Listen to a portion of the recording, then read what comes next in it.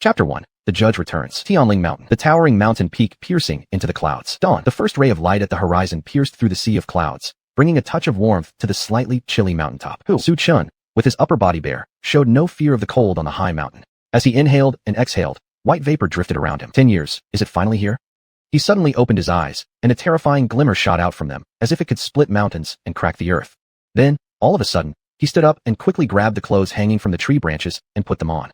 Afterward, he lightly leaped, dashing and flipping between the trees with ease, moving as smoothly as if on flat ground. Soon, he reached an open area below. This place was also at the summit, but unlike the cliff face from earlier, it had a bit more of a human presence. A wooden house, and a vast forest of giant stone tablets that seemed to stretch endlessly. It was a cemetery built atop the mountain. Glancing around, the names engraved on the stones were either those of famed powerful individuals or wealthy chieftains whose influence could cause great upheaval with just a word. The tomb of national founder, Li Zimin. The tomb of the Chinese female war goddess, Zhao Yun. The tomb of China's richest man, Ma Jianlin. Su Chun walked to the front of this stone forest. Here too stood another tablet. But, unlike the others further back, there wasn't a speck of moss on this one. Clearly, it had been regularly tended to, making it look as good as new. Master. Su Chun knelt down with a thud before the tombstone. Guarding the grave for 10 years, cultivating body and mind, your disciple has fulfilled your request. He gave 3 reverent bows. As he stood up, the large characters engraved on the tombstone gradually came into view. Respected Master, Tomb of Su Shan. A gentleman takes revenge, not letting 10 years pass. Su Chen's eyes glimmered with murderous intent. You once said that time would make people forget everything, but I feel as if that moment is still right before my eyes, unforgettable for life. 10 years ago, after Master Su Shan returned from his journey down the mountain, he passed away immediately. Before his death, he entrusted Su Chen not to seek revenge. How could Su Chen possibly agree? Thus began this decade-long restraint. What was meant to let him forget his resentment actually made it grow even stronger. For him, since as far back as he could remember, he hadn't seen his parents. As they say, a kind teacher is like a father, and there was also the gratitude of being raised. And now, before he could repay this favor, black-haired youth had already become a mourner for gray-haired elder. Thus, it wouldn't be righteous to not avenge this debt. After finishing his prostration, Su Chen stood up, went back to the wooden house, packed his bags, eager to head down the mountain immediately. But then he hesitated upon seeing a wooden box. The master said, if after 10 years he still wanted to go down the mountain, he should open this box. All these years, he had somewhat forgotten about it. Who knows, maybe inside were clues left by his master. Su Chen hesitated for a moment and then opened the wooden box. Inside were 3 items. A letter, a marriage contract, and a black satin pouch. In Su Shan's letter, it was anticipated that Su Chun might act as he does now. If he insisted on investigating the reason behind his death, upon descending the mountain, he must fulfill the marriage pact with the Shen family in order to get subsequent clues. Marriage contract? Saying so, Su Chun pulled out the marriage contract from within his robes. At that moment, the image of a youthful girl appeared in Su Chen's mind. Her name was Shen Xiuxue, who often trailed behind Su Chen during their childhood, shouting that she wanted to marry him. This memory had left a deep impression on young Su Chen. Time flew over the years. After coming to Tianling Mountain with Master Su Shan to become a gravekeeper, he rarely descended the mountain anymore. It was said that this was a dragon vein spot, rich with spiritual energy. All who were buried here would benefit their lineage for 3 generations. Following Su Shan, Su Chun not only learned the 6 decisions of the ghost vein, but also refined the difficult-to-master Tai divine calculation to perfection. In the world, people described Su Chun in such words. A judge's smile, unpredictable life and death. Thinking of this, Su Chun shook his head with a smile, gathered all his belongings, exited the wooden house, and deeply bowed towards Su Shan's tombstone. Master, please protect your disciple in accomplishing all matters smoothly, completing your entrustment. On the day he descended the mountain, the major families received the news one after another. 10 years have passed. The judge enters the world. What? The judge enters the world. Quickly prepare valuable gifts to welcome the judge and attach ourselves to his fortune for wealth that lasts 3 generations. The martial goddess of China, I command you to find the judge and marry him. The sect leader gives orders for the sacred maiden to descend the mountain instantly to find the judge, leading the Medicine King Valley to restore its former glory. 16 states, Jiangsu Province, Tianbei City, Shen family. Su Chun tightly gripped the black satin pouch. Across from him, a woman dressed in a white business suit, wearing black heels, with exquisite features, pale skin, and long, elegant legs, appearing like a high and mighty lady stepping out of a painting, coldly said, I, Shen Xiuxue, have always been admired as a goddess wherever I go. The Shen family company I founded is worth tens of millions, earning praise as the rising star in Jiangnan province in recent years. And today, you expect me to marry a gravekeeper? I tell you now, it's absolutely impossible. People like him who deal with graves all day carry bad luck. Shen Xiuxue stated firmly. Su Chen looked at Shen Xiuxue's attitude now compared to the innocent girl she was in her childhood, and felt like she had completely changed. He stammered, Xiuxue, Have you forgotten your vow under the moonlight on the top of Tianling Mountain when you were younger, where you promised to become my wife? Vow? Su Chen, don't you think that's funny? Don't you know the phrase, childish words bear no consequence? At your age, you should use your brain more often, Shen Xiuxue replied sarcastically. Su Chen, we are not from the same world. I live in the city without worry about food or clothing, while you guard graves on the mountain, enduring wind and sun. Shen Xiuxue crossed her arms and looked down at Su Chen arrogantly. You will spend your entire life guarding graves, making less money than what I earn in pocket change each month. What do you have to offer me? What identity do you possess to take me as your wife? You're not even worthy of marrying me. This lifetime, I will never give you this chance. Do I deserve to marry you? Let's see this before you make such claims. Su Chen took out the marriage contract given to him by Su Shan upon his death. The contract prominently displayed 10 large characters, Su Chen and Shen Xiuxue, joyfully uniting in matrimony, drawing particular attention. Mom, this isn't real, is it? Shen Xiuxue's face showed panic as her gaze immediately shifted to the middle-aged woman beside her. Su Chen, don't think just because you have this marriage contract I'll let my daughter marry you. I advise you to stop dreaming now. Don't pretend I don't know what you're after. Forget becoming a phoenix male. The middle-aged woman named Ding Lan spoke, Shen Xiuxue's mother. Mom, other men may be poor, but at least they're handsome. Su Chen, he doesn't fit the bill in any way. Calling him a phoenix male would be too generous. I am born a shining star in the sky, while you are merely an ant on the ground. Ants are destined to only look up at stars. Haha, Su Chen, today I'll destroy the marriage contract right in front of you. Do you still dare to think of marrying me? Dream all you want. Shen Xiuxue laughed confidently, believing that once the contract was destroyed, Su Chen would have no claim over her anymore. Hold on, Xiuxue. You cannot destroy this contract. Your father once said if you destroy it, it would be like denying him as your father. Ding Lan stopped Shen Xiuxue. Ah. How could father make such hasty decisions without consulting me? Shen Xiuxue was both angry and frustrated. I did ask your father, but he was extremely firm about it, Ding Lan explained. Mom, are there guests at home? Why is it so lively? At this moment, a woman was led into the room. Hearing the commotion, Su Chen turned his gaze towards the source of the voice. The woman at the door wore plain clothes, with long flowing hair, pale skin, and delicate features. Without makeup, her beauty was breathtaking, especially her clear eyes, which seemed to see through everything. Upon hearing the conversation, Shen Xiuxue paused her actions and schemingly suggested, Mom, since Biao is blind, why don't we let her marry Su Chen instead of me? Ding Lan frowned upon hearing this, but couldn't resist Shen Xiuxue's continuous persuasion. Mom, these past years, our family has spent more money treating her eyes than enough for us to visit the famous seaside resort, Rising Moon. We can't afford to support this bottomless pit forever. Just perfect, having a blind person marry a gravekeeper. It's truly a match made in heaven. To keep watch over one grave and wait for someone, it's quite fitting. Shen Xiuxue sneered coldly. It's also very suitable. All right then, Ding Lan eventually agreed, saying, right now, Xiuxue's career is ascending. Biao, consider this a favor to me, and take Xiuxue's place to marry Su Chen. As long as you agree, I've heard the renowned eye doctor Mr. Zhao will soon visit Tianbei. I'll invite him to check on your condition. How does that sound? Watching her own marriage turn into a transaction. Kai, Shen Biao, who had just returned home, was greatly embarrassed to find herself forced into marriage by her adoptive mother and sister. For a long time, she remained silent without uttering a word. What do you say? My kind-hearted little sister. Shen Xiuxue was about to add some momentum, but unexpectedly, Shen Biao suddenly broke her prolonged silence and responded.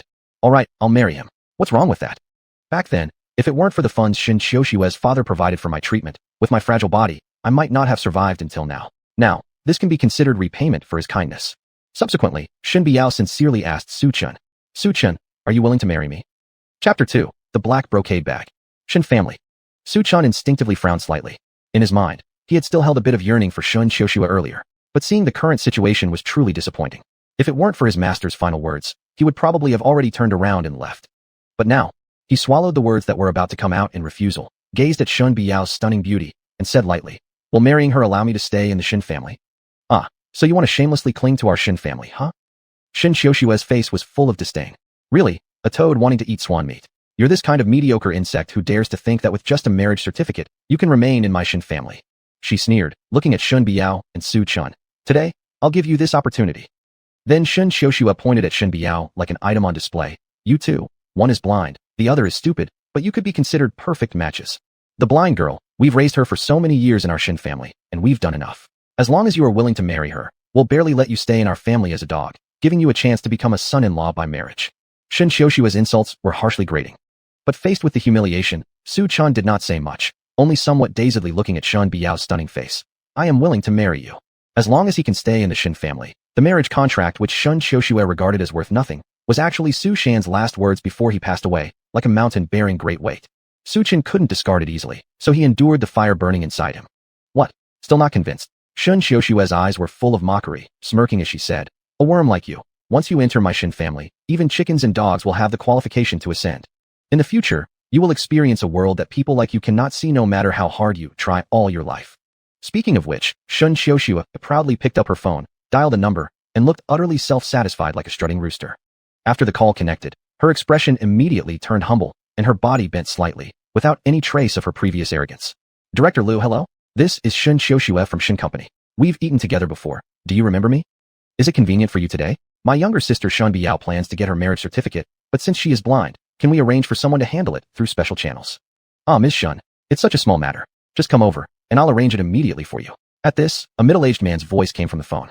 "All right, thank you in advance." After finishing, Shen Xiushue hung up and left with Su Chun and Shen Biao.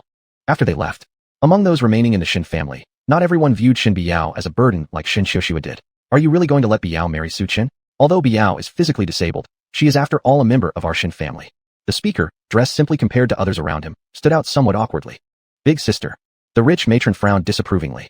"Xiushue is my daughter, the daughter of the Shen family. How could a mere gravekeeper match her? Don't you want her happiness to be destroyed by a gravekeeper?" As she spoke, the rich matron crossed her legs and acted shrewdly. If Su Chun starts causing trouble because of the marriage document, it will certainly damage Xiushue's reputation, which would also affect the development of our Shen family in Tianbei City. Sacrificing Biao's happiness not only saves Xiushue, but ensures no harm comes to our family. Truly, it's a win-win. Upon hearing this, everyone present agreed and nodded, choosing not to argue further.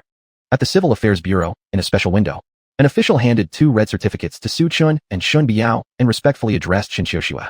"Miss Shen, your sister's marriage certificate has been processed." On the side, another person waiting for services expressed their dissatisfaction. "Why do they get the fast track and finish in minutes while we have to wait in queue?" "Why?" Shen Xiushue retorted arrogantly. "Because I am a Shen." Then, she flung the 2 red booklets down in front of Su Chun and Shen Biao's feet. "Are you satisfied now? Su Chun, since you're married now, look after this blind girl well. Don't dream of climbing up the social ladder. There will never be any possibility between us. Not in the past, not now. Let me advise you to abandon these thoughts early. Become a proper Dishiro of the Shen family, and if you perform well, you might have the chance to taste some scraps." Just as she was speaking, a ringtone sounded. Shen Xiushue answered solemnly after checking her phone. "Okay, mother, understood. You're lucky. By tagging along with us, you'll even have the chance to meet high-class individuals." She gave them a dismissive glance and continued. "Tonight, Director Yang is coming over for dinner. Everyone must attend." Su Chen, puzzled, instinctively asked, "Is Director Yang very important?" Shen Xiushue rebuked coldly. "You peasant. Do you have any idea that all approvals in Tianbei City are controlled by Director Yang? How many people are queuing up waiting to see him? Having the chance to meet someone like him, you'd better widen your dog eyes and show due respect. If you offend him, even the Shen family can't protect you. Mind your tongue at the dinner tonight." Back at the Shen residence, everyone was bustling around, preparing for Director Yang's arrival. "Su Chen, what do you hold in your hand?" At this moment, an observant member of the Shen family noticed the black brocade bag in Su Chen's hand. "This is..." Hearing this, Su Chen paused his movement. According to his master's letter, the item in this black brocade bag could be used as a dowry gift to marry Shen Xiushue, with value enough to secure them a carefree life afterward. But now, he had seen through the true nature of the Shen family. Then, he opened the bag and took out its contents, saying, "This is my master's wedding gift for my wife. Dowry."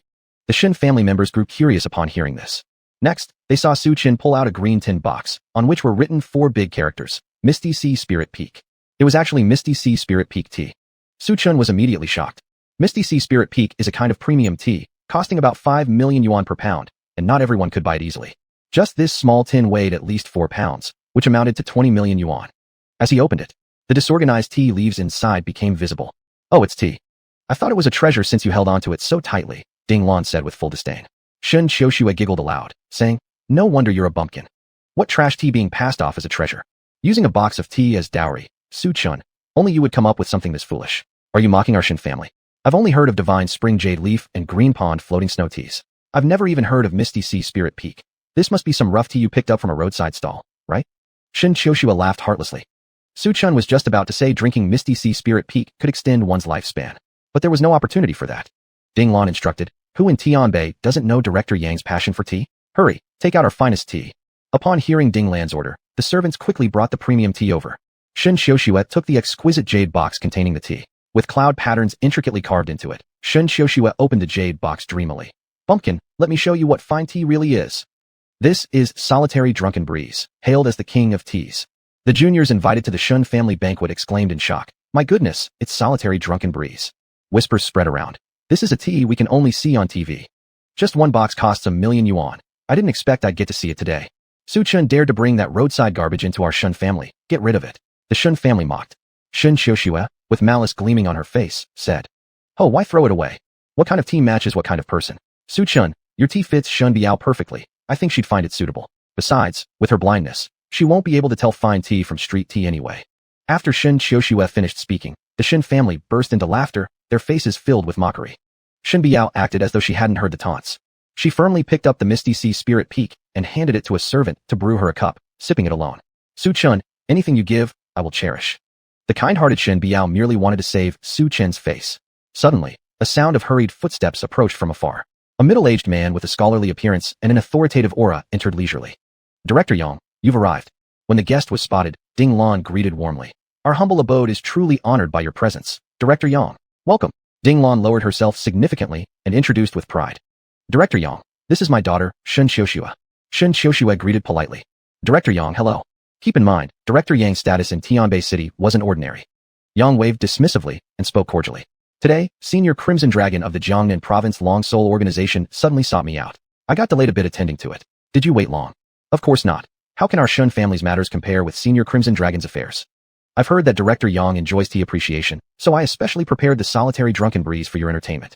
Ding Lan showed much enthusiasm. "Solitary drunken breeze?" Hearing this, Director Yang nodded faintly and gently sipped on the tea personally brewed by Shen Xiuxue. Good tea. Yet the Shen family looked ashen-faced. More than 1,000,000 yuan worth of tea received such a mild reaction from Director Yang. However, it made sense. Being high-ranking and powerful, Director Yang must have tasted all sorts of good teas, so this level wouldn't impress him easily. As the rest of the Shen family sighed and shook their heads in disappointment. After setting down the cup, Director Yang's peripheral vision fell on the table in front of Su Chen and Shen Biao, and he suddenly froze as if he had seen something extraordinary. Chapter 3, The Spirit Tip of the Misty Sea. Ding Lan caught Director Yang's gaze and intentionally paused before introducing. "These two are newlyweds who just got their marriage certificates today, Su Chen and Shen Biao. What are you two doing, still standing there? Don't you know to greet them?" The latter sentence was clearly directed at Su Chen and Shen Biao, but as her words trailed off, Director Yang appeared as if he hadn't heard, a look of surprise flashing on his face. "Director Yang, what's wrong?"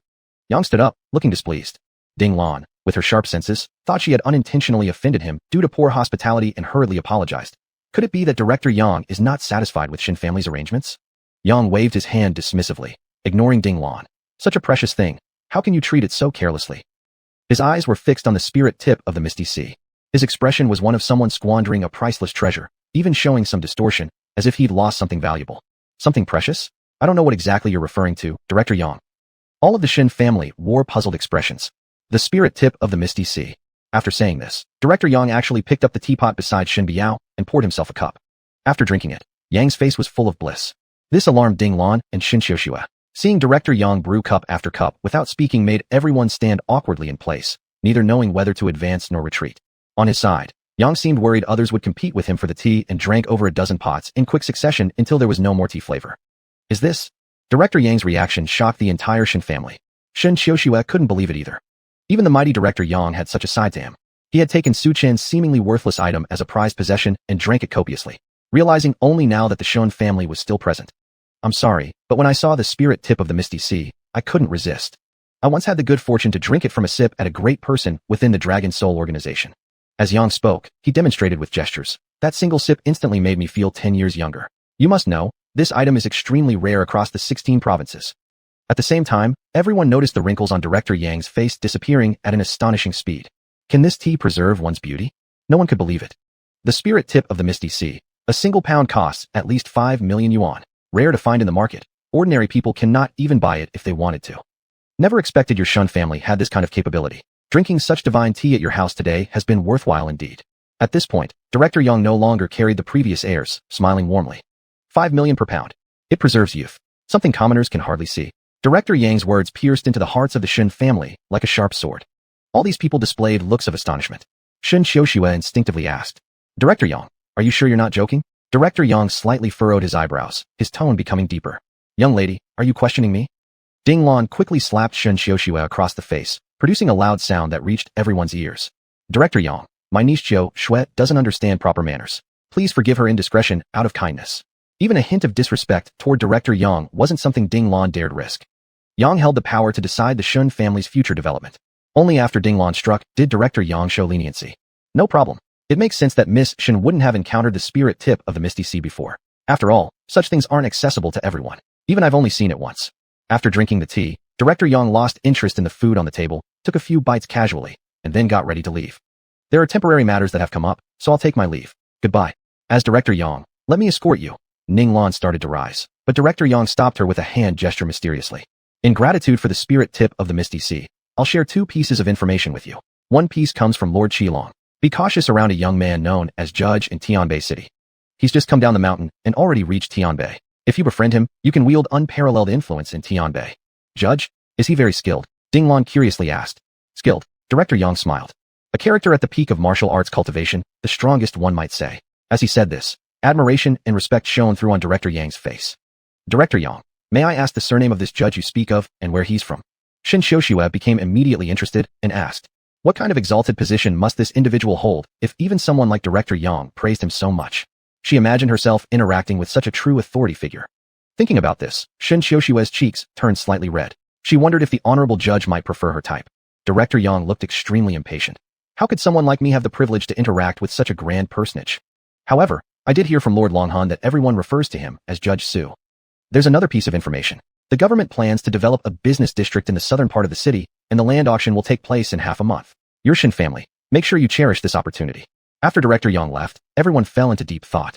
Judge Su, an individual even the Dragon Soul organization is cautious about. This man must be extraordinary. Upon seeing Director Yang stress this multiple times, Shen Xiuxue had already begun to fantasize about marrying the other party. As Director Yang left, all eyes of the Shen family turned to Su Chun. Shen's second aunt sharply remarked, Su Chun, if the spirit tip of the Misty Sea was so valuable, why didn't you say anything earlier? Shen Biao stepped forward to shield Su Chun, replying, Aunt, your words are somewhat too harsh. Did anyone here ever ask Su Chun about the value of the spirit tip of the Misty Sea? Besides, allowing Director Yang to drink it won him over for our family. Isn't this beneficial for the Shen family? Shen Xiuxue pointed at Shen Biao mockingly. Shen Biao, if Su Chun really knew the value of the spirit tip of the Misty Sea, would he marry you, a blind woman, instead of me? He just stumbled upon it, much like a lucky cat finding a dead rat. You two are nothing but ants who should loyally serve our Shen family, without dreaming up unrealistic fantasies. A pair of good-for-nothings. At this moment, Ding Lan suddenly spoke up. That's enough. There's no need to waste words on 2 people who mean nothing. Next, I have something important to announce. Do you know why I treated Director Yang so respectfully when he came to our Shen family? It's because I heard this news half a month ago. There's a plot of land in the southern part of the city scheduled to become a business district. This land has been specially approved by the government, and the approver is none other than Director Yang. Whoever among you gets this plot of land, I'll give them Bishularengane. Whoa! Bishularengane is the largest hotel of our Shen family. It generates billions in revenue every year alone. Suddenly, a calm voice rang out, shocking everyone present. Shen Biao stated firmly, I'll take charge of this land deal. Beside her, Shen Xiuxue couldn't hold back and burst into laughter. You want to take charge of this land deal? Do you even know what this means for the Shen family? It signifies the future prosperity of the Shen family. You, a blind person, can't even leave home, yet you think of discussing deals? Aren't you just making us look bad in front of others? Don't you look at yourself in the mirror first? Do you really have the qualifications for this? Second Master Shen slammed the table. A blind person, we Shen family don't mind raising, but joking around occasionally is fine. Taking this matter seriously and treating it as a joke? That's just nonsense talking nonsense. If you keep being unreasonable, we'll drive you and that poor boy out of the Shen family altogether. Why, oh you? Shen Biao's face flushed red, unable to speak. Ding Lan crushed Shen Biao's self-respect mercilessly. Biao, don't misbehave, or we'll let you end up homeless. Shen Biao's tone remained resolute. I'm not misbehaving, I think I can do it. Give me a chance, and I'll ensure the Shen family gains returns. Shen Biao's insistence wasn't because she wanted anything more, but Bishularengane was the only memento left by her biological mother before passing away. It carried her mother's hard work. If it weren't for her mother's sudden death, she wouldn't have fallen to such an abused state. Said no? What does a blind person have to contribute? The entire Shen family spoke in unison. Tears slid down Shen Biao's cheeks upon hearing these words. Seeing Shen Biao crying, Su Chen couldn't help but frown slightly. This Shen family dared to gang up on a visually impaired weak woman, so he couldn't help but snap angrily. You all think because Biao cannot see, she can't handle things. Then tell me, if Biao regains her sight, would you allow her to bid on the land in the southern city? Deal. Shen Xiuxue's face was full of mockery. Once Shen Biao recovers her vision, I'll personally beg my mother to let her bid on the land in the southern city. Su Chen, you probably don't know. Other members of the Shen family followed with mocking smiles. Over the years, our Shen family has wasted considerable sums of money trying to cure her eyes. Even the finest and rarest herbs could fill up our entire house. And not only that, renowned doctors from all over the world have examined her and all given up. Before they could finish speaking, Su Chen coldly cut them off. Their incompetence doesn't mean mine. As long as you agree to let Biao bid, I can certainly restore her sight. You? Everyone in the Shen family erupted into laughter, their laughter echoing through the room. If you can truly cure her, the rest of us in the Shen family will willingly give up our chances to bid. The room reverberated with their mocking laughter. Not a single person believed it, and their voices carried an immense tone of mockery. Their gazes converged on the couple, as if they were eagerly waiting for Su Chun and Shen Biao to both become embarrassed. Chapter 4. Yang Sha enters the body. Everyone's face was full of mockery, and no one took Su Chen's words seriously, treating him like a clown in the circus. Su Chen didn't mind. He had no idea why Shen Biao was so determined to compete for the auction opportunity. But seeing his wife in distress, he naturally could not stand idly by. By away, don't worry, I will cure your eyes. Ding Lan pointed at Su Chun angrily. The land auction is a big event for our Shen family. Is it your turn to speak out as a mere good-for-nothing son-in-law? It's not just that Shen Biao's eyes cannot be cured. Even if they could, it would absolutely be impossible for you to achieve it. Shen Xiuxue looked down on him with disdain. Exactly. Do you know about the first divine doctor in Tianbei, Dr. Zhao? A celebrated divine doctor praised by numerous powerful figures in all of Tianbei City, and even he was unable to help. Yet you still dare to boast arrogantly here. What an outrageous joke. Since you are such a failure, take care of your mouth, and stop pretending to be some kind of divine doctor. The crowd from the Shen family also began whispering amongst themselves. Su Chun furrowed his brows. I may not qualify as a divine doctor, but curing Biao's eyes is something I have confidence in. Have you forgotten who cured you when you were running a high fever, near death? Shen Xiuxue's expression changed, suddenly furious. Don't flatter yourself. It was my natural nobility and sheer willpower that helped me recover. What does it have to do with you? Su Chen calmly said, if it wasn't for the yang yin grass I gave you, you would have been dead long ago. Shen Xiuxue once suffered from a severe cold toxin. It wasn't just a normal high fever. To counter the cold toxin, yang yin grass was necessary, and only Su Chun could provide the antidote. That yang yin grass you fed me? Not only was it disgusting, but also bitter. Shen Xiuxue snorted coldly. Yang yin grass? How laughable, coming up with that name. It was merely due to the lack of medical supplies back then that turned a common high fever into something serious. Yet you dare fabricate stories around those few herbs. You've really lost all sense of shame. Shen Xiuxue's irrational tantrums finally exhausted Su Chen's patience. He decided against continuing to argue with her, turning instead towards Shen Biao. Disbelief aside, why should it concern me? At the moment, I solely wish to heal my wife's eyesight.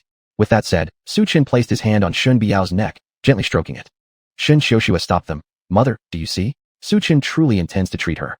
Oomph, let him try, Ding Lan coldly remarked, so eager to show off. I'm actually curious what this boy has got up his sleeve. Regarding Su Chen's recent statements, she remained skeptical. After all, she too wanted to see if Su Chun was just a lucky fool. In the next instant, she burst into loud laughter. The Shen clan members nearby also seemed to find immense humor in whatever was happening.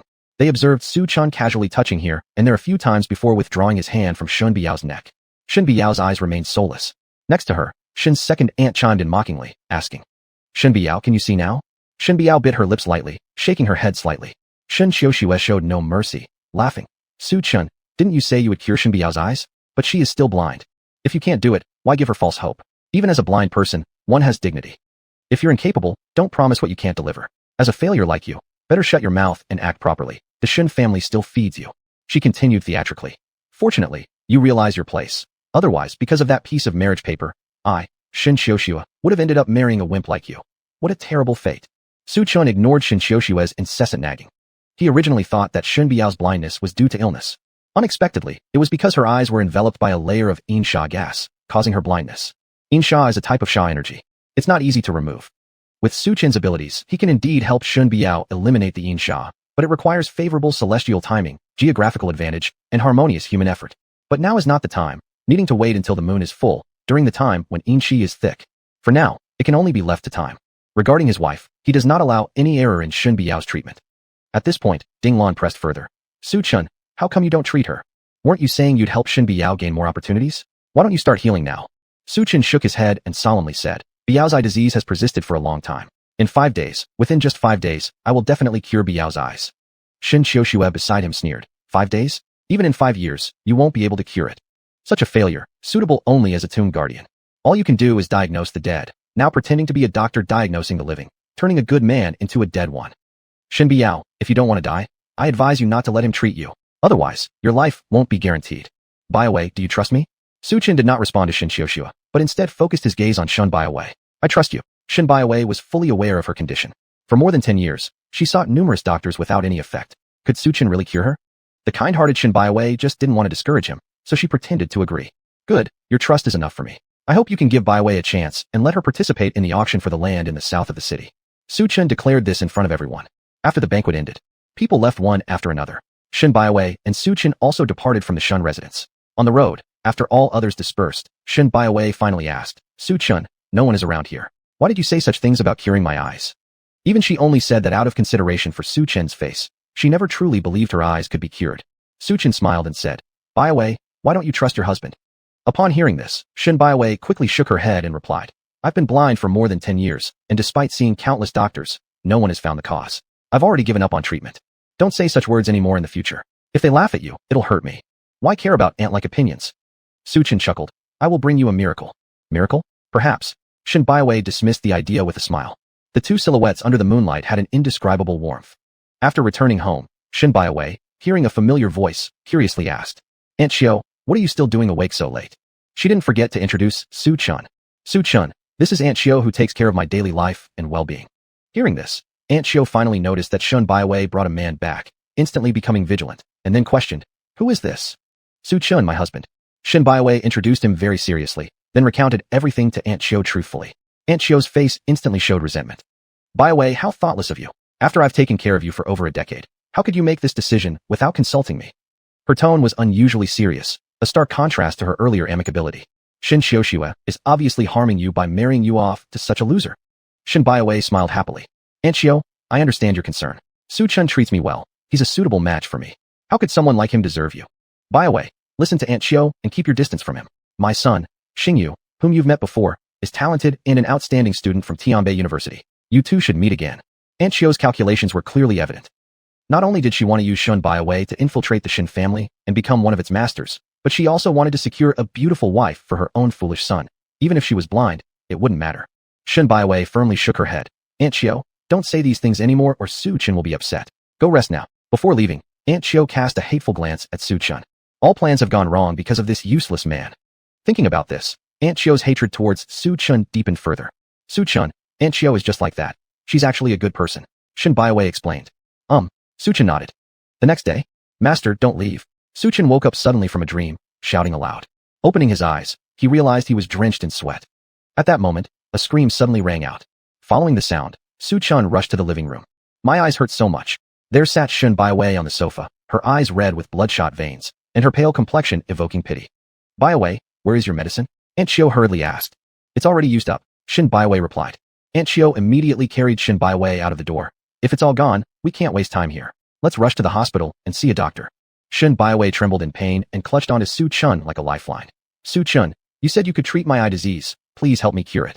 Shen Baiwei didn't truly believe in Su Chen's medical skills. But at this moment, what she needed wasn't a great doctor, but Su Chen's companionship. Aunt Xiao glared at Su Chen with disdain. Su Chen, show me your medical license. I don't have one. Su Chen shook his head. Seeing this, Aunt Xiao's dissatisfaction burst forth. Without one, how dare you joke about such a big issue? You useless people like you should refrain from speaking in the future. Then she looked at Shen Baiwei.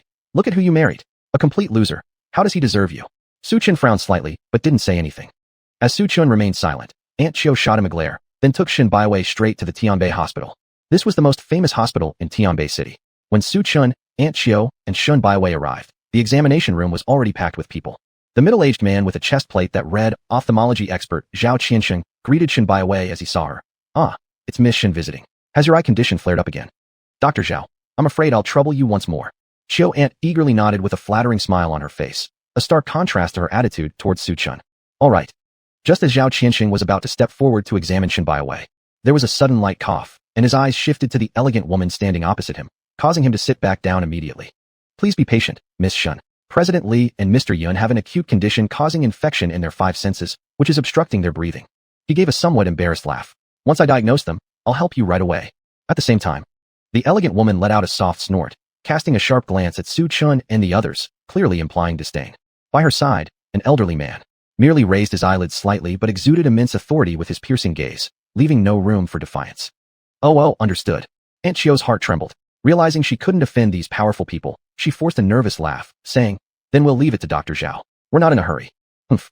This Aunt Xiao, who was so anxious just now. Su Chen smirked coldly inside. Then, he redirected his gaze to the old man and middle-aged person receiving treatment, narrowing his eyes. Suddenly, he spoke up. Dr. Zhao, for your 2 patients, using acupuncture would only worsen their conditions. It might cause harm before any benefit. Upon hearing this, the elegant woman immediately became furious, brashly scolding him. Where did you come from, boy? Who gave you the audacity to speak nonsense in front of Dr. Zhao? Turning her head, she saw the young man dressed in cheap clothes worth 100 yuan from some market stall. Her face twisted with disgust. There's a saying, good horses need good saddles. You, dressed like someone off the streets, how dare you meddle in affairs concerning a renowned doctor like Dr. Zhao? If you were skilled in medicine, why are you even in the hospital? Perhaps satisfied that she hit a crucial point. When Su Chun remained silent, the elegant woman scoffed menacingly. Do you know who my husband is? How dare you curse him? If anything happens to him, don't expect to walk out of this hospital alive today. Don't pick fights with those you can't handle. She finally snorted. But Su Chun had heard all such words before. Right now, he was focused solely on saving lives. Indifferently, he stated, whether you listen or not is up to you. Since you're the family member of these two patients, you should heed me. It's the only way to truly cure them. Nonsense. The elegant woman paid no attention. The illness your husband and a gentleman nearby suffer from isn't mere infection. It's yang energy intrusion into the body. Seeing her lack of knowledge, Su Chun shook his head and clarified the situation. If acupuncture is applied, at best, it could leave them paralyzed, at worst. It might cost them their lives.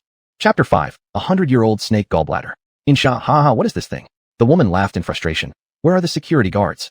Arrest this fraud for me. Today I must let him know the consequences of his mouth. At this moment, the old man with black hair who had been lying on the bed nearby sat up with the help of a young girl at his side. Little brother, how did you realize he wasn't suffering from respiratory infection? The young girl beside her also blinked her eyes as she looked at Su Chun. Her nose was high and straight, her skin was fair, and her eyes sparkled like stars. If we consider her identity too, it's enough to make people go crazy with envy. Aunt Xiao exclaimed after a while. The Yun family. It's the Yun family. The old man in front of them was the patriarch of the Yun family, one of the 4 major families in Tianbei. And naturally, the person beside him was his most beloved granddaughter, Yun Ruyan. Su Chen said indifferently. Naturally, by looking with my eyes. Shen Biao lightly pulled Su Chen's sleeve, signaling him not to talk nonsense anymore. At this point, everyone in the ward started laughing. Is there something wrong with this guy's head? If there's a problem, then go see a neurologist and leave quickly. Even Dr. Zhao, who originally had an acceptable attitude, now looked full of displeasure. Security, why haven't you driven him out yet? Cloud Elder raised his hand, gesturing for everyone to be quiet, and then asked solemnly, what evidence do you have for what I referred to? Su Chun calmly replied, Insha invasion, night cold and day feverish, internal dryness, at noon, the body feels icy cold, limbs convulse, chest pain, feeling like being pierced by needles, piercing into the bone marrow, isn't it? The disease itself is the basis, you don't have much time left. Aunt Xiao turned pale with shock. This was the Yun family, one of the 4 great families, and Su Chun dared to speak like that. So she hurriedly scolded. Ridiculous, Su Chun, do you know who the person before you is? Do you want to kill me and Biao? The Yun family is absolutely not someone like you who cowers away and offend. Apologize quickly. At this point, the security rushed over, but Cloud Elder waved his hand and said, you may leave first. However, the beautiful woman was very unhappy. Leaving such a waste of space in the hospital room makes the air foul. Dr. Zhao, let's not stay here any longer. Upon hearing this, Su Chen shook his head, showing regret in his eyes. Even if King Yama doesn't take him, the wife does, truly pitiful. Dr. Zhao Qiaxing heard this, then applied 9 needles to different acupuncture points all over Li General's body, totaling 36 needles. After the treatment ended, it didn't take long for Li General to open his eyes with excitement, looking fully energized. Seeing that Li General had woken up, the beautiful woman gave Su Chun a disdainful glance. Husband, you've finally woken up. You scared me to death. Just now this fool actually dared to say that Dr. Zhao would harm you. Li General deeply glanced at Su Chun, as if wanting to remember him forever, before turning to the beautiful woman and saying, it's fine. Standing up, Li General smiled in satisfaction. Dr. Zhao, thanks to you this time. Zhao Qiaxing was extremely respectful, even slightly flattering. It was nothing, just a minor task. Afterwards, Zhao Qiaxing regarded the elder more respectfully. Mr. Yun, earlier you didn't want to jump the queue. Now should I take your pulse for you? Just at this moment, Yun Ruyan, the young girl beside Yun Lao, opened her mouth to ask. Wait, you said my grandfather is about to die. Is there any way to treat him?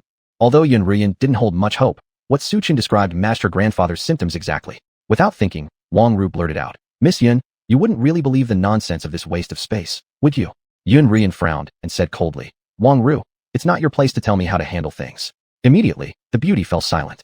The Li family is indeed quite strong, but compared to the Yun family, they were worlds apart. After reprimanding Li Ru, Yun Ruyan put on a kind face and sincerely looked at Su Chun. If you can cure my grandfather, our Yun family will definitely thank you greatly. Shen Biao squeezed Su Chen's hand. If you're unsure, just say so early on. Grandpa Yun has always been generous. He won't blame you. Rest assured. After finishing, Su Chun moved to Yun Lao's side, extending his hand swiftly like a phantom, gently patting once on both shoulders and the head. It's done. Yun Ruyan looked at Su Chun in disbelief. That's it. Yes. Su Chun nodded, watching the Insha gradually dissipating from Yun Lao's body. Seeing Su Chen's casual manner, Wang Ru burst into laughter loudly. Not only her, even Dr. Zhao couldn't help but laugh. Haha. Yin Ruyan, if you're the daughter of the Yun family, do you think a mere light tap could heal someone? Doesn't that mean anyone could become a doctor? Can a mere light tap cure a disease? Yin Ruyan found herself speechless for the first time. With disappointment written all over her face, Yin Ruyan turned to look at Dr. Zhao. Dr. Zhao, do you have any ideas for my grandpa's illness? Feeling insulted by Su Chan, Zhao Qianxing showed no mercy at all. Didn't I tell you? Your grandfather has a respiratory infection. Since you don't believe in me, why bother coming to me? Yin Ruyan was temporarily speechless. This. Cloud Old helplessly shook his head. Sigh. Heaven wants me dead. Well then, Yin Lao got up and greeted Dr. Zhao.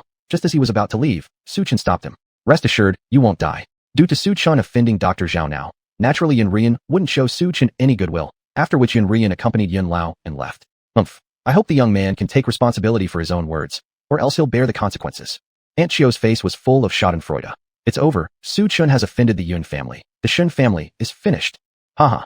So you are from the Shen family. Truly amazing how bad luck befell your household to have such a harbinger of misfortune. Wang Ru got up to support Mr. Li to leave. Hearing Aunt Chio's words, she stopped her steps instantly, her gaze landing on Su Chen, full of disdain. I advise you to stay with your husband in the hospital, otherwise you will not live past tomorrow. Su Chen said at this moment. Young man, are you insane? Nonsense spouting curses on my husband. Wang Ru glared fiercely at Su Chen. Wife, it's just a lunatic. Why should you argue with him? Aren't you going to be a lunatic too? Mr. Li pulled Wang Ru and said. At this, Wang Ru paused momentarily, saying, Husband, you're right. Arguing with such a person would only lower one's dignity. After Wang Ru and others left, the room only had Su Chen, Shen Biao, Aunt Chio, and Zhao Qianxing left. Boy, please get out. My office does not welcome you, Zhao Qianxing said coldly. Su Chen, did you hear that? Dr. Zhao's office doesn't welcome you. Why are you still here? As her husband, you wouldn't want to delay Biao's treatment because of you, right? Aunt Chio quickly said upon seeing Zhao Qianxing's displeased face. Husband? Shen Biao is married already, and to a lunatic. Thinking of this, Zhao Qianxing couldn't help but let his lips curve slightly, showing a mocking smile. Sigh, I wonder what this girl was thinking. Hearing this, Aunt Chio also involuntarily sighed softly. Su Chen, or, you leave first. Aunt Chio will look after me here. Shen Biao smiled faintly, tugging at Su Chen's sleeve. Upon hearing this, facing Shen Biao's entreaties, Su Chen remained silent. Just as he was about to turn and leave the examination room, he saw Zhao Qianxing taking out silver needles intending to perform acupuncture therapy on Shen Biao. Acupuncture won't cure her. Only I can treat her eyes. Su Chen said expressionlessly. Su Chen, as a husband, don't you wish your wife could regain her sight? If so, please leave immediately and stop interrupting Dr. Zhao's treatment. Aunt Chio scolded.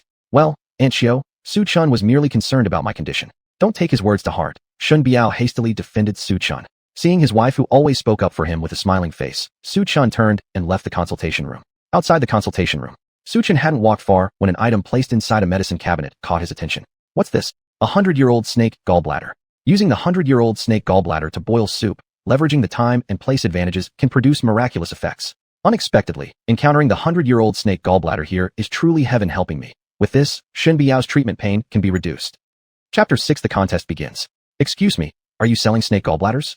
Su Chen came to the medicine cabinet and hurriedly asked the doctor. I'm very sorry, sir. This snake gallbladder is being stored here by someone else and is not for sale. The doctor said softly. Do you know who's storing it and where they are now? Upon hearing this, Su Chen paused momentarily, his face full of disappointment. However, what the doctor said next gave Su Chen renewed hope. Qin Xiao from Tingyu Tower. I believe you've heard of him. This item is from him. The doctor answered without hiding anything upon hearing Su Chen's inquiry. Su Chen didn't linger any longer and immediately went to Tingyu Tower. There were loud voices everywhere, with so many people crowded together that finding the alleged Qin Xiao felt like searching for a needle in a haystack. As Su Chen was about to leave, a few voices rang out from behind him. Su Chen, why are you here?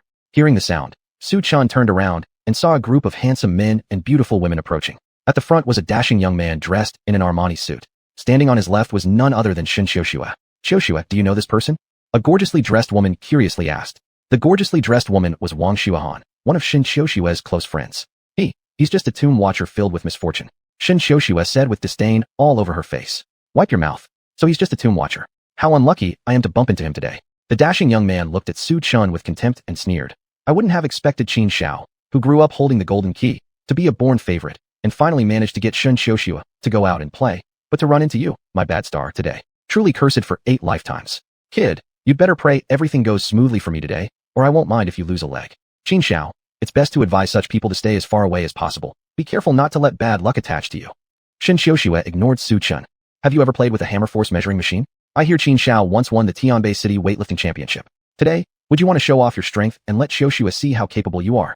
Wang Xuanhuan's gaze fell on a machine ahead. There was a display above the machine, which showed different numbers based on the size of the force applied. Weightlifting championship winner. Shen Xiaoxue froze momentarily, clearly uninformed. Champion of the weightlifting championship, small achievements are unworthy of mentioning. Qin Xiao modestly stated. My goodness, it's the champion of the weightlifting championship, not something anyone can easily achieve. Shen Xiaoxue naturally knew that those who could reach this level had already surpassed ordinary people. Alas, how can the gap between people be so great? Shen Xiaoxue looked at Su Chen disdainfully. This person before her even brazenly requested her hand in marriage earlier. She wondered where his confidence came from. Su Chen, you grew up doing hard labor in the mountains since childhood. You must certainly have good strength. Why don't you compare with Qin Xiao?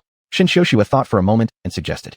Shen Xiaoxue, are you sure you're not joking? Su Chen is just an ordinary person, while Qin Xiao is the former weightlifting champion. In terms of strength, he will absolutely crush Su Chen. He has no chance of winning. Wang Xuanhuan remarked indifferently. What should we do? If he, Su Chen, is scared, he can always leave right now.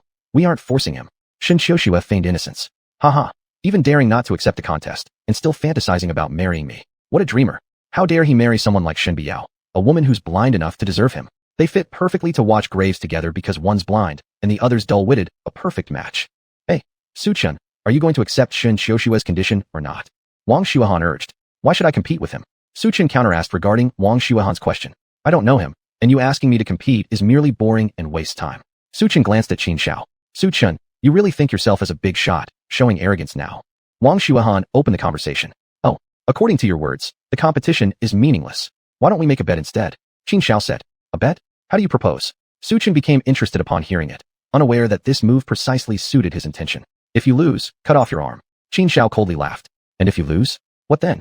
Su Chen counter-asked. Would I, Lord Qin, lose? Qin Xiao chuckled. It's rumored that Qin Xiao stored a 100-year-old snake gallbladder at the Tianbei hospital. If you lose, could you gift it to me? Su Chen immediately spoke up. A 100-year-old snake gallbladder. Qin Xiao was startled upon hearing this and instantly remembered that indeed it had been stored there, originally intended for pursuing a nurse from Tianbei hospital. Later, after getting the nurse, the snake gallbladder lost its value and was thus forgotten at the hospital. Snake gallbladder?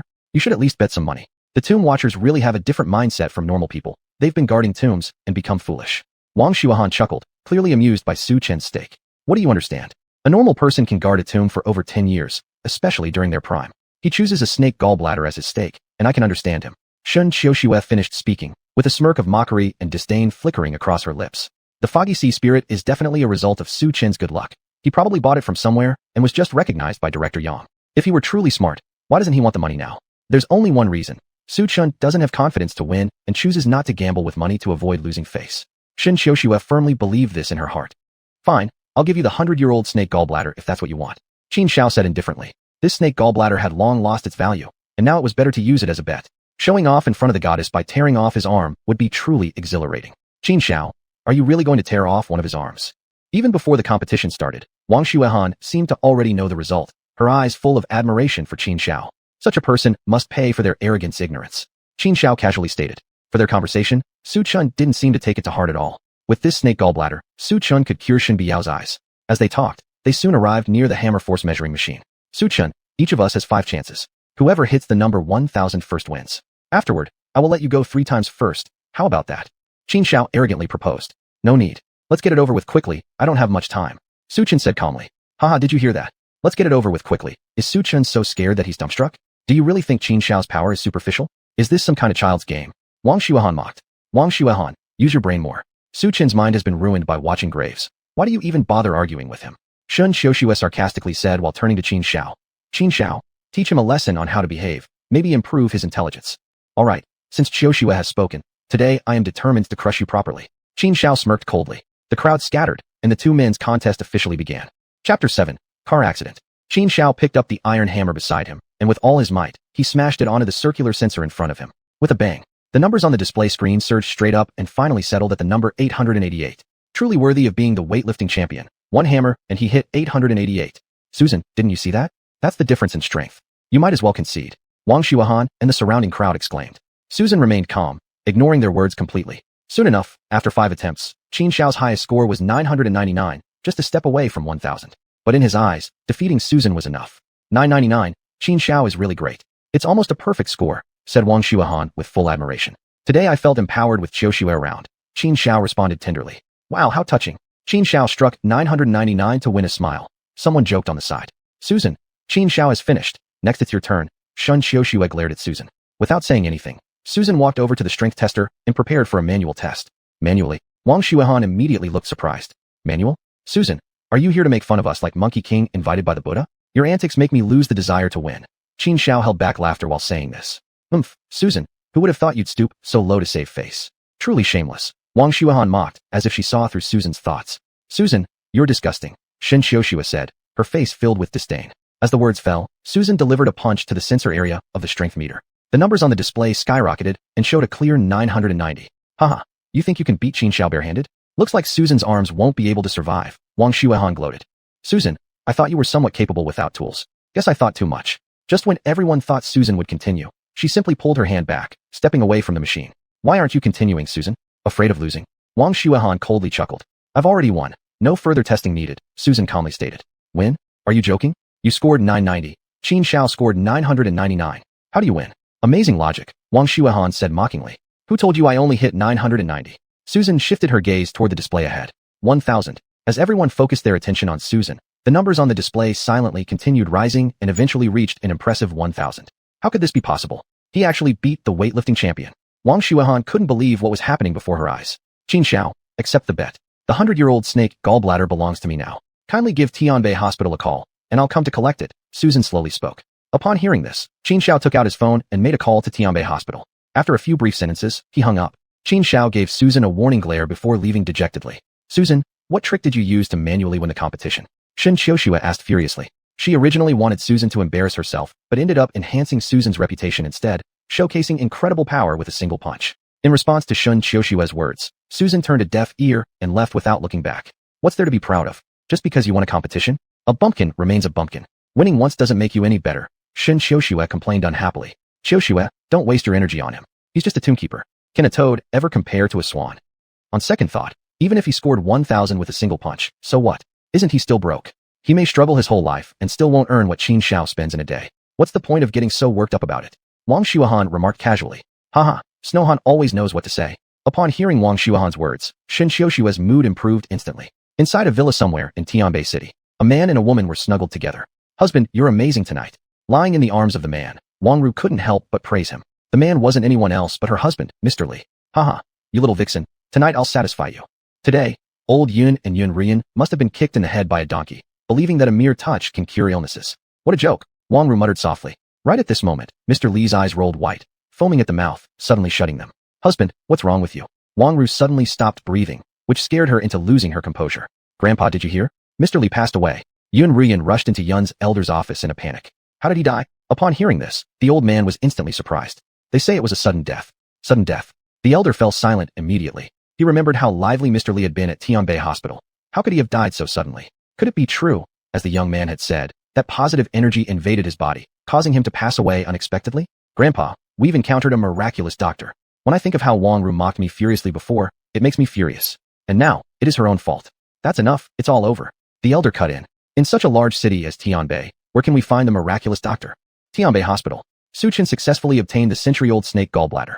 Next, he just had to wait for noon 3 days later, an ideal time to expel the negative energy from his system.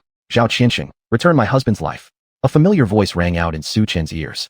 Upon hearing this, Su Chen turned around and saw Wang Ru raising a ruckus in the corridor. Just as Su Chen was about to turn and leave, Wang Ru spotted him with her sharp eyes and quickly asked, "Why didn't you save my husband back then?" "Save? I already told you that your husband wasn't sick and didn't need treatment. It was you who wouldn't listen and accused me of being a fraud. All of this is on you." "You? I?" Wang Ru was momentarily at a loss for words, slumped down onto the ground, tears of regret streaming down from her eyes involuntarily. There's no medicine for regret. Cherish those close to you. As soon as Su Chen stepped out of Tianbei Hospital, he noticed Shen Xiaoxue and several others hurrying towards the hospital entrance, their faces filled with panic. At once, Su Chen was full of confusion when a familiar figure caught his eye, his wife, Shen Biao, along with Aunt Xiao behind her. "Biao, what happened?" Su Chen walked up and inquired. "My stepmom was involved in a car accident." Chapter 8. Treatment. "Doctor, can my eyes be cured?" On the hospital bed, a middle-aged woman with both eyes wrapped in bandages cautiously asked the doctor beside her. Her voice was filled with helplessness and sobs. "Sigh, leave it to fate." The doctor shook his head and left the ward. "Daughter, don't you know Dr. Zhao? Can he do anything?" Dinglan pinned her hope on Shen Xiaoxue. "Mom, I asked Dr. Zhao on the way here. He said your chances of success are not high," Shen Xiaoxue whispered. After Shen Xiaoxue finished speaking, she immediately heard her mother sobbing loudly. Seeing this scene, Shen Biao's heart was deeply moved.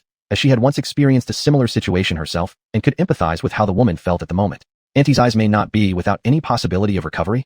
Su Chen walked out from the crowd. Su Chen, what's it got to do with you? Shut your filthy mouth. Shen Xiuxue saw Su Chen and shouted loudly. Su Chen. When Dinglan heard that it was Su Chen's voice, all the hope that sprang up in her heart disappeared instantly. She scolded displeasedly. What method do you have? Why don't you speak? At noon, put its juice on the eyes, and it will naturally cure. Su Chen took out the snake gallbladder he won from Qin Xiao earlier. Can the snake gallbladder cure my eyes? Dinglan looked dazed. Su Chen, did you really win this snake gallbladder from young Master Qin? He told me this gallbladder is just something he kept in the hospital because he was bored. I didn't expect you would take it to treat diseases, fooling my mother like this. Do you really think we are fools? Shen Xiuxue laughed loudly. Yeah, deceiving even family members. Everyone in the Shen household started murmuring. Su Chen, I thought you were just a simple country bumpkin, but I never expected your character to be so terrible. You dare to play tricks on me too. Dinglan scolded coldly. Su Chen, did you say you can cure your wife's eyes? How long has passed already? I still see her as blind. Shen Xiuxue mocked sarcastically. Biao, control your man. Next time if he talks nonsense again, don't blame me for being ruthless. Hearing Dinglan's warning words, Shen Biao retorted softly. Su Chen only meant well, there's no other intention. Humph, Shen Biao, should I comfort you too? With Su Chen around, your eyes will surely be able to see right away. After Shen Xiuxue finished speaking, everyone around her laughed out loud. I'm already feeling upset enough, but thanks to Su Chen, I feel even angrier. Dinglan gasped heavily. Su Chen, quickly put your snake gallbladder away. It's pitch black and looks creepy. Only someone weird like you who guards graves would come up with such things. Shen Xiuxue mocked and insulted. At this moment, the hospital bell rang, and it was already noon. After I cure Shen Biao, please close your stinking mouth, lest you start blabbering everywhere. Su Chen spoke coldly, and then took a glass, crushing the snake gallbladder in his hand, allowing the black liquid to flow slowly into the glass. Su Chen, you can't possibly think that the fluid from a snake gallbladder can cure eyes, saying that is simply laughable. Shen Xiuxue sneered again. Don't think you're better just because you're physically strong. Your brain isn't developed. Someone like you thinks they can marry me. It's a pipe dream. Ignoring Shen Xiuxue's mockery, Su Chen evenly applied the black liquid onto Shen Biao's eyes. Mom, we're all from the Shen family. If you don't mind, you can try applying it too, Su Chen said slowly.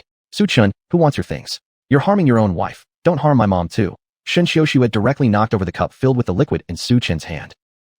Seeing the broken glass cup on the ground, Su Chen helplessly shook his head. Shen Xiuxue, you've gone too far. Even if you have issues with Su Chen, there's no need to vent on the glass cup. Shen Biao stood up for Su Chen.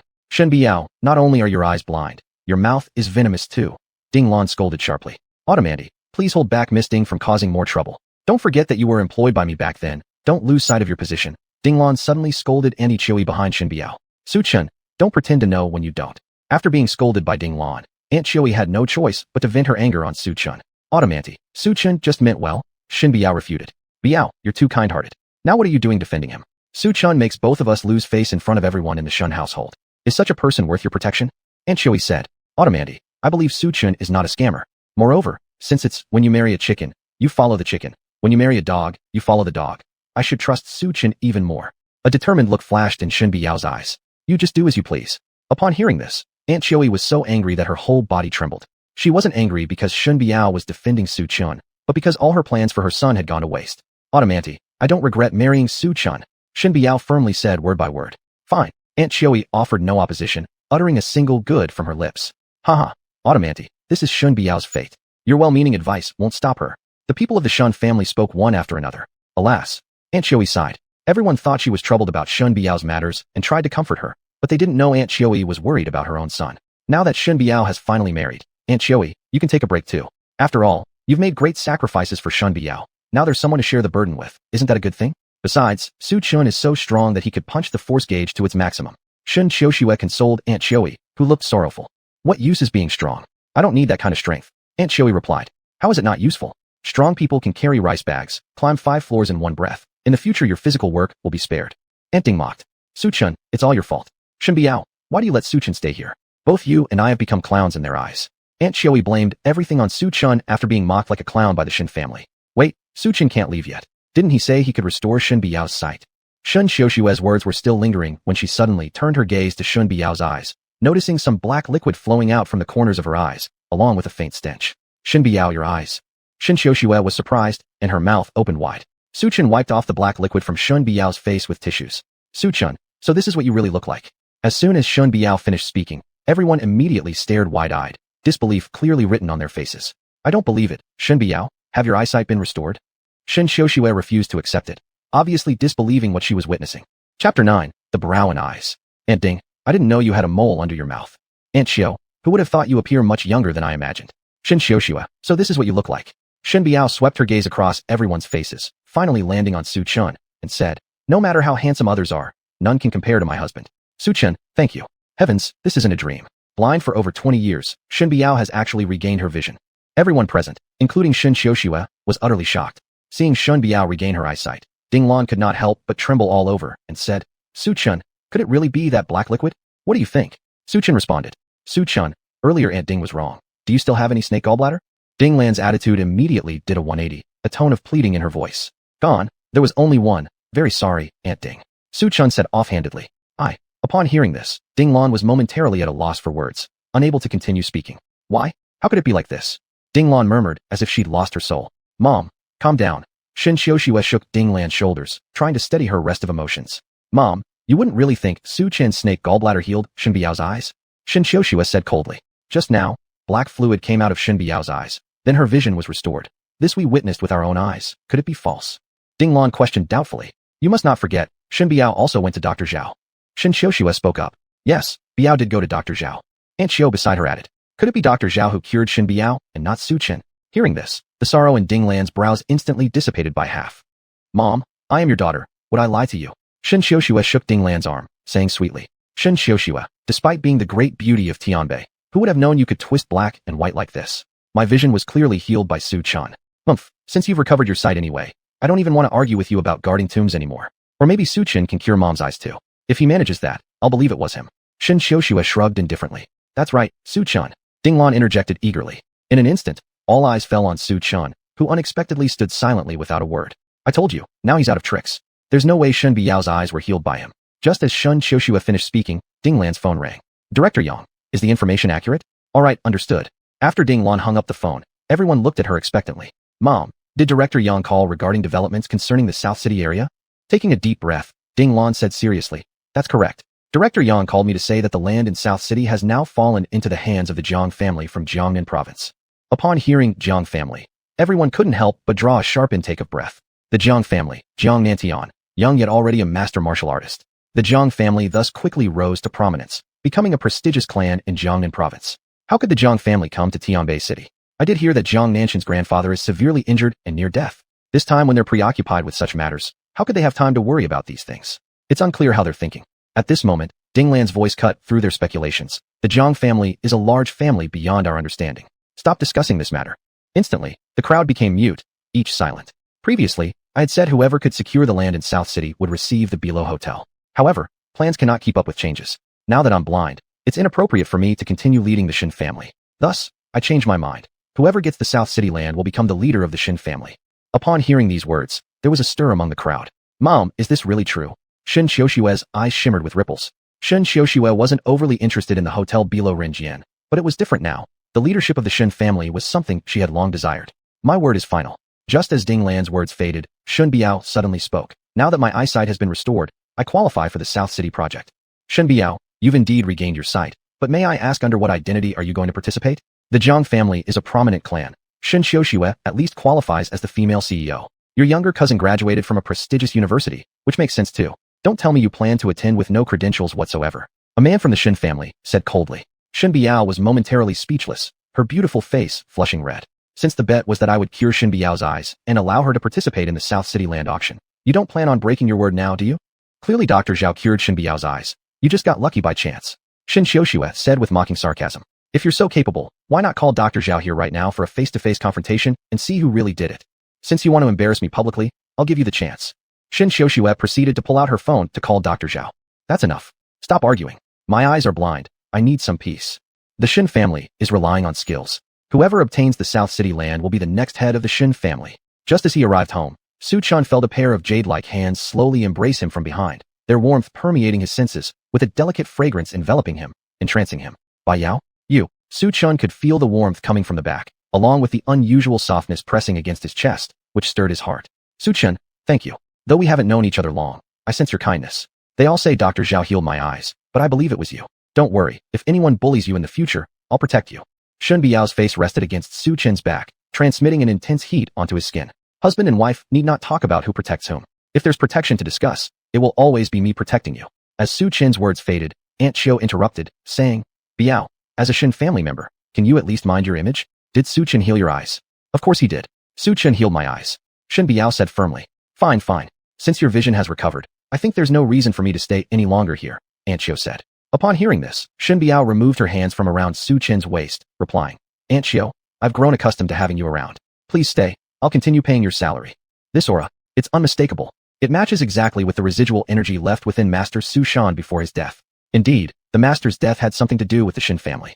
I didn't expect to have made progress in uncovering the truth so soon after arriving at the Shen household. Biao, we're out of vegetables at home. Could you ask Su Chen to go buy some?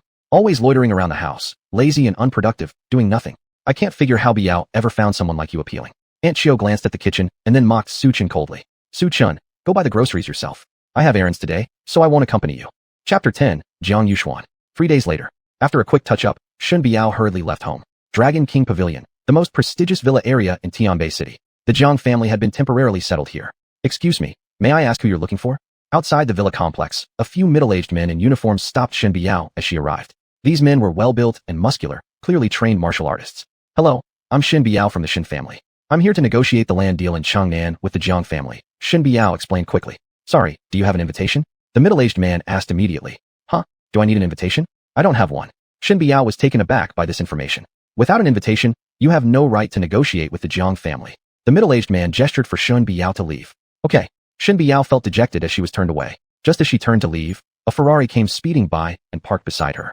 Your eyesight just recovered and you're already eager to prove yourself, even without an invitation. What a mess. As the door opened, Shen Xiaoxue stepped out in a beige dress, clicking high heels on the pavement. You can look down all you want, but I won't give up. Shen Biao walked away without turning back.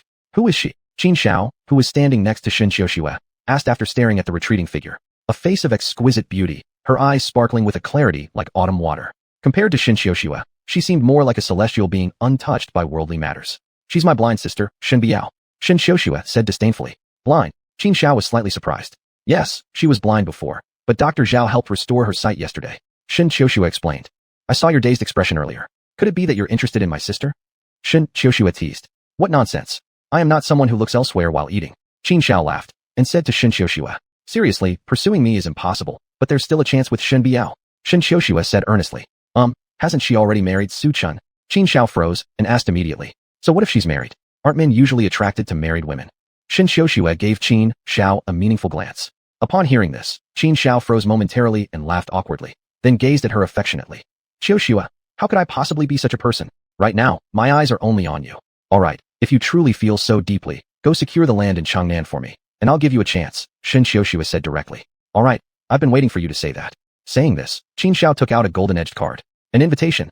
Shen Xiaoxue couldn't help but exclaim in surprise. Exactly. It took me tremendous effort to get it. Qin Xiao replied. Inside Dragon King Pavilion, an old man and a young girl were practicing boxing. The older man wore a loose white coat, while his opponent was a teenager dressed in tight-fitting clothes. The young girl looked around 20 years old, her ponytail bouncing as she practiced, projecting a spirited aura. Grandpa, your strength has declined a little. Xuanhuan blinked mischievously at him. Ho ho, granddaughter, it's because your skills have improved too fast. Grandpa is getting old and can't keep up, Jiang Tianyang chuckled. Grandpa, stop joking, you're not old at all. Xuanhuan stuck out her tongue at him. At this moment, two figures appeared under the guidance of a servant. Let me see your invitation, Xuanhuan demanded straightforwardly. Hearing this, Shen Xiaoxue pulled out her invitation. That's it, you can go now, Xuanhuan dismissed her bluntly. Miss Jiang, may I ask what this means? Shen Xiaoxue cautiously inquired. Having an invitation only proves that you have the right to meet me, but it doesn't guarantee that I'll necessarily negotiate with you. Understand? Alright, Miss Jiang. How about we arrange another time for the discussion? Shen Xiaoxue asked with a placating tone. I always act based on my mood, and unfortunately, I'm in a terrible mood today, so you've lost your chance. With that, Xuanhuan ordered her staff to escort Shen Xiaoxue and Qin Xiao out, leaving no room for conversation. Well, Miss Jiang, we won't disturb you further. Faced with Xuanhuan, even until their departure, Shen Xiaoxue and Qin Xiao didn't dare show the slightest dissatisfaction. Instead, they smiled and turned to leave. These invitations are piling up faster than anything. Grandpa just got better, yet every day, some unknown riffraff comes causing trouble. Xuanhuan grumbled irritably. Shenner, it's better to stay humble. Jiang Tianyang shook his head and smiled. Grandpa, now that you've just recovered a bit, if I don't show some attitude, these small-time people will never stop. Xuanhuan said indignantly. Alright, your intentions are understood, Grandpa appreciates it, but I still advise you to restrain yourself. After all, this isn't our territory. Jiang Tianyang finished speaking, and at that moment, his face turned pale, and his figure swayed as he leaned back. Grandpa, Jiang Yuxuan swiftly moved to support Jiang Tianyang. I'm fine. Maybe it's because I exerted too much force during the practice earlier. A little rest will be good, Jiang Tianyang said, then closed his eyes and fainted. Hurry, bring the divine doctor. Jiang Yuxuan shouted anxiously. In the following days, they continuously invited over a dozen divine doctors, but none of them could provide a solution.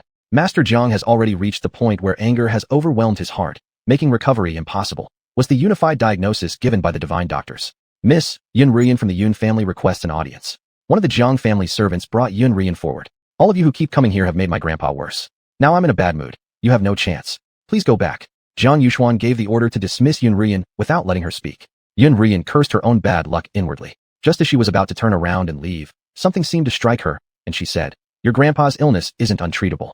I know someone who might be able to save him. Do you really have a way? Upon hearing this, the previously dispirited Jiang Yuxuan became invigorated, suddenly looking spirited as she immediately focused on Yun Rian. Thus, she recounted how she had patted her grandpa's shoulder from beginning to end. Slapping shoulders can cure diseases? Hearing this, Jiang Yuxuan also found it incredible. Bring this person here, and if he can cure grandpa, the Jiang family will offer rich rewards. Jiang Yuxuan promised. Now, we can only try every possible method. For my grandpa, even with just a shred of hope, I won't give up. Jiang Yuxuan revealed a stubborn glint in her eyes. Chapter 11. The Moon Over the Sea. Su Chan emerged from the vegetable market and was drawn to a recruitment poster outside a hotel. Recalling Aunt Xiao's words earlier, Su Chan realized he truly needed a job, otherwise, staying at home all day wouldn't be appropriate. Monthly salary 10K. Double days off. No gender limit. As Su Chan became lost in thought, a clear voice rang out behind him. Young man, I've finally found you. Turning around, Su Chan saw Yun Rian leaning against a white Porsche. Is that you? Su Chan recognized her, then asked. Do you need me for something? Su Chan questioned further. First, I thank you for saving my father. Second, this time the Jiang family has asked me to find you for a reason. Yun Rian narrated everything about Elder Jiang. What does this have to do with me? Su Chan, after listening, looked startled, ignoring Yun Rian, and continued reading the recruitment conditions. Young man, aren't you interested in this hotel? If Elder Jiang is cured well, not just one hotel, even 10 hotels would be given to you. It's better to be your own boss than work for others. Yun Rian persuaded. Upon hearing this, Su Chan suddenly found her argument reasonable, and decisively said, Let's go. You lead the way. Dragon King Pavilion. Under Yun Rian's guidance, Su Chan arrived before Jiang Yuxuan. Are you sure he is the divine doctor you mentioned? Upon seeing Su Chan's appearance, a hint of doubt crossed Jiang Yuxuan's face. Yes, it's him. Yun Rian pointed at Su Chan. It was no surprise Jiang Yuxuan doubted. Su Chan was simply too young, and her grandfather's life could not be trifled with lightly, requiring careful consideration. Doctor, may I ask if you have a medical practice qualification certificate? Jiang Yuxuan asked. No, Su Chan shook his head.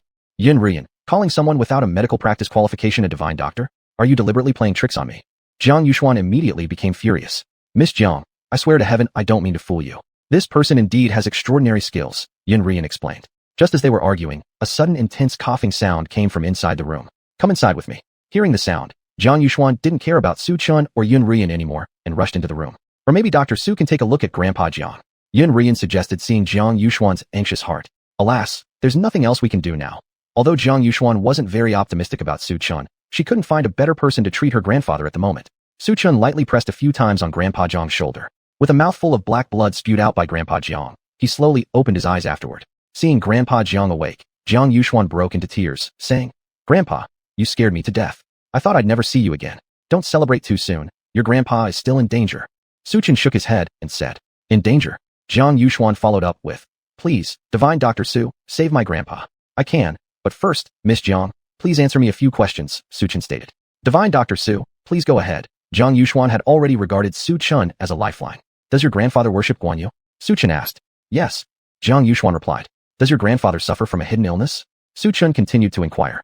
Yes, Jiang Yuxuan answered. Now bring it here immediately. Su Chan commanded. All right. Although Jiang Yuxuan did not know what Su Chan had in mind, she still instructed her servants to bring it over.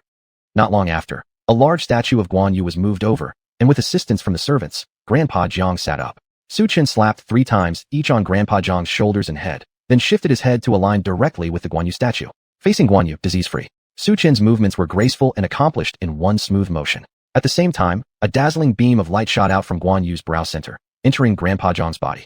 The next second, upon closer inspection, Grandpa Jiang's eyes appeared vacant, like a living corpse. What's wrong with my grandpa? Jiang Yuxuan, seeing her grandpa transform into this state, underwent a dramatic change in her attitude towards Su Chan, who she had pinned high hopes on. No worries. Your grandpa will wake up soon. Su Chan explained. There is a clump of yin energy inside your grandpa, eroding his 5 internal organs and 6 viscera year-round.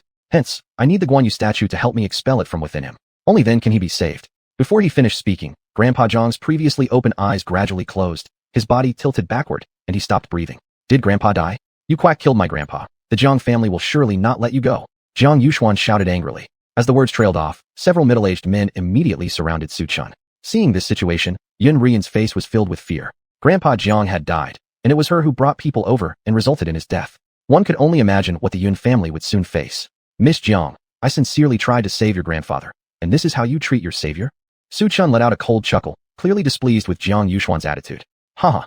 A burst of laughter erupted from the bed, and to everyone's astonishment, Grandpa Jiang, who had no signs of life moments ago, suddenly walked down from the bed as lively as ever. The person actually came back to life? And he's completely fine. Yun Rian's face was full of shock. Not just her, even Jiang Yuxuan and the others were equally astounded. In such a short time, how could someone transform a dying man into a fully energetic one? Is he still human? No, he's a divine doctor. Grandpa, you're all right. Jiang Yuxuan rushed into Grandpa Zhang's arms. Good granddaughter, Grandpa's all better. Jiang Tianjiang patted Jiang Yuxuan's little head affectionately, revealing adoration in his eyes. Thank you, young friend. Otherwise, these old bones of mine would have really given up here. Just moments ago, Jiang Tianjiang felt as if his body had turned into a melting furnace, with two currents of energy wildly rushing around inside him. Thankfully, they finally stabilized. You're welcome, but I don't save lives for nothing. Su Chen replied. Oh, what does Su Young brother want? A luxurious car? Beautiful women? In Tianbei City, my Jiang family has influence, and I will do my best to fulfill any of your requests. I need neither. Su Chen said. Then what do you want? Hearing this, Jiang Tianjiang instantly paused. When I met Dr. Su, he was reading a job recruitment notice outside a hotel. Yun Rian suddenly remembered something and added before Su Chen could speak. Which hotel was it? Sea Moon Hotel. Coincidentally, Sea Moon Hotel belongs to our Jiang family. Then I'll gift it to you, young friend Su. Starting now, you are the owner of this hotel. Chapter 12. I, Peng Hu, refused to accept. Jiang Tianyang transferred the ownership of Haishang Mingyue to Su Chun, and the two signed a transfer contract. After all procedures were completed, Jiang Yuxuan handed a card to Su Chun and said, This is our Jiang family's exclusive black card, which only our VIPs possess. No need, Miss Jiang. I appreciate your kindness, but I cannot accept it. Su Chen quickly declined. It's my humble gift, apologizing for my earlier rashness. I should not have doubted Dr. Su's skills. Jiang Yuxuan sincerely apologized. My grandson seldom shows such respect to anyone. You'd better accept it, otherwise, she'll feel uncomfortable. Jiang Tianyang interjected to mediate. Unable to refuse further, Su Chen responded. Then I thank you, Miss Jiang. Jiang Tianyang made a call, gave a few brief instructions, then hung up. I've already informed Manager Sunday. Just go directly when the time comes. Su Chun and Yun Russian didn't linger any longer, greeted them, and turned to leave. After the two left, Jiang Yuxuan asked her grandfather curiously. Haishang Mingyue is the largest hotel in Tianbei City, with an annual turnover reaching over 100 billion yuan. Among so many hotels, why did you choose this one? Isn't it the foundation of our Jiang family's presence in Tianbei? Ho ho, you're underestimating Dr. Su too much. People like him wouldn't care about such things. You mean Dr. Su isn't an ordinary person? Upon hearing this, Jiang Yuxuan tensed slightly. One light pat brings someone back from death. How could that be the work of an ordinary person? His abilities are probably far beyond even mine, Jiang Tianyang commented. Do you mean Dr. Su has a powerful background? Jiang Yuxuan sounded more serious now. It's hard to say, but he's impossible to fathom. Jiang Tianyang admitted. Could it be that Su Chun is that gentleman? Jiang Yuxuan guessed. Who knows? Qilong is always shrouded in mystery, and we haven't received a single piece of information yet. In short, people like Dr. Su must only be befriended, never alienated. Understand? Jiang Tianyang sighed, reminding her. I understand, Grandpa. Exiting the Dragon King Pavilion, Yun Russian's gaze towards Su Chen shifted from calmness to admiration. Why are you looking at me like that? Su Chen couldn't figure out what was happening. You don't know? Yun Russian rolled her eyes. Shaking his head, Su Chen gestured for her to continue.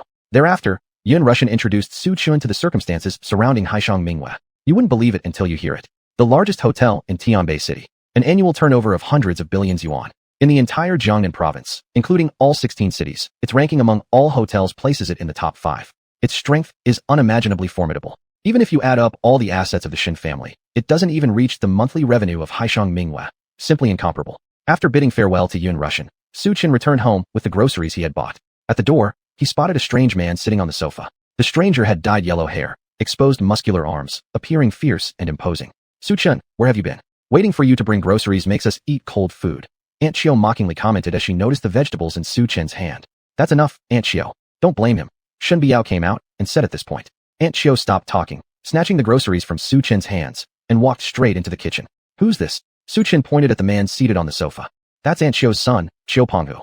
Upon hearing his name mentioned, Qiu Penghu finally turned his attention to Su Chen, immediately displaying disdain upon noticing Su Chen's simple attire. Does someone dressed like this even deserve to marry Biao? Xiao Penghu bluntly criticized. Penghu, didn't you have a job interview scheduled today? It's almost time, Aunt Xiao asked worriedly from the kitchen. Kid, just wait until after my interview. I'll deal with you properly after you stole Shen Biao away from me. Xiao Penghu shot a glance at Su Chen before leaving. Not long after Xiao Penghu departed, Su Chen received a call from manager Sun, inviting him for his new role at Haishang Mingyue. As soon as Su Chen entered Haishang Mingyue, he was struck by its opulence and luxurious decorations that dazzled the eyes. Following manager Sun's directions, he arrived at the hotel's very top floor. At the office entrance stood a middle-aged man wearing a suit, adorned with a luxury watch, respectfully standing guard. Upon spotting Su Chen, the man inquired, "Are you Mr. Su Chen?" "Yes, it's me," Su Chen confirmed. "These are the hotel sales figures, staff information, categories, and assets. Please take a look." Manager Chen led Su Chen into the office and casually handed over the documents. "And starting from now, I will be your personal assistant, available to serve you 24 hours a day." Personal assistant? Hearing these words, Su Chen felt a bit awkward. "All right, there's nothing for you to do here. You can leave now," Su Chen said. Su Chen briefly scanned through the documents, memorized Manager Chen's phone number, and then left the hotel. However, he had barely reached the entrance when he encountered a familiar figure. "Su Chen, why are you loitering here instead of staying at home? Do you even belong in such a place?" This person was none other than Aunt Xiao's son, Xiao Penghu, who was going to interview at Haishang Mingyue. "I'm here to work," Su Chen replied expressionlessly to Xiao Penghu. "To work? Su Chen, you're just joking around, aren't you? Don't think I don't know what you used to do. A tomb guardian coming to work here will only taint the entire hotel with your bad luck, leading it to poor management and eventual bankruptcy. And let me tell you, the Haishang Mingyue is among the top 5 hotels in the province. Someone like you isn't cut out to come here. Even the waitstaff have PhDs. As the son of Aunt Xiao and out of respect for Biao's kindness toward me, I suggest you go back where you came from. People should know their own worth." "Xiao Penghu, have I ever offended you? Why do you target me like this?" Su Chen frowned, speaking coldly. "Target you? Ever since you stole my goddess away, we've been enemies. I thought you might be someone important, but it turns out you're just trash." Xiao Penghu's eyes were cold. So be it. Haishang Mingyue Hotel doesn't need garbage like you. I declare that you better start looking for another job sooner rather than later." Su Chen pronounced each word clearly. "Haha, you're joking, right? Thinking you're the boss of Haishang Mingyue?" Xiao Penghu mocked. At this moment, Manager Chen walked over. "Manager Chen, we met during the interview." Upon seeing Manager Chen, Xiao Penghu quickly greeted him warmly. "Do you know Mr. Su?" Manager Chen asked. "Yes, he." Before Xiao Penghu could say anything, Manager Chen interrupted. "Xiao Penghu, you've been accepted ahead of time." "Ah." Hearing this, Xiao Penghu froze in disbelief, clearly not expecting such good fortune to come his way so fast. "Just complete your onboarding as soon as possible." Manager Chen allowed Xiao Penghu to join, entirely on Su Chen's behalf. "Understood." Xiao Penghu responded promptly. Given Su Chen's appreciation by the Jiang family and being directly appointed as the boss, his capabilities were certainly no ordinary feat, something far beyond Xiao Penghu's reach to offend. "Su Chen, why are you still standing there like an idiot? Go home. A tomb guardian like you shouldn't disgrace this place." Xiao Penghu glared at Su Chen, berating him. Hiss. Beside them, Manager Chen suddenly paused. "Manager Chen, are you publicly opposing me?" Su Chen said coldly. Hearing this, sensing Su Chen's attitude, and with years of business experience, Manager Chen immediately caught on. His legs started trembling, his face turning pale as he shakily responded. "I thought you two were very close friends. I retract my earlier words. Starting today, I declare that any hotel in Tianbei City that hires Xiao Penghu will be considered an enemy of Haishang Mingyue Hotel." Manager Chen instantly corrected himself. "Treating a tomb guardian better than me? I, Penghu, refuse to accept." Xiao Penghu mumbled under his breath, finally escorted out by the security guards summoned by Manager Chen. "Mr. Su, would you be satisfied with this outcome?" Manager Chen flattered Su Chen. Chapter 13, Engagement? Shit. Who does this random person think they are to try and connect with Mr. Su? I almost got killed because of you. Manager Chen couldn't help but criticize. Manager Chen slapped himself twice hard and then apologized with a laugh. "Mr. Su, I didn't know how to judge people properly. I mistook that there was a relationship between the two of you, hence creating this joke. It's fine, I do have some connection with him, but we're not related by blood." Su Chen shook his head, preparing to leave Mingyue Hotel by the sea. At this moment, a middle-aged man in a black suit walked in. Seeing Manager Chen, he immediately revealed a pleading look and said, "Manager Chen, remember what I told you a few days ago about my daughter's wedding? You must help me out. Old Wang, Mingyue Hotel by the sea isn't entirely under my control anymore. If you want to use the venue, you should consult Mr. Su." Manager Chen hurriedly interrupted Mr. Yang. Upon hearing this, Wang Tianqing shifted his gaze to Su Chen. "Correct. He is the new owner of our Mingyue Hotel by the sea." After Manager Chen finished speaking, he added another sentence. "He is personally appointed by Jiang Tianyang." Sigh. Upon hearing the 3 words, Jiang Tianyang, Wang Tianqing instantly gasped in shock. The name Jiang Tianyang had significant weight in Jiangnan province, not just because of the Jiang family, but because Jiang Tianyang himself was a great martial artist, whose status was undeniably crucial. Even Lord Qilong would treat him respectfully. "Mr. Su, at such a young age to become the owner of Mingyue Hotel by the sea, it truly showcases your remarkable talent." In response, Wang Tianqing delivered a stream of flattering compliments. As he continued to praise, he quickly added for his own gain. Mr. Su, my daughter is getting married, and I wish her wedding to be splendid. Don't worry, I'll pay every single penny. After saying this, Wang Tianqing looked at Su Chun with a nervous face, afraid of being rejected. Seeing Wang Tianqing so anxious, Manager Chen whispered, Old Wang has been cooperating with us at Mingyue Hotel by the Sea for many years. He is reliable. Mr. Su, as you might not know, Mingyue Hotel by the Sea is the most luxurious wedding hotel in all of Jiangsu province. Many influential elites from various regions choose here for their weddings, and half of our annual sales come from here. Therefore, using our hotel requires advanced booking and queuing up. Old Wang has made countless trips for this matter. Old Yang also runs a KTV called Hanhai, and if any friends of yours visit there for entertainment in the future, everything will be free. In that case, just let him use it for free. Chen Manager, I leave the rest of the matters to you. Su Chen patted Chen Manager's shoulders 3 times. Free spot. Got it. Understanding, Chen Manager immediately responded. Thank you for trusting me, Mr. Su. Rest assured, I'll make sure everything goes smoothly. At this moment, Shen Biao called. Su Chen, where are you? Today, my cousin has just returned from abroad, and tonight Shen family will host a welcome banquet. Do remember to attend after you're done. All right, I'll come immediately. Su Chen arrived at the Shen residence villa. Su Chen, you've come. Just as he entered the door, Shen Biao, dressed simply, came over and hooked her arm around his. Today is the day your mother is discharged from the hospital. Should we prepare some nourishing supplements? Su Chen asked. No need. She is only my stepmother, not my biological mother, Shen Biao said through gritted teeth. Upon hearing this, Su Chen nodded thoughtfully. At this time, a stunning figure appeared from outside. Wang Xuanhuan. How did she get here? Su Chen recognized Wang Xuanhuan because she was one of Shen Xiuxiue's close friends, but her presence there took Su Chen slightly by surprise. Then, Ding Lan, supported by Shen Xiuxiue and others, walked down from upstairs, followed by a handsome young man. He is my cousin Shen Tianfeng. Shen Biao pointed to the handsome young man and said. At this moment, Wang Xuanhuan walked beside Shen Tianfeng and spontaneously hooked her arm around his. This gesture startled everyone. Mr. Shen has good taste, indeed worthy of Miss Wang's favor. That's impressive. I heard that Miss Wang became a boss at such a young age. She is really talented. Not really, just a small company far inferior to Miss Shen's group. Wang Xuanhuan humbly replied. What small company? But haven't I heard recently that your company has tied up with Mingyue Hotel by the Sea? Don't forget to pull me along once you reach success. Shen Xiuxiue interjected from the side. Upon hearing this, all present cast envious glances at Wang Xuanhuan and Shen Tianfeng. Mingyue Hotel's fame resounded throughout the entire Jiangnan province. A company capable of collaborating with them certainly wasn't ordinary. Perceiving the admiring looks from everyone at the Shen house, Shen Tianfeng felt an overwhelming sense of pride welling within. Miss Wang, Tianfeng being with you truly brings glory to our Shen family. If there's no mistake, we will become one big family in the future. If there's an opportunity, please introduce us to some high-ranking people at Mingyue Hotel by the Sea. No problem, Xiuxiue and I are close friends, and Tianfeng too. This face, I'll still give it. Wang Xuanhuan said. Look how considerate Xuanhuan is. The crowd of the Shen family sighed. How come my son hasn't had such good luck to meet a great girl like her? One member of the Shen family lamented enviously. You're just daydreaming. The group from the Shen family showered Shen Tianfeng and Wang Xuanhuan with endless flattery, completely ignoring Su Chen and Shen Biao's presence. Just then, Ding Lan spoke up. Each person has their own fate. Some are destined for wealth and honor all their lives, while others are unlucky throughout. It really depends on the individual, because there are indeed differences between people, don't you think? Su Chen, Shen Biao. Every word of Ding Lan dripped with sarcasm, as if she were hinting at something deeper. Su Chen is my fortune. Not only did he cure my eyes, but he also saved me from constant pain. Everything I have now, I owe to Su Chen. Right now, I'm very happy, Shen Biao said calmly. Shen Biao, as my adopted daughter, do you even have the right to speak here? If you can't contribute anything meaningful, then shut your mouth. When you stay silent, nobody assumes you're mute. Ding Lan suddenly snapped, as though someone had stepped on her tail. Shen Biao stopped speaking and quietly sat next to Su Chen. At this moment, Shen Xiuxiue abruptly interjected with a question. Xuanhuan, Tianfeng, since you two are together, have you considered getting married? Marriage. Wang Xuanhuan was momentarily taken aback by Shen Xiuxiue's sudden inquiry. Not yet planning marriage at the moment, but engagement could be done first, Shen Tianfeng responded calmly. Xuanhuan and I have discussed this already, and it will take place at Mingyue Hotel by the Sea. After all, Xuanhuan knows the top executives there. Shen Tianfeng casually mentioned this matter, his demeanor exuding calmness as if attending such a venue wasn't anything unusual to him. Mingyue Hotel by the Sea? That ranks in the top 5 hotels across Jiangnan province. With Shen family strength, not only would it be impossible to hold a wedding there, even using their restroom is out of the question.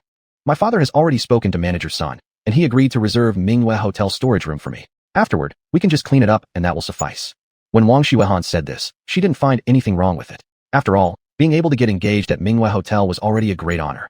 Chapter 14. My eyes only see Su Chen. Having a wedding at the ocean bright moon is every young man's and woman's dream. My family Shen also feels honored by this opportunity. Exactly. This time we're going to take advantage of Tianfeng's luck and visit the ocean bright moon. Su Chen, when will you host a wedding for Shen Biao? At this point, everyone focused their eyes on Su Chen. Whenever Biao agrees, it can happen anytime.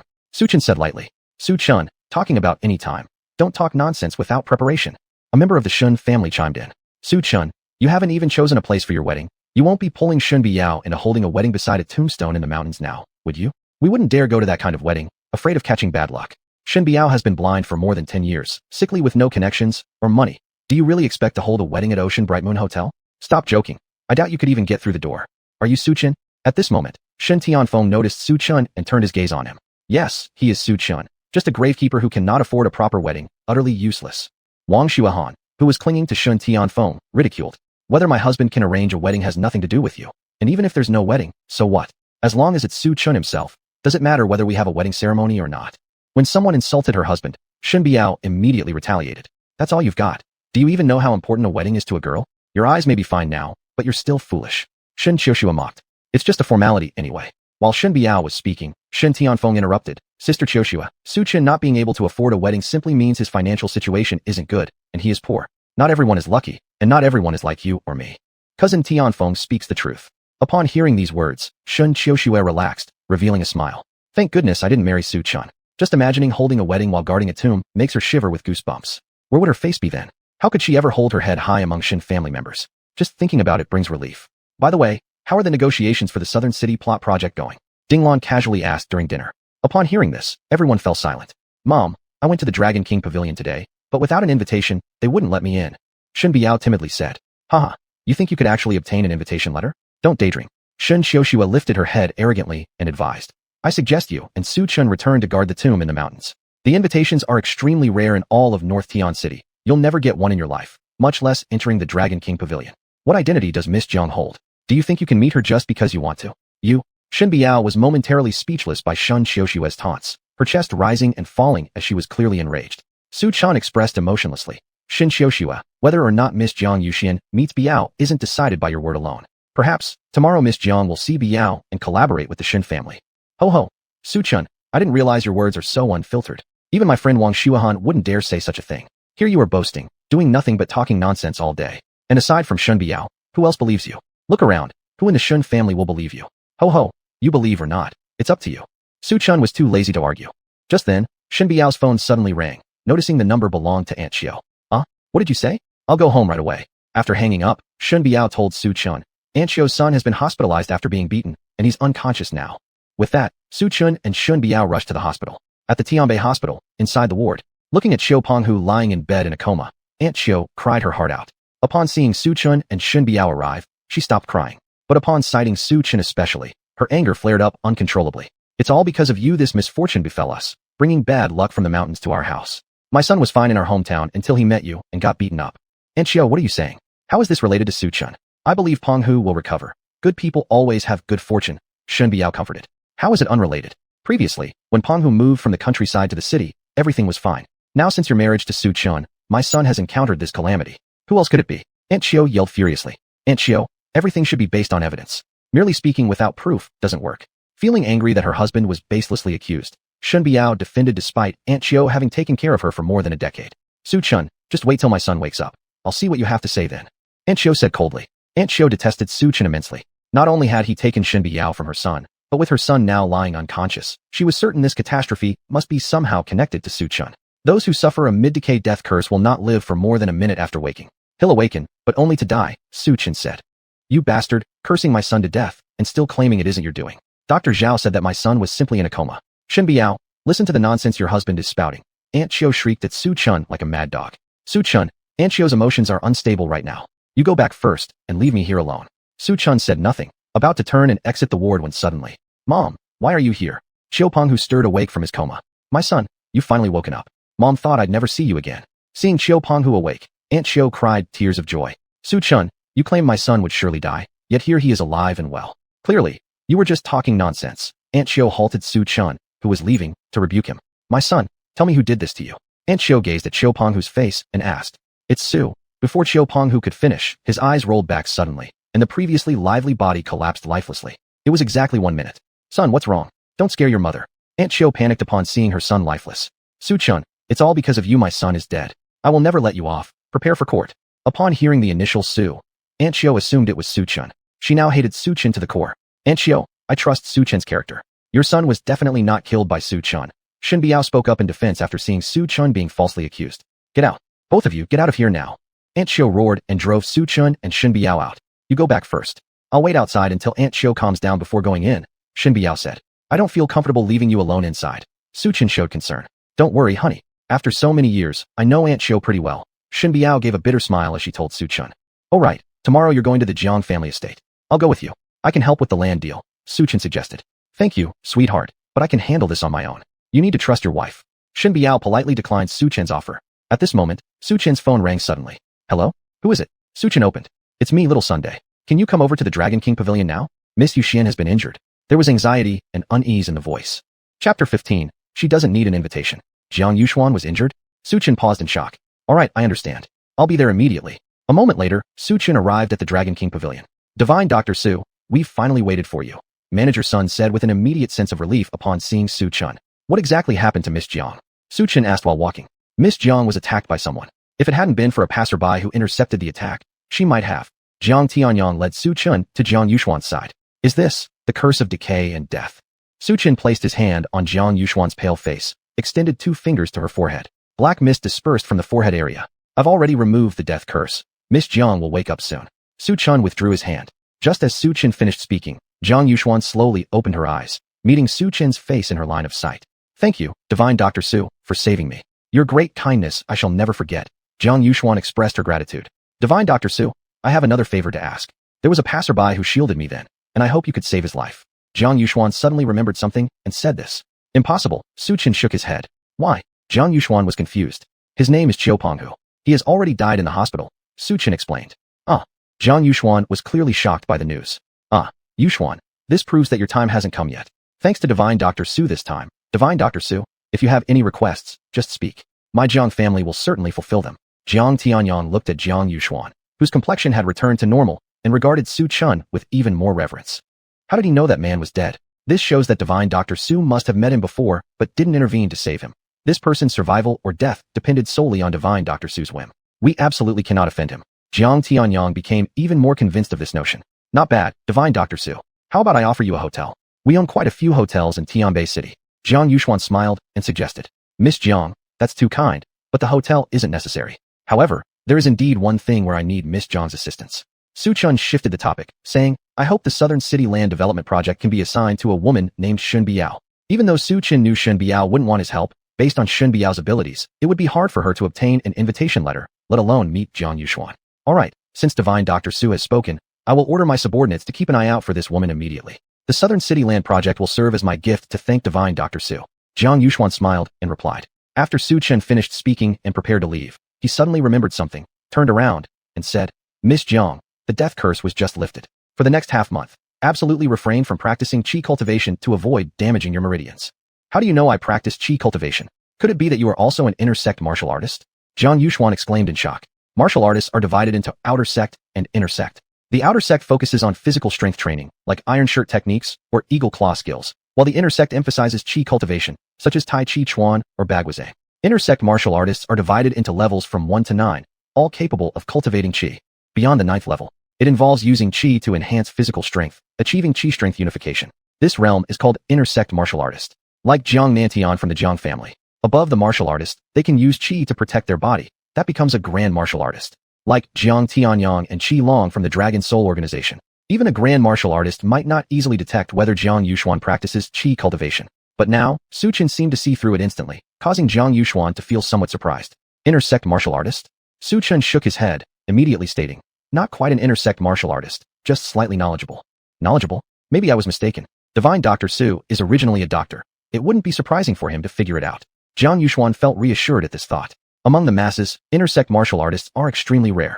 Those who cultivate qi are as rare as phoenix feathers or unicorn horns. Supreme beings are mythical figures, while masters above grand martial artists have never been seen throughout the entire 16 provinces. Only when Su Chen left the Dragon King Pavilion did Jiang Yuxuan regain her composure and ask, Grandpa, have you found out who it was?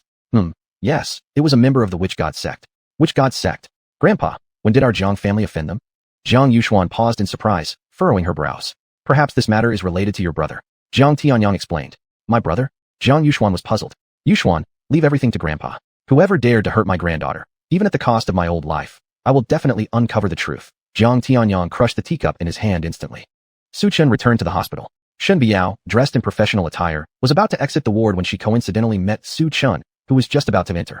I'm going to the Dragon King Pavilion to discuss the Southern City Land project with the Jiang family. Alright, I've already taken care of the invitation for you. You can go with peace of mind, and everything will definitely succeed. Su Chen, do you even consider your lies? Do you know what kind of existence the Jiang family is? To obtain an invitation is as hard as climbing to the heavens. Are you Qi Long or Director Yang? You can only fool girls like Biao. The death of my son, don't think it will be settled so easily, Su Chen. I won't let you off. Your son didn't die because of me. He was. Before Su Chen could finish, Shen Biao's phone rang nearby. Alright, I'm coming down immediately. Miss Shen, Su Chen is my husband. I believe the person who killed your son isn't him. There must be some misunderstanding in all this. He is your husband, but Xiao Penghu is still my son. Aunt Xiao retorted coldly. The car has arrived. I'll head to the Dragon King Pavilion first. Both of you step back a little, stop arguing. Shen Biao made her way to the Dragon King Pavilion. As soon as she got out of the car, Shen Xiaoxue happened to be stepping out from another vehicle. Shen Xiaoxue in a white long dress, paired with her elegant legs, looked incredibly striking and out of this world. Shen Biao, why don't you learn until you hit the wall? Shen Xiaoxue sneered at the sight of Shen Biao getting out of the car. Without an invitation, you still expect to negotiate cooperation with the Jiang family? What a joke. I've said it before. Without an invitation, someone like you couldn't possibly get into the Jiang residence. Do you really trust Su Chen's empty words? He deals with graves every day. Saying he talks nonsense is probably an understatement. Shen Biao ignored Shen Xiaoxue and walked past her just like always. You're too stubborn. You insist on going and embarrassing yourself. Stupid woman, you truly embarrass the entire Shen family. Shen Xiaoxue laughed coldly while looking at Shen Biao's back. Just as Shen Xiaoxue was ready to enjoy Shen Biao's humiliation, unexpectedly, the leading middle-aged man greeted her politely. Are you Miss Shen Biao? Miss Jiang mentioned that whenever you come, no invitation is needed. She's been waiting inside for you for quite some time now. Chapter 16, Successful Negotiation. Wait, am I seeing things? The demeanor and gestures of the middle-aged man left Shen Xiaoxue in complete shock and disbelief. Shen Xiaoxue herself needed an invitation to enter. Now, Shen Biao entered without any invitation. On what grounds? Who was Jiang Yuxuan? And who was Shen Biao? Could she be inferior to just Shen Biao? But still, Shen Xiaoxue had no choice but to accept reality as the other person indeed walked in. When Shen Xiaoxue realized this, the other's figure was about to enter. She quickly recovered and hurried after. Please show your invitation. The leading middle-aged man blocked her way. I'm Shen Xiaoxue from the Shen family. I already showed my invitation last time. This time, I came with my younger sister. Oh, is that you? There was such a matter. Well, since it's Miss Shen Biao, I'll allow you through this time. The middle-aged man said while glancing at Shen Xiaoxue's face, remembering something. Then he stepped aside. After hearing these words, Shen Xiaoxue felt somewhat dissatisfied inwardly, but the important matter at hand could not wait, so she ignored him and rushed towards Shen Biao's direction. Upon reaching the Dragon King Pavilion, Miss Jiang, why didn't she ask for your invitation? Shen Xiaoxue asked when catching up with Shen Biao ahead. I don't know. Shen Biao shook her head, then seemed to remember something. I recall Su Chen mentioning the invitations. He has already dealt with it. Su Chen, do you have any idea how hard it is to enter the Jiang family without an invitation? These words are just nonsense made to fool children. Shen Biao, do you think I'm as foolish as you? The Jiang family isn't like your Shen family. They're among the top 2 families in all of Jiangnan province. If Su Chen were truly capable, would he marry you? I'm not sure. Shen Biao shook her head and did not continue speaking. Perhaps Su Chen merely wanted to ease her anxiety over the negotiation by offering some reassuring words. Indeed, the events of the past few days were quite mentally exhausting. After all, the Jiang family boasted of a warrior master, Jiang Nantian, renowned and illustrious. If Su Chen were to establish ties with the Jiang family, it would be even more powerful than Wang Xuanhuan's Wang family, who wouldn't want their husband to rise to greatness. Shen Biao had fantasized about it as well, though she was a woman with some sense of rationality and practicality. Shen Biao, if I remember correctly, your mother's clan had connections with the Jiang family. Could it be possible that Jiang Yuxuan allowing you entry this time is due to your mother? Thinking of Shen Biao's mother prompted Shen Xiaoxue to say aloud involuntarily, my mother. Hearing Shen Xiaoxue mention her mother caused Shen Biao's body to suddenly tremble. At that moment, a girl wearing a ponytail and athletic wear approached them. Greetings, Miss Yuxuan. Seeing the pale-faced Jiang Yuxuan, Shen Xiaoxue quickly bowed respectfully. Shen Biao, what are you doing? Bow. Shen Xiaoxue pulled at Shen Biao nearby. Greetings, Miss Jiang. Shen Biao snapped out of her daze and hurriedly bowed to Jiang Yuxuan. There's no need for this. Jiang Yuxuan looked Shen Biao up and down. She wore a plain outfit, simple yet elegant, exuding an extraordinary grace. She appeared ethereal, almost celestial, untainted by earthly concerns. What a beautiful woman. No wonder Su Sheni was so moved by her, even pleading on her behalf. Why doesn't Miss Jiang require Miss Shen Biao to present an invitation? This thought infuriated Shen Xiaoxue internally as she pondered her own superiority compared to Shen Biao. Her curiosity finally compelled her to inquire aloud. Does the mere act of presenting an invitation necessitate reasons? Let me tell you, I sought out Shen Biao to entrust her with the development project of the Southern City plots. Jiang Yuxuan replied straightforwardly.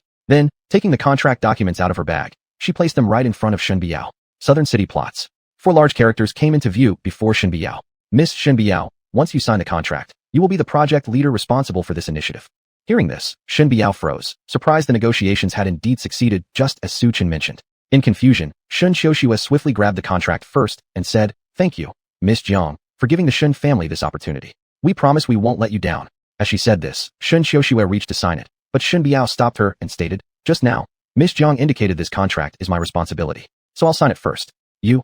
Shen Xiuxue was taken aback by the sudden firmness displayed by Shen Biao. The project for the Southern City land held significant importance to Shen Biao. Subsequently, Shen Biao wrote down her name, and Shen Xiuxue, despite feeling slight resentment, shamelessly added her name to the contract as well. While Shen Xiuxue signing wasn't particularly appreciated by Shen Biao, she chose not to address it further. All of this was seen by Jiang Yuxuan. Taking the overall situation into account, understanding the big picture, Jiang Yuxuan's comprehensive evaluation of Shen Biao must be that she isn't an ordinary woman since she's valued by Master Su. After the contract was signed, seeing no need to continue chatting with the two, Jiang Yuxuan directly announced her intention to see them off. "Miss Jiang, do you know my mother, Tang Xian?" As they were about to leave, Shen Biao asked. Shen Biao had always felt aggrieved about her mother's death, and even at her mother's deathbed, she wasn't told the exact cause. Tang Xian. The name sounded familiar to Jiang Yuxuan, but she couldn't recall it right away. Tang Xian, the former miss of the Tang family. At the time, you were young. The bracelet on your wrist is the one she gave you. At this point, a servant reminded her. "Oh, it's her, so you're her daughter?" Upon hearing this, Jiang Yuxuan seemed to remember something and exclaimed in realization. "Does Miss Jiang happen to know if my mother had any conflicts with anyone before she passed?" Upon learning that the other party knew her mother, Shen Biao became somewhat excited and her body slightly trembled as she asked. "Before she passed? Did your mother pass away?" Jiang Yuxuan was also somewhat surprised upon hearing this news. "Miss Tang Xian passed away unexpectedly 10 years ago for unknown reasons," the servant suddenly explained. "Sorry, Miss Shen. At the time, I was still young. That's all I know about your mother," Jiang Yuxuan said apologetically. Upon seeing this, Shen Biao didn't continue asking. However, Shen Xiuxue on the side displayed a different expression. Miss Shen Biao's mother, Tang Xian, actually gave a gift to Miss Jiang, so it seems they really did know each other. After leaving the Dragon King Pavilion, Shen Xiuxue looked at the contract in Shen Biao's hand and coldly said, "Shen Biao, you're not qualified to hold this contract." "On what basis do you say I'm not qualified? This is the contract I negotiated. Why wouldn't I be qualified?" Shen Biao firmly held onto the contract in her hand. "The contract you negotiated? Use your brain. If it weren't for the reputation and status of our Shen family, would Jiang Yuxuan have signed the contract with you? You don't really think it was Su Chen who helped you, do you?" "Ho ho, you can call Su Chen right now and ask if he managed the invitation matter, or let him come over here. I want to see if the Jiang family would kick him out." "You?" Shen Biao became hesitant for a moment. "If you won't make the call, I will. I want to see what the arrogant Su Chen has to say. I advise you to hand over the contract sensibly." Shen Xiuxue made gestures as if to call Su Chen. "Go ahead and call. Even if Su Chen comes, I won't hand it over." Shen Biao's attitude suddenly hardened, and she refused to give up the contract. Shen Biao left Shen Xiuxue alone and turned to go. "Shen Biao, you will see." Shen Xiuxue gritted her teeth as she watched Shen Biao walk away. Chapter 17. Fake Contract? Xiuxue, why do you look so upset? Are you in trouble? In the president's office of Shen Group, Shen Xiuxue, dressed in an OL uniform, looked extremely unhappy with a frosty expression on her face. Opposite her stood a dapper young nobleman, none other than Qin Xiao. "Damn it, the contract for the land in South City that should have been mine has now been snatched away by Shen Biao." Shen Xiuxue muttered unhappily. This matter is indeed tricky, but I do have a plan." Qin Xiao whispered into Shen Xiuxue's ear. "Is this really possible?" asked Shen Xiuxue in astonishment. "You are the woman I admire. Why would I deceive you?" said Qin Xiao. "Hey, Aunt Xiu, it's me, Shen Xiuxue. I heard Su Chen killed your son. Now there's an opportunity for you to take revenge. Will you cooperate with me?" Shen Xiuxue began. "What kind of opportunity? I dream every night about killing Su Chen," responded Aunt Xiu angrily. "Shen Biao has a contract. If you switch it out from her, then when I become the head of the family, Su Chen will be at your disposal." Shen Xiuxue vowed confidently. "All right, deal." Aunt Xiu no longer cared much about anything else. All she wanted was to avenge her son. "Good. Shortly I'll have someone send you the fake contract. I'll await your good news." Shen Xiuxue hung up the phone after speaking. "Xiuxue, impressive skills," praised Qin Xiao. "Mr. Qin, thanks for providing this tip." Shen Xiuxue laughed lightly. "Let's toast." The two opened a bottle of champagne and celebrated in advance. Soon after Aunt Xiu had just hung up the phone, Shen Xiuxue's people delivered the fake contract over. When Shen Biao returned home, she saw Aunt Xiu placing ready-to-eat meals on the dining table. "Wow, Aunt Xiu, today's food looks quite bountiful." Shen Biao couldn't help but compliment. "Su Chen, thank you. The contract is already in my hands." Shen Biao handed the contract over to Su Chen. "Don't mention it. Congratulations to you." Su Chen smiled as he took the contract from Shen Biao. "Su Chen, did you manage to obtain this contract?" "Please don't brag," scoffed Aunt Xiu. "Biao, can I take a look at this contract?" asked Aunt Xiu. Of course, Shen Biao nodded in agreement. Aunt Qiu skimmed through the contract for a moment and subsequently handed it back to Shen Biao. After dinner, while Shen Biao wasn't paying attention, Aunt Qiu switched the two contracts. After everything was completed, Aunt Qiu found an opportunity to go outside and hand over the contract to Shen Xiuxue. Shen Biao, let's see what you have to fight me with this time. Having acquired the contract, Shen Xiuxue smirked proudly. The next day, Shen Biao arrived at the Shen family villa and saw that it was already crowded with many guests. Brother Tianfeng, what event is the Shen family celebrating today? Asked Shen Biao curiously as she looked at Shen Tianfeng wearing a black suit. Do you not know? Xiuxue has successfully signed the contract with the Zhang family. Tomorrow, someone from the Zhang family will come to hold the signing ceremony, said Shen Tianfeng calmly. Although he is about to marry Wang Xuanhuan soon, he is still a man after all. How could he willingly rely on a woman? At that very moment, how much he hoped the one who got the contract from the Zhang family was himself. What? The person who should have obtained the contract was me. As Shen Biao trembled in shock and was about to take out the contract, she was interrupted by a sentence. You? Huh? What does this matter have to do with you? Don't tell me this contract is yours. It must have been Shen Xiuxue taking your credit. Shen Tianfeng mocked sarcastically. Not wrong. This contract was indeed signed by me and Xiuxue together at Longwang Pavilion. Just then, Shen Xiuxue entered the Shen family villa wearing a white evening gown with white high heels, drawing everyone's attention. She instantly interrupted their conversation, focusing everyone's eyes on her. Shen Xiuxue, what do you mean? This contract was clearly signed by both of us. Why insist on calling it your own achievement? Signed together? Why don't you show everyone the contract and confirm whether it was signed together? Shen Xiuxue replied, without flinching at Shen Biao's emotional outburst. All right. Shen Biao immediately pulled out the contract. It only has Shen Biao's name on the contract, but lacks the seal from the Zhang family. Whoosh. Shen Biao suddenly trembled as she stared at the contract in her hands. Shen Xiuxue, I didn't expect you to steal my contract. Shen Biao pointed at Shen Xiuxue in anger. I stole your contract? Which I saw me do that. This contract was negotiated and finalized by me. Shen Xiuxue showed her contract to everyone. Shen Biao, how shameless you are. You even pretend to have obtained the contract for the South City land. Shen Tianfeng commented cynically beside them. Shen Biao, you've truly let me down. Ding Lan scolded Shen Biao angrily. Mom, it's possible that because of her prolonged blindness, she feels inferior. She can't stand seeing me doing better than her, especially since the man she loves once insisted on marrying me and was forced to marry her instead. At this, Shen Xiuxue raised her head, crossed her arms, and looked down at Shen Biao, saying, Shen Biao, let me tell you, if you know what's good for you, take your fake contract and get out of here. Stop embarrassing yourself. Also, tomorrow someone from the Zhang family will come to hold the signing ceremony, and all the major families of Tianbei City will be present to witness it. At a time like this, I certainly don't want a fraud like you ruining the atmosphere. Before Shen Xiuxue finished speaking, other members of the Shen family chimed in. Why bring someone with such moral corruption? It's disgraceful. Right. Such a person should be driven out of the Shen family, so that one bad apple doesn't spoil the whole bunch. You. Shen Biao's face turned bright red as she saw the ugly faces of the Shen family members and ran out of the house, breathing heavily. Behind her, the Shen family's laughter and curses echoed in her ears. When Shen Biao returned home, it was already evening. The tear marks around her eyes were still clearly visible. Biao, what's wrong with your eyes? Have you been crying? Aunt Qiu asked when she saw Shen Biao returning from outside. Biao, did you secretly switch the contract and give it to Shen Xiuxue, right? We've known each other for over a decade. Why do you betray me? If you have troubles, you could have told me. Shen Biao voiced her thoughts. Biao, what are you talking about? We've known each other for more than a decade. And why do you suspect me now? Could the one who switched the contract not be Su Chun? Aunt Qiu quickly denied it upon seeing the situation. I believe he is not that kind of person, said Shen Biao. He is not that kind of person, but I am. Biao, you've truly disappointed me. Our friendship of over a decade means less to you than a man you've known for only a month. With that, Aunt Qiu slammed the door and left intentionally, leaving Shen Biao alone, staring blankly into space. Chapter 18. I can't sign the contract. Su Chen walked out of the room and saw Shen Biao sitting there with a dejected look. He couldn't help but ask, Biao, what's wrong? Have you been crying? I'm fine, Shen Biao said slowly, fearing that Su Chen would worry about her. You're not fine at all. It's written all over your face. Su Chen retorted immediately. Finally unable to hold back, Shen Biao told him everything. After listening, Su Chen's face darkened as he said, Don't worry, Shen Xiuxue won't be able to handle this signing ceremony.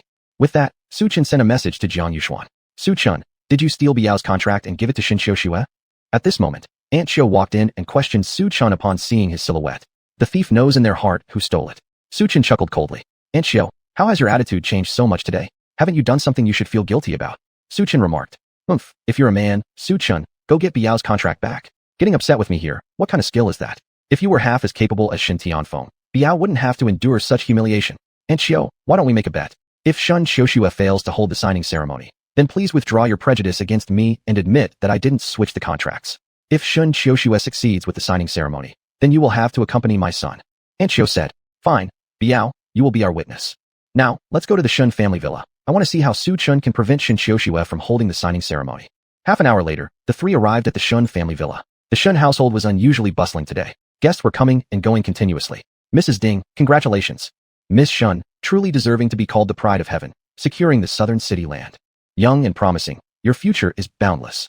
In the face of praise from the guests, Ding Lan immediately wore a full smile.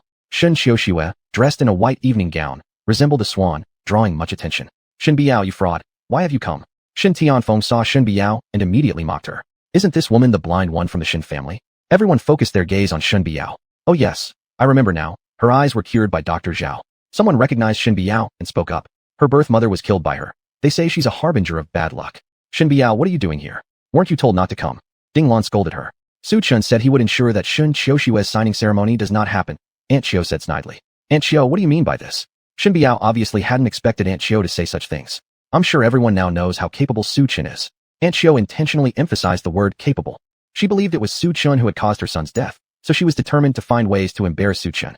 Aunt Xiu, you're old enough. Would someone as capable as Su Chun choose Shen Biao? Use some common sense. A member of the Shen family jeered. Whether or not I have common sense, this is what Su Chun wagered on with me. Aunt Xiu deliberately raised her voice loud. Aunt Xiu, you actually. Through Aunt Xiu's words, Shen Biao realized she thought Su Chun was responsible for her son's death. She never let go of her suspicion and planned to destroy Su Chun using public opinion this time. Who is this young man? How dare he say he can prevent Shen Xiuxue from hosting the signing ceremony? He seems to be Shen Biao's husband. Is Shen Biao's husband really so impressive that one word can cause the Jiang family to refuse participation in the signing ceremony? I see this guy is dressed raggedly. He doesn't look like someone from a wealthy family. He's probably boasting. Only someone naive like Shen Biao would believe him. It's hard to imagine Shen family having such talent. The guests began to murmur among themselves. At this moment, Shen Xiuxue, upon hearing Aunt Xiu's words, smiled slyly and sarcastically asked, Oh, is what Aunt Xiu saying true? Can one sentence from you stop the Jiang family from attending the signing ceremony? Yes. Su Chen nodded. Su Chen, what makes you think you're important? You claim that a single sentence can keep the Jiang family from participating in the signing ceremony. What status do you even have? Are you just another imposter playing the part first of a god doctor, now of a clown? It's simply hilarious. Su Chen, open your eyes and read what's written on the contract. Shen Xiuxue threw the contract in front of Su Chen. When Su Chen looked at the contract, where was Shen Biao's name? Only Shen Xiuxue's name was on it. This contract is stamped and approved by the Jiang family, genuine and real. Shen Biao's contract isn't even stamped, it's clearly fake. The two of you, truly worthy to be married. A pair of posers without any real substance. Every sharp and biting word from Shen Xiuxue struck deep into Su Chen's heart. He simply couldn't associate the person in front of him with the innocent childhood sweetheart from 10 years ago. The current Shen Xiuxue made Su Chen feel sick. Seeing Su Chen staring at her, Shen Xiuxue coldly said, Su Chen, you better listen up. If you can't do what you claim, go back to the mountains and guard graves. Don't embarrass yourself here, making grandiose threats about stopping the Jiang family from holding the signing ceremony with me. Shen Xiuxue, your words are too harsh. How has Su Chen offended you that you repeatedly humiliate him? Shen Biao reproached indignantly. I just don't like looking at him, so what? Are you going to bite me? Shen Xiuxue mocked. You? Shen Biao became angry and started to pull Su Chen away. Just then, a commotion was heard outside the door. Director Yang, you actually came personally. Everyone from the Shen household immediately showed shocked expressions upon seeing the visitor. It turned out the Jiang family took this signing ceremony so seriously that they sent someone as important as Director Yang. Director Yang, this time I have brewed some high-quality tea for you. Would you like to taste it first before we hold the signing ceremony? Upon hearing Director Yang had arrived, Ding Lan quickly stood up and spoke. That's enough. Today I'm here on important business. Miss Jiang is not feeling well and cannot come. Let's not waste any more time. Bring the pen over. The land agreement needs my personal signature for approval. Director Yang ordered directly. Hearing this, the Shen family rushed to get the pen, saying, Director Yang, please sign. All right. Director Yang picked up the pen. At this moment, Shen Xiuxue approached Su Chen and said, You were boasting earlier that you could stop the Jiang family from holding the signing ceremony. Now their representative has come. Where exactly is Director Yang supposed to be? Or did you simply disregard Director Yang altogether? Funny, Shen Biao defends you again and again, but someone like you doesn't deserve protection. If I were you, I'd already go back to the mountains. Thankfully, I didn't marry you back then. Otherwise, I would be the clown now. Shen Biao nearby listened and trembled slightly, unable to speak. Su Chen, it seems like you're almost surely going to lose this bet. Don't forget to fulfill the terms of the wager. Aunt Xiu smirked smugly. Shen Biao, you aren't Shen Xiuxue, nor Wang Xuanhuan. Su Chen isn't Shen Tianfeng, or even the young Master Qin. Do you really expect a miracle to happen? Everyone in the Shen household mocked one after another. Just then, Director Yang's phone rang, and his pen paused mid-motion. What's wrong? Why have you stopped writing, Director Yang? Everyone from the Shen household looked curiously as his pen hovered motionless in midair. The Jiang family just informed me. The land contract will only be signed with Miss Shen Biao. Should there be any ill intentions, the Jiang family wouldn't hesitate to eliminate one Shen family from Tian North City. At these words, everyone from the Shen family gasped audibly, utterly stunned. So, Shen Xiuxue, This contract I can't sign. If I do, the Shen family will cease to exist. Chapter 19. Admitting the mistake. Shen family disappears? Did I hear that right? Upon hearing Director Yang's words, Shen Xiaoshua's face showed an expression of disbelief. Her smile froze on her face. Aunt Xiao was also dumbfounded at this point. She had thought everything was already settled, but she never expected things to end up in such a state now. After hearing this, Shen Biao then shifted her gaze onto Su Chun and thought, could it really have anything to do with Su Chen? Director Yang, is what you're saying true? Is this person really her? Could there be someone else with the same name? But the contract is clearly in my hands. Shouldn't everything be based on the contract? Shen Xiaoshua came back to her senses, pointing at Shen Biao as she questioned. Are you implying that I am lying? Director Yang said indifferently, glancing at Shen Xiaoshua. No, that's not what I mean. Upon hearing this, Shen Xiaoshua quickly denied it. Xiaoshua, tell me honestly whether this contract was signed by Biao or not. Did you obtain it through unfair means? Ding Lan spoke out accusingly. To satisfy your selfish desires, you've actually stooped so low that you nearly ruined the Shen family. I, Ding Lan, am ashamed to call you my daughter. Ding Lan, changing her usual kind attitude towards Shen Xiaoshua, loudly rebuked her. Mom, Shen Xiaoshu no longer held her previous arrogant temper. She stood there like a little girl. In her dreams, she couldn't have imagined how seriously the Jiang family would take Shen Biao. Holding the contract in her hands turned out to be useless. Mom, I'm truly sorry. Please forgive me. Shen Xiaoshua lowered her head and apologized. Wrong? It seems that it's because I spoiled you too much that made you so reckless. Ding Lan sighed and continued. Shen Xiaoshua, although you are my daughter, you're also a member of the Shen family. Do you realize that the Jiang family is one of the top families in Jiangnan province? Not something the Shen family can afford to antagonize. Even the Longhun organization shows them respect. And yet you dared to tamper with the contract. Who gave you the audacity to act this way? As Ding Lan loudly berated her, the surrounding guests were immediately stunned.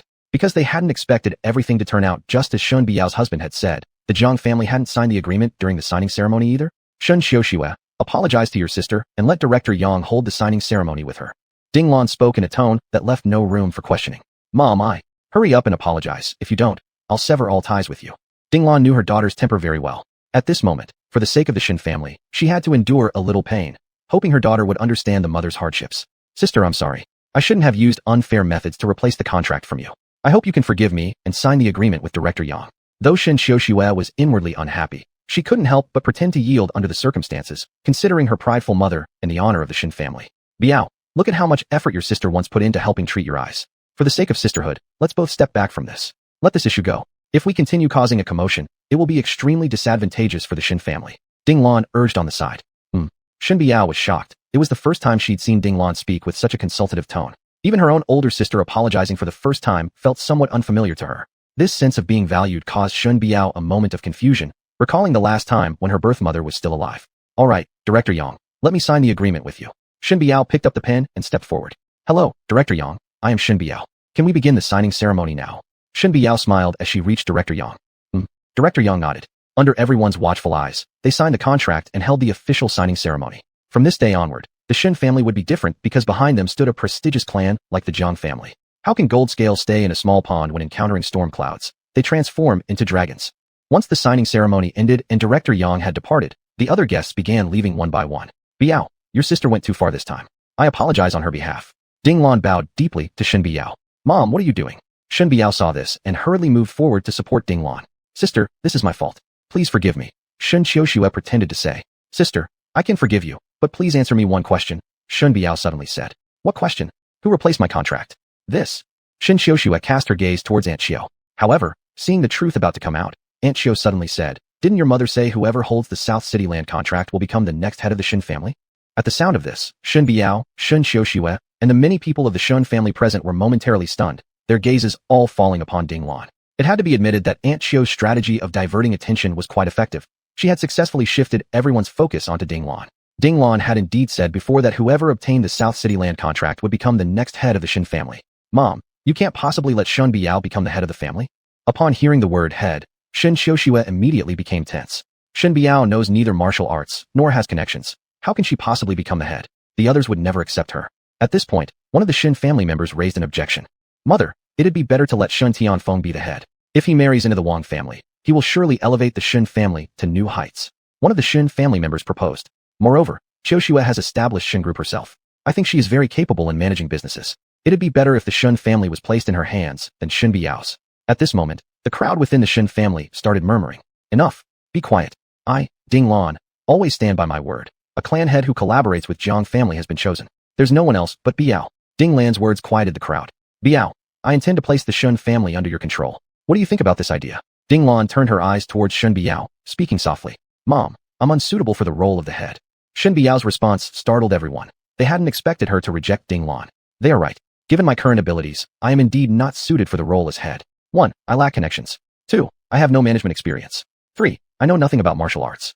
All I hope is that Mom will give me Bihai Renjian. Bihai Renjian was the only thing left behind by her birth mother in the world. Shen Biao only wished to protect it. In the first place, Shen Biao sought cooperation with the Jiang family merely to acquire Bihai Renjian. Are you sure you want Bihai Renjian? Ding Lan looked at Shen Biao, surprised. I am sure. Shen Biao replied resolutely. All right then, Bihai Renjian shall be yours. Ding Lan nodded. Biao, what a good opportunity you've missed. I truly don't know whether to call you foolish or clever. Aunt Xiao shook her head privately. Su Chun, was it really you who contacted the Jiang family? And was it also you who resolved the issue of my invitation letter? Shen Biao looked curiously at the man in front of her. She found Su Chun mysterious, impossible to fully understand. He's just a gravekeeper. How could he possibly know someone from the prestigious Jiang family? If he doesn't know anyone from the Jiang family, why did they suddenly change their stance? Why? I was confused too at first. But now, I've figured it out. Your late mother Tang Xian once gave Miss Jiang a gift. I think the Jiang family is cooperating with you because of your mother. Perhaps Miss Jiang met the daughter of an old acquaintance and remembered something significant, which is why she agreed to sign the contract for the South City land deal with you. Chapter 20, New Clues. What? That woman actually knows Miss Jiang. After Shen Xiaoxue mentioned Tang Xian's name, Ding Lan's expression couldn't help but change. Back when Shen Biao's mother was still alive, she had targeted Ding Lan on numerous occasions. This was also one of the reasons why, after Tang Xian left, Ding Lan treated young Shen Biao poorly. Mom, this is what Miss Jiang Yuxuan said herself. Shen Xiaoxue nodded. Did Jiang Yuxuan say anything else? Is Tang Xian close to the Jiang family? Ding Lan asked. Miss Jiang said that she was too young at the time and didn't have many impressions of Tang Xian. Shen Xiaoxue continued. Upon hearing this, Ding Lan immediately relaxed. It wasn't wrong of Ding Lan. It was just that the pressure Tang Xian brought her back then was too strong, and mentioning that person's name made her uncomfortable. Shen Xiaoxue's words also made Shen Biao feel somewhat reasonable. Perhaps it was truly because of her mother's face, rather than Su Chen's involvement. If Su Chen really had the ability, then why would he choose someone as blind as me back then, leaving the Shen family villa? Auntie Qiu, you lost the contract matter. Shouldn't you fulfill your bet? Give me an apology? Su Chen opened with a question. Su Chen you. Aunt Qiu clearly didn't expect this to be brought up at the moment, so she was momentarily speechless. Auntie Qiu, since you've lost, you need to accept it, Shen Biao said. Su Chen, I misunderstood you. Aunt Qiu's voice grew low. What did you say? Could you speak up a bit? I can't hear you. Su Chen smirked deliberately. Su Chen, don't go too far. I am your elder after all. Aunt Qiu clenched her teeth in anger. I'm going too far. When you accused me, how come no one spoke up? Su Chen laughed coldly. Auntie Qiu, was it really you who swapped the contract? Shen Biao suddenly questioned. Biao, I'm sorry, it was me who did it. Aunt Qiu, realizing there was no way out, admitted outright. Alas, Auntie Qiu, we've known each other for more than a decade. You know how important the Bihai Renjian is to me. In the end, the person closest to me caused harm. Just leave, we'll consider it settled this way. Biao, I didn't intend to hurt you. At that time, I was temporarily confused by my grief and acted rashly to avenge my son. Believing what Shen Xiaoxue said, Aunt Qiu tried to explain. Your son was not killed by me. He fell into the hands of the witch cult, Su Chen said. Su Chen, do you even think the witch cult was fabricated by you? Why don't you just invent something like God Almighty while you're at it? Aunt Qiu clearly didn't believe Su Chen and shouted angrily. Sorry, Biao. Aunt Qiu realized she could no longer stay and turned to leave. Before leaving, Aunt Qiu gave Su Chen a warning glance. After seeing Aunt Qiu depart, Shen Biao let down a line of hot tears. Why does everyone treat me like this? Would you betray me too, Su Chen? Shen Biao rose, tearfully gazing at Su Chen, wanting to see an answer in his eyes. You are my wife, I won't. Before Su Chen finished speaking, Shen Biao swayed and fell directly into Su Chen's arms.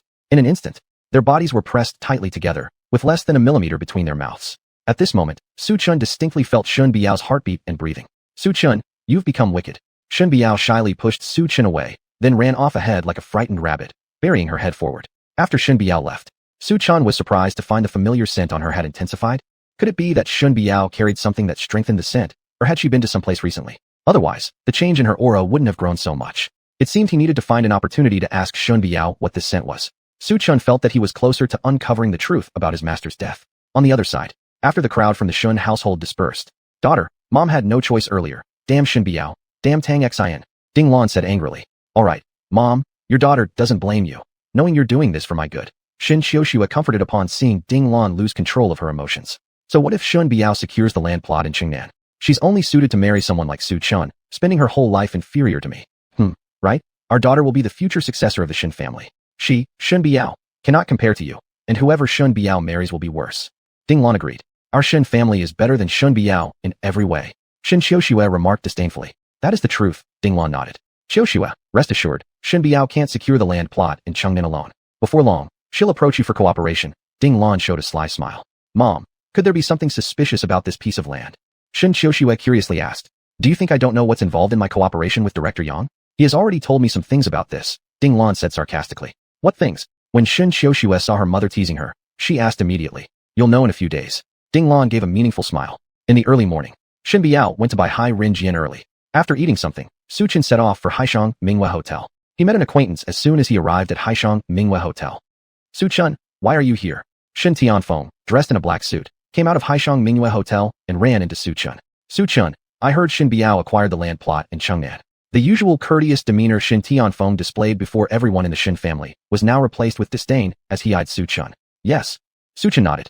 Seeing Su Chen's reaction, Shen Tianfeng grew even angrier.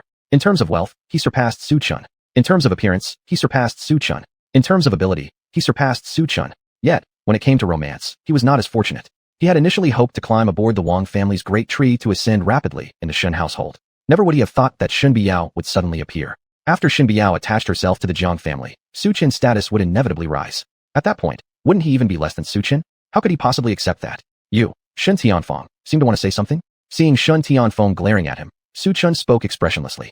Su Chen, I think you're unworthy of my cousin, Shen Biao. I advise you to leave her. Shen Tianfeng didn't hold back and stated bluntly. Whether or not I leave, what does it have to do with you? Su Chen sneered. Boy, you're asking for death by talking to me like this. Shen Tianfeng became enraged but then seemed to remember something, and he coldly chuckled. My cousin is now out of your league. Someone like you isn't worthy. If you know what's good for you, divorce Shen Biao right away, otherwise I promise you won't get away easily. Chapter 21, Debt Crisis. Ho ho, making me suffer for my actions. Glancing at Shen Tianfeng, whose words seemed to carry a hidden meaning, Su Chen nonchalantly shrugged and said, Since we are here, let's settle down. Given my status, would I fear you?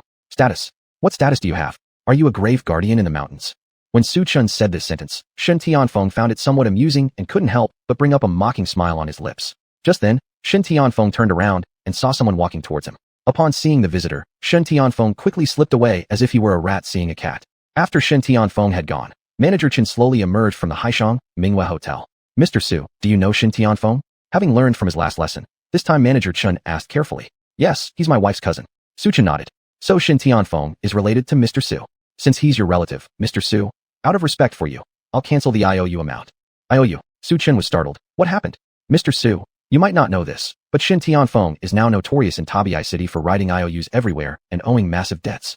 But I heard he's getting married soon and has even tied himself with the Wang family. If it wasn't for you saying that Wang Tianqing could use Haishang Minghua Hotel, I would have settled accounts with him by now. Recently, though, things haven't been easy for him either. All the bigwigs in the underground world of Tabai City have been looking for him, especially Tiger Sir. Tiger Sir. Tiger Sir's real name is Yang Hu, a 9th-level intersect martial artist. He used to be under the Red Dragon of the Dragon Soul organization, but after committing a mistake in the organization, he was expelled and became one of the major figures in Tabai City's underground world. What's the relationship between Tiger Sir and Shen Tianfeng? Su Chen asked curiously. Shen Tianfeng borrowed money from Tiger Sir and even slept with his woman, which can be described as borrowing money and seducing his woman. And he owed a considerable amount, 40 million yuan. Shen Tianfeng is a Shen family member. Hasn't Yang Hu approached the Shen family for repayment? Su Chen asked in puzzlement. Shen Tianfeng is just a collateral branch of the Shen family. Now that the Shen family has aligned itself with the Jiang family, Yang Hu wouldn't dare make any rash moves. But I heard Yang Hu intends to hire a hitman to kill Shen Tianfeng. After all, borrowing money without repaying it and being cheated on isn't something he takes lightly. It's embarrassing for him, and he doesn't like being laughed at. Manager Chen whispered softly. Since Shen Tianfeng is your wife's cousin, should we offer some help? Manager Chen changed the subject and asked. We'll consider this matter later. Su Chen waved his hand dismissively.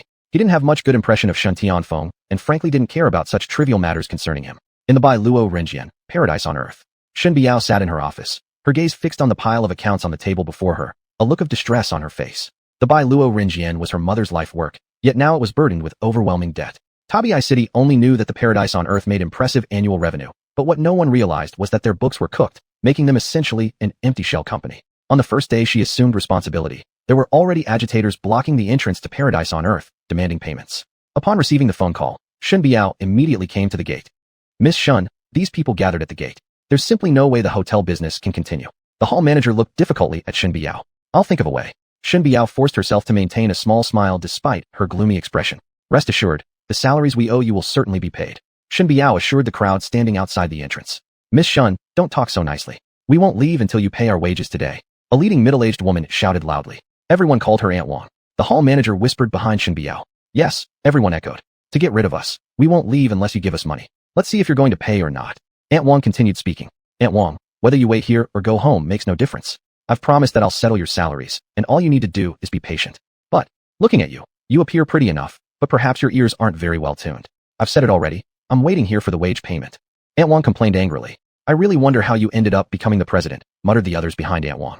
Just at that moment, Shen Xiuxue pushed through the crowd and approached Shen Biao. Oh, Shen Biao, taking over the Bai Luo Renjian seems harder than it appears. Shen Xiuxue smirked, clearly enjoying the show. What are you doing here? Shen Biao glared coldly at Shen Xiuxue and asked, Bai Luo Renjian now belongs to me. Do you also plan to meddle? Don't worry, I just came to see Aunt Wang. Don't overthink it. With that, Shen Xiuxue walked up to Aunt Wang. Aunt Wang, do you recognize me? Your son fell ill, and I prepaid for his medical expenses. Oh, it's you. I didn't have the chance to thank you then. Thank goodness for you. Otherwise, my son would have been in real danger. Upon seeing Shen Xiuxue, Aunt Wang's previous cold attitude vanished immediately, and she quickly assumed a warm demeanor. Aunt Wang, what's troubling you?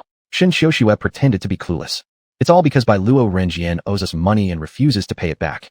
Aunt Wang instantly pointed at Shen Biao. I see. Shen Xiuxue acted as if she had suddenly understood everything. Aunt Wang, why don't you go home first? Being here like this isn't a good impression. I guarantee your salary won't be shortchanged. Shen Xiuxue glanced at Aunt Wang and said with a quick turn of her eyes. Really? Aunt Wang asked uncertainly. Me? How can you not trust me? Shen Xiuxue gave her a reassuring look. All right, Aunt Wang trusts your character.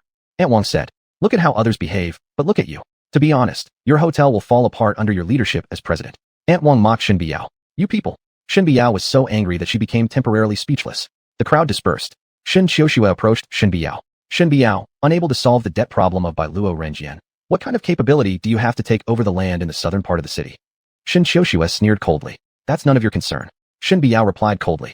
The Jiang family project cannot afford to fail. If it falls into your hands, it'll not only ruin the southern city development project, but also destroy the Shen family. As an older sister, I cannot sit by and watch the Shen family collapse under your watch. Shen Xiuxue looked sternly righteous. I only need 3 days to pay off the debts. Shen Biao clenched her teeth and shouted out the deadline. Haha, Shen Biao, I'll give you 3 days. If you cannot settle the debts, I'll personally inform everyone in the Shen family about this matter. A satisfied smile appeared on Shen Xiuxue's face. Chapter 22 Yang Hu. Before leaving, Shen Biao looked at Shen Xiuxue curiously and asked, Sister, do you know the reason why Mama Wang has become like this? She had heard that Mama Wang used to be a very nice person, but no one knew why she seemed like a completely different person now. I do, but why should I tell you? Shen Xiuxue looked at Shen Biao with amusement. You? Shen Biao couldn't get the words out of her throat. Shen Biao, I'll give you 3 days. Once time's up, I will tell the rest of the Shen family what's happening here. And anyway, why should I help you? Why don't you ask Su Chen? Shen Xiuxue said sarcastically. Su Chen is quite capable in your eyes. Even the Jiang family gives him some respect. You can just ask him for money. Sister, you don't have to bring up Su Chen every time to humiliate me. What has Su Chen done to you? Shen Biao said angrily. Shen Biao, how dare you let me humiliate you by mentioning Su Chen? A tombkeeper should be able to be mentioned freely. Why don't you ask Su Chen for help? Or if you want me to help you, there is a condition. Shen Xiuxue mocked. Get down on your knees, kowtow, and apologize, then I will help you. Shen Xiuxue could not forget the shame of bowing and apologizing in front of Director Yang last time. So this time she was determined to embarrass the other party well. How could I kneel for something like this? Shen Biao trembled with anger. The Bai Luo Renjian cannot repay its loans. It's not just about the issue of workers' unpaid wages, but also about debt collection agencies coming to the door demanding payment. The Shen family will end up facing lawsuits. Can you afford it? Shen Xiuxue sneered. If we cannot pay, I will take a loan and repay it. Shen Biao retorted. The combined unpaid salaries of the employees and the company must reach tens of millions at least. Shen Xiuxue smirked. Tens of millions? After hearing this, Shen Biao was immediately dazed. Shen Xiuxue didn't bother with him and left directly. That night, seeing Shen Biao somewhat dazed, Su Chen immediately showed concern and asked, What's wrong? You seem distracted. Did you encounter some difficulties? It's nothing. Just after taking over by Luo Renjian Hotel, I encountered some troubles. Shen Biao shook her head and revealed a gentle smile. What about drinking a glass of water? Su Chen poured a glass of water and handed it to Shen Biao. Thank you, honey. Shen Biao took it gently and sipped. Honey, have you started looking for a job recently? Yeah, I found one. Su Chen nodded. Wow, congratulations, honey. You found a job so quickly. Is the job tiring? Not at all. Su Chen smiled. That's good. Shen Biao put her arms around Su Chen's neck and said affectionately, I hope my husband stays safe and happy. If you get tired, I will be heartbroken. Looking at the enchanting Shen Biao, Su Chen's heart raced. A familiar fragrance came towards Su Chen again. Following the scent, Su Chen's gaze landed on an exquisite crystal necklace hanging from Shen Biao's chest. When Su Chen realized he was about to ask Shen Biao about the origin of the necklace, he noticed that she had fallen asleep. Today, she might have been too tired. The next day, Su Chen arrived at Haishang Mingyu Hotel. Mr. Su, Grandpa who wants to see you. Manager Chen respectfully informed Su Chen. Hu Yi. Su Chen was taken aback. This name sounded familiar. He's the former underling of Qi Long expelled by Long Han, reminded Manager Chen. Why does he want to see me? Su Chen asked offhandedly. I suggest you go see him. After all, he is the only martial artist in Tianbei City who has reached the 9th rank. The only 9th rank martial artist? Su Chen chuckled mockingly, saying, All right, let's meet this 9th rank martial artist. In the reception room, Su Chen saw Yang Hu at once wearing a skin-tight tracksuit. Yang Hu had dark skin, bulging muscles, and on his arm, there was a tattoo of a tiger showing its fangs. Are you Su Chen, the new owner of Haishang Mingyu Hotel? That's me. I plan to rent out your hotel for a few days. Yang Hu confidently declared. You don't need to worry about the price. I will give you 30 million yuan once the deal is done. Do you plan to rent the hotel? For how many days exactly? Su Chen asked. Half a month, Yang Hu answered. No. Su Chen directly rejected Yang Hu. Mr. Su, I think you need to carefully consider this because I believe there will be opportunities for cooperation between you and me in Tianbei City. If Mr. Su doesn't agree. While speaking, Yang Hu slapped the table, gathering a forceful aura at the palm of his hand, breaking the table into two halves instantly. At that moment, Manager Chen widened his eyes and said, Unity of breath and strength? No, you haven't fully achieved unity of breath and strength yet. Have you broken through to half-step inner master? Manager Chen froze before reacting quickly. Luckily, I received guidance from a high master and broke through. As Yang Hu spoke, he gave Su Chen a half-smile and said, Mr. Su, do you know if the dignity of a half-step inner master is worth 30 million? Do you even realize what a half-step inner master means in Tianbei City? Is a half-step inner master that impressive? Su Chen remained calm as he looked at Yang Hu. With just that glance, Yang Hu shuddered involuntarily. Mr. Su, don't talk big because you have the Jiang family's backing right now. You shouldn't act like you're above everyone. Remember, when the feng shui turns and the Jiang family leaves Tianbei City, leaving you with no one to help you, it might be too late to regret. If you help me now, I'll also give you a hand when you're in trouble. In trouble? A helping hand. Hearing these words, Su Chen immediately felt uncomfortable and issued an order for the guest to leave, saying, I won't bother you with my affairs, Tiger Lord. Manager Chen, please see him out. You. Yang Hu, seeing such coldness from Su Chen, warned, Young man, don't get too cocky. Overconfidence can lead to failure easily. Be careful going out at night in Tianbei City. Who knows what kind of accident might occur? We will see about this. After finishing his statement, Yang Hu stormed off angrily. Mr. Su, you shouldn't offend Yang Hu. He is now a half-step martial artist, which makes him one of the top people in Tianbei City. Manager Chen tried to dissuade him. I ask you, would Jiang Tianyang ally with him? He absolutely wouldn't. Jiang Tianyang is a great martial artist. Why would he care about someone like Yang Hu? Manager Chen shook his head. That's settled then. If someone even Jiang Tianyang looks down on doesn't matter to me, so why should I care? Just as Su Chen finished speaking, a phone call came in. Hello, may I speak to Su Chen? This is the lobby manager from Bailuo Rinjian. Miss Shen is currently in trouble. Where are you? Can you come to Bailuo Rinjian? Faintly, Su Chen could hear some commotion coming from the other end. Chapter 23, Wait for my news. When Su Chen arrived at the entrance of Bailuo Rinjian Hotel, he saw many people blocking the entrance of Baihai Hotel. A middle-aged woman was leading the group, loudly arguing with hotel staff, and her finger was pointing at Shen Biao standing beside. Biao, what's going on? Su Chen approached and asked Shen Biao. Before Shen Biao could speak, the middle-aged woman spoke first. Young man, the hotel owes us our salary. I advise you not to meddle in this. How dare you insult others? The manager beside Shen Biao couldn't stand it anymore and shouted angrily. Damn it, what if I curse you? You owe our salaries and still think it's justified. My mother is kind-hearted, but you deceived her. Tell me, do you really think Wang Mei can be easily fooled? Wang Mei cursed out loud. Like you could even be a president. Yesterday, you promised to pay the salaries, but mother waited all day without receiving anything. Do you feel right deceiving an elderly woman? Wang Mei shot Shen Biao a fierce glare. I warn you to settle the salaries as soon as possible, or I will keep causing disturbances until your business collapses. At this moment, Wang Mei directed her gaze at Su Chen. Young man, if you know what's good for you, stay out of this mess. Otherwise, there won't be a pleasant outcome for you. Stay out of this. You insult my wife. Why should I not interfere? Su Chen was taken aback and immediately retorted. So she's your wife? So what if I curse her? What can you do about it? Got the guts to touch me. Wang Mei glared at Su Chen and arrogantly declared. I'll tell you this, my husband is Wang Tianbao from Tianbei City. He is little brother who's subordinate. If you dare to harm me, I will make both of you pay. Before Wang Mei finished speaking, Su Chen slapped her, saying, Call your husband now, and I want to see how you'll make us suffer. Instantly, a bright red palm mark appeared on Wang Mei's face, and the sharp pain made her furious. She started screaming madly at Su Chen. You actually dared to hit me? Hell, I tell you you're dead. Wang Mei pointed at Su Chen and quickly took out her phone to make a call, but no one answered for quite some time. You wait, once my husband is done with his business, he'll certainly make both you and your wife suffer. Bang. Before Wang Mei could react, Su Chen slapped her again, her face swelling up rapidly like a bun. Who are you talking about? I am your... Su Chen delivered another 2 slaps. Seeing that no one around would come forward to stop him, Wang Mei suddenly became afraid and fled while clutching her fiery red cheek. After Wang Mei left, seeing their main instigator gone, the followers who had been making trouble also dispersed. This Wang Mei used to be a rather honest person, but ever since her husband became a martial artist, she has become extremely arrogant. At this point, one of the staff members said, Su Chen, you shouldn't have been so impulsive. I've heard her husband Wang Tianbao isn't someone to mess with. Shen Biao's face was filled with worry. No problem, Biao, everything's on me. Su Chen interrupted Shen Biao and said, with me here, no one dares to hurt you. Wow, what a deep declaration of love. Declaration? I've heard her husband just guards graves and has no ability whatsoever. What use is such a declaration? This matter involving Wang Mei won't end here. By the way, Mrs. Wang is also pitiful. Her house was seized by Wang Mei, leaving her homeless, said a staff member. Before finishing, Miss Shen, thank you for helping me relieve this grudge. The figure of Mrs. Wang appeared at the entrance of the hotel. In fact, she had already arrived at the Biluo Rinjian Hotel earlier, but with Wang Mei present, she didn't dare approach because she feared Wang Mei might hit her. You're too polite, Mrs. Wang. Helping you is also helping me. The financial aspect, I'll compensate you for, so you needn't worry about it. Shen Biao revealed a gentle smile. Biao, what money are you referring to? What are you talking about? Su Chen was taken aback and questioned perplexedly. The woman just now is named Wang Mei. She is the daughter of Mrs. Wang and her previous husband.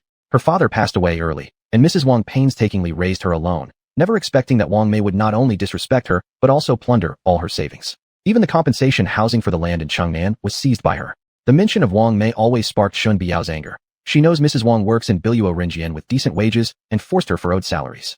Things were originally like this. Mrs. Wang has a son as well, but her son lost a fortune due to gambling debts. To repay those debts, Mrs. Wang sold whatever she had. Talking to this point, Shen Biao's eyes were brimming with tears. At this very moment, she finally understood why others said Mrs. Wang was pitiable. Neither of her children treated her kindly. Mrs. Wang, your son probably won't come back. A staff member opened his mouth and said, you're talking nonsense. My son would never abandon me. Mrs. Wang was clearly upset by this statement and couldn't help but react emotionally, which immediately frightened the staff member into stepping back. The manager of the lobby opened her mouth to speak, lowering her voice as she said, but Mr. Shen, Mrs. Wang and her daughter frequently cause disturbances here. It's becoming impossible for our hotel to operate normally. This can't go on like this forever. Yes. Shen Biao suddenly found herself speechless, as the manager made a lot of sense. Will things be resolved if we meet Mrs. Wang's son's demands? At this point, Su Chen, who had been silent until now, suddenly interjected. Yes. If you help me pay off my debts, I swear I'll leave immediately. Before Shen Biao could say anything, Mrs. Wang quickly grabbed Su Chen's hand. My son doesn't even acknowledge me as his mother anymore. What am I supposed to do? No one is willing to help me. As she spoke, Mrs. Wang began to sob uncontrollably with tears streaming down her face. Mrs. Wang, stop crying. Can you provide more detailed information about your son's situation and what he requires? Seeing the tearful Mrs. Wang, Su Chen promised sincerely. All right. My son is named Mayu. He owes 1 million yuan in gambling debts. 1 million yuan. Upon hearing this, Su Chen froze for a moment before a faint smile appeared at the corner of his lips. 1 million isn't a small sum for an ordinary person, Shen Biao said, startled by the amount. To open your mouth and demand 1 million. It would take us a lifetime of work to cover that, remarked another employee. Who does he owe the money to? Su Chen asked. Have you heard of Yang Hu? At the mention of Yang Hu's name, everyone's faces turned pale. Let's give it a try. All right, you'll hear from me tomorrow. I'll find a way to resolve this issue, Su Chen said, then turned around and left. Su Chen, are you really going to solve this? Shen Biao watched Su Chen's retreating figure, doubting whether he could actually do it. It's hard, Miss Shen. That's Yang Hu we're talking about. No ordinary thug. I can't let Su Chen handle this alone. I'll think of something too. What if a miracle happens again, just like during the signing ceremony? Chapter 24, Brotherly Bond. Su Chen returned to the Haishang, Minghua Hotel. Mr. Su, where were you just now? Manager Chen approached with an ingratiating smile. At this moment, Manager Chen felt a mix of emotions. Recalling Su Chen's earlier words to Yang Hu, he had pieced together much. Even Zhang Tianyang didn't bother courting Yang Hu, so did Su Chen consider himself above it? Could it be that Su Wen was also a great martial artist? But that seemed highly unlikely. Manager Chen, you come at a good time. My wife asked me to look up someone named Mayu. He owes Yang Hu 1 million yuan. Find a way to repay that 1 million to Hu Yi, Su Chen said.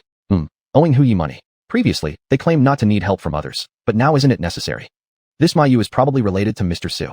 In an instant, Manager Chen understood Su Chen's earlier refusal of Yang Hu's advances. It was all an act of bravado. Young people like to show off. Everyone has been young and full of themselves at some point. Su Chen wasn't Zhang Tianyang, nor was he Qi Long.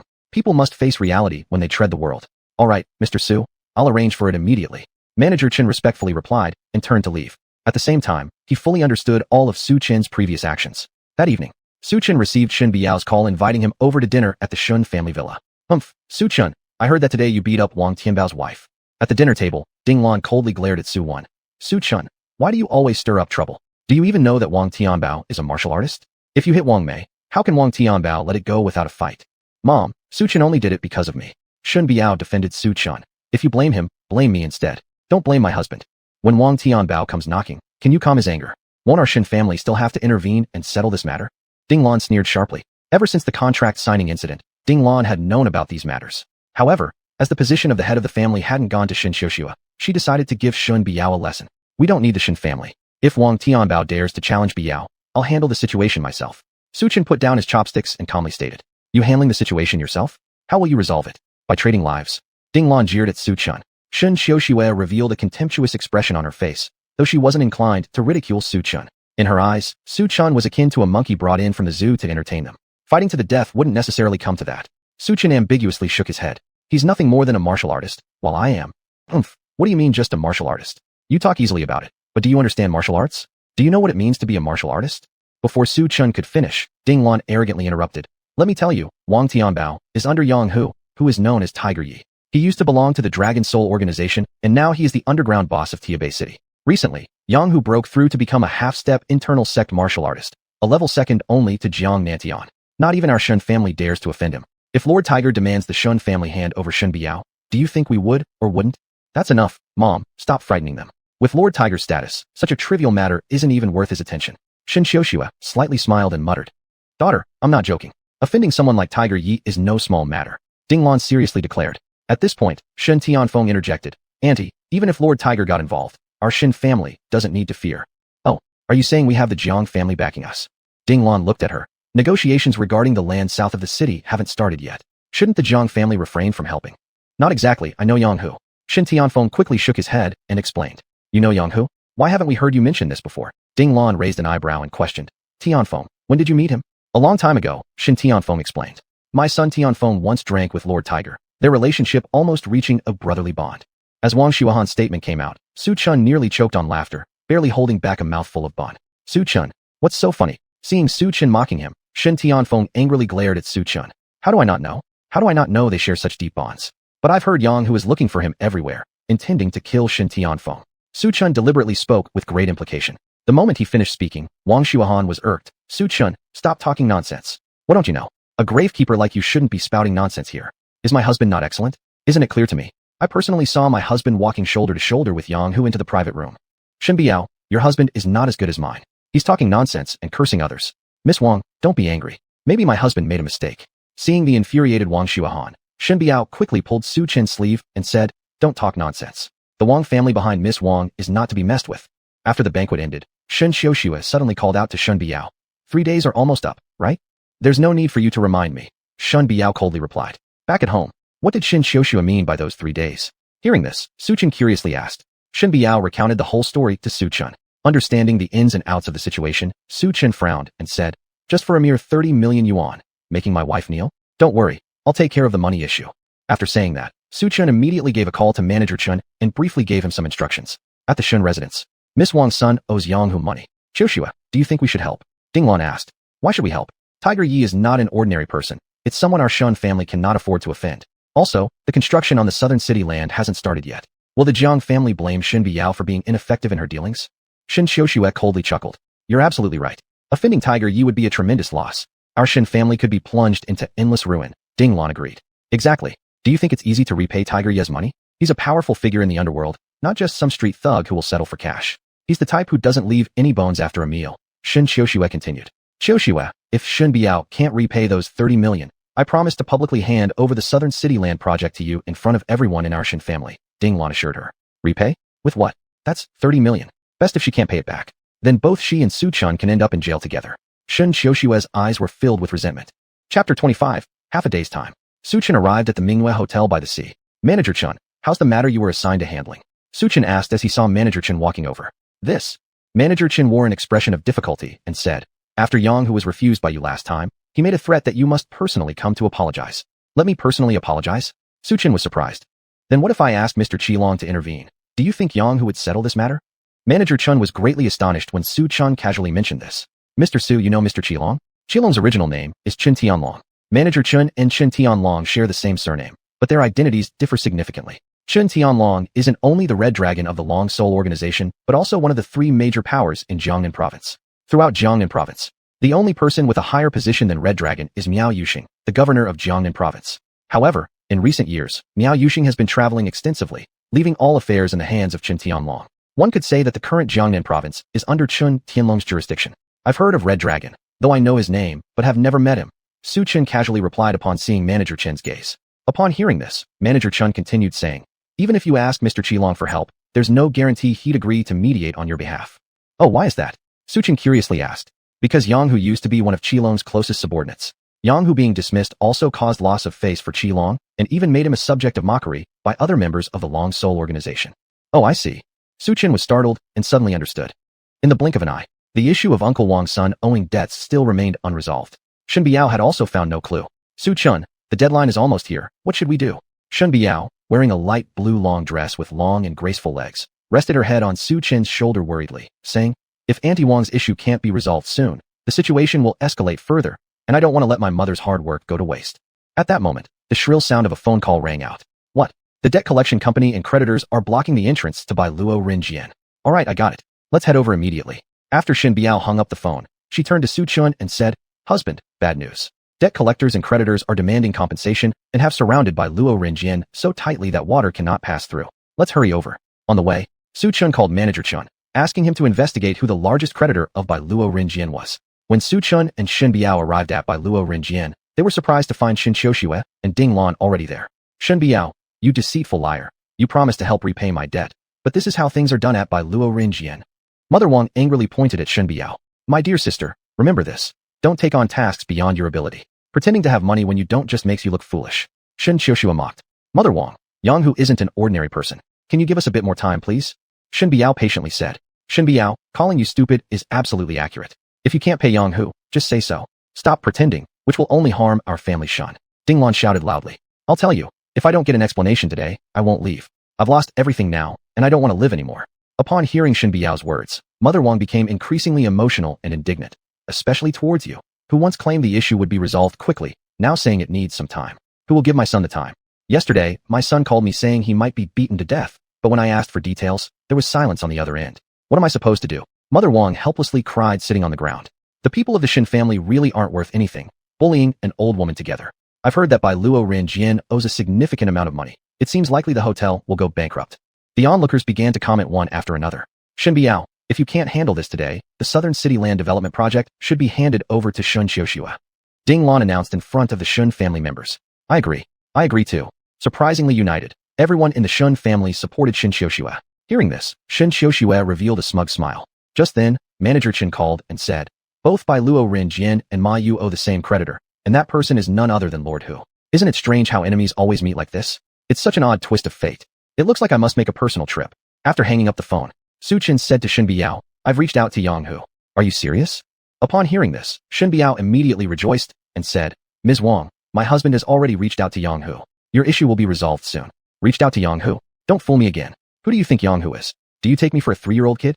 Ms. Wang's face was full of disbelief, and her anger surged instantly. Ms. Wang, we're not deceiving you, Su Chen explained, and then turned to Shen Qiuxue and her son, saying, wait for me to return.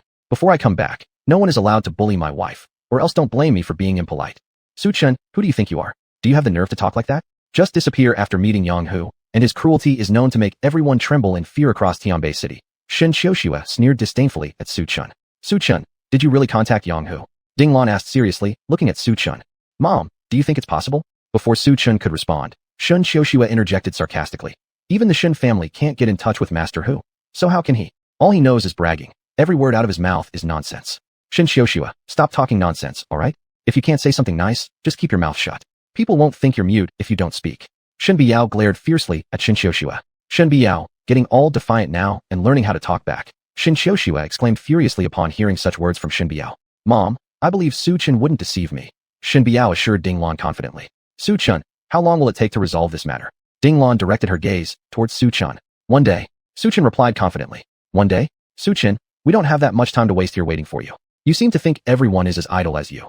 Shen Qiuxue chimed in sarcastically once again. I'll give you half a day. Can you handle Ms. Wang's situation within that time? No problem. Su Chen nodded affirmatively. In that case, I'll give you half a day. If you fail to resolve Ms. Wang's situation, our Shen family will take action to settle it with her ourselves, and also the land development project in the southern city will be handed over to Shen Qiuxue. Chapter 26. Heaven and Earth Nightclub. The Heaven and Earth Nightclub. Ma Yu was currently drinking with a few rich merchants. Over the past few days, he had been hiding here, relying on Tiger Ye's prestige to enjoy his current life of ease and pleasure. But staying hidden like this wasn't a long-term solution, so Ma Yu decided to focus his attention on the newly arrived rich merchants. Upon learning that Ma Yu was Tiger Ye's subordinate, these merchants hastened to show him flattery. Brother Yu, given your relationship with Tiger Ye, could you please speak well of us in front of him? Introduce us. One merchant asked humbly. Understood, so you want to meet Tiger Ye? Ma Yu gave them an enigmatic smile. Brother Yu, what you said is exactly right. Nowadays, news that Tiger Ye has become a half-step martial artist within the inner sect has spread throughout all of North Tian City. He might be the #1 person beneath Jiang Nantian, who in North Tian City wouldn't want to elevate their status. Naturally, we are also like this, the merchants quickly echoed in agreement. At hearing this, Ma Yu's eyes narrowed slightly as he said, all of you talk about wanting to see Tiger Ye, but at least you need to show some sincerity. You're all merchants. I don't have to explain this point to you, right? After hearing Ma Yu speaking like this, the merchants clearly understood his intention. They exchanged glances, and one of them said, Brother Yu, we understand what you mean. With that, he took out a check from his bosom and handed it over. There's 5 million here, Brother Yu. Please accept it. Brother Yu, I have another 5 million. Brother Yu, I have it too. The other merchants saw this, and promptly each took out their checks and placed them in front of Ma Yu. Seeing so many checks, Ma Yu's eyes lit up instantly, though he was pretending otherwise. Inside his desire for money was obvious and couldn't be concealed. There's some sincerity. But Tiger Ye said that anyone who wants to see him still needs to submit a 2 Ming Zhuang. A 2 Ming Zhuang. The merchants immediately paused, not having expected such a requirement. Ma Yu tucked the checks into his chest pocket and smirked meaningfully. Boss Ma, I heard your Heaven and Earth nightclub has 3 specialties. Beautiful women, ample intelligence, and excellent places to hide. Is that correct? Yes, but may I ask Brother Yu's intentions? Boss Ma looked confused, unsure of Ma Yu's words. Oh, I get it now? It must be that Tiger Ye is feeling amorous, and I have plenty of water-like beauties available, said a merchant after realizing the implication. Immediately, he clapped his hands, and more than 10 women dressed in OL uniforms entered the room. Their long legs were enough to make everyone feel aroused and disoriented. The headliners of Heaven and Earth nightclub are all here. Ladies, this is Brother Yu. One of the merchants announced while standing up. Greetings, Brother Yu. The beauties chimed together. Brother Yu, these are our headliners of the Heaven and Earth nightclub. You can take them away at any time. When you go back, both you and Tiger Ye can choose freely. One of the businessmen smiled humbly. After hearing that, Brother Yu didn't say anything, only shaking his head. Confused by Brother Yu's rejection of both the money and the women, the merchants didn't understand what he wanted. Not satisfied with money or women either. Could you perhaps be asking for information? Please guide us. Ma Total spoke up. Haven't I heard that Tiger Ye is searching for someone recently? Searching for someone? That's right. He's looking for someone. One merchant, upon hearing this, was suddenly shocked. You're Tiger Ye's subordinate. How come you aren't clearer than us? This left the merchants filled with doubts. Ma Yu, please tell us. Whom is Tiger Ye looking for? At the height of the merchants' confusion, the door to the private room was suddenly pushed open. A few figures walked in from outside. Ma Yu's face turned pale the moment he saw the lead figure, trembling involuntarily in both legs. With difficulty, he managed to mutter 2 words, leopard, brother. When Ma Yu saw Wang Tianbao's appearance clearly, it was as if he was like a rat seeing a cat, turning around and preparing to flee. Haha, weren't you pretty arrogant just now? Ma Yu, where do you think you're going? Wang Tianbao revealed a hint of disdain in his gaze. Leopard brother, I'm not going anywhere.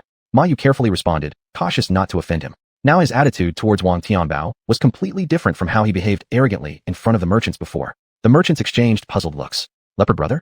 Is this Wang Tianbao? Isn't Wang Tianbao and Ma Yu both subordinates of Tiger Ye? Why does Ma Yu seem so terrified when he sees Wang Tianbao? Several merchants became baffled at the sight. Ma Yu, when will you repay the debt owed to Tiger Ye? Wang Tianbao displayed a look of scorn on his face. Debt owed. Upon hearing those words, Ma Total and the few rich merchants realized they couldn't grasp the situation anymore. Decades of experience in business seemed wasted. Leopard brother, just now, this guy claimed to act on behalf of Tiger Ye and collected several millions from each of us. He also said that Tiger Ye is currently looking for someone. Tiger Ye is indeed looking for someone recently. After Wang Tianbao said that, he revealed a meaningful smile and looked profoundly at Ma Yu in front of him. Ma Total saw Wang Tianbao's look and immediately understood. As a seasoned businessman, he slapped Ma Yu across the face and cursed, tricking me out of money. Huh? Damn it. It turns out that the person Tiger Ye is looking for is you. You've been pretending to be a big shot and deceived us, eating and drinking here for free. We could have been killed because of you, angering Tiger Ye over this matter. Thinking about the consequences, the rich merchants couldn't help but tremble all over. After all, for a half-step intersect martial artist, killing them would be like child's play. After speaking, the rich merchants took out the checks they had given to Ma Yu, and then proceeded to punch and kick him once again, finally placing the checks in front of Brother Leopard. Confronted with these obvious million-yuan checks, it was false that Wang Tianbao didn't feel tempted. But he couldn't accept them so brazenly, so he opened his mouth and asked, You want to meet Tiger Ye? That's right. This is our gift to meet him. I've long heard of Brother Leopard's great reputation, and today meeting you confirms that you live up to your fame. Ma Total flattered humbly. Ma Yu owes Tiger Ye not only money, but he also slept with his woman. Now you even dare to impersonate one of Tiger Ye's subordinates to cheat money. I must say, you've got some guts. Wang Tianbao stepped forward, stomping on Ma Yu's head as he spoke. When will you pay back the money? Wang Tianbao said coldly. I'll pay it back immediately. Brother Leopard, please spare me. Ma Yu begged quietly. Spare you? After making Tiger Yi wear a green hat, do you think he'll let you off easily? Wang Tianbao pulled Ma Yu's hair. If you can't repay the money, at least your body is still worth something. Wang Tianbao gave a slight nod to his underlings nearby. Just as Ma Yu was on the brink of despair, the door to the nightclub suddenly opened. A young man dressed in casual clothes walked in and said, Is Yang Hu here? I'll pay off the debt owed by Ma Yu. Chapter 27. President Su, did I agree to let you take him away? At the sound of this, everyone focused their gaze on Su Chun. President Ma recovered from his surprise, glanced at Su Chun, then scrutinized him carefully before sneering. Young man, do you think you can casually call Lord Hu's name? Do you even know how much money he owes? And yet, you have the audacity to claim that you'll repay it for him. Subsequently, President Ma strutted arrogantly towards Su Chun and said, Now, immediately kneel down and apologize. Only then will I forgive your earlier disrespectful behavior towards Lord Hu. Otherwise, you won't leave this private room today. Instantly, the other wealthy businessmen watched this dramatic scene unfold with faces full of mockery. Next to them, a dozen flamboyantly dressed women crossed their arms over their chests, displaying expressions that indicated they were eager to watch the spectacle unfold. In their eyes, Su Chun appeared as clownish and laughable as a jester. Are you asking me to kneel? Looking at President Ma, who was issuing commands like an emperor, Su Chun didn't feel the slightest bit angry. On the contrary, a calm expression surfaced on his face without any hint of panic. Do you really want me to kneel? You're too talkative, young man. Bring him here, break his legs, President Ma commanded. In a moment, 3 or 4 burly men stepped forward and surrounded Su Chun. Why would he want to pay the debt on his behalf? Is someone trying to buy my life? Ma Yu, lying on the ground, considered countless possibilities flashing through his mind. In the blink of an eye, the 3 burly men had fallen to the ground. They all instinctively grabbed at their groins. You little bastard, actually. Before President Ma could finish his sentence, an intense pain surged from his groin. Immediately, both hands gripped the area tightly, his legs bent as he knelt to the ground. President Ma, are you okay? Several other rich businessmen saw the extreme pain President Ma endured. It wasn't hard to imagine the suffering since that spot is every man's Achilles heel. It's often said one could lose their hands or feet, but never should harm come to the groin. The lighting was dim, and no one noticed how Su Chun made his move. You've already knelt down. Now, can I pay off the debt? Su Chun walked up to President Ma, whose eyes brimmed with hatred, a faint smile curling on his lips. Die, little bastard. I want you dead. Someone, break his arms and legs. President Ma screamed madly, venting his frustration in wild hysteria. But no matter how he roared and shouted, there was no response from outside. At this point, Wang Tianbao stood up and helped President Ma to his feet, saying, If nothing unexpected happens, anyone who could make it this far has probably taken care of those outside already. Wang Tianbao looked up at Su Chun, his eyes filled with ferocity. Young man, you said you wanted to pay off his debts, right? That's correct. How come you're not happy about me paying off his debt? Su Chun spoke flatly, his face expressionless. Am I not happy? Wang Tianbao and several wealthy businessmen burst out laughing. Hee, kid, do you realize who you're talking to? Your skills aren't bad, but having good fighting ability alone isn't enough. Brother Leopard is a 6th-rank martial artist. Can you beat a martial artist? One of the rich men stopped speaking just as Wang Tianbao followed up. Kid, since you came here to pay off the debt, you'd better show some respect while doing so. Now, kneel down, bow your head, apologize to President Ma, and pay off the debt. Then I'll allow you to walk out of this private room. Otherwise, I don't mind letting you walk in standing up and carry you out horizontal. Should I bow my head for you? You deserve it. Su Chun gave a cold chuckle. Looking for death. With astonishing agility, faster than lightning, within mere breaths, Wang Tianbao pounced like a starving tiger rushing its prey, throwing a punch directly at Su Chun's chest. All this happened in a flash of electricity and sparks, completely catching everyone off guard. This is the power of an inner palace 6th-rank martial artist. It's rumored that a punch from a 6th-rank martial artist can crush stone into powder. Truly terrifying. Today, this young fellow might be pulverized into a bloody pulp. Those watching couldn't help but shake their heads in mockery. Ma Yu, lying on the floor, originally thought this boy might save him. However, instead, it appeared he was foolish. Just as Wang Tianbao's fist was about to strike Su Chun's chest, the previously hand-over-crotch President Ma now disregarded his pain. Picturing mentally the scene where Su Chun's chest was crushed. Instantly, he screamed aloud. Kill him! Kill him! When everyone expected Su Chun to be punched squarely by Wang Tianbao's devastating blow, a shocking twist unfolded. Su Chun delivered a fierce kick straight to Wang Tianbao's chest. Like a cannonball, Wang Tianbao flew backward, smashing heavily against the back wall. The severe impact caused the entire room to tremble uncontrollably. Badly wounded, Wang Tianbao spat a mouthful of blood onto the floor, staining the ground. Those present were shocked speechless. Brother Leopard, how are you holding up? Are you seriously hurt? Finally regaining composure, a few rich men came to assist Wang Tianbao upright. Hurry, pass me the phone, I'm calling Master Hu. Wang Tianbao glared furiously at Su Chun, predatory like a savage beast zeroing in on its prey. After receiving Wang Tianbao's call, soon, A middle-aged man with a tiger tattoo on his shoulder quickly entered the private room. Master Hu. The few wealthy businessmen present immediately bowed their heads in greeting, while the rest of the women went all out, using every shudai to entice this master. If chosen by him, they could be instantly elevated from obscurity to opulence, becoming as precious as phoenixes in the sky. Brother Leopard, what's going on? I heard you were beaten while collecting a debt. I want to see who dared to harm my people. Seeing the blood still trickling from Wang Tianbao's mouth corner, Yang Hu glared coldly. Master Hu, it's him, this boy injured Brother Leopard. President Ma pointed at Su Chen angrily. President Su, I didn't expect it to be you. Yang Hu paused for a moment after clearly recognizing Su Chen's face. But he had not anticipated that Su Chen was also a martial artist, which explained why the Jiang family entrusted him with managing Haishang Minghua. However, Yang Hu quickly regained his composure and asked coldly, President Su, what do you mean by injuring my younger brother today? How can it be my fault if he sought to get himself beaten? I came here to repay his debts on his behalf. How does that become my wrongdoing? Su Chen responded indifferently at Yang Hu's accusatory tone. Seeking to get himself beaten? Huh? Do you think someone under my protection can just be beaten without repercussions? Where would my dignity be then? Furthermore, did Manager Chen not convey my intention? If you want to repay the debt, come personally apologize first before I accept any money. Yang Hu laughed coldly. Oh, isn't this me coming personally now? The money is also with me. There's 1,000,000 yuan in this card. Su Chen tossed a bank card in front of Yang Hu.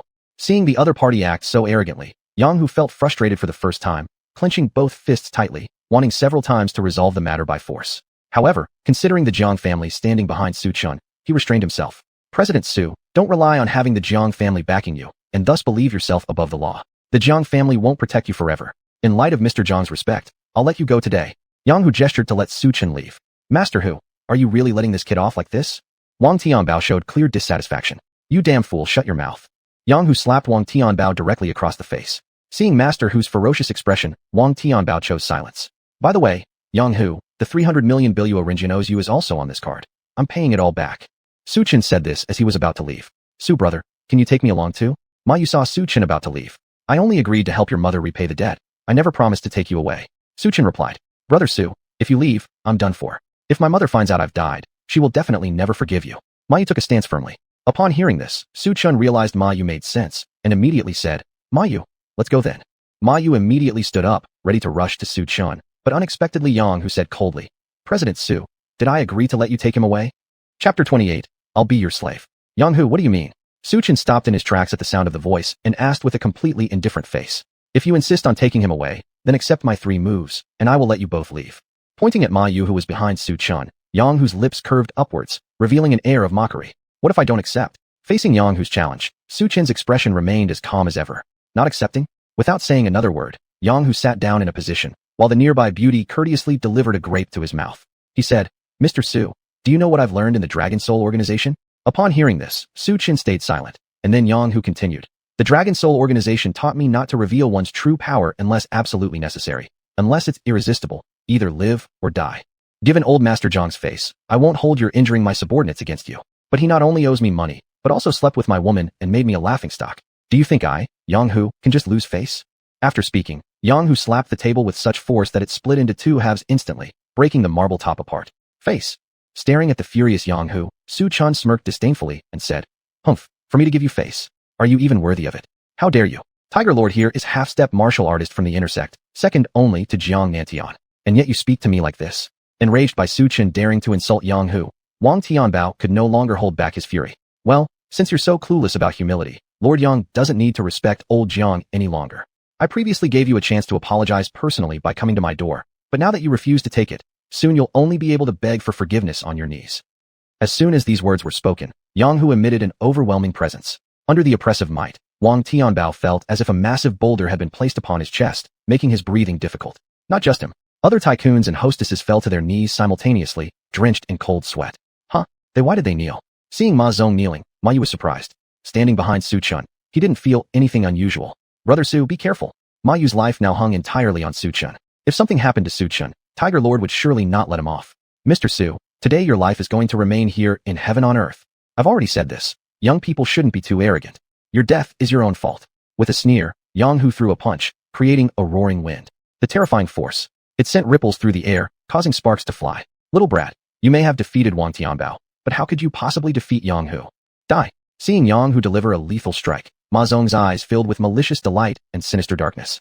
Wang Tianbao noticed this too. His lips curved slightly upward, everything happening exactly as he expected. After all, he was under Tiger Lord's command. He'd witnessed Tiger Lord's strength firsthand. This kid was definitely done for. But just as Wang Tianbao thought Su Chun was doomed, they saw Su Chun shake his head regretfully. Yang Hu, you were meant to live out a decent life. Why must you choose this path of destruction? Destruction? Yang Hu's expression changed instantly. Before he could react, Su Chun casually raised his hand, and in the next second, a burst of airwaves shot out from his palm at a speed almost indiscernible to the naked eye. Such subtle movement would go unnoticed by ordinary people. What? Taken aback, Yang Hu didn't have time to respond before he felt a powerful energy impact his body. His entire frame flew backward, every bone in his body feeling as though it had been dislocated, unable to stand up again. Luck? Are you an intersect martial artist? Lying there, struggling to move, Yang Hu looked at Su Chun in complete shock. One could only use qi after reaching the intersect martial artist level. Intersect martial artist? Upon hearing these 4 words, Su Chun paused briefly without answering, instead staring coldly at Yang Hu. Yang Hu, I've given you a chance, but you didn't cherish it. Now you have no one to blame but yourself. Mr. Su, I was wrong. Please give me one more chance. I beg you. Sensing the murderous intent in Su Chen's eyes, Yang Hu immediately started sweating profusely, quickly pleading. In Tianbai City from now on, I, Yang Hu, will willingly be your slave, serving you as ordered. You tell me to beat a dog, and I wouldn't dare touch a chicken. I beg you to spare my life. Be my slave. Su Chen originally intended to kill Yang Hu, but hearing this, he promptly reconsidered. Just relying on his own strength isn't enough to resolve Master's issues. Seashore Hotel ultimately belongs to the Jiang family, so it can't fully obey his commands. Fine, henceforth Mr. Su shall be my master. Greetings to Master Su. Yang Hu knelt down and bowed 3 times to Su Chun in reverence. During those years in the Dragon Soul organization, Yang Hu understood all too well the law of the jungle. Given Su Chen's status as an intersect martial artist, he didn't feel ashamed in the least to humbly serve as a slave. Good, if this is what you want, I won't stop you. Su Chun said with profound meaning. Yang Hu, you will soon realize that being my slave is an honor for you. After saying this, Su Chun turned to Ma Yu who was standing nearby. Let's go. From now on, no one will dare to stop us. Only after coming back to his senses did Ma Yu realize how shocking the previous scene was, and he remained dazed even after they left the place called Heaven on Earth. Brother Su, thank you for saving me. Ma Yu, there's no need for you to thank me. I came to rescue you because of your mother. Su Chen shrugged indifferently, showing no special sentiment. Biluo Rinjian. There were only a few more minutes before Ding Lan and Su Chen's agreed meeting time. Su Chun, why hasn't he returned yet? Could something have happened? Shen Biao revealed a hint of anxiety on her face. My foolish little sister, you don't really think Su Chun went to see Tiger Lord, do you? Shen Xiaoxue approached Shen Biao and remarked, he's probably hiding somewhere. Shen Xiaoxue, stop spreading rumors. Su Chen isn't a coward. Shen Biao shot her a glare. Not hiding? Then why doesn't he come out and speak up already? It's been half a day and we haven't seen him. I bet he's been beaten to death by Tiger Lord. Shen Xiaoxue smirked mockingly. Shen Xiaoxue, please close your crow mouth. My husband will surely be blessed and safe. Shen Biao retorted sharply at the insult against her husband. Then how long are we supposed to wait? Shen Xiaoxue countered sarcastically. All right, stop arguing. Time's up already. Ding Lan interjected before continuing. Shen Biao, don't say I didn't give you a chance. Now allow me to announce the city master. Before Ding Lan could finish her sentence, 2 figures were seen approaching from a distance. The moment Shen Biao saw them, joy lit up her face immediately. Su Chun. Chapter 29. No need to repay the debt. Bai Yao. I've brought Ma Yu back, an uncle who won't pursue the debt anymore.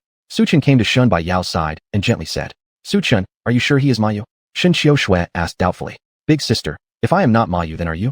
Upon hearing this, Ma Yu immediately retorted at Shen Xiaoxue. Seeing Shen Xiaoxue embarrassed, Shen Bai Yao nearby couldn't help but secretly giggled.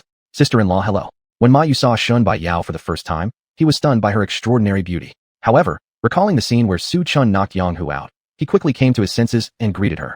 Ma Yu's title of sister-in-law made Shen Bai Yao blush instantly, revealing a look of embarrassment. Even if you found Wang Ma's son, what's next? There's still 300 million RMB waiting for you to pay off. Let's see how you can afford that. Shen Xiaoxue thought in her heart. Hey, Shen Bai Yao, don't be too pleased yet. You haven't paid off the 300 million RMB, Shen Xiaoxue reminded. Just as she was speaking. My son, you're finally back. Wang Ma exclaimed upon seeing Ma Yu, her face filled with excitement. Mom, it's me, I'm back. From now on, I will never gamble again. Ma Yu solemnly swore after this life and death experience. My son, really? Tears welled up in Wang Ma's eyes. Yes, this time, I owe a lot to Brother Su, Ma Yu said. Thank you for helping my son repay his gambling debts. Wang Ma showed her gratitude towards Su Chun. Is he really your son? Shen Xiaoxue still refused to believe that Su Chun had redeemed him from Tiger Grandpa. Miss Shen, I used to think quite well of you, but now I feel like there's something wrong with your brain. Can't you recognize your own biological son? Wang Ma glared at Shen Xiaoxue angrily. You? Shen Xiaoxue was momentarily speechless. With Wang Ma and her son leaving, the employees' unrest over unpaid salaries was also settled down. Shen family villa. Shen Bai Yao, how do you plan to repay the 300 million RMB owed by Bixiao Rinjian? Shen Xiaoxue said it in front of all the Shen family members. Don't worry about that. I'll find a way to pay it back soon. Shen Baiyao did not flinch because after all, this hotel was left by her mother. No matter what, she must hold on to it. This money, she doesn't need to repay. At this moment, Su Chun, who was standing beside, opened his mouth. Su Chun, are you stupid or something? How could one borrow money and not pay it back? Do you think we're in the mountains where they use ghost notes? That's so funny. Shen Xiaoshui covered her mouth and laughed. Be kind-hearted? Could he speak like that? If you don't repay the money, what happens when Yang Hu comes looking for us and bloodies our entire family? After tonight, if you can't pay the money, you're going to lose big. Shen Xiaoshui's lips revealed a mocking smile. Shen Xiaoshui, I didn't make any bets with you. All of this was done by your unilateral decision. Shen Baiyao countered. Enough, Shen Baiyao. Now that Bishao Renjian owes 300 million RMB, I need an explanation from you. Otherwise, you still don't have the right to develop the land in Chengnan district, Ding Lan coldly said. Did you forget? The Jiang family only agreed to let me take on this project, Shen Baiyao rebutted. The Jiang family just signed a contract with you. The rights now lie within our Shen family. I decide who gets them, Ding Lan replied. Or how about I pay it off for you? But in return, you must give me the right to develop the Chengnan land project, Shen Xiaoshui. Seeing Shen Baiyao completely stumped, a smirk appeared on her lips. Shen Baiyao, if you don't have this ability, just hand it over already. Don't hog the toilet without doing your business. A member of the Shen family mocked. I think handing the Chengnan land project over to Shen Xiaoshui would be more appropriate. Shen Baiyao can't even come up with 300 million RMB now. What happens if we give it to her, and she fails to meet our expectations? We'll end up angering the Jiang family, which could spell disaster for us. Another member of the Shen family suggested. I agree to give it to Shen Xiaoshui. I concur. As long as Mom's Bishao Renjian Hotel remains under my control, I truly lack the capability for the Chengnan project. Just as Shen Baiyao was about to give up, a loud knocking sound came from outside. Upon opening the door, a middle-aged man with a tiger tattoo on his shoulder walked in. Tiger Lord. Shen Xiaoshui recognized him at once. Her complexion drastically changed with shock. Tiger Lord. How did this troublemaker arrive here? Upon hearing these two words, the Shen family crowd suddenly became nervous. Tiger Lord, what brings you to our Shen family today?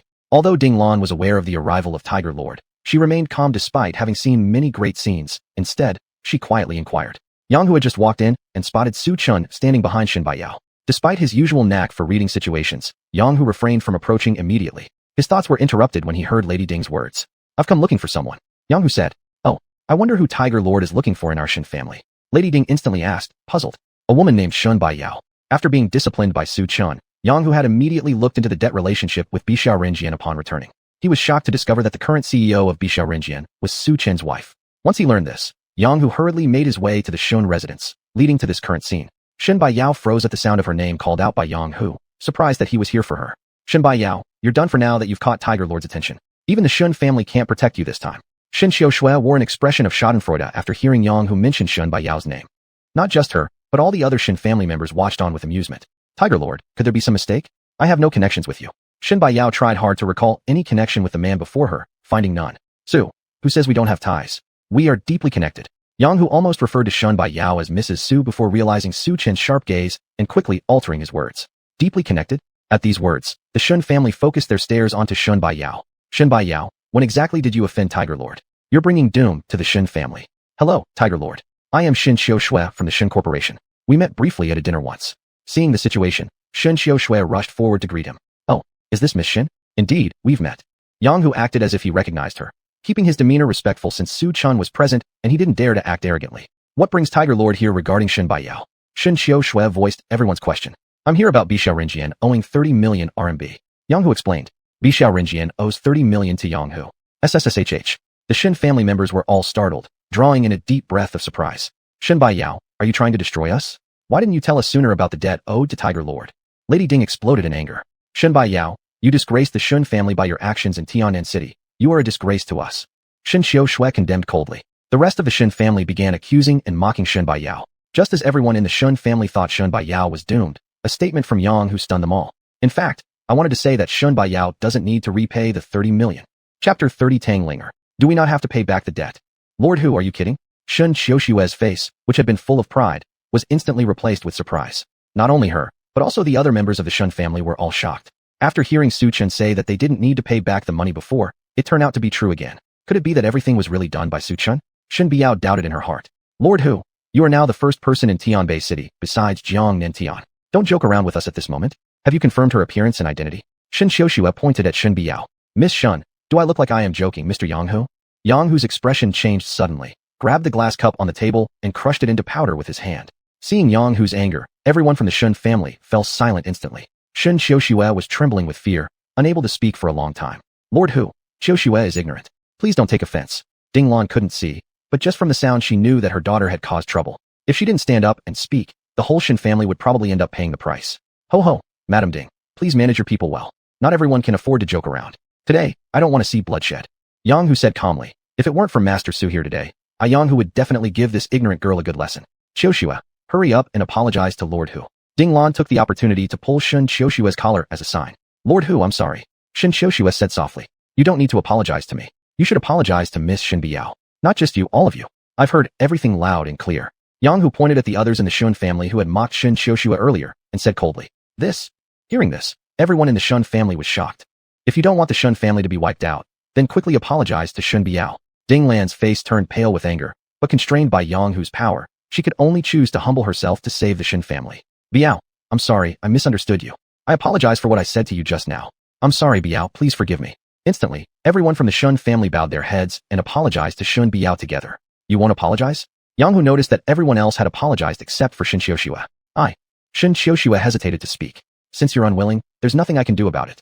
Only. Yang Hu closed his eyes, sighed, as if making a decision. When Lord Hu closed his eyes, an aura of killing intent spread throughout the room. In Tianbei City, there is a saying. Upon seeing this, Shen Qiushua was so scared that she sat directly on the ground.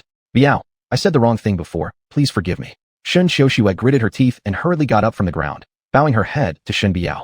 Biao, we're all from the Shen family, you know your sister's temperament. Forgive him, will you? Ding Lan spoke up to persuade at this moment. Ah well, I forgive you. Shen Biao sighed, ultimately becoming soft-hearted. Lord Hu, aren't you satisfied with this? Ding Lan looked carefully at Yang Hu. Satisfaction does not lie with me, but with Miss Shen Biao. After Yang Hu finished speaking, he glanced at Shen Biao and then cast his gaze towards Su Chen behind him. Seeing Su Chen remain silent without any indication, I am very satisfied. From her childhood to now, Shen Biao has never seen so many members of the Shen family apologize to her. Always ridiculed, she felt relieved and the previous gloom disappeared completely. Since Miss Shen is satisfied, then I, Yang, won't disturb Miss Shen and the Shen family's dinner gathering. Yang Hu gave a look of utmost respect to Shen Biao. Wait, I want to ask something. Why doesn't Biluo Renjin have to repay the debt? Shen Biao saw Yang Hu was about to leave and asked the question on her mind. Hearing this, Yang Hu was surprised for a moment and scanned Su Chen behind Shen Biao. It seems Master Su didn't tell Lady Su about this matter. Since Master Su intended to keep it secret, I dare not touch this issue. Thinking about this, Yang Hu could only make up a reason on the spot and said, acting on someone's behalf. Acting on someone's behalf? I owe my mother's fortune once again for turning disaster into safety. Shen Biao was startled and immediately became melancholy. Yang Hu's expression suddenly changed when he saw this. He was somewhat baffled. Wasn't the non-repayment of debts supposed to be a joyful matter? Why did Miss Shen's countenance change so abruptly? Miss Shen, since there's nothing else, I shall take my leave first. Yang Hu realized he shouldn't linger any longer upon seeing Shen Biao's expression and thus left in haste. As he departed, Su Chen remained silent, merely casting a glance of appreciation towards him. My goodness, Master Su has acknowledged me. It seems that I, this servant, have done a great job today. Looks like in the future, I should put more effort into performing well in front of Lady Su. Master Su is bound to appreciate me even more. Being a servant requires awareness of one's position, and now Yang Hu felt proud of how he had conducted himself. After Yang Hu left, the Shen family started chattering. Su Chen, did Tiger Lord come here because of you? Shen Biao was becoming increasingly curious about the man in front of her. Shen Biao, can you please wake up? Su Chen invited the Jiang family last time and brought over Tiger Lord this time. Will he invite Jiang Nantian next? Upon Shen Qiushua saying this, the rest of the Shen family burst into laughter. He's just a kid from the mountains. How could he possibly know someone like Tiger Lord? Mayu being able to repay his gambling debt, including Tiger Lord's personal visit, all of this wasn't due to Su Chen, but because the Shen family now had the backing of the Jiang family. Tiger Lord said he was acting on someone's behalf. This person certainly couldn't be Su Chen, a hillbilly who couldn't possibly possess such powerful abilities. If he really had such talent, why didn't he marry me, the daughter of heaven, and instead married you, this blind girl? Shen Qiushua mocked. What if it was Su Chen? Shen Biao countered. There are no what-ifs, stupid woman. Shen Biao, when will you wake up from your big-headed dream? Shen Qiushua jeered. Is it really not Su Chen then? Shen Biao could not find a reason to believe that all these were done by Su Chen and could only deceive herself. That's enough. Regardless of who it is, the most important thing right now is the upcoming development project at the southern end of the city. Biao, I hope you don't mess up the land acquisition in the southern city area, otherwise you'll pay for it. Ding Lan interrupted their conversation, addressing Shen Biao. Shen Biao nodded, making a promise in front of everyone in the Shen family to properly carry out the southern city land development project. Su Chen and Shen Biao had just returned home. Immediately after, Shen Biao, wearing a white miniskirt, threw herself into Su Chen's arms and said, Husband, thank you so much today. If it weren't for you bringing Brother Wang's son back in time, I wouldn't know what to do. We're husband and wife. There's no need to be so formal with gratitude. Su Chen replied somewhat startled. Well then, I won't say it anymore. I'll just be mute. Shen Biao smiled. As soon as she finished speaking, a violent knock on the door resounded. How did you get here? Shen Biao opened the door, and standing there was a young girl dressed in a JK school uniform. How so, sister-in-law? Are you not welcoming me? The young girl spoke while glancing behind Shen Biao. Seeing her cousin Tang Linger, Shen Biao was quite surprised. Before she could gather her thoughts, Tang Linger had already bypassed her and walked into the house. Sister, who's this? Did you get yourself a man? Tang Linger pointed at Su Chun. He's my husband, Su Chun. Shen Biao explained. She is. Su Chun pointed at the young girl dressed in the JK uniform, asking. She's my cousin, Tang Linger. Shen Biao briefly introduced her, then turned serious, sternly telling Tang Linger. Linger, I'm busy recently and can't spare time to accompany you. Why don't you go home? I won't go back. Tang Linger pouted. I want to stay in Tianbei City. Did you sneak out again? Shen Biao guessed. Sister, don't accuse me falsely, I did not. While speaking, Tang Linger's eyes kept darting around, which didn't escape Shen Biao's sharp eyes. She immediately knew Tang Linger had indeed run away, though she didn't expose her. Linger, it's dangerous for a little girl like you to wander outside. What if something happens? Shen Biao bluntly said. I'll call someone to come pick you up right now. No. Tang Linger shook her head pitifully, suddenly thinking of an idea. She quickly hugged Su Chen's arm. Sister, since you're too busy to play with me, brother-in-law can take me around the city. Nonsense. Does your brother-in-law not have work? Shen Biao tried to send Tang Linger away, but unexpectedly, Su Chen smiled and said, Never mind, Biao. Since your cousin wants to stay in Tianbei City, I'll take her around. Chapter 31. Unable to hold my head up. Su Chen, aren't you going to work? Shen Biao saw Tang Linger use Su Chen as an excuse and asked. It's fine, my work isn't very busy. Su Chen smiled and said. Well then, seeing that her persuasion didn't work, Shen Biao had no choice but to give up and said bitterly. Then the next few days will be a bother for you. I'll notify uncle to come over and take her away. One family doesn't talk about two families' matters. What's this about trouble or not? Su Chen shook his head. By the way, cousin, I found out your eyes have recovered. Tang Linger added another sentence. Yes, all thanks to your brother-in-law. Shen Biao nodded. Wow, brother-in-law is so capable, he also knows medical arts. Tang Linger instantly showed full admiration on her face, but the words she said afterward made Su Chun and Shen Biao's faces full of awkwardness. Cousin, brother-in-law, haven't you slept together? Seeing Su Chun and Shen Biao, who habitually go back to their own rooms, Tang Linger was full of doubts. With these words, Su Chun and Shen Biao were instantly stunned. How have you not slept together? Husband, let's go back to sleep. With a red face under Tang Linger's gaze, Shen Biao pulled Su Chun towards the room. The wife's reaction made Su Chun instantly stunned. Before he could react, he was forcefully dragged into the room. It's not surprising that Tang Linger was confused. After all, getting married but not sleeping together seemed quite abnormal from outsiders' perspective. In the room, Shen Biao had already secretly crawled into the bed unnoticed by Su Chun. At this moment, Su Chun originally planned to return to his own room after Shen Biao and Tang Linger both fell asleep, but Shen Biao's following sentence made Su Chun stunned. What are you still hesitating for? Get in bed. As soon as Shen Biao spoke, she instantly realized there might be something wrong with what she said, yet she didn't know what, and with a red face quickly dived into the quilt. What's wrong with you tonight? Su Chun saw tonight's wife behaving different from usual, her speech giving people a wild feeling. I'm afraid you won't agree. Su Chun embarrassingly smiled. We're husband and wife. What are you waiting for at such a time? Shen Biao threw a glance at Su Chun with dissatisfaction, her expression saying, What are you waiting for? Hurry up. Taking advantage of the dim light shining on Shen Biao's face, it added a touch of seduction. Coming. Su Chun, not being foolish, opened the quilt and climbed inside, lying down beside Shen Biao. Smelling the faint aroma from Shen Biao's body, Su Chun was spellbound and reacted instantly. In the quiet room, only the heavy breathing sounds of the two remained. Su Chun, do you want to? Shen Biao just spoke when Su Chun unhesitatingly responded, Of course I want to. In that case, the fruit dessert I ordered has arrived downstairs. Go get it. Seeing the rider's location on the phone was already downstairs, Shen Biao instructed Su Chun to go downstairs and fetch it. Hearing this, Su Chun immediately froze like having been drenched in cold water. You asked if I wanted to earlier, but you actually meant me fetching the delivery? Su Chun's facial expressions became rich and varied. Isn't that what you thought? Shen Biao countered with a question. Never mind. Su Chun shook his head repeatedly. Looks like he was thinking too much. Su Chun thought Shen Biao wanted to make love with him, but ultimately was daydreaming about marrying someone, only imagining one-sided things. The second day, the Urban Southland project officially commenced operations. Shen Biao went to command the work in Southern City early in the morning. After waking up, Tang Linger called Su Chen for shopping. They started shopping in the morning and continued till the afternoon. At this point, Tang Linger received a call. Brother-in-law, go home first. I've met a friend to play games at the Cyber Sports Center, or you can go home first. Not possible. How about accidents? Su Chen firmly refused. I promised your cousin that I must ensure your safety. Brother-in-law, how strange is it for me to bring you along? I don't care how you see it, but I must stay close to you. Su Chen insisted. All right.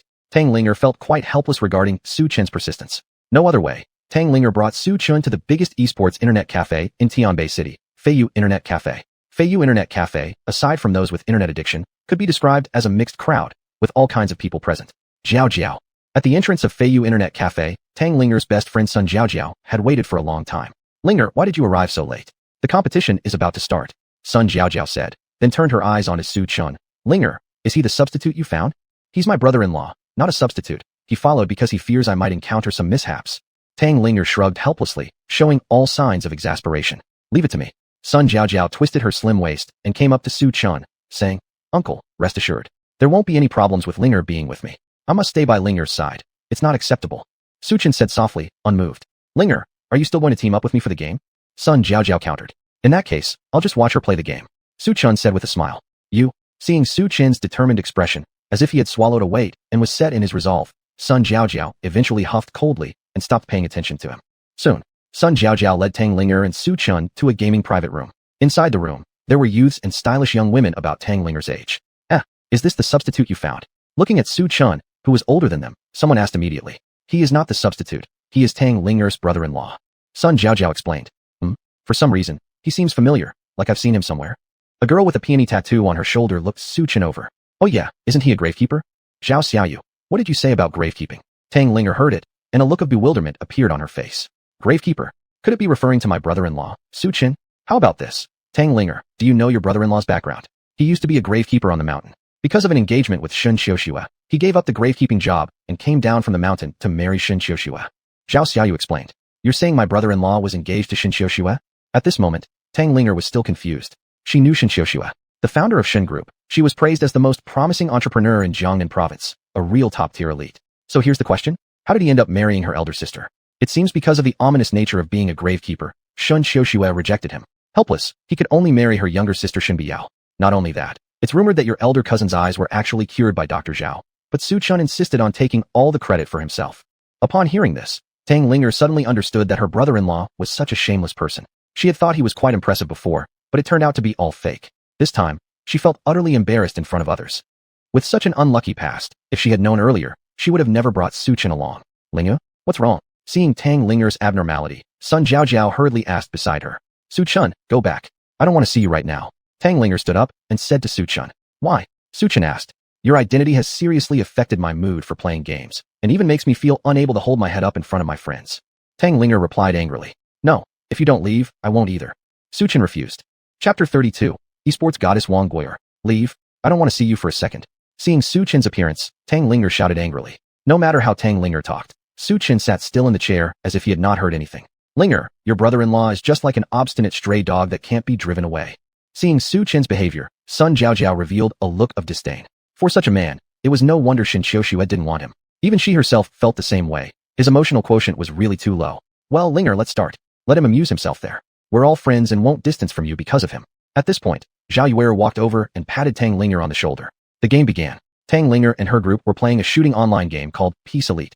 In no time, Su Chun saw that Tang Linger had already killed 10 people, wielding an M4 sweeping bullets, each shot taking 1 life, which earned incessant praises from Sun Jiaojiao beside her. Just at that moment, the door of the private room opened. A handsome young man dressed casually pushed the door open. Zhao Yuer, I didn't expect to find you here. The handsome young man slightly startled upon seeing the girl and immediately asked, brother-in-law. Upon seeing Wang Wenxian, Zhao Yuer clearly looked surprised and said, brother-in-law, did you sneak out again? Hee, once again, you hit the nail on the head, little girl. Just got nothing better to do and thought of playing a couple of rounds. Wang Wenxian smiled faintly, and his gaze swept over everyone in the room, eventually landing on Su Chun. They're all my friends. Zhao Yuer stood up and explained after noticing Wang Wenxian's gaze. Oh, I see. But this brother here seems rather out of place among you lot. Wang Wenxian immediately said, while looking at Su Chun. Oh, you mean him? He's Tang Linger's brother-in-law. After Zhao Yuer finished speaking, she pulled Wang Wenxian toward an empty machine and sat down, asking, brother-in-law, want to play a round? I'm about to leave. Games are games, primarily for entertainment. Your sister called me just now, inviting me back. After marriage, family should always come first. Wang Wenxian explained. At this moment, everyone suddenly felt that Wang Wenxian had extremely high EQ. It wasn't like Tang Linger's brother-in-law whose EQ was pitifully low. Wenxian, do you know them? At this moment, a girl wearing a white school uniform with twin tails walked in from behind Wang Wenxian. The girl appeared slightly older than Tang Linger's group. They're friends of my sister-in-law. Wang Wenxian explained. Ah, they're brother idol's sister-in-law's friends. Whoa, I recognize you. You're the esports goddess Wang Guo? Sun Jiaojiao excitedly said. Ho ho, didn't expect someone here to recognize me. Wang Guo said after being slightly surprised, then smiled faintly. I'm your fan. Sun Jiaojiao added. Since that's the case, we're all insiders today. On account of Wenxian and you, I'll foot the internet cafe fees. Wang Guo said boldly. After finishing, Wang Gui'er greeted Wang Wenxian and then left the private room. Sister-in-law, you actually know Zhang Guo? Why didn't you tell me so I could get closer to her? After Wang Gui'er left, Zhao Yu'er looked at Wang Wenxian in disbelief. Not only Zhao Yu'er but also several others including Sun Jiaojiao cast envious glances. She used to be a game streamer signed by my company, and I helped her quite a bit before. Wang Wenxian explained. Didn't expect even Wang Gui'er to have been a game streamer under your contract. Brother-in-law, you're really extraordinary. But I've heard Wang Gui'er's elder sister has quite a background, unmatched in Tianbei City. While saying this, Zhao Yu'er gestured dramatically, obviously basking in glory since Wang Wenxian was her brother-in-law, and thus she also basked in reflected glory. Who exactly is Wang Gui'er's elder sister? Right when the group admired Wang Wenxian, Tang Linger suddenly curiously asked. I seem to remember she might be called Wang Mei. Zhao Yu'er thought for a moment, then said immediately. Linger, Wang Mei isn't an ordinary person. She controls the entire esports city, let alone this tiny Feiyu internet cafe. You haven't noticed how refined the whole Feiyu internet cafe environment is? No one swears openly here. Zhao Yu'er continued to say. Do you know who stands behind her? Who? Tang Linger couldn't help but feel curious after hearing this. Brother Leopard. Brother Leopard? Are you referring to Wang Tianbao? Sun Jiaojiao asked. That's right, it's him. Zhao Yu'er nodded. Upon hearing the name Wang Tianbao, Sun Jiaojiao shivered instantly. These three words held considerable weight in Tianbei City. Wang Tianbao is Junior Brother Tiger's follower, hence no one in Tianbei City dare to mess with him. Zhao Yu'er immediately supplemented. Junior Brother Tiger. And who exactly is Junior Brother Tiger? Tang Linger blinked in surprise and asked curiously. There's a saying in Tianbei City about Senior Brother who, when Senior Brother who moves, there's little chance for one to survive, Zhao Yu'er continued. Just as Zhao Yu'er finished this sentence, Su Chen couldn't help but smile slightly. Su Chen, do you find it funny? A man without ability deserves to be scorned by Shen Xiuxua. Zhao Yu'er caught Su Chen's smile and immediately mocked him. Yeah, Linger has lost all face because of him. In the private room, Tang Linger's friends chimed in one after another, filled with mockery and ridicule towards Su Chen. Brother-in-law, why don't you just go home? Your presence here only makes me lose face. Unable to bear the oppressive atmosphere, Tang Linger immediately said to the nearby Su Chen. Jiefu, sister's husband, you're not entirely useless either.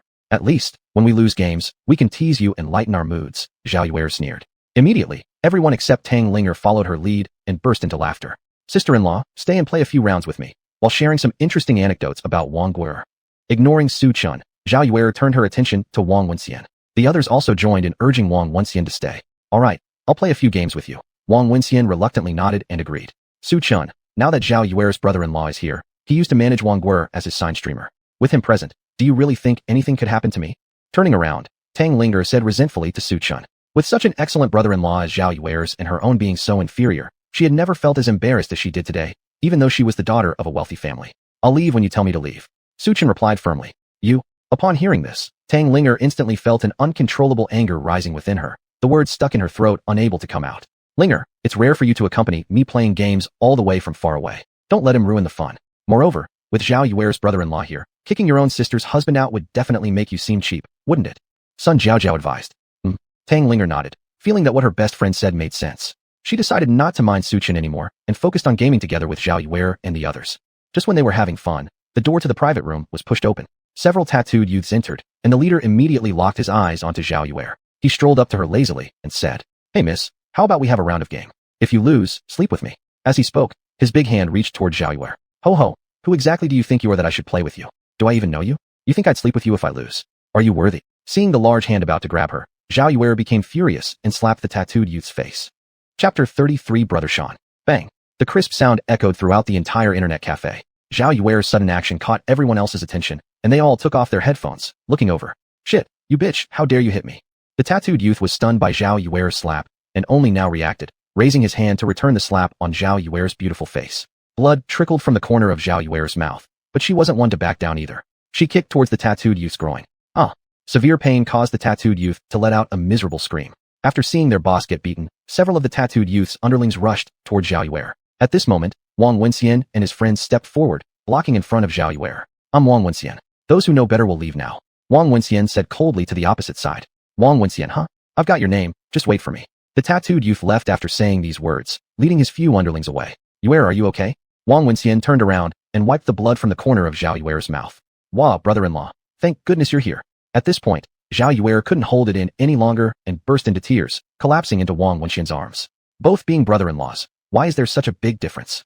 Sun Jiaojiao shook her head, glancing at Su Chen as if implying something. Su Chen, if Linger had been the one getting beaten just now, would you have stepped up? Sun Jiaojiao teased. I wouldn't need to act because... Before Su Chen could finish his sentence, he was interrupted by Sun Jiaojiao. Linger, Listen to what your brother-in-law says. Not even the effort of acting is needed. Is this even considered a man? He's really spineless. Look at Yuer's brother-in-law. How responsible. You go home. I don't want to see you again. Tang Linger, hearing Su Chen's reply, completely lost hope for him inside. I'm not leaving. I promised your cousin that I'd protect your safety. Su Chen replied. Protecting safety? When the time comes, you'll be the first one to run. Sun Jiaojiao laughed after hearing this. Not just her, everyone else started laughing heartily too. Speaking of which, is there really no problem? I heard he told us to wait. Sun Jiaojiao showed a worried look on her face. My brother-in-law knows Wang Guo. Why would he fear this small thug? Zhao Yuer said, full of disdain. That's true. Remembering that Wang Guo used to belong to Wang Wenxian, everyone present immediately relaxed, putting their minds at ease. On the other side, the tattooed youth ran into another private room at Feiyu Net Cafe. A man with a wild hairstyle was shouting loudly, creating a classic scene often seen in net cafes. Brother Shen, I was beaten by someone, said the tattooed youth in vague. Who beat you? Brother Shen stopped yelling and instead turned to the girl with two braids beside him, saying, Wang Guo, something happened to my people here. I demand an explanation from you, or I will call your sister directly. Brother Shen, please calm down. Let me understand the situation first, said Wang Guo, forcing a smile. She knew well that the man before her was connected to her sister, and precisely due to his protection that this Feiyu Net Cafe remained peaceful. Someone, Wang Guo called over a bald enforcer. Sister Guo, you called me? The bald enforcer bowed to Wang Guo. Just now, Brother Shan's brother was beaten in the private room. Go take the person responsible here. Wang Guo commanded in a commanding tone. Yes, Sister Guo. Zhao Yuer and the others didn't realize that trouble had quietly arrived. They were still happily playing games. Tang Linger skillfully wielded the 98K rifle, taking down enemies one by one with smooth operations. Tang Linger, it's already 9 o'clock. I think it's about time we should go. Su Chen stood up and said, if you want to go, go by yourself. I haven't played enough yet. Tang Linger pouted and replied. Linger, I told you so. He's the first to run. He wants to flee even before those thugs arrive. Sun Jiaojiao mocked. Linger's brother-in-law. How about you go back first? With my brother-in-law here, those small-time hooligans won't amount to much. Linger will be absolutely safe, Zhao Yuer added. Su Chen, did you hear that? Aren't you planning to run early? Why come up with such a lazy excuse? Just say it straight out. It's not shameful to admit one's incompetence, but pretending when unnecessary is truly disgraceful. Tang Linger said defiantly. Just as she finished speaking, the door to the private room was opened. At that moment, several burly and muscular enforcers walked in. Stop playing games. My elder sister invites you all to come with me. Who are you people? Who is your elder sister? What do you want with us? Wang Wenxian raised an eyebrow and said coldly. You have no right to speak. Now you need to come with me. Otherwise, I don't mind using forceful means to take you there. Either walk yourself, or let me use violence to send you there. The enforcer coldly laughed. You dare? I'll tell you, my brother-in-law knows Wang Guo. Try touching us if you dare. Zhao Yuer said coldly. Sorry, my elder sister is Wang Guo. A smirk played on the enforcer's lips as he replied mockingly. Wang Guo summoned us. Wang Wenxian furrowed his brow, thinking for a moment before he and Zhao Yuer's group went to Brother Shan's private room. Sister Wang, the people you asked for are here. An enforcer respectfully approached behind Wang Guo. Brother Shan, it's this little slut. She kicked me. The youth with the flowered arm in the private room, who had been covering his crotch, lifted his hand upon seeing Zhao Yuer, gritting his teeth angrily. Hearing the voice of the flowered arm youth, Sun Jiaojiao and the others' faces slightly changed, because they hadn't expected that this guy would also know Wang Guo. Brother-in-law, what should we do now? Seeing the youth glaring at her, Zhao Yuer helplessly glanced at Wang Wenxian. Despite appearing brave earlier, that was because brother-in-law was around, and since Wang Guo was acquainted with her brother-in-law, Zhao Yuer felt more confident. Facing the current situation though, Zhao Yuer was so scared that she was close to tears, even her long legs shaking uncontrollably in her high heels. No need to fear. Yuer, your brother-in-law is here.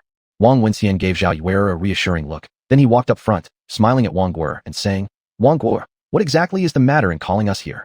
He is Brother Shan's brother, and Brother Shan reports to my older sister. In a case like this, naturally, I cannot stand by idly.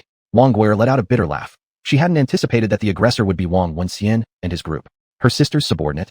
Wang Wenxian immediately grasped Wang Guo's predicament, so he smiled and said to Brother Shan with the explosive hairstyle, Is it you, Brother Shan? My young sister doesn't understand things well. Indeed, she hit your brother. How about this? I apologize to him. I'll cover all your internet fees today. Let's turn swords into plowshares, shall we? Turning swords into plowshares sounds good. Brother Shan, why not consider this as making friends? Don't trouble the girl. She's still young and inexperienced. Wang Guo laughed repeatedly while echoing the sentiment. Wang Wenxian had helped her greatly in the past, so as a favor, she tried her best to assist where possible. You guys want reconciliation, huh? Looking at the refined Wang Wenxian, Brother Shan smirked. Reconciliation is fine, but tonight, she must stay. My brother mentioned wanting to sleep with her. Whether to agree or not depends on your sincerity. Pointing at Zhao Yuer, Brother Shan spoke word by word, his tone carrying a trace of uncompromising authority. Chapter 34. Did you enjoy being slapped last time? Brother Shan, it's a bit excessive to let my sister-in-law sleep with you. Can you forgive her for my sake and just let this go? Wang Wenxian frowned as he looked at Brother Shan, who was acting very arrogantly. Your face? What are you worth?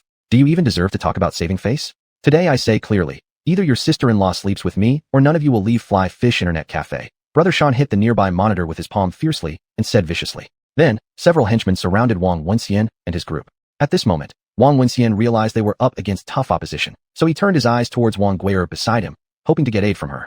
Sorry, cousin Xian, he is my sister's subordinate. I can't help you with this. Wang Gui'er displayed a look of helplessness on her face. Brother-in-law, what should I do? Zhao Yu'er, hearing Wang Gui'er's words, no longer had the arrogant expression she had before. Instead, she was filled with worry. How about this? Yu'er, you spend the night with him, and I won't tell your sister about this. Upon hearing these words, Zhao Yu'er's expression changed drastically. She never thought her brother-in-law would be such a person. She had always believed that her brother-in-law was a capable man, but after hearing just one sentence from him earlier, she instantly felt disheartened, feeling unworthy on behalf of her sister. Wang Wenxian, she is your sister-in-law. Never expected you to be such a person, not only not protecting her, but pushing her away instead. Is this how a brother-in-law behaves? Tang Lin'er couldn't help but yell angrily from the side. Tang Lin'er, shut up. If you want to die, don't drag us all down with you. Do you know who Brother Shen is? Wang Wenxian glared at Tang Lin'er. He is nothing more than a thug. Why should anyone sleep with him if he says so? Does he really think he's the emperor? Zhao Lin'er asked. I am the emperor of this esports city. I can sleep with whomever I want. What can you do to stop me? Or perhaps you'd like to stay here tonight and join in the fun. Brother Shen teased. You bastard. Tang Lin'er slapped Brother Shen across the face. Slap. The crisp sound echoed into everyone's ears. The atmosphere immediately became oppressive. Tang Lin'er actually hit Brother Shen. Do you want to die?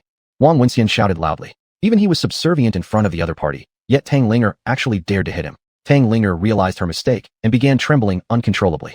None of you are leaving tonight. Brother Shen split the sturdy computer desk in half with one palm, pointing at Tang Lin'er and others, yelling furiously. Seize these two girls, I want a double tonight. While speaking, Brother Shen glanced at Tang Lin'er and Zhao Yu'er's two white and delicate legs. Don't come closer. Seeing Brother Shen's lackeys rushing over to grab them, Tang Lin'er instinctively took a step back. Little girl, since Brother Shen has chosen you, tonight you're destined to lose yourself in pleasure. A henchman grinned mockingly, as though Tang Lin'er was already within their grasp. On the other hand, Zhao Yu'er instinctively turned to Wang Wenxian for help, but Wang Wenxian remained silent. At this moment, Zhao Yu'er felt complete despair inside. Her brother-in-law could not save her. It was the same for Tang Lin'er. Imagining herself being violated by men filled her with despair. In her despair, Tang Lin'er suddenly caught sight of Su Chen behind her. She opened her mouth to ask for help, but the next second, she remembered his identity and forcibly swallowed the words that were about to come out of her mouth. Because she knew her brother-in-law couldn't save her, and saying it might make her the laughingstock.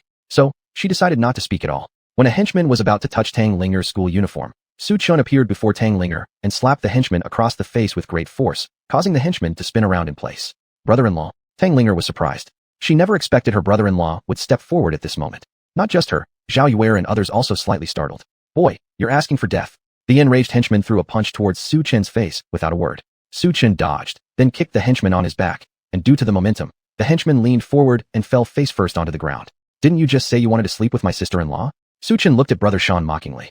Not only will I sleep with your sister-in-law, but I'll sleep with all the women in your family. However, before Brother Shen finished his sentence, Su Chen quickly gave him 3 slaps on the face. Brother Shen's face swelled up rapidly, looking like a pig's head. Brat, you dare to hit me? I'll have someone kill you. Brother Shen screamed wildly, swelling face contorted due to anger, creating an indescribably comical appearance. Humph, calling for backup because you can't fight? Su Chen said with an indifferent tone. What?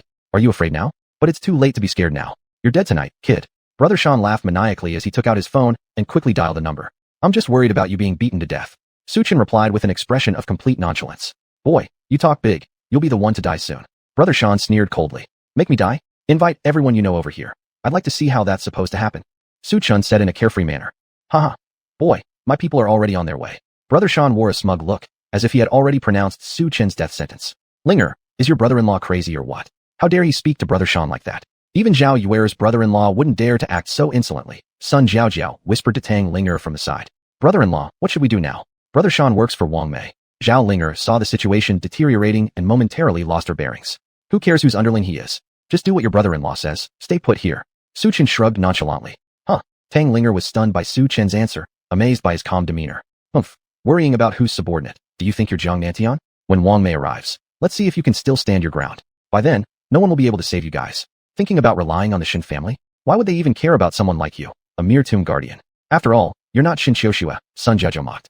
Sun Jiaojiao disliked Su Chen because she thought today's misfortunes were due to the ominous aura around him. As soon as Sun Jiaojiao finished speaking, the door to the private room opened again. A man and a woman walked in, accompanied by more than a dozen thugs. The man and woman weren't others, but Wang Tianbao and Wang Mei. Brother Bao. Upon seeing Wang Tianbao, Brother Shen quickly greeted him respectfully. Hello, Brother Bao. Wang Wenxian and Wang Guo also hurriedly bowed and politely addressed, Hello, Brother Bao. Wang Tianbao simply nodded upon hearing their greetings, without saying a single word. Ashen, what happened? Why does your face look like a pig's head? Who hit you? Wang Mei asked coldly. It was me. Before Brother Shen could respond, Su Chen stepped forward and admitted it himself, casting his gaze toward Wang Mei. Nice to see you again. Did getting slapped last time feel good? Want to experience it again? Chapter 35, Wang Tianbao arrives. So it's you. Upon seeing Su Chen's face, Wang Mei immediately became furious. Tang Linger relaxed somewhat when she saw that Su Chen knew Wang Mei. Brother-in-law, you actually know Wang Mei? Tang Linger was surprised. Su Chen, you actually know Wang Mei. Zhao Yuer was also surprised that Su Chen could know Wang Mei. After all, even her brother-in-law didn't know Wang Mei, and now Su Chen did, which naturally raised people's curiosity. However, the next sentence from Wang Mei left everyone speechless. Su Chen, I never expected you would dare come here to cause trouble. You truly avoid heaven, but walk straight into hell. I remember clearly what happened last time at the Bailuo Rin Jin Hotel. This time, I will settle both old and new accounts with you. Wang Mei gritted her teeth as she spoke each word slowly. Tang Linger's brother-in-law has beaten Wang Mei. It's over. There's no way out now. The child from the mountains is reckless, doing things without thinking. Tang Linger's friends shook their heads, feeling completely exasperated with Su Chen. Knowing there is a tiger on the mountain, yet going towards it, that saying seems fitting today.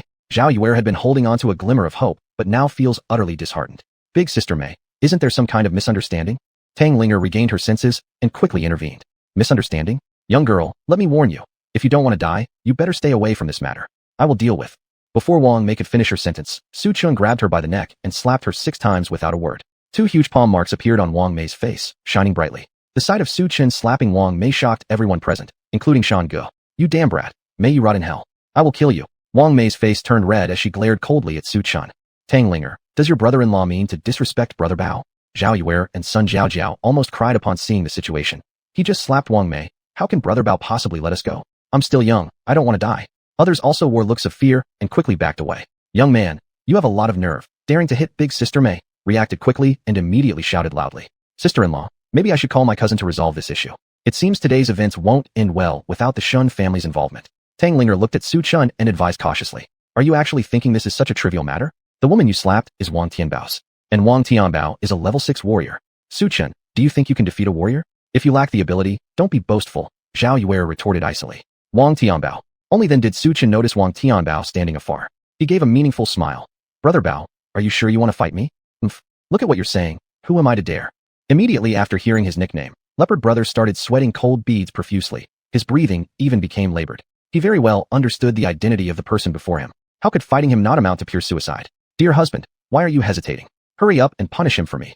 Seeing the hesitation, Wang Mei pointed angrily at Su Chen, urging Wang Tianbao to discipline him and give him a taste of his own medicine. Leopard Brother, what are you waiting for? Teach that guy a lesson. Let him know the consequence of offending us. Mountain Brother reminded Wang Tianbao after seeing his delay. Dear, are you even a man? Help me teach him a lesson. Wang Mei blushed furiously, watching Wang Tianbao remain motionless where he stood. Damn it, you 2 fools, you almost got me killed. Even Tiger Boss is a slave to Mr. Su, and you asked me to go against him directly? Wang Tianbao slapped Wang Mei and Mountain Brother on the faces again. Their previously slightly healed faces became swollen once more. Yang, who is Su Chen's slave? Wang Mei was stunned. Mountain Brother was stunned. Even Tang Linger's few friends were stupefied. Wang Mei, you've angered Mr. Su. Soon, Tiger Boss will find you. Even if Mr. Su doesn't kill you, Tiger Boss won't let you off either. Wang Tianbao immediately declared. Hearing this, she knew all too well the means of Tiger Boss. Wang Mei's eyes rolled back, and she fainted instantly. Mr. Su, I had no idea Miss Wang Mei has some issues with you before. The matter today, I hope Mr. Su won't tell Bossu about it. Let me handle Wang Mei. Asking both of you and Bossu to deal with such a person would dirty your hands. To express my apology, I have something I'd like to present to Mr. Su. Please accept it kindly. Wang Tianbao immediately knelt down and took out a jade box from his bosom and presented it. This little bell, I've heard that this object is an extremely rare treasure. You're still the one who understands. Su Chen accepted the jade box, glanced over it roughly, and then put it in his bosom. This Mountain Brother wants to sleep with my younger sister-in-law? What do you think we should do about this? Su Chen said indifferently. Rest assured, Mr. Su, leave this person to me. Wang Tianbao immediately called over several goons and said, break all his limbs, and then bury him alive. Don't kill me. Don't kill me. How could Mountain Brother have imagined that the other party's background was so powerful that even Boss, who was his junior brother? Thinking about this, his legs went limp right away, and he collapsed on the ground, pleading miserably. I don't want to die. Please, Sir Su, spare my life. I shouldn't have had thoughts about your younger sister-in-law. No matter how much Mountain Brother begged, Su Chen remained unmoved and finally let him be taken away by Wang Tianbao. When only Zhao Yuer and a few others were left in the private room, Tang Linger looked at Su Chen full of admiration and said, brother-in-law, you're too awesome. Even boss who is your servant. Why didn't you tell us earlier? It made us worry for nothing. Tang Linger's face was filled with regret. What's there to say? Su Chen said faintly. Brother-in-law, you just don't know how incredible you are. If not for you, I and Zhao Yuer might not have survived today. Tang Linger pulled on Su Chen's arm. Zhao Yuer awkwardly nodded. She didn't even dare to look at Su Chen. At this moment, Zhao Yuer felt utterly ashamed and without dignity. While Tang Linger's brother-in-law could decide the fate of Mountain Brother with just one word, her own brother-in-law was willing to sacrifice himself to buy the chance to live. In comparison, one was heaven, the other earth. They couldn't even be mentioned in the same breath. Brother Su, thank you for saving me. At this time, Sun Zhaojiao also sincerely came to Su Chen. I apologize for my rudeness before. Please don't take it personally with me. This insignificant woman. There's no need for thanks. Just as Su Chen finished speaking, he received a phone call from his wife, Shen Biao. Chapter 36, Unwelcome Guest. Alright, I'll take Tang Linger back immediately. After speaking, Su Chen hung up the phone. Let's go. Your elder sister is calling you home. Su Chen waved his hand at Tang Linger and said, Received, brother-in-law. This time Tang Linger completely lost her previous arrogance and obediently followed behind Su Chen, a complete transformation from before. After the two left, the rest of the people revealed envious looks, saying, I really envy Tang Linger for having such a capable brother-in-law, even Lord who is his servant. If only I were her, wouldn't I be able to act recklessly in Tianbei City? Freaking hell, it's truly infuriating to see others outshine us. Why don't I have a brother-in-law like Tang Linger's? Haha, I think you will have to wait for your next life. Everyone started to discuss. Zhao Yuer didn't say a single word after Su Chen left, remaining entirely silent. Zhao Yuer, didn't you say that Su Chen was a useless waste? If only you hadn't misled me, I wouldn't have misunderstood Su Chen and ended up apologizing. Sun Zhaojiao questioned Zhao Yuer who stood before her. Sun Zhaojiao, what temper are you showing at me? Isn't it because you lack firm determination within yourself and believe others' words? Blame can only fall on yourself. Moreover, I haven't spoken wrong. I indeed knew Shen Xiuxua publicly broke off the engagement. But what I find strange is how a man as excellent as sister-in-law Tang Linger can be disregarded by Shen Xiuxua. Zhao Yuer retaliated. Is there such a possibility that brother-in-law Tang Linger is originally a high-ranking figure? Everything he has done might just be intentional. He simply wanted to test if Shen Xiuxua is suitable to be his wife. I've heard that woman Shen Xiuxua's standards are sky-high. She doesn't look up to ordinary men. If I were her, I absolutely wouldn't marry Shen Xiuxua, this kind of woman. Marrying her would ruin one's entire life. I wouldn't either, agreed other males present. Upon hearing this, Zhao Yuer and Sun Zhaojiao were greatly moved, and both vowed silently never to become women like Shen Xiuxua. Sister-in-law, how did you recruit Yang Hu as your junior? Tang Linger asked curiously. Why do you suddenly ask this question? Su Chen replied, puzzled. Because I want to know about my brother-in-law's story. Brother-in-law, you didn't realize how cool you looked earlier. If elder sister had been present, she probably would have already thrown herself into your arms. Honestly, I am somewhat envious of elder sister now. As Tang Linger spoke, she swayed her head happily and waved her hands with excitement. Don't envy her. I believe that sooner or later, you'll also find a boy who will protect you. Su Chen responded calmly. Really? Brother-in-law, does he have the same power as you, capable enough to make Yang Hu become a servant? Tang Linger stared at Su Chen's back and said, Perhaps. Su Chen hesitated briefly before replying. Perhaps. There's a perfect fit right in front of you. Why should I waste time searching elsewhere? Tang Linger chuckled. A perfect fit? Where? Su Chen immediately questioned. You silly. Tang Linger laughed. Me? Not possible. What are you little girls thinking about all day? Su Chen was startled when his younger sister-in-law suggested following him and quickly rebutted. It's fine. Both I and elder sister will become your wives, making you a happy man. After speaking, Zhao Linger lightly shook her JK uniform and posed an S-curve, revealing her perfect figure without reservation. I'm very happy already. Having your elder sister alone is enough for me. When Su Chen heard these words, something felt odd though he couldn't quite place what it was. But elder sister doesn't like men involved in the underworld. In fact, she detests them immensely because I remember once when she was blindfolded, she was harassed and mocked by some street thugs, which was ultimately stopped by Aunt Xiao. Tang Linger giggled. Such a thing happened. Su Chen paused, clearly not expecting Shen Biao to have such an experience. Alas, poor elder sister, marrying someone she hates without realizing it.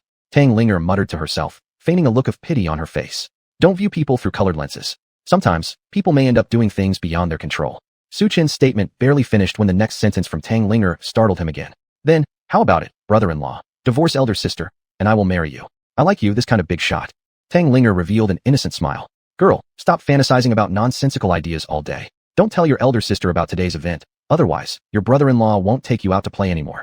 Su Chen said seriously. Meanie, you bully people. I was only joking with you. Rest assured, no matter what happens, I won't tell tonight's incident. Tang Linger pouted. That's best. Su Chen sighed with relief. Su Chen brought Tang Linger back home. Cousin, I've returned safely. Tang Linger opened the door and looked enviously at Shen Biao. Did you have fun? Shen Biao asked. I had fun, so much fun. Tang Linger smiled as she said. Brother-in-law first took me shopping, then to the esports city, playing games all night. Tang Linger shared her joy with Shen Biao. That's good. You've played enough. Tomorrow uncle will come to take you home. I've already called him. Before Shen Biao finished speaking, Tang Linger interjected. I won't go back. Brother-in-law promised to spend a few more days with me. Su Chun was momentarily speechless. He hadn't expected that this little sister-in-law would use him as an excuse to avoid going home. Upon hearing this, Shen Biao glanced at Su Chun, then said to Tang Linger, your brother-in-law has his own matters to attend to. He doesn't have that much time to accompany you. At that moment, there was a loud knocking at the door. Shen Biao opened it and saw a familiar figure standing in the doorway. Shen Xiuxue, how is it you? Shen Biao was taken aback upon seeing Shen Xiuxue. My dear sister, I miss you and just wanted to see how you're living. Shen Xiuxue walked in, glancing around the room with a smile. One does not call on the three treasures without reason. If you have something to say, speak plainly, no beating around the bush, Shen Biao said coldly. Shen Xiuxue, I never thought you'd actually abandon my brother-in-law. The face reflects the heart. What a venomous woman. Upon seeing Shen Xiuxue, Tang Linger suddenly spoke out. With these words, the room fell silent. The other three fixed their gaze on Tang Ling. Tang Linger, since you're young, I won't stoop to your level. Choosing not to be with Su Chun was the most correct decision of my life. Shen Xiuxue stated each word clearly. And you accuse me of being venomous? I haven't killed anyone, stolen anything, or robbed anyone. As for you, though I'll pardon your childish talk, otherwise I could report you for defamation. Marrying someone like Su Chun who hails from a grave-guarding family, anyone who marries him will suffer misfortune. It's only because your cousin doesn't disdain him that she married him, Shen Xiuxue said coldly. You, blind woman, how pitiful. My brother-in-law is. Thinking of something here, Tang Linger suddenly stopped mid-sentence. What about him? Is he a divine doctor who cures diseases? Or someone acquainted with the Jiang family? Or maybe knows Tiger Lord? This kind of person, what can he do besides boasting? A man who accomplishes nothing. I am Shen Xiuxue, a noble swan in the heavens. He's Su Chun, merely a toad wishing to eat swan meat. Ridiculous to the extreme. Shen Xiuxue mocked with disdain. Enough, Shen Xiuxue. If you came here looking for trouble, please leave. Shen Biao pointed toward the door, gesturing for her to leave. Ho ho, Shen Biao, you overestimate yourself. If it weren't for mother asking me to pass a message and call you, would someone like you deserve my personal visit? Shen Xiuxue replied with contempt. If you don't want to come, why are you still here? Have some talent if you won't come. Tang Linger snapped angrily. Sharp-tongued little girl. The message is delivered. I won't waste my time here with you two anymore. I'm leaving. Shen Xiuxue left after saying this. Chapter 37. 100 Flowers in Bloom. After seeing Shen Xiuxue leave, Shen Biao spoke up and said, I wonder what mom really needs at this time to call me over. Big sister, as long as my brother-in-law and I are here, you can go with a peace of mind. Tang Linger shook her little head and said, all right, the two of you stay home first. Tang Linger, especially you, don't run around recklessly. Shen Biao cast a warning look at Tang Linger. Yes, big sister, as long as brother-in-law is here, I promise to stay at home and not run around recklessly. Tang Linger guaranteed immediately. Su Chun, what kind of love potion did you give Ling? Shen Biao asked curiously. Su Chun was temporarily speechless. Big sister, go quickly. That old lady from the Shen family is still waiting for you. Tang Linger urged. Hearing this, Shen Biao nodded and quickly left for the Shen family villa. Sister-in-law, now that they're all gone, why don't we play truth or dare? Tang Linger suggested with a twinkle in her eyes. Truth or dare? Su Chun was taken aback. That's right, sister-in-law, will you play? It's very fun. Tang Linger continued. No. Su Chun refused directly. Sister-in-law, come on, let's play. If I lose, I'll wear a bunny girl outfit for you to see. Tang Linger stated immediately. What bunny girl costume? Children shouldn't talk nonsense. Su Chun, upon hearing Tang Linger's words, awkwardly rubbed his nose. Sister-in-law, you really don't want to see? Tang Linger asked with a mischievous smile. Don't want to. Su Chun immediately said, but after finishing, he stole another glance at Tang Linger. You say you don't want to, yet sister-in-law just caught you sneaking a peek at me. Tang Linger quickly noticed Su Chun's gaze and smiled slyly. Humph, wicked sister-in-law, men are all the same. Eating out of the bowl while looking into the pot, Tang Linger muttered after hearing Su Chun deny it outright. You're mistaken. Come on, it's getting late. Let's hurry and rest. Su Chun changed the subject and headed back to the bedroom. Elsewhere, at the Shen family villa. Mom, Shen Biao has arrived. Shen Xiuxue spoke up to Ding Lan. Good, everyone, please take your seats. Ding Lan said. After sitting down, Shen Biao realized that this time all the direct family members of the Shen family had come, and everyone present bore the surname Shen. There wasn't a single outsider.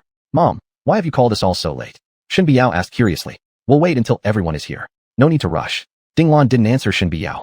As soon as she finished speaking, Shen Tianfeng's figure hurriedly walked in. Not long after, several more members of the Shen family came in. Seeing that everyone had arrived, Ding Lan calmly said, I don't know if any of you have heard of 100 Flowers in Bloom. 100 Flowers in Bloom. Shen Tianfeng and others wore looks of bewilderment. Shen Biao also didn't know what 100 Flowers in Bloom was. Only Shen Xiuxue trembled slightly, as if she understood something. Mom, do you mean the event 100 Flowers in Bloom, held once every 30 years in Jiangnan province? Not bad. Ding Lan glanced at Shen Xiuxue and then explained. Jiangnan riverbanks are covered with snow, but only this flower thrives alongside snow. A line from ancient poetry can describe the scene of 100 Flowers in Bloom. 100 Flowers in Bloom is the grandest celebration banquet in all of Jiangnan province, where provincial lords and martial sects from other provinces will attend.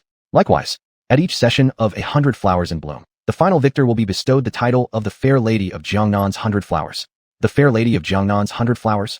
Upon hearing this, Shen Xiuxiue and others instantly showed expressions of awe. Mom, you wouldn't have asked us to come today to make us participate in this 100 Flowers in Bloom, would you? One member of the Shen family eagerly spoke up. Participate in 100 Flowers in Bloom? Do you think 100 Flowers in Bloom is a child's game? Anyone can join. Dinglan sneered and shook her head. The spots for 100 Flowers in Bloom are even contested by prominent families in Jiangnan province. Do you think our Shen family has a chance? The women of the Shen family immediately fell silent. In Tianbei City, although the Shen family could claim some importance locally, compared to the entirety of Jiangnan province, the Shen family didn't even rank among the top tier. Aunt Ding, if you've already said our Shen family has no opportunity, may I ask why you called us here? Shen Tianfeng asked curiously, unable to believe that Ding Lan would summon them without reason. Our Shen family doesn't qualify to participate in 100 Flowers in Bloom, but I have insider information. Director Yang holds an entrance ticket. Ding Lan said meaningfully. Director Yang? Upon learning that Director Yang actually possessed a spot, everyone momentarily froze, but quickly reacted, realizing that behind Director Yang stood the Dragon Soul organization. This explained everything. Mom, do you mean that you hope we participate in 100 Flowers in Bloom through Director Yang's connections? Lu Qiushua thought for a moment before suddenly speaking up. You're clever, my daughter. Director Ding glanced appreciatively at Shen Qiushua and said, Director Yang has two great loves, tea and treasures. In 3 days, Director Yang will host a small banquet. Since the last time Director Yang drank the Misty Sea Spiritual Peak tea, he has formed a favorable impression of our Shen family. He informed me that he is willing to offer one spot in the 100 Flowers contest to the 8 major aristocratic families of Tianbei City. Mom, how do we obtain this spot? Lu Qiushua asked immediately, unable to contain her eagerness. Although she is already somewhat well known in Tianbei City, Lu Qiushua is not content with her current position. She has greater ambitions. If she could become the Fair Lady of Jiangnan's 100 Flowers, then Shen Qiushua's name would be renowned across the 16 provinces. By then, the entire world would tremble in awe because of her. To get an invitation to the 100 Flowers contest, you need to show your sincerity. Ding Lan sighed. I cannot fathom Director Yang's temperament fully, but he likes treasures. Though what kind, I am uncertain. Whatever can satisfy him will suffice. Obtain the invitation using treasures? The Shen family members suddenly caught their breath. Isn't this just buying a spot with money? Money? Humph. Do you think Director Yang is someone who lacks it? Shen Tianfeng scoffed. At Director Yang's current status and position, money is merely a number. Tianfeng is correct. Director Yang is a very proud individual. Common treasures rarely catch his eye, but that does not mean ordinary items cannot gain his attention. Everything depends on your ability and luck. Ding Lan said calmly. I understand now. The treasures we present must be something Director Yang truly likes. Shen Qiushua responded quickly. All right, everything I need to say, I've already conveyed. You may return to prepare. In 3 days, I will take all of you to Director Yang's banquet. Whether or not you can secure a spot in the 100 Flowers contest and become the Fair Lady of Jiangnan's 100 Flowers will depend entirely on your own abilities. As for your competition, the children from other Tianbei City families, I have no way of intervening. After finishing her speech, Ding Lan was wheeled away by the servants. At this point, the gathered members of the Shen family also dispersed. Chapter 38 Genuine Goods Appraisal. The next morning, Shen Biao's uncle came to her house. Cousin, I'm leaving. Tang Linger waved at Shen Biao. Cousin-in-law, remember to come play with me when you have time. Tang Linger gave Su Chen a sweet smile with reluctance in her eyes. Su Chen nodded in response to the call. What exactly did you do to my cousin? Why does she seem different from before? Shen Biao curiously looked at Su Chen. Maybe you're overthinking it. Children's minds are hard to figure out. Su Chen laughed awkwardly. By the way, are you free today? Can you go shopping with me and buy something? In 3 days, Director Yang is going to host a banquet, and I plan to pick a gift for him. Shen Biao spoke openly. However, Shen Biao did not mention anything about the competition among the 100 Flowers because in her view, such a good opportunity would never fall into her hands, so there was no need to tell Su Chen. As for Jiang Nan's 100 Flowers fairy, Shen Biao didn't even think about it. Going to Director Yang's banquet was just to placate her mother. Half an hour later, Su Chen and Shen Biao arrived at the busiest commercial street in Tianbei City. The commercial street was divided into high-end places, mid-range places, and low-end places. Although Shen Biao took over the Billingian Hotel, the lack of money now was much less than before, but she thought that buying gifts for Director Yang and going to a low-end area would be enough. There was no need to go to an extravagant high-end place. Miss, would you like to choose some ancient jade? Look, this jade is emerald jade, absolutely good jade. If you wear this jade, your aura will change instantly. Why don't you try it on? Passing by a jade store, a shop assistant saw Shen Biao's appearance and demeanor, had a quick idea, and immediately started introducing the ancient jade. Speaking of this ancient jade, its origin is not simple. Do you know about Consort Yang? This piece of ancient jade was once worn by her. It suits your demeanor well, exuding elegance and luxury, and one glance shows that it enhances marital fortune. If you can come to the store today, it means you have a connection with this jade. So how about this? I'll sell it to you for 300,000 yuan, miss. What do you say? The shop assistant chuckled. 300,000 yuan? An ancient jade worn by Consort Yang. Shen Biao was startled by the words, grabbed the ancient jade, and put it on her neck. Husband, does it look good? After wearing the ancient jade, Shen Biao turned around and asked Su Chen. It does look good, but its value is not worth 300,000 yuan. If Consort Yang were alive and knew you were using her name to cheat people, she'd probably be furious. Su Chen shook his head and said, If not 300,000, then how much? Shen Biao was startled and asked curiously. Then Su Chen raised 5 fingers. 50,000 yuan. Shen Biao exclaimed. Upon hearing this, Su Chen shook his head. 5,000 yuan. 500 yuan. Seeing Su Chen keep shaking his head, Shen Biao couldn't help asking, how much is it worth? 5 yuan. Su Chen said directly. 5 yuan, are you joking? Buddy, if you don't want to buy it, don't accuse me. Remember, failure to trade should still maintain righteousness. The shop assistant glared at Su Chen. Am I framing you? Let me ask you a question. If you answer it correctly, then it proves you're innocent. Su Chen said. Let me ask you, which dynasty was Empress Wu from? Su Chen questioned. The Sui dynasty. The shop assistant replied. Upon hearing the shop assistant's reply, Shen Biao suddenly burst into laughter. Not even knowing which era Empress Wu belonged to, and yet daring to sell jade. No wonder you haven't noticed the plastic creases on the jade pendant. Su Chen pointed to a bulge on the jade pendant and said, You frauds sure aren't professional, huh? Su Chen smiled and said, To mistake Empress Wu as being from the Sui dynasty, you're really talented. Shen Biao smiled and returned the jade pendant to the shop assistant, then pulled Su Chen away. Just after the two walked out of the shop, a stall caught their attention. Genuine goods appraisal.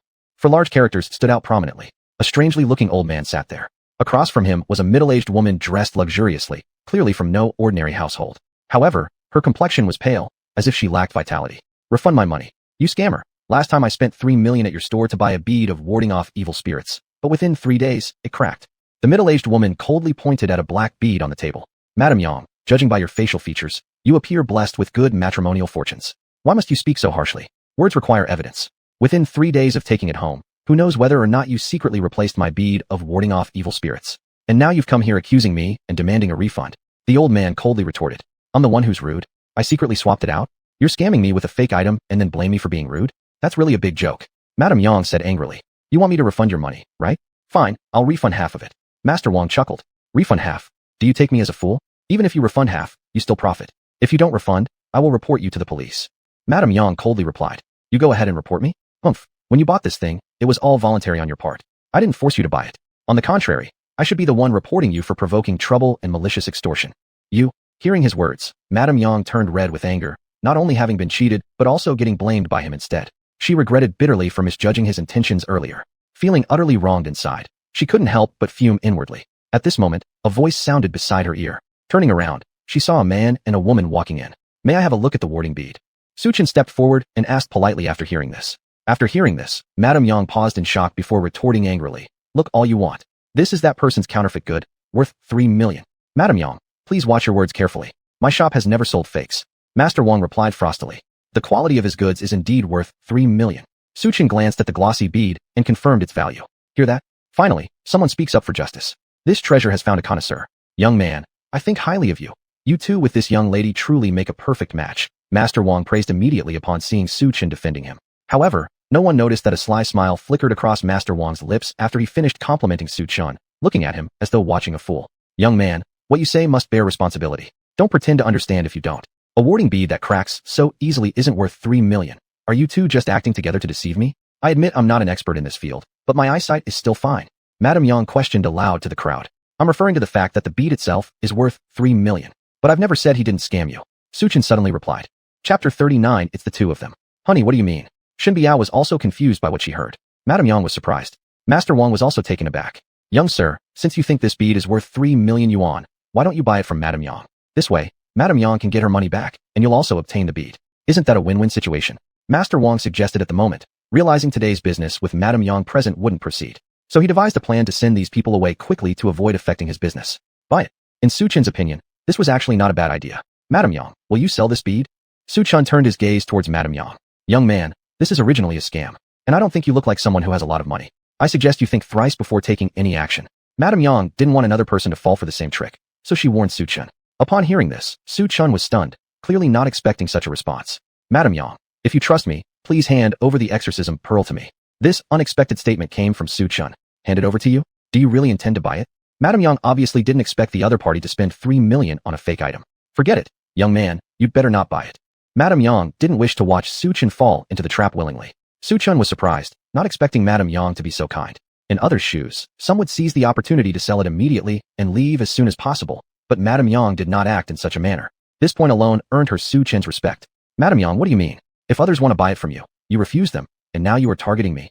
Master Wang asked angrily. You're right. I specifically targeted scammers like you, Madame Yang retorted. You? Who did you call a scammer? Master Wang snapped irritably. Madame Yang, if you give me the exorcism pearl, I promise you'll make no loss. How about that? Su Chen said with a mysterious undertone. This, no loss. Madame Yang was puzzled upon hearing Su Chen's words, unclear about what his intentions were. Haha, no loss. The money's already lost. How could there be profit? Master Wang sneered with smug satisfaction on his face. Lost money? So you admit it? It's fake after all, Shen Biao exclaimed in surprise, having grasped the implication behind his words. So what if it's fake? What can you do to me? Master Wang admitted directly, having slipped up in his earlier statement. You? Shameless. Shen Biao angrily pointed at Master Wang, furious. Who's deceiving whom? She's blind. This pearl certainly repels evil. Master Wang continued to insist. And it's made of glass. Glass? Madame Yang paused in disbelief. Shen Biao also froze in shock. It seems I'm right. You are indeed a fraudster. Just wait until my husband comes. He won't let you off lightly. Madame Yang was visibly upset and immediately took out her phone, dialing a number. Those in this trade depend on luck and the talent to identify items. If you lack discernment and get swindled, who else is to blame? Master Wang laughed while explaining. You old man, despite your age, you still resort to these deceptive tricks. Aren't you ashamed? Shen Biao teased. Little girl, how dare you talk to me like that? I sell openly and honestly. Where's the fault in that? But anyway, isn't your husband claiming a guaranteed profit? Master Wang gestured towards Su Chen, a playful smile flickering on his lips. Husband, what exactly did you mean when you said guaranteed profit? Shen Biao curiously looked at Su Chen. Absolutely guaranteed loss. That's nothing but your self-consolation. Master Wang mocked. Without uttering a word, Su Chen picked up the exorcism pearl in his hand and hurled it violently at the ground in the next second. Pang! As the exorcism pearl hit the ground, it shattered instantly. Countless fragments scattered everywhere. Su Chen, what have you done? Shen Biao was startled by Su Chen's actions. Over. My exorcism pearl. Now, we don't even have leverage for him to compensate us. Madame Yang watched the debris scattered all over the floor, despair evident on her face. Haha, truly a fool. Looks like I had misconceptions about you before. Master Wang burst into laughter. However, in the very next second, he couldn't continue laughing. For Su Chen found an ancient coin within the shards of the exorcism pearl. What is this? The coin was square-shaped, featuring a central hole in a square form with exceptionally refined craftsmanship. Kaiyuan Tongbao. Shen Biao read aloud. It's a coin from the Tang dynasty. At this moment, passers-by who heard Shen Biao recite these 4 words stopped to take a closer look. Young sir, I'll take this Tang dynasty coin. I'm willing to offer 5 million yuan. 5 million to buy this Tang dynasty coin? Are you joking again? I'll offer 6 million. Another passerby approached Su Chen and said, 7 million, 8 million, 9 million, 10 million. The Tang dynasty coin had reached a price of 10 million. Madame Yang, this Tang dynasty coin came from your exorcism pearl. Therefore, it belongs to you. I previously mentioned there would be no loss, and I won't break my promise. Su Chen said calmly to Madame Yang. Madame Yang hadn't fully comprehended what happened and stood frozen in shock. This can't be possible. How could there be a Tang dynasty coin inside the exorcism pearl? At this point, Master Wang also recovered from his astonishment and glared at Su Chen and Shen Biao with regretful eyes. I'm willing to offer 3 million for this exorcism pearl. Even if you offer 3 million, I won't sell it now. It's too late for you to regret. Su Chen smirked coldly. This. Master Wang, who was once arrogant believing he made money, now realized how wrong he was. Not only did he lose, but he lost everything down to his underwear. Brother, thank you for helping me restore justice. Madame Yang expressed her gratitude to Su Chen. Don't mention it, Madame Yang. These merchants who deceive consumers should be severely taught a lesson. Shen Biao raised her small fist.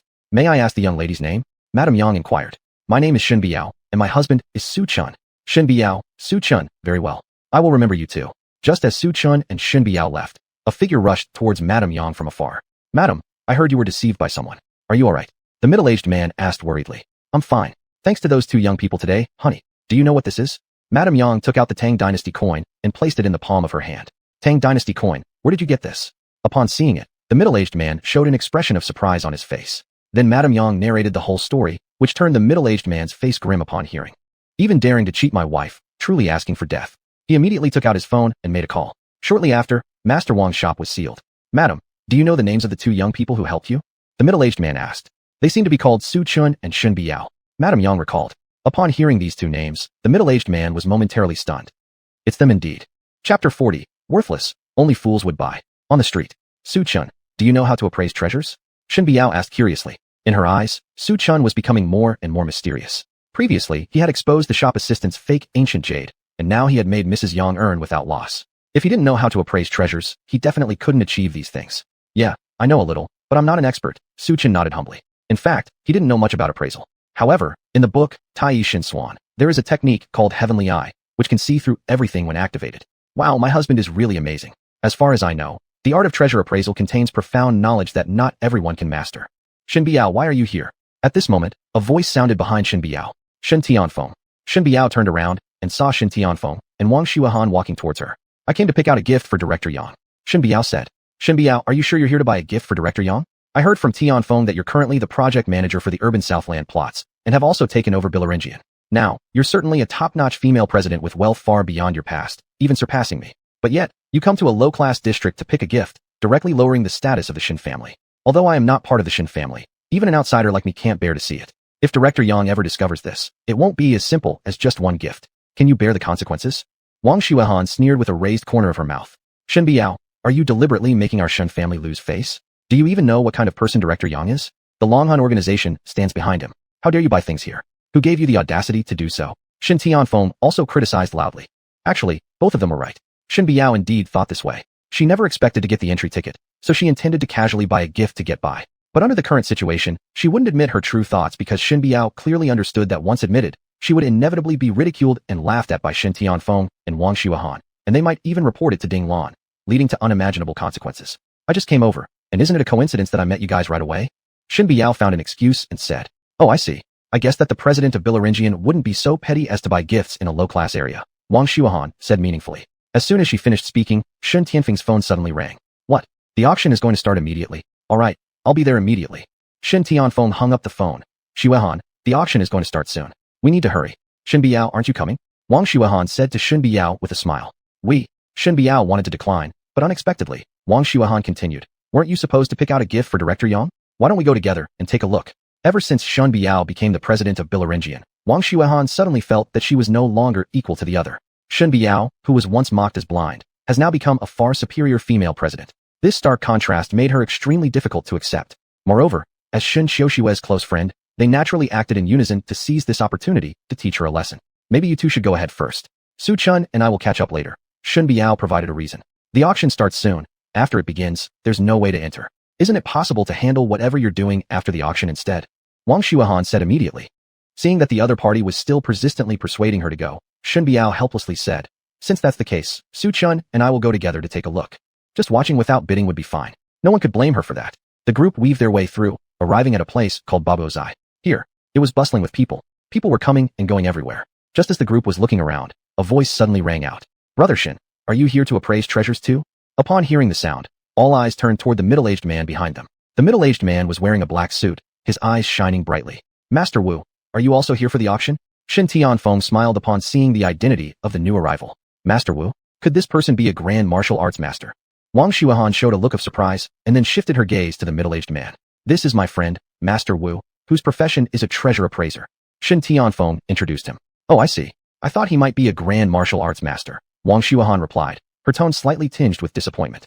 My strength is still not enough compared to Tianfeng's. He's the true master. Master Wu immediately praised him.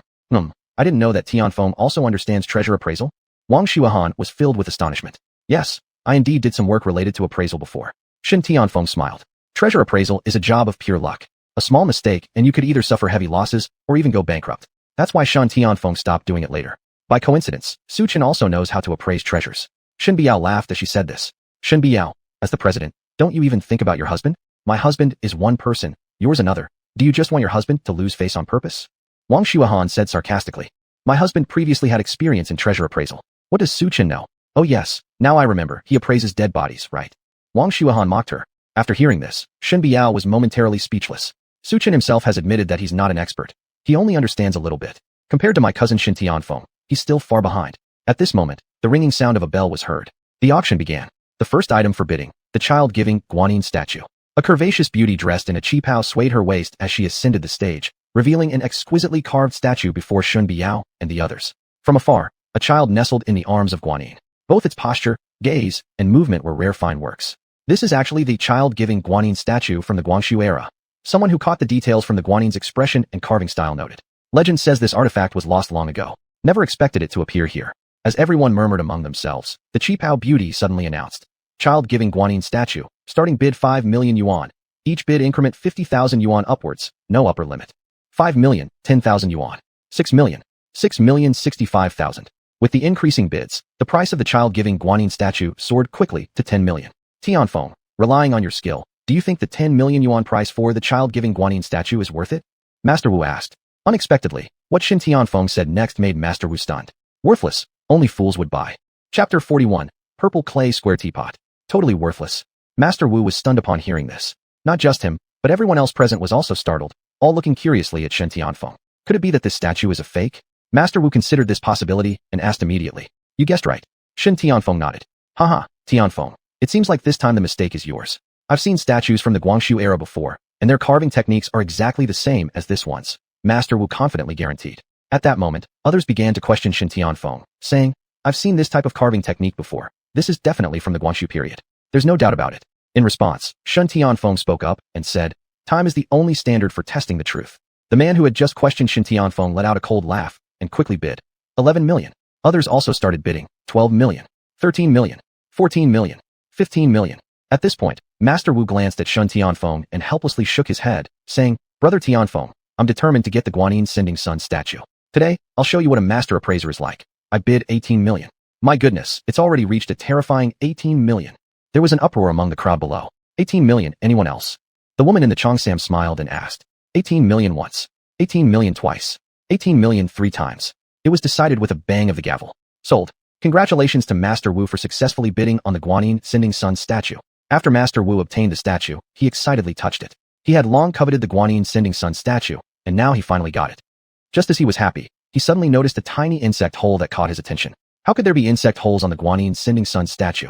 Could it be made of wood? Master Wu tightly clutched the Guanyin Sending Sun statue, unable to stop shaking. The real Guanyin Sending Sun's statue certainly isn't carved from wood. It was clear that this Guanyin Sending Sun statue was fake. This Guanyin Sending Sun statue is indeed a forgery. At this moment, someone suddenly spoke up with these words. Instantly, all eyes in the room were focused on Shen Tianfeng. Shock, relief, and confusion filled the faces of everyone present. This young friend has a sharp eye that really leaves me deeply impressed. Fortunately, I took this young friend's words to heart earlier and didn't bid. Otherwise, tonight I would have suffered heavy losses. At such a young age, this young friend already has such strength. His future potential is limitless. Look at the young lady beside him who clearly has a prosperous appearance.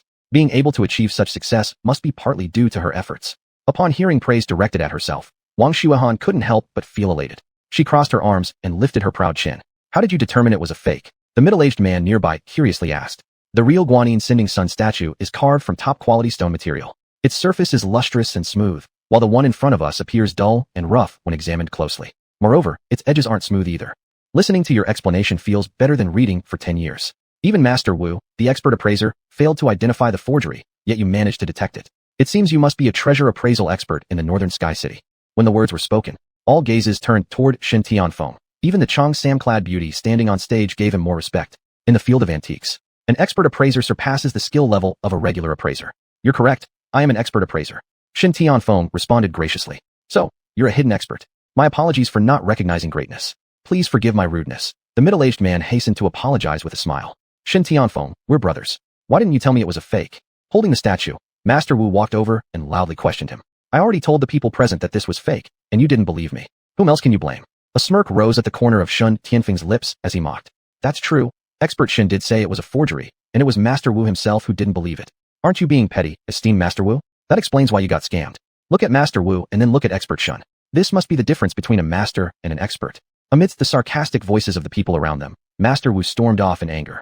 At this moment, the Chongsam-clad woman brought out the second auction item. It's a galloping horse stepping on a flying swallow from the pre-Qin era. Starting bid is 6 million. As soon as she finished speaking, people began shouting out their bids. Seeing that Shen Biao hadn't said a word since entering Baobaizai, xuanhuan had an idea and said, Shen Biao, I think this galloping horse stepping on a flying swallow has a great meaning. It would be perfect as a gift for Director Yang. Aren't you going to bid for it? I have my own plans and don't need your consideration. Shen Biao refused xuanhuan coldly. Shen Biao had originally planned to buy an item for Director Yang, but after Master Wu spent 18 million only to buy a fake, she decided not to take the risk. It wouldn't be worth it if she made a mistake. xuanhuan let out a cold snort and glanced at Su Chun beside Shen Biao, then came up with another idea. Su Chun, I heard that you also know a little about appraising antiques. How about having a competition with her? Ho ho, comparing my skills with this bumpkin will only affect my good fortune. If his bad luck causes me to make a mistake, where can I go to complain? But speaking of which, if he is willing to count out to me 3 times, I might not mind teaching him some of my experience. Shen Tianfeng sneered sarcastically. Teach me experience? I think you're not even qualified. Su Chun said expressionlessly. Not qualified? You who guards graves, full of misfortune, no matter how skilled I am, I cannot teach you anything. Shen Tianfeng said in an unpleasant tone, then whispered low. By the way, what's this divorce between you and my elder cousin all about? She has changed a lot now compared to before. You'd better leave her alone early or you'll end up regretting it without a place to cry. Shen Tianfeng, I advise you not to meddle in things that don't concern you. Why don't you worry about yourself first? Su Chen gave a meaningful smile. Me? What do I have to worry about? Shen Tianfeng frowned as he said. I heard brother who is looking for you everywhere. Su Chen said with a smirk. Brother who looking for me? We are close friends. Do you dare say such nonsense here? Don't you believe I could summon brother who with a phone call and deal with you? Shen Tianfeng blustered arrogantly. All right, why don't you call then? I'll wait for him right here. Su Chen smiled without any concern. As the two were arguing, the auctioneer's voice on stage broke their conversation again. It turned out that the second item, horse treading on a flying swallow, had been successfully bid on, and now it was time for the third item. The next item for bidding is a purple clay square teapot, crafted by Master Qin Mingyuan of the Qing dynasty. Starting bid is 7 million yuan. Looking at the exquisitely crafted brown teapot, Wang Xuanhuan felt an unbearable burning heat throughout her body, revealing an intense yearning in her eyes. Tianfeng, Director Yang likes tea. This purple clay teapot would be most suitable for him. Chapter 42. The appraisal expert is a fraud. Tianfeng, what do you think of this purple clay square pot? Do you think Director Yang will be satisfied? Wang Xuanhuan's gaze fell on the lustrous brown teapot, asking for Shen Tianfeng's opinion. She liked Shen Tianfeng very much, and thought it was worth paying everything for him. Therefore, she wanted to ask for his opinion to confirm whether it was a fake or not. After all, no one wants to buy a counterfeit item. I think it's quite good. Director Yang loves drinking tea. Buying this purple clay pot is very appropriate, and besides, it's made by Master Qin Mingyuan. In terms of fame and craftsmanship, it can be called a masterpiece. This purple clay pot is genuine, Shen Tianfeng said. Upon receiving Shen Tianfeng's affirmation, Wang Xuanhuan finally felt relieved and began bidding, saying, I'll bid 8 million. Miss Wang from the Wang family is truly rich and powerful, just spouting out 8 million like that. Mr. Shen the expert and Miss Wang from the Wang family are truly a perfect match. Since the appraisal expert has said so, it must be genuine, and everyone started bidding. Soon, the price of the purple clay pot skyrocketed and reached 10 million. Wang Xuanhuan even took out half of her family's assets, showing how willing she was to fight for love. In the end, Wang Xuanhuan successfully obtained the purple clay pot as she wished. Congratulations, Miss Wang. You have successfully bid for the purple clay pot. The Chongsam beauty smiled and had the staff hand over the purple clay pot to Wang Xuanhuan. If I could get an entry ticket for Shen Tianfeng, my place in his heart would become especially important. Thinking of this, Wang Xuanhuan instantly felt pleased inside. Xuanhuan, thank you for your intentions. To have such a wife, what else can a man ask for? Shen Tianfeng knew that Wang Xuanhuan bought it for him. Why is there such a big difference between women? Su Chen, it seems that Shun Biao has never bought you anything. Shen Tianfeng looked at Su Chen beside him and sneered. What I care about is Shun Biao herself. Whether she gives me gifts or not doesn't matter, as long as she cares about me in her heart. Money and things cannot measure whether someone loves you or not. Su Chen replied lightly. Giving no money but having plenty of wrong arguments. Since you've said that, I think you should still go to the low-end area to pick gifts for Director Yang. This place isn't suitable for you. Some people are born in Rome, while others are born poor. There's an unbridgeable gap between them. Wang Xuanhuan spoke with full disdain. You? Upon hearing this kind of provocation, Shun Biao turned red with anger. Wang Xuanhuan, you spent 10 million buying a fake. Feeling quite accomplished, huh? Let me tell you, even the teapot used at your home to drink water is better than this. Su Chen didn't let Shun Biao speak and immediately criticized. Fake. At the sound, everyone was startled and focused their gazes on Wang Xuanhuan. Could Miss Wang be the next Wu master? Su Chen, don't you have some problem with your brain? Your wife refuses to spend money to buy the purple clay pot, so you envy and make baseless accusations. Tianfeng has already said it's real. Would the treasure appraiser of Tianbei City ever lie? I warn you, if you speak, take responsibility. If you can't speak properly, don't talk nonsense like a fool. When Tianfeng was working as an appraiser in Tianbei City, you were still playing with mud in the mountains. Miss Wang, our Su Chen might have spoken somewhat improperly. Please don't be angry. Shen Biao saw that the surrounding people were focusing their gazes on them and quickly smoothed things over, despite not knowing how Su Chen discovered that it was fake. But could Su Chen's strength compare with Shen Tianfeng, an expert? Shen Biao, stop pretending here. I don't need your advice. Wang Xuanhuan angrily rebuked. Improper speech? Put yourself in my shoes. If you were me, and I publicly humiliated you this way, how would you feel? Su Chen, if you don't have the ability, then stay quiet. Don't make a fool of yourself. If you don't understand gem appraisal, don't pretend you do. Otherwise, you will only embarrass yourself. Wang Xuanhuan rebuked mercilessly. My understanding or misunderstanding of gem appraisal has nothing to do with you. However, I suggest you carefully examine this purple clay square pot before speaking nonsense. Su Chen coldly laughed and swore directly. Who the hell are you cursing? Su Chen, if you dare to say that again. Wang Xuanhuan trembled with anger, pointing at Su Chen. Shen Tianfeng also angrily rebuked. If you question my appraisal skills, fine, but you dare to curse my woman. Aren't you tired of living? Gem appraisal? Haha. You, this gem appraisal expert, can't even see that the bottom of the teapot mouth and the teapot belly are joined together? Didn't you notice such an obvious color difference? Su Chun pointed at the connection between the teapot belly and the teapot mouth bottom, revealing a profound smile. It was better not to look. As soon as they did, both of them froze. Indeed, there was a noticeable color difference at the joint between the two parts. It's truly a fake. Shen Biao, upon seeing such an obvious color difference, was instantly shocked. Not just her, but everyone else present suddenly revealed astonished expressions. I can't believe the counterfeit purple clay square pot is so glaringly obvious. How could I have missed it? So all this time Shen Tianfeng, the appraisal expert, was a fraud. If you take a closer look, with the placement and lighting at that angle, it just happened to cover up the color difference. It's really hard to notice unless you observe carefully. Even if an expert appraiser came in this situation, it would be easy to make a mistake. The angle was too tricky. We must commend this young man named Su Chun, who truly turned out to be the real expert. Just as the saying goes, true masters don't reveal themselves unnecessarily, and those who reveal themselves aren't high-level experts. The crowd was talking back and forth, comparing Su Chun with Shen Tianfeng, much to Shen Tianfeng's anger on the side. I actually bought a fake, and it's not even as good as our ordinary ones at home. A complete waste of 100 million yuan. Wang Xuanhuan became a bit distraught, because initially she thought that even if it were fake, it wouldn't result in such a severe loss. What she didn't expect was that this piece was undeniably fake, leaving no room for resale. Tianfeng, what are we going to do? This 100 million constitutes 1/3 of the Wang family's assets. Wang Xuanhuan lost her composure and looked to Shen Tianfeng for help with pleading eyes. Xuanhuan, don't be upset. I will find a way to compensate for your losses. Seeing Wang Xuanhuan's sorrow, Shen Tianfeng deliberately found excuses to soothe her. My husband, I trust you can do it. Wang Xuanhuan, as if finding solace, leaned into Shen Tianfeng's arms. Seeing this scene, the crowd began casting approving glances at Shen Tianfeng, as if silently praising his masculinity. Shen Biao, did you see that? Even though I purchased a fake, my husband can shoulder the risk for me. Can Su Chun do the same for you? Tianfeng is a real man. Look at Su Chun. Where does he display any sign of being a man? Su Chun, why do you glare like a tombkeeper? My husband brings me security. Can you give Shen Biao that kind of assurance? Chapter 43. The auction item is a teapot again. I don't need Su Chun to give me a sense of security. Seeing Wang Xuanhuan questioning Su Chun, Shen Biao softly said, because a sense of security comes from oneself, not from others.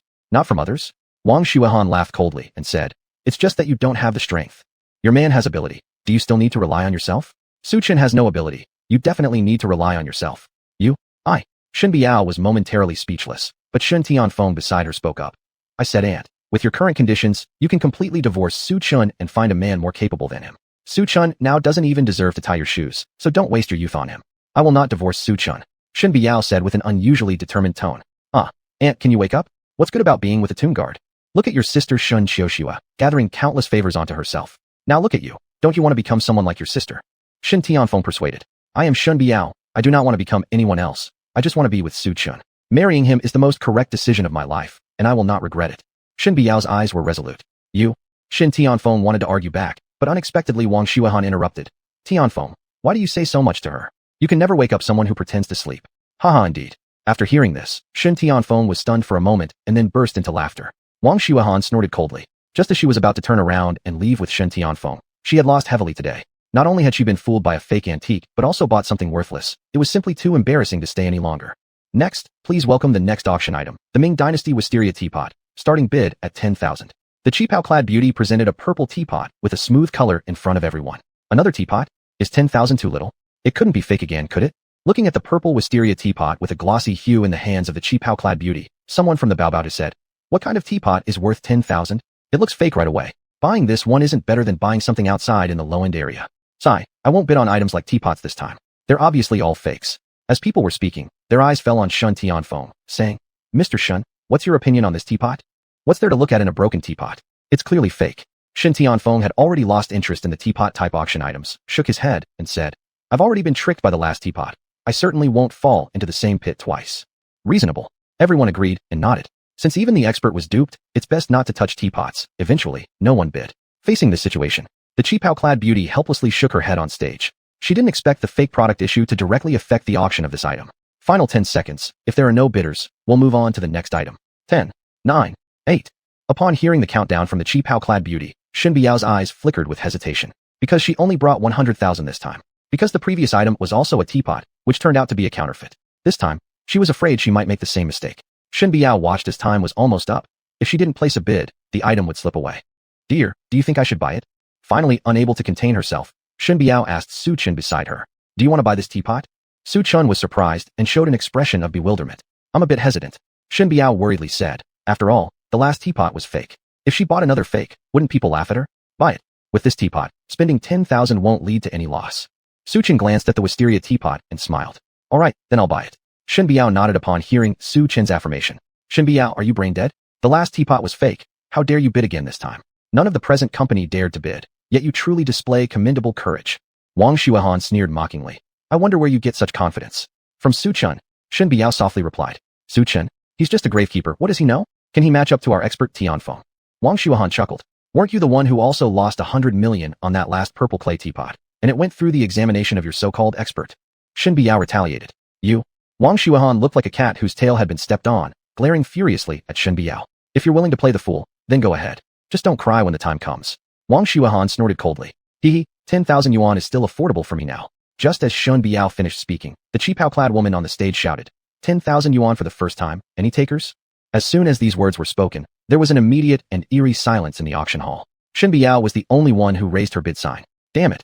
Is a teapot really that connected to the Shen family, or what? It's another Shen bidding for the teapot again. This woman must be mentally challenged. The previous auction item was snatched up by someone from the Shen family, and turned out to be a fake, yet she dares to bid again here. Money shouldn't be spent like this, someone muttered under their breath. The crowd assumed an attitude of waiting for the show to unfold. Congratulations to Miss Shen Biao for successfully acquiring the wisteria teapot. After the 3 taps of the gavel by the qipao-clad beauty, the wisteria teapot was successfully obtained by Shen Biao. Is this the wisteria teapot? Shen Biao carefully examined the wisteria teapot, worried it would have similar issues as the last purple clay square pot, such as being pieced together. After thoroughly scanning it, she found nothing unusual and relaxed a bit.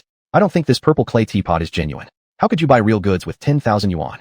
Shen Tianfeng's eyes rested on the teapot as he mocked. How can you determine it's fake? What if it's real? Shen Biao retorted. To find out if it's real or fake, we just need to conduct a test. It said the real purple clay pot fears fire, and will change color when exposed to it. Someone suggested at this point. Fine. Someone took out a lighter and applied heat to the purple clay pot. As the temperature rose, the base of the purple clay teapot showed no change whatsoever. The color didn't change. This purple clay pot is fake. Some cried out in surprise. It's really fake. Seeing this scene, disappointment and sadness spread across Shen Biao's face. She had thought herself lucky in finding a rare treasure, but realized how wrong she had been, making her feel quite foolish. But then again, there was a reason why something costs 10,000 yuan, even though all of it came down to her naive assumptions. Even an expert in appraising antiques like Shen Tianfeng made mistakes. It wouldn't be surprising if Su Chen also fell for the same trick. When Shen Biao was feeling utterly disheartened and planning to leave with Su Chen, unexpectedly Su Chen spoke up. Your precious item hasn't been taken yet. Are you so eager to leave? The purple clay teapot is a fake. What do you mean by precious item? Shen Biao paused, her face full of confusion. Chapter 44, The Life-Extending Pot. Haha, Su Chen, do you really think everyone is blind? The color of the purple clay pot did not change just now. You insist on calling a fake treasure. Upon hearing Su Chen's words, Shen Tianfeng couldn't help but laugh. You don't have that brush, so don't act as a big shot. Pretend what for? Now you're like a clown and still won't admit it. Ho ho, who the real clown will be revealed soon. Su Chen gave a cold smile. Who has tinfoil? I do. At this moment, someone pulled out a piece of tinfoil from their chest and handed it to Su Chen. Shen Tianfeng, open your dog eyes wide and see who the real clown is. Su Chen wiped the purple vine pot with tinfoil. The crowd all focused their attention on the purple vine pot, wanting to know what trick Su Chen was playing. Su Chen, are you the rescue monkey invited by the Monkey King? Don't naively believe that wiping it with tinfoil can make it a real one. Wang Xuanhuan sneered. Haha, let's see what tricks he can pull off. Shen Tianfeng coldly laughed. Su Chen repeatedly wiped the purple vine pot with the tinfoil. After wiping for a long time, the purple clay pot showed no color changes at all. Haha, I'm laughing my head off. Can a sheet of tin foil turn a fake into a real thing? Su Chen's thinking pattern is truly bizarre. No wonder Shen Xiuxue didn't want to marry you. Who would want to marry a clown? Wang Xuanhuan burst out laughing and immediately mocked. Wang Xuanhuan, why do you always target Su Chen? Su Chen is not a clown. If you keep talking like this, I will get angry. I've never heard that using tin foil can make a fake become real. Su Chen is just the oddball who could come up with this. You're mad too? What qualifications do you have to be mad? The face of the Shen family has been lost entirely due to you and Su Chen. Do you lack common sense? You. Shen Biao angrily pointed at Wang Xuanhuan. Just as Wang Xuanhuan was speaking, someone shouted. The color of the purple vine pot has changed. Everyone noticed that the color of the purple vine pot gradually faded away, transforming from the original purple to blue, presenting itself anew in front of everyone. My goodness, it actually changed. Once I get home, I will also use tin foil to wipe the teapot at my house. Perhaps it can also turn a fake into a real one. This is not the purple vine pot. It's called Bingxin Dragon Pot. Someone saw the 2 blue dragon patterns on the pot and screamed out in surprise. What is the Bingxin Dragon Pot? Wang Xuanhuan looked stunned and asked immediately. Legend has it that drinking liquid brewed with the Bingxin Dragon Pot can provide the benefits of extending one's life, thus being called the life-extending pot. Life extension? If I remember correctly, Director Yang from Tianbei City is extremely passionate about longevity, almost reaching an obsessive degree. Someone added immediately. As the words were spoken, Wang Xuanhuan stood there dazed. Shen Biao and Shen Tianfeng were also confused. Especially Shen Biao, recalling how Director Yang drank over 10 pots of Wuhai Lingjian when he first arrived at Shen's place, all in pursuit of longevity, further confirming that what was said was true. Do you confirm that this is the Bingxin Dragon Pot? Not a fake. Wang Xuanhuan had already been frightened enough by fake teapots, and couldn't help asking again. I am completely certain this is the Bingxin Dragon Pot. The dual ice dragon's spitting pearls cannot be mistaken, and this pot is different from other teapots as it emits a refreshing coolness. The middle-aged man who spoke earlier immediately added, there indeed is a refreshing cool sensation. One middle-aged man immediately placed his hand on it, instantly feeling a chill spread through his entire body from his palm. After hearing this, everyone paused momentarily, their eyes turning fiery with excitement. After all, human lifespan is limited. It's often said, money is precious, but life is more valuable. Young friend, I'd offer 30 million for this teapot. Would you sell it? I'll offer 40 million, 50 million, 60 million. This teapot was auctioned by my wife. I have no right to sell it. Su Chen shook his head and passed the pot to Shen Biao. Miss Shen, our 8 treasure shop would offer 100 million to buy this Bingxin Dragon Pot. Miss Shen, would you sell it?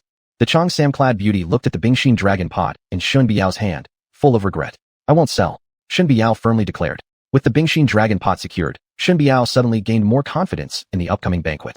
Previously, Shen Biao was indifferent to Director Yang's banquet, but now things had changed. She could tell from Director Yang's obsession with longevity that this item was something he absolutely must obtain. Which woman doesn't hope to become the flower fairy of Jiangnan province? Previously, Shen Biao's dream was just a fantasy, but now the fantasy becomes a reality, enriching her dull life. Her eyesight has been restored, and her mother's Biliao Hotel has returned under her control. All of this was because of Su Chen. Thinking about this, Shen Biao secretly resolved to treat Su Chen well in the future. After Su Chen and Shen Biao left, why is it that he, Su Chen, could help his wife authenticate the life-extending pot, boosting its value from 100,000 to 100 million, increasing its worth by 1,000-fold, while I made my wife lose 10 million and buy a fake? I'm the real treasure appraiser. Su Chen is just a gravekeeper. Where do we fall short? Where do we fall short? Shen Tianfeng angrily shouted, feeling discontent. Tianfeng, it's just a life-extending pot. We lost 10 million. We can earn it back, Wang Xuanhuan consoled. Do you even understand? Do you know what this life-extending pot means to Director Yang? If Shen Biao takes it to him, it's something he will absolutely have to obtain. Shen Tianfeng coldly replied. Don't worry. It won't be so easy for her to get it, Wang Xuanhuan said indifferently. Not so easy to get it. Shen Tianfeng was taken aback, not understanding Wang Xuanhuan's meaning, and then he added. Wang Xuanhuan didn't speak, but instead revealed an enigmatic smile. Time passed quickly. 3 days had gone by. The banquet hosted by Director Yang was at the Holy Dragon International Hotel. A wide range of people were invited, including social celebrities from all circles, bosses, and martial arts giants. The Shen family arrived here in a hurry early on. Shen Xiuxue attended dressed up in a white dress. Her snow-white legs paired with white high heels made her still the most dazzling noble queen of the entire event. Have you all prepared everything? Dinglan asked. Yes, Mom, I've got everything ready. Don't worry. The slot for the 100 flowers in full bloom competition will definitely be mine. Sister Xiuxue, don't celebrate too soon. Shen Tianfeng walked over and said smugly. Hearing this, Shen Xiuxue was startled and asked, Younger brother Tianfeng, what do you mean by that? Shen Biao purchased the life-extending pot at the 8 treasures shop. There's no doubt that Director Yang will surely want this item. This time, you almost have no chance of winning. Chapter 45. If she hadn't died, would you kneel down and kowtow to her? Ice Heart Dragon Pot. Upon hearing Shen Tianfeng's words, Shen Xiuxue paused momentarily before asking curiously. Yes, tell us quickly what the Ice Heart Dragon Pot is. The crowd of people from the Shen family inquired curiously. The Ice Heart Dragon Pot has properties that can extend one's lifespan. You also know how Director Yang is obsessed with prolonging his life. Following this, Shen Tianfeng related all he knew to Shen Xiuxue and others. What you said is correct. If the Ice Heart Dragon Pot had been presented to Director Yang, he would have undoubtedly been pleased. Alas, how could such luck fall on Shen Biao? Why didn't I have that kind of fortune? If only it had been me who obtained the Ice Heart Dragon Pot. Wouldn't that have been great? After hearing the news about Shen Biao obtaining the Ice Heart Dragon Pot from Shen Tianfeng, the Shen family members were filled with envy and jealousy, just like Shen Tianfeng. Wait a moment. Earlier you said the Ice Heart Dragon Pot was discovered by Su Chen? Could it be he knows gem appraisal? Shen Xiuxue asked immediately. TCH, that kid just got lucky. Gem appraisal is 7 parts luck and 3 parts skill. Shen Tianfeng said coldly, full of disdain. That's right. Gem appraisal is much like gambling. One small gamble can turn a bicycle into a motorcycle. Lose, and you'll end up naked. Many gem appraisal experts have lost everything in this line of work. If Su Chen really had talent in this field, why would he be working as a tomb guardian, a job that shortens one's life? One of Shen's relatives, who usually looked down on Su Chen, mocked him. He's just a country bumpkin, without any real skills. Shen Tianfeng angrily stated. As the Shen family mocked Su Chen, Shen Xiuxue felt a sudden wave of nostalgia. If only I had married him back then. This thought popped up, but was immediately crushed by her. What am I thinking? Su Chen is just a tomb guardian, while I'm the pride of Jiangnan province. How could I possibly look favorably upon someone like him? Shen Xiaoxue quickly discarded this foolish idea. Shen Biao, whose biological parents both passed away, lacking ability, half-blind through her early years. How could she become a flower immortal? It's truly an absurd fantasy. Elsewhere, Shen Biao and Su Chun prepared to drive towards the St. Dragon International Hotel. Su Chun, do you think I can succeed? Shen Biao asked anxiously. Wife, I believe in you. Just as you've always believed in me, Su Chun said softly. Suddenly, a car sped out of nowhere, rushing past Su Chun and Shen Biao. Watch out. Su Chun quickly embraced Shen Biao nearby. Startled, Shen Biao trembled, accidentally dropping the ice heart dragon pot towards the ground.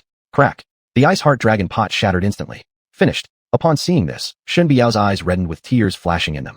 With no present left for Director Yang's banquet, how am I supposed to attend? Realizing her dream of 100 flowers fighting for beauty was lost, Shen Biao suddenly felt like returning home. Wife, don't be sad. Before Su Chun could finish speaking, a hurried voice interrupted. Quickly call for an ambulance. Save someone.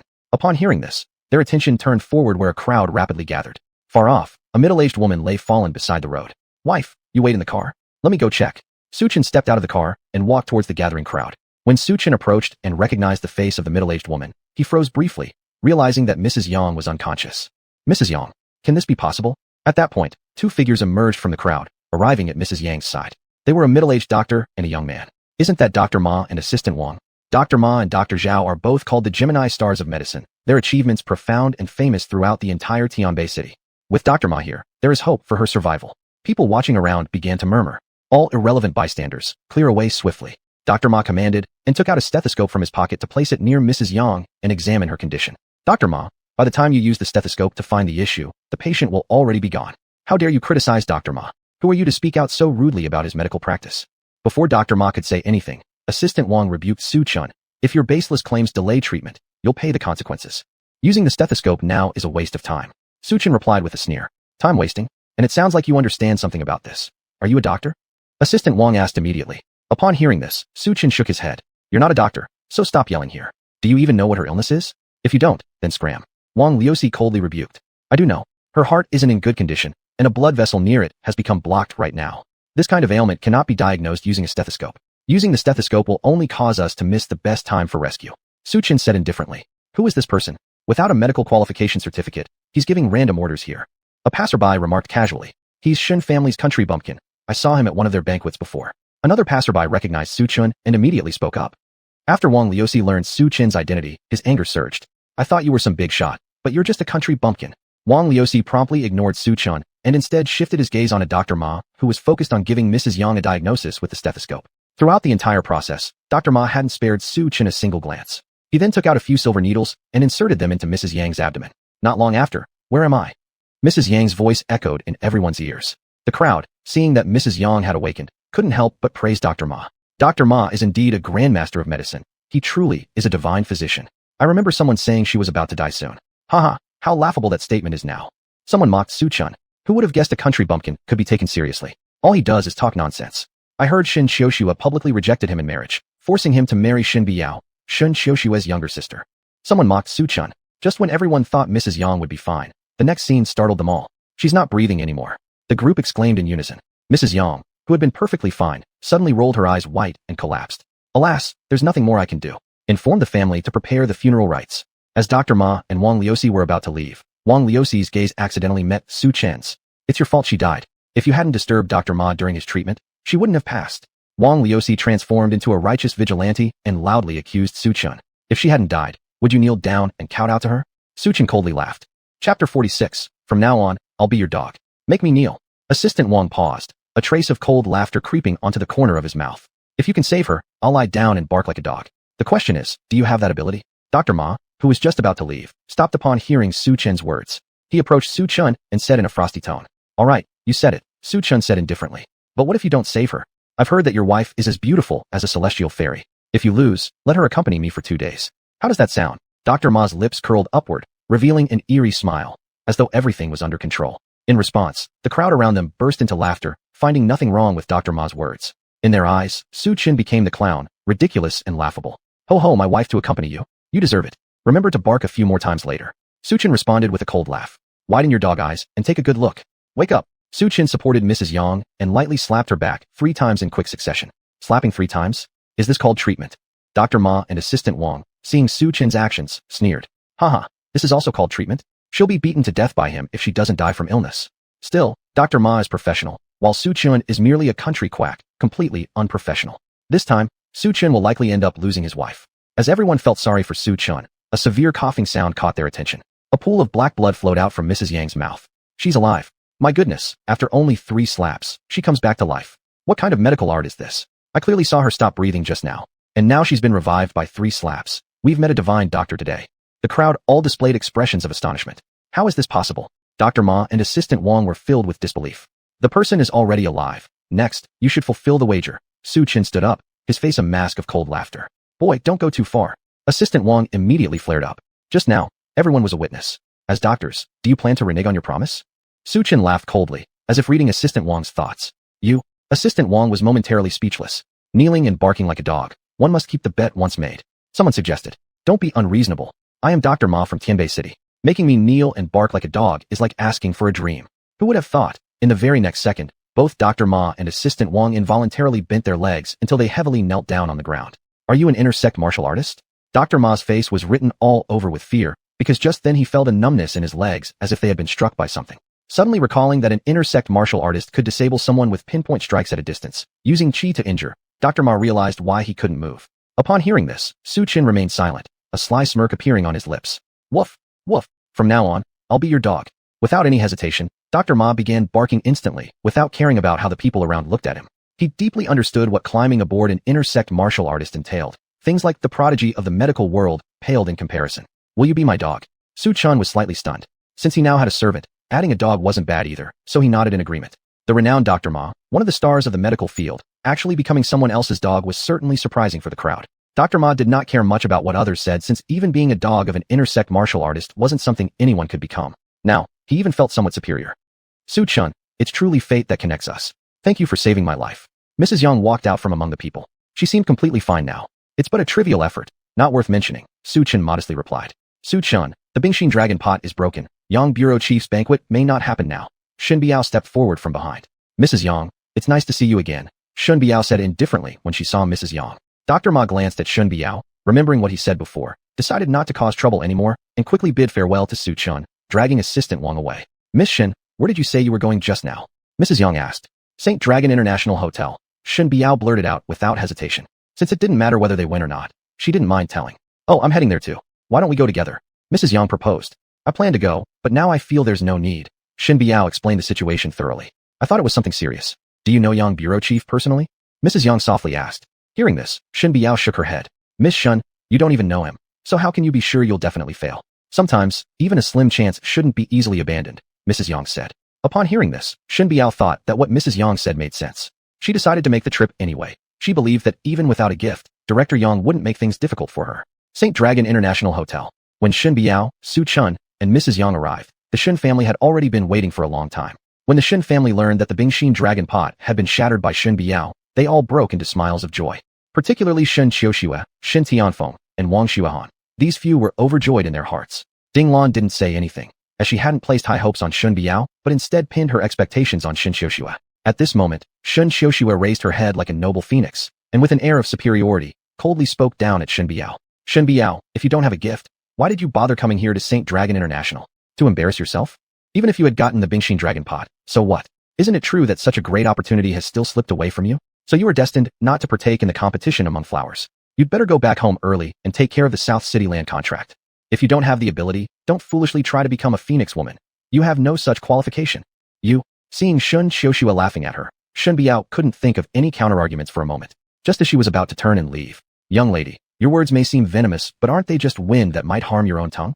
Mrs. Yang stepped forward and said coldly. Upon hearing this, everyone in the Shen family finally noticed Mrs. Yang, who was beside Shen Biao.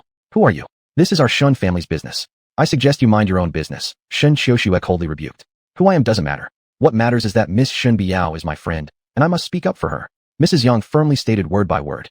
Haha, if she doesn't have a present, why does she stay here shaming our Shen family? Am I wrong? Shen Qiuxue mocked. Who says one can't come here without a gift? Mrs. Yang replied lightly. As the two were arguing, a middle-aged man dressed in a Zhongshan suit walked out. Director Yang has arrived. Seeing Director Yang approach, everyone went up to greet him warmly. Thank you all for making the time amidst your busy schedules to attend this banquet. Director Yang greeted everyone enthusiastically. After some formalities of wine table culture, the main event was about to begin. The expressions of everyone present became tense. But there was one exception. At this moment, Director Yang's eyes also landed on this person. Their gazes met. How did she come to? Director Yang's heart instantly rippled, revealing a hint of bitter smile, though he quickly concealed it. Chapter 47. Goddess Xia Xianyu. Director Yang immediately shifted his gaze to Shun Biao and Su Chun, furrowing his brows instantly, without saying a word. At this moment, a young woman approached Director Yang. Director Yang, this is the gift my Zhao family has prepared for you today. I hope you like it.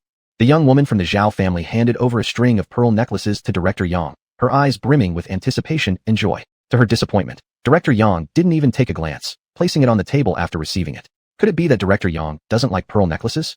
Seeing Director Yang's reaction, everyone from the Zhao family froze in surprise, feeling an immediate wave of disappointment. But the Zhao family didn't give up. They prepared a second gift. Subsequently, a tall beauty walked over slowly. Director Yang, this is the purple clay teapot our Zhao family has prepared for you.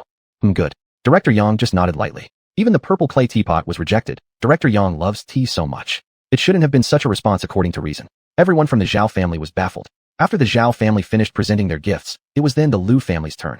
However, the Lu family didn't receive any favorable expressions either. It quickly came to the Shen family's turn. Shen Tianfeng stepped out first. Director Yang, this is the gift I've prepared for you, Qin currency. Due to Shen Tianfeng's debts, he didn't have a single cent on him at the moment, and in desperation, could only take out the Qin coin he had obtained by chance before as a present for Director Yang. Oh, currency from the Qin dynasty. After Director Yang took the Qin coin, he carefully inspected it and smiled. I've been desperately searching for Qin coins without result, but now I've finally found one. Could this be unintentional success? This particular Qin coin was something he had gotten by accident during a treasure identification event before.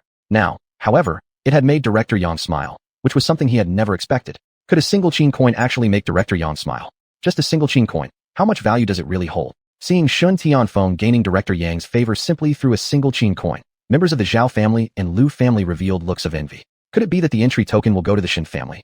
Director Yang, this is the gift my Sidhu family has prepared for you. At this point, a man from the Sidhu family stood up and went over, handing over the present. What the Shen family's man sent was a bell. On the surface of the bell was carved an imposing man, surrounded by many flying birds and beasts, giving off a sense of unmatched majesty. The Tai Huang bell. It said that this is an ancient relic. Who would have thought the Tai Huang bell would fall into the hands of the Sidhu family? Ancient relics, priceless. Who would have thought the Sidhu family would bring out such an ancient relic? It seems they've spared no expense to obtain the entry token. When everyone saw the Tai Huang bell brought out by the Sidhu family, they were momentarily stunned. Who would have thought Sidhu Ming would bring out the Tai Huang bell? Shen Tianfeng, upon seeing his junior high school classmate being so extravagant, was suddenly startled from his initial smugness. If it were him, he would have sold the Tai Huang bell long ago. After all, it was worth quite a lot of money. However, upon further thought, in recent years, the Sidhu family's economic strength was far worse than it used to be, and their influence had also greatly diminished. The 100 flowers contending in splendor in Jiangnan currently offered the Sidhu family a glimmer of hope. Just when Shun Tianfeng thought Director Yang would accept it, an unexpected scene occurred. Not only did Director Yang not reveal any signs of happiness, his expression darkened instead, scolding. I'm still alive and well. What do you mean by gifting me a bell from your Sidhu family? Are you sending me off? Upon hearing this, Sidhu Ming froze in shock, hurriedly explaining. Director Yang, you've misunderstood us. We Sidhu family certainly had no intention of that. Humph. Director Yang's attitude left Sidhu Ming disheartened. He had thought that with the Tai Huang bell, he would surely win favor, never expecting the difference between reality and expectation to be so great. Sidhu Ming, do you think you're remarkable because of the Tai Huang bell? It's a fine object, but the timing couldn't be worse. Shen Tianfeng watched Sidhu Ming in a daze. Everyone makes the Tai Huang bell sound so powerful, yet in the end it isn't even as valuable as my single Qin coin, truly laughable. Shen Tianfeng smirked coldly. Humph. Sidhu Ming replied with a cold snort and remained silent. Cold huffing won't help. The fact remains your Sidhu family has already ruined Director Yang's mood. There's likely no more opportunity to get the entry token. Shen Tianfeng gave no quarter, due to the fact that the other party had poached talent from him in school, and he still harbored resentment. Now, seeing the other party in disarray, he naturally felt relieved. With no hope left for obtaining the entry token for the Sidhu family, Sidhu Ming could only leave carrying the Tai Huang bell. Morale among the Sidhu group dropped significantly. In contrast, the Shun family was bustling with excitement, and everyone looked at Shun Tianfeng with admiration. Wang xuanhuan, in particular, wore a look of deep admiration on her face. Husband, you're so amazing. You actually know what kind of gift Director Yang likes, and you have such sharp insight. Thank you all for your praise. The Shen family is in trouble, and it's our duty to step up without hesitation. Shen Tianfeng put on an expression of righteousness. This is truly a fine son of the Shen family. One member of the Shen family called out first. At this moment, Shen Tianfeng noticed Shen Biao standing to the side and sneered. Shen Biao, you don't even have a gift. What are you still doing here? Those who brought gifts weren't given good expressions, so how could someone like you who brought nothing be any better? Shen Biao was momentarily speechless, feeling that what the other person said made sense, which caused some unease in her heart. Director Yang might actually prefer someone like you with empty hands. To be uncorrupted by worldly influences and remain upright is admirable. Besides, I still have. Chen hadn't finished his sentence when he was interrupted by another voice. Empty-handed? Are you joking? How can you even say such things, Chen? Shen Xiuxue suddenly spoke with a mocking smile. Men are equal. My Tianfeng only needed to present a qin coin to gain Director Yang's favor. But your Chen hasn't even come up with a single gift yet.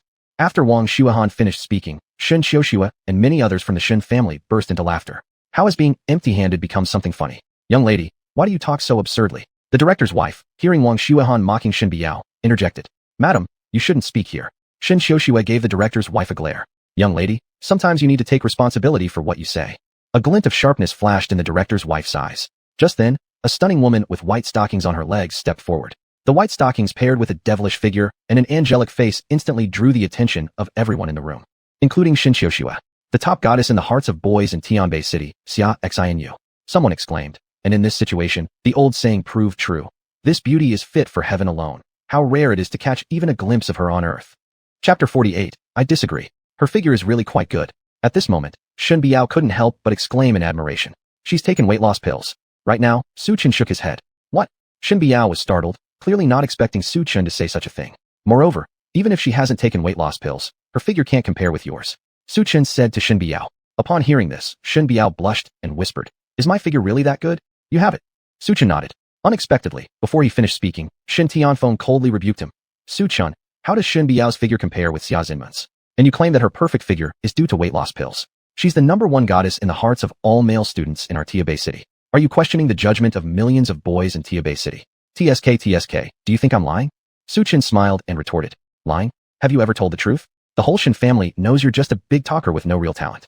How could your words be trusted? It's simply laughable. Just as Shen Tianfeng finished speaking, Xia Zinmen handed an ancient qin, Chinese zither, to Director Yang. It's rumored that Director Yang's wife loves playing the qin. This instrument is called qinsa, symbolizing the beautiful love between you and your wife. Please accept this token of my respect. Harmony of qinsa? Excellent, excellent, truly excellent. Director Yang laughed and nodded, occasionally glancing at a distant corner. At this moment, Wang Xuanhuan witnessed this scene and felt an ominous premonition.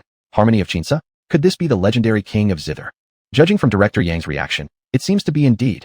Seeing Xia Zinmen gain favor with Director Yang, people on the scene began to whisper among themselves. Dinglan furrowed her brows tightly. Although blind, her ears still worked fine.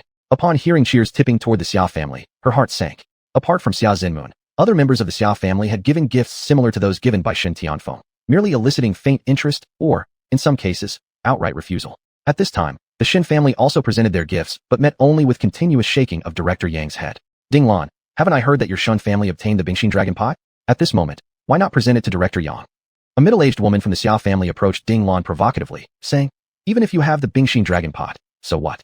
The importance of harmony of qinsa to Director Yang far outweighs the pot. Therefore, the entrance ticket belongs to my Xia family. Dinglan, if you have the Bingxin Dragon Pot, don't bother taking it out. Just keep it for prolonging life. Given your blindness, it might allow you to live a few more years, mocked the middle-aged woman from the Xia family. Humph. Dinglan's face turned deathly pale, sinking to its lowest point. The relationship between the Shen family and the Xia family has always been uneasy. When Dinglan was discharged from the hospital after losing her eyesight, they didn't visit her. Mom, you don't know this, but the Shen family's Bingxin Dragon Pot is already broken. At this moment, Xia Zinmen, with her long legs, approached the middle-aged woman from the Xia family. Despite her impeccable figure, her tone left people feeling uncomfortable. No more Bingxin Dragon Pot. The middle-aged woman paused, surprised by the revelation. It fell off and shattered accidentally on the way here because Shen Biao wasn't careful. Alas, I thought you'd bring me a surprise, but instead, it's a false alarm. Once the middle-aged woman understood the situation, she sneered without any mercy. Without the Bingxin Dragon Pot, your Shen family is bound to lose. What else can you offer against my Xia family? Weirdo, go back and take care of your Shen family. Who says our Shen family will lose without the Bingxin Dragon Pot? At this very moment, Shen Xiuxue stepped forward and handed over a green stone to Director Yang. Director Yang, this is a gift prepared by my Shen family for you. What's that? When everyone saw the thumb-sized stone in Shen Xiuxue's hand, they froze momentarily. How stingy is Shen Xiuxue to offer such a mere stone to Director Yang? It's likely she realizes she can't match Xia Zinmen, so she decided to throw in the towel. Not very likely. Shen Xiuxue doesn't seem like someone who would give up so easily. As everyone wondered why Shen Xiuxue brought out a piece of cracked rock, unexpectedly, someone recognized the object and shouted out loud in shock. This is the heart of life. Heart of life. Upon hearing these 4 words, everyone in the Xia family, including Xia Zinmen, trembled all over. Because wearing the heart of life extends one's lifespan. For Director Yang, It was a treasured item he craved. Miss Shen, do you genuinely intend to give me this heart of life? There was excitement in Director Yang's voice. Heart of life. This is the heart of life. No matter how great your powers may be, you cannot escape the passage of time. Beauty fades with age, and no one can stay young forever. But with the heart of life, things are different. It can extend his lifespan, and even help him retain his youth indefinitely. Yes, I am willing to give the heart of life to Director Yang. As all eyes were on her, Shen Xiuxue calmly nodded in agreement. Good, well done. I like it very much. The entrance ticket belongs to your Shen family. Unexpectedly, just as he finished speaking, his gaze met the woman standing in the corner. After catching sight of her unfriendly expression, he suddenly felt somewhat abashed. Xiuxue, you actually managed to find the heart of life. Wang Xuanhuan looked at Shen Xiuxue with envy, for it was truly hard not to feel jealous that her best friend got the chance to attend the 100 Flowers contest. To be honest, it's just good luck. I happened to get it at an auction once. Shen Xiuxue gave a brief explanation. Old lady Xia, do you still think my Shen family doesn't deserve to participate in the 100 Flowers contest? Shen Xiuxue crossed her arms, resembling a proud phoenix. You? Hearing this, the middle-aged woman from the Xia family was so angry she couldn't say a word for half a minute. Behind her, Xia Xinwen clenched her fists tightly. Her nails dug into her flesh as she glared fiercely at Shen Xiuxue. To obtain this entrance ticket for the 100 Flowers contest, she had spent extravagantly, almost to the point of ruining her family. A surge of negative emotions such as regret and frustration rose within her, but Shen Xiuxue paid no heed to her hostility. Shen Biao, see that? None of the families from Tiabei City measure up to me, whereas you broke the Bingxin dragon pot. This is the gap between you and me. Heaven gave you a chance, but you failed to make use of it. You're only fit to marry someone like Su Chun, while I am destined to marry a master. After Shen Biao successfully negotiated the Southern City Land project, and even attracted someone like Lord Hu to visit her, this severely wounded her pride. So now, she wanted to put Shen Biao in her place, and let her clearly understand who the true prodigy daughter of the Shen family was. Just as Shen Xiuxue finished speaking, a voice sounded behind everyone. Give her the entrance ticket? I disagree. Chapter 49, A Little Bell. Whoosh. At the sound, everyone's eyes immediately turned toward Mrs. Yang with expressions of surprise. They thought to themselves that this person must not be a fool. She just said no without any regard for Director Yang's position. However, the next second Director Yang's words caused everyone's hearts to tremble. Good.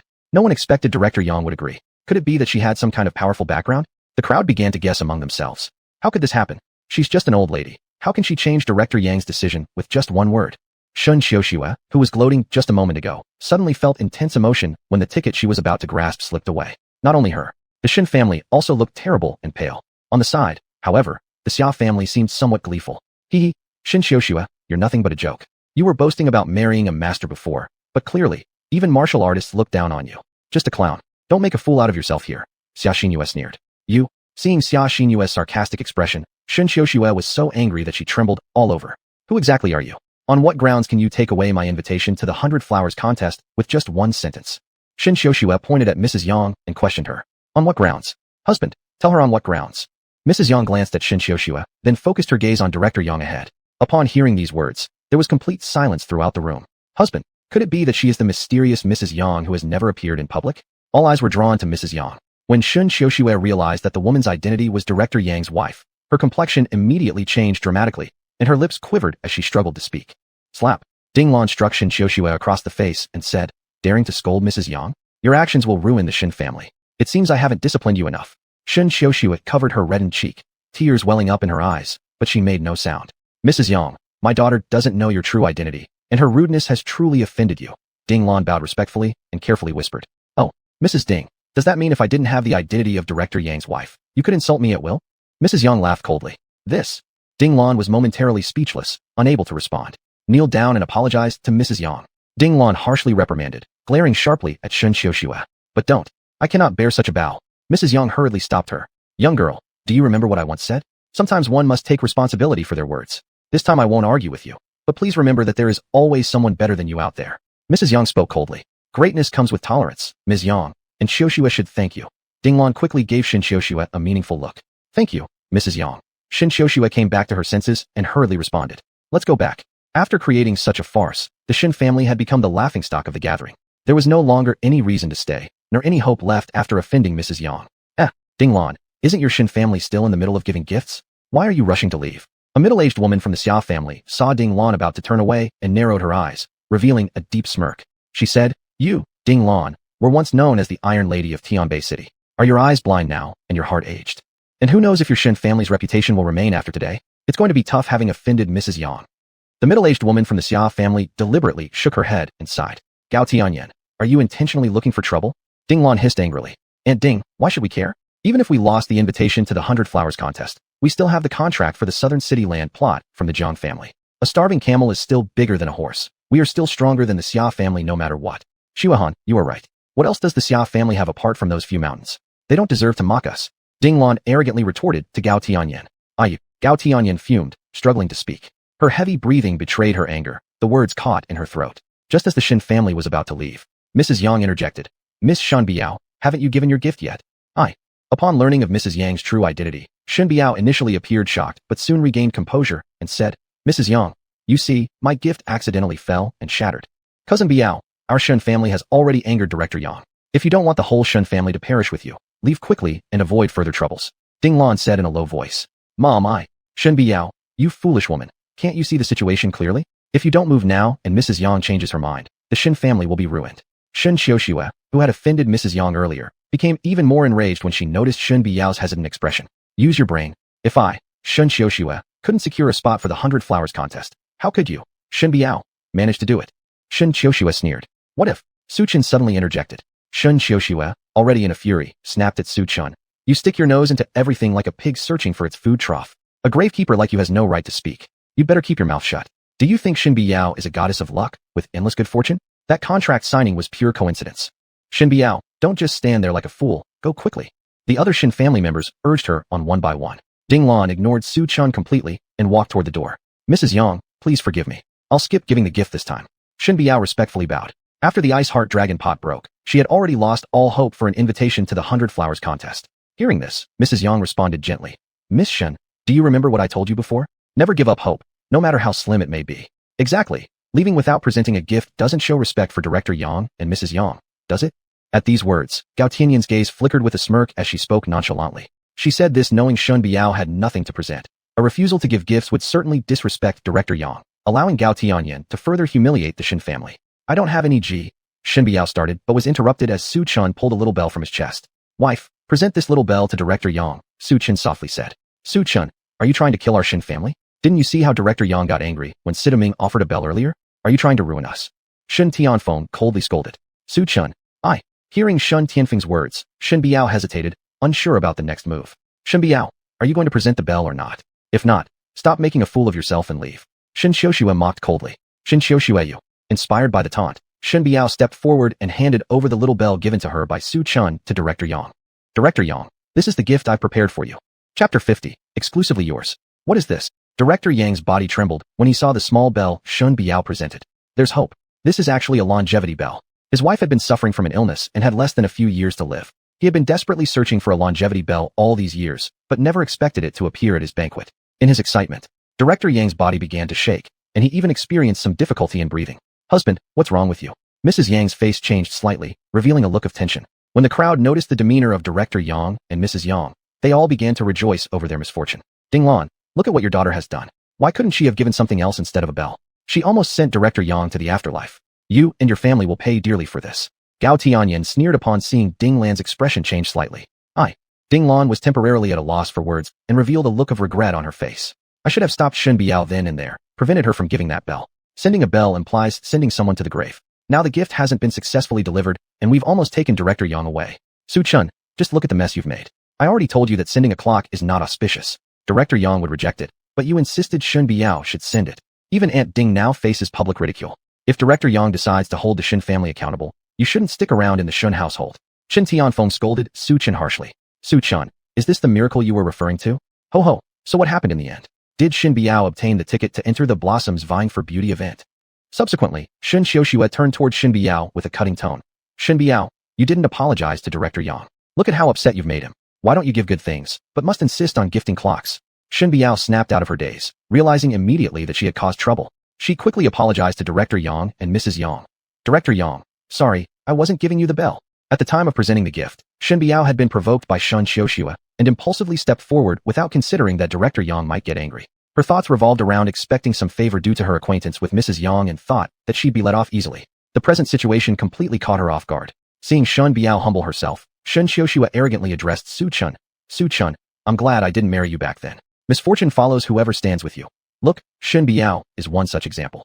Shen Biao is stupid too. Knowing full well that bells aren't suitable gifts, she still went ahead to present one.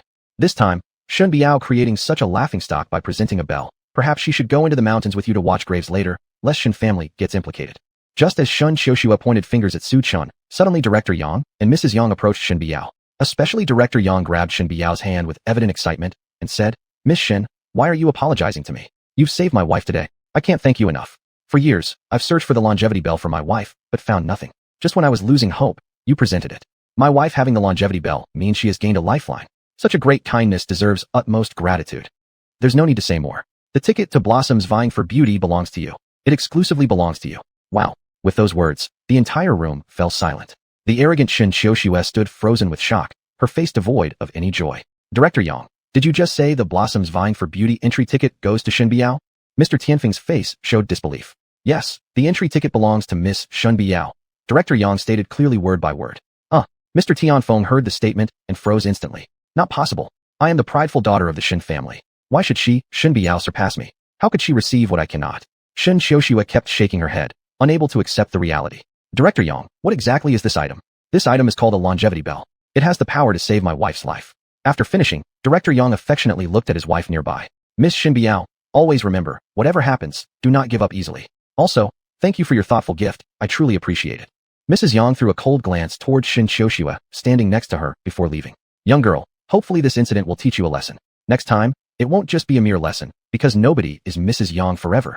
Shen Xiuxue stood stunned upon hearing those words. She couldn't understand why this unremarkable little bell could overshadow items worth millions, nor why Miss Shen Biao even had a connection to Mrs. Yang in the first place, seizing her moment of fame. Feeling resentment towards Shen Biao, her gaze darkened further. Alright, this concludes today's banquet. Director Yang took Mrs. Yang's hand and said to Miss Shen Biao, Miss Shen, the Blossoms Vying for Beauty event will take place in 3 months. I'll send someone ahead of time to deliver your ticket. Good, I understand. Only then did the crowd notice that everyone's eyes were focused on her, giving Shen Biao a surreal feeling. Since the ice heart dragon pot had shattered, her heart felt as if it were plummeting into an icy pit.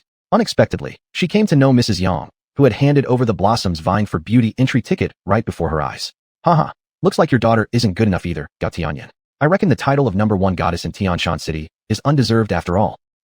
Gao Tianyan gave a cold snort without further comment, leading the Xia family away. The Shen clan left the St. Dragon International Hotel. On what grounds? How am I any worse than Shen Biao? Shen Xiuxue glared from afar at Shen Biao's figure amidst the crowd, gnashing her teeth. Xiuxue, Shen Biao just got lucky, accidentally obtaining the entry to Blossoms Vying for Beauty. Could she ever become the Blossom Immortal? She's hanging around with Su Chun, who just watches graves. How could she have a life comparable to ours? Close friend Wang Xuanhuan came to comfort her, saying, It's quite nice. Ever since she married Su Chun, her whole life is fated to be far below us. After being consoled by her best friend, Shen Xiuxue's mood improved significantly. So what if she obtained the Blossoms Vying for Beauty entry? Based on her capabilities, she'll enter and exit in no time, having made little impact. As for Su Chun, he simply stumbled upon the right person through sheer luck. Both Su Chun and Shen Biao merely rely on luck. When have they ever achieved anything based on their own abilities? Especially Su Chun. He knows nothing other than bragging and neglecting his duties. Let's see how many tricks Su Chun and Shen Biao can pull off. Chapter 51, The Female Corpse. The night was enchanting. Su Chun and Shen Biao returned home. As soon as they walked in, before Su Chun could react, an alluring fragrance left him mesmerized. By the time he regained his senses, he found a slender figure quietly lying in his arms. Biao, what's wrong with you today? Seeing his wife, whose face was flushed with red, looking adorable and charming, Su Chun smiled and asked, Husband, thank you. Shen Biao buried her head in Su Chun's chest and said, If it weren't for your help to Madame Yang and bringing out the longevity bell, I wouldn't have received the invitation to the 100 Flowers competition. Why do you speak so formally when it comes to us? I don't regret anything I do for you. Su Chun shook his head. Upon hearing this, Shen Biao's face turned slightly red, gripping tightly as if making a bold decision. She tiptoed and planted a kiss on Su Chun's lips. Inhaling her captivating body scent, Su Chun instinctively placed his hand around Shen Biao's waist, deepening the kiss. Shen Biao quickly succumbed under Su Chun's aggressive kisses and went limp in his embrace. Just as Su Chun's hand was about to touch Shen Biao's ample bosom. No, I'm not convenient today. Shen Biao stopped Su Chun at once, shaking her head while speaking. What a fiery little sprite. Su Chun's lips twitched. Then let me go. You're making me very uncomfortable. Su Chun said helplessly. No, I won't let you go. I want to hold you. Shen Biao grabbed Su Chun and refused to let go. Cough. You're making me. Su Chun didn't finish his sentence, but his eyes fell on Shen Biao's cheeks where he noticed tears in his wife's eyes. Biao, what's wrong? Su Chun was startled by Shen Biao. Nothing. I'm just crying because I'm happy. Do you understand, silly? After saying that, Shen Biao hugged Su Chun tighter without realizing it. Su Chun, it's really nice having you. After finishing, Shen Biao's head subconsciously nestled closer to Su Chun's chest. After mother passed away, I haven't been this happy for a long time. In the past, at the Shen household, Shen Tianfeng, Shen Xiuxue, they all looked down on me. But today, they've started to look at me differently. Although competition isn't a good thing, every time they mocked me, I just couldn't help it. Well, Biao, there will be plenty more chances for them to see you differently. Su Chen pulled Shen Biao closer into his embrace and spoke softly. While Su Chen was still immersed in the warmth, ready to take things further, something seemed to suddenly occur to the perceptive Su Chen, who immediately stopped moving. What's wrong? Shen Biao curiously asked, sensing Su Chen's anomaly. Did you go anywhere else today, or pick up something? Su Chen questioned. Somewhere? Picked up something? Su Chen, what are you talking about? I don't understand. Shen Biao curiously inquired. Seeing her puzzled face, Su Chen momentarily lost his bearings. Strange? I distinctly sensed that aura earlier, but now I can't feel it anymore. Su Chen wondered internally. When Su Chen was about to give up, unexpectedly, Shen Biao's next words provided new leads. I don't know what you mean, but mother once gave me a jade pendant which I always kept on my person. However, I forgot to wear it today since I rushed off. Hearing those words, Su Chen suddenly felt enlightened. Could you bring out the jade pendant and let me have a look? Su Chen immediately requested. Shen Biao retrieved the jade pendant from her room, and Su Chen examined it closely, finding its qi extremely concentrated and identical to the remaining energy left behind by his master just before his death. Biao, do you know where this jade pendant comes from? Su Chen asked, holding the pendant. Not clear. This is the token left by mother. She said it could ward off misfortune and keep me safe throughout my life. Shen Biao replied calmly. Su Chen scrutinized the jade pendant carefully, discovering ancient inscriptions carved onto it. At that moment, the sound of a noisy phone ringing interrupted them. Shen Biao answered the call, only to hear a chaotic voice on the other end. After a brief moment, the voice of a middle-aged man came through. Ms. Shen, this is Zhu Dapeng. We're starting construction tomorrow on the Southern City Land project, and we'll need you to preside over the ribbon-cutting ceremony. All right, Manager Zhu. Upon hearing this, Shen Biao hung up the phone and said, Su Chen, the Southern City Land project starts officially tomorrow, and Manager Zhu called me, asking me to come. I'll go with you tomorrow. Su Chen softly said, there's no need. You have work, I can go myself. Shen Biao shook her head and spoke. It's fine. I'm not too busy tomorrow. It won't hurt to accompany you. Su Chen calmly said. Seeing Su Chen's persistence, Shen Biao didn't say anything more and simply nodded in agreement. The next day, Shen Biao and Su Chen arrived at the southern part of the city.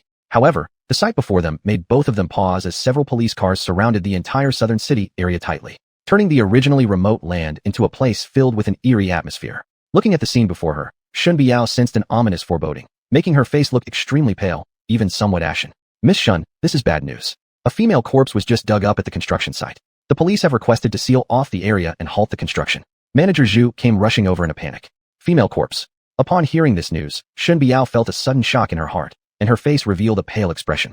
The female corpse was unearthed while we were digging the foundation. This is a serious matter. The police have already sealed off the site. Currently, the female corpse has been sent to the DNA comparison center for matching. I believe there will be results very soon. As he finished speaking, a noisy cell phone ringtone suddenly sounded in their ears. Hearing it, Manager Zhu picked up the call and hung up after exchanging a few words. Miss Shen, the identity of the female corpse has been confirmed. The body has been sent to the morgue, and the family has gone to identify it. However, according to information passed by the police, the family is emotionally unstable and seems unfriendly about this incident. The deceased family believes that it was us who caused her death and demands to meet us to negotiate compensation. All right, I know. Then let's go once. Shen Biao tried to remain calm. Discovering a female corpse at the construction site was certainly not a lucky event. Biao, or I should go alone. I'm worried that you, as a girl, might be afraid when you see the corpse. Su Chen suggested. No, I am the project leader. If a female corpse was discovered, I need to investigate this thoroughly. Shen Biao shook her head and said, all right, I'll go with you then. Su Chen nodded. Under Manager Zhu's guidance, Su Chen and Shen Biao headed towards the agreed meeting location with the deceased family. Chapter 52 Misunderstanding? Tianbei Hospital Morgue. Based on the deceased's injuries, your granddaughter suffered immense physical abuse before her death. Please take care of yourself. Dr. Ma looked at the elderly woman who was grieving for her granddaughter, consoled her a few moments, and then left. Hearing this, the old lady looked at the cold corpse in front of her, and her body couldn't help but tremble slightly. Granddaughter, my poor granddaughter. Don't let me find the person who killed you. If I do, I will never forgive them. You can rest assured, grandmother will avenge your death. A wail emanated from within the morgue. Who here is the family member of the deceased? Upon hearing Shen Biao's question, the old lady immediately froze, then retorted angrily. So it was you who killed my granddaughter. When the old lady saw Shen Biao with an expression that resembled someone coming to repent, she was almost certain that this person was the murderer of her granddaughter. With fiery eyes, she stared at Shen Biao like she wanted to devour her alive. Old lady, please calm down first. Miss Shen is here to negotiate with you. Manager Zhu explained hurriedly without knowing what was going on. Negotiate? Do you think negotiating will bring my granddaughter back to life? If you don't give me an explanation today, I'll sue until you all rot in jail. The old lady said furiously. What kind of explanation are you seeking? Manager Zhu asked promptly. The family wants 20 million yuan, and we will let this matter be buried. Otherwise, you will regret it. The middle-aged man behind the old lady immediately said, 20 million? Upon hearing this demand, Shen Biao's face changed slightly. Old lady, you're extorting us. Your granddaughter wasn't killed by us, nor does she belong to our workers. We don't have to take responsibility. However, considering the influence, we'd rather settle this quietly. Here's 1 million, but 20 million is something you could only dream about getting. Quietly settle? Huh, without 20 million, you still expect a quiet settlement? There's no end to this between us. I'll make sure everyone in Tianbei knows about this. We'll see whether or not the law will protect you. The old lady exclaimed loudly, as if she were challenging them. Using the law to punish us? Old lady, you must provide evidence when you speak. Shen Biao responded indignantly to the other party's tough stance. Evidence? My granddaughter's corpse is the evidence. How could you people cruelly murder such a young and innocent girl? Who would have thought you might be so merciless despite being so young? Old hag, watch your words. Manager Zhu snapped angrily, giving the old lady a fierce glare as he seemed ready to strike her. How dare you accuse me? Now you've become angry because I hit the nail on its head. Everyone come look. The murderer is trying to erase the evidence and gang up to bully an old woman. Where is justice? At that moment, quite a number of people gathered at the morgue. After understanding the cause and effect of the incident, people whispered among themselves, who would have thought such a pretty young girl has such sinister intentions? I feel familiar with her. Isn't she Shen Biao from the Shen family? Which of these wealthy families is clean? They probably have done countless unjust deeds.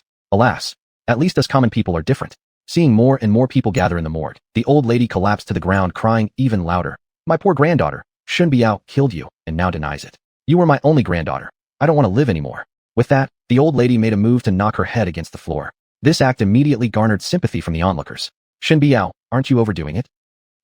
Just because you're from a wealthy family, does that mean human lives mean nothing to you? Realizing public opinion was on her side, the old lady gave up thoughts of self-destruction and instead arrogantly glared at Shen Biao, shouting word by word. If you don't cough up 20 million, you will not leave here. Money. Other family members of the deceased behind her also shouted in unison. 20 million? Tell you what, never. Let's see how far this goes in court. Manager Zhu, naturally fearless, didn't show any courtesy towards the opposition. But Shen Biao didn't want to make the matter bigger. Seeing this, she sincerely told the old lady, Old lady, I am willing to compensate you with 20 million. By now, Shen Biao knew that if she messed up this project she had taken on for the first time, she would surely be ridiculed and mocked by everyone in the Shen family. You're willing to compensate? The old lady didn't expect Shen Biao to be so easy to deal with. After pondering for a bit, she swiftly altered her tone and said, 20 million? With my granddaughter dead, 5 million won't be enough. Otherwise, you better prepare for life imprisonment. Shit, you old hack, how dare you push your luck? Miss Shen feels sorry for you and is willing to compensate you with 20 million yuan, but you still dare to extort us? Manager Zhu exploded in anger. Although human lives cannot be measured by money, 5 million was simply a preposterous demand. I don't care, you must give me 5 million yuan. I only have one granddaughter. If you don't compensate me, I will never let this go. The old lady screamed rudely and sharply. Right? We'll sue you. The rich can do whatever they want just because they have money, treating human life as trivial? Miss Shen, why not pay 5 million? Other onlookers echoed one after another. Seeing the public opinion escalating rapidly, Manager Zhu immediately asked, Miss Shen, how do you plan to deal with this matter? There's no way out. Since the body was dug up from our construction site, we can only accept the blame. Shen Biao sighed helplessly. Hurry up and pay. As the old lady saw Shen Biao about to compromise, she quickly urged. Just when Shen Biao was about to transfer the money to the old lady, a voice sounded from behind Shen Biao and Su Chun. Miss Shen, Mr. Su, what are you doing here? Upon hearing the voice, Shen Biao and Su Chun turned around and saw Dr. Ma approaching them wearing his white coat. Before Dr. Ma could speak, the old lady interrupted. Dr. Ma, it's these people who killed my granddaughter. Now I'm asking them for a compensation of 5 million. You must help me settle this. Seeing that public opinion was now on her side, the old lady thought if Dr. Ma supported her, she might as well raise her demands to 8 million. However, Dr. Ma's next words left her stunned. What nonsense. Your granddaughter died because of drug abuse and sexual promiscuity. She slept with 7 men, which resulted in the tearing of her lower regions. None of this has anything to do with Miss Shen. I didn't tell you this clearly because I thought you couldn't bear it due to your age. But who would have thought you would extort Miss Shen and Mr. Su like this? Dr. Ma slapped the old lady across the face and then apologized to Shen Biao and Su Chun with an awkward smile. Simultaneously, he glanced at Su Chun beside him, noticing no change in his expression, thus feeling reassured. Offending anyone else was preferable to offending Mr. Su. Not them. The old lady was shocked. She had expected boundless wealth falling into her lap, but now Dr. Ma informed her that everything was a misunderstanding. I'm sorry, it's all a misunderstanding. The old lady's demeanor completely changed as she started apologizing with a fawning smile. You old hag, where did your arrogance go just now? Without saying a word more, Manager Zhu gave her a slap, which he had longed to do but refrained from due to her being the family of the deceased. Now, the slap was truly satisfying. Bring them out. Dr. Ma wouldn't miss the chance to make an impression on Su Chun, so he summoned several doctors to drive the old lady and others away. At this moment, Su Chun, who had remained silent all along, pointed at the old lady and said, Hold on, let her apologize to my wife. I'm sorry, Miss Shen, I misjudged you. I shouldn't have asked for money from you. Please forgive my unintentional mistake. No way. Today's behavior has deeply hurt me. They must be sent to the police station for education. I'm wrong. I don't want to go to the police station. The old lady shook her head repeatedly, but Shen Biao's attitude remained resolute. Then, her gaze landed on Su Chun. If you don't want to go to the police station, offer 5 million yuan as compensation for emotional distress. Then we'll consider this settled. Su Chun finished with a meaningful smile. Chapter 53, The Soul-Taming Nail. 50 million yuan for mental distress. The old lady was so scared that she collapsed on the ground. Brother, could you let me off? My granddaughter is gone now. With my age, how can I possibly come up with so much money? It's like sentencing me to death. The old lady cried and screamed. If you had known this would happen, why didn't you think twice before killing my wife? Without the money, just wait for a trial and jail time. Su Chen coldly smirked, not letting up in the slightest. Beside them, Dr. Ma heard Su Chen's words and signaled several doctors to kick them out. At this point, the other family members of patients who were present and confused immediately became dazed. It turns out that this old lady made a mistake. She mistakenly thought Miss Shen had killed her granddaughter and wanted to extort money from the situation, only to discover it was a mix-up at the end. She ended up without any money and instead got herself into legal trouble. Truly sorry, Miss Shen, we are also victims here, one patient's family member quickly explained. It's fine. At first, I thought she was a family member of the deceased. Shen Biao smiled and shook her head. Dr. Ma, thank you this time for speaking up on my behalf. Otherwise, I really wouldn't know what to do. Shen Biao thanked Dr. Ma, who was standing aside. Miss Shen, your gratitude is unnecessary. It is my honor to be of assistance to you and Mr. Su, Dr. Ma said quickly, while glancing towards Su Chen nearby. This. Shen Biao saw Dr. Ma behaving extremely respectfully, which slightly surprised her, beyond what she had expected. Could all of this be due to Su Chen? Miss Shen, Mr. Su, if there is nothing else, I'll take my leave. Dr. Ma cupped his hands in a farewell gesture, about to turn and leave. Dr. Ma, please wait a moment. There's something I need your help with. Shen Biao remembered something and stopped Dr. Ma. Miss Shen, please don't hesitate. Anything you command will be followed by Ma. Dr. Ma bowed slightly with a smile. Dr. Ma, you're too polite. Shen Biao was taken aback, unsure why Dr. Ma showed her such respect. No. Dr. Ma shook his head. Just now, the forensic pathologist called saying a female corpse has been sent over. We have an appointment shortly with the family in the morgue to discuss matters. So far, the family has yet to appear. May I take a look at the appearance of the body? Shen Biao suggested. The body you're referring to? Well, earlier there was a mistake with the hospital's DNA samples. That female body never had its family found, Dr. Ma explained. Ah, indeed, it's like that. Shen Biao was surprised. Miss Shen, please look, this is the corpse. Dr. Ma pointed to a cold body covered by a white cloth. Take a look. Up until this moment, Su Chen remained silent, but suddenly spoke. All right, Mr. Su. Upon hearing Su Chen speak, Dr. Ma immediately instructed a few doctors to lift the white cloth. In the instant when the white cloth was lifted, a terrifying pair of eyes came into view. What horrifying eyes they were. Fierce, fearful, full of regret. Above the forehead, an iron nail was deeply embedded right at the center of the brow. This is the soul-taming nail. Su Chen recognized it at a glance. Though we've never met, I empathize with your plight as a fellow girl. If no family claims your body, arrange for cremation as soon as possible, allowing you peace sooner. Shen Biao suggested. Not so fast. Let's keep the body here temporarily. Su Chen shook his head and replied. Ah. Shen Biao was stunned and asked curiously. Su Chen, why not cremate her? Because I've seen this soul-taming nail used on the female body. It looks very similar to what's designed for some sort of ritual. Before figuring out the ins and outs of the matter, it's best to keep the body in the morgue. A young girl, probably in her prime, was cruelly murdered in preparation for some kind of ritual. This is absolutely beastly behavior. Shen Biao's face filled with indignation. Mr. Su, may I ask what exactly is this soul-taming nail? Manager Zhu asked while Shen Bihai and Dr. Ma looked on curiously. Before Su Chen could explain, Manager Zhu's phone rang. What? Another body unearthed in Chengnan. Manager Zhu hung up the phone and turned to Shen Biao. Miss Shen, another female body was unearthed in Chengnan just now. What? Another female corpse? What's happening? 2 bodies have been discovered in just 2 days. Hearing this, Shen Biao's complexion changed, her eyebrows furrowed slightly. Let's go check Chengnan, Shen Biao said, then led Su Chen toward Chengnan. On the way, husband, just now when I saw Dr. Ma's reaction, he seemed very respectful toward you. Could there be some connection between you two? Shen Biao looked at Su Chen curiously. You forgot. Last time when we encountered Madame Yang, he was present as well. Su Chen reminded her. Oh, I remember now. Dr. Ma must have known Madame Yang's identity, so he treated us with such respect. Shen Biao's mind turned a corner, and she suddenly understood. It seemed that she had overthought it. It wasn't because of Su Chen. Chengnan. More than 10 excavators sat there like giants, and dozens of workers made way for Su Chen and Shen Biao after they arrived. The female corpse in front of them was noticeably different from the previous one. The position of the soul-taming nail was distinct, one on the brow, the other on the hands. At this moment, several police cars came roaring to a stop. After Manager Zhu explained the situation in detail, the police took the body away and left. Ah Yao, Shen Biao, you came so early to Chengnan. Looks like you're really invested in this project. Upon hearing the voice, Shen Biao saw Shen Xiuxua walk over with a few workers. Shen Xiuxua, what are you doing here? Shen Biao glared coldly at Shen Xiuxue, dressed in an OL uniform. I bought the land of the neighboring village and planned to build an amusement park. Shen Xiuxue pointed at a piece of vacant land in the distance. Isn't the land from the neighboring village supposed to be unsellable? Hee. Shen Biao, just because you can't do something doesn't mean I can't. Don't think you're anything special just because you got an invitation to 100 flowers in bloom. You're not worthy of competing with me. Shen Xiuxue arrogantly remarked.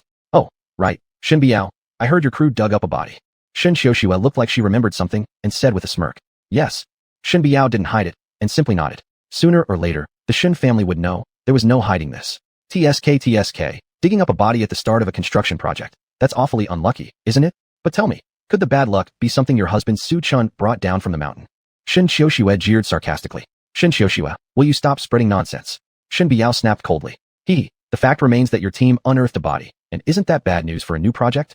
Shen Xiuxue smiled sardonically before turning and leaving with a few workers. The unluckiest thing about today is seeing you. Shen Biao glared at Shen Xiuxue's retreating back, speaking coldly. Chapter 54, Corpse Sha. Dear, let's go back first.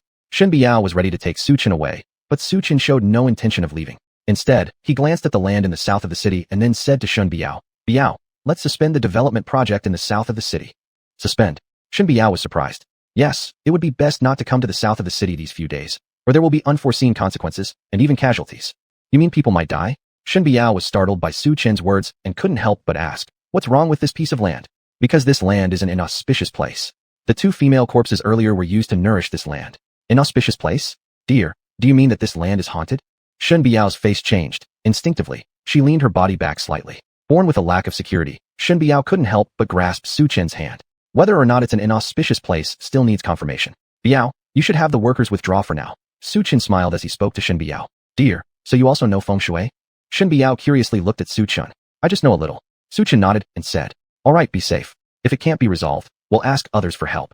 Before leaving, Shen Biao reminded Su Chen and instructed the workers to evacuate. After the workers had withdrawn, Su Chen stood at one corner of the construction site, taking out a pair of golden leaves from his bosom and muttering, Humsa, I want to open your eyes. Diamond Eye is supreme. All eyes appear now. The void shall break completely. Humming. Suddenly, Su Chen's vision became brighter and clearer. In the distance, a yin-yang polarity array appeared before Su Chen's eyes. However, there was nothing where the array's focus should be, as if something was missing. Below the array, a mass of black qi had gathered. Inside the black qi, shadowy figures moved. Due to the density of the black mist, Su Chen couldn't see them clearly. This is yin-yang array, shadows within the black mist. This is Corpse Sha. Upon seeing the obscured figure, Su Chen immediately turned pale. Who would have thought that in the south of the city, there lies a Corpse Sha? There are 6 types of Sha Qi: Yin Sha, Yang Sha, Heaven Sha, Earth Sha, Corpse Sha, and Evil Sha. Yin Sha and Yang Sha are relatively common, but wherever Corpse Sha exists, it's definitely a place of great misfortune. Even a feng shui master wouldn't necessarily be able to leave unscathed. No surprises here. The yin-yang array should be used to suppress the Corpse Sha. The 2 female corpses previously were the array's focal points. Although the conditions for the array's focus were extremely strict, requiring sacrifices from females born under specific celestial alignments. Now that the bodies of the 2 women have been excavated, the array's focal point has been destroyed. Likely, the yin-yang array won't last many more days. It seems like the only option is for Biao to abandon the land project in the south of the city. A Corpse Sha isn't easy to handle. It could cost someone their life. As Su Chen was about to turn and leave, his sharp eyes caught sight of several lines of text floating above the black qi. These lines of text were exactly the same as those on the jade pendant Shen Biao had shown him earlier, though he did not recognize these characters. Could this be the incantation for suppressing the Corpse Sha? The yin-yang suppressing Sha incantation. Su Chen seemed to suddenly understand something. The top priority right now is to figure out the contents of the yin-yang suppressing Sha incantation, then place the female corpses back onto the focal points, and finally activate the incantation to suppress the Sha. Altogether 3 steps, none of which can be skipped. The yin-yang suppressing Sha incantation isn't an ordinary mantra. Based on Su Chen's understanding of Shen Biao, it would be impossible for her to give up on the contract for the land in the southern part of the city. The only solution left was to decipher the incantation and proceed with the suppression. Just at that moment, the sound of a noisy phone call broke through. Mr. Su, there is a matter that requires your assistance. Manager Chen from Haishang Ming, you made the call. All right. Su Chen replied and hung up the phone. Coincidentally, while walking back, Su Chen encountered Shen Xiuxue. Today, Shen Xiuxue's eyes were vacant, appearing somewhat dazed. Upon seeing her, Su Chen immediately judged that she had likely fallen victim to some kind of supernatural influence. Without hesitation, he picked up a small stone from the ground and flicked it towards Shen Xiuxue's lower leg. Thrown off balance by the forceful impact, Shen Xiuxue stumbled and fell face first onto the ground with a thud. The arrogant Shen Xiuxue screamed in pain, hastily picking herself up from the dusty ground, looking rather disheveled. Unexpectedly, just as she got up and turned around, she saw Su Chen staring at her with an inscrutable gaze. What are you looking at, tomb guard? Shen Xiuxue immediately put on an air of arrogance. Watch your step, don't fall face first next time. Su Chen remarked coldly. Su Chen, how dare you laugh at me, you lowly tomb guardian? Who gave you the courage? What makes you qualified to laugh at me? Shen Xiuxue's face was filled with frostiness as she glared at him. Upon hearing this, Su Chen shook his head and said, let me warn you, things aren't peaceful here in the coming days. This place harbors misfortune. You motherfucker, what nonsense are you spewing? The neighboring village was bought by me. Do you envy and curse me because you don't have money or ability to buy land? You're really annoying. Shen Xiuxue said disdainfully. Whatever, if you don't believe it, that's fine. Su Chen ignored her and turned away without looking back. An hour later, Su Chen arrived at Haishang Mingyu Hotel. Mr. Su, I'm glad you finally came. Manager Chen handed him the documents once he saw Su Chen entering the office. What are these? Su Chen asked, gazing at the documents in Manager Chen's hand. These are the accounts for this month at Haishang Mingyu Hotel. Please go over them. Also, some new employee names need your approval. Manager Chen explained. After reviewing the documents, Su Chen seemed to recall something. Manager Chen, how capable is our intelligence network in Tianbei City? Oh, Mr. Su, what you may not know is that besides being a venue for weddings, Haishang Mingyu also has the largest intelligence network in Tianbei City. Manager Chen said. Oh, I see. Could you please find out who can understand these characters? Su Chen wrote several characters on a piece of paper. Huh? Aren't those shape seal characters? Manager Chen hesitated for a moment before speaking up. Do you recognize these characters, Manager Chen? Su Chen asked curiously. No. Manager Chen shook his head. Then he remembered something. But I do know where people learn this kind of text. Where? Su Chen continued to ask. Jinli International College. Manager Chen said. It's a university. With my status, I wouldn't be able to get in, right? Su Chen sounded puzzled. Mr. Su, what you may not know is that due to this specialty being very obscure with few students, Jinli International College expanded enrollment for outsiders to make money. Non-students can also attend classes, but only for this specialty. But, Mr. Su, considering your identity, I'll have Teacher Wang come teach you personally. Manager Chen smiled apologetically. No need, I'll go there myself. Su Chen refused with a shake of his head. Chapter 55, Wasting My Emotions. Jinli International Academy. A famous aristocratic school in Tianbei City, where most families who can afford to send their children here are either rich or noble. Ordinary families simply cannot afford it. However, the external expansion of the xuanhuan calligraphy major gives some people a glimmer of hope for social class mobility. Wang Tingting chose to study the xuanhuan calligraphy major with the aim of achieving this social climb. But when she attended class, she found that there were very few students in this term, less than 10 people including herself, and not a single male student. Damn it, my luck is so bad, just happening to be in this small group. Just as Wang Tingting was troubled by this, a figure suddenly appeared at the classroom door. Is this the xuanhuan calligraphy major? Su Chen arrived at the classroom door according to the guidance of a beautiful counselor. Finally, a male student. Wang Tingting's eyes lit up. Hello, classmate. This is the xuanhuan calligraphy major.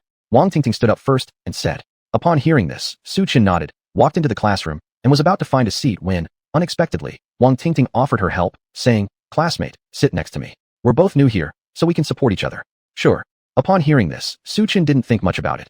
He was here to learn xuanhuan calligraphy, not to flirt with girls, and sitting anywhere would be the same. As the bell rang, a teacher wearing a short skirt with white stockings walked in. Let me introduce myself first. My surname is Zhong, and I'm your teacher for this term. Please take care of me in the future. Teacher Zhong introduced herself briefly, then began explaining knowledge about the font structure of xuanhuan calligraphy.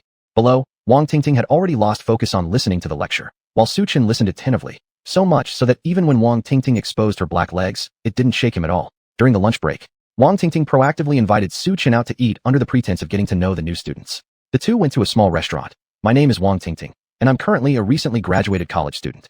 Su Chen. Su Chen simply replied. Brother Su Chen, is learning xuanhuan calligraphy something your family made you do, or is it something you personally like? Wang Tingting smiled with the curiosity of a next-door younger sister looking at him. I like it personally. Su Chen responded. The real reason Wang Tingting asked Su Chen this question was to determine if he was self-reliant or dependent on his parents. When she heard that Su Chen relied on himself, her smile became even brighter. Brother Su, where do you work? Wang Tingting continued asking. The Seaside Bright Moon Hotel. Su Chen replied. Wow, it's the Seaside Bright Moon Hotel where world-class weddings happen? I've heard that people working there have annual salaries reaching 1 million. Wang Tingting instantly looked at Su Chen with admiration, realizing she had met a big shot. It was time to grab onto this opportunity to fly high and become a phoenix. Brother Su Chen, I also work near the Seaside Bright Moon Hotel. When the time comes, please bring me around to tour the hotel. Wang Tingting acted sweetly, pretending to look pitiful, and spoke gently.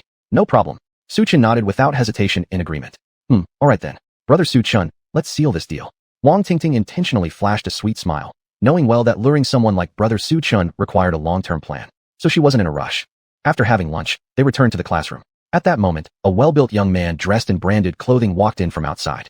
Su Chen, why are you here too? Yan Wenjie saw Su Chen sitting at his desk as soon as he entered the classroom. Previously, when Su Chen participated in the strength competition against Qin Xiao, Yin Wenjie was among the spectators. Therefore, Yin Wenjie knew perfectly well who Su Chun was. Junior, do you know Su Chun? Is he another rich young master? A female student overheard their conversation and curiously asked. She knew Yin Wenjie. He was the son of Fennel International Wedding Company, a certified second-generation rich heir, and a good friend of Shun Xiuxue and Qin Xiao. Rich young master? Does someone like him even qualify? Upon hearing what the female student said, Yin Wenjie sneered in mockery. Su Chun used to be someone who guarded graves in the mountains. For the sake of a marriage contract, he came down from the mountain to marry Shun Xiuxue, hoping to hitch a ride with a rich widow. Unfortunately, Shun Xiuxue didn't look twice at him and publicly ended the engagement. Su Chun, instead of going back to the mountains and guarding graves properly, why did you come here? Yin Wenjie approached Su Chun and questioned him face to face. Why I'm here doesn't seem like something I need to report to someone insignificant like you. Su Chun coolly replied. Insignificant? Yin Wenjie's lips twitched with a mocking laugh. You, guarding graves on the mountain, actually dare to call me insignificant? Buddy, did your brain turn dumb from watching over tombs? All you managed was to win against Qin Xiao by brute strength. So what if you're strong? Are you the ancient mighty Xiang Yu, or Li Yuanbai yelling curses while wielding a hammer in the sky? In today's society, it's about connections and family background, not developed limbs. A fool like you with nothing but brute force is useless. Jie Xiao, are you saying Su Chun works as a tomb guard in the mountains? Upon hearing Yin Wenjie's words, Wang Tingting couldn't help but tremble slightly as she spoke hesitantly. Aren't I a tomb guard either? Don't be ridiculous. Yin Wenjie gave her a cold snort and shot her a glare. At the sound of his voice, Wang Tingting immediately fell silent. She knew very well who Yin Wenjie was, the famous second-generation rich heir of Tianbei City. As the bell rang again, class resumed. This session covered the brushstroke structure and pronunciation of xuanhuan characters. During class, Su Chun jotted down the knowledge points that the teacher mentioned, marking the parts he didn't understand so he could ask for clarification after class. Time passed quickly. 45 minutes later, the bell sounded again, signaling the end of class. Wang Tingting, I don't quite understand these few characters. Can you help me explain them? Su Chun wrote one character from the Yinyang Zhensha Ju onto his notebook and then placed it in front of Wang Tingting. Move your notebook aside. If you have questions, don't come to me. Wang Tingting's tone carried an icy coldness, clearly distancing herself from him. Faced with the stark difference in Wang Tingting's attitude, Su Chun was slightly stunned. Why didn't you clarify your identity earlier? You made me waste my time entertaining you for so long. Why aren't you content staying in the mountains and guarding tombs? Are you learning xuanhuan calligraphy to go back and carve inscriptions on gravestones? If I were to teach you, it would really bring bad luck to me. Wang Tingting mocked him without any restraint. Chapter 56. Wang Tingting and Su Yunshe. My identity seems like none of your business, right? Su Chun furrowed his brows and said coldly. What your identity is has nothing to do with me. But the money you owed me for that meal you better pay back. Making me treat a tomb guard makes me feel unlucky, Wang Tingting said rudely. You, hearing this, Su Chun paused in surprise. Wipe it, can't even pay for a meal? Meaning you must be my 8 lifetimes of bad luck. I shouldn't have checked the calendar today. Wang Tingting, seeing Su Chun couldn't take out the money, remarked sarcastically. No money, and yet pretending to be rich? You're such a fool. Go back and keep guarding tombs if you're so poor. This guy probably came just to freeload. Tingting has been scammed big time. At this moment, a twin-tailed beautiful girl walked over and joked. Shit, played eagles all my life. Didn't expect to get pecked now. Damn it. No wonder Mr. Jie said Shen Xiuxu. It doesn't look at you. If it were me, I'd equally disregard you. Wang Tingting was speaking when unexpectedly a woman wearing black glasses with an air of scholarly grace approached and said coldly. Wang Tingting, how has Su Chun offended you? Is it necessary to discriminate against professions? I also want to say knowledge changes fate. Don't look down on anyone. She who was born into a scholarly family added. Although her home wasn't very wealthy, strict family education had cultivated in her the idea from childhood not to belittle others. I thought it was who? Oh, it's Su Yunshe. Looking at Su Yunshe, who was sexy in her gray A-line skirt, Wang Tingting said half smiling and half sneering. I asked Su Chun to repay me for the meal. What's that got to do with you? If you want to play the Good Samaritan, why don't you help this hick by paying it off for him? Tisk, it's just the cost of a meal, no big deal. I'll pay it off for him. Following Wang Tingting's provided QR code, Su Yunshe quickly transferred the money. After transferring, she spat out. What a snobbish woman. Say that again. Gu Man instantly became furious, but the next second, she was filled with smiles. I am snobbish. So what if I look down on Su Chun who guards tombs? What can you do about it? Su Yunshe, since you value Su Chun so much, why don't you sit with him then?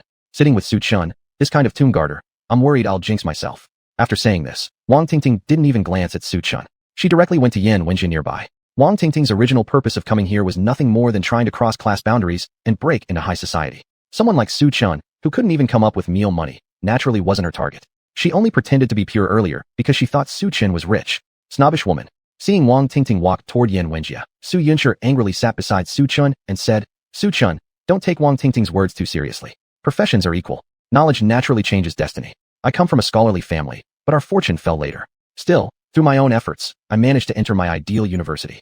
Pausing a bit, Su Yunshe smiled faintly. Next, let's study together.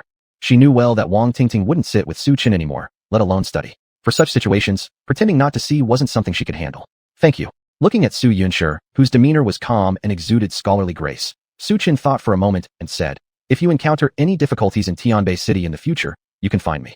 Considering the favor of the meal money, I will certainly do my best to help. Okay. Su Yunshi nodded with a bright smile. Though she verbally agreed, she didn't truly place it in her heart. On the other side, Wang Tingting approached Yan Wenjie. Mr. Jia, shall we study shaped calligraphy characters together? I will teach and blow simultaneously. Gu Man, sitting beside Yan Wenjie with gestures and poses, revealed her long and shapely legs while her small hands started exploring on Yan Wenjie, gradually moving downwards. Wang Tingting's legs were slender and long, appearing particularly enticing under the black stockings. With these legs, many men had fallen at her feet, becoming her loyal followers. But alas, Yan Wenjie had long become immune to such women, instead showing interest in the seemingly quiet Su Yunshi far away. Do you know that woman? Yan Wenjie pointed to Su Yunshi beside Su Chen, curiously asking Wang Tingting next to him. That woman. I know her. She's my junior high school classmate. Merely a bookworm, Wang Tingting said, full of disdain and contempt. In school, this person surpassed her in terms of figure, appearance, and studies, which she deeply resented.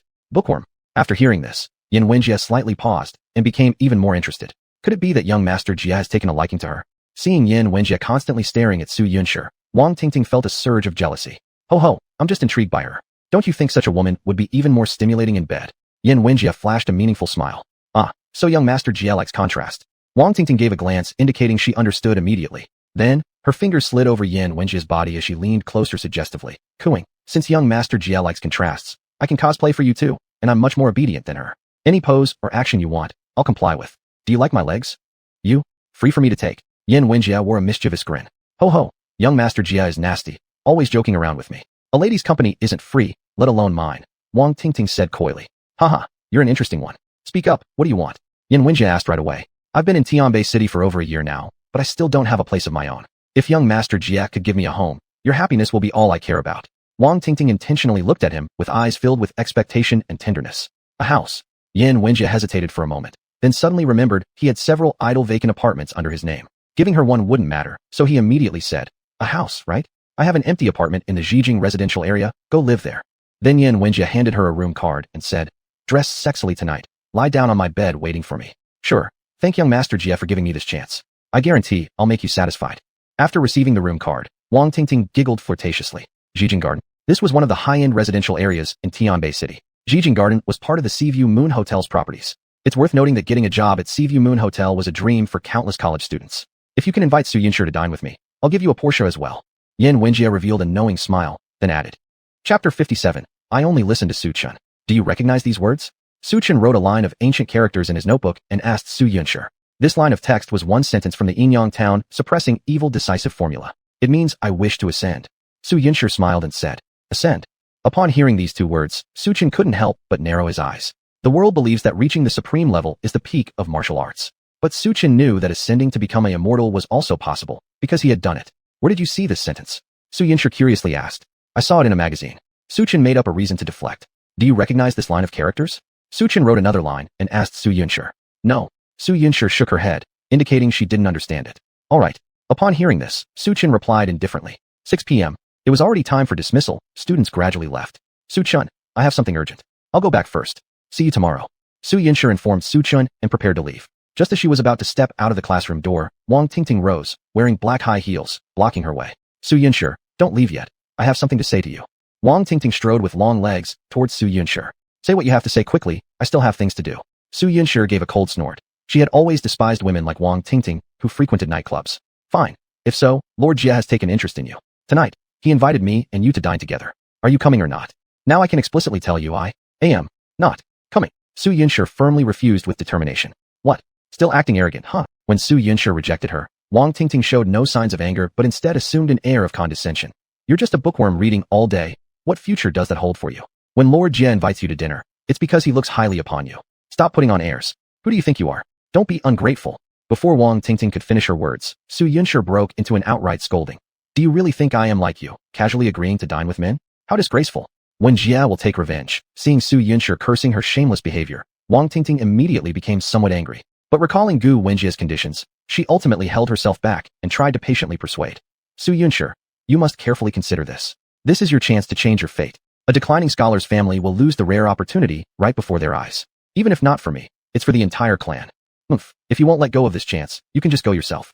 There's no need for you to persuade me. Even if I have dinner with Su Chun, there's no way I would agree to dine with you. Give up on that thought.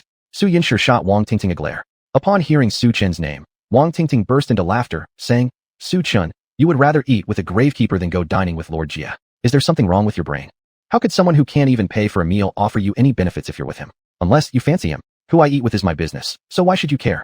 Su Yinshi glared fiercely at Wang Tingting. Seeing that there was no hope in persuading Su Yinshi, Wang Tingting angrily turned away and left. Su Chun, I apologize for involving you. Su Yinshi expressed her apology with full regret written on her face. No problem. Su Chun shook his head and seemingly remembered something, then smiled lightly. If when Jia makes things difficult for you, you can find me. Great. In that case, elder brother Su must stand up for me later. Su Yinshi stuck out her tongue, blinked mischievously with a smile. She assumed the other party was speaking jestingly and didn't take it to heart. Su Chun returned home. You're back. Tidy up and change clothes. My stepmom called us over. Shen Biao said upon seeing Su Chun return. All right. Su Chun nodded. Half an hour later, Su Chun and Shen Biao arrived at the Shen family villa. Su Chun, I heard that it was you who told Biao to stop the urban Southland project? At the dinner table, Ding Lan questioned Su Chun while eating. That's correct. Su Chun affirmed with a nod without denial. Who do you think you are? A project says stopped, and then it stops? You didn't even bother informing us, showing no respect for our Shen family. Ding Lan spoke with disapproval and scolded coldly. The urban southern plot of land is ominous. Continuing further could result in casualties. Upon hearing this, Su Chun calmly replied. The Shen family all paused, then burst into laughter at Su Chen's absurd reasoning. Ho ho! Su Chun, you're a grown man who actually believes in ghostly omens. Quite amusing as another man. When Shen Tianfeng heard Su Chun mention the words unlucky place, he immediately found it absurd and funny. What century are we in? You're still going on about superstitious nonsense like this. If you're talking about being unlucky, I'd say you yourself are the very omen. Ever since you came to the Shen family, Aunt Ding lost her eyesight. All this misfortune stems from Su Chun. Wang xuanhuan said with disdain. Wang xuanhuan, that's enough. Su Chun isn't an unlucky person. Shen Biao's eyes were red as she rebutted. Since marrying Su Chun, my vision improved, and I'm now in charge of the hotel my mom left behind. We've successfully negotiated for the land south of the city, and I've even received an invitation to the 100 Flowers contest. Ho ho, cousin Biao, all you got was an invitation to the 100 Flowers contest. What's so special about that? Besides, how is any of this related to Su Chun? He's just a gravekeeper. If he's really so impressive, why didn't Shen Xiuxua marry him? Wang Xuanhuan smirked with a cold sneer in her voice. The southern city plot is no unlucky place. It's pure nonsense. I hear Xiuxua bought some land in the neighboring village, and everything went smoothly there. Why does it have to be exaggerated like Su Chun says? In my opinion, Su Chun has been guarding graves for too long, losing his mind, imagining strange ghosts and spirits. A member of the Shen family chimed in mockingly. That's enough. Everyone stop arguing. Ding Lan stepped in to mediate. Biao, I hereby announce that starting tomorrow, the development of the Southern City project will officially resume. The Jiang family is our backing now, and this project can't afford any delay. Ding Lan commanded with an unwavering tone. I oppose it. Su Chun says it shouldn't proceed, then it shouldn't proceed. No one else matters. I only listen to Su Chun. Shen Biao's gaze was resolute. Chapter 58, Defying Life and Death. Shen Biao, is there something wrong with your brain? The land plot in the south of the city is such a big project, and you actually trust a tomb guardian. Looking at Shen Biao's stubborn face, the people of the Shen family frowned tightly. Biao, if the construction keeps being suspended like this, what will you say when the Jiang family holds you responsible? Do you count on Su Chun standing up for you? Ding Lan questioned dissatisfiedly. One reaps what one sows. It's my own decision. Shen Biao said word by word. Although she was skeptical about ghost stories, from the death conditions of the two female corpses, that place did seem to have an ominous aura. You're truly stupid. Such a good project of the Jiang family, and you ruin it. If I were in charge, I would definitely do better than you. Shen Tianfeng sneered. And who told you to not go yourself back then? Shen Biao muttered quietly. You? Shen Tianfeng let out a cold snort. Cousin, why do you argue with a stupid woman? When the Jiang family asks, she'll be responsible for the consequences. Shen Xiuxua said sarcastically. Sister, let me warn you once. The lands you bought are tightly connected to the land plot in the south of the city. These few days, don't go to that place. Otherwise, no one can guarantee what terrible things might happen. Shen Biao kindly advised. Thinking about the appearance of the two female corpses gave her the chills. What terrible things? Can you stop coming here and joking around? Su Chun is just a tomb guardian, and his ghost stories only you believe. Do you think all the Shen family members are as pig-brained as you? Shen Xiuxua mocked without reservation. Are you brainwashed by Su Chun, believing everything he says? You stop talking nonsense. Su Chun is not that kind of person. Shen Biao angrily rebutted on the spot. Just as Shen Biao finished speaking, Su Chun immediately said coldly. Shen Xiuxua, my wife kindly advises you. Don't disrespect her. Don't blame us for not warning you when you cry. I disrespect her? You, a stinky tomb guardian, do I need your reminder? When will you learn to not be so conceited? I really thank God that I didn't marry you back then. Shen Xiuxua displayed a sharp and caustic demeanor. Su Chun, even though Shen Tianfeng is younger than you, both of you are men, but he is more mature than you. Seeing Shen Xiuxua praise him, Shen Tianfeng immediately brimmed with a sense of superiority. Haha, I can't compare with him. I still want to live a few more years. Su Chen casually said a sentence, making Shen Tianfeng almost faint on hearing it. His complexion instantly turned from sunny to stormy. Su Chen, who the hell are you cursing? Oh dear, honey, why do you care about a gravekeeper? It'll just lower your status. Wang Xuanhuan pulled Shen Tianfeng and looked disdainfully at Su Chen. Xiaoxua, does Su Chen deserve to be compared with my husband? A tomb guardian versus a company boss, heaven versus earth. They're fundamentally incomparable. Wang Xuanhuan smiled at Shen Xiaoxua. That's correct. Shen Xiaoxua agreed, and then seemed to remember something, saying, Xuanhuan, I'm planning to build an amusement park. Are you interested in investing? Investing? Sure. Wang Xuanhuan hesitated upon hearing this, then nodded. As her good friend, she must show support. If so, tomorrow I'll take you to visit the land. Shen Xiaoxua issued the invitation after the other party agreed. All right, certain people, didn't you claim something horrible will happen there? I'll expose your lies tomorrow. Make him show his true colors in front of everyone in the Shen family, so he stops spouting nonsense all day. Haha, truly defiant. I hope after tomorrow, you can still talk arrogantly like now. Su Chen said coldly. My arrogance. I see you as a minor clown. After tomorrow, how long will you still be able to hop around in the Shen family? Wang Xuanhuan coldly chuckled. The next day, Shen Biao didn't go to the south of the city. Su Chen, however, went to Jinli International University to study form seal characters. Su Chen, you're here. Su Yunshi saw Su Chen approach and politely asked with a smile. Su Chen nodded. What's wrong? Your expression seems terrible. Are you feeling down? Seeing Su Yunshi's worried look, Su Chen curiously asked. My brother is getting married. We need 50W for buying a house, and with my current ability, where can I possibly come up with that much money at once? Su Yunshi expressed her trouble. Oh, is that it? Do you need my help? After all, with Su Chen's current identity as the president of Haishang Mingyu Hotel, 50W isn't much for him. As soon as Su Chen finished speaking, a voice came from outside the classroom. Can you come up with 50W?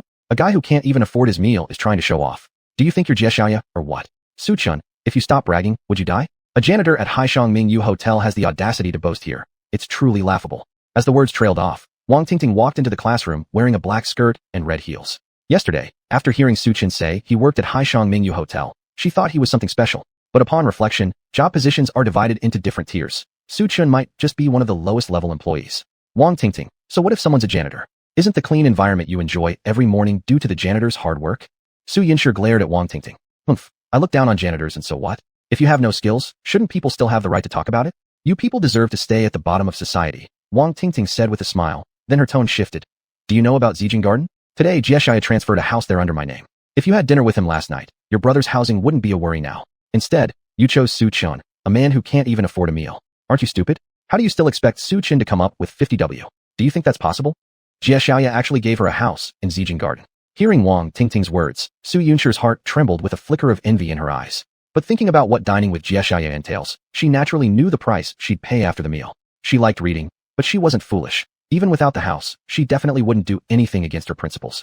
Really or fake? That's Zijin Garden, where the property prices are astronomically high. Ordinary people simply can't afford to live there. At this moment, other female students in the classroom gathered around Wang Tingting, showing envious looks. That's true, and Jieshaya also promised me a position at his wedding planning company. Wang Tingting raised her head proudly like a peacock, basking in the admiration from others. Chapter 59, Paying the Price Eventually. Going to work? Could it be Fanio International Bridal Company? My goodness, Tingting, not just anyone can work at Fanio International Bridal Company. It's rumored that Fanio International Bridal Company pays over 20K a month. Instantly, Wang Tingting caught the attention of the surrounding girls. Had they known this, they would have also tried to cozy up to Yen Wenjie. Tingting, could you see if you can mention it to young Master Jie? I'd also like to work for his company. A stylishly dressed girl casually said. I think you should go and tell him yourself. Wang Tingting shook her head to indicate refusal. Just as she finished speaking, Yen Wenjie walked into the classroom. Young Master Jie, you've arrived. Young Master Jie, good morning. Young Master Jie, have you eaten yet?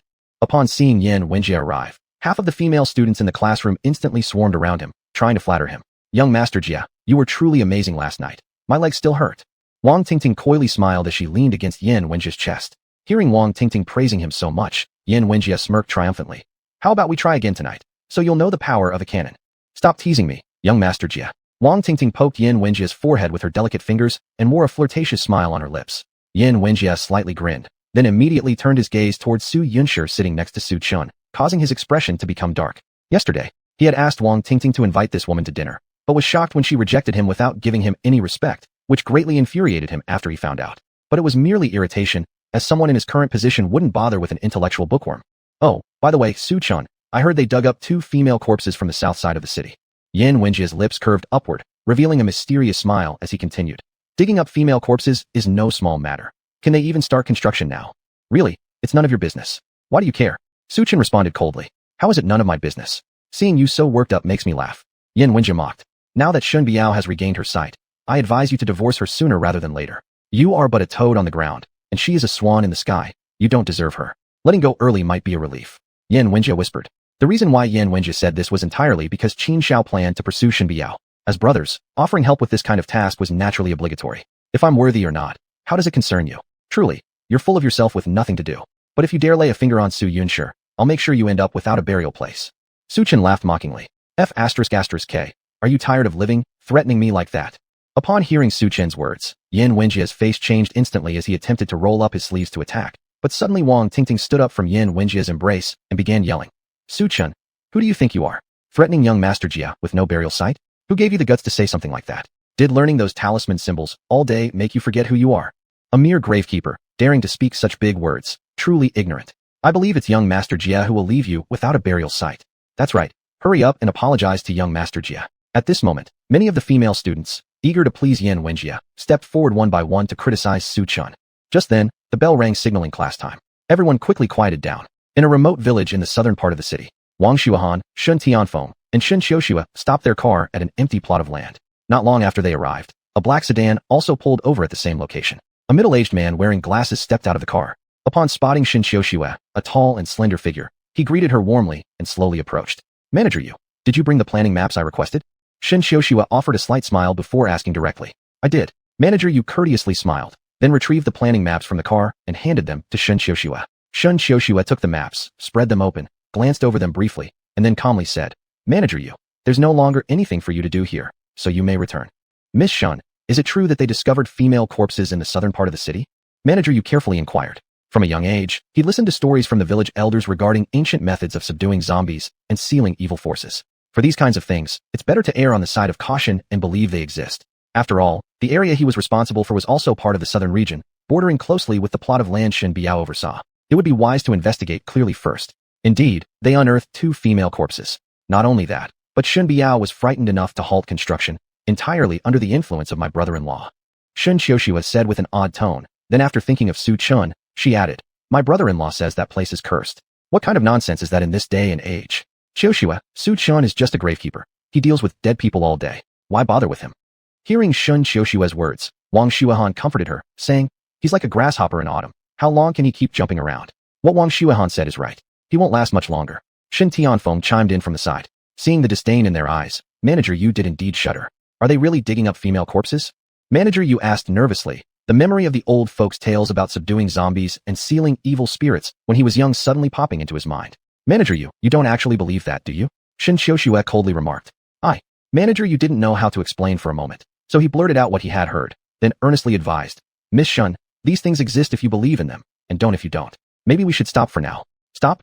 Manager Yu, it's nothing but superstitious nonsense. How are you any different from Su Chen, that gravekeeper? Are you missing a brain cell or something? You're supposed to be a top student but lack such awareness. It's a waste of your high-level education. This land cost me a fortune. Do you think I'll stop construction just because someone told me to?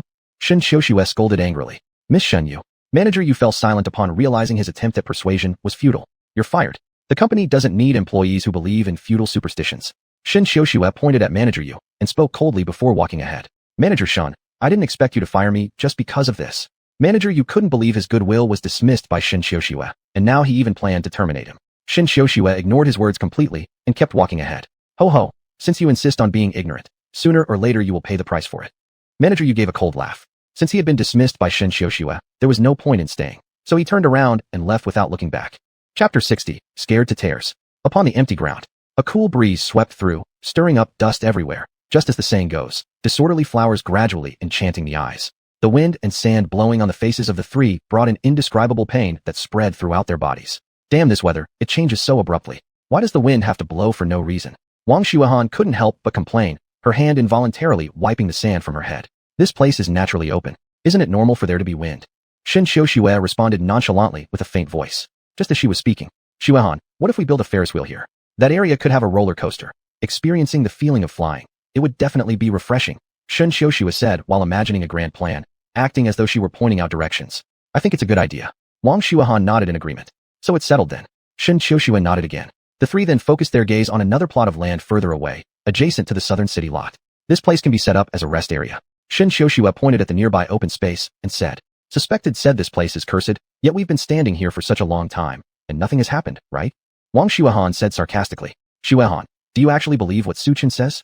Beside her, Shen Tianfeng couldn't help but say contemptuously, Su Chen's profession is gravekeeping. He deals with ghosts and deities every day. It's not strange that he can spout superstitious nonsense. Isn't that true? A person who knows nothing except boasting arrogantly all day. What else can Su Chen do? Shen Xiuxue added cynically. Shen Biao is probably brainwashed by Su Chen, thus believing his superstitious words and stopping the project in Chengnan.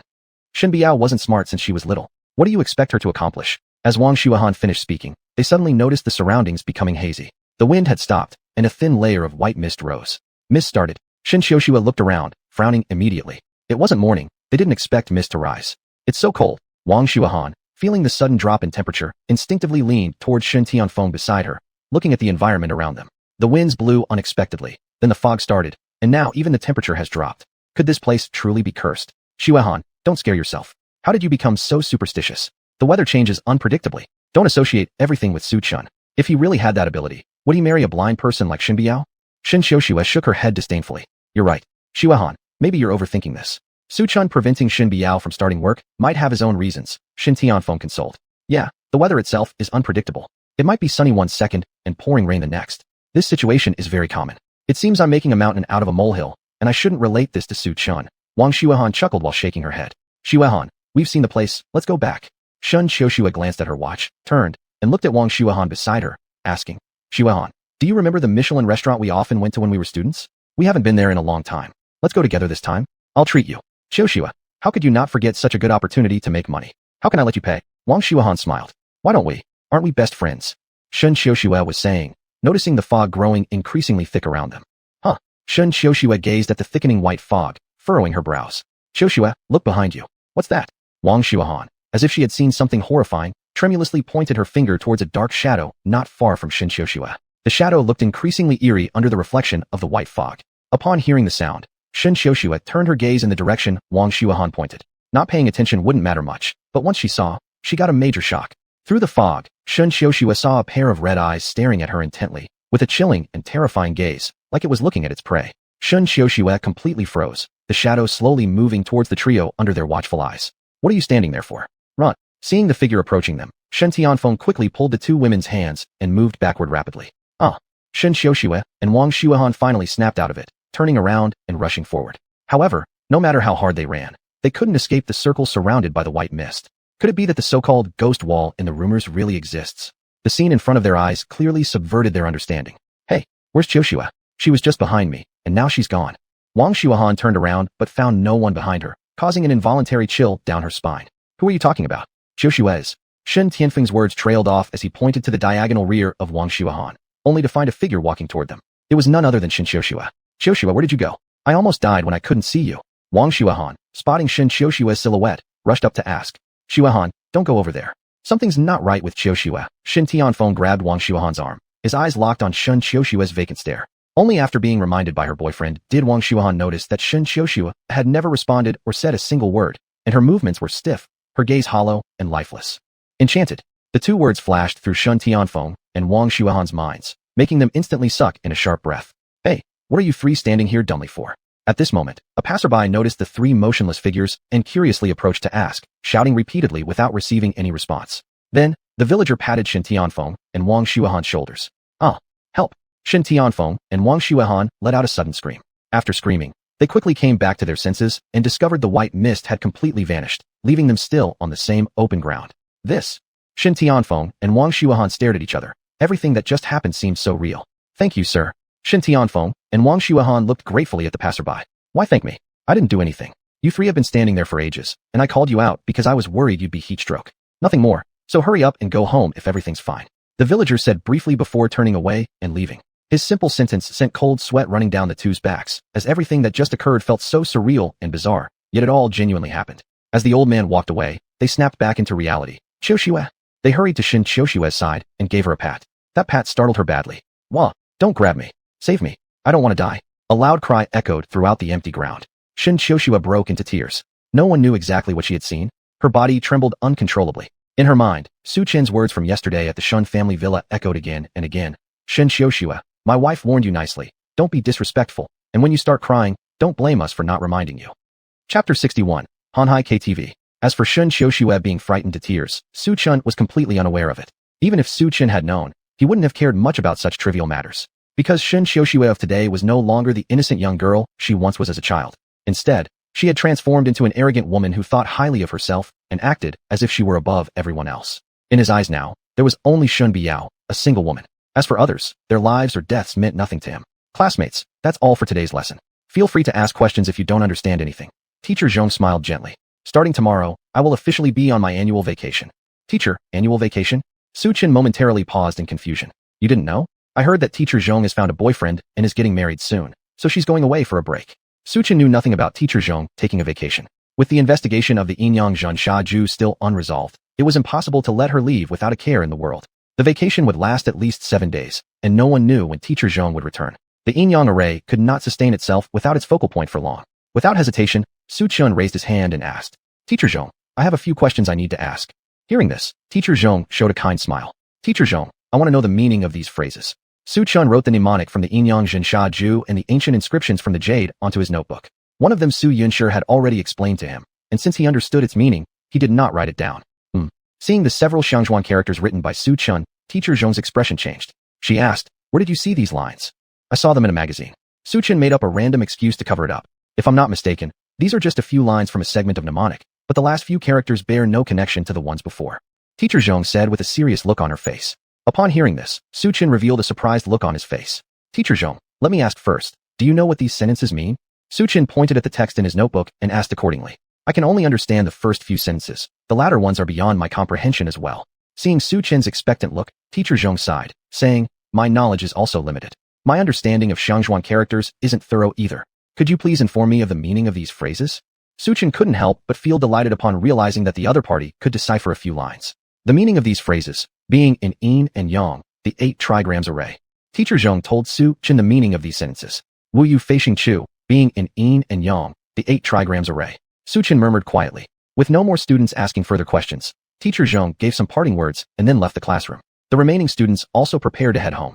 At this moment, Yin Wenjie stood up and loudly called out, Fellow classmates, please wait a moment. Little brother Wenjie, what do you wish to say? Exactly, perhaps little brother Wenjie intends to treat us? Yin Wenjie, with his good looks, stood on the podium and spoke slowly before all his classmates. I've been attending classes here for a few days and never had the opportunity to invite all the classmates to a meal. Since Teacher Zhong is going on vacation, tonight I intend to treat everyone to a karaoke session at the KTV to formally get acquainted. Would all of you kindly grant me the honor? Certainly. Of course. Would anyone dare turn down little brother Wenjie's kindness? When they learned that Yin Wenjie intended to treat them, the women in the class immediately became enthusiastically proactive, sensing an opportunity. Tonight could be their chance to soar high. Since little brother Wenjie is treating us tonight, we must play to our heart's content. A girl with a nose ring and a punk hairstyle stepped forward confidently and spoke first. Su Yunshi, aren't you planning to have dinner with Su Chen tonight? Seeing Yin Wenjie give a look, Wang Tingting caught on and grinned knowingly. She then approached Su Yunshi with long strides. No, thank you. Su Yunshi shook her head immediately, seeing the gazes around her. In that case, since little brother Wenjie is inviting, you'll go too, right? Wang Tingting asked softly. Okay, I'll go. Su Yunshi hesitated before replying.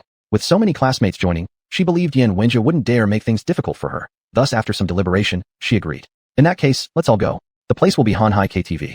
At 8 p.m. tonight, it's a date. Hanhai KTV. This is the largest KTV in Tianbei City. It features everything, karaoke, disco dancing, catering, it's all there. The average spending starts from 10,000 yuan per person, making it unaffordable for regular folks. Most of the patrons here are elites from high society. When the female students in the classroom heard they would be going to Hanhai KTV, their faces lit up with excitement. This was an excellent opportunity for social climbing, and it was absolutely one not to be missed. 8 p.m. Su Chen arrived at Hanhai KTV. Initially, Su Chen had little interest in Yin Wenjie's so-called classmate gathering. However, he was concerned that Yin Wenjie might have inappropriate intentions towards Su Yunshi, so he ultimately decided to come along. Su Yunshi had helped him before, and Su Chen certainly didn't want her to be taken advantage of. Mr. Su. As soon as he entered Hanhai KTV, Su Chen encountered the owner, Wang Tianqing. Wang Tianqing wore a black suit, with a statuesque long-haired beauty standing behind him. The young woman appeared around 20 years old, but this long-haired beauty tightly clung to Wang Tianqing's arm, with a sweet smile on her face as she gazed adoringly at the man before her. Mr. Wang, it's been a while. Upon seeing Wang Tianqing, Su Chen immediately greeted him. I wonder why Mr. Su has graced my KTV with his presence. Wang Tianqing chuckled nervously. Could it be that Su Chen was reconsidering lending Si Moon to him? After all, in no time at all, his daughter's wedding was scheduled to take place at Si Moon. But if Su Chun were to renege now, there would be nothing Wang could do, so he mustn't offend this gentleman under any circumstances. I'm here to attend a classmates get-together. Su Chun did not hide the truth. Gathering? Which private room will it be held in? Wang Tianqing cautiously inquired. The Four Seasons room. As soon as Su Chun spoke, Wang Tianqing immediately made a call. Xiaoma, waive all charges for drinks tonight in the Four Seasons room. After all, one night's entertainment at Hanhai KTV wasn't exactly cheap, at least 1,000,000 yuan. Mr. Wang, you don't need to be so formal. I'm not the one hosting tonight. Hearing Wang Tianqing's intention to waive the charges, Su Chun quickly shook his head and declined. Mr. Su, don't be so distant. Since these are your classmates, I am waiving the charges out of respect for you. Grateful for your past favors, I hope you'll also kindly assist with my daughter's wedding arrangements. Today, my nephew has come over, so I'll leave without disturbing your enjoyment. Wang Tianqing said, smiling gently. With this, Su Chun simply nodded, then turned to leave. After Su Chun walked away, the tall, long-haired beauty behind Wang Tianqing curiously asked, Mr. Wang, who was that young man just now? Seeing how respectful you were toward him, is he some kind of important figure? You mean Mr. Su? Haha, Mr. Su isn't just any important figure. Have you heard of Moon? Wang Tianqing wrapped his arms around the waist of the long-haired beauty and smiled. Yes, I've heard about it. The long-haired beauty nodded. Moon was the dream venue for every girl's ideal wedding. Thinking about this, her eyes glanced toward Wang Tianqing beside her. Mr. Su is the owner of Moon, backed by the Jiang family. Forget about a small city like Tianbei. Even in Jiangnan province, Mr. Su is a well-known significant personage. A trace of admiration flickered in Wang Tianqing's eyes. What? He's the owner of Moon? How old is he even? The long-haired woman stared at Su Chen's retreating figure, her eyes filled only with admiration. If only she were his woman, would she ever confine herself to such a tiny space as Hanhai KTV? Chapter 62. All drinks on the house tonight. The Four Seasons private room. Su Chen walked in as he pushed the door open. He saw several women dressed gorgeously, singing and dancing wildly, completely losing themselves. Su Chen, you're here. Su Yunshi smiled knowingly when she saw Su Chen enter. Hearing this, Su Chen nodded to Su Yunshi, planning to find a place to sit. However, the woman next to him with twin tails and an adorable appearance frowned disapprovingly. Though she looked cute, her heart wasn't kind. This woman was Zhao Xinyao, the campus beauty queen of Tianbei Dance Academy. It was rumored that doing the splits was her ace trick. She had come to study seal characters wanting to transcend class boundaries. Coincidentally, tonight Yin Wenjie was treating them to drinks and karaoke. She intended to perform well before him. So naturally, she wouldn't let go of this opportunity for upward mobility. When Zhao Xinyao saw Su Chen sitting next to her, her face immediately showed displeasure because she knew Su Chen was a gravekeeper who had nothing but bad luck. More importantly, young Master Jie treated this person with disdain, and she certainly wouldn't offend young Master Jie just because of some country bumpkin. Su Chen, move away from me. I don't want to sit with you. Just find somewhere else to sit. Zhao Xinyao coldly remarked upon seeing Su Chen take a seat next to her. All right. Upon hearing this, Su Chen looked for another vacant spot to sit down. But then another female student sharply remarked, You smelly gravekeeper, keep your distance. You're full of ill fortune, and I definitely don't want to be sitting near you. As soon as these words came out, they caused bursts of laughter among the surrounding girls. To them, Su Chen seemed like a monkey in a zoo, ridiculous yet amusing. Su Chen, tell me, why are you even here? Is it purely to entertain us? If that's the case, then you've succeeded. You've made us laugh. You can leave now, Wang Tingting mocked, her tone then changing as she continued. If you don't want to leave, don't bother sitting down. Stand there instead. There's no place for you here. Wang Tingting, you're being too harsh. Why don't you stand? Must Su Chen be the one to stand? Su Yunshi couldn't bear to watch any longer, instantly rebuking coldly. Su Chen, come sit beside me. Su Yunshi shifted herself a little further aside to make room for Su Chen. Okay.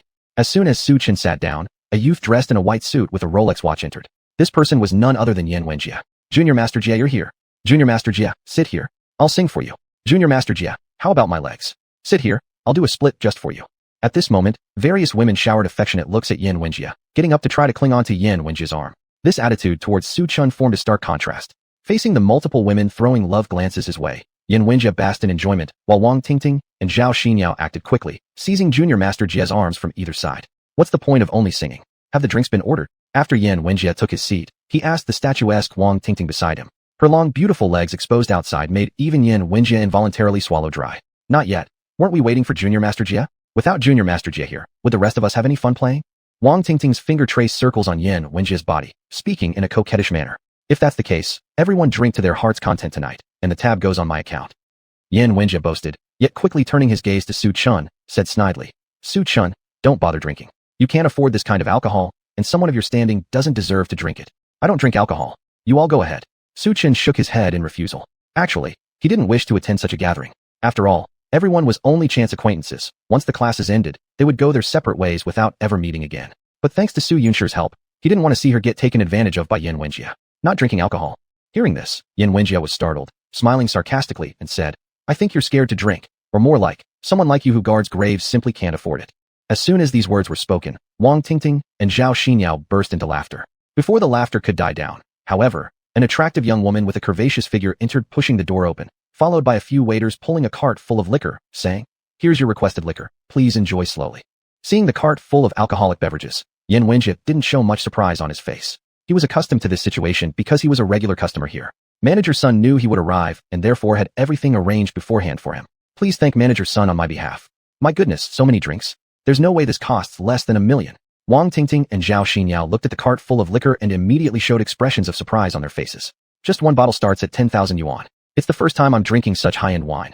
Wang Tingting pointed to an unopened bottle of red wine and said excitedly. Seeing the stunned expressions of Wang Tingting and Zhao Xinyao, Yan Wenjie smiled slightly. "Ladies, tonight it's your show. Drink to your heart's content." He finished speaking and then patted both women on their bottoms. "Thank you, young Master Jia." The two women didn't rush to open the bottles of premium brand name drinks, but instead took dozens of photos with the cart of liquor as a backdrop, including selfies. They posted them on social media with captions. Next, the liquor was distributed in batches to those present. Due to the sheer volume of alcohol, one person definitely couldn't finish all of it alone if they tried. When it was Su Chen's and Su Yunshi's turn, Wang Tingting and Zhao Xinyao suddenly stopped. "Su Chen, Su Yunshi, why should someone who merely tends graves and a bookworm like you bother to drink? Drinking alcohol at this level would be a waste for people like you," Wang Tingting said arrogantly.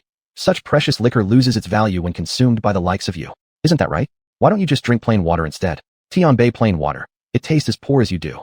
Zhao Xinyao agreed. "We'll drink nothing. Su Chen, let's leave. There's no need to put up with this kind of mistreatment." Su Yunshi, seeing the acid-tongued expressions of Wang Tingting and Zhao Xinyao, was about to get up and leave. "I was just teasing, and now you're angry?" As Su Yunshi was about to rise and leave, Wang Tingting hurriedly said, "For tonight Su Yunshi was destined to belong to young Master Jia. No one could leave except her." "Humph." Su Yunshi coldly snorted and was pulling Su Chen along to leave when the door of the private room was pushed open, and a waiter came in saying, "Mr. Su, all drinks tonight are on the house." Chapter 63 did not take him seriously. At the sound of these words, Wang Tingting, who had been criticizing Su Chen and Su Yunshi, paused for a moment. Because she didn't know. Why did Hanhai KTV only call out Su Chen's name? Could it be that you, Su Chen, have an extraordinary friendship with Manager Sun? Looking at Su Chen, Wang Tingting revealed an expression of disbelief on her face. Because only those who have a good relationship with Manager Sun could get free drinks for the whole night. How I relate to Manager Sun is none of your business. Su Chen glanced coldly at Wang Tingting. He had previously thought well of Wang Tingting, but after she openly ridiculed him in public, he became quite annoyed by her. Seeing Su Chen, a tomb guardian, speaking to her this way, she was rather angry for a moment. At this point, Yan Wenjie nearby said casually, "You're giving him too much credit. He's just a tomb guardian. How would he possibly know Manager Sun?" "But that person earlier said all drinks were free." Wang Tingting asked doubtfully. "All drinks free? It must be some actor Su Chen hired pretending to say that. After all, to achieve all drinks free in Hanhai KTV, one must be a high-level VIP. Clearly, Su Chen couldn't possibly have such privilege. All drinks free. It's nothing but an attempt to show off. I have to admit, his act worked quite successfully.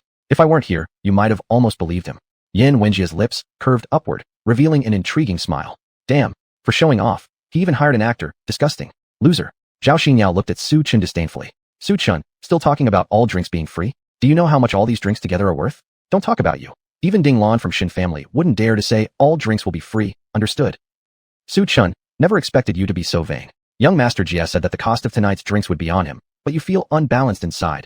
Actually finding someone to help you perform a drama, saying all drinks are free. That's just laughable. How can you not reflect on your own identity? What is Jiao Xiao's identity? Who could your clumsy acting deceive? Compared to Jiao Xiao, do you deserve it?" Wang Tingting looked at Su Chen with great disgust. Before, she thought Su Chen was just a poor guy who guarded graves in the mountains. Now, she finds Su Chen to be a hypocritical man who only knows how to boast and make things up. Hiring someone to act out all drinks free. Isn't that too fake? Wang Tingting, who said all drinks free, is making things up? Su Chen glanced at Wang Tingting, revealing an interesting expression. "People like you will never understand how ridiculous you seem to others. And also, comparing Yan Wenjie with me, he doesn't even qualify. Fine, smelly tomb guardian, stop pretending to be something you're not here. We know exactly what you're made of." Wang Tingting stared at Su Chen with disdain written all over her face. "Still saying all drinks free is nonsense. This actor of yours, you're still acting at this time, truly laughable. Do you know what kind of status allows for all drinks free? Do you think you're young director of Tianbai City? Or Jiang Nantian from Jiang family? Or maybe underground emperor Hu of Tianbai City? You're just a stinky gravekeeper. Don't embarrass yourself here.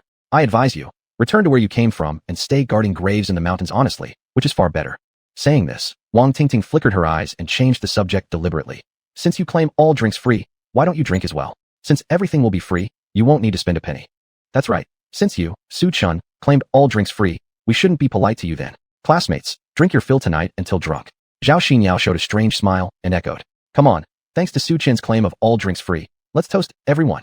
Yin Wenjie took his arms off from around the waists of Wang Tingting and Zhao Xinyao, raised the wine glass on the table, and loudly said, glancing at Su Chun, since you've announced all drinks free, wait till I heavily feast on your expense tonight to continue your pretending. Then when you're drowning in debt, Shun Biao will naturally divorce you, and Qin Xiao will have his chance. Yin Wenjie and a few others were enjoying themselves drinking when unexpectedly, there was a knock at the door of the CG's private room. Come in, Yin Wenjie said indifferently. At this point, the door opened, and a young server about 20 years old walked in. What is it? Yin Wenjie asked the server. It's like this, the CG private room has always been reserved for our VIP customers exclusively. We gave it to you today because this customer wasn't planning to use it. Now this customer needs it. Would you mind changing rooms? Is that okay? Looking at Yin Wenjie's attire, the server politely asked with a chuckle. Let me change rooms? So I'm just a backup choice.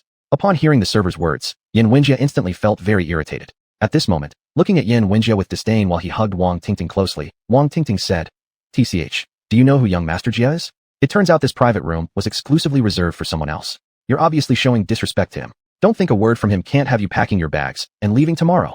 Do you treat young Master Jia like any random person who can be bossed around by anyone? Get lost, don't obstruct us here. Wang Tingting shot a glare at the waiter.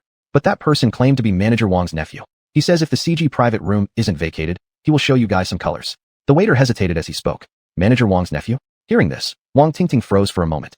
Not only her, even Zhao Xinyao and the other women present couldn't help but reveal expressions of surprise. Manager Wang?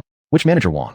Who else could it be? Of course, it's Manager Wang of Hanhai KTV, Wang Tianqing. Wang Tianqing wasn't an ordinary man. It was rumored that he had connections in both the legal and illegal worlds. Over all these years, other KTVs had either been shut down or sealed, yet his Hanhai KTV remained unscathed. This demonstrated just how formidable his power was, comparable to even Lord Hu. Such a powerful figure was on par with Yang Hu in terms of influence. Not only were they commoners unable to provoke him, but even the aristocratic families in Tianbai City didn't dare offend him easily. Brother Jia, why don't we move to another position then? Wang Tingting became extremely afraid since they were currently on Manager Wang's turf. Thinking about this, she instinctively leaned closer into Yin Wenjie's embrace. Yeah, when under someone's roof, one has no choice but to bow one's head. We are in Wang Tianqing's establishment now, so we should switch places. Zhao Xinyao promptly chimed in. Just when everyone thought Yin Wenjie would concede. To everyone's surprise, he suddenly said, Humph, Manager Wang's nephew? Does he deserve me to give up my place? Can't he take a look in the mirror and see what kind of person he really is? What kind of nobody is he? As for me, Yin Wenjie, I never even considered putting him in my eyes. Chapter 64, Deadline Approaching. Tell Mr. Wang's nephew right now that if he thinks I'll give up my seat for him, he's dreaming. Yin Wenjie placed his hands on the shoulders of Zhao Xinyao, and Wang Tingting crossed his legs, exuding an air of arrogance as he stared at the trembling waiter in front of him. All right, I'll go tell him right now. Hearing this, the waiter hurriedly fled and quickly left the private room. Mr. Jia, this is Wang Tianqing's territory. Not giving him face might not be a good idea. That's true, Mr. Jia. After all, it's better to endure for a while and have peace or step back and have more room to breathe. We don't need to cross swords with Wang Tianqing. All the girls present were anxious and quite afraid, having heard something about Wang Tianqing when they were younger. Tingting, Xinyao, there's no need for you to be scared. To tell you the truth, Manager Sun has already informed me. Mr. Wang doesn't even have a nephew. Looking at the pale-faced female students, Yin Wenjie revealed a meaningful smile and said, more likely than not, it's another actor hired by Su Chun, pretending just to show off. Huh? You mean the person asking us to change rooms isn't Mr. Wang's nephew, but an imposter? Wang Tingting was taken aback upon hearing this. Indeed, how long has Manager Sun worked under Mr. Wang? If Mr. Wang had a nephew, Manager Sun would know better than anyone. And given our good relationship, do you think I wouldn't know if Mr. Wang had a nephew? Yin Wenjie stated firmly. Watching Yin Wenjie speak so confidently, Wang Tingting rolled her eyes and said, what's going on today? Earlier someone paid actors to boast and claim all drinks would be free. Now another one, claiming to be Mr. Wang's nephew, tells us to change rooms. Freak shows happen every day, but today there are more of them. Freaks showing up wouldn't be too bad if all of them weren't crossing our path. What rotten luck, Zhao Xinyao sarcastically remarked, glancing briefly at Su Chen's direction. As everyone discussed Wang Tianqing, Su Chen suddenly spoke up. Yin Wenjie, today is a class reunion, and I suggest you honestly change your seat. Otherwise, you won't get the chance later. If you knew better, you'd move quietly. Yin Wenjie wasn't aware Wang Tianqing had a nephew. However, Su Chun did know because, just as he entered the hotel, Wang Tianqing had personally informed him that his nephew would be coming today. Su Chen, what the hell are you talking about, switching seats? Aren't you doing exactly what you criticize others for? Asked Wang Tingting angrily upon hearing Su Chen's suggestion. Haha, Tingting, why waste your breath on him? As Mr. Jia mentioned, this person might also be an actor Su Chun hired purely to show off in front of us. K, Su Chen's clearly addicted to acting roles. Just then, someone played actor, and its melody rang out across the KTV. Upon hearing this song, the The female students were momentarily stunned before bursting into laughter. What's so funny? Su Chun kindly offered you to change rooms, yet you didn't reciprocate his goodwill, but instead mock him. Aren't your consciences aching? Sorry, Su Yunshi, my conscience doesn't ache, and I don't need Su Chen's favor. Yan Wenjie glanced disdainfully at Su Chun and said with a knowing smirk, free drink guy. Remember that all the alcohol from this truck can be consumed freely. Right after his words ended, creak, the door to the private room opened. A second later, the waiter who had left earlier re-entered with a 20-year-old youth. This is Mr. Jia, the heir of Flying Bird International Wedding Photography Company. Pointing at Yan Wenjie, the waiter addressed Zhou Xiao respectfully. Since the waiter lacked Yan Wenjie's skills, he couldn't confirm whether this individual was truly Mr. Wang's nephew. However, in his view, since Mr. Wang was his boss, regardless of whether this person really was his nephew, he couldn't afford to risk anything. He dared not gamble lest he lose his job. Moreover, with Mr. Wang's immense influence in Tianbei City, who would dare impersonate his nephew? That'd be courting death. So, was it you who told me to take a piss and look in the mirror? That I'm unworthy to have you move from me, right? Approaching Yan Wenjie, Zhou Xiao pointed at him and asked accusingly. Yes, that was me. So what? Do you have the guts to hit me? Eyeing the unruly youth, Yan Wenjie hugged Wang Tingting and Zhao Xinyao, exuding superiority. He arrogantly said, it's not impossible for us to swap room positions. If you drink all the alcohol from this cart, I'll switch with you. After all, according to my classmate Su Chun, all the drinks are free. Dare you drink them? You're asking me to drink the entire cart. Staring at the cart full of alcohol, Zhou Xiaofei looked completely confused. His uncle had boasted to him about his supreme power and vast connections in Tianbei City, claiming he could do anything without fear. But now, Zhou Xiaofei had just arrived at the Hanhai KTV to enjoy himself, and after dropping Uncle Wang Tianqing's name, instead of receiving respect, he was met with ridicule and insult. He began to doubt if he'd come to the wrong place or if this was even under his uncle's jurisdiction anymore. It seemed like his name carried no intimidation here at all. This was nothing like what he'd imagined. He had originally planned to show off a little, but not only did he fail, he ended up being humiliated in front of everyone. Little boy, there's an opportunity right in front of you. If you can drink all the alcohol from this cart, then this private room will be yours. Wang Tingting glanced at the stunned Zhou Xiaofei and spoke with a half smile. Fine, you just wait. I'll call my uncle right now. I'll have him come over and see how arrogant you still act then. Faced with their mockery, Zhou Xiaofei couldn't help but swallow his pride and anger. Especially when he noticed the disdain and contempt in Wang Tingting's eyes. It made his anger flare even more. Involuntarily, he clenched his fists. Haha, your uncle? Which uncle do you mean? Zhao Xinyao asked sarcastically as she looked at Zhou Xiaofei. My uncle is Wang Tianqing. Zhou Xiaofei enunciated each word carefully. But as soon as he finished speaking, Zhao Xinyao sneered at him. Young man, why do you insist on pretending to be someone you're not? Even if you're going to pretend, do it convincingly. You're exaggerating so much that you may not even be able to cover up the consequences. By the way, are you one of the actors he hired? As Zhao Xinyao said this, she glanced at Su Chun and gave a meaningful smile, saying, all right, you two pretenders, stop acting now. Watching you put on these airs is exhausting. As Zhao Xinyao deliberately raised her voice, it caused the female students present to burst into laughter again. You two actors could easily perform a double act. Beside her, Yan Wenjie also smiled meaningfully. Yan Wenjie, your time is almost up. Seeing Yan Wenjie's amused expression, Su Chun remained calm. Chapter 65, it's really true. Su Chun, you said that Mr. Wang will come over soon? You two actors don't really think I'm an idiot, do you? Obsessed with acting. Upon hearing Su Chen's words, Yan Wenjie slapped Zhou Xiaofei in the face. Zhou Xiaofei was dazed and confused by the slap. That wasn't enough. Yan Wenjie followed up with a kick, directly knocking Zhou Xiaofei to the ground. His foot pressed down on Zhou Xiaofei's face as he assumed an air of superiority. Filthy actor, how dare you pretend to be Mr. Wang's relative? Now I am stepping on your face, what can you do about it? Mr. Zhou. Seeing Zhou Xiaofei being stepped on, the waiter was startled. Go away, out of my sight. Yan Wenjie kicked Zhou Xiaofei's chest. Zhou Xiaofei's body scraped against the ground, leaving deep grooves before colliding heavily with a cart of alcohol. Bang! The entire cart of alcohol spilled onto the floor, and the sound of broken bottles echoed around them. After finishing all this, Yan Wenjie flashed Su Chun a meaningful grin. Su Chun, the actor you hired is crawling on the floor looking for his teeth after being beaten by me. He even dared to claim to be Mr. Wang's nephew. But look, hasn't he ended up cowering like a coward in a corner? Has Mr. Wang shown up yet? By the way, you promised all the drinks would be free, and if any problems arise, you'll deal with them yourself. While Yan Wenjie was speaking sarcastically, Su Yunshi glared at him and said, Yan Wenjie, it wasn't Su Chun who broke the cart of alcohol, so why should Su Chun bear the loss? On what grounds? Su Yunshi, someone told Su Chun earlier that the alcohol was complimentary, and all present here witnessed it. Hearing Su Yunshi's words, Wang Tingting looked arrogantly at Su Chun. Su actor, even now you're pretending when everything is falling apart. How are you going to compensate for the cart of alcohol tomorrow? Humph, I don't need to compensate. The alcohol was already supposed to be free. Su Chun replied coolly. Don't have to compensate. Su Chun, I've never seen anyone act as arrogant as you. I'd love to see how long you can keep it up. Wang Tingting was talking when hurried footsteps approached. Leading them was a middle-aged man in a suit, followed by a long-haired beauty. This person was none other than the owner of Hanhai KTV, Wang Tianqing. Mr. Wang, why are you here? Seeing Wang Tianqing, Wang Tingting was shocked. Meanwhile, Gu Wenjie swallowed hard. UNC. Uncle. Just as Wang Tingting and Gu Wenjie were surprised, Zhou Xiaofei choked with tears in his eyes at the doorframe. His face was clearly marked with a huge footprint. With trembling lips and voice, he managed to speak. Xiaofei. Hearing his nephew's voice, Mr. Wang paused momentarily, looking around but not finding Zhou Xiaofei. Alarmed, Wang Tianqing called out loudly. Xiaofei, where are you? Uncle, I'm behind the door. Zhou Xiaofei responded in a sobbing tone. Earlier, Wang Tianqing had pushed the door open, accidentally shoving Zhou Xiaofei behind it, making him a blind spot from Wang Tianqing's angle. What? When Wang Tianqing moved to the back of the door and saw the enormous footprint on Zhou Xiaofei's face, he froze momentarily, then snapped into rage, shouting furiously. Who did this? Who the hell did this? Summon everyone here. Wang Tianqing barked loudly, extremely enraged. In the next moment, dozens of bodyguards surrounded the CG room. What happened? What occurred? The rich patrons at Hanhai KTV who witnessed the scene immediately showed looks of surprise. Manager's son, come here. Wang Tianqing called out to the visibly trembling manager's son. Mr. Wang, what happened? Manager's son was startled by the question and asked cautiously. What happened? My nephew got beaten up. How could you, as a manager, allow this? Wang Tianqing slapped manager's son right across the face. Wah. Manager's son's tooth came flying out due to the slap.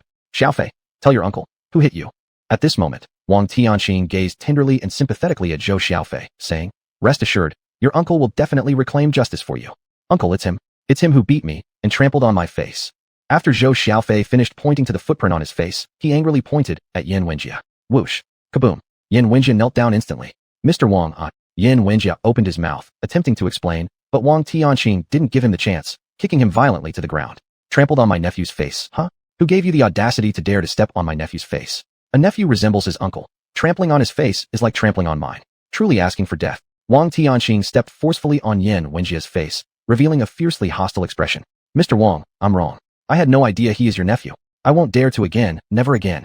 Yan Wenjie pleaded bitterly, at a loss and apologizing to Wang Tianqing. Unexpectedly, Wang Tianqing didn't give him any face at all, instead responding coldly.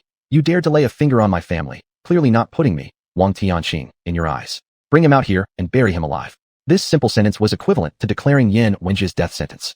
Mr. Wang, I'm wrong. I truly will never dare to again. I really don't want to die.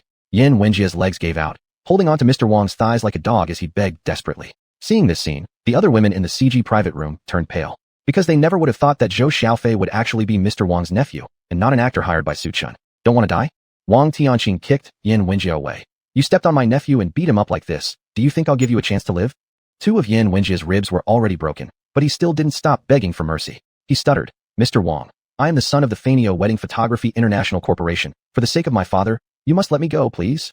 At this moment, Yan Wenjie was unrecognizable compared to before, having fallen from being high and mighty to groveling on the ground like a dog, shaking and pleading for his life. Fanio Wedding Photography International Corporation? Haha, a company too small to even appear on the stage is also worth mentioning. Let me tell you something. Today, nobody can save you. While Wang Tianqing spoke, Zhou Xiaofei pointed at Wang Tingting and Zhao Xinyao and said, Uncle, these two women were mocking me just now, calling me an actor. Misunderstanding, Zhou young master, it was just a joke with you. Hearing Zhou Xiaofei's words, Wang Tingting trembled involuntarily, her lips twitching uncontrollably. Zhao Xinyao was so scared that her usually beautiful face turned white. Oh, you two women daring to mock my nephew are simply asking for death. Bring them out, feed them happiness powder, then sell them off to Africa. With one order from Wang Tianqing, several young men immediately surrounded Wang Tingting and Zhao Xinyao. No, don't come closer. I don't want to take the powder, I don't want to go to Africa. Wang Tingting shook her head while refusing hastily, and in her panic, she knelt down in front of Zhou Xiaofei, crying pitifully. Young Master Zhou, I've done wrong. Please let me go, alright? How about if I become your woman? After Wang Tingting finished speaking, Zhou Xiaofei kicked her away. Filthy slut. Do you even realize who you are to dare think of becoming my woman? Don't you check yourself in a puddle of piss first? Do you deserve it? As Wang Tingting broke down, she started sobbing uncontrollably, her legs going weak until she wet herself from fear. Seeing this scene, the other women present showed sympathetic looks. Su Yunshi was no exception. She glanced at Wang Tianqing, sighed deeply, and thought, can power alone override morality and value human lives so carelessly? What's that look about? Noticing Su Yunshi's gaze, Wang Tianqing sneered slightly. What? Are you going to stand up for her? No. Su Yunshi denied repeatedly, without hesitation. But Wang Tianqing disregarded her denial, and said, come forward, kneel down, call me daddy, and maybe I will spare their lives. For a moment, Su Yunshi was frozen in place, showing a bewildered expression. But right at this moment, Su Chun stepped forward abruptly. Mr. Wang, I don't care if you're trying to show off your power, but I didn't expect you to make my classmate kneel down and call you dad. Su Chun, are you fucking crazy? How dare you talk to Mr. Wang like that? Upon hearing Su Chun's voice, Wang Tingting scolded immediately. She wanted to demonstrate her loyalty in front of Mr. Wang, hoping this might help prevent her from being sold off to Africa. The next second, one sentence from Mr. Wang caused Wang Tingting's previously smiling face to freeze instantly. I wouldn't dare. Before you, how could I possibly be so reckless? After seeing Su Chun, Wang Tianqing immediately changed his tone into a fawning smile. Chapter 66. A mistake? Uncle, why are you acting so submissive? Seeing Wang Tianqing's meek and fawning appearance, Zhou Xiaofei looked completely baffled. Don't speak. Wang Tianqing shot Zhou Xiaofei a stern look. Then he timidly said to Su Chun, Mr. Su, your classmate hit my son. In terms of family bonds and reason, I, as an uncle, need to help him restore his dignity. But if my nephew offends you, feel free to punish him however you see fit. Wang Tianqing was fully aware of his position. There was no way he would offend the Jiang family for the sake of his nephew. With a flick of their fingers, the Jiangs could crush him. It seems I never said anything about not letting you restore your dignity. Looking at such a humble Wang Tianqing, Su Chen smiled. The only classmate I'm referring to is Su Yunshi. The others have nothing to do with me. Huh. Wang Tianqing was stunned for a moment. Mr. Su, are you kidding me? Wang Tianqing thought Su Chun might be joking and cautiously asked again. Mr. Wang, do you think I would make such a low-level joke with you? Su Chun said this with great interest. I get it. Wang Tianqing was experienced in life and couldn't fail to understand Su Chen's implications. Most likely, Yin Wenjie had crossed Su Chun. Otherwise, how could Mr. Su remain indifferent? Sister, I just now failed to recognize the majesty before me and inadvertently offended you. Please overlook it. Wang Tianqing finished by picking up a glass of wine from the table and toasting Su Yunshi respectfully. You. This. Su Yunshi was startled by Wang Tianqing's sudden gesture. Since they hadn't interacted previously, seeing a major figure from Tianbei City showing her such deference created an almost dreamlike experience. One she'd never dared imagine, but which was now happening in real life. Su Chun, you and I have shared experiences, and we're classmates. In this situation, you must rescue me. Yin Wenjie pleaded desperately, as if clutching onto a lifeline, kneeling beside Su Chun. Rescue you? Looking at Yin Wenjie's pleading eyes, Su Chun remained coldly detached. Yin Wenjie, you kept saying that the actors were hired by me, and the claim of free alcohol was made by me just to seem superior. Do you think I would save you? This. Yin Wenjie froze, his lips trembling. Just as he was about to speak, Wang Tianqing kicked him down to the floor, yelling, You motherfucker, you're asking for death. Free alcohol was arranged by me telling the staff, not some actor you presumed I sent. How about this? I'll cover the drinks tonight. Saying that, Yin Wenjie pulled out a bank card and offered it. Ho, unnecessary. I'm not lacking that amount of money. Su Chen shook his head, declining the offer. Mr. Su Chen, what do you want? Just name it, and I'll grant all your requests. Yin Wenjie persisted, to which Su Chen smirked and replied. What I want, you can't give. Besides, it's beyond your reach. This. Yin Wenjie froze once more. Well, earlier when I kindly suggested changing seats, instead of listening, you accused me of hiring actors and pretending to be someone I'm not. Now that things have come to this, who else can you blame? Huh. Hearing these words, despair washed over Yin Wenjie's face. Someone, carry this boy away and handle him appropriately. Wang Tianqing instructed several subordinates. Yes. Several underlings answered and dragged Yin Wenjie away from room CG. Save me, Su Chen please. I don't want to die. Help, please. At this moment, regret filled his teary face. Remorseful for thinking the waiter was an actor employed by Su Chun. Regretful for not listening to Su Chun and switching places with Zhou Xiaofei earlier. Regretful for belittling Su Chun and calling him a pretentious snob. Without these mistakes, he wouldn't be here, risking his own life too. This outcome was no one's fault but his own. His lack of insight was entirely to blame. After Yin Wenjie was taken away, pale expressions adorned the faces of Wang Tingting and her group, devoid of any blood color. Mr. Su, I won't disturb you anymore. All the drinks tonight are on the house. Enjoy yourself. Wang Tianqing's face displayed groveling subservience. Nephew, say goodbye to Mr. Su. Goodbye, Mr. Su. Zhou Xiaofei stammered slightly as he spoke. Wang Tianqing took Zhou Xiaofei and left the CG room. As he walked away, the long-haired beauty behind Wang Tianqing glanced at Su Chun, then shifted her gaze to Wang Tingting and Zhao Xinyao, scoffing. Two ignorant, stupid women. You. Wang Tingting began to retort upon hearing this, but recalled Yin Wenjie's fate earlier and swallowed her comeback at the last second. Only after Wang Tianqing led a group of subordinates away did the oppressive atmosphere gradually disperse. How do you know Wang Tianqing, Su Chen? And why does he call you Mr. Su? Wang Tingting came to her senses and looked at Su Chen curiously. Wang Tingting, what relationship do you have with me that I must answer your question? Besides, my affairs have nothing to do with you. You care too much about things that don't concern you. Su Chen didn't bother with her and instead said, Su Yunshi, it's getting late. The class reunion is over. Let me take you home. Su Chen had come to the Hanhai KTV mainly out of worry that Yin Wenjie might have ulterior motives towards Su Yunshi. Now that Yin Wenjie was dead, there would be no threat to Su Yunshi anymore. All right. Su Yunshi nodded. She was still in shock, unable to believe everything that had happened tonight, from being looked down upon by Wang Tingting and others during professional classes to now, even having a major figure like Wang Tianqing apologizing to her. This kind of feeling was something she had never experienced before. Thinking about this made Su Yunshi look at Su Chun with complex eyes. After Su Chun and Su Yunshi left, Wang Tingting and Zhao Xinyao inside the room glanced at each other awkwardly. At this moment, Zhao Xinyao suddenly said, Wang Tingting, we were wrong, weren't we? Su Chun is truly a big shot. This. Hearing Zhao Xingyao's words, Wang Tingting first froze, then countered. Su Chun, a person who can't even afford the meal money. Such a person could be considered a big shot? Do you think that's possible? This. If he isn't a big shot, then why did Wang Tianqing say the drinks are all on the house? And why did Wang Tianqing call him Mr. Su in such a humble and flattering way? Zhao Xingyao retorted. This. Hearing Zhao Xinyao's words, Wang Tingting was temporarily speechless and unable to counter. If Su Chun wasn't a big shot, why would Wang Tianqing say the drinks were all on the house? If Su Chun wasn't a big shot, why would Wang Tianqing behave so humbly and respectfully calling him Mr. Su? But Wang Tingting refused to admit that it was she herself who ruined this immense fortune. Originally, everything should belong to her, but now it has been handed over to Su Yunshi. If she had maintained good relations with Su Chun, the one Wang Tianqing toasted earlier would have been her. Thinking about this, she couldn't help but feel a trace of regret. At this moment, a female trainee beside her said something that startled her. I remember now, not long ago the Jiang family agreed to hand over the development project for the southern city land to the Shen family. The reason why Wang Tianqing was so humble and respectful is entirely because of giving face to the Jiang family. Similarly, the drinks being on the house also happened because behind the Shen family stands the Jiang family, thus respecting Su Chun due to the Jiang family's influence. Chapter 67, Exorcism. Jiang family. Upon hearing the name of this super family that had made waves in Jiangnan province, Zhao Xingyao and a few others were momentarily stunned. No wonder Wang Tianqing was so respectful to Su Chun. There was the Jiang family backing him up. I've always been curious how Su Chun, a man who can't even afford his meal, managed to get Wang Tianqing to say that all drinks would be free. Now it makes sense. The only ones with such power are the Jiangs. After realizing that Su Chun relied on the Jiang family rather than his own strength, Wang Tingting felt an inexplicable relief in both body and mind. Actors will be actors. Even Wang Tianqing was just acting when he came. Without a doubt, Su Chun's acting has reached the pinnacle of perfection. I'd give him full marks for faking it. But look at us. We almost fell for it too. Zhao Xingyao chimed in sarcastically. Who would have thought Su Chun could be so shameless? No wonder Shen Xiuxue didn't want to marry him. If it were me, I wouldn't want to either. The other women echoed in agreement.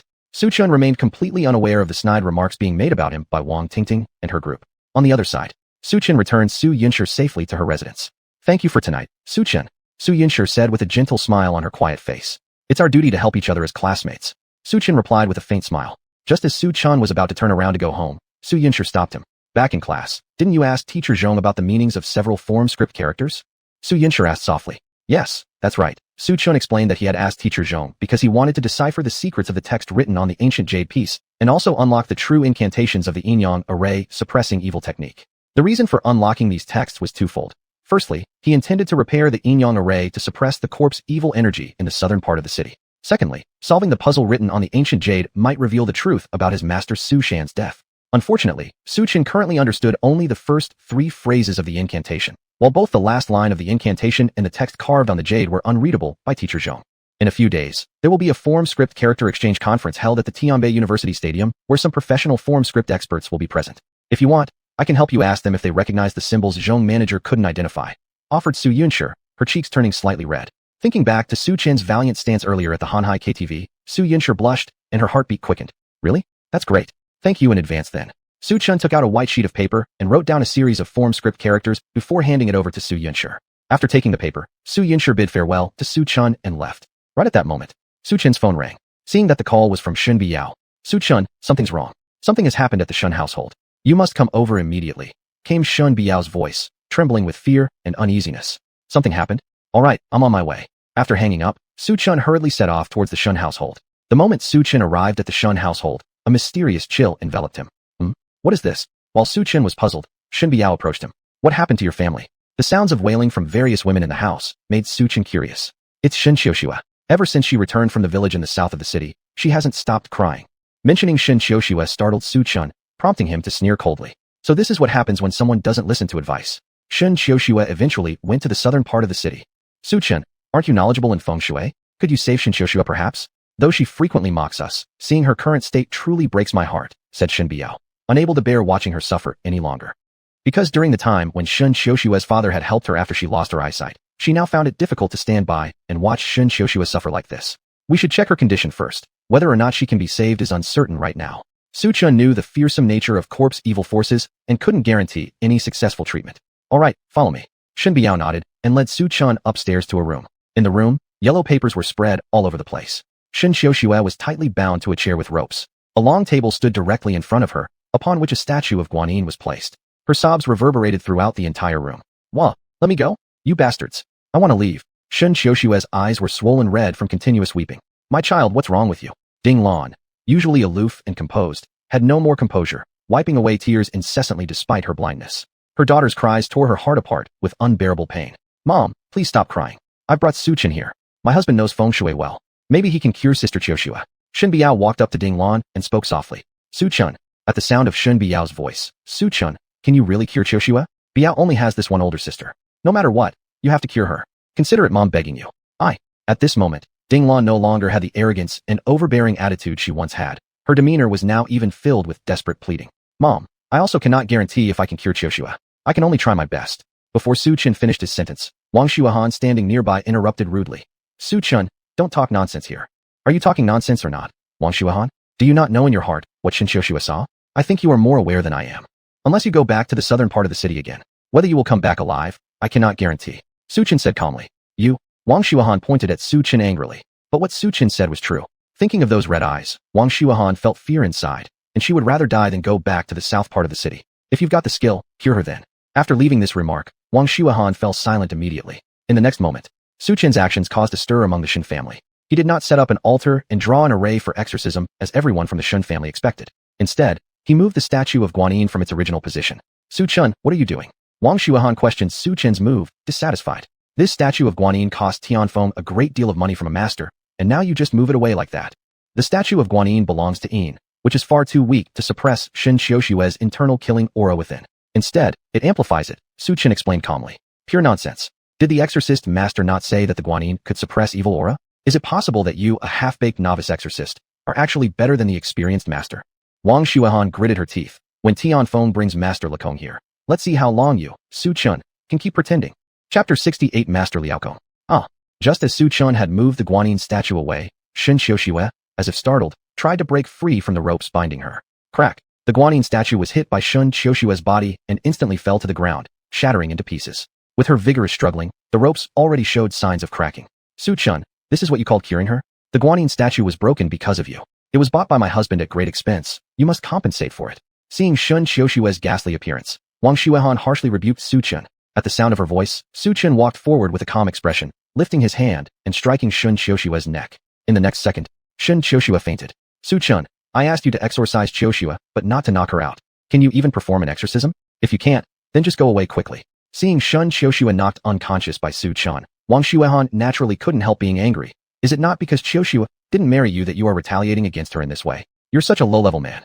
Su Chen, I asked you to exorcise my daughter, not to beat her up. If anything happens to my daughter, I will not forgive you. Ding Lan was also startled by Su Chen's actions, and she couldn't help but glare at him once. She had thought Su Chen really understood feng shui, but it seemed she overestimated him. After all this time, he's still that good-for-nothing who talks nonsense all day. At this moment, a hurried set of footsteps came from outside.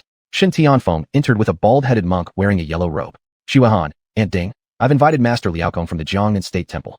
Master Liaokong, please save my elder sister. Shen Tianfeng approached Ding Lan and the others before turning to Master Liaokong to make the request. Shen Xiushue, as his elder sister, he had to help her no matter what. Master Liaokong looked at Shen Xiushue, whose eyes were dazed, her eyelids swollen from crying, tears continuously flowing. His eyebrows furrowed without control, crying incessantly. He hadn't come across this strange phenomenon before. After pondering for a while, Master Liaokong asked, I wonder if Miss Shen went somewhere before showing these symptoms, or if she has encountered anything unusual recently. There was Shen Tianfeng who responded after recounting the entire cause of the situation, shivering involuntarily when he mentioned the pair of red eyes. A village in the southern city? Master Liaokong murmured. From his pocket, he took out a string of prayer beads, placing them on Shen Xiushue's forehead, chanting something under his breath. In the next second, Shen Xiushue, who had originally been unconscious, suddenly woke up and struggled fiercely again. I'm warning you, it's best if you stop now. This evil is beyond your reach. If you insist on trying to expel it, you risk losing your life. Hearing Su Chen's words, Master Liaokong frowned deeply. Are you an exorcist? Master Liaokong gazed intently at Su Chen. Liaokong master, don't bother with this clown. He does nothing but brag and spout nonsense all day long. Earlier, he claimed he would exorcise my friend Shen Xiushue, broke the expensive Guanyin statue bought by my husband, and worse yet, knocked my friend unconscious. Don't you think there's something wrong with him? Wang Xuanhuan mocked. Su Chen, you broke the Guanyin statue I spent a fortune on. Upon hearing this, Shen Tianfeng saw the fragments of the Guanyin statue in the corner and immediately flew into a rage. That explained why, when he entered earlier, he felt like something was missing. Now, looking closely, it turned out the previously placed Guanyin statue was broken. Su Chen, the Guanyin statue is worth 5 million yuan. If you don't compensate me, I'll never let you off. Shen Tianfeng pointed at Su Chun and threatened harshly. The Guanyin statue wasn't broken by me, but by Shun Xiuxua. If you want compensation, ask her. It has nothing to do with me. Su Chun said calmly. Su Chun, if it weren't for you moving the Guanyin statue, Shun Xiuxua wouldn't have lost control and broken it. Wang Xuanhuan added from the side. Enough. Dalao Master is still performing the exorcism here, so all of you should shut up. Ding Lan, who had remained silent until now, cut off their conversation. Shen Tianfeng chose to keep quiet. Husband, don't say anything more. Let Master Liaokong exorcise Big Sister Qiuxua. Just stating the truth. This evil, he cannot handle. Young man, do you not believe in me? Upon hearing Su Chen's words, Master Liaokong's expression changed slightly. Miss Shen's condition, I have already figured out. It is a form of negative energy called insha. I have dispelled this kind of malevolent force many times before. Give me some time, and I guarantee that Miss Shen will wake up safely. Are you sure it's insha? Then let me tell you, this is not insha but shirsha, and it's beyond the ability of petty feng shui masters like you to deal with. Shirsha. Upon hearing this, Master Liaokong slightly paused and said, what nonsense. I've traveled extensively for years. The malevolent force known as shirsha usually resides in extremely mean places. To my knowledge, there's no such place in the entire Tianbei city, let alone a formed shirsha. No wonder Miss Wang said you talk nonsense. Indeed, you are nothing but a jumping bean. Su Chun, can you please shut your mouth? Your words are full of filth. What identity does Master Liaokong have? Do you really think you should be telling him about types of malevolent forces? Give me a break. His experience outnumbers all your meals combined. Do you even qualify to guide Master Liaokong? Master Liaokong comes from the prestigious Xuanhuan Temple in Jiangnan Province. Do you know what kind of place that is? It's one of the significant Buddhist sanctuaries among the 16 provinces. Every disciple from Xuanhuan Temple is a true master in exorcising evil spirits. You, having merely read some feng shui books, only spout nonsense, completely oblivious to the weight carried by the disciples of Xuanhuan Temple. Wang Xuanhuan mocked sharply when she saw Su Chun advising Master Liaokong. Su Chun, Master Liaokong has already said that he could heal my daughter within moments. If anything happens to her because of you, I will never forgive you. Ding Lan said coldly. Born from Xuanhuan Temple, Master Liaokong was renowned in the feng shui circle. Many prestigious families in Jiangnan Province invited Master Liaokong for their ceremonies. Naturally, Ding Lan sided with him and chose to ignore Su Chun. Since you don't believe me, then I have nothing more to say. Seeing how the Shen family considered Master Liaokong as their savior, Su Chun chose to keep silent and watch the scene unfold with detached indifference. You surely have nothing to say, because you're nothing but a clown. As soon as Wang Xuanhuan spoke, everyone from the Shen family burst into laughter. Shen Tianfeng, noticing Su Chun fell quiet, immediately wore an ingratiating expression on his face. Master Liaokong, since the little clown Su has shut up, please help drive away the malevolent spirit from my cousin. Chapter 69. You have 5 seconds left. All right. Master Liaokong nodded, taking out 3 copper coins and a black vial filled with liquid from his robes. The black vial contained the blood of a black dog, specifically effective against Yin Sha Qi, malevolent energies. After pouring out the black dog's blood and evenly coating the 3 copper coins, he then strung them together with a red thread. Master Liaokong tied the linked copper coins onto the string of black prayer beads he had prepared earlier. After completing everything, he pressed the string of black prayer beads towards Shun Qiushua's heart, third eye area.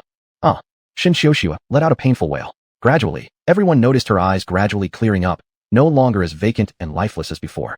Truly worthy of Master Liaokong, such skill in expelling evil is simply magical. How could Su Chun, a mere clown, compare? Su Chun, what is he? Someone at his half-baked level doesn't deserve to be compared with Master Liaokong. It's really laughable. As the group from the Shen family mocked Su Chun and praised Master Liaokong, unexpectedly, Shen Qiushua's eyes turned red with veins, looking particularly eerie. With a fierce struggle, the ropes that were almost broken snapped into 2 pieces. Die monk, I'll kill you. Shen Qiushua, fangs bared, fiercely pounced towards Master Liaokong. A small malevolent force. How dare you act recklessly? Vanish. Master Liaokong again pulled out a bagua mirror from his robes and coated it with black dog's blood. He chanted an incantation, pointing the mirror towards Shen Qiushua's third eye area to neutralize the evil aura. Liaokong master, if you don't want to die, stop now. Don't waste your life needlessly. Su Chun also did not wish for such a vibrant life to fade away. Moreover, having heard somewhat of Master Liaokong's exploits, achieving fame at a young age and helping numerous noble families by exorcising malevolent forces, he sincerely did not wish for the righteous hero to descend into darkness. Su Chun, you as a novice have no right to give Master Liaokong unsolicited advice. Your silence would only make people think you're mute. Wang Xuanhuan shot a glare at Su Chun. Brother-in-law Su Chun, what do you mean? Although my sister didn't become your wife, you shouldn't hold such petty grudges and interfere like this. I think you are intentionally retaliating against my sister Shen Qiushua. Shen Tianfeng scolded. Liaokong completely ignored Su Chun. In his eyes, Su Chun was but a clown. At this moment, the bagua mirror emitted golden light, its dazzling radiance reflecting towards Shen Qiushua's third eye. What a pity. Looking at Master Liaokong holding the bagua mirror, Su Chun helplessly shook his head. Yet, he knew clearly that this person's fate was already beyond saving. Another talented exorcist from Jiangnan Province had been lost, truly regrettable. Mom, Xuanhuan, Tianfeng, what are you all doing here? What's wrong with me? Why do I feel my eyes throbbing painfully? Under the illumination of Master Liaokong's bagua mirror, Shen Qiushue's once vacant eyes gradually regained clarity. Slowly, she recovered consciousness and looked perplexed and curious. Daughter, you scare me to death. I thought you wouldn't wake up. Earlier, something was wrong with you. You came home and cried nonstop. It was Master Liaokong who saved you. Dinglon tightly held Shen Qiushue's hand and never let go. I returned home and cried continuously. Shen Qiushue appeared confused. At this point, she remembered. It was when she went to the southern part of the city with Shen Tianfeng. Not long after, white fog rolled in, and Shen Tianfeng dragged her and ran. As for what happened afterward, she couldn't recall. Thinking about it made Shen Qiushue involuntarily shiver, especially recalling those red eyes within the white fog, which made her insides tremble with fear and anxiety. Master Liaokong, thank you for saving my daughter. The great favor you've done for me, Dinglon, can never be repaid in this lifetime. If there's any condition, please speak up, and our Shen family will try our best to meet it. While Shen Qiushue was deep in thought, Dinglon looked at Master Liaokong with gratitude. To help others out of suffering is what monks should do, Mr. Ding. No need for formality. Master Liaokong replied with a faint tone. Indeed, Master Liaokong lives up to being the master exorcist of Jiangnan province, promising to cure Shen Qiushue in a brief moment. Every second matched perfectly. Master Liaokong truly deserves praise. It's not surprising he comes from the imperial temple of Jiangnan province. Truly, minor malevolence can be dispelled with a snap of the fingers. Seeing Shen Qiushue awake, the other members of the Shen family sighed in relief. After all, behind the development of the southern part of the city stood the powerful Jiang family. If word of Shen Qiushue being possessed reached the Jiang family's ears, it could cast a negative shadow over the land development project, possibly even affecting the relationship between the two families. Certainly not what the Shen family wanted. Qiushue, is there any discomfort in your body? Since Master Liaokong is here, let him check you quickly. Otherwise, once he leaves, it will be too late, Dinglon asked with concern. Mom, I'm fine, just my eyes are a bit sore and painful. Shen Qiushue replied softly. Qiushue, don't go to the southern part of the city for a while. Wang Xuanhuan spoke up at this moment. Yeah, Xuanhuan, I won't go there anymore. Shen Qiushue felt fear recalling those red eyes. Suchun, have you seen this? Not only did Master Liaokong save Qiushue, but now there's nothing wrong with him. Don't you think you're a full-mouth nonsense-talking clown? Wang Xuanhuan saw Shen Qiushue's red eyes, then immediately changed her tone to mock Suchun sarcastically. Suchun, you don't know about feng shui yet still like to pretend. Now that your pretense failed, you've become a clown. It's simply laughable. Hurry up and apologize to Master Liaokong. Shen Tianfeng also chimed in after his words ended, condemning Su Chun along with other family members of the Shen clan. Su Chun, as a man, you need to be flexible. You should apologize to Master Liaokong now. Before Su Chun could respond, Shun Biao's voice rang out first. Master Liaokong, Su Chun made a mistake in what he said, but please, a wise man doesn't quarrel with him. Mistake. This kind of matter related to life or death, can it be taken lightly? For example, if someone kills another and then says sorry afterward, would it fix the problem? If you don't understand feng shui, don't act like you do. Pretending when unnecessary caused not only embarrassment, but also having his own wife step out to speak for him. Truly cowardly. Master Liaokong glanced coldly at Su Chun, scoffing disdainfully, and putting on an air of superiority. Humph, why do you think I know nothing about feng shui? Looking at Master Liaokong's arrogant posture, Su Chun sneered. Master Liaokong, your time is limited. Hurry and make arrangements for the end. Young whelp, how dare you curse me not to live beyond 5 days? Upon hearing this, Master Liaokong noticed Su Chun extending 5 fingers, his face turning dark instantly. Ho ho, 5 days? Master Liaokong, you overestimate yourself. I said, you have 5 seconds left. Su Chun stated indifferently. Chapter 70, Kneel and call me Grandpa. Su Chun, can you even talk? You said earlier that someone couldn't cure Qiushue, but now Master Kong has cured her. Then you claim she won't live for more than 5 seconds. Are you just envious of others doing well? Someone as narrow-minded as you is fortunate that Qiushue didn't marry a man like you. Just as Wang Xuanhuan finished speaking, Master Kong from the previous moment who seemed calm, suddenly clutched his chest and let out a pitiful scream. A mouthful of black blood sprayed out from Master Kong's mouth. Following this, Master Kong's body rapidly withered before everyone's eyes. In the blink of an eye, he became skeletal, resembling a dried corpse. His skin turned rough and dull, as if all moisture had evaporated in an instant, leaving only bones to barely hold him up. Help me, little brother, I don't want to die. Sensing his life rapidly fading, Master Kong wasn't foolish. He already knew that he was being retaliated against by negative energy. I'm sorry, it's beyond my power to help. Su Chun shook his head looking at the critically ill Master Kong. You shouldn't have helped her. Helping her means your death, and this is an unchangeable fact. Unchangeable fact. Upon hearing these words, Master Kong was instantly dazed. No, I still can't die. I haven't completed my mission to liberate all sentient beings. How can I easily die? I need to go back to the temple to teach my juniors. I am not willing. Master Kong's voice grew softer and softer until he could no longer speak. Before dying, he saw the regret and sigh in Su Chen's eyes. At this moment, there were thousands of regrets in his heart. Why hadn't he listened to Su Chen's advice? Why did he insist on exorcising Shen Qiushue? There are no remedies for regret in this world. Missed opportunities will never come again. With reluctance and remorse, Master Kong closed his eyes despairingly. Master Kong is actually dead. Everyone gasped, looking at each other with astonishment. They couldn't believe it. What Su Chun had predicted came true once again. Master Kong tried to exorcise evil, but died himself. Yet, Shen Xiaoxue was healed. What exactly was going on in this world? Just when everyone thought Shen Xiaoxue had fully recovered, unexpectedly, the next second, Shen Xiaoxue's cries echoed louder than ever. This time, her wails were much stronger than before. Furthermore, Shen Xiaoxue, without any rope binding her, lunged at one of the Shen family members like a wild horse set loose. Help! Save me! This Shen family member was frightened out of his wits, shouting loudly. Seeing this, the Shen family rushed forward and forcibly pulled them apart. Madam Ding, I suggest we tie Miss Shen up. Otherwise, we can't guarantee what terrifying consequences might arise, one member of the Shen family suggested. Yes, let's bind Shen Xiaoxue first. The rest of the Shen family members chimed in agreement. Su Chun, now that Master Kong is dead, please lend a hand to save Xiaoxue. Ding Lan didn't answer everyone's questions, but instead focused her gaze on Su Chun. Ding Lan understood clearly at this point. Su Chun understood feng shui. Otherwise, how could he have known Master Kong would die? Yes, Su Chun, please save Xiaoxue. Other members of the Shen family joined in urging. Now you asked me to save her. Where were you earlier? Didn't you doubt me? Su Chun sneered at the Shen family. Oui. Upon hearing this, the Shen family members were immediately speechless. Su Chun, for Bai Yao's sake, please save her. She is my only daughter. If anything happens to her, how can I possibly survive? Ding Lan spoke humbly. Upon hearing this, Su Chun remained unmoved. Bai Yao, ask Su Chun to save Xiaoxue. After all, she is also your sister.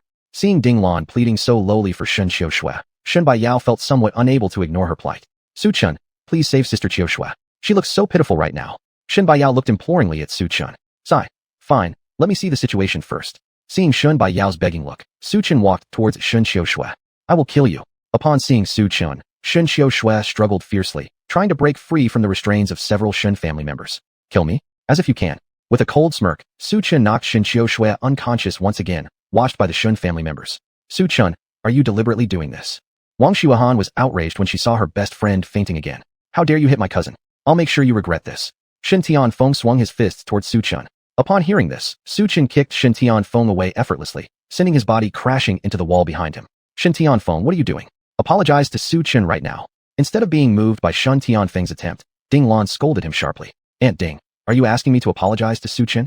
Shen Tianfeng asked in confusion. Who here is actually a member of the Shen family? If you want to save your cousin, apologize immediately, Ding Lan said gravely. At this moment, Ding Lan had gained a new understanding of Su Chun. Earlier, she had been curious why Xiaoshue's father had insisted she marry Su Chun. Now it was clear, Su Chun's mastery over feng shui had surpassed even Master Kong's.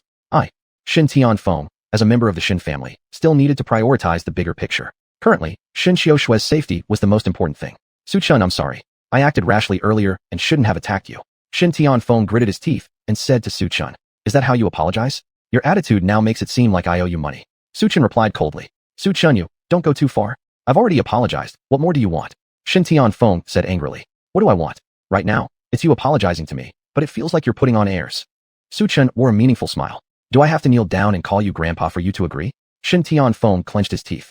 That's your own demand. I didn't make such a perverted request. All right, I'll agree to your demand. Su Chun smiled teasingly. Oh, turns out you were just messing with me. Once Shen Tianfeng realized, he exploded with rage. Su Chun, my husband has already apologized, so why aren't you driving the evil spirit from Xiaoxue instead of putting up airs at us? A country bumpkin has no class. First of all, let's be clear. The demand came from Shen Tianfeng himself, and I simply met his demand. And I would also like to say that unless Shen Tianfeng kneels down and calls me grandpa, I won't drive away this evil spirit today. Su Chun calmly sat down. Su Chun, you little worm. You've gotten too arrogant. Shen Tianfeng turned green with anger. Su Chun, in Tianbei City, you're nothing but a tomb guardian, whereas Shen Tianfeng is the son-in-law of my Wang family. His status surpasses yours by far. And now you act like a small-time opportunist, typical of someone who hasn't seen much of the world. I advise you to accept Tianfeng's apology and hurry up to exorcise Xiaoshue's evil spirit. Otherwise, if you offend Tianfeng, you'll regret it later in Tianbei City. Wang Xuanhuan, seeing her husband bowing so low, stomped her foot in anger and shot Su Chun a warning glance.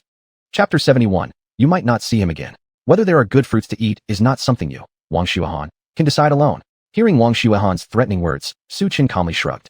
Just now Shen Tianfeng said I should kneel and call him grandpa, and I even agreed with his request. Now he goes back on his word intentionally toying with me? Let me be clear here. If Shen Tianfeng doesn't kneel and call me grandpa, I advise your family, Shen, to find someone else for the exorcism. Su Chun, you bastard. I won't believe we can't find someone in the whole Jiangnan province who can perform an exorcism for Shen Xiaoxue. I know many feng shui masters. You treacherous man, family Shen does not welcome despicable things like you. Before he finished speaking, slap. A slap landed on Shen Tianfeng's face. The red, burning pain quickly caused his previously clean face to swell up. Ding Auntie you. Shen Tianfeng looked at Ding Lan full of confusion. Kneel before Su Chun. Call him Grandpa. Ding Lan coldly said with an unwavering tone. Ding Auntie, have you gone mad? How could you make me kneel and call Su Chun Grandpa? Are we family? Shun's face is worthless.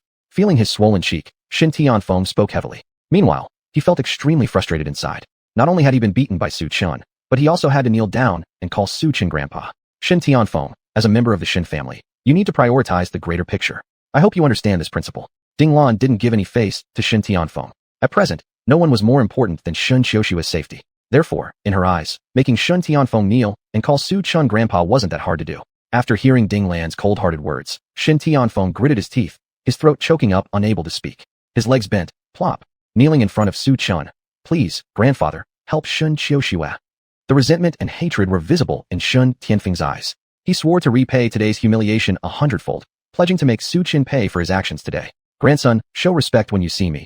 Don't disrespect and confuse the hierarchy. Su Chun displayed a calm and composed look, slightly smiling with deep meaning. Su Chun, isn't it enough that my husband has knelt to you? Can you exorcise Qiushua now? Wang Xuanhuan gritted her teeth. Having Shen Tianfeng kneel was akin to slapping her face. How could she bear such humiliation? After this incident, she swore to make Su Chun regret it bitterly. I'll perform the exorcism on Shen Qiushua right now.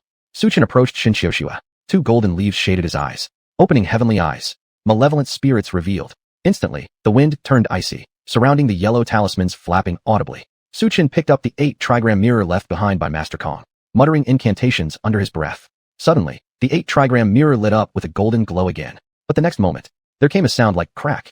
The 8-trigram mirror split into two halves. It's broken. Seeing the shattered 8-trigram mirror in front of him, Su Chun's complexion changed immediately. How's it going? Is it exorcised? Hearing the lack of activity, Ding Lan couldn't help but asked cautiously. No. The Chi afflicting Shen Qiushua is corpse Sha, which is not easy to remove. Right now, I can do nothing about it. Su Chun truthfully stated. Does this mean you cannot save our elder sister Qiushua? Looking at Su Chun with serious expressions, Shen Tianfeng hesitated. It's just that I can't help her now. It doesn't mean I won't be able to in the future. Su Chun explained. I will fix the yin-yang array and suppress the corpse Sha, naturally dispelling the Sha energy. Fuck, Su Chun, did you just play with me? Thinking you were capable of something great. Turns out nothing changes, and you're useless except for your mouth.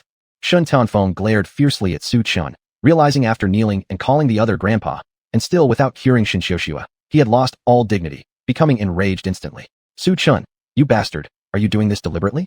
You clearly can't save Shen Qiushua, yet you made my husband humiliate himself by kneeling and calling you grandpa. Wang Xuanhuan scolded.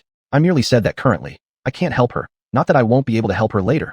Su Chun stated indifferently. Now I see it. You fundamentally know nothing about feng shui. Earlier, you mentioned that Master Kong would die. In my opinion, it was nothing but a blind guess. Talking nonsense led to some coincidences. As soon as Wang Xuanhuan finished speaking, Ding Lan noticed Shen Qiushua's bloodshot eyes welling up with tears. My daughter. Mom, don't cry yet. Didn't Su Chun say he can't heal elder sister Qiushua for now, but maybe he can in the future?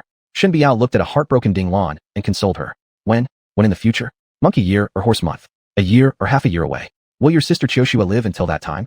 Ding Lan countered. Su Chun, how long will it take you to suppress the corpse Sha? Upon hearing Ding Lan's inquiry, Shen Biao asked Su Chun hesitantly. I don't know. Su Chun shook his head. I need to first decipher the key of the yin-yang suppressing evil decree before I can control the corpse Sha. Shit, Su Chun stopped pretending to be a master. How dare some half-baked fellow who has merely read a few feng shui books talk nonsense here. I see that you simply don't understand feng shui and just blabber all day. What's this about the yin-yang suppressing evil decree? Haven't you been watching too many TV dramas? You probably made all of it up yourself. You had me kneel and call you grandpa earlier. I won't let that go so easily. Mr. Su, we'll see about this later. Shen Tianfeng glared furiously at Su Chun. Just then, he suddenly seemed to remember something and abruptly changed the subject. Oh, right, xuanhuan. I remember you have a friend named Yan Wenjie, who knows someone from the Xuanhuan temple. Oh, yes, Tianfeng. If you hadn't mentioned Yan Wenjie's name, I would have forgotten him. I'll call him now. Upon Shen Tianfeng's reminder, Wang Xuanhuan looked as though she'd been awakened. Hearing that Wang Xuanhuan's friend knew someone from Xuanhuan temple, Ding Lan's originally desperate eyes lit up. Xuanhuan, you and Qiushua are best friends. You mustn't stand idly by while she perishes. Ding Lan pleaded pitifully, as if clutching a lifeline. And Ding, I wouldn't stand by and do nothing. Wang Xuanhuan pulled out her phone and called Yan Wenjie. But disappointingly, all she got was a busy tone. It's strange, what's wrong with Yan Wenjie today? He always picked up before, but is unreachable now. Really dropping the ball when it counts. Wang Xuanhuan said angrily. Maybe he's busy. Naturally, Shen Tianfeng knew Yan Wenjie's name, a well-known wealthy second-generation tycoon in Tianbei City, and also a company boss. It was normal for him sometimes not to pick up calls. He's busy, Yet he still should answer the phone, or at least hang up. After saying this, Wang Xuanhuan sulkily ended the call. The next time I see him, I'll definitely give him a good telling off. I think you might not see him again. Su Chen suddenly spoke without warning. Chapter 72. Yin Wenjie is really dead. Su Chen, what do you mean? Wang Xuanhuan glared fiercely at Su Chen. You cursed the venerable Lu Kong, and now you want to curse my wife? Mr. Su, are you trying to die? Shen Tianfeng immediately lost his temper. Why are you so upset? I didn't mention your wife. Su Chen looked at the irate Shen Tianfeng and said calmly. I said that you will not see Yin Wenjie anymore. Not see her? What do you mean by that? Wang Xuanhuan asked with confusion. Because he's dead. As soon as Su Chen finished speaking, Wang Xuanhuan laughed mockingly and said, Su Chen, why do you speak in such a ridiculous way? Aren't you just talking nonsense endlessly? First it was the death of the venerable Lu Kong, now it's the death of Yin Wenjie. Why don't you say that your wife Shen Biao is dead too? How can Yin Wenjie, the president of a company, be dead? What else besides constantly spouting nonsense can you do? Wife, why should you bother arguing with this half-baked Su Chen? He previously told me to kneel and call him grandpa, saying he could drive away the evil spirit from Shen Xiuxue, right? Well, I knelt down, I called him grandpa. Did Shen Xiuxue get rid of the evil spirit successfully? She's still the same, or even worse than before. Shen Tianfeng had barely finished speaking when Shen Biao beside him suddenly exclaimed in anger. My husband isn't half-baked. Don't talk nonsense here. Shen Biao, you let your husband make my husband kneel and call him grandpa, but you don't allow my husband to call your husband a half-baked man. Does he have any real skills to drive away the evil spirit from Xiuxue right now? You're allowing officials to set fire, but not allowing commoners to light lamps. As Wang Xuanhuan was saying this, she continued. Su Chen, I wonder where your courage comes from, to dare say that Yin Wenjie is dead? Do you believe that I will tell this to Yin Wenjie, and then let him give you a beating? No sooner had she spoken than her phone rang. It's Yin Wenjie. Yin Wenjie is calling back. Shen Biao, how can you still defend your husband at this moment? Didn't you see? Your husband does nothing but talk nonsense. Can he do anything else? Su Chen is nowhere near as good as Tianfeng. Wang Xuanhuan lifted her head high, looking at Shen Biao disdainfully. This. Shen Biao was momentarily speechless. Perhaps Su Chen made a mistake. There's no need for further explanation. Shen Biao replied somewhat bufuchied ly, disagreeing. Mistake? Unless you make Su Chen kneel down now and call me grandfather. Only then will I believe you've made a mistake. Shen Tianfeng wore an ambiguous smile. Ho ho. Su Chen, you are exactly the kind of man who no woman would want to marry, and Shen Biao only chose you because she was blind back then. Not only is she blind, but her brain doesn't function well either. You claim the venerable Lu Kong was dead, probably just like a blind cat stumbling upon a dead mouse. Thinking that reading a few books on feng shui makes you a master, it's laughable. That's enough. Dear, why waste words on a fake person? Quickly answer the phone. Sister Xiuxue is counting on Master Yin to save her life. Let's see if he can invite a master-level feng shui expert. Shen Tianfeng interrupted Wang Xuanhuan. Only someone of master level could truly qualify as a disciple of Xiangguosi Temple. Alright, I'll take the call right away. Upon answering the call, Wang Xuanhuan's face quickly changed. Ms. Zhao, are you sure about what you're saying? Alright, I understand. I will certainly attend Yin Wenjie's funeral on time. After hanging up the phone, Wang Xuanhuan looked at Su Chen with an extremely complex gaze, even filled with confusion. Wife, I just heard you talking about some funeral. Did someone from the Chung family die? Shen Tianfeng asked with doubt. It's Yin Wenjie. He offended Wang Tianqing today and was beaten to death by Wang Tianqing's subordinates. After Wang Xuanhuan finished speaking, deep disappointment surged within her heart. When Xiuxue gets better, she wouldn't know how to break this news to her. After all, Yin Wenjie was also her friend. Yin Wenjie really is dead. Shen Tianfeng was utterly shocked, even beginning to question the nature of reality itself. Wang Xuanhuan, did you hear that? My husband is no half-wit. He said Yin Wenjie would die, and he really did. Why aren't you apologizing yet? Shen Biao, are you stupid or something? Should I apologize to your husband while Xiuxue hasn't gotten better yet? Previously, you made my husband kneel and promise to cure Xiuxue. Yet not only is she not better, but she's worse. Logically, it should be your husband kneeling and apologizing to mine. Wang Xuanhuan retorted sarcastically.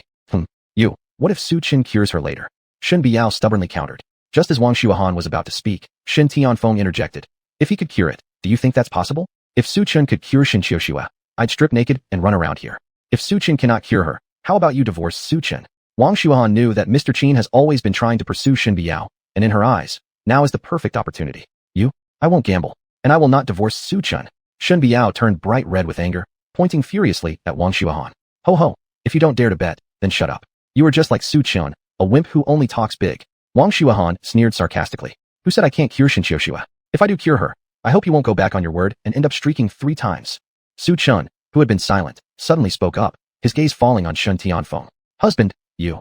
Shen Biao's heart tightened upon hearing this, but she couldn't bring herself to utter the 2 words, divorce. After all, she didn't want to hurt Su Chen's confidence, so she chose to remain silent. Honey, believe in me. Su Chen gave her an assuring look.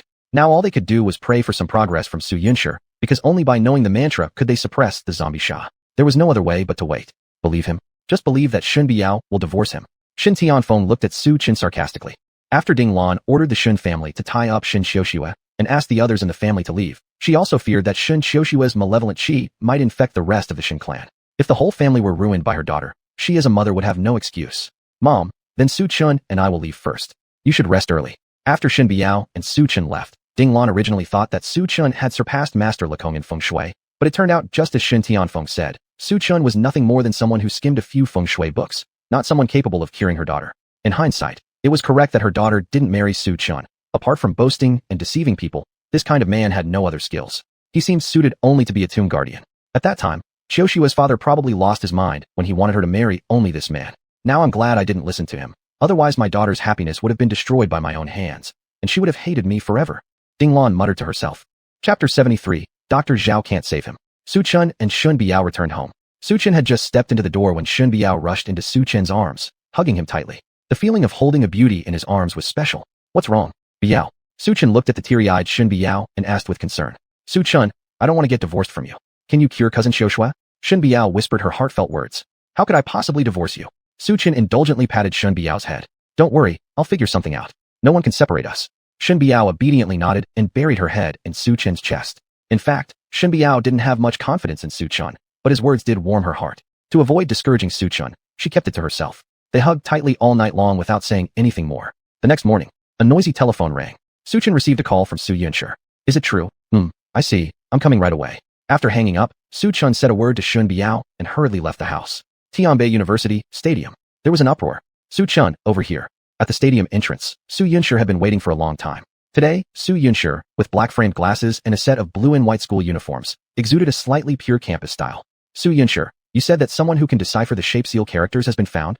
Su Chen quickly came to Su Yunsher. If the subsequent incantations of Yinyang Jinsha Ju and the inscriptions on the ancient jade are cracked, he would be able to suppress the corpse Sha. Then, curing Shen Xiuxue would naturally silence Shen family's complaints, allowing Shen Biao to complete the development of the land in Chengnan smoothly. Just now at the exchange meeting, I showed your writing to the professors and teachers present. Just a while ago, Professor Situ said she understood the meaning of the shape seal characters on this piece and requested to meet the person who provided the seal character. Su Yunsher emphasized. You mean Professor Situ wants to meet me? Su Chen froze for a moment, but he didn't refuse. His tone then shifted, and he smiled and said, You lead the way. Soon, Su Yunsher led Su Chen to an office building in Tianbei University. Su Chen, we're here. Su Yunsher brought Su Chen to the door of an office. Not long after, the office door was opened by a beautiful woman dressed in a black leather coat. Who are you? Situ Mingyue looked at the quiet Su Yunsher. Professor Ma told me earlier to find him. Is he in the office? Su Yunsher recognized her as Situ Mingyue, granddaughter of Professor Situ.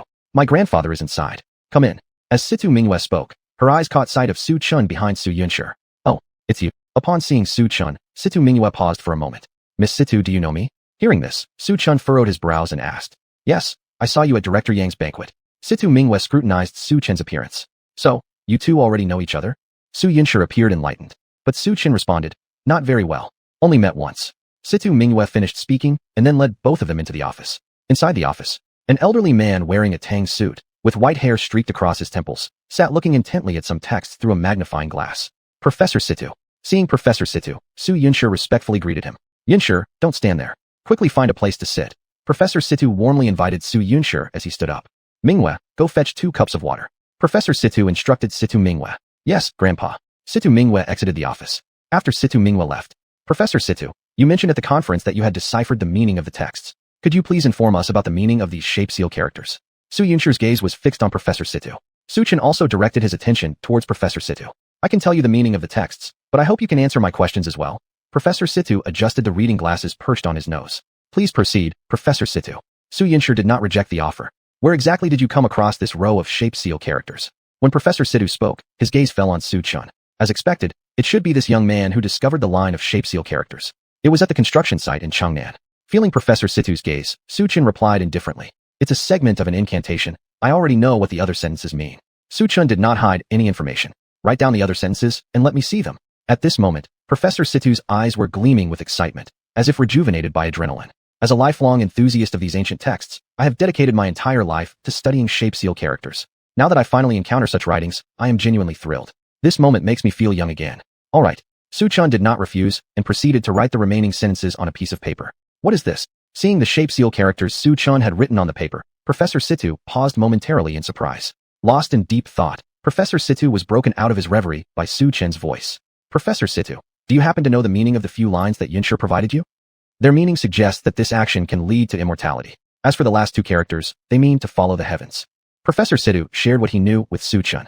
This action can lead to immortality, to follow the heavens. Su Chen frowned deeply. Now, he had learned the meaning of the mantra, but how to activate it still remained entirely unclear to him. There was no indication of the method to trigger it. I desire to ascend. Within the inversion of yin and yang lies the array of the 8 trigrams. Through this act one may become immortal.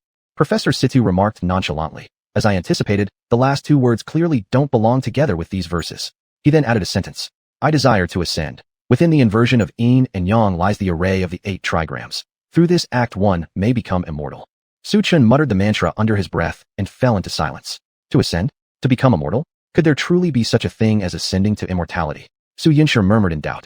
Hearing Su Yunsher's comment, Professor Situ chuckled wryly and replied, where has there ever been such a thing as ascending to immortality? It's nothing more than feudal superstition from ancient times. Ascending to immortality is probably just an ancient way of commemorating the deceased. Ah, so that's how it is. Su Yunsher nodded understandingly. But Su Chen didn't share their view. He felt that the mantra's mention of ascension and immortality wasn't simply a superstitious belief like Professor Situ suggested. It pointed to an actual path to immortality. Just then, a fit of intense coughing interrupted the conversation. Professor Situ's face turned pale, and signs of breathing difficulty appeared. Professor Situ, what's wrong with you? Su Yunsher asked anxiously, her face full of worry. It's just an old ailment. It's nothing serious. Professor Situ reassured them. Just then, Situ Mingyue walked in from outside with water in hand. Grandpa, your water is ready. Grandpa, has your old ailment flared up again? Don't scare me. Situ Mingyue quickly rummaged through the cabinet for a bottle of medicine and helped her grandfather take it with some water. Grandpa, I'll call Dr. Zhao right away to come and check on you. Just as Situ Mingyue was about to make the call, Su Chen interjected coldly. I suggest you don't bother. Your grandfather doesn't have much time left. The Dr. Zhao you're talking about won't be able to save him. Chapter 74. Can only live for one day. Su Chen, you damned fool. Is this how you thank my grandfather for kindly translating the form seal script for you? You actually cursed him to die. Situ Mingyue immediately became furiously angry. Miss Situ Mingyue, Su Chen was just making a joke. Please do not take it to heart. Su Yunsher hurriedly intervened when she saw the situation. Joke? Do you take me Situ Mingyue for someone who laughs at jokes easily? Situ Mingyue glared fiercely at Su Chen. Su Chen, go back wherever you came from. Our Situ family doesn't welcome you. However, Su Chen did not turn and leave because of her words. Instead, he gave Professor Situ 2 deep scrutinizing looks before calmly opening his mouth and saying, difficulty breathing, pale complexion, and heart fire cannot be relieved. These are symptoms of attacking the mind, one kind of necrotic disease. Necrotic disease has both benign and malignant forms. Professor Situ's current symptoms represent the malignant form of necrotic disease, where all 5 internal organs are in decline, with complete loss of appetite, accompanied by insomnia and vivid dreams. To treat this condition, it requires my ghost pulse divine needle therapy. No one else can treat it. As he was speaking, Su Chen took out 6 gold and silver needles. Your grandfather helped me solve the yin-yang restraining technique. I'll cure his illness. Just as he prepared to act, unexpectedly, Situ Mingyue stopped him. Do you have a medical practice certificate? Are you treating people just like that? No. Su Chen shook his head. No? Here you pretend to be some divine doctor. Hurry up and scram. Situ Mingyue gave Su Chen a fierce glare. Our Situ family is not your Shen family. If you want to put on a show, find someone else. Situ Mingyue pushed Su Chen and Su Yunsher toward the door. Seeing such a cold attitude from Situ Mingyue, Su Chen muttered quietly. Are you sure you don't want me to cure your grandfather? If I don't intervene, he won't live beyond this count. After finishing, Su Chen extended his middle finger. Are you saying 1 month? Upon hearing this, Situ Mingyue's originally tight brows slightly relaxed. But after Situ Mingyue spoke, Su Chen didn't confirm it, but instead shook his head. The next words made Situ Mingyue's expression change drastically. It's not living for a month, but only for a day.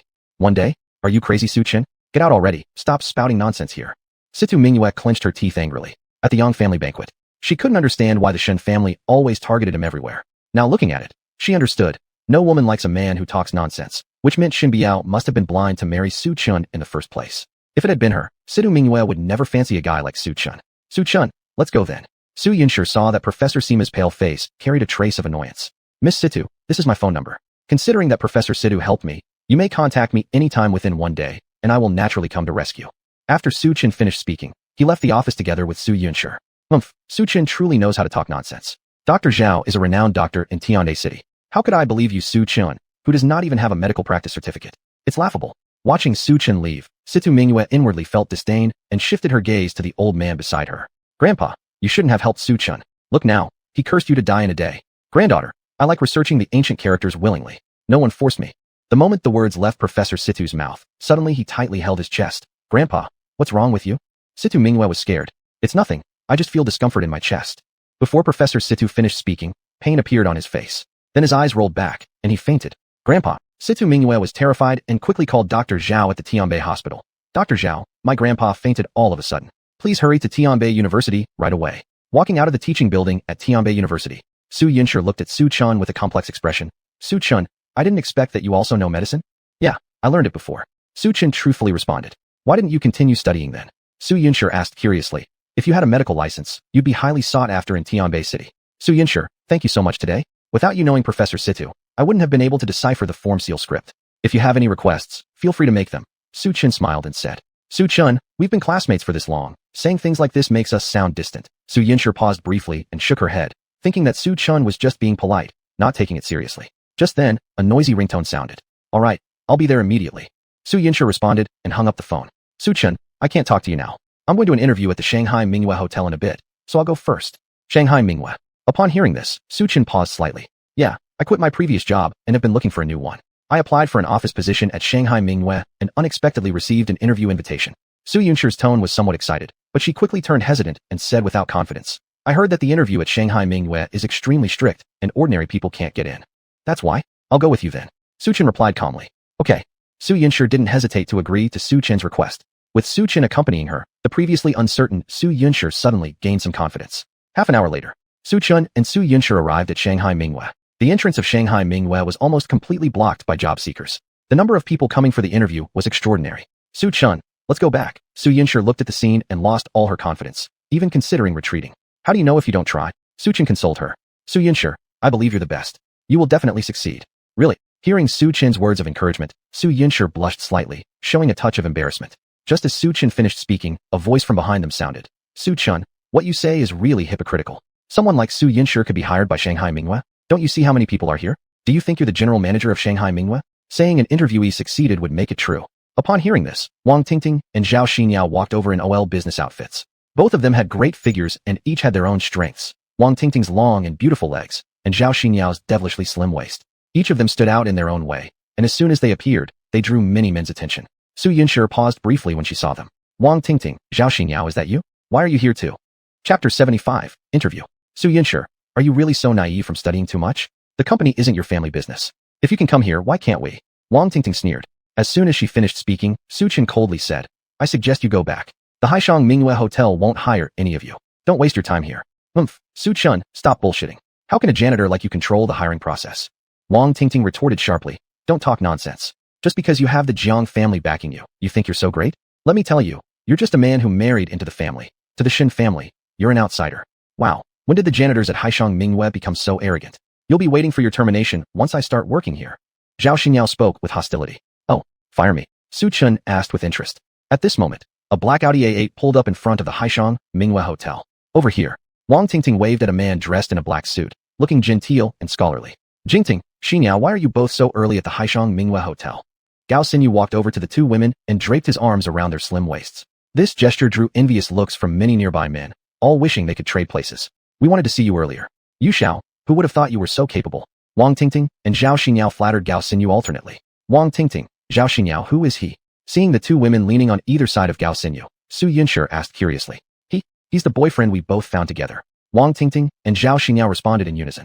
Together dating one boyfriend? Sharing a boyfriend? Su Yunshi looked at the scene before her and instantly showed a strange expression. The two of them ended up with the same boyfriend? This thought made Su Chen pause slightly. If he remembered correctly, Wang Tingting had reached for Yan Wenjie yesterday, but now had a new boyfriend. What surprised him was that Zhao Xinyao willingly became Gao Xinyu's girlfriend and didn't seem jealous at all. These young people really know how to play games. Su Chun, stop giving us that disgusting look. Wang Tingting glared at Su Chun with a disapproving expression and scolded loudly. That's right, if you can't get what you want, you criticize it instead. You'll never measure up to Yu Xiao in your lifetime. Zhao Xinyao added. Just after she finished speaking, a staff member from the Haishang Mingyue Hotel approached Gao Xinyu respectfully, asking, Young Master Yu, why have you come? I've brought my women here for their interview today. Gao Xinyu replied casually.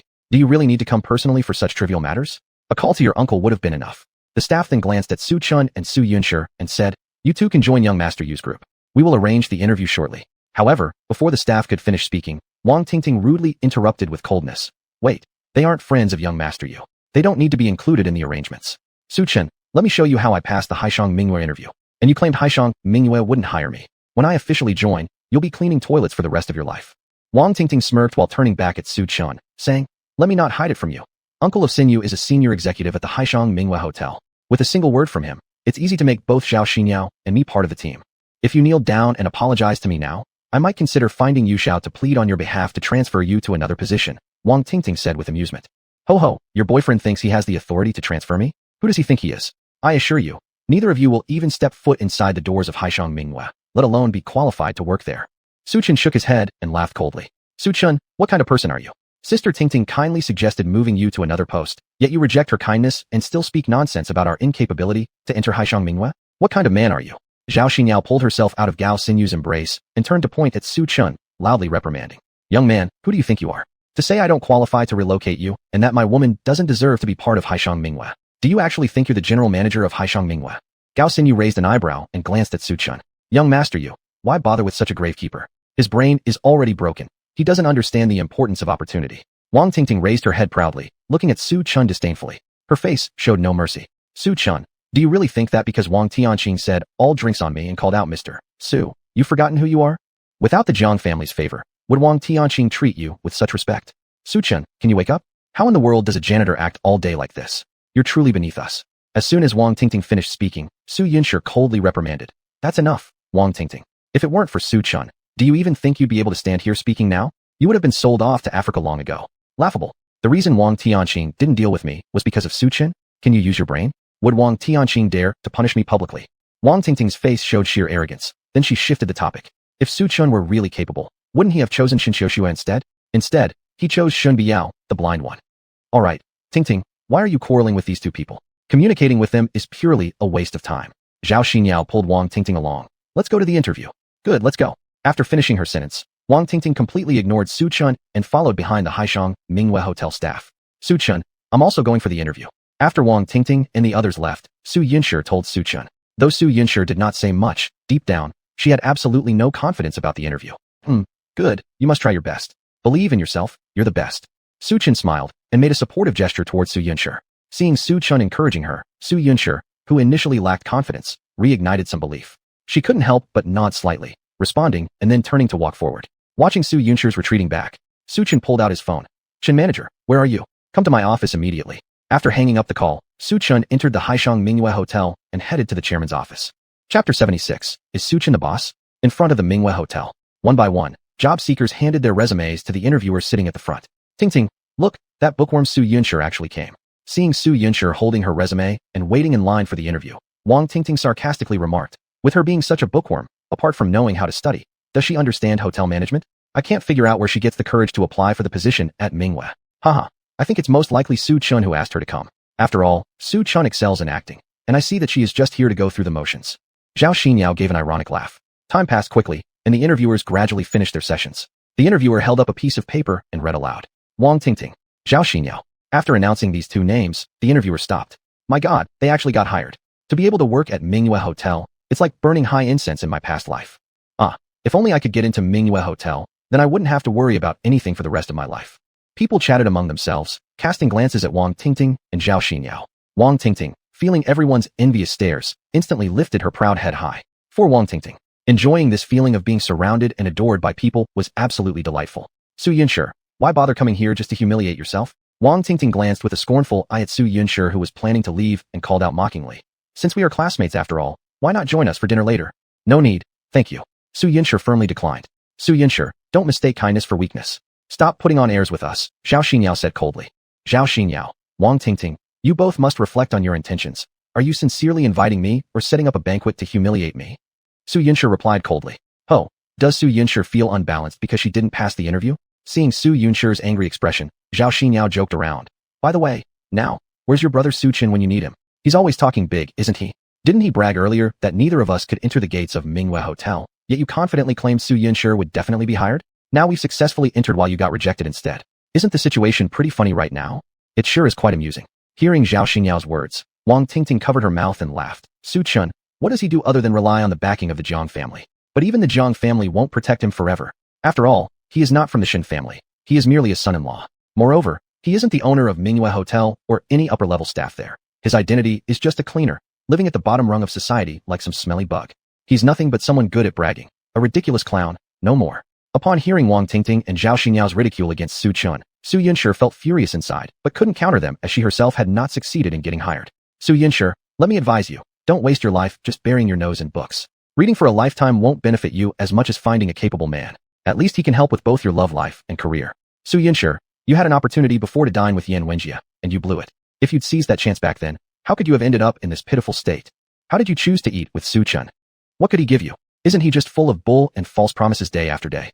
Wang Tingting, kindly shut your foul mouth. Do you think every woman is as vain and materialistic as you? Can't live without men, switching boyfriends every 2 days, even sharing one boyfriend with another girl? Is this something normal women can do? Who I dine with is none of your business. I'm not like you, willing to sacrifice myself for ulterior motives. Su Yunshi glared fiercely at Wang Tingting. You insolent fool, what did you say? Just as Wang Tingting was about to lose her temper, she suddenly broke into a knowing smile. All right, things have reached this point, so I won't quarrel with you anymore, you silly bookworm. I've been employed by Mingyue Hotel already. You and I are no longer in the same world. Too many words are unnecessary, and I'm too lazy to argue with fools like you. I am destined to become a celebrity in the upper circles of Tianbei City, while you are destined to stay at the bottom of society for life. That's the gap between us. All of this began the moment you chose Su Chun. As Wang Tingting basked in the envy of those around her, the next words from the interviewer shocked them both. There's something I want to clarify. The list announced earlier was wrong. I'll announce it again. Wang Tingting and Zhao Xinyiao are not allowed to set foot in Mingyue Hotel ever, and they will never be hired. Furthermore, not allowed to enter the Haishang Mingyue's gates, and never to be hired. Wang Tingting, who had originally been basking in the envious glances of those around her, saw her smile freeze instantly on her face. Zhao Xinyao's heart sank drastically as well, still displaying a dispirited look. How could this be? Why would Haishang Mingyue Hotel never hire us? This isn't true, it must be false. Young Master Yu is the nephew of one of Haishang Mingyue's upper management. How could they say they won't hire us without considering him? At this moment, Zhao Xinyao's gaze fell on the interviewer sitting ahead. Manager Lu, have you made a mistake? No mistakes here. This list was given to me by Mr. Su. How could it possibly be wrong? Manager Lu replied firmly. Then, Zhao Xinyao was left speechless for a moment, originally believing that she had passed the interview, only to realize destiny gave her a taste of heaven before plunging her into hell. Manager Lu, since Wang Tingting and Zhao Xinyao haven't passed the interview, then who has? Unable to hold back their curiosity, everyone at the scene asked. The one who passed the interview is Su Yunshi. Huh, it's her. My goodness, she is the only one who passed. Upon hearing this, everyone focused their envious and jealous gazes onto Su Yunshi. On what basis does someone like Su Yunshi, just a bookworm, deserve to pass Haishang Mingyue Hotel's interview? There's definitely something fishy going on here. I, Wang Tingting, refuse to accept this. That's right, Tingting. Let's call young Master Yu over to settle things for us. Without further ado, Zhao Xinyao took out her phone and called Gao Tianyu. Not long after, Gao Tianyu walked in. Tingting, Xinyao, what happened? Looking at the two girls with pitiful expressions, Gao Tianyu asked sympathetically. Young Master Yu, there's something unfair about the interview. They haven't even shown you any respect. Wang Tingting and Zhao Xinyao recounted every single detail of the incident, emphasizing the part where they were declared permanently disqualified from employment. After learning the truth of the matter, Gao Tianyu looked at Manager Lu curiously. Is this list really from the boss? Yes, if you don't believe me, I can bring the boss here right now. Manager Lu coldly snorted. Fine, go ahead and call him. Upon hearing this, Manager Lu didn't waste time talking much and immediately called Su Chun. Minutes later, Su Chun arrived at the entrance of Haishang Mingyue Hotel. Wang Tingting looked at Su Chun with a half smile, half sneer. Su Chun, why are you here? Could it be that Su Chun is the boss? Chapter 77, Scared Out of Their Wits. Su Chun, you're just a janitor. Why are you pretending to be a boss? Are you supposed to be here? You'd better get out quick. Upon seeing Su Chun's appearance, Wang Tingting paused slightly, suddenly filled with anger. Unable to suppress it, she started shouting. I knew from the start that there would be no good meeting someone like you who guards graves. As expected, your bad luck rubbed off on me, and I didn't get hired. Wipe your eyes, Su Chun, leave my sight immediately. It makes me so uncomfortable just looking at you now.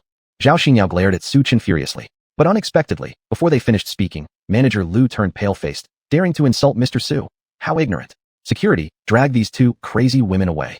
Mr. Su. Wang Tingting was startled by this voice, then squinted her eyes and smiled faintly, saying, Manager Lu, could you possibly have made a mistake? Su Chun is only a dishu of the Shen family, a poor devil who can't even afford his food, and Shen Xiuxue has even publicly broken off their engagement. How could he possibly be the boss of Haishang Mingyue? Yeah, Su Chun even hires temporary actors. Manager Lu, surely you aren't paid by Su Chun? Zhao Xinyao couldn't believe that Su Chun was really the boss of Haishang Mingyue. K, you two bitches are asking for death, daring to question Mr. Su's identity. Manager Lu slapped Wang Tingting's face after hearing her derogatory words. Xian Xiao, see? Manager Lu wants to hit me. Instinctively, Wang Tingting hid behind Gao Xinyu, feigning an air of helplessness. Manager Lu, you dare hit my woman? Do you know who you are talking to? Gao Tianyu stepped forward and shielded Wang Tingting, coldly berating Manager Lu. Gao Tianyu, Let me give you some advice. Mind your own business, or even your uncle can't save you.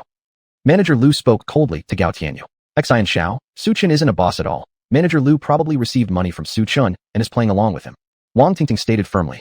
That's right, Xian Xiao, Su Chen is just a Dihu at the Shen family. How could he possibly be the boss of Haishang Minghua? Zhao Xinyao agreed. Whether it's fake or real will soon be clear when my uncle arrives. Gao Tianyu didn't think Su Chen could be the boss of Haishang Minghua, but more inclined towards what Wang Tingting had suggested, that Lu manager had been bribed by Su Chen. Just at that moment, several figures rushed in. It's Manager Chen and Han Qingtian, one of the 8th level internal practitioners. Why are so many bigwigs here? When everyone noticed so many important people had come, they all showed signs of respect. After all, it was the first time such a large-scale scene was happening. Uncle, you're here. Manager Lu claims he's the boss of Haishang Minghua. I suspect he's been bribed by this guy. Seeing his uncle, Gao Tianyu pointed at Su Chen and criticized loudly. Gao Tianyu's uncle looked in the direction indicated by Gao Tianyu. Unknowingly, he became tense upon catching a glimpse. Su Chen, both Manager Chen and my uncle have arrived. Let's see how long you can keep up this charade, and whether Manager Lu can still follow your script. Watching as high-level executives of Haishang Minghua gathered, Wang Tingting crossed her arms and stared down at Su Chen from above. Su Chen, it's time for you to end your show. It's finally your turn to expose yourself as a clown.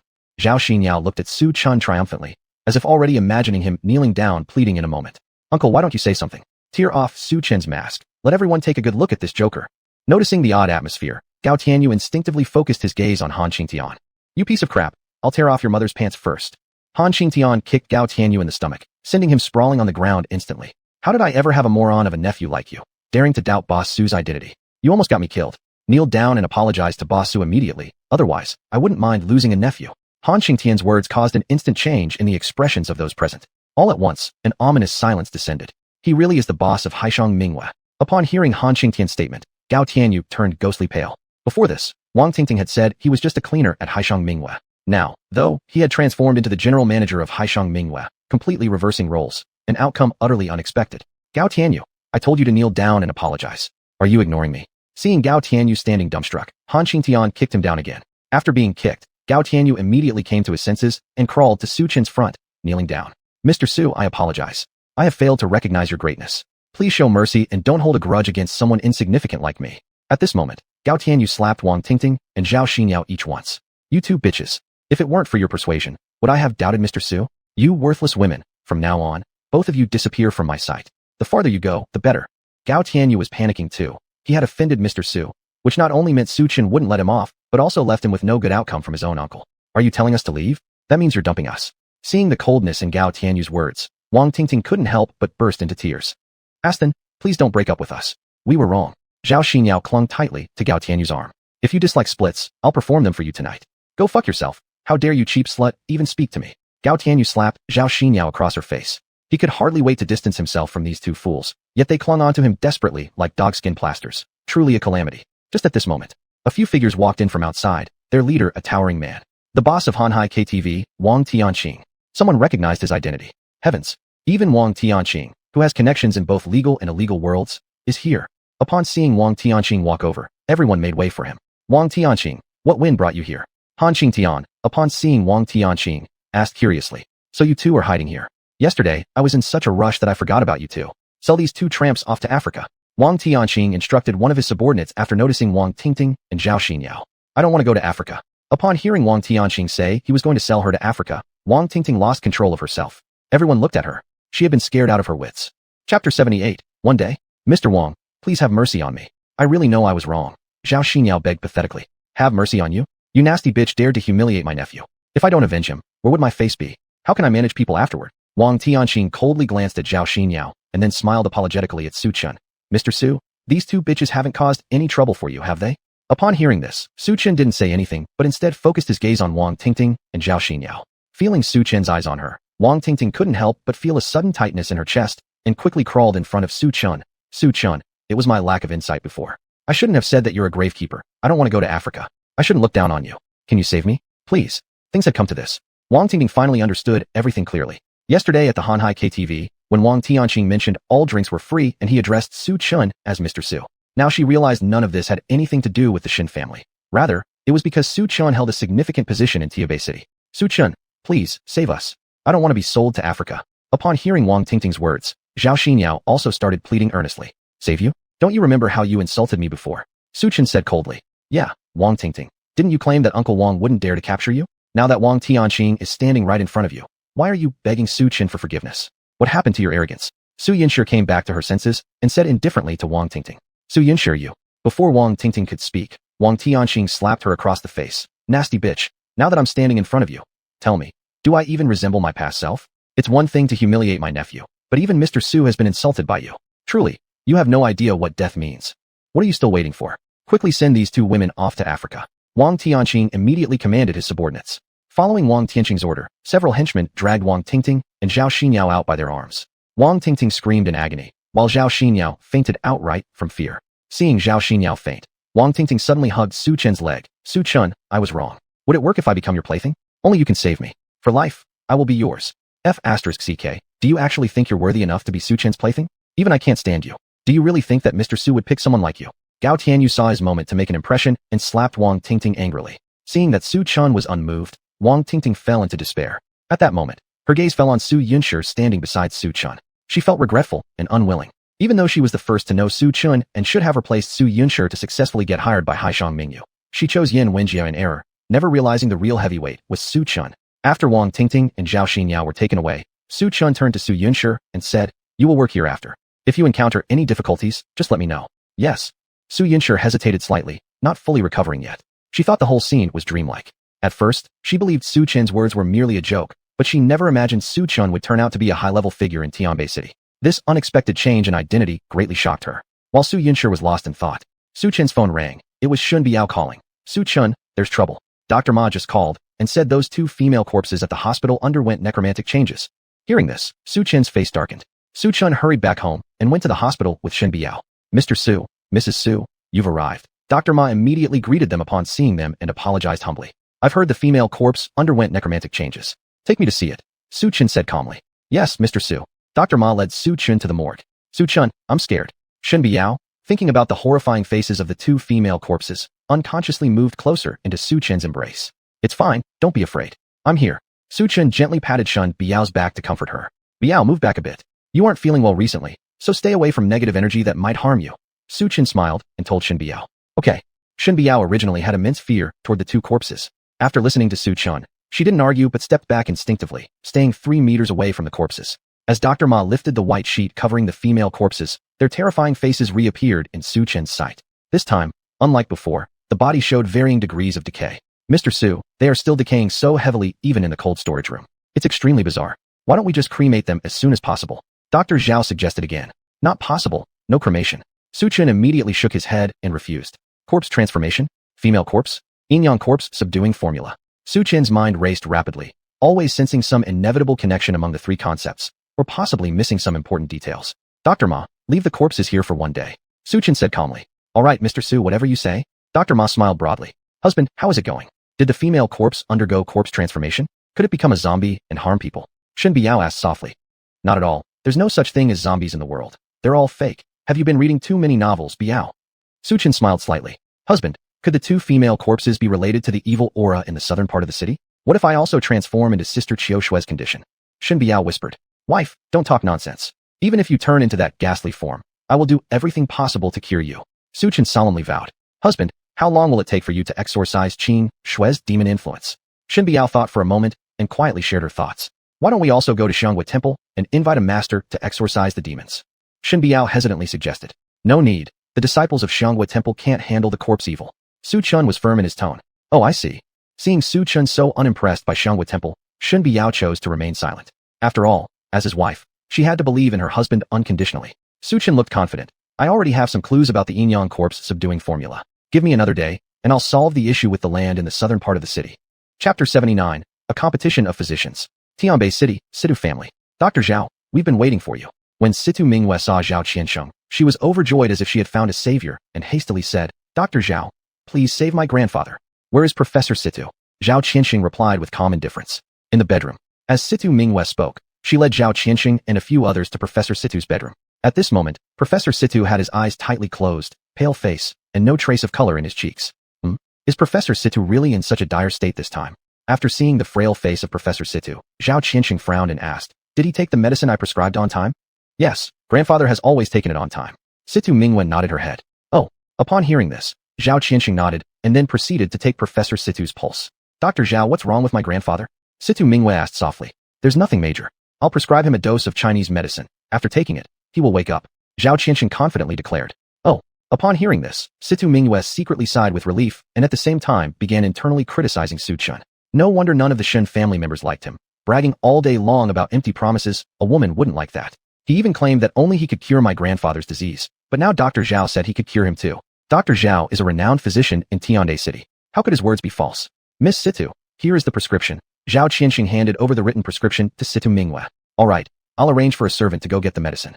Situ Mingyue instructed a servant. Because the Situ family in Tianbei City was also extremely wealthy, the ingredients listed on the prescription were not particularly hard to find, so the medicine was gathered within a short period of time. After decocting the herbs, they brought the medicine over. Dr. Zhao, is this dosage correct? Situ Mingyue held the medicine while asking Zhao Qianxing. It's fine. Zhao Qianxing nodded. After Situ Mingyue fed the medicine to Professor Situ, it seemed that Professor Situ did not wake up for a long time.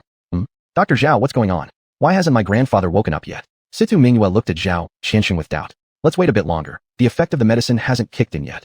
Zhao Qianxing advised Situ Mingyue to wait a little longer. However, this wait lasted 3 hours, and unfortunately, Professor Situ still did not awaken. Why isn't my grandfather waking up? Situ Mingyue anxiously asked. Seeing that Professor Situ didn't wake up, Zhao Qianxing immediately performed another pulse diagnosis. Pulse diagnosis normally didn't pose much trouble, but this time, after diagnosing, Zhao Qianxing's expression drastically changed. This was the death pulse, meaning that there was no way out except for certain death. Overall, there was less than 1 day left to live. How is this possible? How could it be this kind of pulse?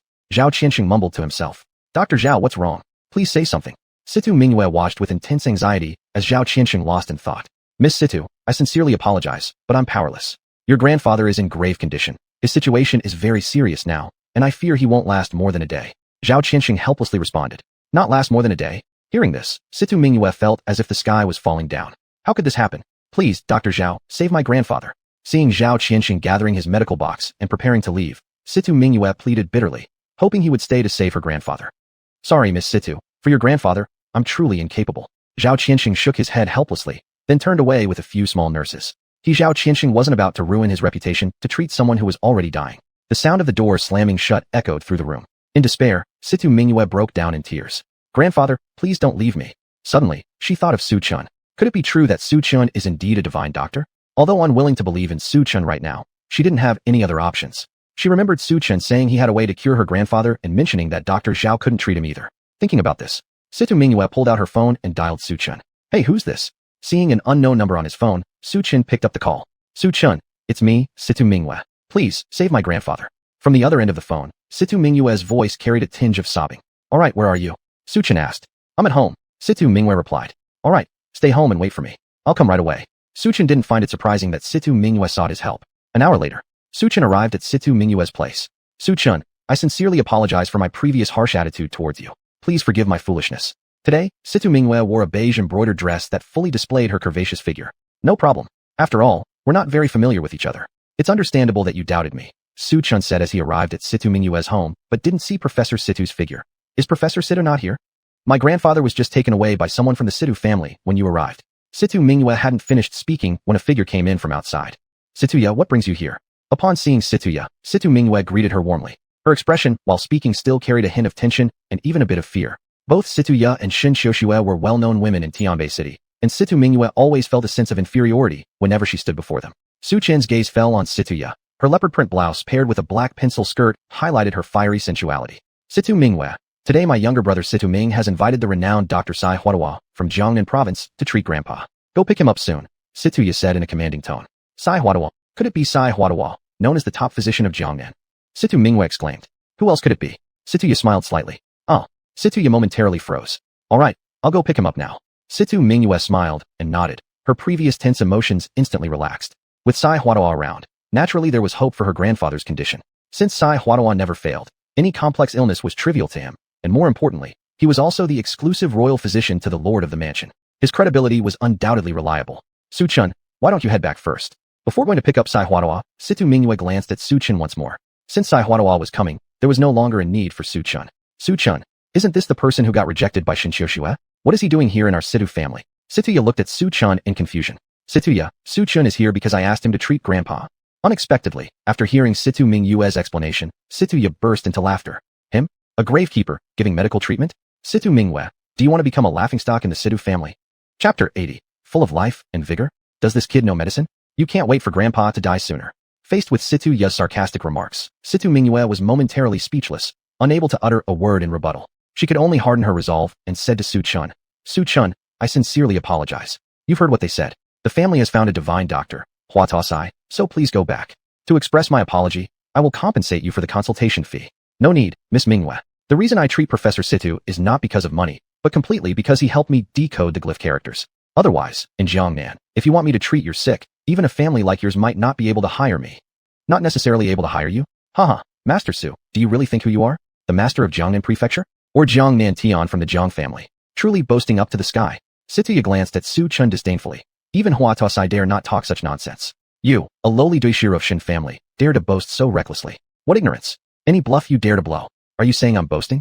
I put it here today. If Hua Taosai can't cure Professor Situ, we'll just have to wait and see. In the face of Situ Ya's ridicule, Su Chun said word by word. Hua Taosai can't cure it. Your meaning is that you can cure it? Situya looked at Su Chun as if he were an idiot, a Duishiro from Shen family, yet dare to talk nonsense. No wonder Shin Xiuxue wanted to cancel the engagement with you. Marrying someone like you means bad luck. Hearing that, Su Chun simply chose to ignore it. Miss Mingwe, would you like me to examine Professor Situ? Su Chun, thank you for your good intentions, but the Situ family has already invited Hua Taosai. Situ Mingwe politely declined Su Chun. I've already said, Divine Dr. Hua Taosai can't save your grandfather. Just as Situ Mingwe was about to speak, unexpectedly, Situya interrupted her. Situ Mingwe, why bother talking to a little Gishir from Shin family? Divine Dr. Hua Taosai is waiting. Why are you still standing there like an idiot? Go receive him immediately. An hour later, according to the location provided by Situya, Situ Mingwe successfully picked up Hua Taosai.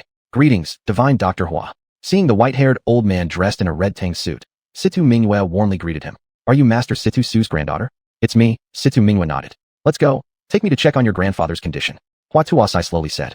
Very soon, Situ Mingwe led Hua Taosai into a Chinese-style estate of the Situ family. Situ Su lay peacefully in his bed, surrounded by members of the Situ family, including Situ Ya and Situ Ming, the siblings.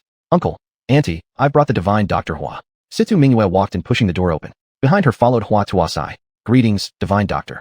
Upon seeing Hua Taosai, all members of the Situ family welcomed him respectfully. Divine Dr. Hua, my grandfather's health depends on you. Situ Ming stood up and spoke very respectfully to Hua Taosai. All right, the old man will definitely do his best to cure the elder. Speaking, Hua Taosai went to Situ Su's side and began diagnosing his pulse. This is actually dead pulse. When everyone heard it was the dead pulse, they were momentarily stunned. What is dead pulse? Pulse is divided into dead pulse and living pulse. Dead pulse refers to the pulse of a dying person. Hua Taosai explained. Then can my grandfather be saved? The speaker was named Situ Zhan, Situ Mingwe's uncle. Hearing a dying person, Situ Zhan couldn't help feeling uneasy inside. After all, though the Situ family seemed prosperous on the surface, in reality, they had long since declined.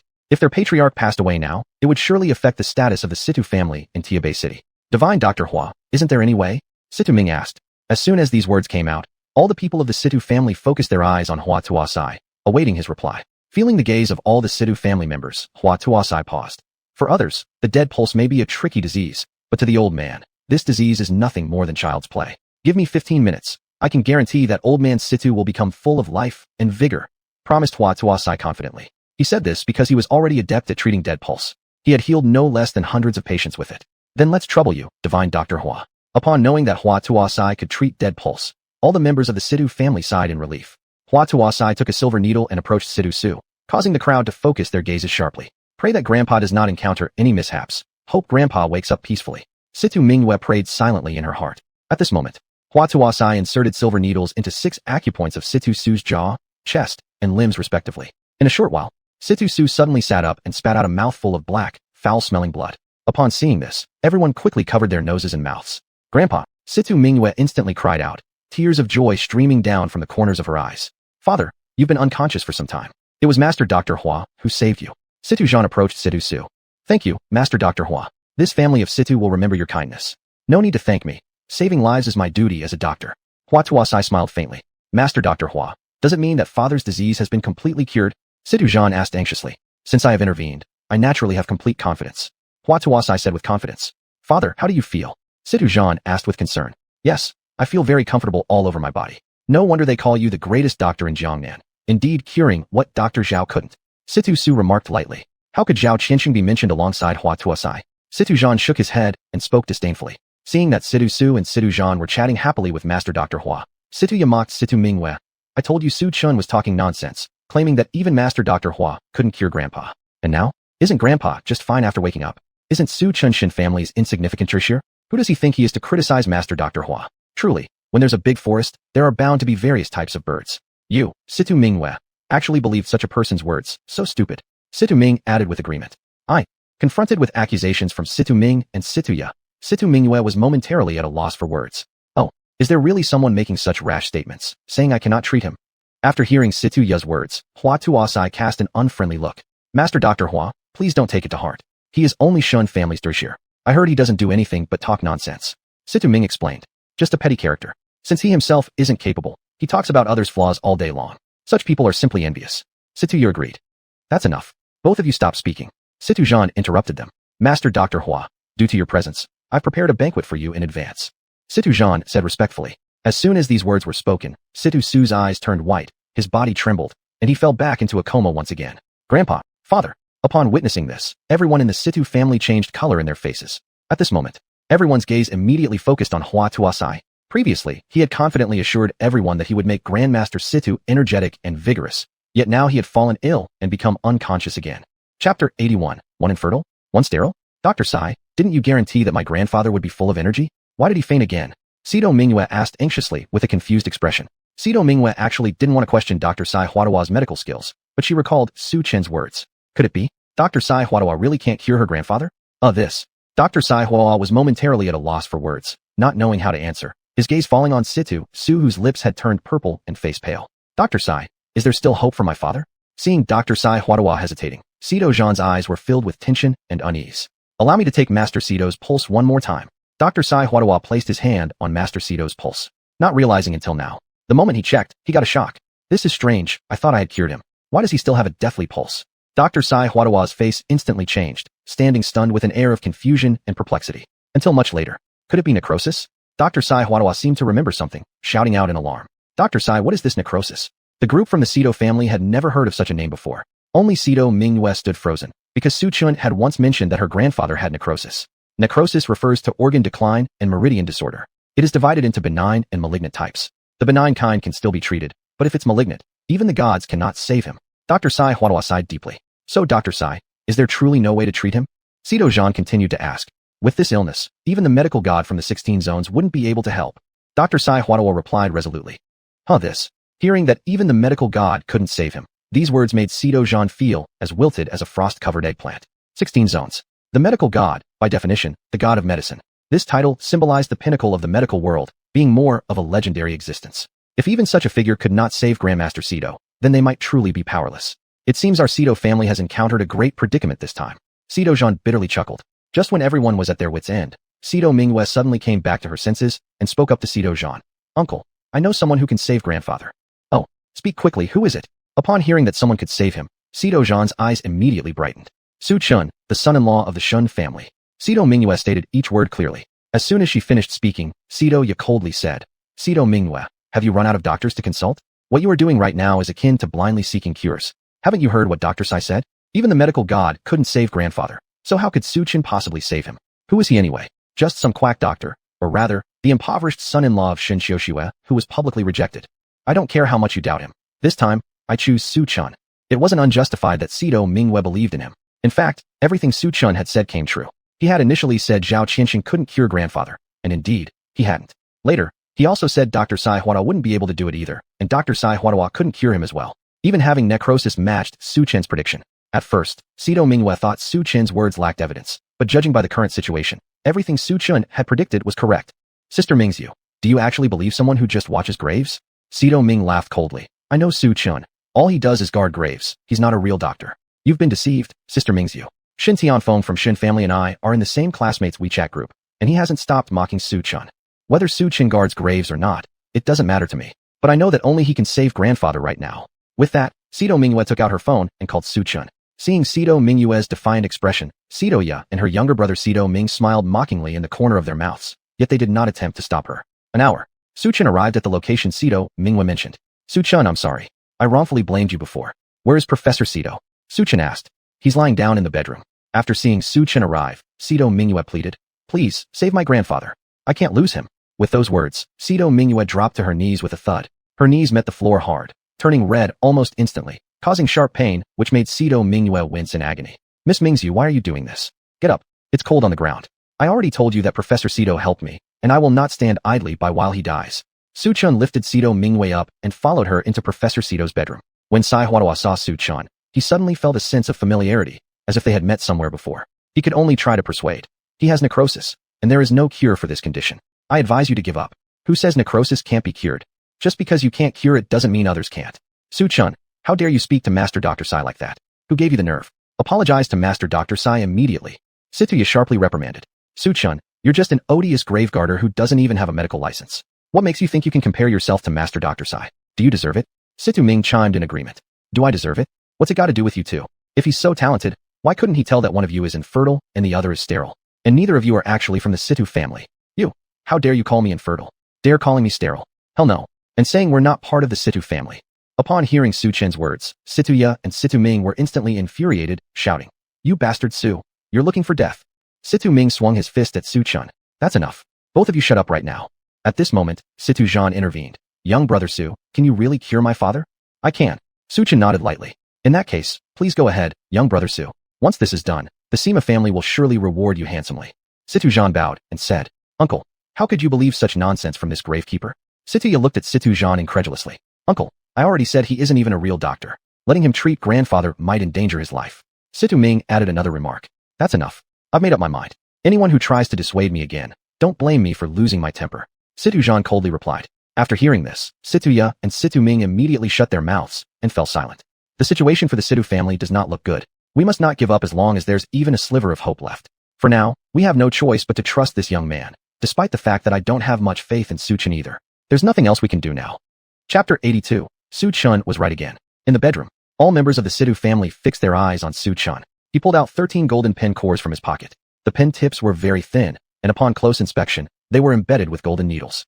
These pen cores are actually made from golden needles. Seeing the golden pen cores in Su Chen's hands, Sai Huatuo revealed an expression of surprise. Acupuncture is a standard in traditional Chinese medicine. Silver needles are considered the best. This was true throughout the 16 provinces. But now, they saw Su Chun use golden pen cores for treatment. This was something they'd never encountered. Naturally, everyone was curious about what method this young man would use to treat Situ Su. With the pen as a guide, energy flows through the body. The interaction of yin and yang restores your fate. Under Sai Huatuo's watchful eyes, Su Chun swiftly inserted 3 pen cores at 7 cun above Professor Situ's abdomen, at his brow center, and 3 cun below his chin. These points are death acupoints. A slight mishap could result in instant death. Upon seeing Su Chun insert the pen cores into these locations, Sai Huatuo couldn't help but take a sharp intake of breath. This young man's boldness is really remarkable. He dares to use pen cores on death acupoints, not even with regular acupuncture needles. I wonder who taught him. Did his teacher not tell him the importance of these acupoints? As Sai Huatuo muttered to himself, 3 positions where the pen cores had been inserted began to exude black mist, accompanied by strange cries that sounded ghostly. Although the sound wasn't loud, everyone heard it. What was that sound just now? It was terrifying. How can there be ghostly howls within Grandpa's body? At that moment, everyone in the Situ family looked confused and puzzled. Situ Mingyue especially became tense. Only Sai Huatuo, who watched all this unfold, seemed to have understood something. His face filled with shock as he stared at Su Chun. 13 ghost vein needles. Are you perhaps using those golden pen cores? When I heal, I don't like others speaking. You'd better shut your mouth. Su Chun gave Sai Huatuo a harsh glare. Yes, I'll keep my mouth shut immediately. Upon hearing this, Sai Huatuo didn't dare take another deep breath, quickly clamping his mouth shut. Everyone in the Situ family saw this, showing expressions of confusion. Why was Sai Huatuo, the god doctor, behaving so deferentially now, which was completely opposite from his earlier attitude? After all, Sai Huatuo's identity and status were unmatched by Su Chun. While the crowd was still pondering over the situation, suddenly what just happened? Situ Su's voice suddenly rang out. Grandpa! Situ Mingyue rushed into Situ Su's embrace. He actually saved Grandpa. That guy. Previously, Situ Ya and Situ Ming, who mocked Su Chun, were now unable to utter even half a word, thoroughly stunned by Su Chun. After all, Sai Huatuo said that even the medical god could not cure Situ Su's disease. Yet, it was miraculously healed by Su Chun. How was this possible? Not only Situ Mingyue and Situ Ming were shocked, everyone else in the Situ family was equally astonished. Little brother Su, has my father fully recovered? Situ Zhan approached Su Chun and asked. Today, Situ Zhan's mood had taken a wild ride, plummeting from heaven to hell, then back up again. The word for it was stimulating. Sai Huatuo's arrival brought a glimmer of hope, thinking there was potential for his father's condition to improve. Unexpectedly, Sai Huatuo could not cure his father, plunging the entire Situ family into despair. But, unexpectedly, Situ Mingyue sought out Shen family's son-in-law, Su Chun, who managed to save his father. I've used the 13 ghost vein needles to adjust the tangled meridians inside Professor Situ's body, and now he should be fine. Su Chun smiled calmly at the visibly tense Situ Zhan. Dr. Sai, why don't you help examine my father again? Situ Zhan turned to Sai Huadua beside him.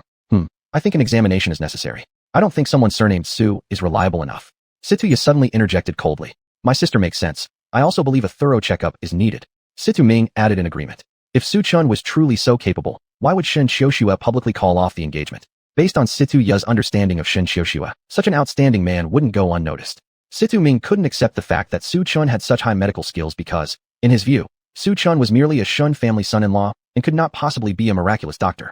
You want me to examine him? Upon hearing the Situ family's words, Sai Huadua shook his head, then bent his legs and knelt down.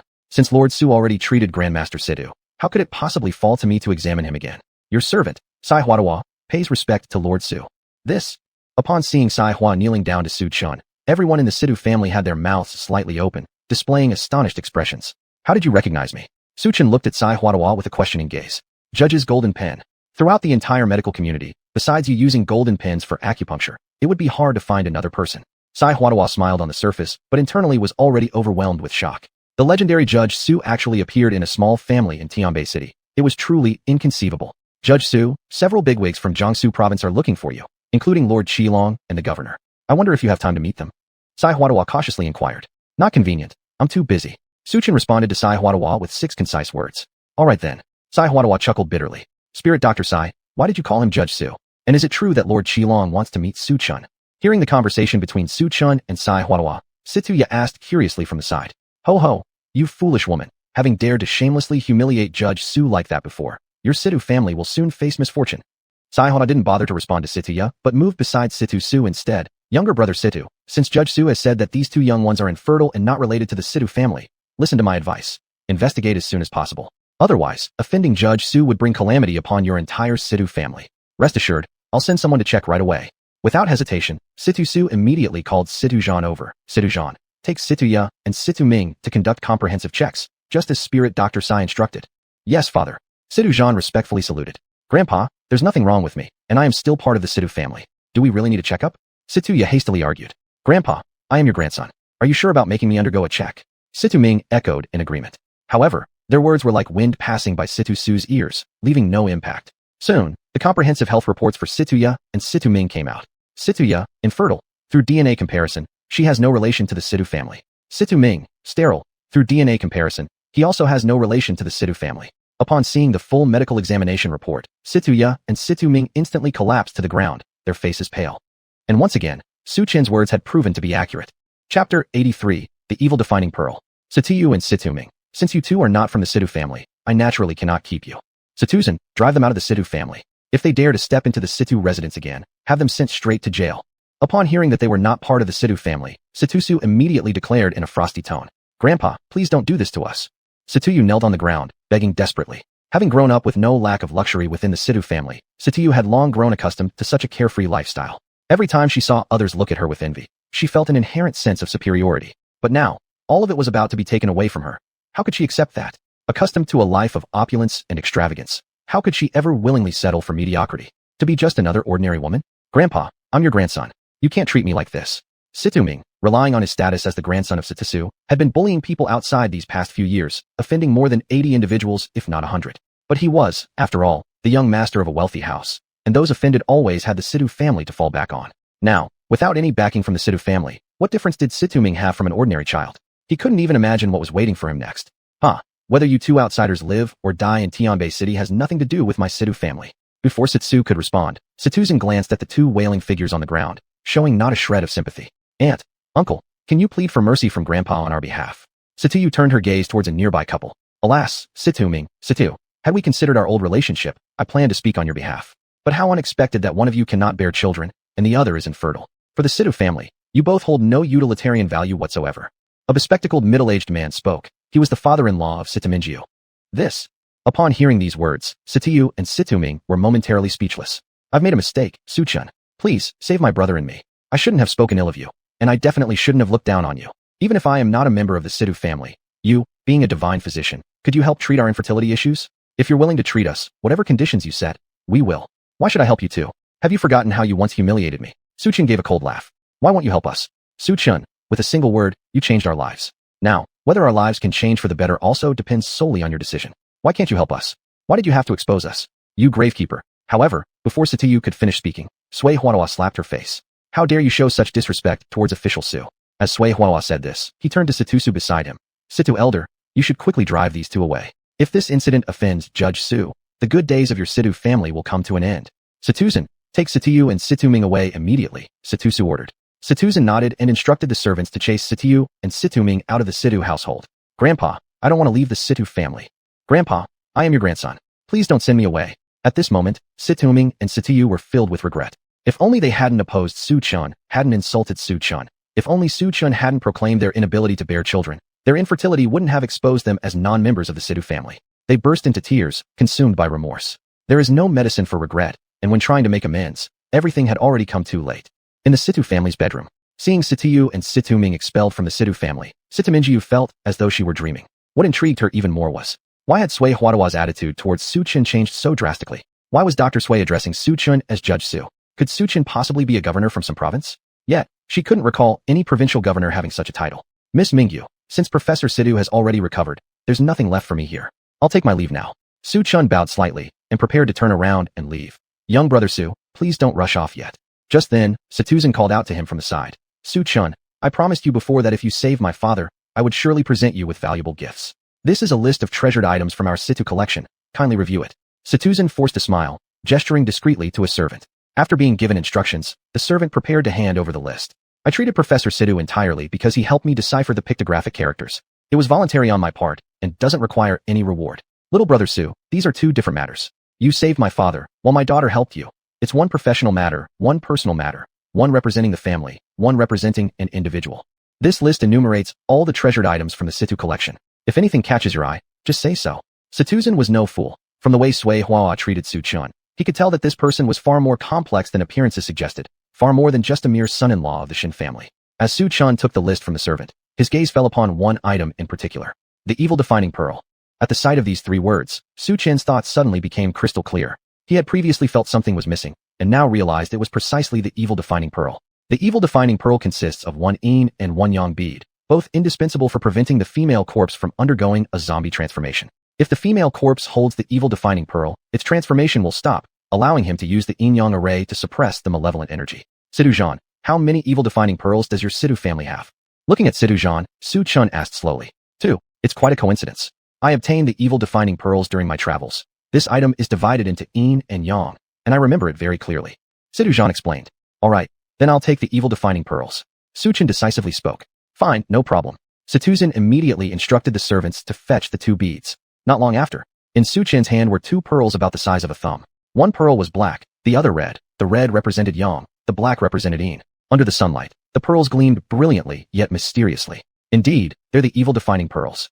Had Su Chen not seen these items, even if he racked his brain, he would never have guessed that the female corpse lacked this. It truly was as if searching everywhere for something and finding it without effort when least expected. Just as Su Chen carefully examined the two pearls in his hand, an abrupt, noisy cell phone ring broke the silence. Upon seeing, it was Su Chen's phone ringing. Chapter 84, The Golden Zen Child. Biao, what's wrong? Upon receiving Shen Biao's call, Su Chen spoke gently. Honey, something terrible has happened. Shen Xiuxua is missing. Shen Xiuxua is missing? Hearing this, Su Chen paused momentarily. All right, I understand. I'll be there immediately. Oh, honey, I have another piece of news for you. This time Shen Tianfeng invited a highly accomplished monk from Xianghua Temple, and it seems like he's no ordinary guest. Wife, when soldiers come we face them with generals. When water comes, we block it with earth. We don't need to be afraid. As a man, I must step forward to protect you. Su Chen smiled and said, Professor Situ, something has happened at the Shen family. I'll go back first.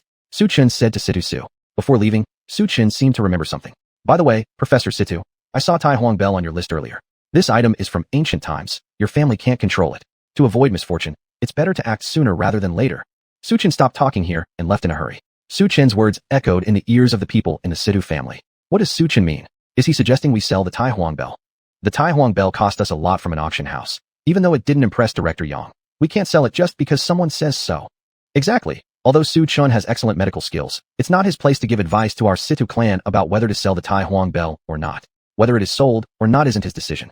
Upon hearing what the Situ family had to say, Sai Huada let out a faint smirk on his lips and remained silent. Sai Divine Doctor, Could you tell me who Su Chen really is? Situ Zhan walked up to Sai Huadua and asked in a low voice. As for Judge Su's identity, I suggest you know as little as possible. Knowing too much will do you no good, Sai Huadua replied. Sai Huadua didn't want to elaborate further because, in his opinion, a small family like the Situ was not worthy of drawing Judge Su's attention, hence there was no point elaborating. Situ Zhan fell speechless after hearing this, ultimately nodding in understanding and choosing silence. Uncle, Grandpa, should we sell the Tai Huang bell? Suddenly, Situ Mingyue beside them voiced her opinion. Sell? What nonsense. Do you think the Tai Huang bell is just some scrap metal that can be sold on impulse? A grown-up's matter, why are you sticking your nose into it? The speaker was a middle-aged woman, also the mother of Situ Ya and Situ Ming. You hid the fact that your own daughter and son aren't official members of the Situ family. Why did you conceal it? According to family rules, hiding facts warrants punishment, Situ Mingyue countered. Hearing this, Situ Ya's mother lost for words momentarily. The Tai Huang bell won't be sold for now. Situ Lan violated family rules by adopting an abandoned baby. She shall be forbidden from entering the Situ household for a month as punishment. Situ Su coldly declared. Dad, I'm sorry. Please forgive me. Situ Lan knelt before Situ Su, begging earnestly. It's all self-inflicted. Don't blame me. Situ Su responded coldly. All this is your fault, you deadbeat girl. Situ Lan stood up ready to strike Situ Mingyue, standing nearby. Smack. Situ Zhan slapped Situ Lan hard across the face. Situ Lan, considering you're my sister, this slap is a warning to you. Take her away and expel Situ Lan from the Situ family. If she sets foot in the Situ house within a year, break her legs. As such, Situ Lan was driven out of the Situ home by the servants. Situ Zhan didn't pay much heed to Su Chen's words since he wasn't clear about Su Chen's true identity yet. He had asked Sai Huadua but got a vague response without much information. It would be utterly absurd to sell the valuable Tai Huang bell just based on Su Chen's word alone. If he did, then his role as head of the Situ family would be meaningless. Doing exactly what others say would make him look like a fool indeed. Unbeknownst to Su Chen, the commotion happening in the Situ household was completely unknown to him. Arriving at the Shen residence. Su Chen, you're here. Shen Biao, wearing jeans and a simple top, approached upon seeing Su Chen. Shen Biao felt casual where suited the occasion best. Have you found Shen Qiushua? Su Chen looked around and noticed Shen Qiushua's absence. No. Shen Biao shook her head. Shen Tianfeng claims that the high monk from Xuanhuan temple he invited knows where Shen Qiushua is. Shen Biao whispered. Is that so? Just as Su Chen finished speaking, a sound of footsteps approached from outside the Shen villa. Soon, a child wearing a Taoist robe, with a black and yellow hat, followed behind Shen Tianfeng as he walked in. Tianfeng, where's the feng shui master you invited? Wang Xuanhuan approached and asked immediately. Her gaze fell on the child behind Shen Tianfeng. Who is he? Wang Xuanhuan looked at the child before her, confused. He is the feng shui master I invited, Master Liaowu, who is actually the senior brother of Master Liaoko. Shen Tianfeng introduced him. It's him. Wang Xuanhuan looked at the child around 10 years old and doubted internally. Xuanhuan, Master Liaowu's status and identity far surpass what you might imagine, so please don't question it. Shen Tianfeng heard the dissatisfaction in Wang Xuanhuan's tone. Oh, hello, Master Liaowu. I am Wang Xuanhuan, Shen Tianfeng's wife. Wang Xuanhuan extended her hand to greet Master Liaowu. Namo Amitabha Buddha. Miss Wang, nice to meet you. Master Liaowu nodded his head slightly. My daughter Shen Qiushua has vanished, and I earnestly beg Master Liaowu to help find her and drive away any evil forces from her. Ding Lan, seated nearby, pleaded. Please write down your daughter's birth date and time on a piece of paper, sir. Master Liaowu calmly requested. Upon hearing this, Ding Lan instructed a servant to fetch a piece of paper and wrote Shen Qiushua's birth details. Born in the Yin year, Yin month, and Yin hour? Master Liaowu murmured after looking at Shen Qiushua's details. From his bosom, he took out a small straw figure, attaching the slip of paper with the birth details onto its face. Return. Master Liaowu shouted loudly. Half an hour later, Shen Qiushua appeared at the Shen family's doorstep. She was disheveled and her eyes remained lifeless and vacant. Master Liaowu truly lives up to his reputation as the young feng shui master of Xuanhuan temple. With just a little effort, he managed to bring Sister Qiushua back. Shen Tianfeng praised. Thank you, Master Liaowu. Please help save my daughter. When Ding Lan learned that Shen Qiushua had been found, her face lit up with joy. Could it be that you are the feng shui master known as the Golden Zen Child of Xuanhuan temple these past few years? Wang Xuanhuan seemed to have realized something, her eyes filled with shock. Chapter 85. You can't purify it. Indeed, Master Liaowu is the Jinshan child who has gained fame in Jiangnan province in recent years. Looking at Wang Xuanhuan's shocked face, Shen Tianfeng shrugged and said seriously, it took me great effort to invite Master Liaowu here. I had to use a lot of connections and networking. Tianfeng, from your words, it seems that Master Liaowu is quite skilled in feng shui. Ding Lan spoke up. Aunt Ding, Master Liaowu's feng shui skills are among the top 5 in the entire Xuanhuan temple. Don't you think he's very skilled? Wang Xuanhuan walked beside Ding Lan. You saw earlier, with just a slight move, Qiu Shui came back obediently. How many people could achieve this? Therefore, with him involved this time, Qiu Shui's evil will surely be expelled successfully.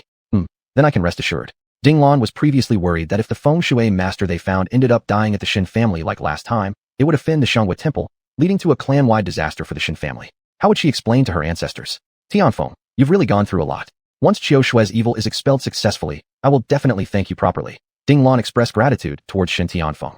Aunt Ding, we are all members of the Shen family. Since my elder sister is sick, it's natural for me as a younger brother to do my part. Pausing a moment, Shen Tianfeng continued. Unlike some people, previously claimed they could cure Sister Qiu Shui, but days have passed, and there has been no progress, aside from blowing their own trumpets and talking nonsense without substance. As he spoke, Shen Tianfeng looked at Su Chun with a sneer. Shen Tianfeng, don't talk nonsense here. Su Chun isn't doing nothing. He said he would try to suppress the corpse. Speak less in a condescending manner. Although Shen Tianfeng didn't reveal exactly who he meant, Shen Biao knew he was referring to Su Chun. Su Chun trying to suppress the corpse. How many days have passed now? Has he thought up even a single method to suppress it? If not for me bringing Master Liaowu today, who knows where Shen Qiushue would have ended up? Previously, did making me kneel and call him grandpa lead to Shen Qiushue's successful exorcism? Even now, my sister remains dazed and confused. I really can't understand why Shen Biao you still believe the nonsense Su Chun talks. Just as Shen Tianfeng finished speaking, unexpectedly, the brow of Master Liaowu behind him furrowed. Shen Tianfeng, are you saying this woman has been afflicted by the corpse sha? Master Liaowu, the corpse sha wasn't something I mentioned, it was him. Shen Tianfeng pointed his finger at Su Chun standing nearby. Are you also a feng shui master? Master Liaowu looked deeply into Su Chun. Yes, Su Chun calmly replied. What chicken feather are you? How can you talk nonsense? Do you know feng shui? Upon seeing Su Chun admitting it, Shen Tianfeng quickly denied it. Master Liaowu, don't listen to his nonsense. He's merely someone guarding graves in the mountains and isn't a feng shui master at all. Before Shen Tianfeng could finish, Mr. Shen, please be mindful of your words. Being so arrogant might incur divine retribution, Master Liaowu said with a hint of displeasure in his tone. Master Liaowu this. Shen Tianfeng felt Master Liaowu's disapproving gaze. He didn't expect that Master Liaowu would be so resistant to his previous words. Master Liaowu, I unintentionally made a mistake just now. It was a slip of tongue. Please forgive me. Shen Tianfeng laughed nervously at Master Liaowu. Since you admit to having spoken incorrectly, you should apologize to Su Chun immediately.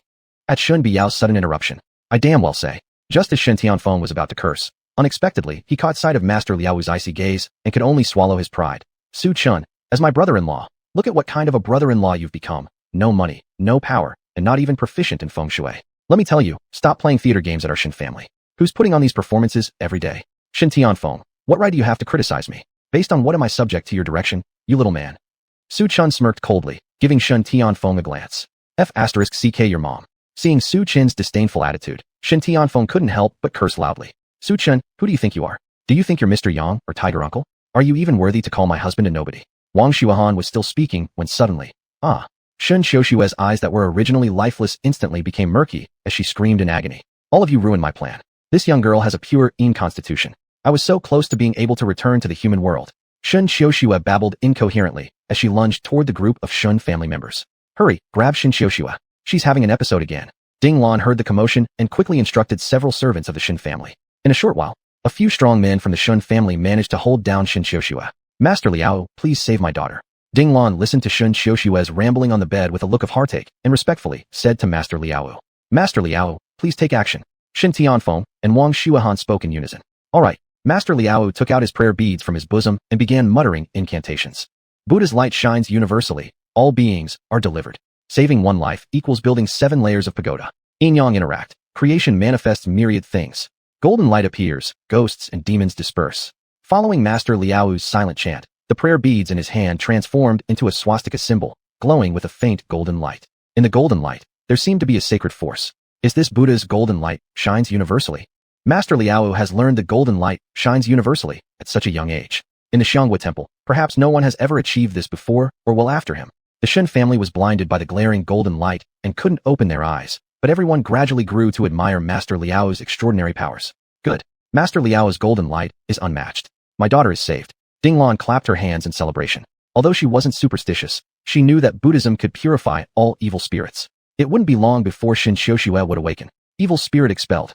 With a wave of the prayer beads, the dazzling golden light enveloped Shen Qiushue's head. At the same time, the golden light sprinkled down onto Shen Qiushue like celestial flowers falling from above. Under the golden light, Shen Qiushue appeared as if she were a pure celestial maiden, radiant and striking.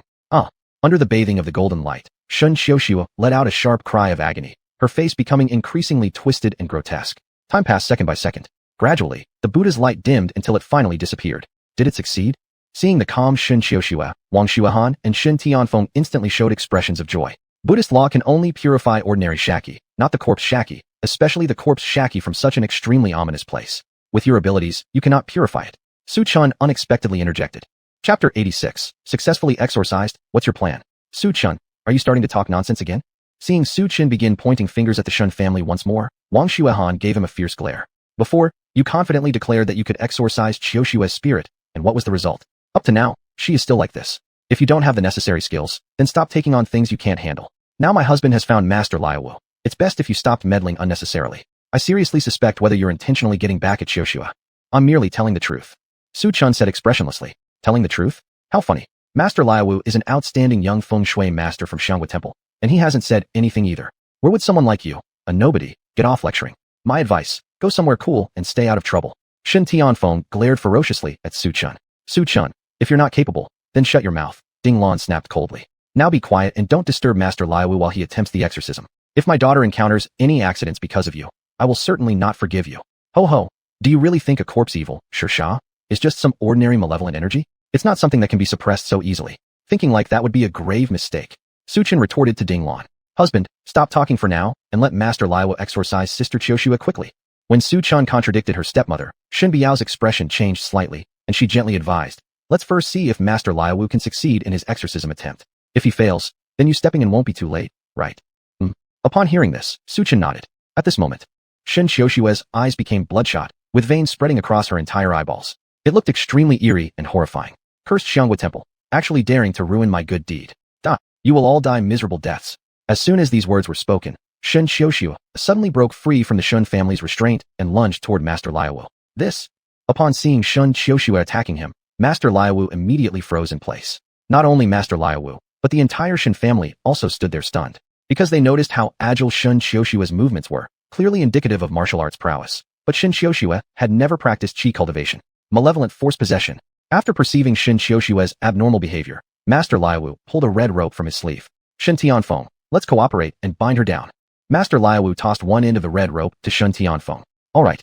Shen Tianfeng nodded, and the two encircled Shen Qiushua, binding her swiftly. Master Liaowu thought this would subdue Shen Qiushua. Unexpectedly, snap. The red rope around Shen Qiushua's body instantly broke into two halves. Not restrained. Seeing this scene, Master Liaowu's complexion changed. Then Master Liaowu retrieved a bottle of black dog blood from his chest and splashed it onto Shen Qiushua, yet it proved ineffective.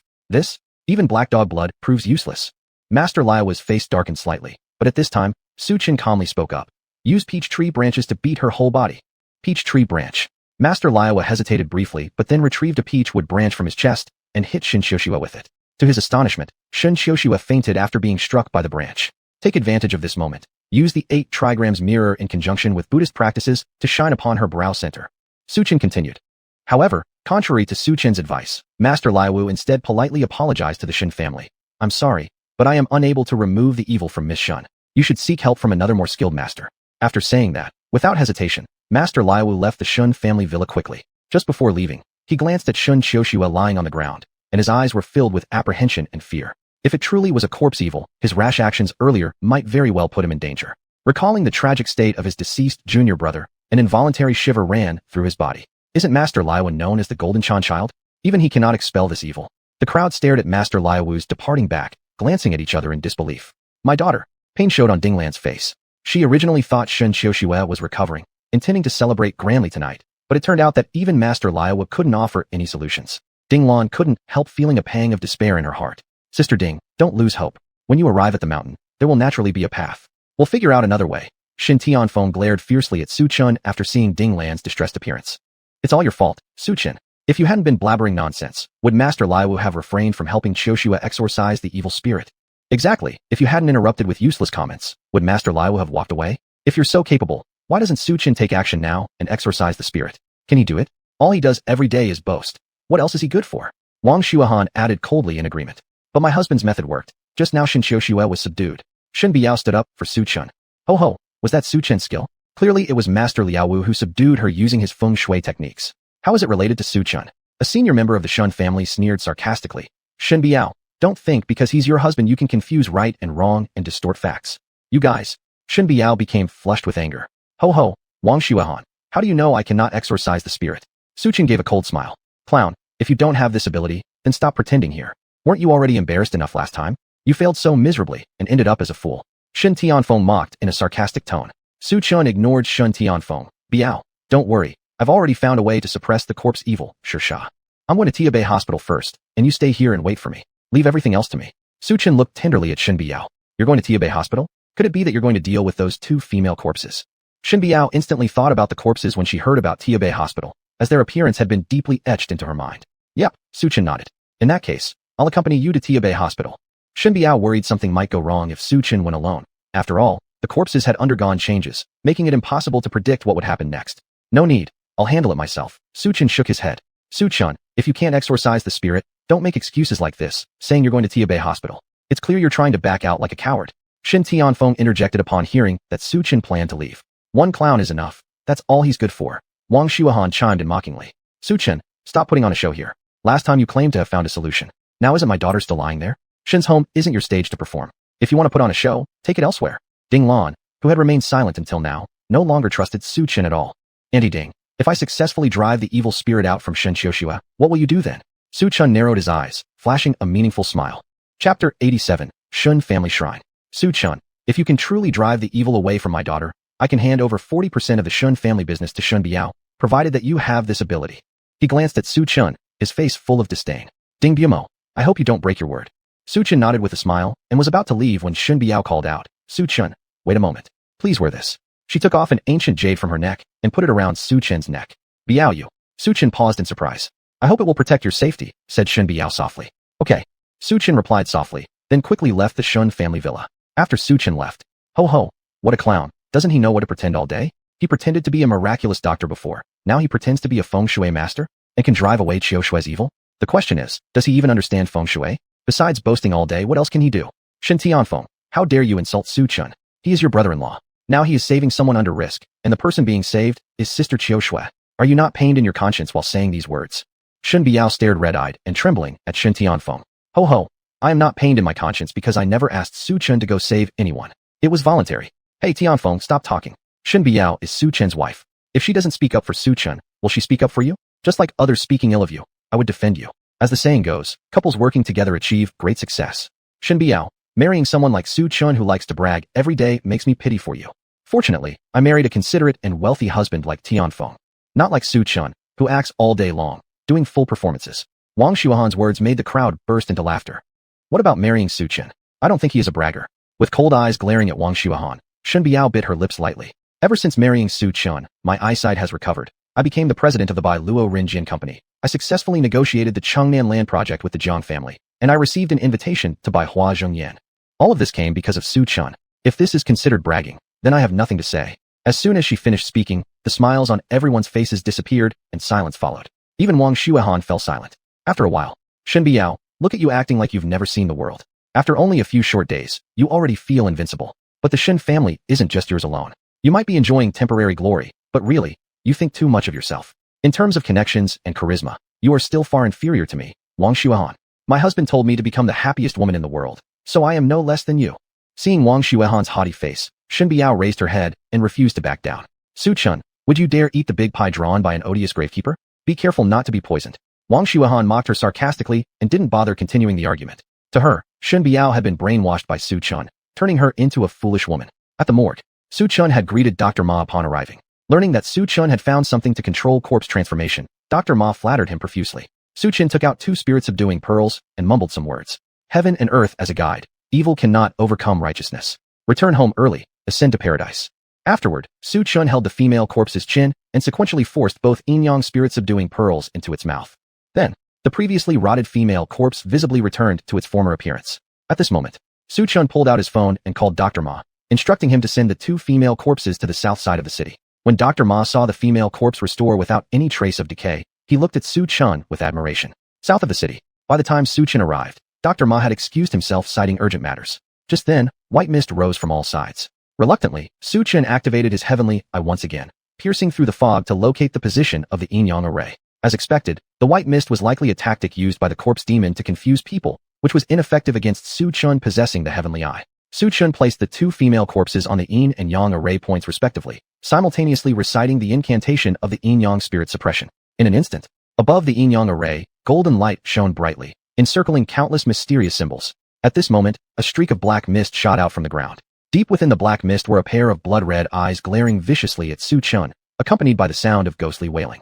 The noise was loud enough that even the surrounding villages could hear the terrifying ghost cries. I've already activated the Yin Yang array. If you escape, you will only wreak havoc in the human world, so just accept your suppression. Under the golden light, the black mist gradually grew thinner, eventually coalescing into a black, desiccated corpse. Young man, you've ruined my plans, and I will make you pay with your life.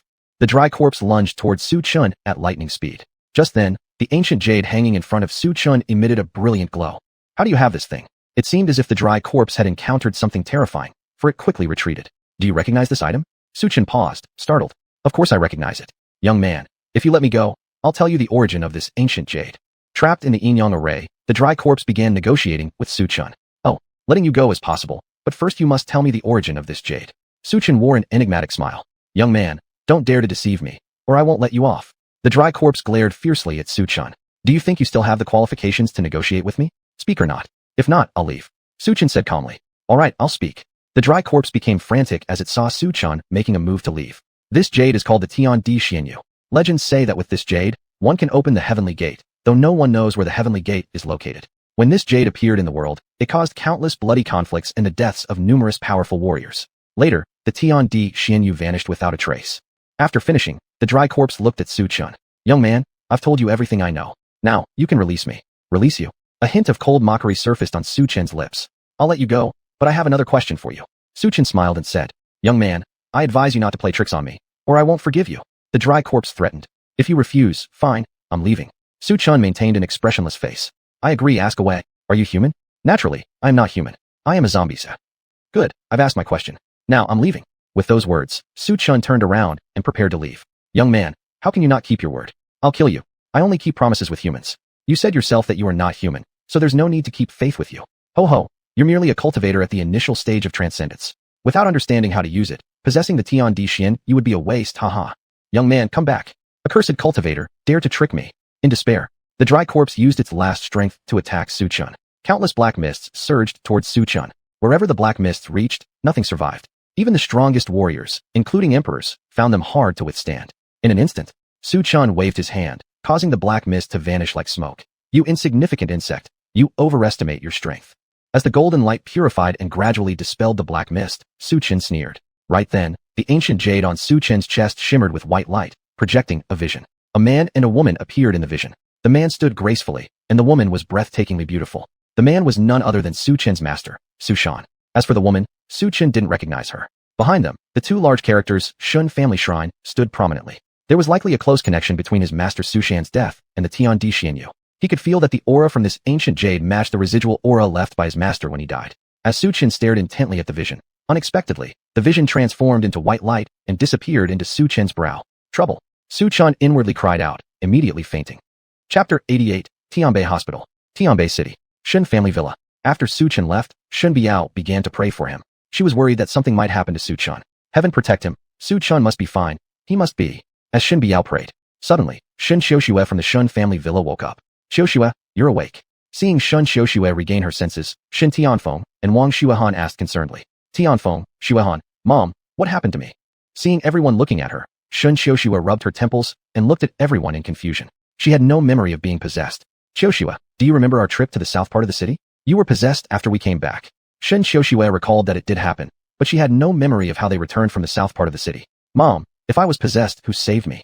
Shen Xiuxue thought for a moment and asked. Su Chun saved you. Shen Biao explained. Su Chun went alone to deal with the corpse evil spirit to save you. Nonsense. There's no such thing as a corpse evil spirit. I think Su Chun doesn't know feng shui at all. Ho ho. Really, Su Chun? I guess we should give him a call now.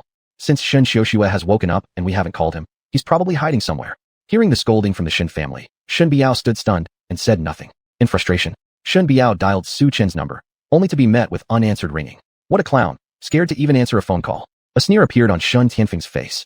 I told you, how could Su Chun possibly drive away evil spirits? He only talks nonsense. If he had succeeded, wouldn't he have answered the call?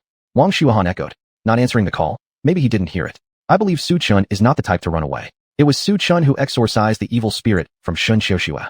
Shen Biao responded immediately when she heard the two belittling her husband. The evil spirit from Shen Xiuxue was driven out by Su Chun? There's no proof for this. Do you even believe what you're saying yourself? Let's go to the south of the city right now to see. I can't believe Shen Xiuxue's possession was resolved by little clown Su. Shen Tianfeng's face was full of confidence. Let's go, I'm not afraid. Soon, Everyone from the Shen family arrived at the south part of the city, but there was no sign of Su Chun. So, Shen Biao, do you still have anything to say? I've known all along that Su Chun knows nothing about feng shui, and he would never dare come here to exorcise. Shen Biao, just because of you, you actually think you can take 4/10 of the Shen family business? Don't even dream about it. Looking at the deserted south part of the city under the night sky, Shen Tianfeng smirked. You? Shen Biao opened her mouth, then chose to remain silent. At this point, Shen Biao had to admit that Su Chun knew nothing about feng shui, even though deep down, she still held on to a shred of hope. However, the more one hopes, the greater the disappointment. But Shen Biao didn't blame Su Chun. No matter who he was still her husband, Shen Biao's. One follows one's spouse through thick and thin. Shen Biao had never expected much from the beginning. Let's go back. Su Chun, the gravekeeper, understands nothing about feng shui. Everything he said was made up nonsense. I will return and ask Aunt Ding to cancel the previous commitment to transfer 4/10 of the Shen family assets to Shen Biao. Just as the few people from the Shen family were about to turn and leave, one of them pointed towards a distant empty plot of land. Look quickly. There seems to be someone sitting there. Someone. Shen Biao hurriedly looked, her eyes turning red instantly. Su Chun? Su Chun, what's wrong with you? Don't scare me. Seeing Su Chun sitting on the ground with his eyes tightly closed, Shen Biao's eyes welled up with tears, and she rushed over. She was terrified. Ever since she learned that Su Chun had gone to Tianbei Hospital to deal with the female corpse, she felt an inexplicable panic. After all, those two female corpses emitted an eerie aura. No matter how much Shen Biao called out to Su Chun, he showed no signs of waking up. Is Su Chun dead? The Shen family members questioned in doubt. This little clown, better he's dead. Shen Tianfeng's face was filled with mockery. I've hated his guts for so long. That's right. Why keep such useless trash in the Shen family? Wasting rice, acting big-headed without skill, good riddance. Wang Xuanhuan sarcastically added. Thank goodness Qiuxiu didn't marry him, or she'd be widowed already. Wang Xuanhuan, Shen Tianfeng, both of you shut your mouths. Hearing their mockery, Shen Biao's eyes reddened. Su Chun is like this, and you are still spouting cold remarks. Did we ever ask Su Chun to come here to exorcise the evil spirit? Wasn't it his own decision to act big and ended up making a fool of himself? How can this be our fault? As Wang Xuanhuan was speaking, a fit of violent coughing interrupted from nearby. Upon looking down, it turned out to be Su Chun. Shit, so Su Chun isn't dead after all. The sudden coughing in the middle of the night scared me half to death. People should know better than to scare others like that. Shen Tianfeng cursed loudly. Su Chun is such an oddball, sitting there for no reason. Does he really think this place is his home? Shen Biao, you see that, right? Su Chun doesn't know a thing about feng shui. If he did, would he dare sit here? Even Shen Xiuxue, arms crossed, mercilessly mocked him, clearly disbelieving that Su Chun had saved her at all. Su Chun is just tired and is resting by sitting down. Shen Biao spoke up to find an excuse for Su Chun. Shen Biao, stop lying to yourself. Who are you trying to fool with that excuse? Look at Su Chun. Does he even look like a feng shui master? Does he have a divination mirror? Does he carry coins? Or perhaps Su Chun is dressed as a proper feng shui master. See, Su Chun has none of these things. How could simply sitting down possibly drive away evil spirits? Shen Biao, I advise you to divorce Su Chun. Staying with someone who talks nonsense all day leads nowhere. Shen Xiuxue sneered. I won't divorce. Shen Biao said firmly, word by word. Shen Xiuxue, Su Chun just saved you, and now you're advising me to get a divorce. Do you feel any guilt towards Su Chun? Shen Biao glared coldly at Shen Xiuxue. Su Chun saved me? Which of your eyes saw him save me? I got better on my own. Shen Xiuxue laughed coldly. Shen Xiuxue, how shameless of you. Shen Biao's body trembled with anger. Saying I'm shameless? That's better than you falsely claiming credit for something Su Chun didn't do, just for 4/10 of the Shen family business. You twist the truth, Shen Biao. Shen Xiuxue finished speaking, and Su Chun's coughing sound rang out again. Truly a waste of life. With that frail physique, it's such a pity for Shen Biao to follow him.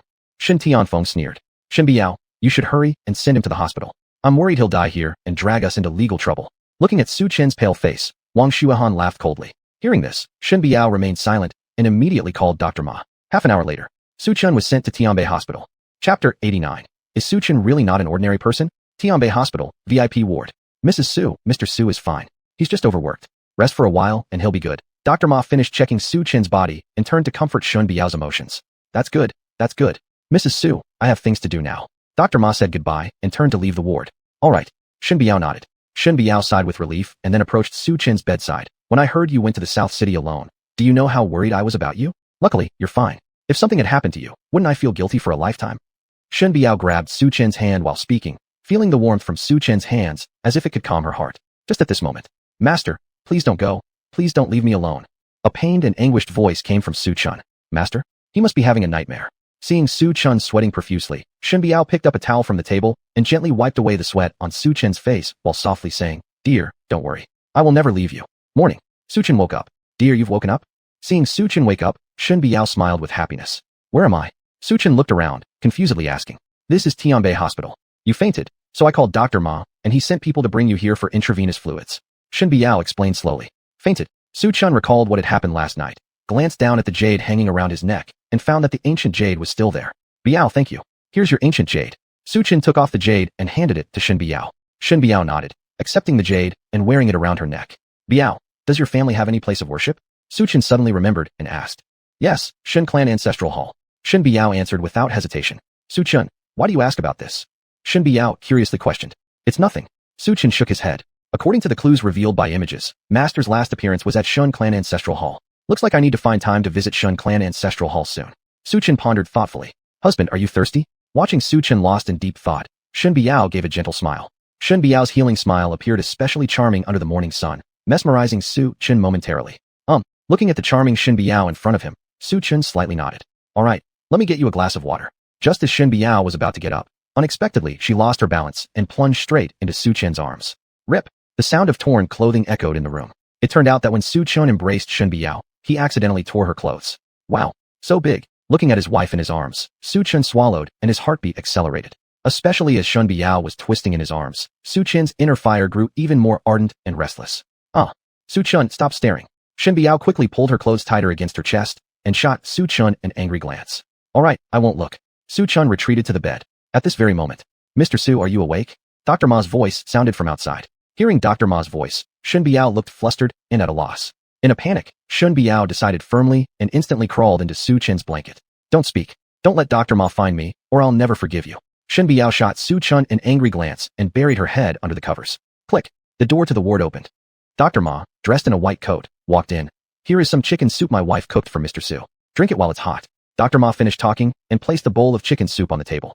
All right, Mr. Su, I wonder if you have free time in a few days? Dr. Ma cautiously asked. What? Do you have something? Su Chun asked in confusion. Yeah, my grandfather has heard of your great name and wants to meet you, Dr. Ma whispered. Why does he want to meet me? Su Chun curiously questioned. My grandfather didn't say much. If you have other things to do, just refuse. Dr. Ma grinned apologetically. Fine, I'll wait for your call. After all, Ma was his dog, and as the master, Su Chun should give him some respect, making Ma more loyal. After Dr. Ma left, Shen Biao crawled out from Su Chun's blanket. Su Chun, where did you put your hand? Instead of asking about Dr. Ma's matters, Shen Biao glared resentfully at Su Chun. Hearing the sound, Su Chun lowered his head and saw that his big hand was resting on a mound. Caught red-handed, Su Chun shyly withdrew his hand. Sorry, I didn't mean to. Just at this moment, a hurried footsteps approached. Master Su, I heard you're sick. Little brother who has come to visit, Tiger's voice echoed as he arrived. Oh no. Upon hearing Yang Hu's voice, Su Chun recalled Shen Biao's words and quickly changed expression, pulling Shen Biao back under the blanket before she could get up. No matter what, Shen Biao must not know about the relationship between Su Chun and Yang Hu. It's fine. Su Chun shook his head. It's good that you're fine. By the way, Master Su, in a few days Jiangnan province will host an underground world martial arts competition. I plan to attend it. You won't refuse, right? Yang Hu suddenly remembered something and changed the subject. This martial arts tournament relates to the power rankings in the underground world, which is very important to me. Go ahead then. Su Chun did not reject Yang Hu. Just as he finished speaking, his hand unconsciously gripped onto something soft, and immediately a voice came from beneath the covers. Take your hand off me. Who's talking? As a semi-step martial artist, Yang Hu's hearing naturally far exceeded that of ordinary people. No one, you must have misheard. Su Chun said calmly without showing any signs. Mr. Su, I heard you were sick, so I specially came to see you. At this moment, a pretty woman dressed in blue jeans with flowing long hair walked in. Miss Mingyue, why are you here? Seeing Situ Mingyue walk in, Su Chun appeared quite surprised. I went to the Shen family looking for you earlier, and they said you were hospitalized. Thus, I intruded without invitation. Please do not mind. Situ Mingyue placed the basket of fruit in her hands onto the nearby table while speaking. Only then did she notice Yang Hu by the side. Tiger Hu. Upon seeing this influential figure from the underground world visiting Su Chun, Situ Mingyue's heart surged with waves of astonishment. First was the legendary divine doctor of Jiangnan province, Hua Tua. Now even a semi-step martial artist like Yang, who has come to see Su Chun. Could it be that Su Chun truly isn't an ordinary person? Chapter 90. Wind and Rain, younger brother awaits you. If that were really the case, why would Shun Qiuxiue, who's so vain, give up such an excellent man and choose to publicly call off the engagement? This was something Situ Mingyue couldn't understand at all. May I ask what Miss Mingyue has come here for? Su Chun asked in confusion. Here's the thing. You saved my grandfather. And because you left hastily a few days ago, we didn't have time to express our gratitude properly. I was thinking of inviting you to dinner. Do you have time? Situ Mingyue said gracefully. There's no need for you to be so polite. Also, I don't have time today. Maybe another day. Su Chun hadn't finished speaking when he suddenly felt a pain in his waist. All right then, Mr. Su, you rest well. I won't disturb you anymore. Situ Mingyue finished speaking, then turned around and walked away with long, graceful steps. Master Su, your face is so pale. Yang Hu was genuinely shocked when he saw Su Chun's condition. Could it be that the woman from the Sidhu family frightened him? That shouldn't be possible. Master Su possessed the strength of a martial artist. How could he fear a mere woman? Yang Hu was at a loss. My face, is it really that pale? Su Chen asked gravely. Yes. Yang Hu took out his phone and snapped a picture of Su Chen, showing it to him. But Su Chen waved his hand and urged Yang Hu to leave. I don't want to see it. Leave quickly. Yes, Master Su. I'll leave immediately. Yang Hu hastily agreed and left the ward like his life depended on it. As soon as Yang Hu left, Su Chen let out a miserable cry. Biao, are you a dog? Shen Biao pulled the blanket aside and crawled out, glaring at Su Chen icily. Su Chen, you deserve this bite. What did I do? Su Chen pretended not to know. Where was your hand? Don't tell me you don't know. Shen Biao covered her chest with both hands, looking at Su Chen tearfully with an expression full of grievance. Just as Su Chen was about to speak, the door to the ward opened again, and footsteps could be heard. However, this time Shen Biao had learned her lesson and decisively grabbed a patient gown from the bed, fitting it snugly around her body to conceal herself completely. After Shen Biao finished dressing, Shen Xiuxue and others walked in. Meditation bro, you're awake?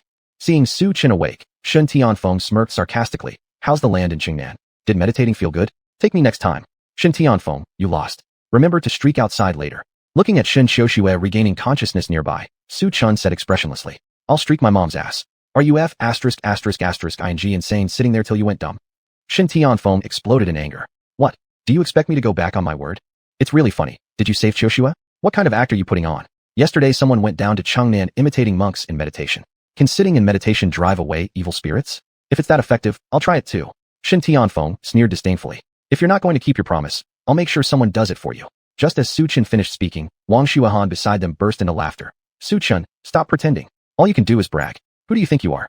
Let me tell you, my husband is a sworn brother with Uncle Hu. Try finding someone if you dare. And if no one makes Shen Tianfeng streak, don't blame me for looking down on you.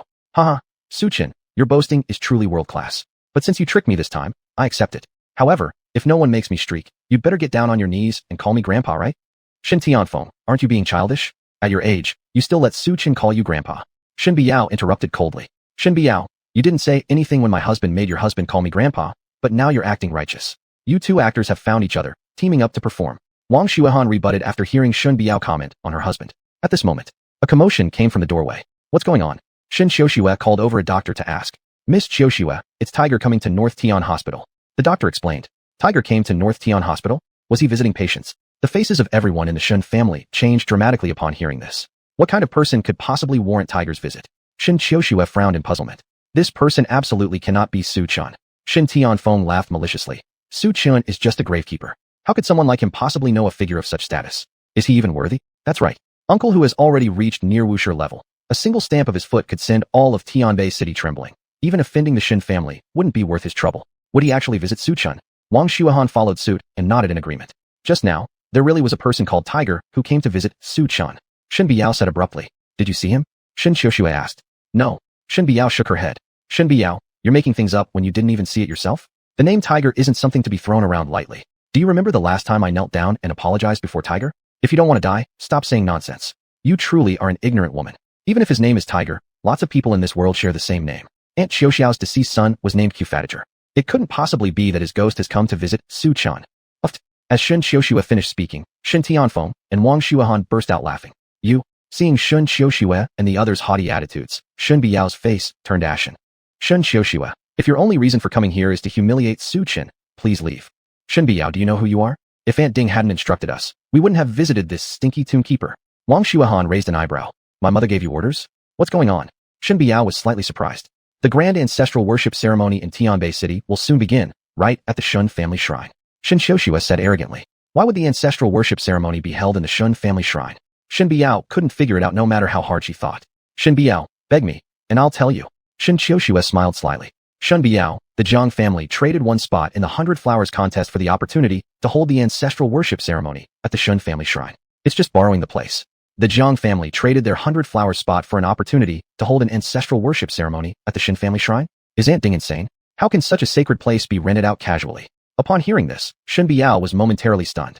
My dear sister, don't worry, I won't let you attend the 100 Flowers contest alone. I'll go with you, and we'll see then whether you shine like a star or a moon. Saying this, Shen Xiuxue became even more arrogant and cold. You're going with me to the 100 Flowers contest? Shen Biao looked at Shen Xiuxue with challenging eyes, her expression complex. Shen Biao, listen carefully. I am the Phoenix Girl of Jiangnan Province. The title of the 100 Flowers Fairy is destined to be mine. As for you, Shen Biao, you're fated to be my foil. Stop dreaming about being the 100 Flowers Fairy. Just as Shen Xiuxue was condescendingly mocking and belittling Shen Biao, Su Chen sneered. Shen Xiuxue, don't even dream of getting a ticket to the 100 Flowers contest. Even if it's given to Wang Xuanhuan, it won't be yours. Just give up already. To me, Wang Xuanhuan paused, startled. Su Clown, do you even know who you are? Are you the president of the Minghua Seaside Hotel? Do you seriously think that if you say it goes to Wang Xuanhuan and not me, they will follow your command? Alright then, I'm not wasting any more time pretending with you, circus clown. Shen Xiuxue glared at Su Chen fiercely and stormed off after slamming the door. Wang Xuanhuan gave Su Chen a complex look and turned to leave. Before leaving, Shen Tianfeng shot Su Chen a defiant glance. Su Chen, I'm waiting for you to make me streak naked. Wind and rain, younger brother awaits you. Chapter 91. Why did you come to see me? After Shen Tianfeng and the others left, Shen Biao consoled Su Chen. You don't have to dwell on what they said. They may not believe that you saved Shen Xiuxue, but I do. Though comforting Su Chen verbally, she still had doubts about Su Chen's knowledge of feng shui in her heart. As for Shen Xiuxue regaining her sanity, it might just be a natural recovery. After all, belief in being possessed is subjective, some believe in it while others don't. Rest assured, I won't bother with someone as insignificant as Shen Tianfeng. Just as Su Chen finished speaking, the telephone rang suddenly. It was Manager Chen calling. After hanging up, Biao, I need to go out for a bit. Su Chen told his wife. What's so urgent? You're supposed to be recuperating, Shen Biao worriedly said. Don't worry. Su Chen shook his head, paused, then turned to Shen Biao and said, Biao, construction on the southern city land can start today. Really? Shen Biao froze momentarily, then her face lit up with joy. Yep. Su Chen nodded. That's amazing. I'll head to the south side right now. Shen Biao said, and then left the ward. Not long after Shen Biao had left, she suddenly remembered something. Oops, how could I forget to ask Su Chen about Situ Mingyue earlier? Recalling Situ Mingyue's visit to Su Chen in the hospital room, Shen Biao tapped her foot in frustration. That woman actually dared to invite Su Chen for dinner right under her nose. It was like pulling teeth from a tiger, very bold indeed. On the other hand, Su Chen arrived at Haishang Minghua Hotel. Mr. Su, boss. The employees of Haishang Minghua bowed their heads respectfully upon seeing Su Chen, appearing quite deferential. Mr. Su, Su Yunshi, wearing black-rimmed glasses, dressed in black OL attire with black stockings and high heels, walked over with elegant strides and greeted Su Chen warmly. Su Yunshi, did you start working here so quickly? Su Chen glanced over Su Yunshi once. Indeed, her current outfit made her look completely different from before, transforming elegantly from a schoolgirl into a professional businesswoman. Just today. Su Yunshi shyly nodded.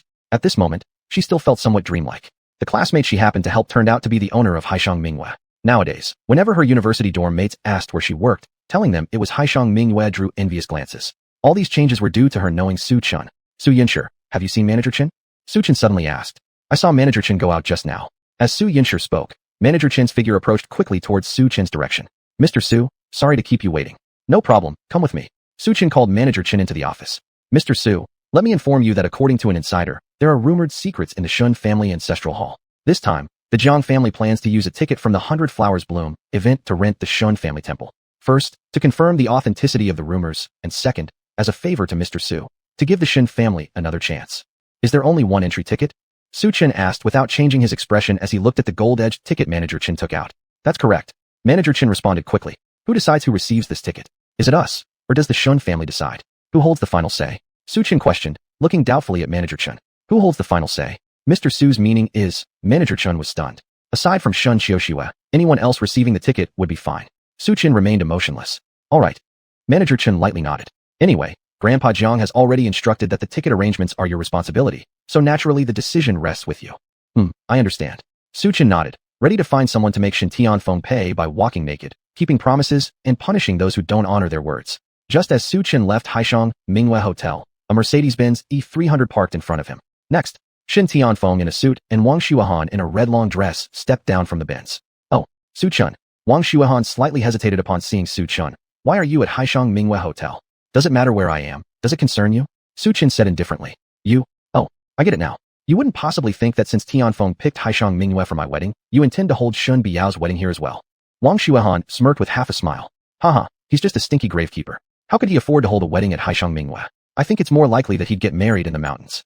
Shen Tianfeng had barely finished speaking when Wang Xuanhuan burst out laughing. Idiot. Upon hearing this, Su Chen spat out two heavy words. Shit, Su Chen, are you asking for death? How dare you insult me? Shen Tianfeng was so angry that he was about to punch Su Chen. Su Chen, what the hell is wrong with you? Do you think people like you can come to Haishang Minghua? You don't even have the ability, yet you can't stand others talking about it. My husband speaks the truth. If you're poor, why not just get married in the mountains like him instead of pretending here? Wang Xuanhuan gave Su Chen a hard glare.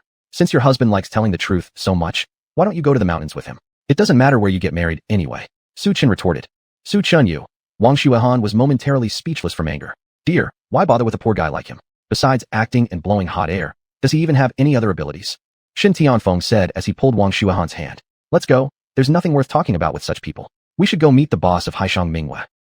Just as Shen Tianfeng and Wang Xuanhuan were about to enter Haishang Mingwe. What do you want to see me for? See you? Shen Tianfeng was startled for a moment. Then his face revealed a trace of a cold smile. Su Chun, how could you accept all sorts of jobs? Is acting really that lucrative? After finishing your act at the Shen family, now you're here at Haishang Mingwe. You being the boss of Haishang Mingwe? Can you please look in the mirror first? Do you even deserve it? Wang Xuanhuan disdainfully glared at Su Chun. Stop being an eyesore. Seeing you is truly bad luck. Go away now. Su Chun, didn't you say you'd find someone to make my husband run naked? My husband is standing right here. Why don't you call him out if you've got the guts? A feng shui master stops acting, but now claims to be the boss of Haishang Mingwe. Su Chun, your acting skills are pretty good indeed. Wang Xuanhuan, let's wait and see. I'll make you watch Shen Tianfeng run naked today. Su Chun coldly laughed, then turned around and left. What a clown. Good thing Qiushua didn't marry a man like him. Wang Xuanhuan looked at Su Chen's retreating back with a chilly gaze. Yeah, it's unimaginable what would happen if Qiushua married a man like him. The whole Shen family would probably become a laughingstock. Shen Tianfeng agreed. Chapter 92. In his heart, there's only Mrs. Su. Right at this moment, a man dressed in a suit and tie walked out. Mr. Chun. Seeing Manager Chun, Shen Tianfeng smiled humbly and nodded forward to flatter. Who are you? Manager Chun glanced at Shen Tianfeng twice, but couldn't remember the other person's name. I'm Shen Tianfeng from the Shen family. I wonder if Manager Chun still remembers me. Shen Tianfeng introduced himself gracefully. Oh, I remember now, it's you. Manager Chun looked as if he suddenly understood. No wonder he was so familiar. It turns out that Grandpa Hu had approached him before because he owed Grandpa Hu money. Shen Tianfeng, what do you want with me? If he didn't know that he had a relative relationship with Su Chun, for those who don't keep their word, he wouldn't even bother acknowledging them. Mr. Chun, I heard that Haishang Mingwe has changed owners. Is this news true or not? Shen Tianfeng curiously asked. It's true, but your information is certainly lagging behind. It's been changed for half a month. Manager Chen said calmly. I've been busy planning the wedding recently, and haven't paid attention to this kind of news. Shen Tianfeng awkwardly explained, but then changed the subject. I want to switch to a larger banquet hall. Can you help ask your boss? The boss isn't here right now. Manager Chen shook his head. Not here. Shen Tianfeng was taken aback. Just left. Manager Chen continued speaking. Just left. Shen Tianfeng and Wang Xuanhuan looked at each other puzzled. They were always here, apart from Su Chun. They haven't seen anyone else leave.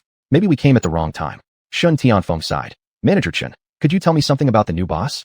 I heard that the new boss was directly parachuted in, with an extremely impressive background. Don't you know about our boss's background?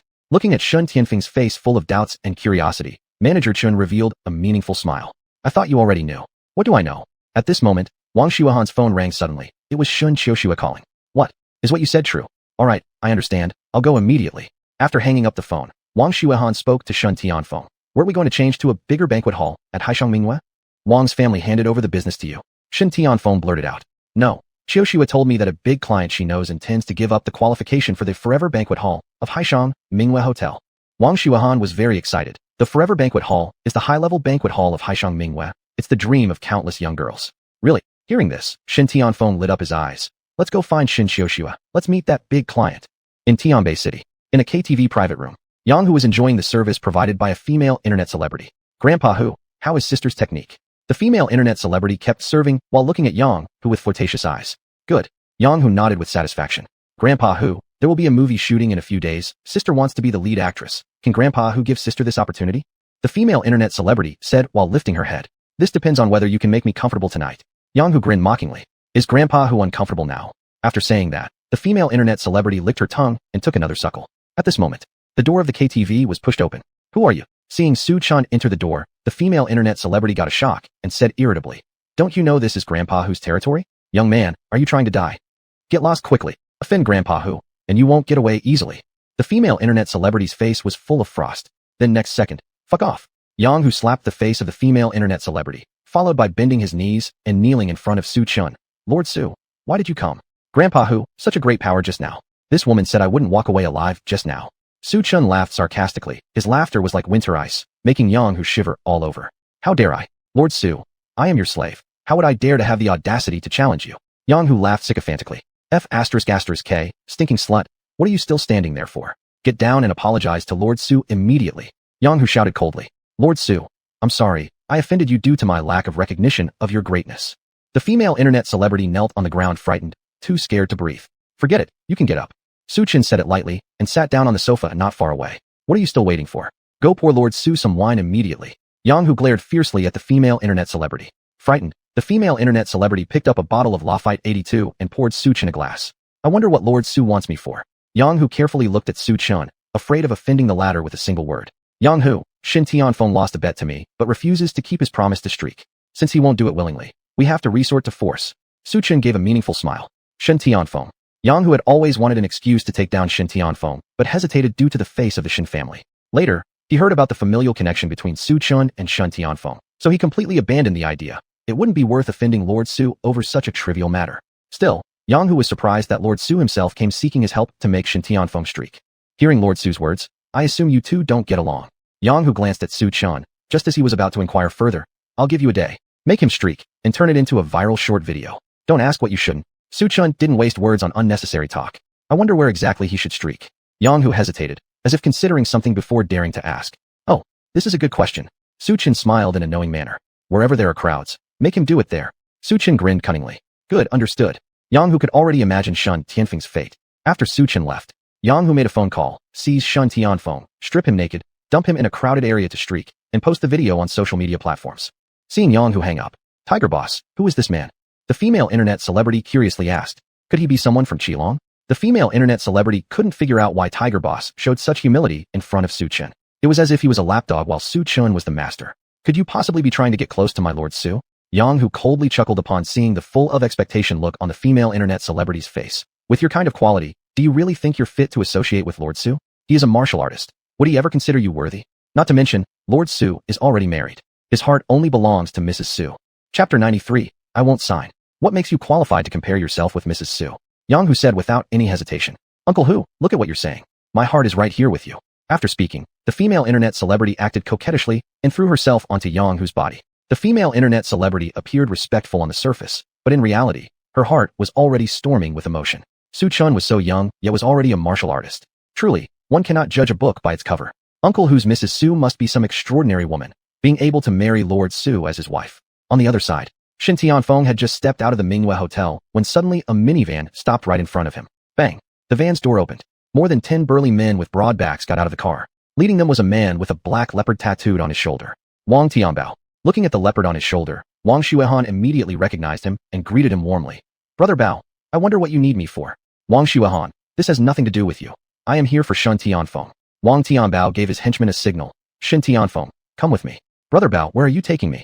Shen Tianfeng's voice trembled as he spoke. He knew that Wang Tianbao was Yang Hu's underling, and his thoughts instantly filled with anxiety. Previously, he owed money to Yang Hu, but with the Shen family behind him, Yang Hu couldn't dare to do much. Yet, it was unclear why he was being sought now. Less talk, take him away. Wang Tianbao instructed his juniors to bring Shen Tianfeng onto the vehicle. Tianfeng. Watching Shen Tianfeng being led away by Wang Tianbao's underlings, Wang Xuanhuan blinked in surprise. In the car, Brother Bao, I wonder what Uncle Hu wants with me. Shen Tianfeng anxiously whispered, his face full of tension. Shen Tianfeng, undress yourself. Wang Tianbao said coldly and impassively. Brother Bao, what is this? Hearing the order to remove his clothes, Shen Tianfeng panicked inside, unsure if Wang Tianbao had a problem with sexual orientation. Shen Tianfeng, don't you understand my words?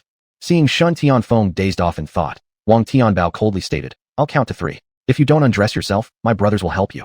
Brother Bao, please don't treat me like this. Tell Uncle Hu that I will definitely repay his money on time. Please let me go. Shen Tianfeng knelt down and begged apologetically. Before he could finish speaking, Wang Tianbao signaled several underlings to pin Shen Tianfeng down and within seconds had completely stripped him bare. As Shen Tianfeng lay exposed in the air, he felt an overwhelming sense of shame. Brother Bao, we've arrived at the North Commercial Street. One of the drivers informed Wang Tianbao in the back seat.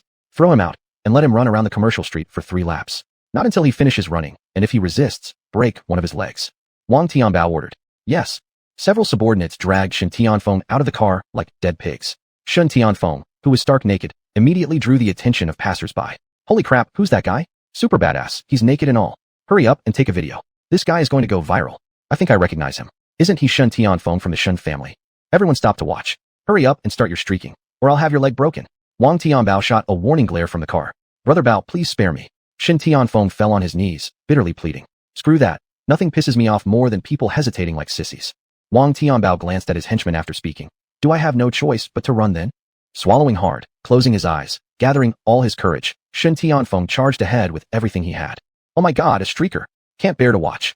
Damn amazing. After completing the 3 circles, Shen Tianfeng, wake up and see clearly. Don't upset people unnecessarily. This time I made you streak. Next time, you might not even get that chance, understand? Wang Tianbao walked up and patted Shen Tianfeng's shoulder. I understand. In front of such a tyrannical Wang Tianbao, Shen Tianfeng could only endure his anger silently and leave. Unbeknownst to him, his image had already appeared across various short video platforms. Xuanhuan, does this naked runner look like someone? Shen Xiuxue was aimlessly browsing through short videos when a particular video caught her attention. Like who? Wang Xuanhuan froze at the figure in the video. A bit like your husband, Shen Tianfeng. Shen Xiuxue said. That can't be true. My husband was just with Wang Tianbao. How could he become a streaker? Wang Tianbao? Is he Uncle Hu's subordinate? Upon hearing this, Shen Xiuxue's heart skipped a beat. Yeah, maybe Tianfeng is really with Uncle Hu. Wang Xuanhuan was about to call Shen Tianfeng while pulling out her phone. After learning that the other party was on the way back, she reminded him to pay attention to his safety, and then hung up the phone. Tianfeng is on his way back. You must have seen it wrong, Wang Xuanhuan explained. Alright, Shen Xiuxue also thought she might have made a mistake after hearing Wang Xuanhuan's explanation. On the other side, Mingwei Hotel by the Sea. Mr. Su, I've taken care of the thing you asked me to do. Also, I bought trending topic slots. Right now, all the short video platforms are going crazy with it. Su Chen received Yang Hu's call. The job has been done extremely well. Su Chen said in surprise. Master Su, I am your servant. Naturally, I must accomplish any task given by my master. Yang Hu grinned. Good, I'll give you credit for this one. After hanging up with Yang Hu, Su Chen idly opened a short video app. A top-ranked trending title immediately caught his attention. Male runner shocks commercial street with a nude run. The comments below were even more entertaining, showcasing netizens' creativity. Nude running bro. Sprinter. He's truly a freaking genius. 666, 6666. While looking at the comment section under the video, Su Chen couldn't help but laugh ungraciously. Manager Chen found Su Chen. Mr. Su, Mr. Song from the Tianya Haijiao Hotel requests an audience. Tianya Haijiao? Thinking of the famous Tianya Haijiao Hotel, which rivaled Mingwei by the Sea, Su Chen nodded. Bring Mr. Song in. Alright, Manager Chen agreed. Not long after, a middle-aged man walked in wearing an Armani suit and a Rolex watch. From the first glance, the middle-aged man exuded steady, powerful steps. Clearly, like Yang Hu, he was a martial artist. Mr. Su, I intend to transfer the reservation I had previously made in the Forever Love Banquet Hall to someone else. Please sign to approve. Song Changhai said in a low voice as he looked at Su Chen.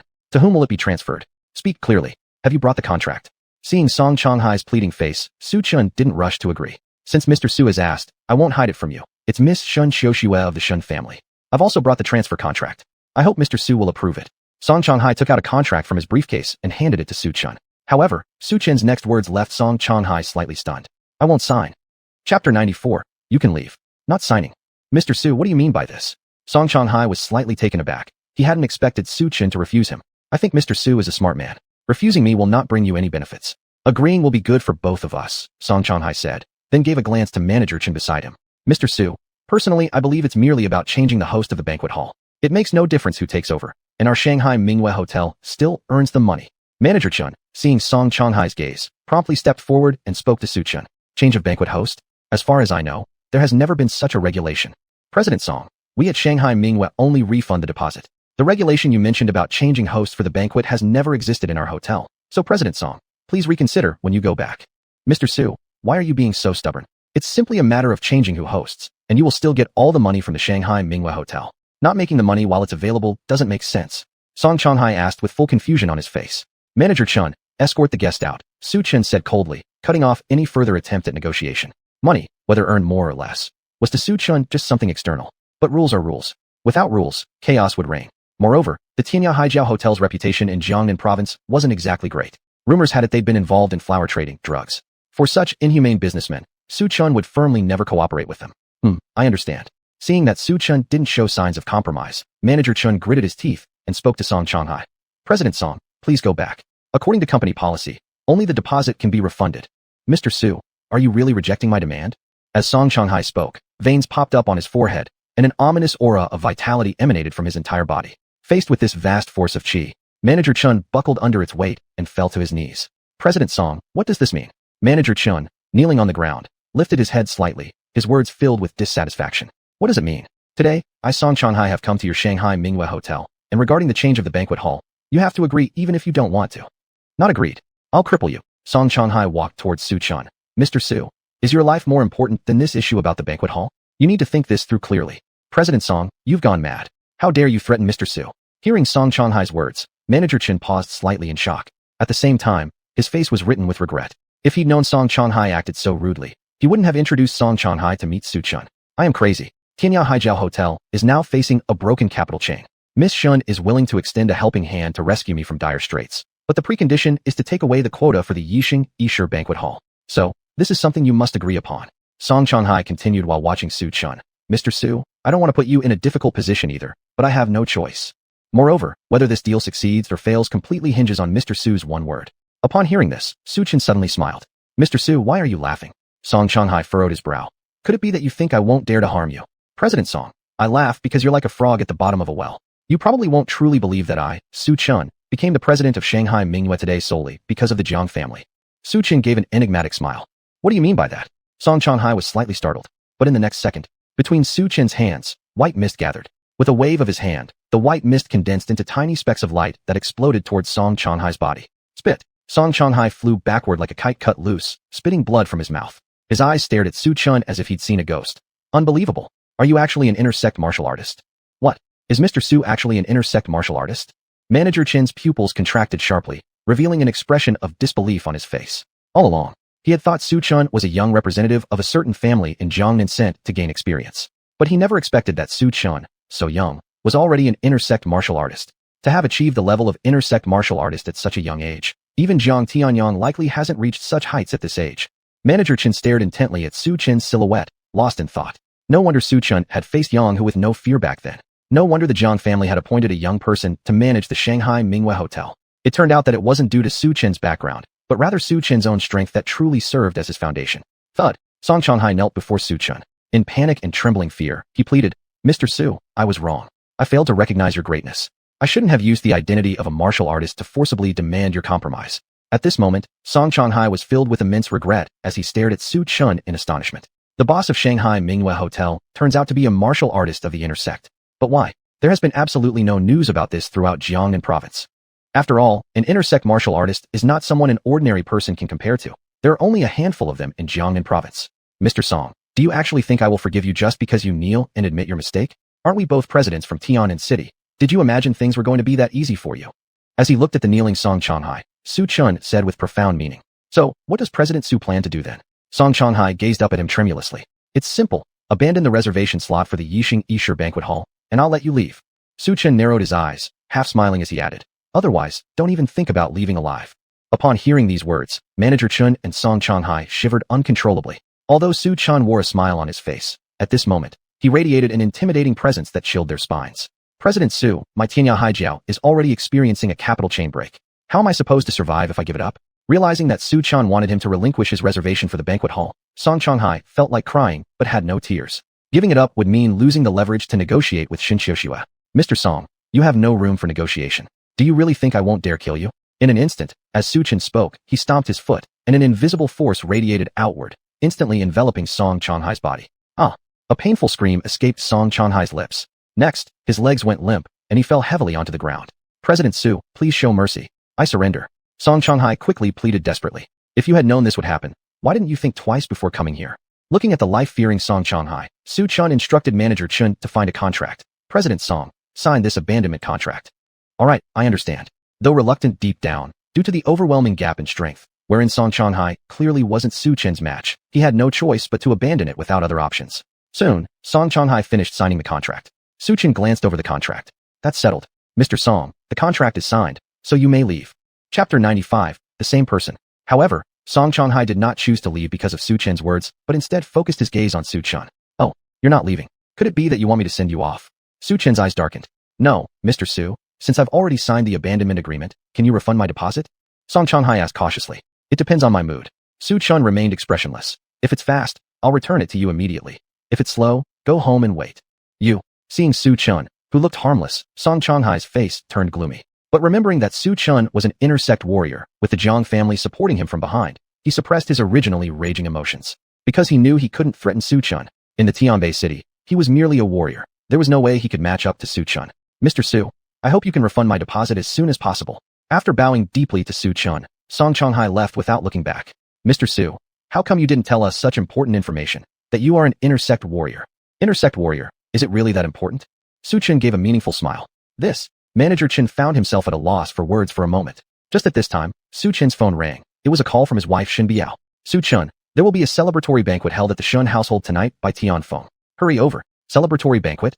Slightly startled, Su Chun said he would be there immediately, and then hurriedly left the Haishang Mingyu Hotel. At the entrance of the Haishang Mingyu Hotel, Song Changhai lingered, unwilling to leave. Just then, he accidentally bumped into Su Chen again. Watching Su Chen walk away, Song Changhai clenched both fists tightly, unable to conceal his frustration and anger. Su Chen, you wait. On the day I become an intersect warrior, it will be the day of your downfall. This humiliation will surely be returned 100-fold. I will definitely make you regret it. When Su Chen arrived at the Shen residence, all the members of the Shen family were present. Shen Tianfeng stood beside Wang Xuanhuan. Husband, you're here. Shen Biao, upon seeing Su Chen, took the initiative to step forward and linked her jade-like hand with his arm.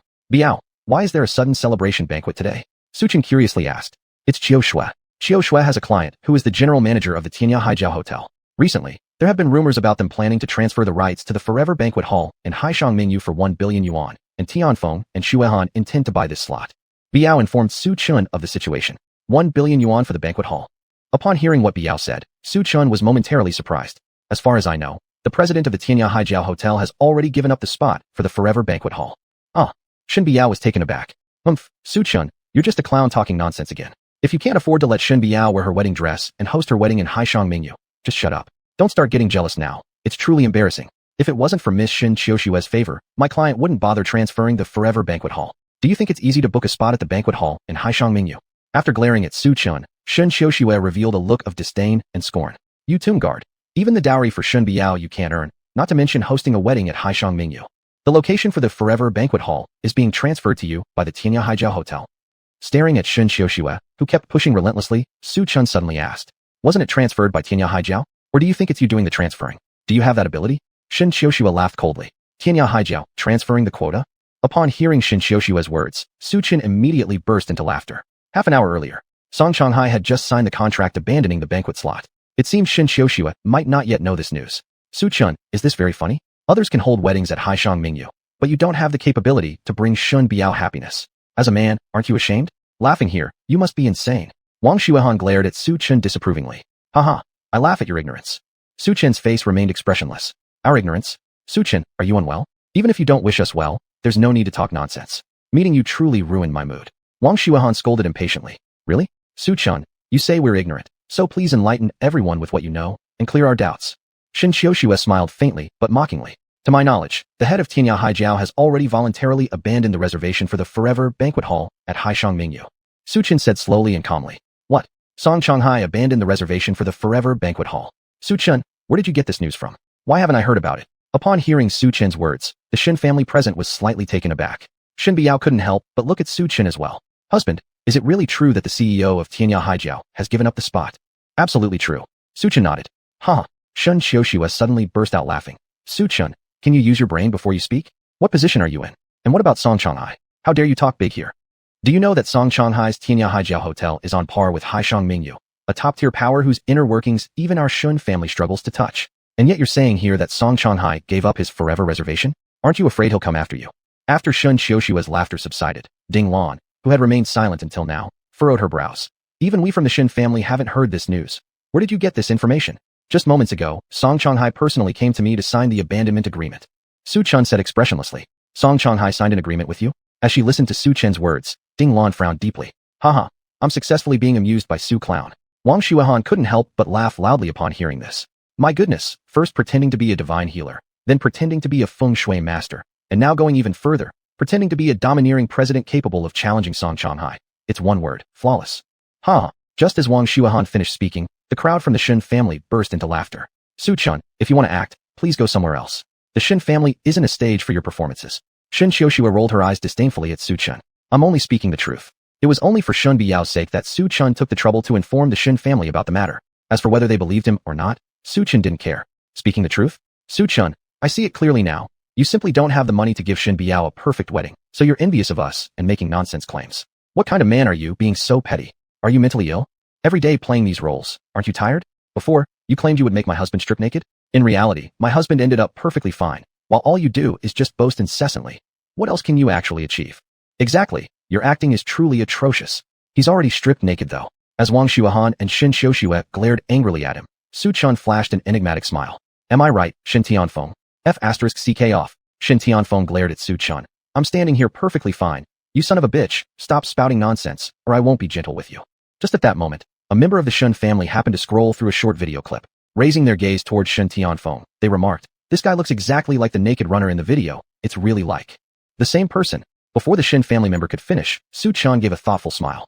Chapter 96. I'll listen to my husband. Upon hearing this, at the sound of Su Chen's voice, the Shen family was momentarily stunned and all eyes were drawn to Shen Tianfeng. Because, after Su Chen mentioned it, they truly realized how uncannily alike the two were, not only in build and appearance, but almost like a single person. Tianfeng, was it really not you on the video? One member of the Shen family asked. How could it possibly be me? Shen Tianfeng nervously explained, then shouted angrily at Su Chen. Su Chen, what are you talking nonsense for? You're the one who looks alike, your whole family does. Is it not you? Su Chen smiled faintly. You? Before Shen Tianfeng could refute, he was interrupted by Ding Lan. That's enough. Have you two finished your squabbling? We have serious matters to discuss today. Reprimanded by Ding Lan, Shen Tianfeng promptly shut his mouth. But deep down, he wanted nothing more than to kill Su Chen. To have been exposed in front of so many people, had he not hidden deeply enough? Had he been found out? Su Chen, you claim that Song Changhai has abandoned his spot at the banquet. Do you have any evidence? Ding Lan questioned. I do. Su Chen replied. Where is the evidence? Bring it out. Ding Lan continued. The evidence is in the Haishang Minghua Hotel, in my office. Su Chen said immediately. Haishang Minghua Hotel? Could it be that you are the owner of Haishang Minghua Hotel? Shen Xiuxue exclaimed. Su Chen, can you please speak with some credibility?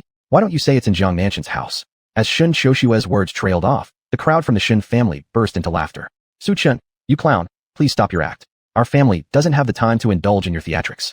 Xiuxue, didn't you know manager Zhao from Tanya Haijio? Call him over now, we'll verify it right away. I want to see how long this clown Su will continue to act. Wang Xuanhuan addressed Shen Xiuxue. Shen Xiuxue glared at Su Chen before pulling out her phone and making a call. Shortly after, a middle-aged man in a black suit arrived at the Shen family villa accompanied by several beauties. Xiuxue, we meet again. The man in the suit warmly greeted Shen Xiuxue upon seeing her. Brother Lu. Mom, Xuanhuan, Tianfeng. This is manager Lu from Tanya Haijio Hotel. Shen Xiuxue introduced confidently in front of the Shen family. Manager Song clearly agreed to transfer the pre-booked forever spot. The transfer fee is 1 billion yuan. 1 billion yuan. Hiss.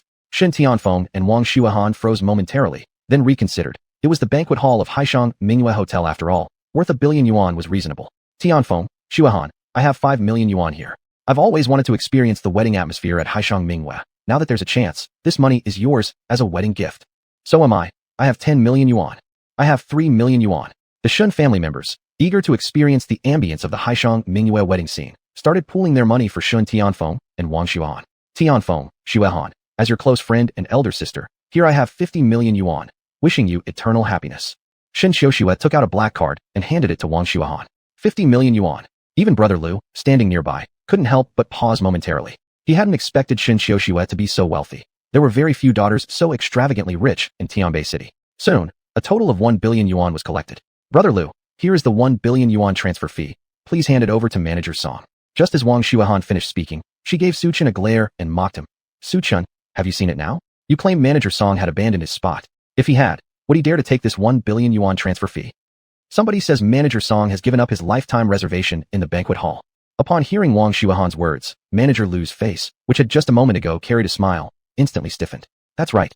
Brother Lu, this foul tombkeeper claims manager Song has abandoned his forever banquet spot and even signed a contract to officially renounce it. Before Wang Xuanhuan could continue, Shen Xiuxue spoke mockingly. Brother Lu, isn't it laughable? How could manager Song willingly give up such a precious banquet spot in the forever hall? Seeing the disdainful look in Shen Xiuxue's eyes, manager Lu remained silent. Song Changhai had already told him about giving up the forever qualification for the banquet hall, yet explicitly instructed him not to disclose it. Due to the broken capital chain at Tanya Haijio, they needed money badly now, using this ruse to rake in a fortune. Brother Lu, why aren't you saying anything? Seeing brother Lu's silence, Shen Xiuxue said disdainfully.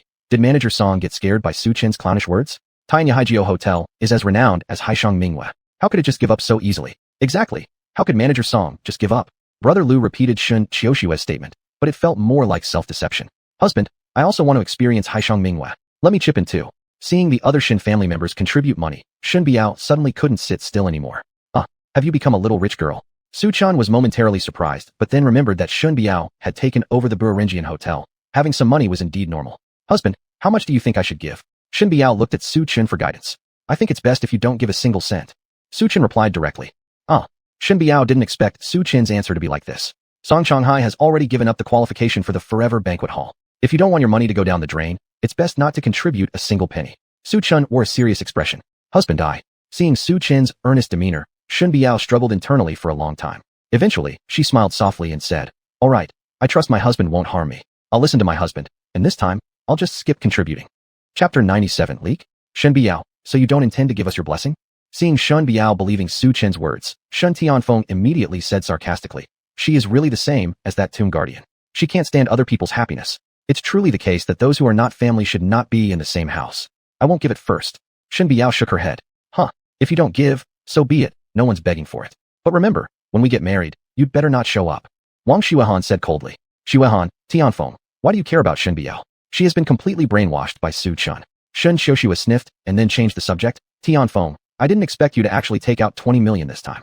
It really surprises me. Big sister Xiuxua, what are you saying? Everything was done so that Wang Xuanhuan could hold the wedding at Mingyue Hotel by the Sea. The reason why all of you have given money isn't because you want us to be happy. Hey, look at how willing Tianfeng is to sacrifice everything for Xuanhuan. My son would only need half the quality of him. How come I haven't met such an excellent man? The crowd of the Shen family started murmuring upon hearing Shen Tianfeng's remarks. Wang Xuanhuan's discerning eyes found such an excellent man like Shen Tianfeng. Yes, if you're going to marry someone like Shen Tianfeng. Marrying someone like Su Chen, who guards graves, probably means bad luck for 8 lifetimes.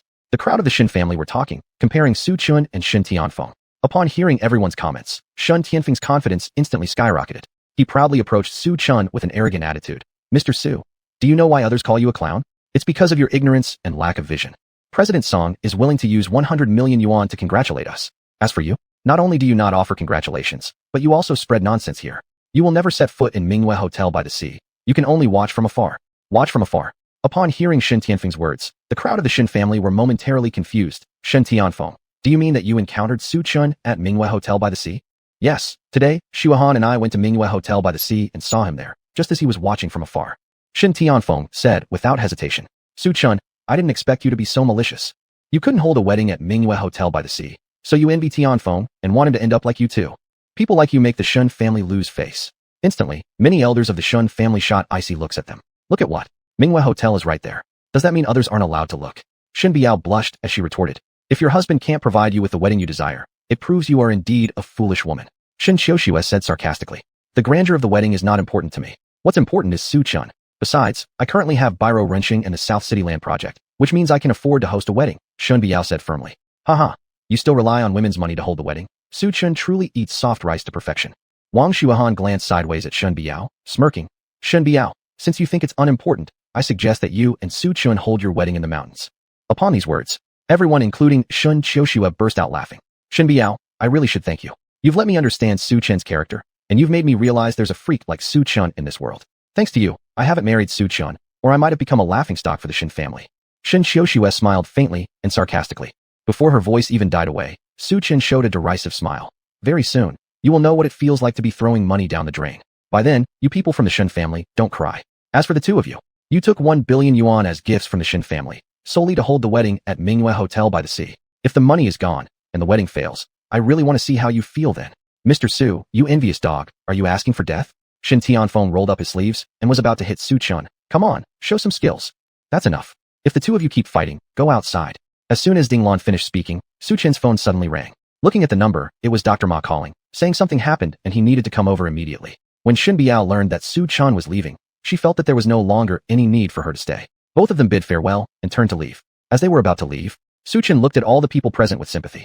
At this moment, Su Chen knew that the happier these people were now, the sadder they would soon be. With the capital chain broken at Tianyao Haijiao, this money would just be used for turnover once it enters their pocket. There's no way they'd spit it out unless Song Changhai was a fool. Damn, Su Chen, that idiot, has finally left. Seeing him makes me so angry. All he does is boast and act every day. What else can he do? Is our Shen family just a stage for him to hone his acting skills? Are we the audience? After Su Chen left, everyone from the Shen family showed looks of dissatisfaction. Miss Shen, I wonder where your future son-in-law of the Shen family got the news that Tianyao Haijiao would give up on the forever and ever banquet hall. Mr. Liu, who had been silent, suddenly spoke up. Mr. Liu wanted to know the source of this information because Tianyao Haijiao's capital chain was broken.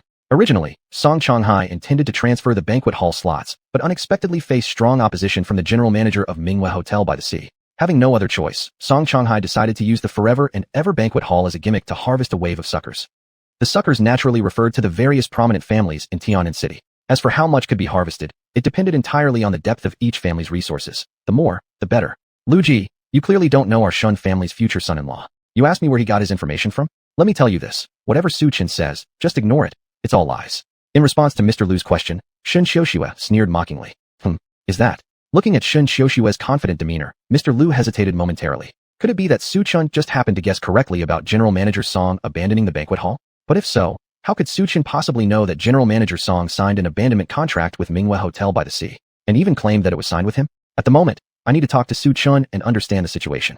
With this thought in mind, Mr. Lu took his leave after bidding farewell to the Shen family. When he came, he was penniless. When he left, he filled his pockets. Though this money was insufficient to cover the capital gap at Tianya Haijiao, money is money, no matter how small. A little gain here.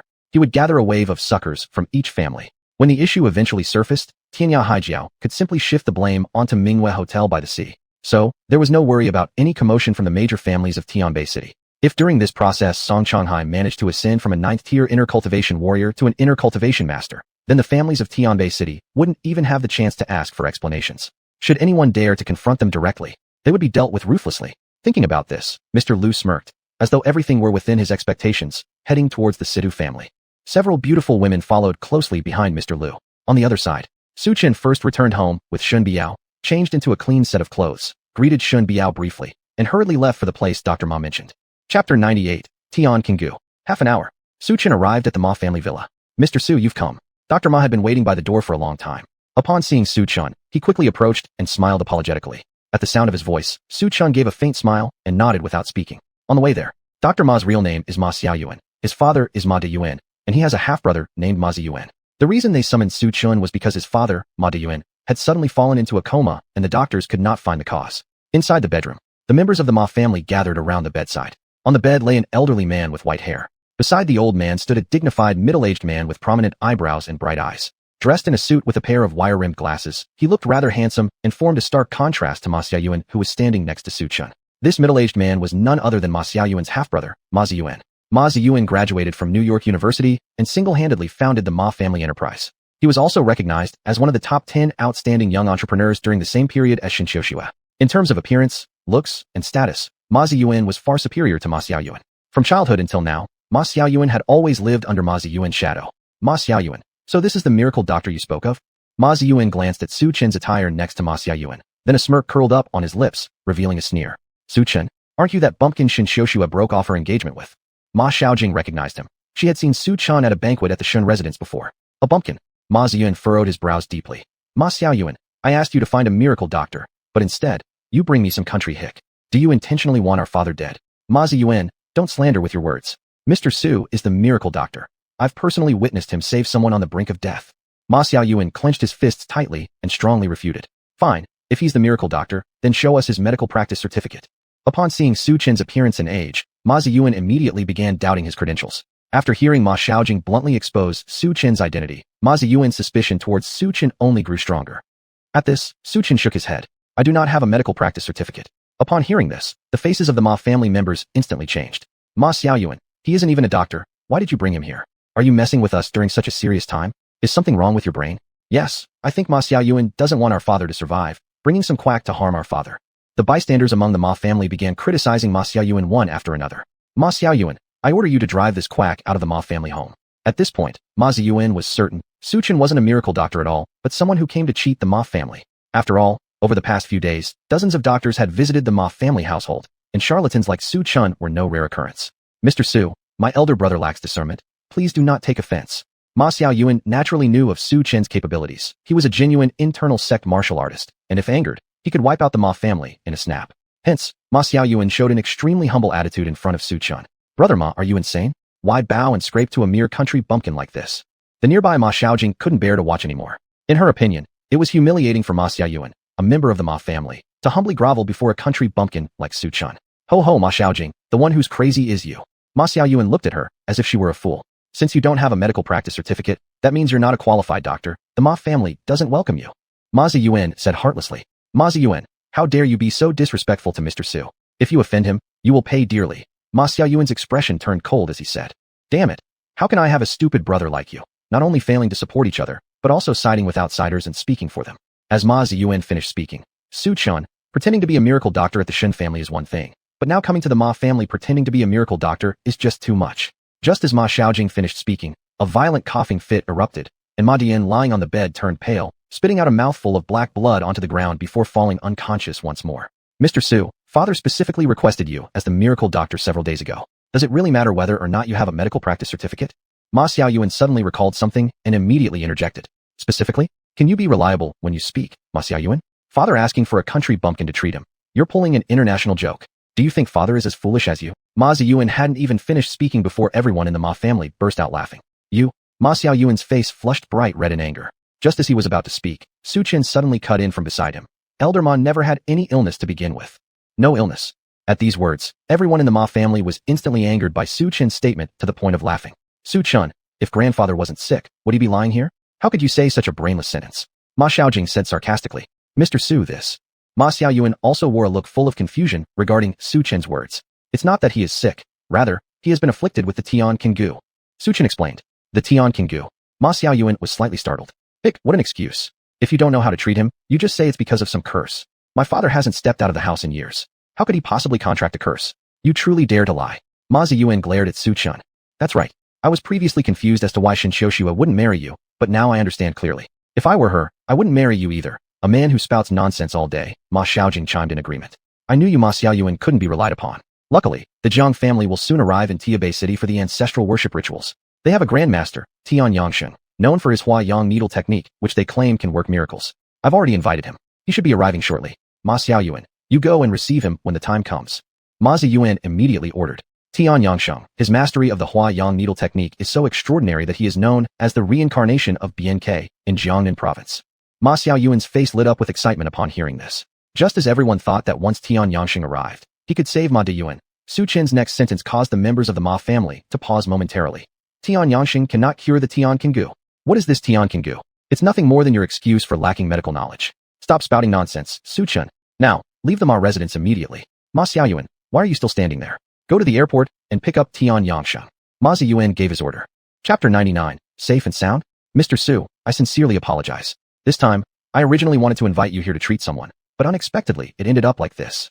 Ma Xiaoyuan said cautiously in a low voice. No problem, I don't mind. After all, you've done a lot for me in Tianbei City, so if there's anything, just give me a call directly. Su Chen patted Ma Xiaoyuan on the shoulder. All right, Mr. Su. Ma Xiaoyuan nodded obsequiously with a smile. Airport. Crowds of people gathered. An old man holding a cane slowly descended from the plane, followed by dozens of bodyguards. Excuse me, are you Master Tian Yangsheng? Ma Xiaoyuan immediately recognized Tian Yangsheng among the crowd, but still felt the need to confirm carefully. Yes, it's indeed me. Tian Yangsheng appeared quite composed. I am Ma Xiaoyuan from the Ma family, waiting respectfully for Great Shaman. Ma Xiaoyuan's eyes immediately focused on the face of the Great Shaman. The old man had sharp, piercing eyes that were at odds with his seemingly aged appearance. The right hand gripping the cane had multiple layers of calluses, exuding an aura of robust vitality. Seeing Master Tian Yangsheng's appearance, Ma Xiaoyuan was astonished. Though he was elderly, he was clearly no ordinary man. Help! Someone please help! A shrill cry rang out behind Ma Xiaoyuan. Looking back, he saw an elder collapsed on the ground, unconscious, with a little girl beside him. Hurry, call 120 quickly. Onlookers urged instantly. 15 minutes later, the ambulance arrived. Just prepare for the funeral arrangements. Medical personnel shook their heads towards the little girl. Grandpa, the little girl looked down at the cold corpse and cried silently in anguish. At this moment, a grizzled voice came from behind her. Young girl, stop crying. Your grandfather can still be saved. Hearing this, the little girl turned around and looked at Tian Yangsheng. Really? Grandpa? Yes, I never lie. Tian Yangsheng confirmed solemnly. Great Shaman, everyone from the Ma clan is waiting for you. Why waste your precious time for some random person? Ma Xiaoyuan spoke firmly. Saving lives is crucial. How could anyone not be important? Brother Ma, is this the understanding expected from a medical professional? Tian Yangsheng rebuked him softly. Seeing Tian Yangsheng's serious attitude, Ma Xiaoyuan regretted his words instantly. He couldn't afford to offend such a big figure, or he would surely be reprimanded by his family when he returns. Great Shaman, I have made a mistake, and I repent deeply. Your repentance needs to be seen through your actions. Come over and lift the body properly.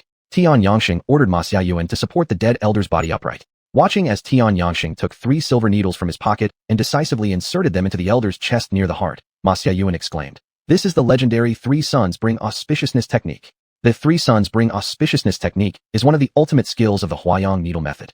After 3 minutes, cough, cough, a sudden violent coughing sound broke the silence. The elder slowly opened his eyes. Where am I? Grandpa, you're awake? You really scared me half to death. Upon seeing the elder wake up, the little girl burst into tears with relief. Old sir, thank you for saving my grandpa.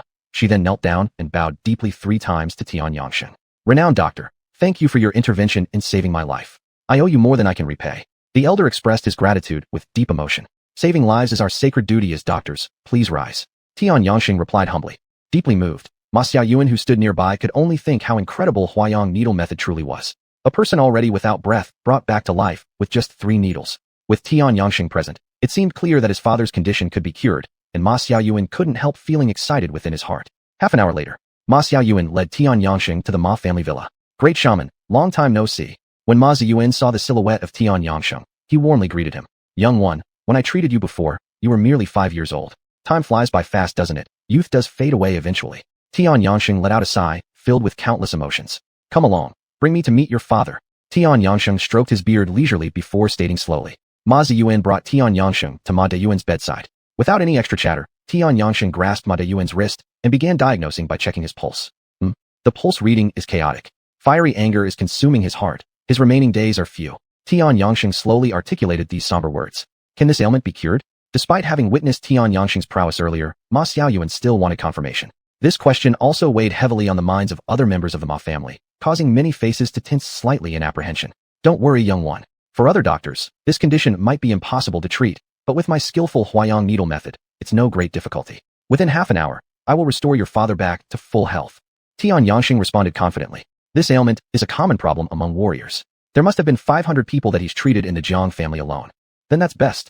Upon hearing that Ma Deyuan's condition was not particularly serious, everyone present let out a collective sigh of relief. Ma Deyuan's strength had already reached the semi-warrior master level, just one step away from warrior master territory. But if something unexpected were to happen to Ma Deyuan now, it wouldn't be hard to guess what fate awaited the Ma family. The moment they saw Tian Yangsheng take the silver needles towards Ma Deyuan, the surrounding members of the Ma family immediately grew tense. Bless my father to awaken safely. Ma Xiaoyuan clasped his hands together in prayer. Right after these words, Tian Yangsheng simultaneously inserted 6 silver needles into Ma Deyuan's internal organs. Where am I? Ma Deyuan suddenly opened his eyes, breathing heavily. Father! Seeing Ma Deyuan wake up, Ma Xiaoyuan called out excitedly. Not only him, but all other members of the Ma family showed signs of joy on their faces as well. What happened to me? Ma Deyuan looked at the Ma family members present, clearly puzzled. Father, your heart was being consumed by excessive anger. It was great shaman Tian Yangsheng who saved you. Ma Ziyuan explained. Great shaman, thank you for saving my life. Ma Deyuan stood up and addressed Tian Yangsheng with gratitude. Please don't mention it. Saving lives is my sacred duty. Tian Yangsheng chuckled while stroking his beard. Great shaman, has my father completely recovered? Ma Xiaoyuan took his father's pulse, finding it steady, though still asked cautiously to ensure safety. Of course. As for my skill set, I think you should have witnessed it by now. Whenever I act, there are no mishaps. How do you feel, father? Ma Xiaoyuan quickly inquired upon hearing Tian Yangsheng's confirmation. Yes, much better, Ma Deyuan nodded. Seeing that his father was no longer in danger, Ma Ziyuan turned smugly to Ma Xiaoyuan. As expected, those surnamed Su come to our Ma family just to swindle money. He doesn't even have a medical practice license, yet he claimed that the great shaman couldn't cure father? Look now, father is perfectly fine, isn't he? Ma Xiaoyuan, you were disloyal from the beginning, turning against us when trouble arose. I'll settle this account with you once father fully recovers. Ma Ziyuan. Faced with Ma Ziyuan's accusations and ridicule, Ma Xiaoyuan found himself momentarily speechless. So someone said I couldn't cure brother Ma's illness? Hearing this, Tian Yangsheng cast a look. Great shaman, that man is merely a quack without any proper medical practice license. Can such a person even be called a doctor? Ma Ziyuan spoke without reservation. Fortunately, I didn't let him examine father then, because dealing with an issue like this comes with insurmountable consequences that nobody can afford. Before his words had fully settled, Ma Dane, who had previously seemed normal, suddenly started convulsing, rolled his eyes back, and collapsed onto the bed. Father, seeing Ma Deyuan fall unconscious again, Ma Xiaoyuan immediately panicked. At this moment, all eyes were fixed on Tian Yangsheng, because earlier, he had confidently guaranteed full recovery. Chapter 100, Not dying just yet. Grand Priest, didn't you say before that my father would be unharmed? Now he is in this state. Please give an explanation. Ma Xiaoyuan, restrained by the presence of the Jiang family behind Tian Yangsheng, barely contained his anger as he questioned Tian Yangsheng. Initially, Ma Xiaoyuan had absolute trust in Tian Yangsheng's medical skills. But now, seeing his father in this condition, it made him recall Su Chen's words. Could it be? The Grand Priest of the Jiang family really couldn't cure his father? Faced with the doubts from the Ma family, Tian Yangsheng focused his gaze on Ma Deyuan's pale face. Grand Priest, is there no hope for my father? Ma Ziyuan standing nearby asked with a voice filled with unease and anxiety. He had invited the Grand Priest over, and if his father were to die under his treatment, he knew he'd face accusations and disdain from the Ma family. This was certainly not something he wanted to see. Little brother Ma, calm down. Let me apply the Huayang acupuncture method one more time on Mr. Ma. Tian Yangsheng took out 12 silver needles and inserted them into Ma Deyuan's 5 vital organs, 6 internal organs, and his brow point. The insertion places were surrounded by white vapor as he manipulated the qi to control the needles, executing the highest level of Huayang acupuncture known as miraculous hands returning spring. Immediately afterward, Ma Deyuan's originally pale face became rosy, but he remained unconscious. The pulse is stable. Theoretically, he shouldn't remain unconscious. Tian Yangsheng placed his hand on Ma Deyuan's pulse. He remarked that such a condition was something he'd never encountered in his life, leaving him utterly baffled. The onlookers among the Ma family saw Tian Yangsheng's furrowed brows and hesitance to speak, making their expressions tighten nervously. Su Chan said, "My father has been poisoned with a curse." At this moment, Ma Xiaoyuan suddenly spoke up. "Ho ho, you believe what a quack says? Are you daft?" Before Ma Xiaoyuan could finish his sentence, Ma Ziyuan smirked and mocked him. "Ma Ziyuan, you're the one who's daft. Su Chen said the grand priest wouldn't be able to cure father, and now here we are. What do you have to say about that?" Ma Xiaoyuan immediately countered. "Poison with a curse." Hearing their argument, Tian Yangsheng, already confused, suddenly lit up, seemingly catching important information. He once again took out the silver needles and pierced them into several critical acupoints on Ma Deyuan. Just as Tian Yangsheng was about to insert another needle at another acupoint, a tiny thing visible to the naked eye began rapidly wriggling just above the arm. Indeed, it's a curse poisoning. Upon witnessing this scene, even a fool could figure out that Ma Deyuan had indeed been poisoned with a curse.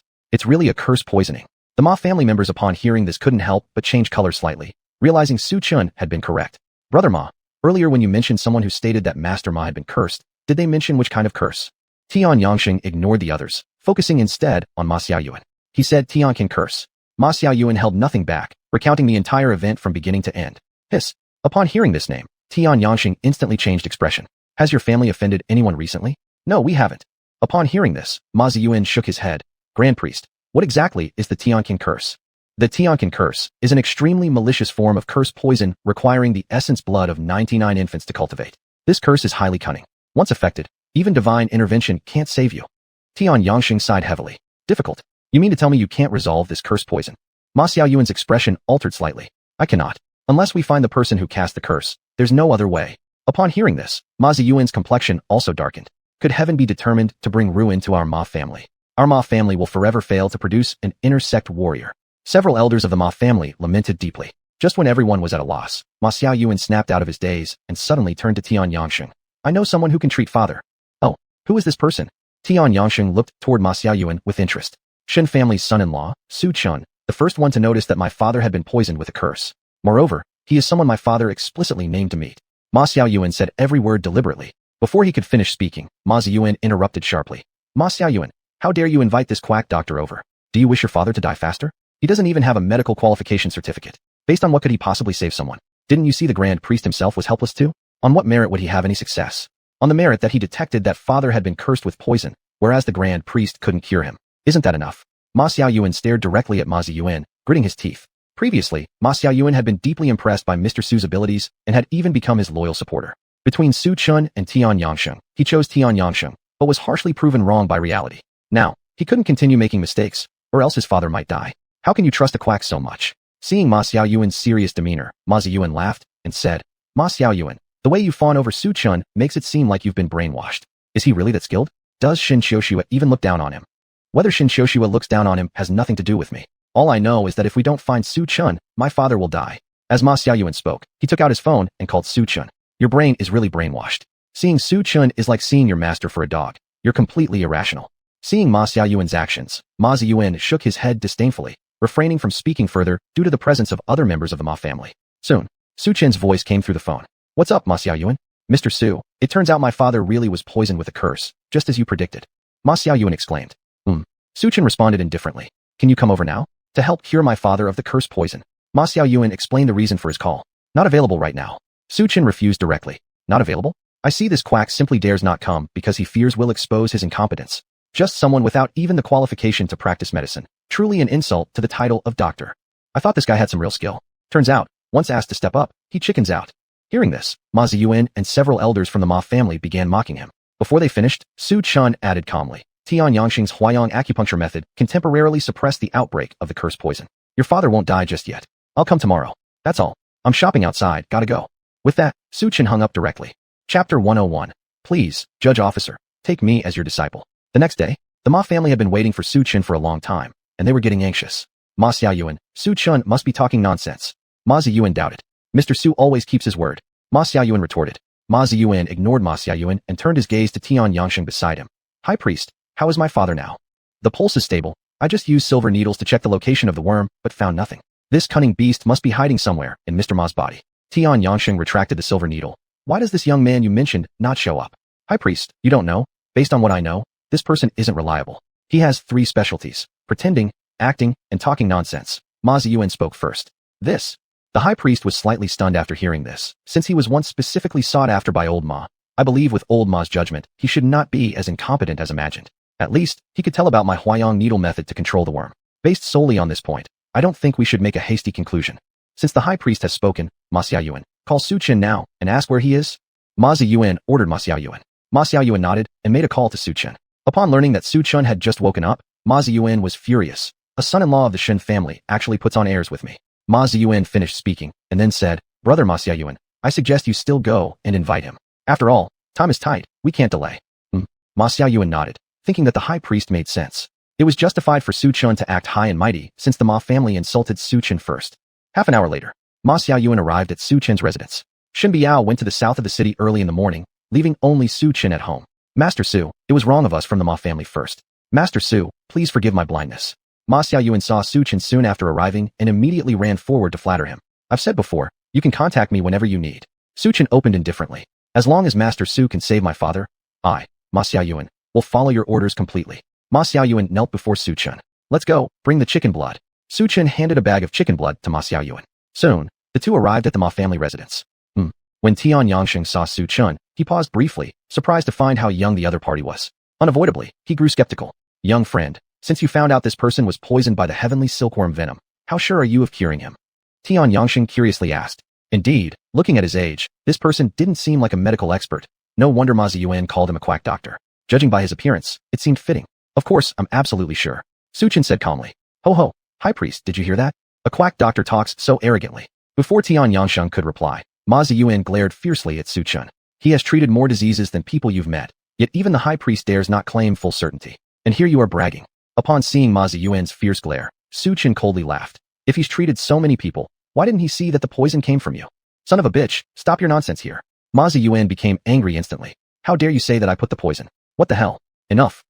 Ziyuan, calm down. At that moment, an elder from the Ma family interjected. Young friend, matters concerning life and death should be handled responsibly. Although Su Chen had claimed full certainty, Tian Yangsheng remained skeptical of his medical skills. I'll take responsibility myself. There's no need for you to worry. Su Chen showed no emotion on his face. You have no idea how ignorant you truly are. Seeing Su Chen giving him no respect, Tian Yangsheng scoffed. Su Chen walked into the bedroom. Under the gaze of the Ma family, Su Chen took out a small knife and ordered Ma Xiaoyuan to bring the prepared chicken blood. Su Chen placed his hands together and began chanting. Condensed spirit with energy, interweaving yin and yang. Under the watchful eyes of Tian Yangsheng, Su Chen placed both his hands on Ma Deyuan's back. Instantly, 2 streams of white mist slowly seeped out from Su Chen's hands. Phew! Ma Deyuan trembled all over, and a mouthful of black blood spewed out. Then, Su Chen quickly sliced a tiny incision on Ma Deyuan's little finger with the small knife and poured the prepared chicken blood into a basin. Ma Xiaoyuan, listen to my order. In a moment, you need to hold Mr. Ma's hand close to this basin. Su Chen pointed at the basin filled with chicken blood. All right. Ma Xiaoyuan nodded. Su Chen took out the golden pen from his bosom. When Su Chen took out the golden pen, Tian Yangsheng's pupils suddenly contracted. He looked at the young man in front of him with fear. Golden pen? Could it be that you are? Be patient. Su Chen cut him off. Fine, I'll shut up.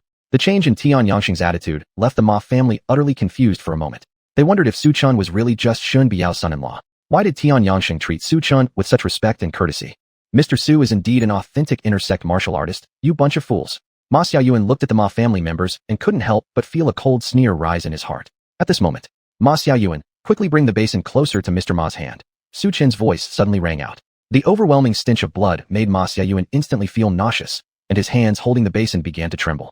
Su Chen used the golden pen to point around various parts of Ma Deyuan's body, as if he were searching for something. When the tip of the golden pen landed on the neck area, something quickly wriggled.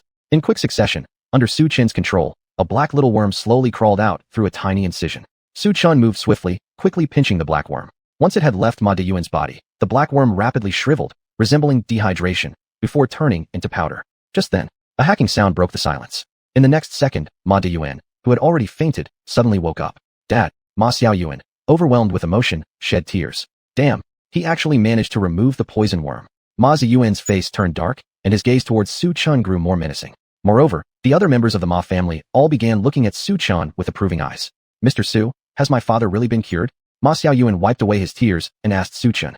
The heavenly silkworm poison worm has been extracted. Your father will have no further issues, Su Chen said calmly. Grand Priest, why don't you check my father again? I severely doubt this guy's medical skills. Ma Ziyuan spoke at this point.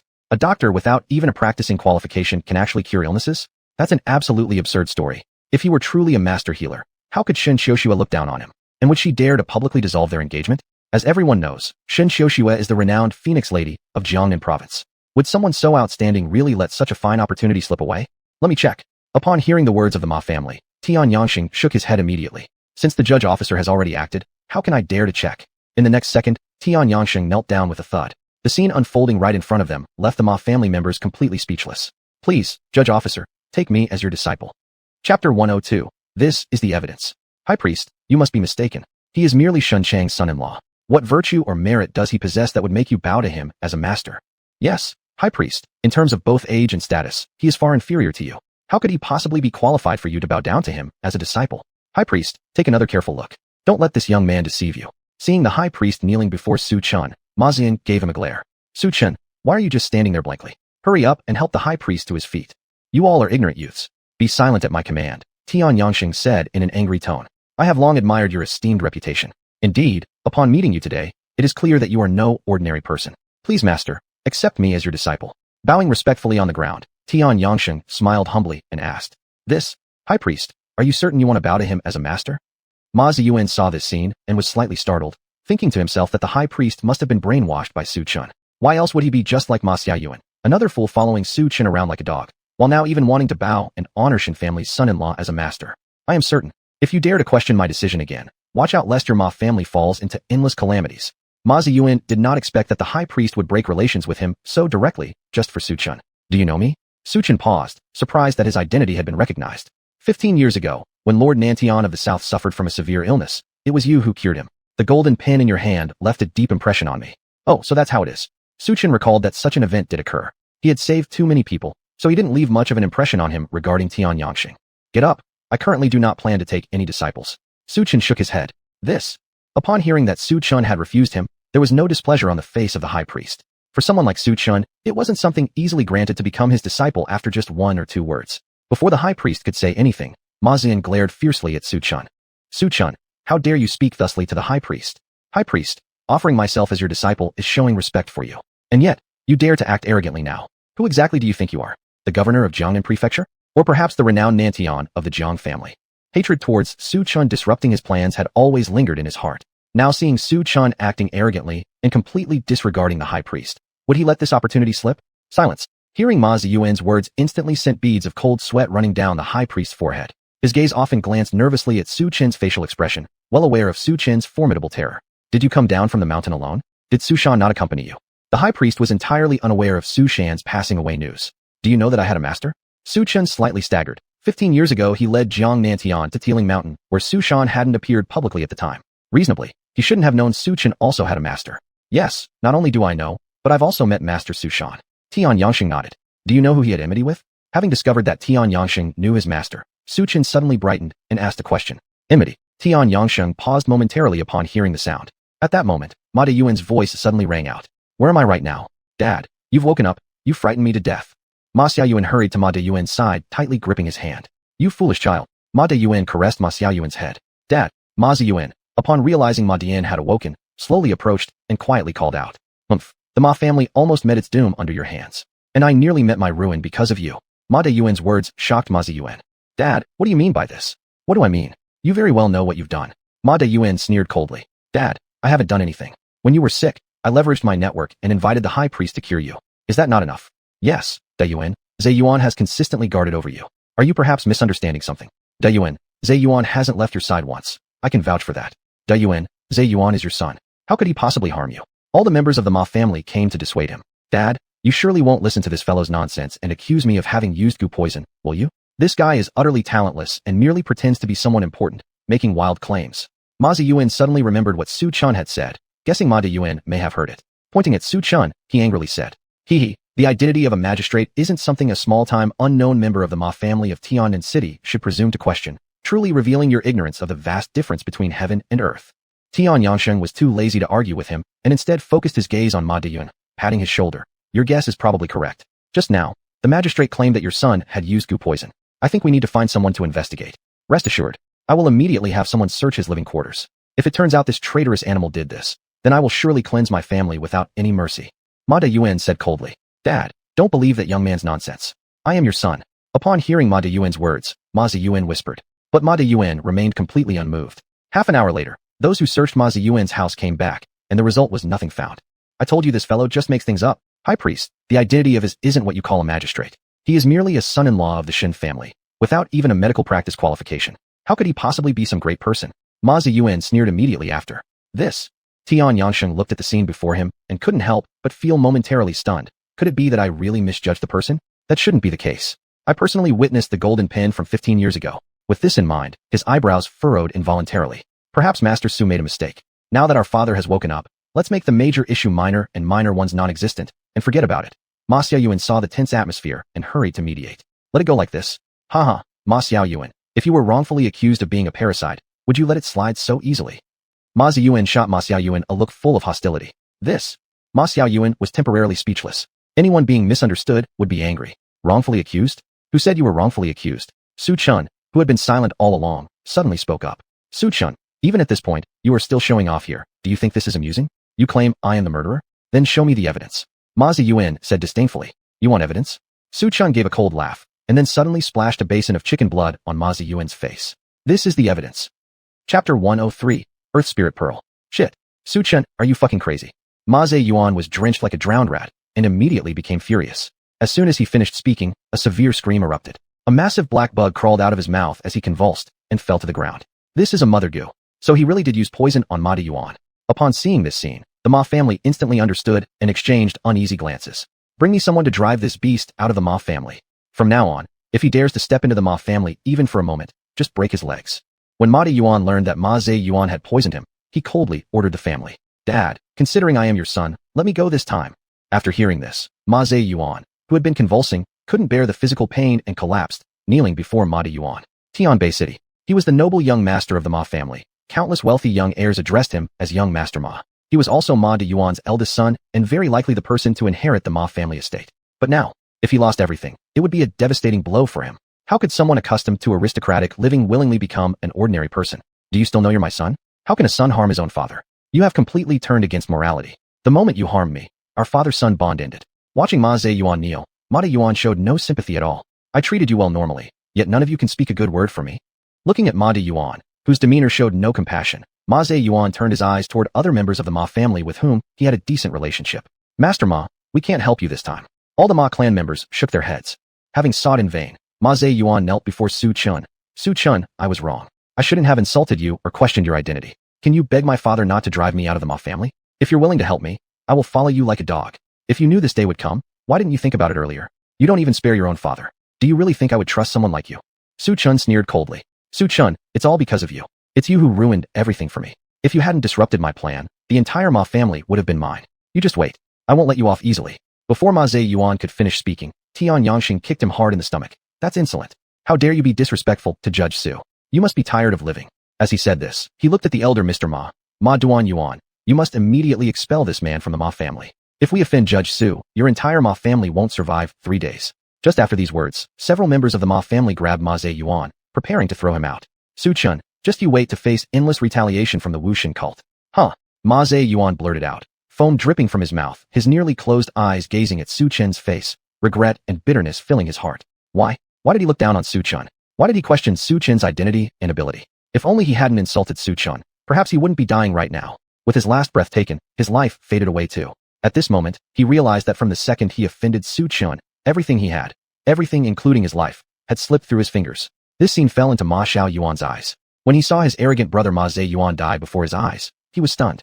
It was all because of Su Chun. Besides being an inner sect warrior, Su Chun must have some other identities? Judging by the Grand Shaman's attitude towards Su Chun, this identity must be more exalted than even the Jiang family. At this moment, he decided, he must hold tightly onto Su Chen's favor. Recalling his choice to serve Su Chun, he felt nothing but relief, his face lighting up with a contented expression. Wushan cult. Upon hearing this name, Tian Yanxing's complexion changed slightly. You know something about this organization? Noticing Tian Yanxing's shift in color, Su Chen asked. Frankly speaking, the Wushan cult uses witchcraft and goo poison to commit evil deeds. They are a universally detested heretical sect. Over the years, the Jiang family has repeatedly clashed with the Wushan cult, but has been unable to eradicate them. What he says is no exaggeration. The goo techniques of the Wushan cult are extremely diabolical. Please be extra vigilant in the near future, Tian Yanxing explained. Alright, I understand, Su Chen nodded. Xuanhuan, your father is fine now. I should head back. Just as Ma Xuanhuan was stunned, Su Chun smiled faintly. Little brother Su, please wait a moment. Seeing Su Chun leaving, Ma Yuan stopped him. Mr. Ma, what do you need? Su Chun looked at Ma Yuan. Young brother Su, since you've saved me, this earth spirit pearl is my way of thanking you. Please accept it. As Ma Yuan finished speaking, he instructed a servant to bring over a brocade box. Sai, De Yuan, according to the ancestral rules, the earth spirit pearl cannot be given to outsiders. Your actions have violated the clan regulations. Yes, father, how about exchanging it with something else? De Yuan, I've heard the earth spirit pearl holds a great secret. If we give it to an outsider, how will we face our ancestors? The Ma family members present were all shocked upon hearing Ma Yuan's words. Old Master Ma, I helped you solely because Xuanhuan is my brother. There's no need for such formality. It was because of this pearl that my life was almost lost. Ma Yuan always wanted to get his hands on it, but since I didn't give it to him, he harbored ill intentions and planned to replace me in order to obtain the pearl. Ma Yuan sighed. I'm unclear about the origins of this pearl, but I know it's extraordinary. It would be better to entrust it to young brother Su rather than let it fall into the wrong hands. In return, I hope that when the Ma family faces difficulties in the future, brother Su could lend us a hand. With a meaningful glance, Ma Yuan handed the brocade box to Su Chun. This? Su Chun hesitated slightly. Judge Su, I almost forgot to mention this earlier. I've heard your master, Su Shan, once searched for this object, but failed to find it. Who would have thought it would turn up in the Ma family? Tian Yangxing's words eliminated Su Chin's original intention to refuse. All right, then I'll accept the earth spirit pearl. Su Chun took the brocade box and opened it, revealing a gray, round bead lying quietly inside. What does master need the earth spirit pearl for? Ma Yuan also wanted to get the earth spirit pearl. Since he's backed by the Wuxian cult, could it be that they're after the earth spirit pearl too?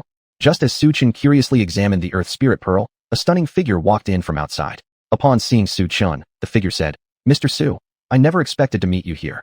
Chapter 104, Class Reunion. At the sound, Su Chun turned and saw Jiang Yuxuan's figure slowly coming in from outside. Mr. Ma is sick, so he asked me to come over and help treat him. Before Jiang Yuxuan could say anything, young miss, why have you come? Tian Yangxing was slightly startled upon seeing Jiang Yuxuan. Jiang Yuxuan smiled faintly. I heard from my grandfather that you are here treating the Ma family, so I came to take a look. I didn't expect Mr. Su to be here too. Miss, do you know Mr. Su? Tian Yangxing was taken aback, not expecting Jiang Yuxuan to actually know Su Chun. Jiang Yuxuan smiled and nodded slightly as she recounted the incident of Su Chun treating Grandpa Ma. I see now. Tian Yangxing looked enlightened. Miss, I've discovered traces of the witch god sect. They've infiltrated Tianbei City, and it was them who caused the curse on old Master Ma. This time, if it weren't for Mr. Su stepping in, the Ma family might have fallen into their hands. Tian Yangxing suddenly remembered something and spoke up immediately. Witch god sect. Hearing this, Jiang Yuxuan's face immediately darkened, recalling how she was secretly attacked by the witch god sect last time, causing her great irritation. Chief Priest, inform all subordinates to be vigilant, so that nothing goes wrong on the Ancestor Worship Day. Yes. The Chief Priest responded. Mr. Su, would you perhaps find time soon to visit my Jiang family as our guest? Jiang Yuxuan turned to Su Chun and extended a sincere invitation. Su Chun was just about to respond when an intrusive phone ringtone interrupted him. It was his wife, Shen Biao, calling. Su Chun, come back quickly. Tonight, you'll need to accompany me to a class reunion. Class reunion? Su Chun was momentarily shocked. All right, I know, I'll go back now. Su Chun hung up the call and said goodbye to Jiang Yuxuan. Miss Jiang, I have matters to attend to, so I'll leave first. Wait, remember the black card I gave you? In a few days, during the Jiang family ancestor worship ceremony, those with the black card will be honored guests of our family. I hope Mr. Su can remember to come then. Jiang Yuxuan called out to Su Chun. All right. Su Chun nodded. After Su Chun left, Tian Yangxing noticed that Jiang Yuxuan was lost in thought watching Su Chin's departing back. Young miss, are you interested in Mr. Su? Where? Uncle Tian, don't talk nonsense. Mr. Su is a married man. Jiang Yuxuan blushed crimson like a fully ripened apple after Tian Yangxing's comment. Mr. Su is married? Hearing Su Chun had married, Tian Yangxing was startled. But even if he's married, what's so strange about high-level people having 3 wives and 4 concubines? Jiang Yuxuan paused at his words and felt speechless toward Tian Yangxing's statement. On the other side, upon returning home, Su Chun saw Shen Biao wearing a floral dress with black heels. Her grace was almost otherworldly, resembling a fairy that didn't partake in worldly affairs. Su Chun, try on this piece of clothing. Shen Biao handed Su Chun a garment. This? Su Chun hesitated. What are you hesitating for? I specially bought it for you. For tonight's class reunion, you should get dressed properly. Shen Biao gave Su Chun a scolding glance. All right. Su Chun nodded. 10,000 yuan. Su Chun looked at the tag on the clothes which hadn't been torn off yet, showing slight shock. Hurry up and try it on. The class reunion is starting soon. Shen Biao tapped her foot in impatience. Soon, Su Chun changed into the clothes. Unlike before, Su Chun's new attire transformed his appearance dramatically. He looked no different than some fresh-faced idols in the entertainment industry. As they say, people depend on clothes and horses on saddles. More importantly, one must have a good wife. Biao, what do you think of this outfit? Su Chun approached Shen Biao, swinging around playfully and smiling. It does look very good indeed. Shen Biao was slightly stunned for a moment. After both were dressed neatly, Shen Biao's eyes didn't leave Su Chun. Dear, why are you looking at me like that? Su Chun took Shen Biao's hand. Didn't realize your looks were actually quite charming, Shen Biao said with an accelerated heartbeat and a shy expression. And you discovered it now? Su Chun chuckled without denial. Prideful, truly vain, Shen Biao teased. Don't know who crawled into my bed today. Su Chun smirked wickedly. Hey, you, bad Su Chun, how dare you tease me? With the sunset casting its light, Shen Biao appeared exceptionally alluring. Huh. Su Chun let out a loud laugh. You're still laughing? Don't. Shen Biao stomped her feet angrily and started punching Su Chun's chest. Su Chun moved swiftly, catching Shen Biao's slender waist in one motion. Due to inertia, Shen Biao's whole body leaned forward involuntarily, ending up pressed against Su Chun's chest. With the sunset shining brightly, holding his beautiful wife in his arms, everything was perfect. Half an hour later, Su Chun and Shen Biao arrived at the xuanhuan Resort. The xuanhuan Resort is a property of the Jiang family in Tianbei City and also a famous internet celebrity check-in spot. Every year, tens of thousands of influencers come here to check it out. The more people, naturally the higher the consumption, with a basic starting point of around 10,000 yuan. Miss Shen, you're getting more and more charming. No wonder you were our class beauty back in class 7 of number 1 high school. So many years have passed, and your looks still remain very impressive. As they approached the entrance, a well-dressed young man in a suit with golden-rimmed glasses walked over. Xuanhuan. A name popped into Shen Biao's mind. So many years have passed, I didn't expect that Miss Shen would still remember my name. As Xuanhuan finished speaking, his eyes landed on Shen Biao's long and slender legs. Back in high school, Shen Biao's legs had always drawn attention, and when she was sighted then, with her looks and those legs, she was considered a goddess-level figure. Ho ho, you've certainly left quite an impression on me, what with all the harassment you caused. Shen Biao shot him an angry look. Hey, Miss Shen, this is all a misunderstanding. Back then, I was under orders from Master Xia. You know, Xia is one of the 4 great young lords of Tianbei City, so how could I offend him? Xuanhuan feigned an innocent expression. You mean xuanhuan? Upon hearing Xuanhuan mention Xia, she immediately recalled someone, and with a darkening face, asked, Is xuanhuan here too? Yes. He's footing the bill today. It was originally booked at the Hanhai Karaoke, but after hearing you'd come, he hastily changed the venue to the xuanhuan Resort. Xuanhuan spoke and couldn't help but marvel. Miss Shen, for all these years, Master Xia has never forgotten about you. Ho ho, whether he likes me or not is his problem. I made it clear to him back then that I don't like him. Are you talking about xuanhuan liking your wife? Before Shen Biao could finish, Su Chun interjected coldly. Chapter 105, Wang Xiaoman. Your wife. Xuanhuan looked at Su Chun, who was handsome but had a furrowed brow, and couldn't help but ask in surprise, Who is this? He is my husband, Su Chun. Shen Biao introduced him confidently. Husband? Class leader Shen, you're married? Why didn't you tell us about it? Xuanhuan was extremely surprised as he had never heard of Shen Biao's marriage or any wedding banquet. We just got the marriage certificate, and we haven't held a banquet yet. Shen Biao explained. Xuanhuan sighed, looking enviously at Su Chun beside him. Brother, it's amazing that you managed to marry our class beauty. By the way, if Xia Xiao finds out about this news, he will definitely be heartbroken. Just as he finished speaking, a Panamera sports car slowly parked in front of the hotel. Wow, a Panamera. Who is this person driving such an awesome car? Xuanhuan's eyes lit up as he saw the silver-white supercar in front of him. As a man, cars must be understood, and this car was worth at least 10 million. The car door opened, and a slender leg stretched out from inside. Then, a tall and beautiful woman walked out. Xuanhuan, are you coming over here to help me, miss? The woman's cold voice rang out. Wang Xiaoman. Seeing the elegant woman, Xuanhuan was speechless. Wang Xiaoman, did you become a tycoon? What do you mean by tycoon? Can't I become a wealthy woman? Xuanhuan, your words have become increasingly impudent. Wang Xiaoman glared at Xuanhuan with displeasure. Aren't you a tycoon? What Panamera car are you driving? Xuanhuan exclaimed in shock. This isn't my car, it's my husband's. Right after Wang Xiaoman spoke, a middle-aged man wearing Armani stepped down from the car. Who is he? Xuanhuan scrutinized the middle-aged man in front of him and paused slightly. Because this middle-aged man was balding, at least 50 years old, and at least 20 years older than him. This is my husband, Zhou Hai. Wang Xiaoman introduced him while leaning affectionately on Zhou Hai's arm, showing an extremely intimate demeanor. Your husband? So you're married too? Upon learning that Wang Xiaoman was also married, Xuanhuan revealed a look of bewilderment. How could his goddess get married while he was still single? The saying, money really talks, made perfect sense to him today. What do you mean by also married? Your words suggest that someone else is married too. Wang Xiaoman curiously asked.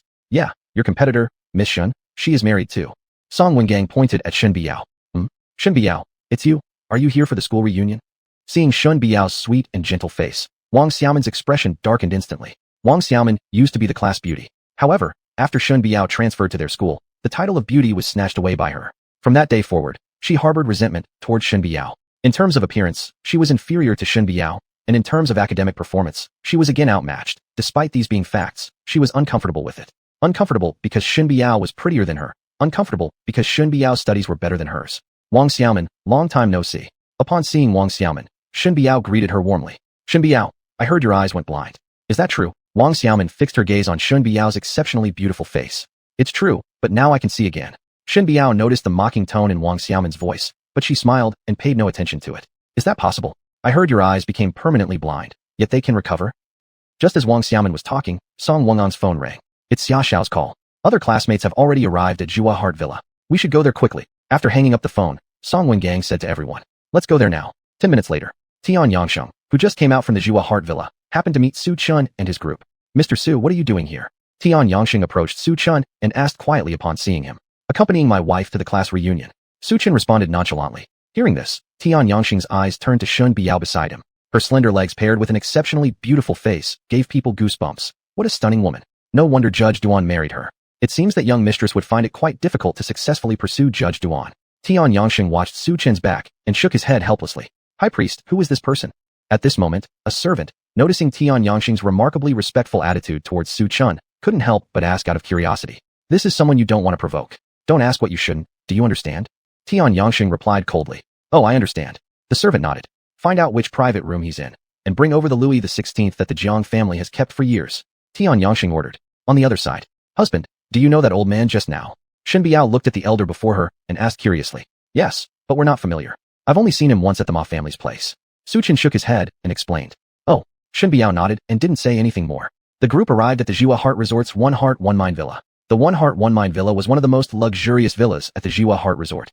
At the entrance, two female attendants dressed in maid uniforms with sweet appearances stood on either side. Welcome to the One Heart One Mind Villa. The sweetness in the attendants' voices couldn't help but make people feel a little swayed. When the door opened, a breathtakingly extravagant and majestic villa interior decoration came into view. Song Wengang, did you pick up Shen Biao? Seeing Song Wengang approach, a man with a roguish appearance stepped out. Yeah, with me around, one Song Wengang is as good as three. Song Wengang patted his chest proudly. As soon as he finished speaking, Shen Biao and Wang Xiaoman walked out from their car. Class leader Shen, I heard you haven't attended any reunions since you went blind. Could it be that your eyes have recovered? Upon learning that Shen Biao's eyes had healed, everyone gathered around to show concern. This scene made Wang Xiaoman's jealousy explode. Why? She felt like she had become a mere green leaf overshadowed by others, neglected by all. Class leader Shen, who is the man following behind you? Who is he? Just then, a handsome man with a hint of wickedness in his eyes approached Shen Biao and asked. As Su Chun watched the man approach Shen Biao, an uncomfortable feeling rose in his heart. Shen Biao, looking at her former suitor, said coolly, Xiao Wenyan, he is my husband, Su Chun. Chapter 106, Su Chun was right. Your husband. Upon hearing Shen Biao introduce her husband, Xiao Wenyuan clearly paused for a moment. You're actually married? What do you mean by actually? Are you implying that I can't get married? Not you've misunderstood me. That's not what I meant. Xiao Wenyuan shook his head in denial. It was Wang Xiaoman standing beside him who noticed Xiao Wenyuan come over, and she immediately greeted him with tender affection. Young Master Xia, it's been a long time. Back in high school, she had feelings for Xiao Wenyuan. Unfortunately, while she may have harbored intentions, his heart was set on Shen Biao. Wang Xiaoman tried her hardest to win Xiao Wenyuan's favor, but ultimately, all her efforts turned out to be wasted. He paid her no mind. This was one of the reasons she disliked Shen Biao. It has been a long time. Xiao Wenyuan gave an offhand response. He completely disregarded Wang Xiaoman's words, nor did he give any attention to who was standing beside her.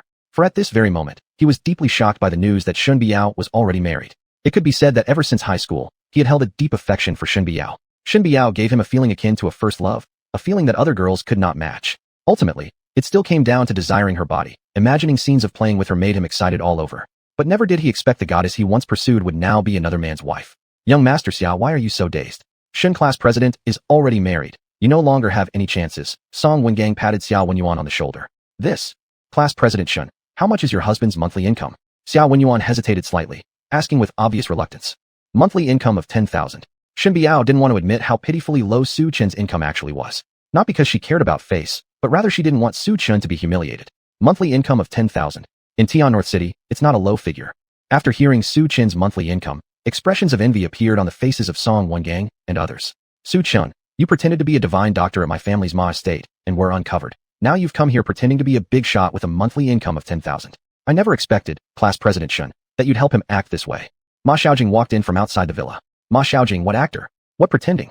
Xiao Wenyuan hesitated slightly. The others also turned their curious gazes toward Ma Xiaojing. Earlier he went to the Ma family posing as a divine doctor to swindle money. Then after being exposed by my older brother Ma Zian, he was driven out of the Ma estate. Ma Xiaojing narrated the entire story from beginning to end. So, is Shen Biao's husband a fraudster? After Xiao Wenyuan's words, everyone around turned their gaze onto Shen Biao. Shen Biao, are Ma Xiaojing's words true? Song Wengang looked at Shen Biao and asked a question. Ma Xiaojing, stop spreading lies here. If you say Su Chun is deceiving people, what evidence do you have? Shen Biao rebutted. Evidence. His lack of a medical qualification is evidence. Ma Xiaojing sneered coldly. You? Realizing that Su Chun indeed lacked a medical qualification certificate, Shen Biao was momentarily at a loss for words, unable to respond. It seems, Class President Shen, you've been deceived by this person. Class President Shen, you have a great figure and good looks. What kind of husband couldn't you find? But now you ended up marrying a fraudster. After knowing that Su Chun was a scammer, Song Wengang and others expressed pity for Shen Biao.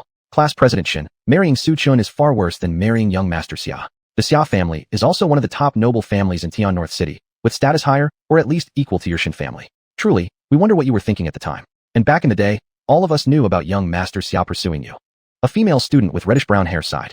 Who I marry is my own business. Marrying Su Chun was my most correct decision. As for your young Master Xia, I never liked him from the start, and even if Su Chun wasn't around, I still wouldn't have married him. Shen Biao replied without hesitation. Young Master Xia, the ultimate seafood package you ordered has already been prepared for you. The thoughtful manager of the hall walked in, apologizing as he said. Bring out the dishes. Xia Wenyuan nodded. Not long after, one famous dish after another was carried in sequentially. Sea cucumbers, abalones, king crabs, and more. Young Master Xia, all hard-to-find dishes. This must have cost quite a bit of money. Seeing the table full of delicacies, Song Wengang's mouth watered instantly. Alas, not too much, just 500,000 renminbi. Xia Wenyuan said nonchalantly. What?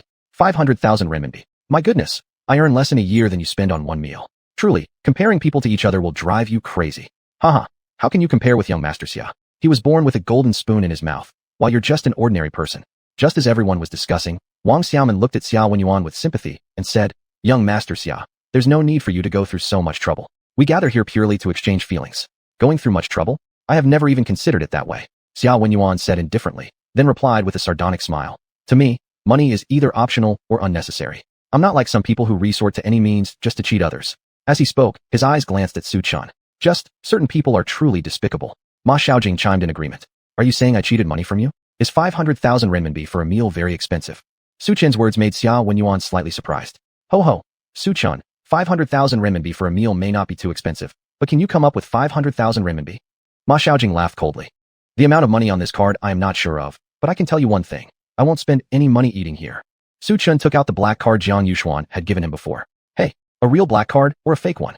Everyone present saw Su Chun take out a black card. Immediately, they were all dumbstruck. Su Chun has a fake black card. How can you really trust it? He's extremely good at deception. Remember how he wanted to swindle my family with medical skills, but because he lacked a medical qualification certificate, he was exposed by my older brother Ma Ziyuan. If you don't believe me, I'll call him right now. Ma Xiaojing sneered mockingly. I think you'll never get this chance. Su Chun calmly responded. Su Chun, what do you mean by that? Afraid I'll expose your deception in front of everyone. Ma Xiaojing glared at Su Chun. Not exactly. What I mean is Ma Ziyuan is already dead. Su Chun explained. You mean my brother is dead? Stop making things up, Su Chun. Ma Xiaojing quickly turned angry. Su Chun, you're deceiving people again. In that case, today I must let everyone see what kind of person you are. With confidence, Ma Xiaojing pulled out her phone and dialed a number. But all she heard was a busy tone. Strange, why doesn't my brother answer the call? Ma Xiaojing frowned, muttering. Stupid brother, I'll deal with you once I return. Not long after hanging up, Ma Xiaojing's phone rang again. She checked the screen to find it was her uncle Ma Ziyuan calling. Hello grandpa, I called Ziyuan just now, but he didn't pick up. Could you make him answer? Ma Xiaojing spoke gently, but her face soon darkened. All right, I know. I'll return immediately. Ma Xiaojing hung up, absent-mindedly preparing to leave the villa. Ma Xiaojing, you look upset. What happened? Song Wengang asked curiously. My brother Ma Ziyuan is dead. The moment these words were spoken, everyone present was left speechless. Ma Ziyuan is really dead. Su Chun was right. Chapter 107. He's about to die. When Ma Xiaojing left, the name Ma Ziyuan was also quite well known in Tianbei City. When everyone learned about Ma Ziyuan's death, they started to discuss it fervently. No one noticed the fleeting shadow of gloom in Xia Wenyuan's eyes. My husband is not a fraudster. Now do you believe me? Shen Biao stood up to defend Su Chun. It's just like a blind cat running into a dead rat. Nonsense bluffed, and happened to be right. Shen Biao, you sure know how to seize the opportunity. Wang Xiaoman gave Shen Biao a glare. Wang Xiaoman you. Shen Biao became speechless with anger. Who would have thought that Ma Xiao would die young? What a pity. It was said that he had been the most likely candidate to become the heir of the Ma family, but alas, who could have predicted? The crowd was murmuring all around. The middle-aged man beside Wang Xiaoman smiled as he stood up. Young Master Xia, I've heard much about you. It's a pleasure. I forgot to introduce myself earlier. Uncle, who are you? Xia Wenyuan paused for a moment upon hearing this. Only then did he realize there was a middle-aged man of around 50 standing next to Wang Xiaoman. He is Wang Xiaoman's husband, Zhou Hai. Before Wang Xiaoman could open her mouth, Song Wengang took the initiative to make introductions. What? You mean he's Wang Xiaoman's husband? Hearing these words, Xia Wenyuan couldn't help but twitch his lips. Seeing that Zhou Hai was over 20 years older than him, and that he had married Wang Xiaoman, he never thought something like an old ox grazing on young grass could actually happen before his very eyes. Even though Xuanhuan wasn't particularly interested in Wang Xiaoman, she was after all a woman he had pursued once. Now, seeing her married to an old man, it was truly unacceptable to him. Wang Xiaoman, what exactly were you thinking? How could you marry someone so much older than you? Not only Xuanhuan was staring at her with astonishment, the other classmates present turned their eyes toward Wang Xiaoman as well. If Shen Biao chose Su Chun for his youth and good looks, then why did Wang Xiaoman choose Zhou Hai? You all shouldn't look at me like this. Zhou Hai really is my husband. We deeply love each other. Seeing her classmates staring at her in bewilderment, Wang Xiaoman gracefully wrapped her arm around his. Wang Xiaoman, do you love him? A female classmate asked full of doubts. Yes, how could I not love the husband I chose? Wang Xiaoman acted affectionately by holding Zhou Hai's hand. Upon hearing these words, the crowd momentarily froze in shock. I understand now. Zhou Hai is the chairman of Jiangnan Ocean Technology Corporation, worth 50 billion. After someone revealed Zhou Hai's net worth, many female classmates immediately understood why Wang Xiaoman chose Zhou Hai. Sister Min, it's still you, marrying a billionaire CEO. Sister Min, from now on, you're my beloved elder sister. Sister Min, let's keep in touch. In no time, the students on the scene began fawning over Wang Xiaoman. Savoring the attention of being the focus, Wang Xiaoman enjoyed it immensely, raising her head proudly, looking like a noble white swan. Just then, someone said, Shen Biao, look at Sister Min. She doesn't have your figure or beauty, yet marries a billionaire president. You, the former class beauty, ended up with such a nobody. Exactly. Back then, you outshone Sister Min in everything. Now, your gap will only grow wider. In the past, you were the center of attention. Now, due to marrying the wrong person, you have lost utterly. You should learn from Sister Min. Move upward in life rather than marrying just anyone. These classmates knew Wang Xiaoman disliked Shen Biao, so deliberately uttered some provoking remarks towards Shen Biao to curry favor with Wang Xiaoman. Are you done talking? Upon hearing the chatter from her classmates, Shen Biao's face darkened. Are you finished talking? My marriage isn't any of your business. Besides, Su Chun is more excellent than you think. Excellent? Blabbering about 500,000? Presenting a broken card as a black card? That's considered excellence. Wang Xiaoman remarked sarcastically. But that's better than becoming the husband of someone's father. Shen Biao shot back, refusing to back down. What? Whose father did you say? Say it again. Wang Xiaoman glared at Shen Biao with sinister eyes. Hey, stop arguing already. The food is going to get cold if you continue like this. Song Wengang interrupted promptly when he saw the tense atmosphere between them. Humph. Shen Biao sniffed and sat next to Su Chun without further argument. Wang Xiaoman shot a glare at Shen Biao and then sat down between Xiao Wenyuan and Zhou Hai. Wang Xiaoman, this seat doesn't seem appropriate for you. Xiao Wenyuan asked in a low voice as he saw Wang Xiaoman take her place. Why inappropriate? I think it suits perfectly fine. Moreover, young Master Xia, sitting next to you makes me feel safer. Wang Xiaoman whispered. Safer? Does that mean your husband can't provide you that sense of security? Yeah, he's old and can't give me that feeling anymore. Wang Xiaoman replied shyly in a low voice. Upon hearing Wang Xiaoman's words, Xiao Wenyuan immediately caught on, giving her a look of understanding. He then lifted his wine glass to toast Zhou Hai. Mr. Zhou, you don't mind your wife sitting next to me, do you? Not at all. They are classmates after all. Zhou Hai smiled faintly, but his tone soon turned teasing as a mischievous smile flickered at the corner of his mouth. Su Chun, I heard that you were discarded by Shen Xiuxua. You were willing to be a gold-digging man to stay in the Shen family and married Miss Shen Biao. Am I right? Huh? So that's how it is. This kind of man is truly malicious. Exactly. I've been wondering why would class president Shen pick him? Turns out he took advantage of her when she was blind. He is clearly a scheming man. Poor class president Shen, what an unfortunate choice. Su Chun, he treats me very well, and he's nothing like what you said. As a president worth hundreds of billions, please watch your words and stop your nonsense. Shen Biao pointed at Zhou Hai, standing up for Su Chun. You're impossible to reason with. Zhou Hai, seeing Shen Biao speaking rudely to him, became enraged. Husband, as a president worth hundreds of billions, there's no need for you to argue with this foolish woman. Have some food to calm down. Wang Xiaoman served the dish with affectionate eyes. Shen Biao, make sure your husband eats more too. If you want to eat here again, you might not get the chance for the rest of your life. Wang Xiaoman declared proudly. Wang Xiaoman, clean your mouth. I don't believe as the president of Bilarengian, I won't be able to come back to Zaiwaxani Villa to eat. Shen Biao shot a glare at Wang Xiaoman. As Shen Biao and Wang Xiaoman were arguing, Su Chun opened his mouth with a patient and profound air. Wang Xiaoman, whether or not I can come to the villa is not something you need to worry about. Why don't you just focus on accompanying your husband? Su Chun, you're talking nonsense. Am I not already accompanying my husband? Why are you saying such ridiculous things? Wang Xiaoman couldn't help but laugh at Su Chun's absurd statement. Your husband has been placed under a sinister spell, and he's about to die. Su Chun said calmly. Wang Xiaoman's face changed dramatically, like a cat whose tail had been stepped on. You motherfucker. What load of bullshit is this? Evil spell? What an outrageous word you came up with. My husband is perfectly fine. You die before he does. Wang Xiaoman scolded Su Chun furiously. Chapter 108. Ingenious Efforts. His time is down to this number.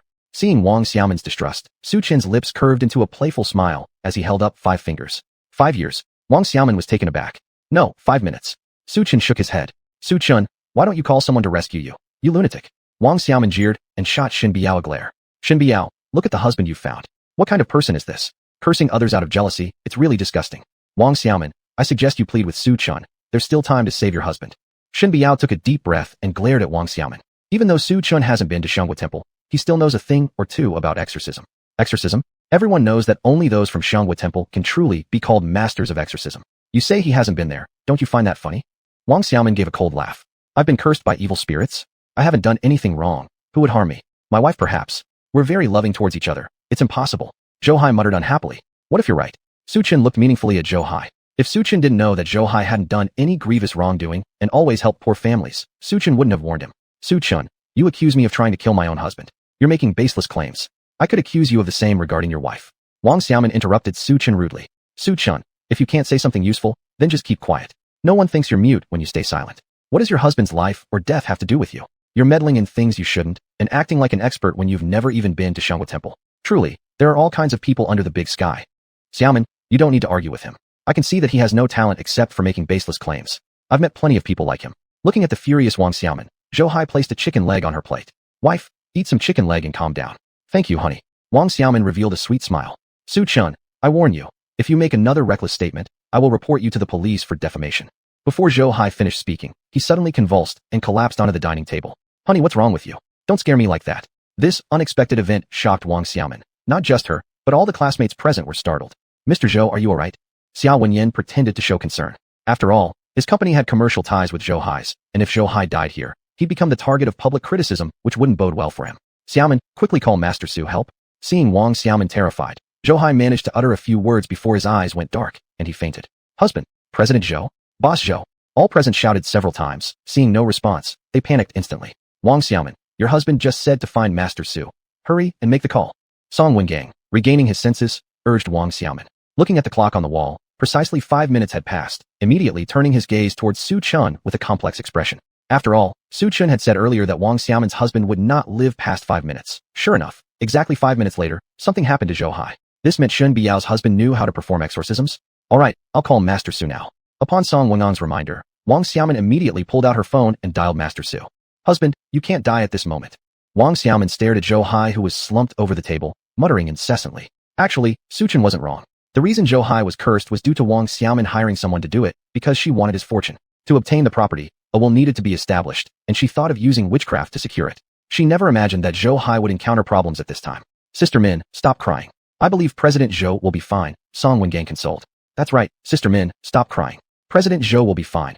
Other classmates joined in consoling her. Husband, why don't you try to dispel the curse first since you know about these things? Shen Biao couldn't bear it anymore and turned to Su Chun. Although Wang Xiaoman and she had conflicts, she did not wish for Wang Xiaoman's husband to die before their eyes.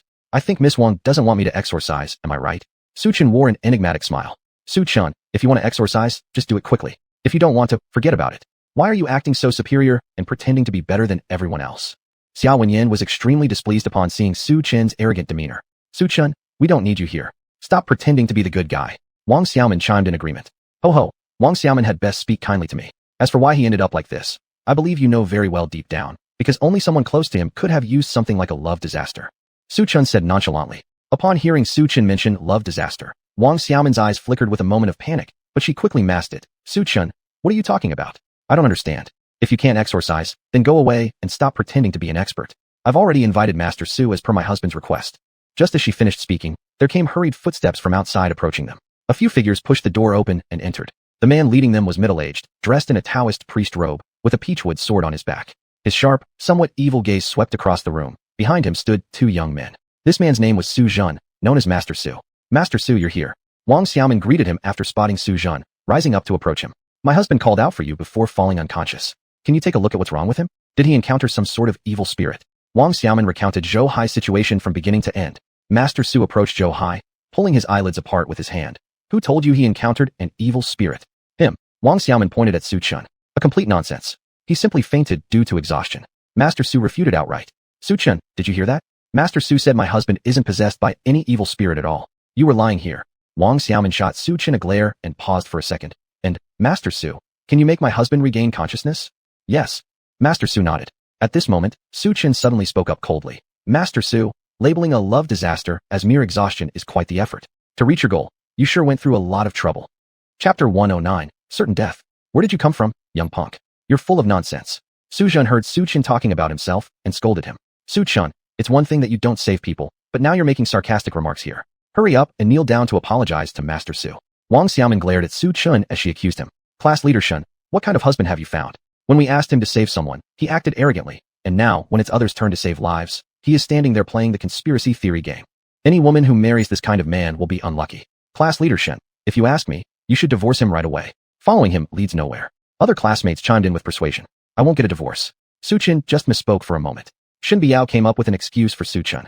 By misspeaking, can one curse others to die? Wang Xiaoman, upon hearing Shen Biao's attempt to justify Su Chen's actions, retorted, Shen Biao, would you accept if I said your husband won't live long? Oh, the once respected class leader Shen has been brainwashed by Su Chen. Song Wengang shook his head and showed a look of regret. Master Su, there's no need to waste time on such a clown. Quickly save my husband, urged Wang Xiaoman. Su Zhen nodded and took out a purple porcelain bottle from his bosom, then poured out a pill. This is the pill that can awaken your husband. It's called the Awakened Spirit Pill. The price is negotiable, charged on my husband's account. Before Master Su could finish his sentence, Wang Xiaoman begged earnestly. Master Su, you must cure my husband. Miss Wang truly loves her husband deeply. Mr. Zhou marrying you as his wife is indeed his blessing. Master Su looked at the woman before him, revealing an amused smile on his lips. If not knowing the true nature of this woman, even he might have believed her performance. Seeing Wang Xiaoman speaking so touchingly, Master Su smiled again amusedly. To have such a wife, what else can a husband ask for?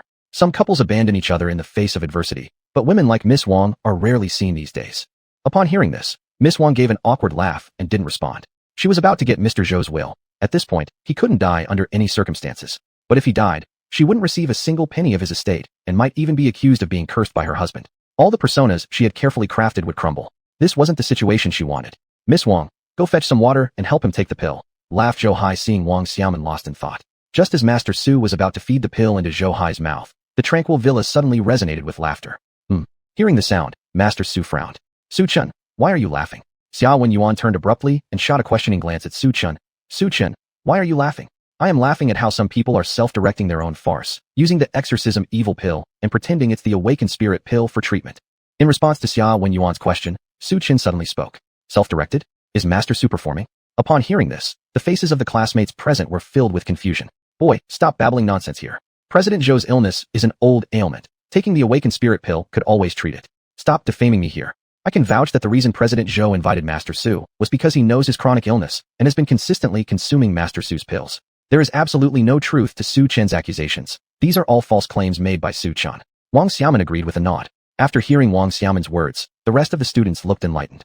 Do I fabricate lies? Upon hearing Wang Xiaoman's words, Su Chen laughed. The exorcism evil pill is a medicine prepared to reduce evil qi and can cause addiction among those affected. Over prolonged use, evil qi might undergo mutations. You're rambling nonsense. President Zhou has been taking this pill for a long time without any issues. One of Su Master's subordinates pointed at Su Chen and defended his master. No past issues doesn't mean there aren't current problems. Su Chen casually remarked. You evidently only talk rubbish. Seeing Su Chen's tone of speech, Su Master's subordinates became even more incensed. Su Chen, you're a freaking lunatic, aren't you? I already told you to shut your mouth if you don't know how to speak properly, and yet you're still acting the clown. What status does Master Su hold? And what status do you, Su Chen, hold? What qualifications do you have to question Master Su? Who gave you the courage? Was it Shen Biao? Upon hearing Su Chen's words, Wang Xiaoman roared furiously.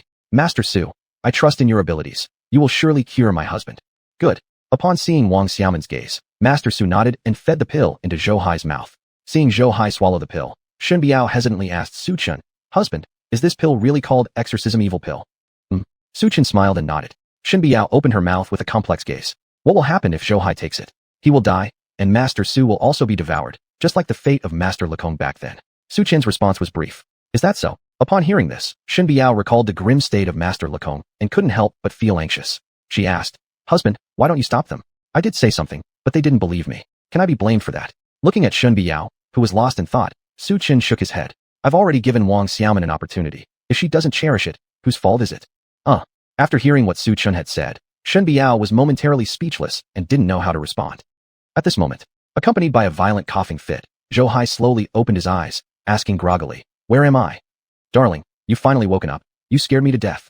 Seeing Zhou Hai awaken, Wang Xiaoman sighed in relief and flung herself into his arms, sobbing incessantly. You gave me such a scare. Xiaoman, what happened to me? Zhou Hai looked at Wang Xiaoman, her face tear-streaked and exhausted, and questioned. It's your old ailment again. You made me find Master Su to save you. Wang Xiaoman recounted everything that had happened. Thank Master Su for saving my life. Upon realizing Master Su had saved his life, Zhou Hai immediately expressed his gratitude. Su Chun, did you see that? You were saying my husband was possessed. Master Su's pill has cured my husband. And you were claiming it was the exorcism evil pill? That's ridiculous. Here my husband is standing perfectly fine. At that point, Wang Xiaoman turned her attention towards Su Chun and mocked him coldly. Su Chun didn't bother responding to Wang Xiaoman, but instead shifted his gaze to Master Su. Master Su, the emotional evil qi has already mutated. If you don't leave now, you're certainly going to die. Chapter 110, Louis XVI. Su Chun, are you crazy or what? Cursing Master Su to die soon. Please stop being such an idiot, alright? You've offended Master Su, and the Shen family is going to pay dearly for it. Wang Xiaoman jeered sarcastically. Shen Biao, marrying someone like you finally gave me something to laugh about. I must say, she's truly unfortunate to end up with someone like you. Master Su, you have 5 seconds left. If you don't leave now, you'll die. Su Chun ignored Wang Xiaoman and instead focused his gaze on Su Zhen. You young punk, don't talk nonsense here. I'm in perfect health. Su Zhen naturally didn't believe Su Chen's words since he clearly knew why he was there, and the reason had everything to do with Zhou Hai's money. Su Chun, if you're mentally ill, you should get yourself checked out at a psychiatric hospital. Master Su is standing here perfectly fine, and you're claiming that he's certain to die. Don't you think that sounds absurd? 3 seconds. Su Chen continued. Wang Xiaoman was about to explode when Zhou Hai pulled her back. What's the point of arguing with him? It's just a waste of breath. Time will prove everything. He's nothing more than a joke. Zhou Hai glared at Su Chun. Young man, it's better for you to accumulate some merit in speech. Don't say everything that comes to your mind, or it won't bode well for you. Mr. Zhou, are these words your final statement? Faced with Zhou Hai's mockery, Su Chun not only showed no anger but calmly responded. Final statement? First, you cursed Master Su, and now you're cursing my death? Isn't that right? Why don't you go kill yourself, Su Chun? Having been told repeatedly by Su Chun that he would die, Zhou Hai was truly furious. Honey, why don't you call brother Hu and have him come deal with Su Chun?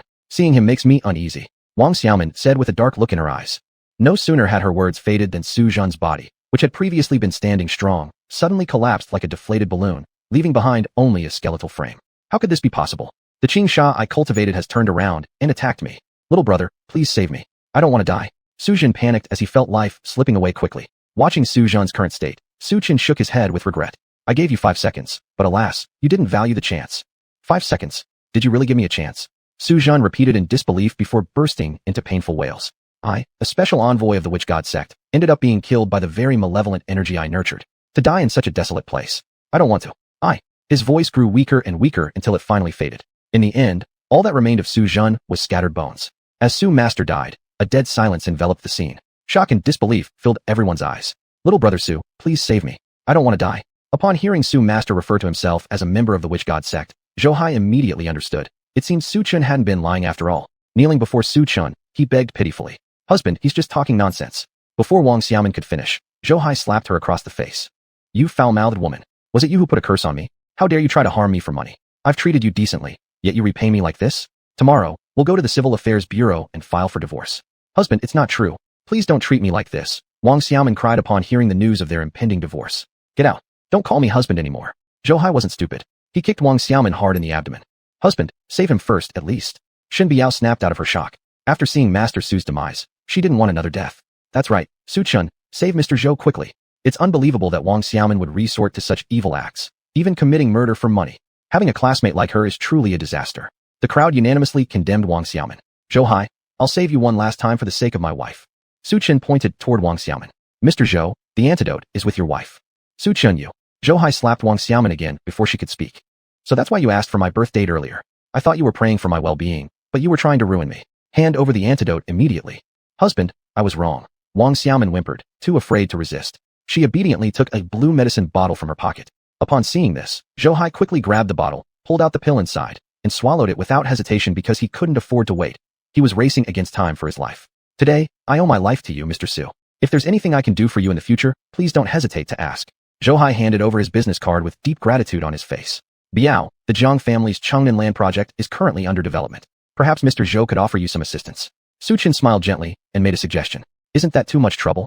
Shen Biao hesitated slightly and spoke modestly. So it was Mrs. Su responsible for the Zhang family's Changnan land project. Since Mr. Su saved me, I am willing to invest 5 billion yuan in the Changnan land project, Zhou Hai respectfully said. Shen Biao couldn't help but jump when she heard about Zhou Hai's 5 billion yuan investment. Mr. Su, Mrs. Su, I have something urgent to deal with and will take my leave now. After speaking, Zhou Hai turned around without a backward glance and left through the door, not sparing a single glance at Wang Xiaoman lying on the ground. After Zhou Hai had departed, Su Chun quietly sent a text message to Jiang Yuxuan. Seeing Zhou Hai abandon her and leave, despair clouded Wang Xiaoman's eyes. At this moment, she cast a hopeful look toward xuanhuan. Xia Xiao, please save me. In light of all the love I once showed you, if you can help me, I'll do anything you want. Wang Xiaoman crawled over to xuanhuan's feet and pleaded bitterly. Anything. Xuanhuan sized up Wang Xiaoman's figure, his eyes burning with fervor. If Xia Xiao enjoys, tonight I'll wear silk stockings just for you. Wang Xiaoman saw through Xuanhuan's intentions and gave him a sultry smile. Cough, cough. Let's call it a day then. Xuanhuan stepped forward to mediate. You are so kind, Xia Xiao. Wang Xiaoman gazed tenderly at Xuanhuan. Not like some people who sour grapes and only end up relying on their wives for soft meals. Still upset about Su Chun exposing her, Wang Xiaoman harbored a grudge against Su Chun. Her heart longed for his demise. If it weren't for Su Chun, the Zhou Hai family fortune would already be in her hands. Now everything she had hoped for lay in ruins. At this moment, a figure walked in from outside the villa, interrupting them. A man in a suit entered carrying 2 bottles of red wine. May I ask which one of you is Su Chun, Mr. Su? The man in the suit sounded extremely respectful and humble. Yes, that's me. Su Chun responded calmly. Mr. Su, this red wine is a gift from my boss. Please enjoy it slowly. The man in the suit approached Su Chun carefully, placing the Louis XVI bottles before Su Chun as though they were fragile treasures, for fear they might shatter. After all, the value of these 2 bottles totaled over 10 million yuan, and they were rare finds, expensive yet impossible to purchase without the right social standing. After the suited man delivered the wine, everyone present looked shocked. Elsewhere, just as Zhou Hai stepped out of the villa, Jiang Yuxuan stopped him abruptly. Mr. Zhou, please come with me. There are a few matters I need to inquire about regarding you. Jiang Yuxuan gave a nod to her subordinates, who promptly took control of Zhou Hai. What is this all about? Zhou Hai was startled. Before he could react, several middle-aged men carried him into a closed room. Reveal everything you know about the witch god sect truthfully, or else I wouldn't mind one less Zhou Shifu in Jiangnan province, Jiang Yuxuan coldly stated. Chapter 111. Wait for the next life. Su Chun, do you know the boss of xuanhuan, know my heart? Wang Xiaoman was slightly surprised and asked incredulously. Deliver wine. In her mind, only those who are relatively close to the boss have the privilege of having wine delivered. Whether I know him or not, what does it have to do with you? Su Chun glanced at Wang Xiaoman. Su Chun has always been repulsed by women like her who would stoop to any means to achieve their goals. You? Seeing Su Chun completely disregarding her presence, Wang Xiaoman was about to get angry when xuanhuan suddenly stopped her beside him. Wang Xiaoman, you're too impressed with Su Chun. What identity does he have? How could he possibly make the boss send wine personally? But that person did deliver the wine just now. Wang Xiaoman said in confusion. What you see isn't necessarily true. Maybe Su Chun paid someone to deliver the wine. Now since Ms. Shen is here too, he's using this opportunity to put on an act in front of her. Actually, there's one thing you got right. Only those close to the boss will have wine personally delivered to them. But there's a condition. The wine must be La Fight from 82. What kind of wine is this that Su Chun has? I've never even seen it before. Me neither. It's probably a fake wine bought from a street stall. The eyes of the classmates present were fixed on the 2 bottles of foreign wine in front of Su Chun. I don't recognize this wine either. Song Wengang shook his head. Why don't we ask Du Nyang Bai Du then? Wang Xiaoman took out her phone and searched for a while, but couldn't find the type of wine in front of Su Chun. I get it. This wine is called Louis XVI. A female student shouted in disbelief. Her gaze landed on the price tag of Louis XVI, stunning her. 10 million yuan. Louis XVI Reserve. Su Chun, if you want to show off in front of your wife, there's no need to go so overboard. Please. Today is our classmate gathering. Tell me, aren't you showing off way too much? To think you managed to bring out the Louis XVI, impressive. After xuanhuan found out that what was in front of Su Chun was Louis XVI, he almost burst out laughing. Su Chun, why are you being so pretentious? Let alone you, even Ding Lan, Shen Biao's mother, wouldn't have anyone sending her Louis XVI. Right, showing off in front of Shen family members is one thing, but coming here to show off with fake Louis XVI is another. Have you considered what kind of status you have compared to Lord Xia's? Don't think knowing a bit about warding off evil makes you a master of exorcism. You still have a long way to go compared to Lord Xia. Do you even have the qualification to compare with him? With the backing of xuanhuan, Wang Xiaoman thought she had her support system and looked down on Su Chun entirely. Wang Xiaoman, what status Su Chun is, it's none of your business. Shen Biao seeing Wang Xiaoman belittling Su Chun, how could she swallow this insult? Shen Biao, am I wrong? Isn't the Louis XVI he has a fake? A real Louis XVI costs 10 million yuan. Can Su Chun afford to drink it? Wang Xiaoman sneered coldly. Wang Xiaoman, who says this Louis XVI is fake? Just now, Su Chun saw a text message from Jiang Yuxuan saying the Grand Master sent 2 bottles of Louis XVI, which should be the 2 in front of him without a doubt. That's enough. Su Chun, stop showing off here. Wang Xiaoman scorned Su Chun, who said your Louis XVI is fake. Are you joking? A real Louis XVI costs more than 10 million yuan. Do you think the boss of xuanhuan Villa is such a benevolent person, sending you such expensive wine? And who do you think you are, Jiang Nantian of the Jiang family, or Tiger Yi of Tianbei City? Let me tell you, you're nothing special, you're just a show-off, a clown. Having said that, Wang Xiaoman simply ignored Su Chun and bluntly stated, we won't drink this wine. If you want to drink it with your spouse. We won't drink it. Other classmates nodded in agreement. If you won't drink, forget it. Honey, Let me toast you a glass.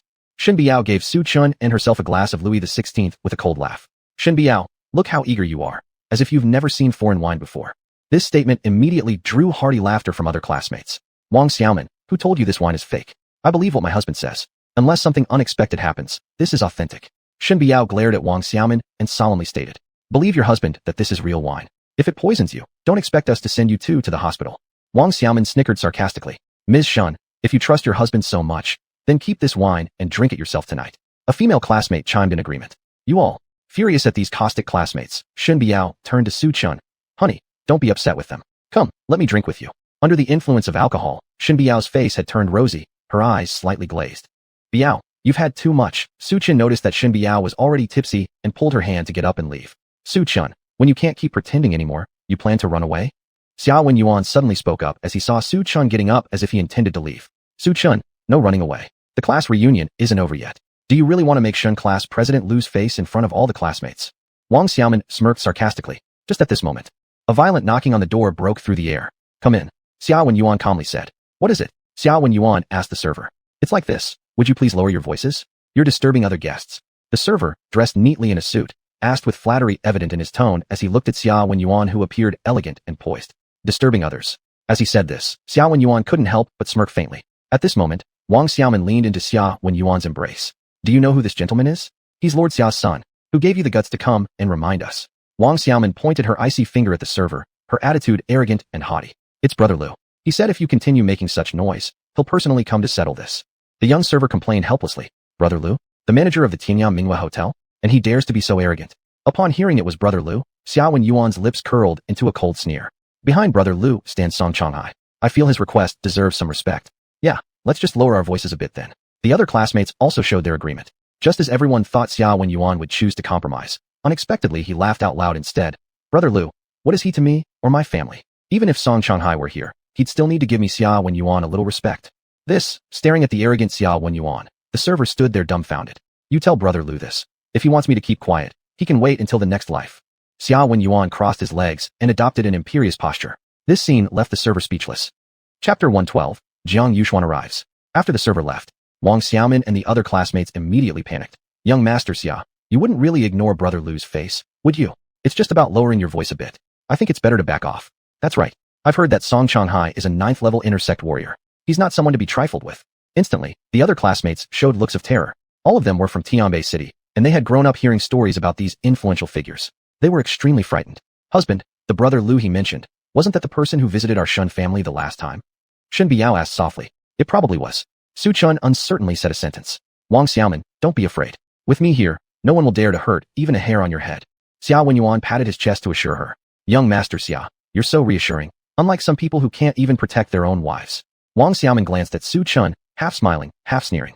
Wang Xiaoman, not everyone is like you. Unable to live without a man. Shen Biao countered.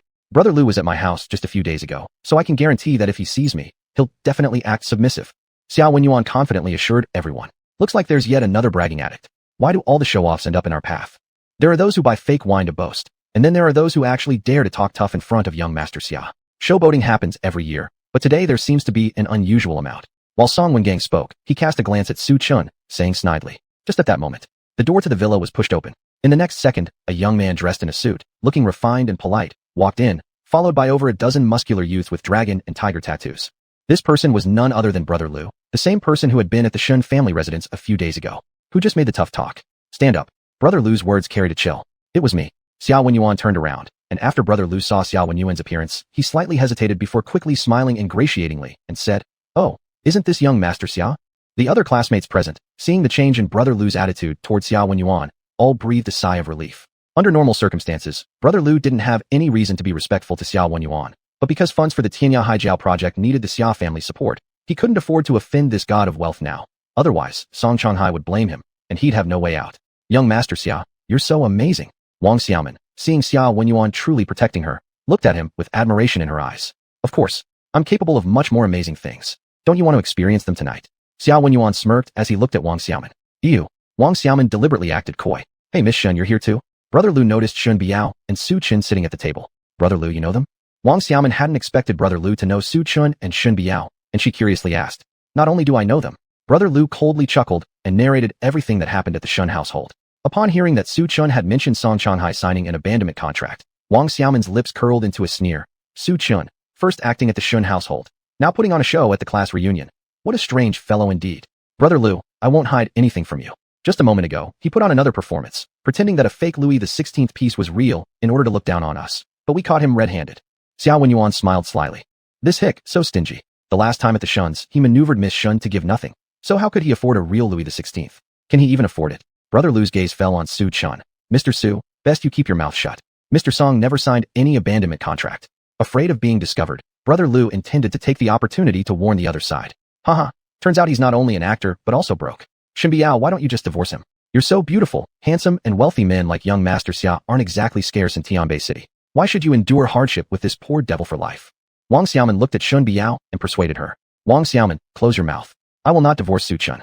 Unlike you, once your husband no longer wants you, you go running into someone else's arms. Shen Biao glared at her, coldly laughing and uttering a sentence. Shen Biao, you? At least I'm happier with young Master Xia right now compared to you following Su Chun, this poor devil. Just as Wang Xiaoman finished speaking, at this very moment, Su Chun unexpectedly opened his mouth. Wang Xiaoman, whether or not I am a poor devil has absolutely nothing to do with you. Considering that you are a classmate of my wife, I advise you to apologize to my wife right now. Otherwise, I guarantee that you won't leave this villa.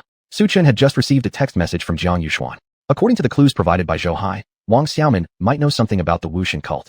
Jiang Yuxuan would be coming over shortly. Upon hearing Su Chen's words, Wang Xiaoman burst into laughter. Not only her, but all the others present, including Brother Lu and Xiao Wenyuan, also revealed smirks on their faces. Wang Xiaoman stopped laughing and glared at Su Chun. Su Chun, it's fine for you to boast with fake wine, but now you're talking big nonsense here. Do you even know who you are? Are you high or what? Seriously, you're addicted to boasting. Su Chun, I really couldn't tell that day, Brother Lu remarked sarcastically. When they said you were talking nonsense before, I still had some doubts. But now I see you're not just making things up, you're saying them with complete seriousness. He originally wanted to ask how Su Chun knew about the abandonment of the lifetime banquet hall reservation at Tianya Haijiao, but upon reflection, he realized this was probably just random guessing on Su Chen's part. How does Su Chun plan to prevent Xiaoman from leaving this villa? Xiao Wenyuan smirked, his lips curling into an amused grin. It's not me. Wang Xiaoman has conspired with the Wuxin cult. Miss Jiang Yuxuan is already on her way. Su Chun responded with a meaningful smile. Jiang Yuxuan. Wang Xiaoman blinked in surprise. Su Chun, stop talking nonsense. I don't even know what you mean by Wuxin cult. Su Chun, why don't you do some research before lying outright? Mr. Song just finished a call with Miss Jiang earlier this morning about the ancestral ceremony at Shen family. And as far as I know, she isn't even in Tianbei City, Brother Lu said, then added. But hey, who would have thought you could even brag about knowing someone as important as the Jiang family's heir?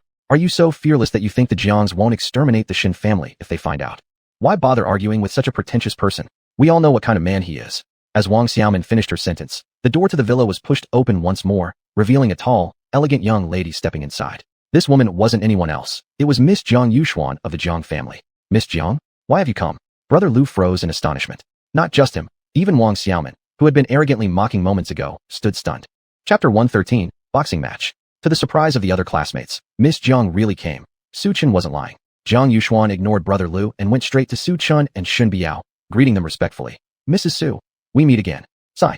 The other classmates on the scene immediately stared in disbelief at Shen Biao being treated so respectfully by Miss Jiang. At this moment, Jiang Yuxuan asked, who's Wang Xiaoman? It's me. What does Miss Jiang want with me? Wang Xiaoman's gaze fell on Jiang Yuxuan. Take her away.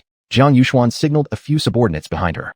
Miss Jiang, if you're taking someone without reason, please provide an explanation. Xia Wenyuan protested sharply when he saw his girlfriend about to be taken away.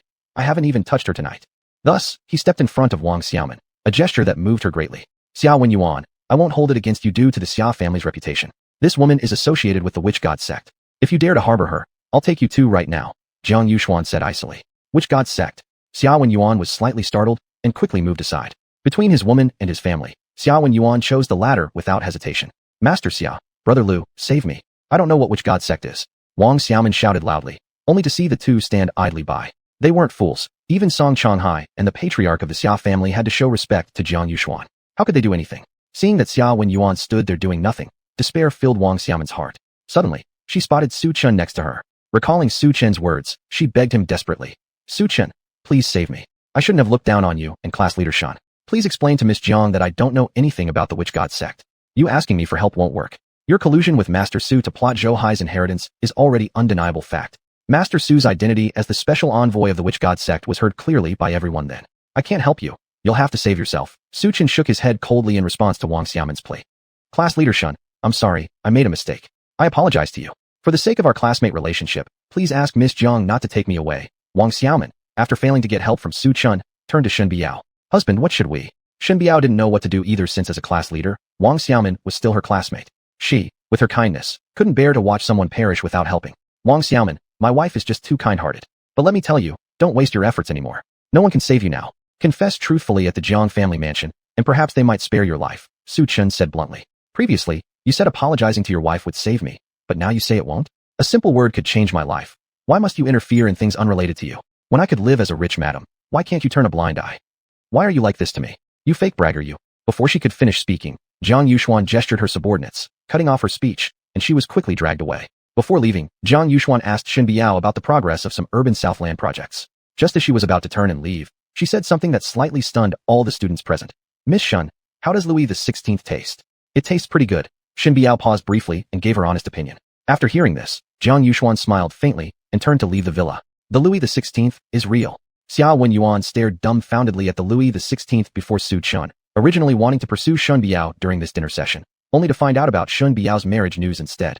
Marriage was fine, but the husband she chose seemed inferior to himself. And more unexpectedly, he was footing the bill for everything. Realizing he ended up being the fool. Not only was he shocked, but the rest of the students were equally astonished, most surprisingly Lu Ge. Initially, he thought Su Chun was bluffing, but after the events unfolded earlier, his perceptive view of people led him to revise his judgment of Su Chun. He now believed that Su Chun must have known some information and was not merely boasting baselessly. At this moment, Lu Ge stood up and poured a glass of wine. Mr. Su, Mrs. Su, I sincerely apologize for my behavior earlier. Allow me to punish myself first. Having said that, he drained his glass in one go. If you truly apologize, then could you return the billion yuan you took from the Shen family? Su Chun flashed an intriguing smile. Mr. Su, that might be difficult since you cannot represent the Shen family. Lu Ge paused slightly after hearing the question and then smiled faintly. Oh, if I can't represent it, my wife Shen Biao surely can. Su Chun said emotionlessly. Su Chun, don't think that since Miss Jiang stood up for you, you can do whatever you want. Her presence has nothing to do with you. You just happened to guess correctly. As for the Louis XVI, it was given out of respect for the cooperation between the Jiang family and the Shen family, not because of you. You're still a clown. Brother Lu offering you wine was giving you face. Don't overstep your bounds, Xuanhuan said. He recalled that since Miss Jiang arrived, her attention wasn't on Su Chun but on Shen Biao beside him, thus concluding that Miss Jiang's gift had nothing to do with Su Chun but everything with the Shen family. Furthermore, Wang Xiaoman's situation had no relation to Su Chun at all. It was Zhou Hai who spoke. Hearing this, the classmates immediately appeared enlightened, their eyes turning towards Su Chun. Shen Biao, who would have thought your husband is such a pretender, the pinnacle of bragging. A female classmate rolled her eyes at Su Chun. Don't say nonsense. My husband isn't like that. Shen Biao blushed as she retorted. At this moment, Brother Lu's phone rang suddenly. All right, I understand. Brother Lu hung up the call, then turned to Xuanhuan. Xia Xiao, the boxing match at our hotel Tianyahaijiao is about to start. Interested? Boxing match? Didn't your hotel ban it? Xuanhuan asked in surprise. It was banned before, but it has restarted. Brother Lu truthfully replied. Since Tianyahaijiao needed to recoup funds quickly, reopening the boxing match was intended to reap another harvest from those looking to gamble. What? Are you guys interested in going?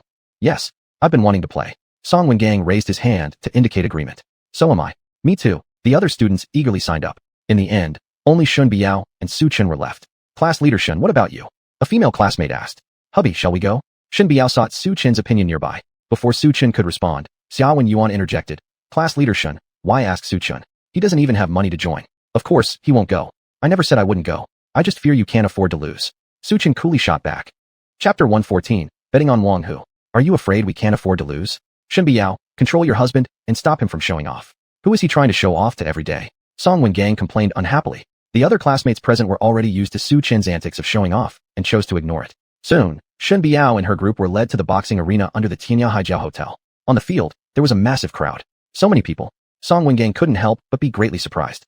This side is for placing bets, and that side is for claiming prizes. The game involves betting on one person winning. Whoever falls down loses.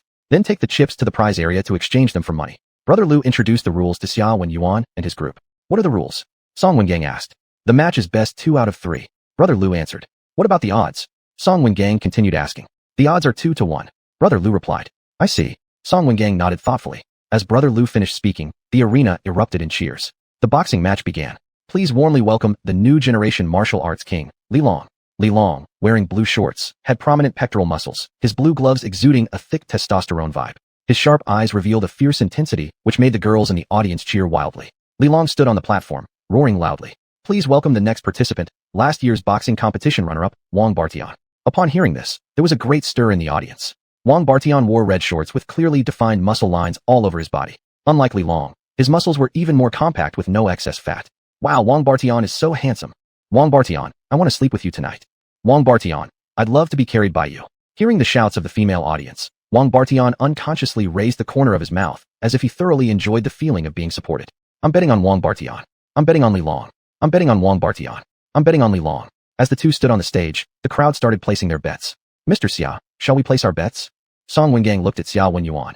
I remember when you were in high school, you were always obsessed with boxing matches. I believe you understand more about the intricacies within the sport than us. Why don't you lead us? Hearing this, Brother Lu turned his attention towards xuanhuan with great interest. It was rumored that Master Xia of the Xia family had won a lot of money through boxing matches. Could he be the savior of the Tianya Haijiao Hotel? Thinking about this, Brother Lu's look towards xuanhuan changed. Perhaps he should flatter him. After all, this young man could make several billion from boxing matches, a strength not to be underestimated. Since you've both mentioned it, I shouldn't decline. You should bet on Li Long. Seeing Song Wengan's hopeful eyes, xuanhuan laughed and said, Li Long. Everyone paused, looking at Li Long. Mr. Xia, do you think Li Long can win? I feel his muscles and appearance aren't as good as Wang Barshan's. Song Wengang hesitated. If you're not going to place a bet, then I will go first. Xuanhuan didn't hesitate, directly pulling out 1,000,000 yuan and betting on Li Long. Not bad, Mr. Xia, 1 million just like that. In the meantime, Song Wengang and his group followed suit and placed their bets. However, half of the students chose to sit on the sidelines. The other half decided to place their bets. Among those who placed bets, amounts varied from 1,000 to tens of thousands, and even up to hundreds of thousands. As the referee's whistle sounded, "Come on, Brother Long." Song Wengang shouted with all his might, now shouting for his money. But in a flash, he noticed Li Long being quickly suppressed by Wang Bartian. Without a doubt, in the first round, Li Long was completely dominated by Wang Bartian, losing the match without any question. It's over. Li Long has been completely suppressed throughout. There's no chance of winning.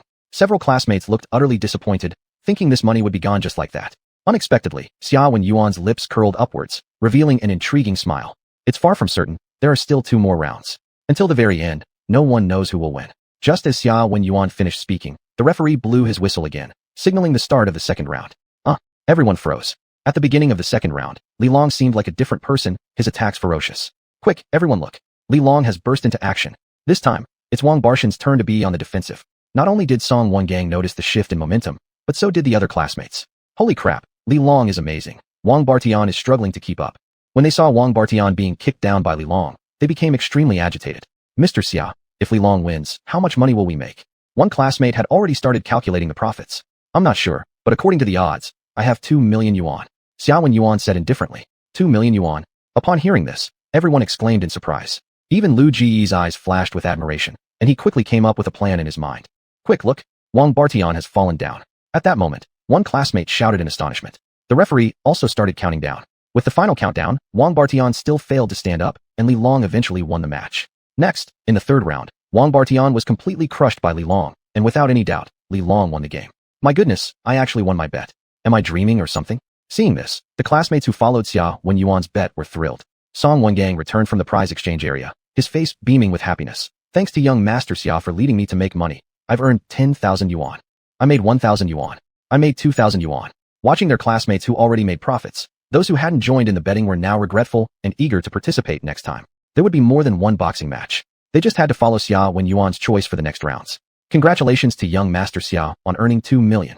Will young master continue to place bets? Just then, Brother Lu approached respectfully with a smile. Of course, I'll place another bet. Xuanhuan didn't hesitate at all. Before Brother Lu could speak, one of the classmates who didn't bet earlier immediately chimed in. Big Brother Xia, since we're classmates, whoever you bet on, we'll bet on as well. We'll follow you. As soon as these words were spoken, all eyes turned to xuanhuan. Xuanhuan was about to respond when the cheers from the crowd erupted again without hesitation, signaling that the second match had begun. This match was clearly different from the last one. Firstly, in terms of weight, the blue fighter significantly outweighed the red fighter. The blue fighter also towered over the red one in height. The name of the blue fighter was Wang Hu. The name of the red fighter was Wen Long. Clearly, the crowd did not have high hopes for the red fighter named Wen Long, and they placed their bets confidently on Wang Hu winning. Bet on Wang Hu. Xuanhuan casually uttered 3 words. I will also bet on Wang Hu with 10,000 yuan. I also bet on Wang Hu with 20,000 yuan. Chapter 115. Surname Su is definitely going to lose. Song Wengang, you're playing so big. Other classmates were instantly shocked when they saw Song Wengang bet 50,000 yuan. Big? What do you know? Didn't you see that Xia immediately bet 2 million yuan? Compared to him, I am like a drop in the ocean. There's simply no comparison. Song Wengang paused for a moment before speaking. Moreover, such opportunities to make money following someone like young Master Xia don't come along all the time. If not now, then when should we strike it rich? Hey, it seems young Master Xia has a sharp eye indeed. I feel like betting with young Master Xia too, said Brother Lu, not forgetting to flatter xuanhuan. Since Brother Lu, as the manager of Tanya Haijio Hotel, had spoken, how could the other classmates possibly not believe him? They all became more daring and placed their bets on Wang Hu. The amount this time was much greater than last time. It was all 10,000, 20,000, 50,000 yuan. Miss Shen, aren't you going to try your hand? Seeing Shen Biao didn't place any bet, Song Wengang chuckled and said, this kind of opportunity doesn't come often. Huh. At the sound of his voice, Shen Biao momentarily froze. At this moment, even though she had taken over Bilaringian Hotel and had some savings, seeing her classmates enjoy themselves so much, she suddenly felt a bit tempted. And this scene was caught by the keen-eyed Brother Lu just in time. Earlier, at the Shen household, only this woman hadn't contributed money, but today's competition was a great chance. Without cutting you down, it wouldn't be called Tanya Haijio. Husband, may I place a bet? Before placing chips, Shen Biao still asked Su Chen. It looks like you can't wait anymore. Go ahead and play. Su Chen did not stop Shen Biao. Just at this moment, Brother Lu noticed Su Chen didn't place a bet, then started talking sarcastically right away. Su Chen, at the Shen family, you stopped Shen Biao from placing bets, and today she obediently threw her money into Tanya Haijio. But as for you, do you even have the money to place bets? I don't like this kind of boxing match. Because this kind of boxing match doesn't have any technical difficulty or entertainment value. Looking at Brother Lu who was mocking him, Su Chen calmly responded. Boxing match has no difficulty. After these words, Brother Lu gave out a hint of cold laughter. Su Chen, at this point, you're still pretending? A person like you, even the boxers below could probably beat 10 people alone, yet you're pretending here. If you are that capable, why bother marrying into the Shen family? I bet xuanhuan would have to chase after you.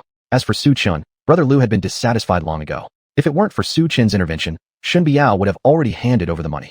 Haha, Mr. Su, since you are so awesome, tell us then, who will win this round? Brother Lu glanced at Su Chen. Wang Hu. Su Chen agreed with what Xiao Wenfar had said. The only difference was Su Chen's tone of voice, which was more determined than Xiao Wenfar's. Kid, not only can you talk nonsense, but I didn't expect your skills at following the trend to be top-notch too. When he said this, Brother Lu actually became more admiring of Xiao Wenfar. At this moment, the bell sounded on the field. The match began.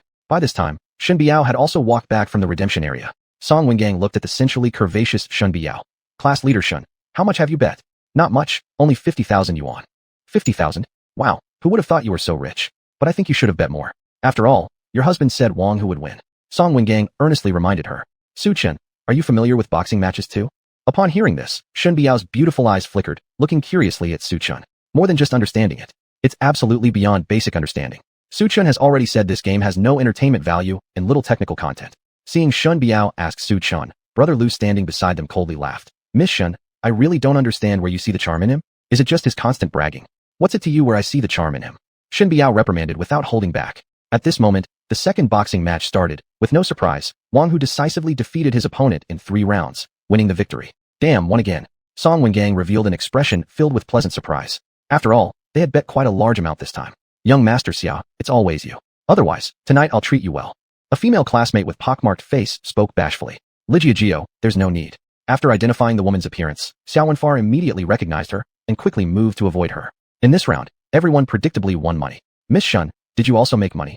Brother Lu directed his gaze towards Shen Biao nearby. Hearing this, Shen Biao nodded her head slightly. Yes, I made 100,000. What Shen Biao didn't expect was how easy it was to make money. Miss Shen, you should thank young Master Xia. If it weren't for his reminder, how would you have won the money? Seeing this was a good time to flatter Xiao Wenfar, Brother Lu continued his attack. Miss Shen, why don't you divorce Su Chen and follow young Master Xia? Why should I marry Xiao Wenfar, Mr. Lu? Please close your mouth. After hearing Brother Lu's words, Shen Biao showed complete coldness on her face. Since I've married Su Chen, there will be no divorce because I love him. Miss Shen, can love be used as food? Brother Lu countered with this question. I'm not a woman who craves vanity. I married Su Chen because I like him. Shen Biao said word by word. Like? Love. Upon hearing Shen Biao's words, all the classmates present were stunned. Even Su Chen was stunned. Upon hearing this, Brother Lu couldn't help but shook his head. I have never seen such a stupid woman. In which way is young Master Xia not better than Su Chen? Just at that moment, the third match began. This match was just like the previous one. The blue side was Wang Hu, but surprisingly, the red side sent out an even thinner competitor than the last match, named Zhao Li. Young Master Xia, who are you betting on this round? We'll all bet with you. Song Wengang asked Xiao Wenfar. Yes, we'll all follow your bet. All other classmates chimed in accordingly. It must be Wang Hu. Last game's Wang Hu was so ferocious, didn't you see it? Xiao Wenfar responded without hesitation. Alright, I bet Wang Hu 5,000 yuan. I also bet Wang Hu 5,000 yuan. One after another classmate quickly placed their bets. Just as Shen Biao was also about to place her bet on Wang Hu, Su Chen suddenly spoke up beside her. Biao, I think you should bet on Zhao Li instead. Zhao Li, Shen Biao slightly paused. Su Chen nodded his head. While Shen Biao was deep in thought, Brother Lu interrupted beside her. Su Chen, why aren't you following the trend now? Don't tell me. You're too ashamed to follow. Look at that boxer named Zhao Li. He's as thin as a monkey. How could he possibly beat Wang Hu? As Brother Lu spoke, he suddenly changed his tone. Su Chen, what about we make a bet? Make a bet. Su Chen paused. A hint of playful smile appeared at the corner of his lips. That's right. I bet on Wang Hu's win. If you lose, give Miss Shun to young Master Xia. How does that sound? Upon hearing this, Su Chen did not respond directly, instead giving a mocking smile. And if you lose, give me 1 billion from the Shen family. All right, Su Chen, I accept your terms. All your wife's classmates are watching. You'd better not cheat. Brother Lu heard Su Chen's demands, agreed without any hesitation, because he knew that Wang Hu's strength was only second to Song Changhai. He was a 7-layer intersect warrior, and a normal boxer wouldn't stand a chance against him. Thus, the one surnamed Su was certainly going to lose. Chapter 116, Not Impossible. All right, it's a deal. Su Chen revealed a meaningful expression. Upon hearing Su Chen actually agreeing to the other party's terms, Shen Biao couldn't help but feel a little disappointed. At this moment, Su Chen's voice sounded in Shen Biao's ear. Honey, trust me, just bet on Zhao Li. Shen Biao hesitated a bit. At this moment, Xuanhuan stepped forward and looked at Su Chen arrogantly. He said with a taunting tone, Su Chen, you're really not a man. You even use your own wife as a bet. A person like you cannot bring happiness to Shen Biao. You should divorce as soon as possible. Upon hearing this, Shen Biao, who was originally hesitant, suddenly became resolute. Xuanhuan, whether I divorce Su Chen or not has nothing to do with you. I think Su Chen can bring me happiness, so I will bet on Zhao Li. I am confident in him. After finishing her sentence, Shen Biao directly placed her bet on Zhao Li. Although Shen Biao was upset about Xuanhuan and Mr. Lu's demeanor, she felt uneasy inside. Even if others don't believe in Su Chen as his wife, she should naturally support him. Hey, class monitor Shen clearly knows she will lose, yet she still bet on Zhao Li. Why bother? Following someone as ostentatious as Su Chen is truly regrettable. I bet on Zhao Li because I want to, and it's none of your business. Shen Biao snorted coldly and actively held Su Chen's arm. As Shen Biao finished speaking, a bell rang, signaling the start of the match. Wow, Wang Hu is so strong. Song Wen Gang, watching the mighty Wang Hu in the arena, could not help but sigh as Wang Hu easily defeated Zhao Li. Still, Xuanhuan has a keen eye. No wonder he's a pro at the boxing arena. His discernment is really impressive. Follow Xuanhuan. Make big money. Indeed, because only Wang Hu's victory would allow them to earn much money. More importantly, Su Chen fulfilling the gambling agreement by divorcing Shen Biao will be a great spectacle, especially since Xuanhuan was about to win his beloved goddess. Smiles instantly filled his face. Shen Biao, Zhao Li has been thoroughly beaten by Wang Hu and now has no means to fight back. You're going to lose. The crowd saw that Zhao Li had no chance of winning. Song Wen Gang commented. This is the result of choosing Zhao Li. Alas, knowing you'd lose, why insist? I have my reasons, Shen Biao responded with a cold snort. At this time, Mr. Lu glanced at Su Chen. Su Chen, you are about to give up your wife willingly. How come you show no emotion? I really doubt if you care for your wife at all. Didn't you claim boxing matches lack technical value? Yet, how did you lose to me? Who says I lost? Su Chen counter-asked Mr. Lu. Haha, Zhao Li has already been half-killed by Wang Hu. Are you seriously telling me you didn't lose? Mr. Lu's eyes landed on Su Chen as if he were looking at an idiot. The match isn't over yet. There's always a chance that Zhao Li might turn the tide and possibly win. Su Chen stated profoundly. Turn the tide? Huh. Su Chen, you're really good at jokes. Do you think a boxing match is a kid's play? Let me tell you, losing is losing. Don't find excuses for your failures. This time, I'll make you pay. Looks like you're getting divorced. Mr. Lu showed a smug look on his face. However, as soon as he finished speaking, an unexpected change occurred in the boxing ring. Suddenly, Wang Hu slipped, and Zhao Li seized the opportunity, landing a punch right on Wang Hu's temple. Instantly, Wang Hu fell to the ground foaming from the mouth. This scene shocked the surrounding audience. 10, 9, 8. When the referee finally called out 1, Wang Hu still hadn't stood up. There was no doubt about it. Zhao Li won the first round. Just after the referee announced the score, Wang Hu stood up from the ground. His fists clenched tightly, glaring icily at Zhao Li ahead. Wang Hu, what the hell happened to you earlier? At some point, Mr. Lu reached Wang Hu and immediately began yelling at him. You damn. Wang Hu was about to curse when he turned around and saw it was Mr. Lu, quickly switching to a laughable grin.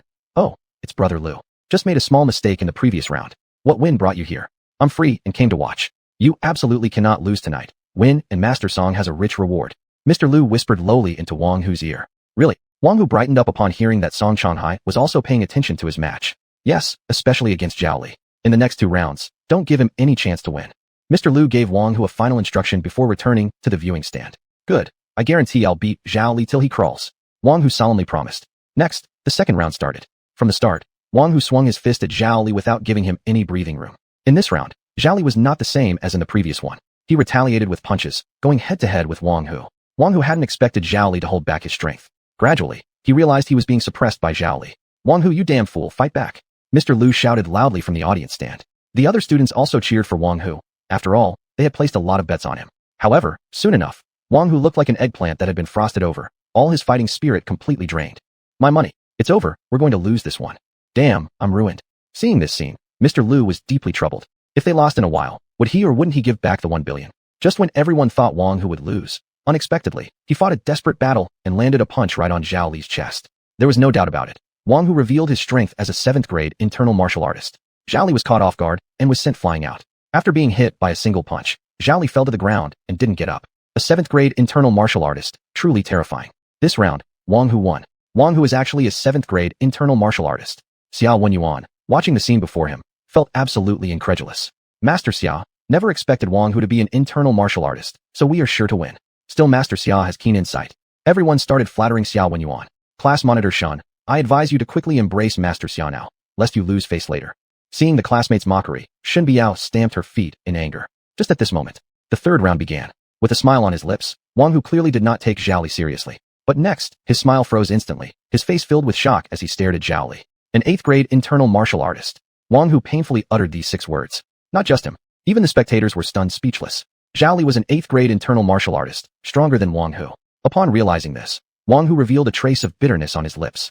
He had thought himself certain to win, but the Joker turned out to be himself. This can't be possible. I've read his profile. How could Zhao Li be an 8th grade internal martial artist? Mr. Lu's face showed disbelief, recalling a sentence Su Chun had once said. Turning defeat into victory isn't entirely impossible. Chapter 117. His name is Su Chun. In the 3rd match between Wang Hu and Zhao Li undoubtedly won. Zhao Li won. Shen Biao snapped out of her daze and looked at what was happening in front of her with disbelief. At first, she had not been very hopeful when she decided to bet on Zhao Li. Moreover, even though Su Chun had told her to trust him, she still had doubts in her mind. But who would have thought?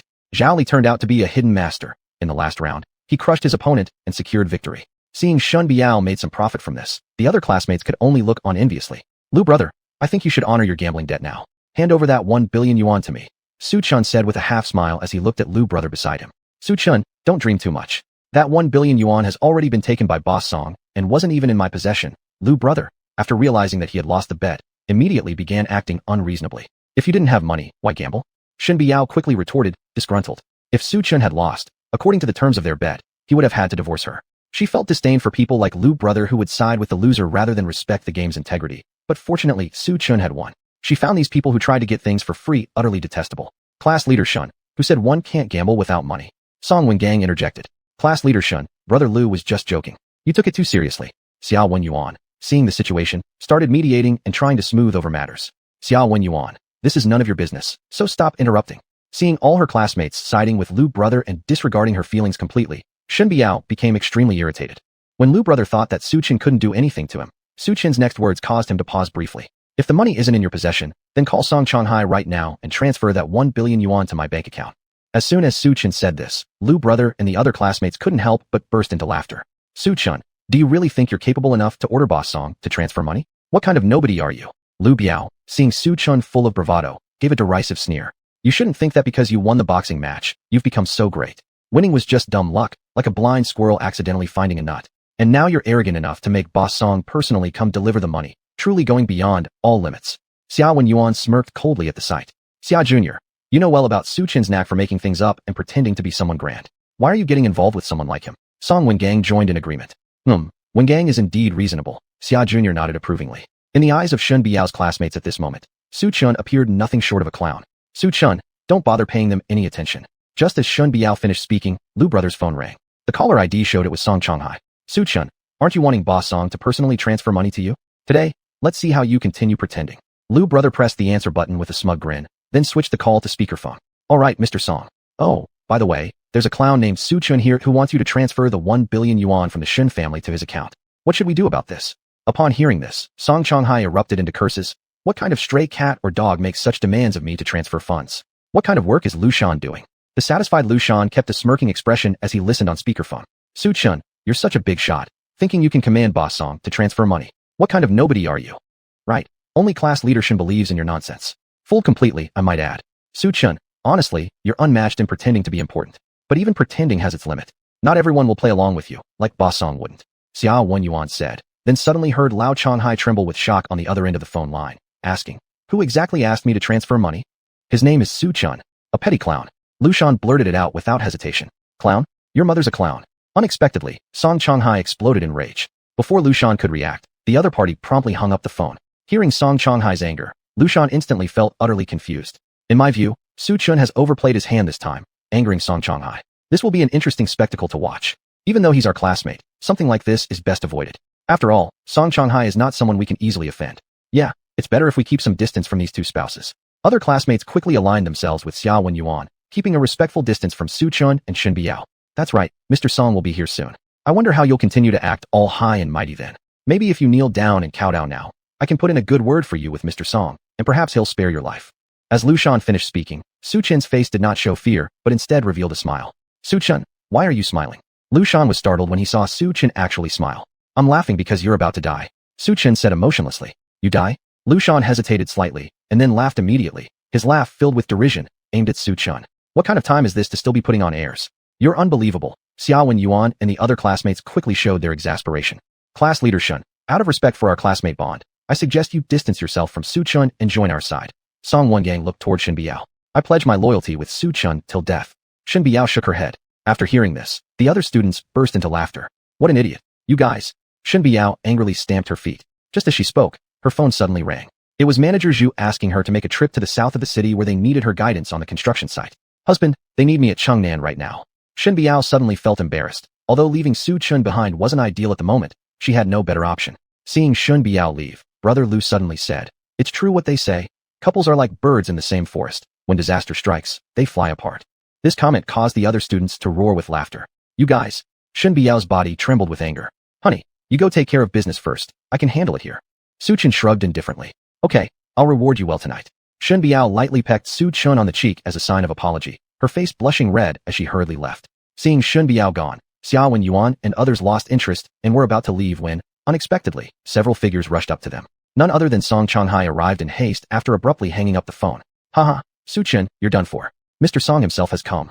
When Lu Shan saw Song Changhai approaching, he cast a cold smirk at Su Chun. Not just him, Xuanhuan and the other students all looked at Su Chun with pity. Mr. Song, it's this clown who asked you to transfer money. Lu Shan pointed towards Su Chun's direction as Song Changhai drew closer.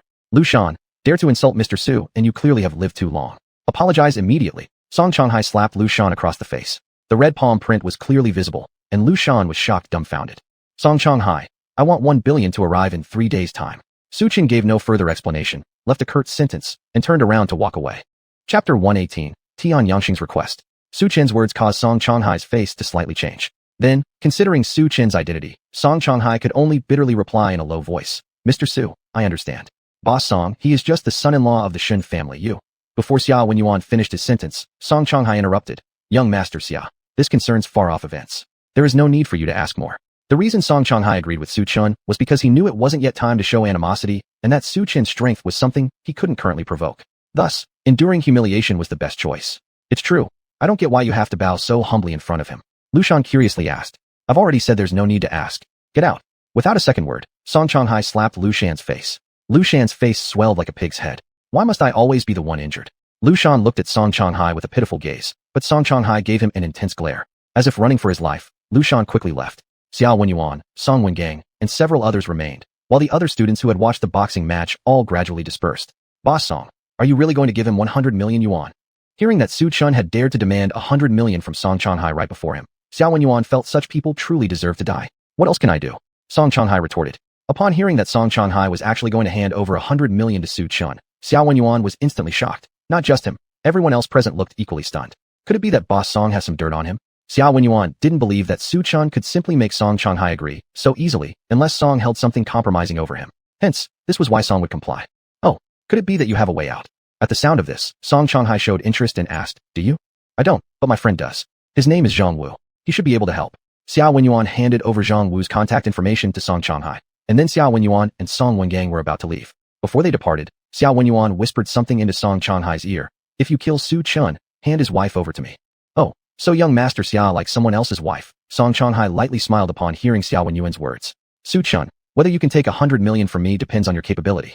Song Changhai took out his phone and dialed Zhang Wu's number. Soon after, a coarse voice came through the phone line. Hello? Who is this? Song Changhai asked. Are you Zhang Wu? I don't know who that is. You've dialed the wrong number. The caller was about to hang up when Song Changhai's next sentence made the person hesitate. I was introduced by Xuanhuan. So it was him who introduced you. What is it that you want? After hearing xuanhuan's name, Zhang Wu couldn't help but inquire further. I want you to help me kill someone, and once the deed is done, I'll give you 50 million. Without beating around the bush, Song Changhai clearly stated his request. Kill who? Upon hearing that he was supposed to kill someone, Zhang Wu immediately asked for the person's name. After all, killing a semi-martial artist or martial artist like Yang Hu or Jiang Nantian could mean earning the reward but not surviving long enough to enjoy it. The son-in-law of the Shen family, Su Chun. After hearing the name, Zhang Wu couldn't help but hesitate. I've never even heard of this person. It's unlikely that he's a major figure, and spending 50 million for the life of an unknown little guy sounds absurd. Mr. Zhang, will you take it? Song Changhai softly questioned, seeing Zhang Wu remain silent. Yes. Zhang Wu thought to himself. A job like this, only a fool would refuse. Good, I'll send you Su Chen's photo. I'll wait for your good news. Song Changhai sent the picture of Su Chun to Zhang Wu and hung up. Surnamed Su, don't think that being an intersect martial artist makes you anything special. This time, you're dead for sure. On the other end of the call, Zhang Wu, Song Changhai, what did they say?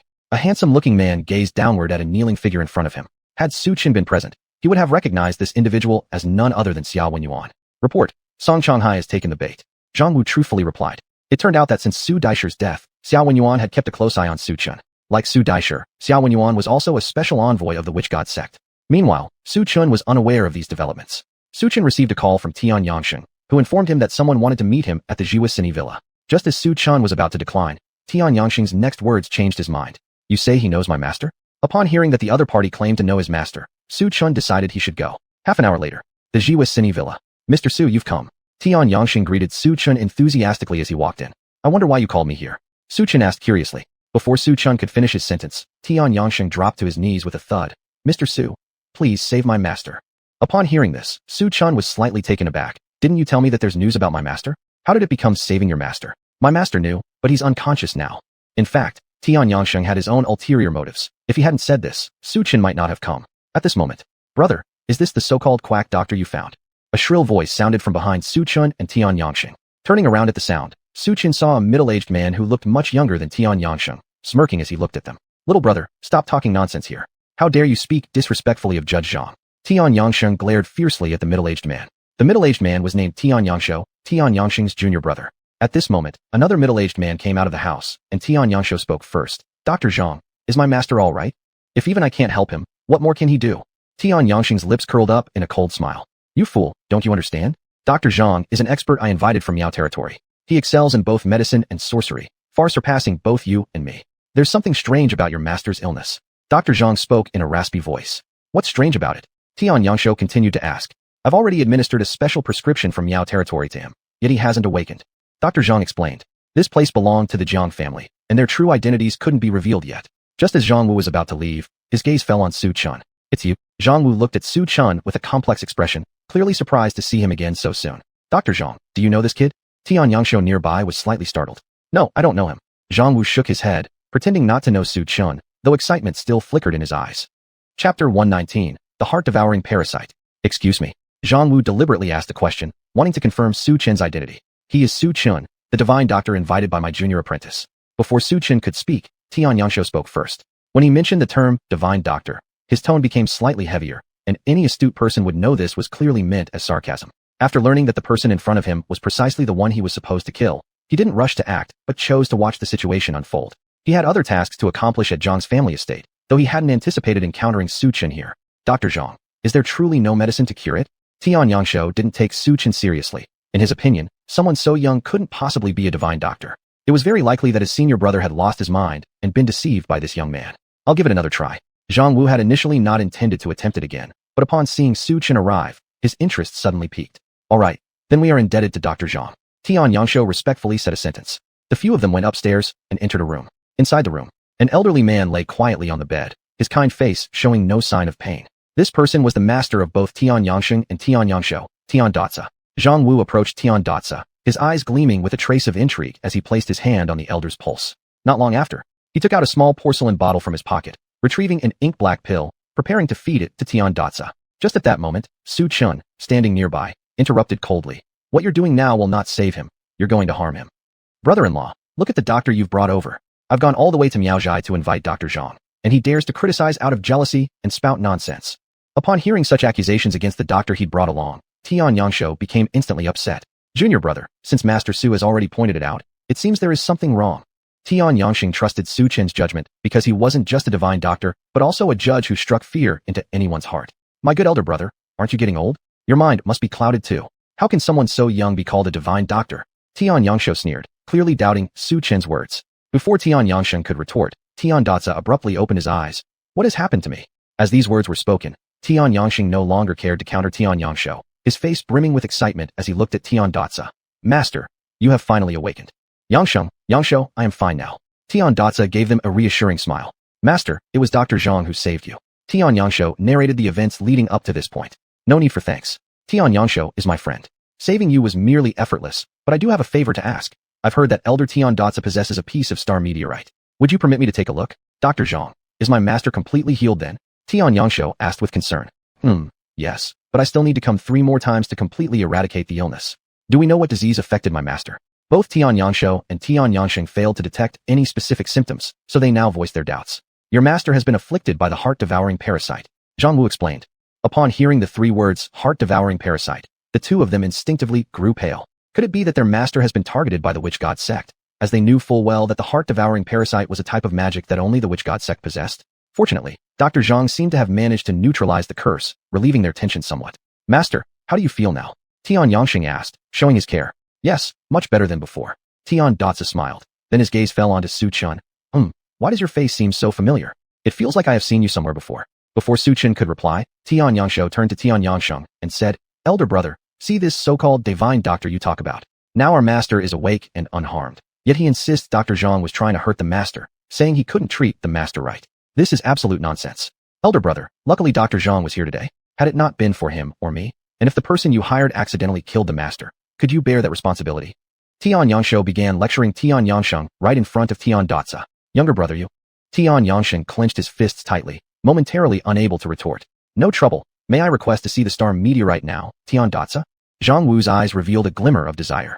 According to the sect rules, non-sect members cannot view it, so I refuse. Even before Tian Datsa could respond, Tian Yangsheng took a stand. Big brother, the master hasn't even spoken yet. Why are you acting so anxious? Tian Yangsheng's behavior appeared laughable and ridiculous in Tian Yangshou's eyes. Since Dr. Zhang saved my life, today I will make an exception and let you see it. Just as Tian Datsa was about to take out the star meteorite, his body suddenly began to convulse. Soon after, he spat out 3 mouthfuls of blood. Master, seeing Tian Datsa faint again, Tian Yangsheng couldn't help but panic. Su Chen stood quietly by, watching everything that was happening before him.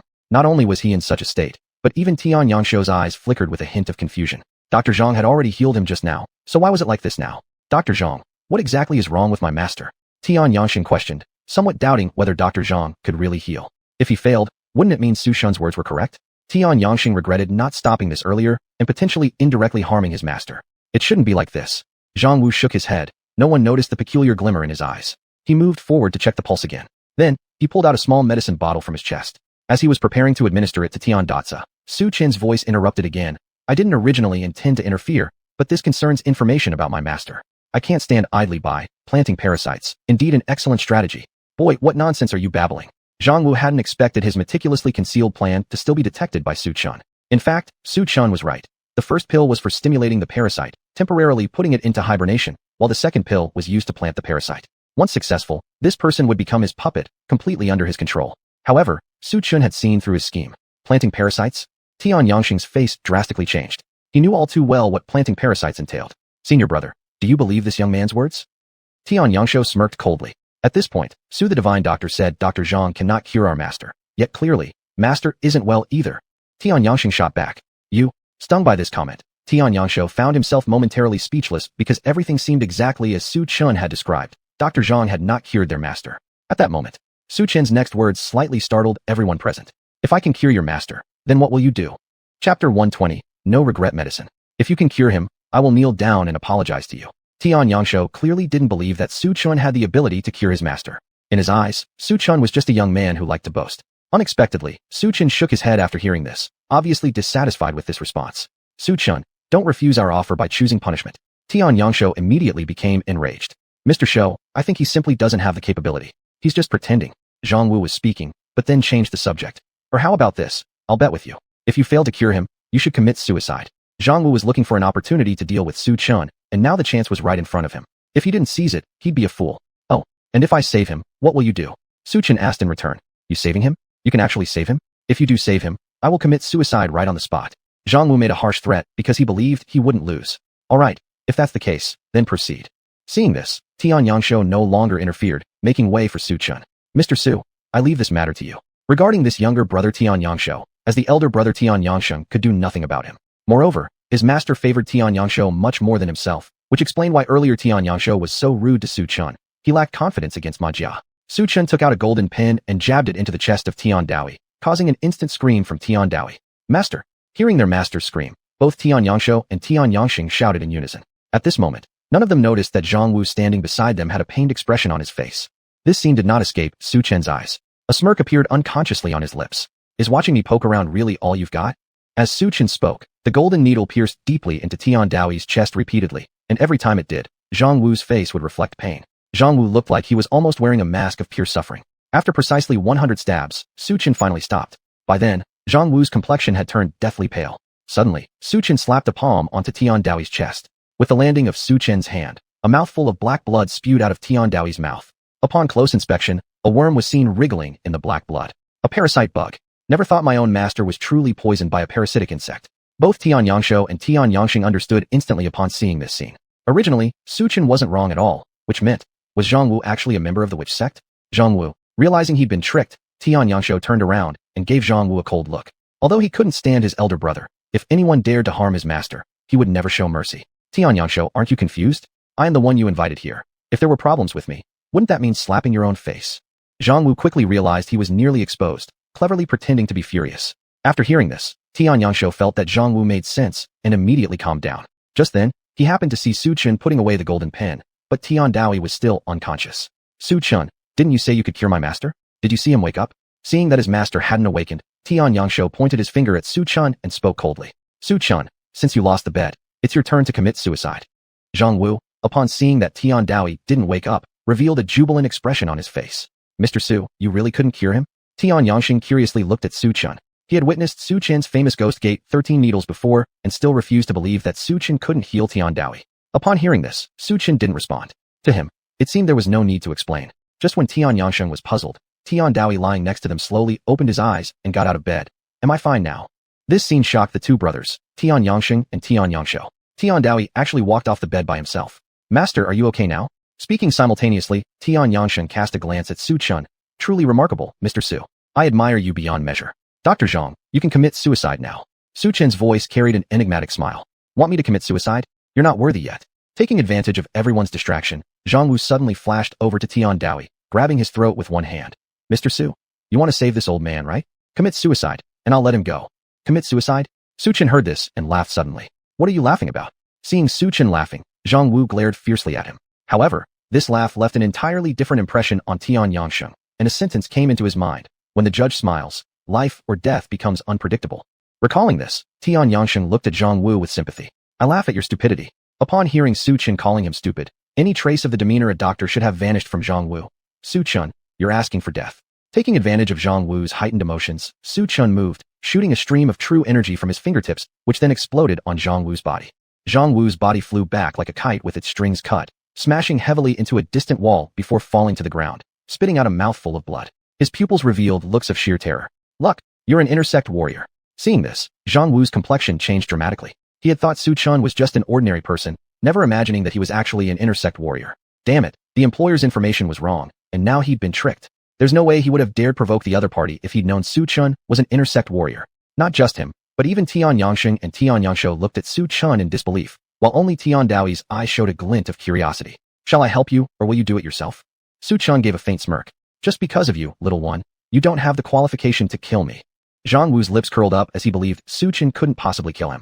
Idiot. 2 words slipped out of Su Chen's mouth. Before Zhang Wu could react, with just a breath of time, Su Chun had clamped down on his throat with a single hand. None of them had seen how exactly Su Chun had acted so fast. Do I have the qualification to kill you now? Su Chen's gaze was ice cold. So you really are from the witch sect? Tian Yangsheng noticed the bat emblem on Zhang Wu's arm. Why did you intend to harm my master? Learning that Zhang Wu belonged to the witch sect, Tian Yangsheng felt a chilling fear, so much so that he chose silence at the moment. If my judgment is correct, he aimed for the Starfall Stone. Su Chen's statement brought everyone present to their senses. Zhang Wu realized Su Chun had uncovered his intentions. Su Chun, you will pay dearly for this. The witch sect will not forgive you. I seem to remember someone called Ma Ziyuan who also seemed to be affiliated with your witch sect. and he said the same thing to me. Su Chan said with a sardonic tone. Do you know what became of him? What happened? Zhang Wu, startled upon realizing Su Chen knew about Envoy Ma, hesitated. He was killed by his own parasite's retaliation. Before Su Chen even finished speaking, Zhang Wu's face rapidly aged, a prelude to the backlash setting in. Save me. Zhang Wu hadn't anticipated that his parasite would retaliate against him, but everything was too late already. The look in Zhang Wu's eyes held a touch more regret and frustration towards Su Chen. Why had he accepted Su Chen's job? Why had he chosen to cross paths with him? If he hadn't, perhaps he wouldn't have died, and there might have been a chance to obtain the Starfall Stone. Yet, there is no medicine for regrets in the world, nor second chances. Chapter 121. New clues about Su Shan. Zhang Wu gradually turned into a pile of meat jelly under the backlash of the devouring heart charm, extremely disintegrated. At this moment, Tian Daozi's voice sounded behind Su Chen. I thank Mr. Su for saving my life. It's just a trivial matter. Elder Tian Daozi, I heard from Tian Yangxing that you know my master. I wonder if this information is true or false. Su Chen, upon hearing Tian Daozi expressing his gratitude and noticing he had awakened, involuntarily asked about his own doubts. Your master? Tian Daozi slightly paused after hearing Su Chen's words. Do you know your master's name? Su Shan. Su Chen uttered these two words. It's him. So you are his disciple. Tian Daozi looked at Su Chen with shock. Is your master missing? Tian Daozi asked curiously. Upon hearing this, Su Chen shook his head. My master isn't missing. Rather, he is dead. You mean, your master died? How could that be possible? Tian Daozi's face showed great astonishment. Why wouldn't he die? The truth is, I witnessed his death right before my eyes. Su Chen bitterly shook his head. Judging by what you said, it seems like you might know something about my master. Would you care to share some insights? Tian Daozi did not hold back any information and roughly narrated his experiences of collaborating with Su Shan. So my master's hometown was Yunjiang City, and that's where you met my master. Upon learning from Wu Daozi that his master had been in Yunjiang City, Su Chen felt perhaps there would be more clues about his master there, so he decided he needed to visit Yunjiang City. Master, aren't you supposed to visit Elder Gao in Yunjiang City to diagnose his condition in a few days? If you don't mind, you could bring Mr. Su along. This way, you can offer guidance, and you will also get a chance to learn more about Master Su. At this point, Tian Yangxing made a suggestion. He had two goals. First, to ensure the safety of his master since having Su Shini, an intersect martial artist, around provided additional security. Second, to assist Su Shini in uncovering the truth as soon as possible, as a way to repay his master's rescue. Sounds reasonable. I wonder if young friend Su would be willing to accompany me on this journey. After finishing, Tian Daozi looked towards Su Chen, waiting for his reply. Su Chen didn't respond immediately, but took a moment to consider his answer. Tian Yangxing escorted Su Chen out of the Jiwa Cine Villa. Before leaving, Dr. Su, do you know why the Jiang family chose the Shen family temple? Hearing Tian Yangxing's question, Su Chen was momentarily stunned. Have you ever heard of Heavenly Gate? Upon hearing the two words, Heavenly Gate, Su Chen frowned, as he recalled hearing this name from the corpse in the South City. Could it be that the Shen family temple is the entrance to the Heavenly Gate? Su Chen curiously asked another question. I'm not sure. To Su Chen's surprise, Tian Yangxing also did not know. He remembered the image projected by the ancient jade, where his master appeared inside the Shen family temple. It seemed as though something inside the Shen family temple drew his master there, although what exactly that was remained unknown to him. After bidding farewell to Tian Yangxing, Su Chen received a call from Shen Biao while en route. Su Chen, where are you? My mom has gone crazy. Come quickly and check it out. Alright, I understand. Su Chen hung up the phone and headed to the Shen family villa. On the other side, on the rooftop of the End of the Earth Hotel, Song Changhai held his mobile phone, anxiously awaiting news of Su Chen's death. Just then, his phone rang.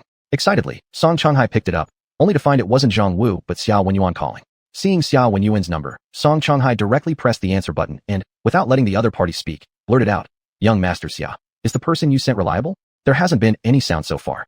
Mr. Song, calm down. Patience is key, Xiao Wenyuan spoke, then changed the subject. I heard you're planning to transfer the lifetime membership quota. How much are you asking? Absolutely. Song Changhai firmly replied. I am interested in taking over this lifetime membership. What price are you quoting? Xiao Wenyuan cut straight to the chase. The Shen family bid 100 million yuan for the lifetime hall. If young Master Xia's offer exceeds the Shen family's, then the opportunity naturally belongs to you. After all, the highest bidder gets it. Song Changhai mentioned the Shen family's bid for the banquet hall because he wanted Xiao Wenyuan to act quickly and earn him a bonus. After all, the more money, the better. Who would have thought the Shen family acted so fast?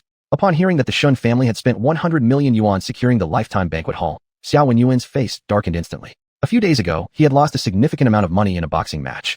He originally planned to play the middleman and make a profit to cover his previous losses, but unexpectedly, a third party interfered and was undercut by the Shen family. However, this wouldn't stop him from getting involved with Song Changhai. The Shen family who is paying is Shen Tianfeng. Young Master Xia, why don't you invite him out for a talk? Upon hearing no response from Xiao Wenyuan, Song Changhai immediately felt something was wrong. He couldn't let this fat piece of meat escape, so he blurted out the words earlier. Shen Tianfeng. Xiao Wenyuan paused momentarily, then a hint of a sinister smile appeared at the corner of his lips. Mr. Song, I wonder if you could help me arrange a meeting with Shen Tianfeng? Young Master Xia, Wouldn't it be simpler if you just placed a bid and bought it from me directly? Song Shanghai had only made a casual remark, but didn't expect xuanhuan to seriously seek Shen Tianfeng for the banquet hall slot. If anything went wrong, Song would offend the entire nobility of Tianbei City. No need. I'm contacting Shen Tianfeng because he's Shun Biao's younger brother, not because of the slot. Xia Wenyuan explained. Hearing Xia Wenyuan's explanation, Song Shanghai immediately calmed down. Just then, Xia Wenyuan received a call. A hoarse voice came through on the other end. Zhang Wu is dead. Special Envoy Xia, what have you been up to lately? In 2 days, the Witch God sect has lost a special envoy and a member. Give me a reasonable explanation within 3 days. Esteemed Elder, I will investigate this matter thoroughly myself. But right now, we have another crucial task ahead of us. Xia Wenyuan did not rush to provide an explanation, but instead emphasized the next course of action. Xia Wenyuan hung up the phone and gazed forward pensively, his eyes locked on the direction of the Shen residence, as if he were planning something. Chapter 122. There's no way. Shen family villa. It was already crowded with people. Shen Biao, I heard that you won money today. You don't even take out some of it to bless me. What a lousy sister you are. You don't even care about mom being insane. Shen Tianfeng saw the figures of Shen Biao and Su Chen walking in, thus he coldly sneered. If it weren't for Xia Wenyan's invitation, he wouldn't have known about Shen Biao winning money. Shen Tianfeng, how does my winning money relate to you? And besides, I just received the news about our mother going mad too. Stop spouting nonsense here. Shen Biao said as soon as she finished speaking, hearing a sudden series of hurried footsteps coming from outside the door. How is mom doing? Shen Xiuxue had just gotten off work when she received the news of Ding Lan going mad and rushed back to the Shen family villa. Xiuxue, I don't know what's the current situation of Aunt Ding either. Tianfeng sent someone to find Master Sun, an exorcist, for Aunt Ding. I believe Master Sun will be out shortly. Master Sun? Could it be Sun Bowen, who ranks 40th on the Feng Shui Masters list? Shen Xiuxue was astonished by this revelation. Just after she spoke, the room on the second floor of the Shen family villa opened. Shen Tianfeng and a middle-aged man with sharp features walked out. Tianfeng, how's mom? Upon seeing Shen Tianfeng's figure, Shen Xiuxue immediately went over and asked, Tianfeng, tell us all about Aunt Ding's current situation? Other members of the Shen family also looked at Shen Tianfeng. Before Shen Tianfeng could speak, Sun Bowen beside him chimed in. Mrs. Ding's possession is quite tricky. It can't be removed by me alone. Fortunately, my master brother is also in Tianbei City. Together, we'll definitely remove this evil. Are you Sun Bowen, Master Sun? Shen Xiuxue tentatively asked. That's correct. Do you know me, miss? Sun Bowen didn't deny it, but instead questioned curiously. Master Sun's name is well known throughout Jiangnan province. Shen Xiuxue acted extremely respectful. At this moment, there was a sudden burst of loud noise from the bedroom. Then, you're all doomed. Ding Lan roared in anger, continuously smashing things in the bedroom. When Shen Xiuxue and others arrived at the bedroom, they were stunned by the sight. Ding Lan seemed extraordinarily strong, easily picking up furniture like toys and violently smashing them on the ground with thunderous sounds. Master Sun, please save my mom. Shen Xiuxue became a bit frantic upon witnessing her mother transformed into this condition. All right, I'll try. Sun Bowen ordered Shen Xiuxue to instruct the Shen family members to hold Ding Lan down. Once the Shen family restrained Ding Lan, Sun Bowen retrieved a yellow talisman from his chest pocket and pressed it towards Ding Lan. The talisman affixed onto Ding Lan's forehead, instantly calming her. Her previously wild eyes now appeared lifeless and vacant, as if she had turned into a zombie-like state. My talisman can only suppress her temporarily. Now, I must call my master brother. Sun Bowen gazed at Ding Lan while turning his look towards the rest of the Shen family. At that very moment, Su Chen suddenly blurted out, even calling your master brother won't help Aunt Ding. Hearing the voice, Sun Bowen turned his gaze towards its source, finding that it was spoken by an unknown young one. He couldn't help but feel a bit surprised. Su Chen, how dare you spout nonsense again? Even I failed to lift the curse before. What qualifies you to criticize Master Sun? It's because I eliminated the corpse Sha, or else you wouldn't be standing here sound and alive right now. Su Chen said coldly. If it weren't for a promise to his wife, whether Shen Xiuxue lived or died would have nothing to do with him. You eliminated corpse Sha? If you're so capable, then why isn't your name on the provincial rankings? Maybe you're just pretending here. Remember, Shen family is not your stage for theatrics. Shen Xiuxue fiercely rebuked Su Chen. Oh, are you Su Chen? After hearing the other party's name, Sun Bowen carefully observed him. Master Sun, do you know him? A woman from the Shen family curiously asked. I don't know him personally, but I've heard his name. Sun Master shook his head. Su Chen, didn't expect such a jumped-up clown like you would be of interest to Master Sunday. Shen Xiuxue slightly startled. Because not long ago, her junior brother Zhang Wu mentioned to her that killing a person named Su Chen was worth 50 million yuan, but instead of hearing about Su Chen's death, she received news of her own junior brother Zhang Wu's death. Master Sun, saving my mom should be prioritized now. Before Sun Bowen could reply, Shen Xiuxue suggested. Boy, talking nonsense comes with consequences. After learning about the death of his disciple Zhang Wu, Sun Bowen had been eager to learn more about Su Chen, but when he actually met him, a smirk rose on his lips, mocking that such a novice kid could be worth 50 million yuan. Pay the price. Is Master Sun trying to make a move against me? Su Chen paused, a faintly intriguing smile appearing on his lips. Su Chen, stop flattering yourself here. How dare a jumped-up clown like you make Master Sun move? Before Sun Bowen could speak, Shen Xiuxue suddenly interrupted. It was fine when I was possessed, and you rambled nonsense. Now my mom is possessed, and you're still talking nonsense. Please, if you don't know how to exorcise evil spirits, just shut up. Shen Biao, Su Chun, I find that you two are truly a perfect match, one cold-blooded and the other pretentious. You two should perform crosstalk instead, Shen Xiuxue said, causing the rest of the Shen family members to burst into laughter. Shen Xiuxue, we were indeed meant for each other. However, Aunt Ding will lose her life if the evil isn't driven out soon, Su Chun coldly remarked. Su Chun, stop cursing my mom. Shen Xiuxue grew furiously angry upon hearing Su Chun saying Ding Lan would die soon. Master Son, there's no time to waste. Please go and fetch your master brother to jointly exorcise the spirit for my mother. Before Shen Xiuxue finished speaking, Shen Tianfeng turned his gaze towards Sun Bowen. Sun Bowen nodded, and as he left, a peculiar smile curled on his lips. Seeing this, Su Chun couldn't help but shake his head. After leaving the Shen family villa, Sun Bowen found a secluded corner and dialed a phone number. How about it? Was it successful? Soon, a man's voice sounded from the other end of the phone. Xia agent, the plan is going smoothly, but there was a slight unexpected event. Sun Bowen recounted the whole story. Don't let this person ruin our big event. Xia Wenyan reminded Sun Bowen. Understood. Sun Bowen respectfully responded, not actually placing Xia Wenyan's words in mind. According to the Shen family's description, he was nothing more than an unimportant individual, utterly insignificant and unable to create any ripple in his eyes. In fact, there was no such thing as a master brother. It was merely an excuse prepared by Master Sun to report back to Xia Wenyan and leave. Back at the Shen family villa, Master Sun, where's your master brother? The Shen family only saw Master Sun return alone and asked curiously. My master brother has something urgent to attend to and cannot come. Sun Bowen stated the reason he had already concocted in advance. Just at that moment, Su Chun coldly interjected. It's not that he can't come, but that there's none in existence. Chapter 123. Deceitful hearts will suffer the consequences. Seeing his excuses being exposed, Master Sun immediately became furious. Young man, you talk nonsense. How could a renowned feng shui master like me ever lie? Su Chun, how can you be so bad? Don't you have any integrity? How about letting Master Sun cure my mother? Shen Xiuxue heard Su Chun treat Master Sun this way and immediately turned cold as ice. Su Chun, you not only idly watch your own future mother-in-law go insane, but now you are throwing more stones into the well. You truly are scum. Shen Tianfeng echoed her sentiment. Su Chun, you are not the person they say you are. Stop talking nonsense here. Shen Biao was dissatisfied seeing her family criticizing her husband. Shen Biao, do you even have the audacity to speak? Since marrying Su Chun, our Shen family hasn't had a single day of peace. I intended to do you a favor, yet Su Chun turns out to be a harbinger of misfortune who has depleted all our family's luck. Shen Xiuxue's face showed regret. Shen Xiuxue, don't spew nonsense here. Marrying Su Chun was one of the best decisions I've made. Since I married Su Chun, I regained my sight and received an invitation to the 100 Flowers in Contention event. Shen Biao said with a smile on her face, but before she could finish, Shen Xiuxue interrupted her. Is getting an invitation to 100 Flowers in Contention so great? I told you I would also join it. Rest assured, there's no way I will let you get what you want. Before Shen Xiuxue could finish, Ding Lan's talisman fell from her forehead to the ground, setting her free from restraint. Like a crazed dog, she pounced at everyone again. Hold her down quickly, Master Sun shouted loudly. Upon hearing that, several servants of the Shen family immediately acted, pinning Ding Lan down. Master Sun, what should we do now? What's wrong with my mom? Shen Xiuxue immediately asked in alarm. Miss Shen, don't panic. Madame Ding has just been hit by ordinary malevolent energy. For me, it's nothing but a minor issue, easily solvable. Master Sun cast a reassuring look at Shen Xiuxue. Su Chun, Master Sun already said it's just ordinary malevolent energy. Don't pretend to be a master here just because you've read a few broken books. Shen Xiuxue gave Su Chun a glance filled with sarcasm.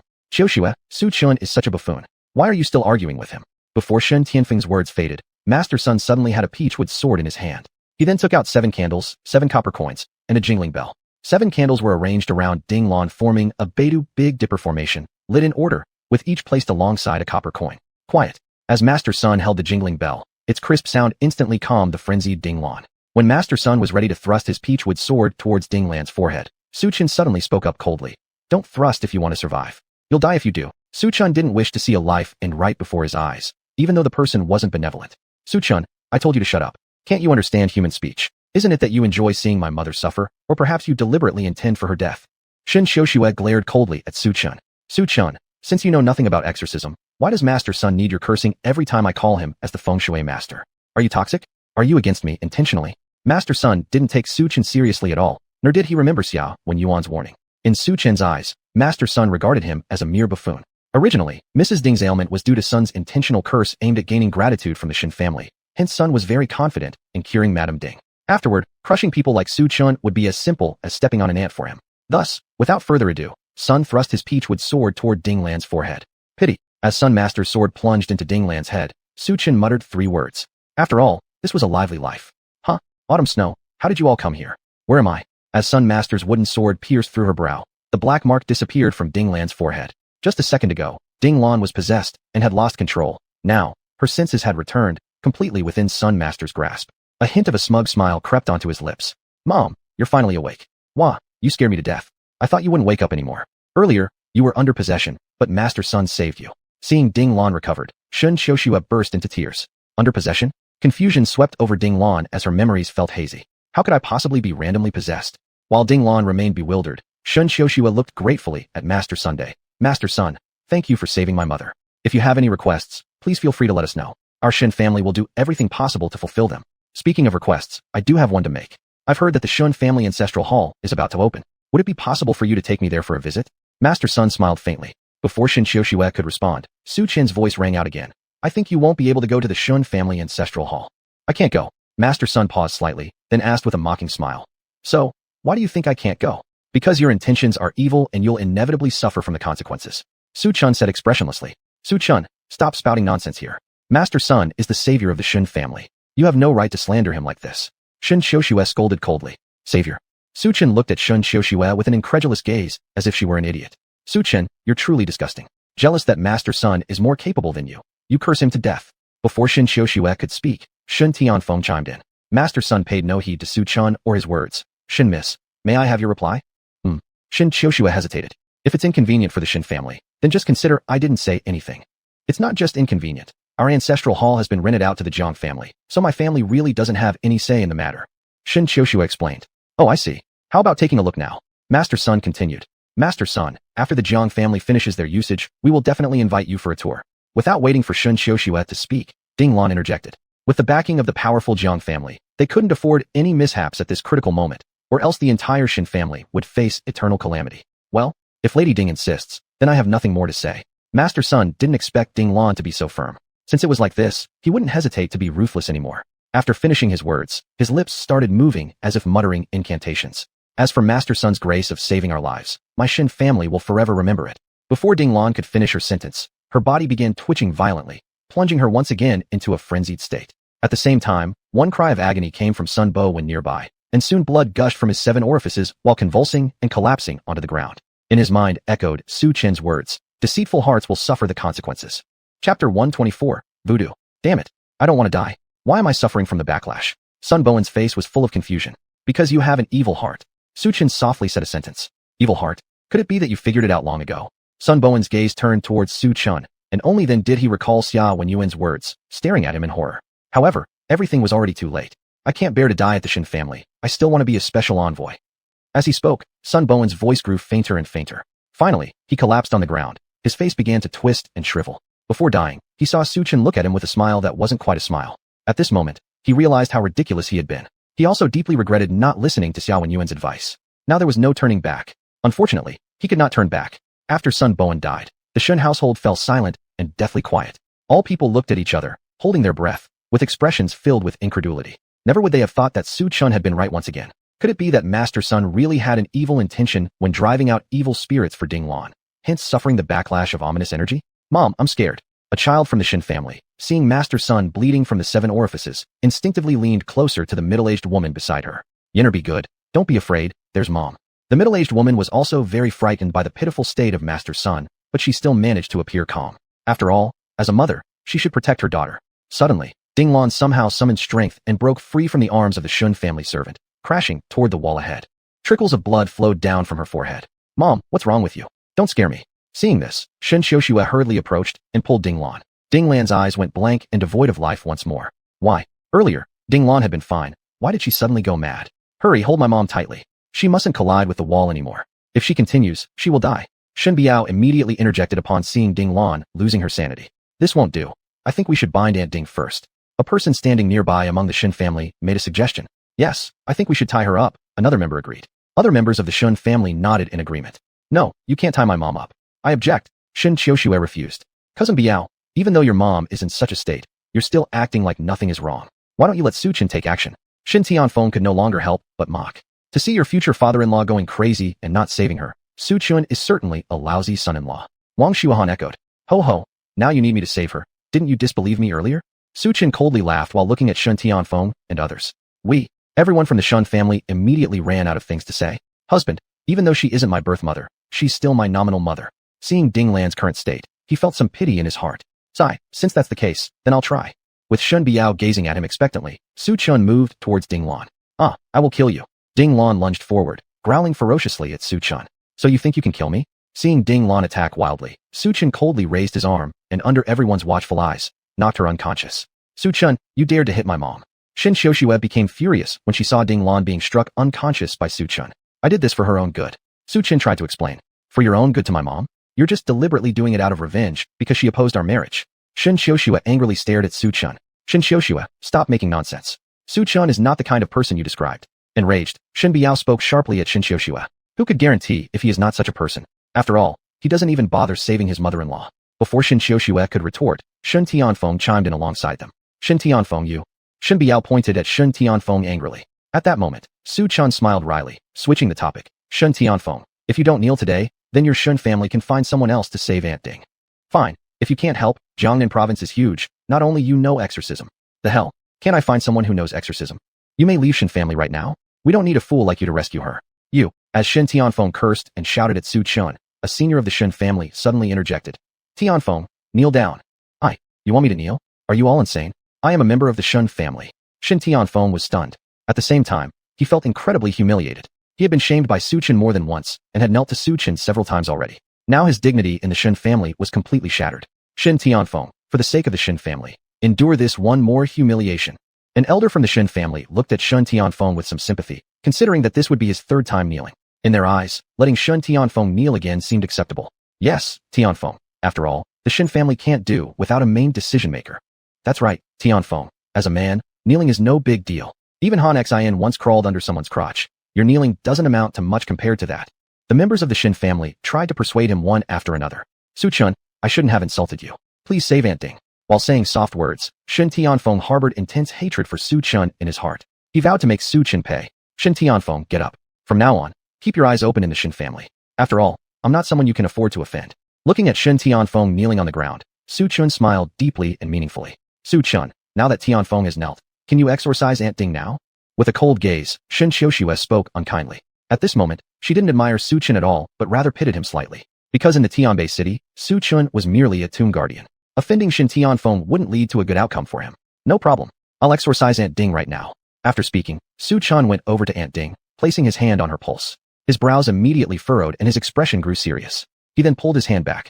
Su Chun, what's the situation? Was the exorcism successful? All eyes of the Shen family were on Su Chun. No. Su Chun shook his head. Aunt Ding wasn't possessed by evil spirits.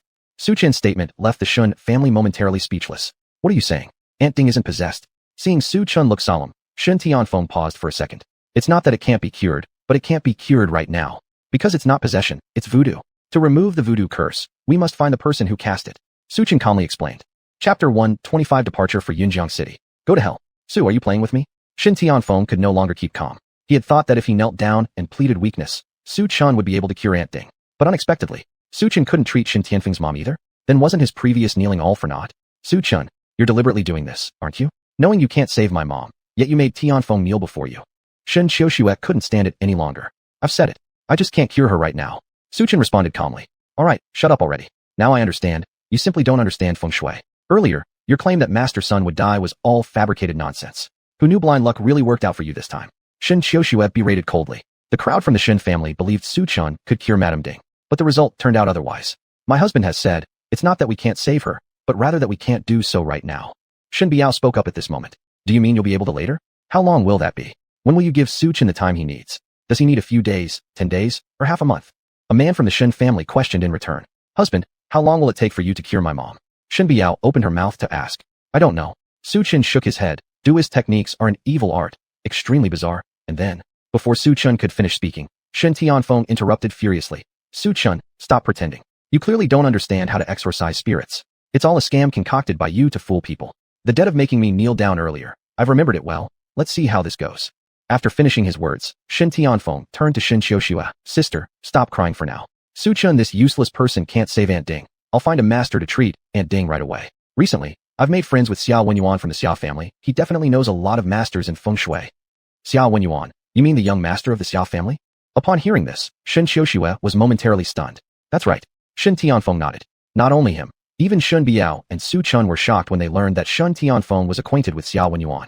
Especially Su Chun, his gaze sharpened upon hearing the name xuanhuan, as he fell into deep contemplation. Tianfeng, when did you get to know the young master Xia? Why didn't I know? Wang Xuanhuan also curiously stared at Shen Tianfeng. It was yesterday, including Master Sun introduced by him. Shen Tianfeng replied calmly. Hearing this, Su Chen seemed to sense a tinge of conspiracy. Call Xia young master now and ask when he has time to cure my mom. Shen Xiuxue added. After hearing this, Shen Tianfeng nodded and pulled out his phone to call xuanhuan. However, unfortunately, there was only a busy signal on the other end. Xia young master is after all the young lord of the Xia family. Perhaps he's busy. Shen Tianfeng explained. It had been half an hour since they left the Shun family villa. Back home. In the evening, returning home. Whoosh. Su Chen suddenly felt something soft in his arms. Looking down, he saw his wife, Shun Biao, tightly hugging him. What's wrong, Biao? Looking at Shun Biao, whose eyes brimmed with tears, Su Chen asked worriedly. Nothing. I just thought about the state of my mother, and instantly became a bit sad, despite her not being my biological mother. Shun Biao softly said, What if I turn out like my mother? Will you abandon me? How could I? Su Chen affectionately ruffled his wife's hair. No matter what you become, I won't abandon you. If someone puts a duist spell on you, I will exhaust all possible methods to cure you. Hearing the words, cure, Shun Biao just smiled and nodded without saying anything. Actually, at this very moment, even Shun Biao herself didn't believe that Su Chen could cure Lady Dinglan.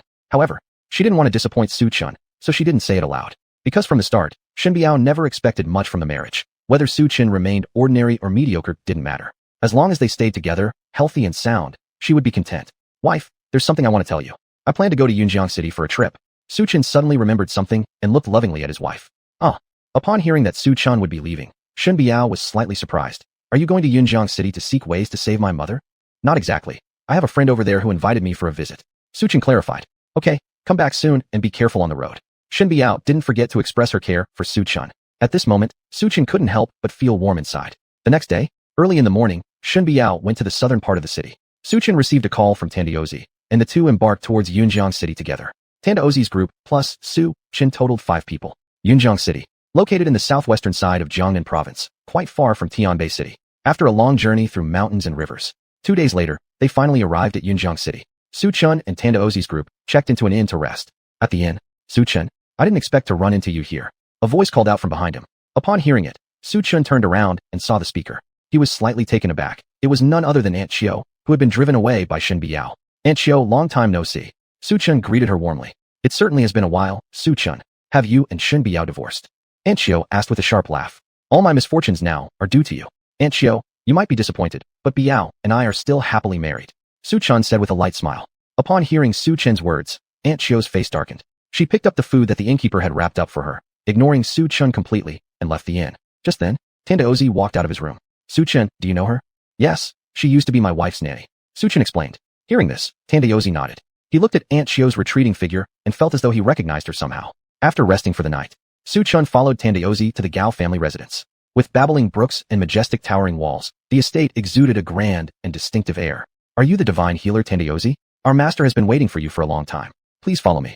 One of the Gao family's servants emerged and bowed respectfully toward Tandiozi. Passing through several rooms, Su Chen and Tandiozi finally entered the main hall of the Gao family. The Gao family mansion was exceptionally lively today. Su Chen realized he wasn't the only visitor. There were others besides himself and Wadaozi. Su Chen, it's you again? Aunt Xiao saw Su Chen and blinked in surprise. Aunt Xiao, who's this? At this moment, a young man beside Aunt Xiao couldn't help but ask curiously. Gao, sir?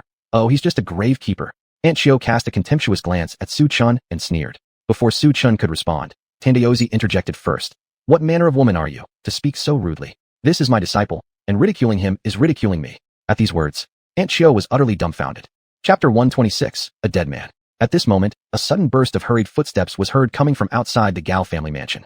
No, it's not good, exclaimed a pale-faced Gao family man as he rushed in. Big brother, what's wrong?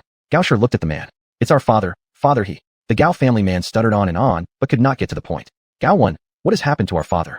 Speak clearly, asked a noblewoman of the Gao family with furrowed brows. She was his wife. Our father suddenly fainted while taking a walk outside. Gao 1 opened his mouth, looking extremely pale as he said. Just now, he fainted inside. What? Fainted? How could father suddenly faint? The Gao family were all puzzled. What are you waiting for? Hurry up and send him to the hospital. Gao 1 finally reacted. The members of the Gao family went to the bedroom where an elderly man with white hair lay still. This person was exactly Gao Laotu, Gao Tianxi. I think there's no need to rush to the hospital. Why not let my apprentice take a look first? Tianxizi suddenly spoke up. Your apprentice? You mean Su Chen?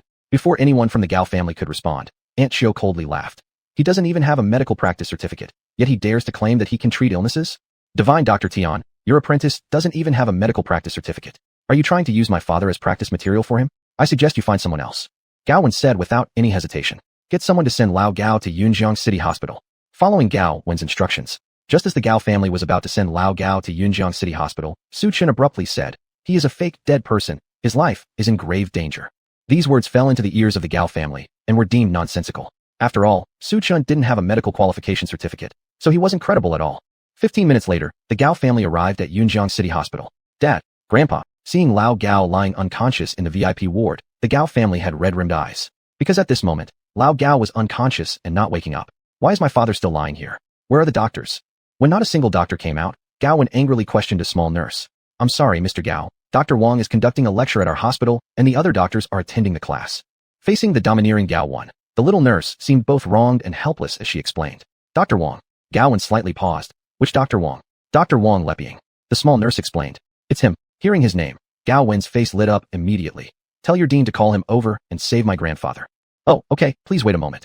Upon hearing this, the small nurse ran towards the director's office. Not long after, a bald middle-aged man walked over. This person was exactly Dean Shen from Yunjiang Hospital. Mr. Gao, I have already called Dr. Wang. I believe he will be here shortly.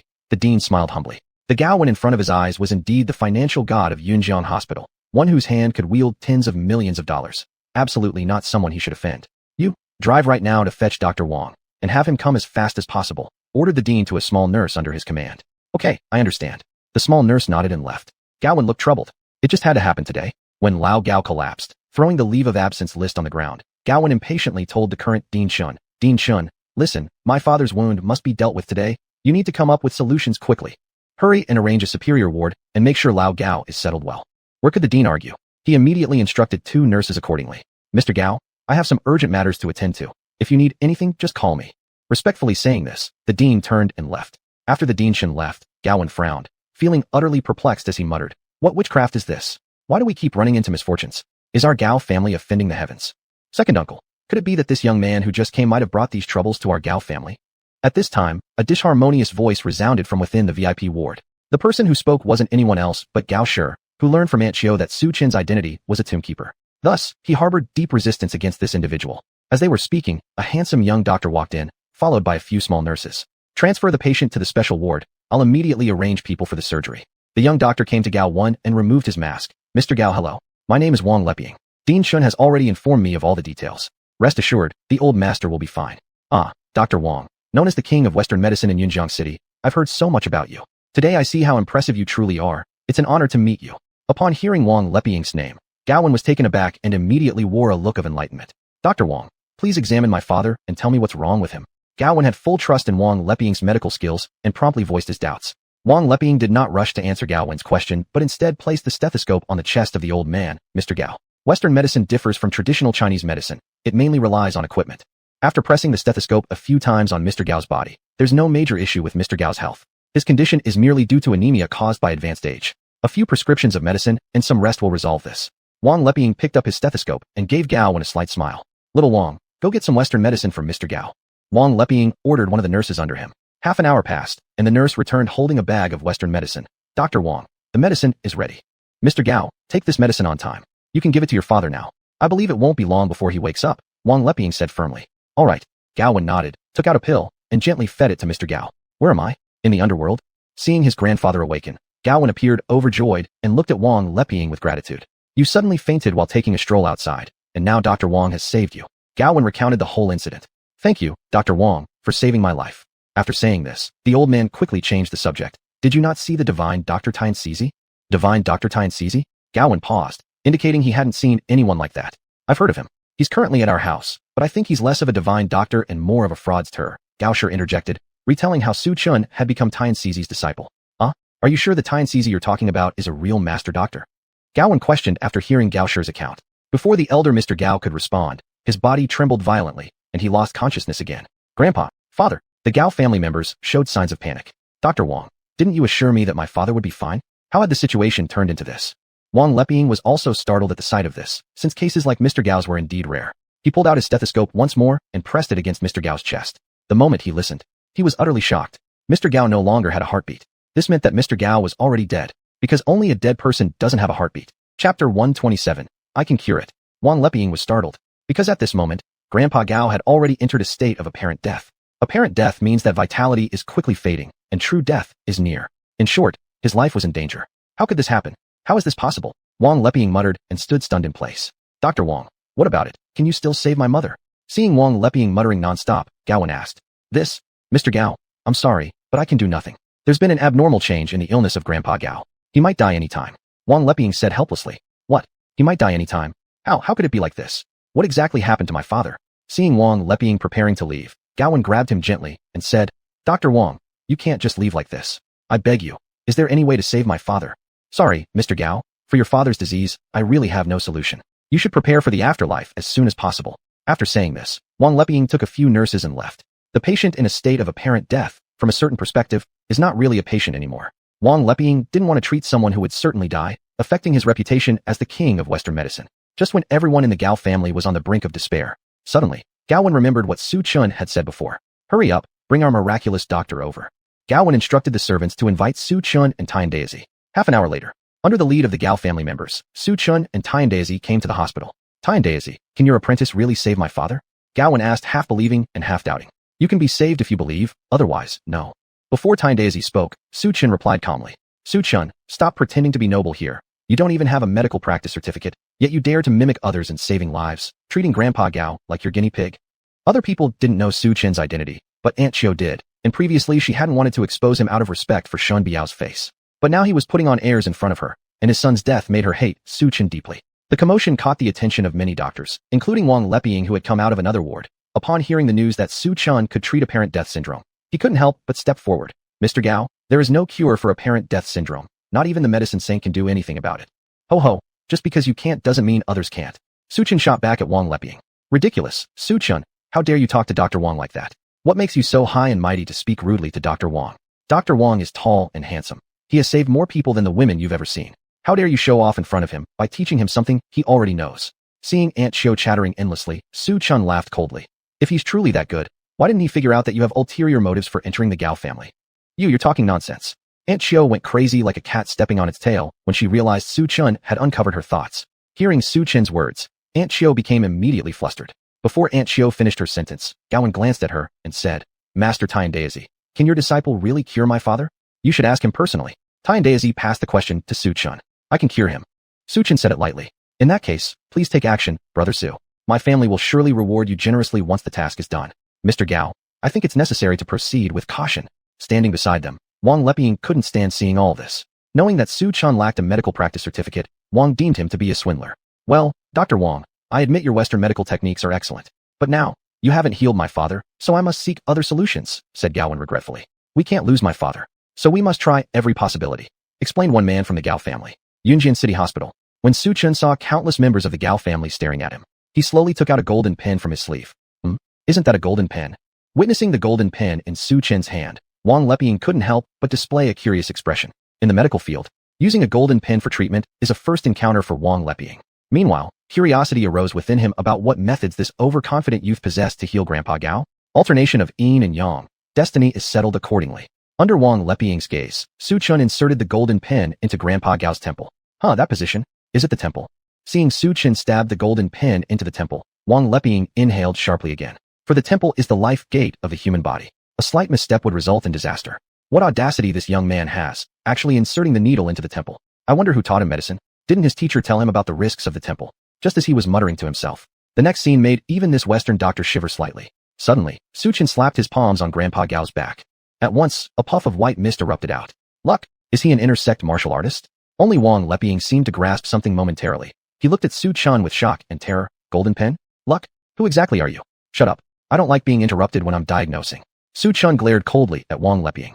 He's someone you can't afford to offend. Tian Daozi added from beside. Yes, I'll be quiet. Wang Leping forced a smile while hurriedly covering his mouth, not daring to make a sound. And this scene caused the Gao family members present to exchange confused glances. They wondered what was going on. Why had Wang Leping suddenly become so polite and respectful towards Su Chun? After all, whether in status or position, Wang Leping far surpassed Su Chun. Just as the Gao family was puzzled, a faint cough was heard, and the next second, Grandpa Gao, who had already fallen unconscious, woke up again. Father, Seeing Grandpa Gao awake, Gaowen called out. Could it be that this guy really brought Grandpa Gao back to life? Among the crowd, Aunt Xiao gasped, her expression filled with awe and disbelief. Previously, Dr. Wang had said, not even the medicine saint could cure apparent death syndrome. If that were true, how could a country bumpkin like Su Chun possess such incredible medical skills? It wasn't only Aunt Xiao who had doubts. The other Gao family members were equally shocked by Su Chen's capability. Little brother Su, is my father's illness cured? At this point, Gaowen approached Grandpa Gao's side with trembling steps and asked Su Chun. Gaowen's heart was racing like a roller coaster. It is now fine. Su Chen said it offhandedly. Chapter 128, The Water Spirit Pearl. Dr. Wang, or you could take another look at my father? Just to be sure, Gaowen said to Wang Leping. Yes, Dr. Wang. I know this Mr. Su didn't cure Grandpa Gao. Autumn Aunt beside them also suddenly interjected. She simply couldn't believe that a country bumpkin without even a medical license could surpass the skills of the top Western medicine doctor in Yunjiang. If Su Chun was really that amazing, why did Shen Xiuxue abandon him? According to Aunt Autumn's understanding of Shen Xiuxue, such a proud woman wouldn't have abandoned such an outstanding man, right? Before Dr. Wang could speak, Tian Daozi standing next to Su Chen opened his mouth. Grandpa Gao, when you initially invited me here, wasn't it for the sake of treating your illness? Now my disciple has cured your disease. Could it be that you still don't trust me as the master? Divine Physician Tian, what are you talking about? Grandpa Gao was about to speak when Gaowen immediately interjected. It's not that we don't trust you, but your disciple doesn't even have a medical license. It's hard to feel reassured. Of course, Gaowen knew the great name of Tian Daozi, but he doubted Su Chen's abilities. Next, Dr. Wang's words made everyone present, including Gaowen, momentarily stunned. There's no need to check again. I believe in the capabilities of Brother Su.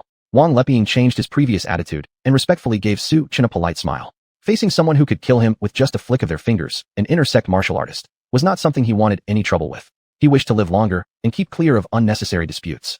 This, Gaowen was slightly surprised. Wang Leping shook his head self-deprecatingly. I'll leave first then. I don't want to disturb all of you anymore. Just before leaving, he glanced at Aunt Xiuya beside Gaowen. This young brother Su mentioned she entered the Gao family for other purposes. I suggest Mr. Gao investigates her identity. Rest assured, I'll send people to investigate immediately. If she truly harbors ulterior motives, humph, the Gao family will show no mercy. Gaowen coldly remarked. Mr. Gao, I've always been loyal to you. Upon hearing Gaowen's words, Aunt Xiuya quickly said, Mr. Gao, please believe in me. However, Gaowen remained unmoved. An hour later, a servant from the Gao household sent a video clip to Gaowen. In the video, Aunt Xiuya could be seen stealthily wandering around inside the Gao family villa, seemingly searching for something. Aunt Xiuya, so you really were hiding something from me? Speak, what is your purpose infiltrating our Gao family? Gaowen questioned coldly. The video is fake. The person in the video isn't me. Upon seeing her silhouette in the video, Aunt Xiuya hurriedly refuted. Guards, drive this woman out. As of now, if she ever appears in front of me again, break her legs. Learning that Aunt Xiuya had entered the Gao family with other intentions, Gaowen's face instantly turned frosty, and he sternly instructed the Gao servants. Several of the Gao family servants who had already disliked Aunt Xiuya seized the opportunity and without a word pushed her down on the ground. Mr. Gao, please spare me. Having joined the Gao family, Aunt Xiuya was now earning 50,000 yuan per month and had long forgotten about her son's death. Thinking about losing this iron rice bowl, Aunt Xiuya fell thump to her knees in front of Gaowen, sobbing pitifully. Don't drive me away. In despair, Aunt Xiuya once again kneeled before Su Chun, trembling while pleading. Su Chun, I'm sorry. I shouldn't have spoken ill of you before. Please, save me. I have no ulterior motive. Help me, okay? Whatever you ask me to do, I'll comply. Sorry, I can't help you. Although I don't know exactly what you were searching for, it's evident from the video. In response to Aunt Xiuya's pleas, Su Chun calmly shook his head. No change of mind? Su Chun, why do you keep targeting me? If it weren't for you, Shen Biao wouldn't have driven me out? If it weren't for you, would my son have died? If it weren't for you, would Mr. Gao drive me out now? Why do you treat me like this? What makes you worthy enough to? Smack. Before Aunt Xiuya finished speaking, Tian Dozi slapped her harshly on the cheek. How dare you act so arrogantly? Who are you, a nobody from Yunjiang City, to lose control here? Before Tian Dozi finished, Wang Leping, who had been quietly standing nearby, looked at Gaowen. Mr. Gao, why aren't you chasing this woman away immediately? If because of her, Brother Su holds a grudge against your Gao family, then your family's good days are over. You, do it now. Leave the Gao residence this instant. Hearing Wang Leping's warning, Gaowen immediately slapped 2 hard slaps across Aunt Xiuya's face without saying anything else. Mr. Gao, with her red, swollen face cupped in her hands, Aunt Xiuya sobbed uncontrollably. Stop pestering us. Get out now. Grandpa Gao immediately had the servants escort Aunt Xiuya out of the ward. Wah, no, don't abandon me. At the moment she was evicted, Aunt Xiuya was filled with both anger and frustration. She was angry at meeting Su Chun again, and frustrated that she was once again thrown out of the Gao family because of Su Chun. If only she hadn't humiliated Su Wen, maybe things could have been overlooked for Shen Biao's sake. But her hatred towards Su Chun deepened further now. She inwardly vowed to show Su Chun his place. At the Yunjiang City Hospital, Gao Wen's gaze fell on the young man Su Chun. Curiosity and doubt filled his eyes. He wondered what this young man did to make Dr. Wang change his attitude by 180 degrees. and he questioned why the renowned divine physician Tian Daozi would take him as a disciple. From their interaction, it seemed as if their roles had switched. Su Chen became the master, and Tian Daozi had turned into the disciple. Mr. Gao, since your father is cured, we will take our leave. Just as Gaowen was lost in thought, Tian Daozi spoke first. Divine physician Tian, young friend Su, please stay. Seeing Su Chen about to leave, Grandpa Gao hurriedly stopped him. What else do you need, old Gao? Su Chen looked at Grandpa Gao. Young friend Su, you saved my life. I must repay you properly. Here's the deal. I will let you choose any item from the Gao family treasures to take with you. Grandpa Gao declared confidently. Dad, are you crazy? You're going to give our family treasures to an outsider. Those are the rare collections amassed by the Gao family over hundreds of years. Every single piece is hard-won. Yes, father, it's forbidden to easily reveal the Gao family treasure vault to outsiders. Please reconsider carefully. Upon hearing Grandpa Gao's words, everyone present in the Gao family felt a jolt. Before Su Chen could respond, Tian Daozi interjected. Old Master Gao, I've heard your family owns a water spirit pearl. Could you perhaps part with it and give it to Su Chen? Chapter 129, Gong Fei, Water Spirit Pearl. Su Chen slightly paused upon hearing the name, immediately associating it with the Earth Spirit Pearl in his possession. I wonder what use does the Water Spirit Pearl have? Su Chen asked in confusion. Water Spirit Pearl. It can purify evil influences. Tian Daozi explained. Purify evil influences? Su Chen was momentarily stunned after hearing this. With the Water Spirit Pearl, he could remove the black magic spell from Ding Lan's body. High Elder, do you really have the Water Spirit Pearl in your family's treasure vault? Looking at High Elder, Su Chen uncertainly asked. Yes. High Elder nodded earnestly. In that case, I'll take the Water Spirit Pearl. Su Chen said straightforwardly without any pretense. No problem. High Elder immediately ordered a member of the Gao family to fetch the Water Spirit Pearl from their family treasure vault. Half an hour later, Xuanhuan had in his hands a bead about the size of a fist. The bead emanated blue light all around. The bead was very light, and under sunlight, it exuded a mysterious aura. So this is the Water Spirit Pearl? Looking at the Water Spirit Pearl in his hand, Su Chen felt somewhat surprised. He hadn't expected. In Yunjiang City, there would be a Water Spirit Pearl that could purify evil influences. Where did you find this Water Spirit Pearl, High Elder?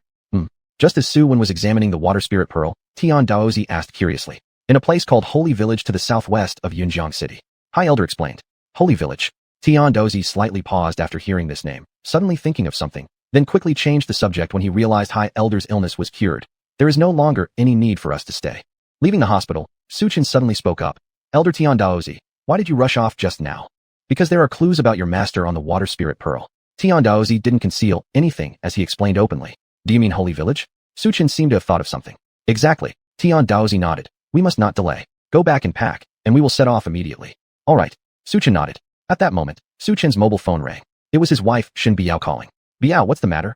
Picking up the call from his wife, Su Chen asked gently. Husband, Shen Tianfeng has invited a qualified feng shui master through xuanhuan, and she wants me to ask you to come over to the Shen residence. Shen Biao quietly said over the phone. I feel like Shen Tianfeng has ill intentions. If you don't have time to come back, it's better not to come back. Later, I'll find a reason to say you won't return. That's fine, I'll be back in half a day. Su Chen smiled and replied. Moreover, if Shen Tianfeng really intends to cause trouble, how can I hide behind you? I am the one who should stand in front of you, shielding you from wind and rain. After hanging up with his wife, Su Chen then addressed Tian Daozi. Elder Tian Daozi, I've got some urgent matters. 3 days later, we will depart. The next day, after returning from Yunjiang City, Su Chen went straight to the Shen family villa. Su Chen, you're here. Seeing Su Chen, Shen Biao wearing a simple long dress and flat shoes walked over sweetly like a lovebird. Shortly thereafter, tap tap, footsteps gradually came closer from outside the Shen family villa. A young woman with ash blonde hair followed Shen Tianfeng to arrive at the Shen family villa. This blonde-haired young woman appeared to be just over 20 years old. She was elegant and pretty. She stood quietly, saying nothing but projecting an aloof demeanor as if one could admire her from afar but not approach her casually. Her lips were naturally red and eyebrows delicately green. Shen Tianfeng, you finally arrived. Where's the feng shui master recommended by Mr. Xia? Upon seeing Shen Tianfeng arrive at the Shen residence, Shen Xiuxue promptly approached with graceful strides to inquire. Meanwhile, Shen Xiuxue also cast an unusual glance towards the woman standing behind Shen Tianfeng. Because, speaking of beauty, Shen Xiuxue discovered that she wasn't in the same league as the other person. In the entire Shen family, only Shen Biao's beauty could match this ash blonde woman. Shen Tianfeng, she is? Wang Xuanhuan grew visibly jealous when she saw Shen Tianfeng bring an unfamiliar woman to the Shen residence. Wang Xuanhuan feared that Shen Tianfeng might develop feelings for another woman. Such cases of infatuation with others weren't uncommon. Wang Xuanhuan, she is the feng shui master introduced by Mr. Xia, Master Gong Fei. Seemingly realizing Wang Xuanhuan's jealousy, Shen Tianfeng bitterly smiled while explaining. Feng shui master? Hearing these words, Wang Xuanhuan couldn't help but change expression, immediately showing an astonished look. When exactly did feng shui masters become so young and beautiful? Don't feng shui masters typically resemble Grandmaster Ruao Kong in being venerable elderly figures? Shen Tianfeng, didn't you just say her name is Gong Fei? Could it be she is Master Gong Fei, ranked 15th among feng shui masters? At this moment, Shen Xiuxue suddenly remembered something and let out an involuntary gasp. Indeed, it's Miss Gong Fei. Seeing the shocked expression on Shen Xiuxue's face, Shen Tianfeng didn't hold back any longer. Instead, he spoke with seriousness. If it weren't for xuanhuan, I wouldn't have been able to invite Miss Gong Fei here. Xiuxue, is Miss Gong Fei very skilled? Curious at Shen Xiuxue's reaction, one of the Shen family members asked. She had no idea who Gong Fei was or anything about the rankings of feng shui masters. Miss Gong Fei's expertise in feng shui ranks within the top 20 in all of China. How powerful is that? Shen Tianfeng walked over to Gong Fei and continued. Rest assured, with Miss Gong Fei taking charge, I believe Aunt Ding's curse will be no issue at all. Relieved to hear that her mother would be fine, Shen Xiuxue blinked back tears and said, Tianfeng, if not for you bringing xuanhuan into the mix, my mom would still be suffering indefinitely. Sister, we're all family. What need is there for formalities between us? Aunt Ding is my aunt as well. How could I sit idly by while she suffers? Pausing for a moment, Shen Tianfeng continued. And besides, unlike certain ungrateful bastards who act like nothing's wrong when even their own mother-in-law is cursed, I couldn't stand for it. While speaking, Shen Tianfeng cast a mocking glance at Su Chun. Tianfeng, my husband isn't sitting idly by. Su Chun said he'd figure out a way to remove the curse from my mother. Don't go around sneering. Shen Biao shot him a glare as she interrupted Shen Tianfeng mid-sentence. Though he hadn't mentioned Su Chun by name, Shen Biao knew exactly who Shen Tianfeng was mocking. Let Su Chun try to figure it out. He can try until hell freezes over. If this bumpkin actually had the ability to lift the curse, why didn't he do it long ago? Earlier, he tricked me into kneeling down and apologizing, promising he could lift the curse. What happened? Aunt Ding is still unconscious. I don't know how such a clown has survived this long. As soon as Shen Tianfeng finished speaking, Gong Fei, the girl with short green hair standing behind him, suddenly furrowed her brows and abruptly interjected. Shen Tianfeng, you just said someone was cursed with black magic? Chapter 130, Killing Two Birds with One Stone. Miss Gong, it wasn't me who said this necromancy thing. It was this guy over here. Shen Tianfeng quickly distanced himself from the matter, pointing his finger at Su Chun. Are you a feng shui master too? Gong Feiming's bright eyes, like a serene pool under the moonlight, cast a deep glance at Su Chun. I guess so, Su Chun nodded calmly. What are you talking about? Do you even know anything about feng shui? You're just spouting nonsense. Seeing Su Chun admit openly, Shen Tianfeng hurriedly interjected toward Gong Feiming. Miss Gong, don't listen to his nonsense. He doesn't understand feng shui. He was just a tomb guard in the mountains. Not only that, he's also a bumpkin. Slap. Before Shen Tianfeng could finish his sentence, Gong Feiming slapped him across the face. Shen Tianfeng, don't think knowing xuanhuan gives you the right to brag endlessly. Let me tell you, I hate disrespectful people the most, especially those with an overly aggressive tone. If it weren't for other reasons, would xuanhuan even be able to get my attention? Miss Gong staring at an enraged Gong Feiming, Shen Tianfeng was momentarily stunned. He never expected that Gong Feiming disliked people mocking others, and now realized how wrong he had been. Miss Gong, it's my fault. I shouldn't have talked nonsense in front of you. Regaining his composure, Shen Tianfeng laughed apologetically at Gong Feiming. Shen Tianfeng, since you've sincerely admitted your mistake, apologize to Su Chun. Shen Biao suddenly spoke up. I'll fucking. Before Shen Tianfeng could unleash a string of curses, catching sight of Gong Feiming's cold gaze forced him to grit his teeth and address Su Chun. Su Chun, I was wrong before. I shouldn't have spoken to you in such a tone. But since you don't understand feng shui, stop making lofty pronouncements. The Shen family isn't a grand theater. You being an actor in the Shen family wouldn't look good if word gets out, would it? Shen Tianfeng, you really think too highly of yourself. Who am I to waste my time arguing with someone like you who runs around half-naked? Su Chun gave Shen Tianfeng a scornful smile.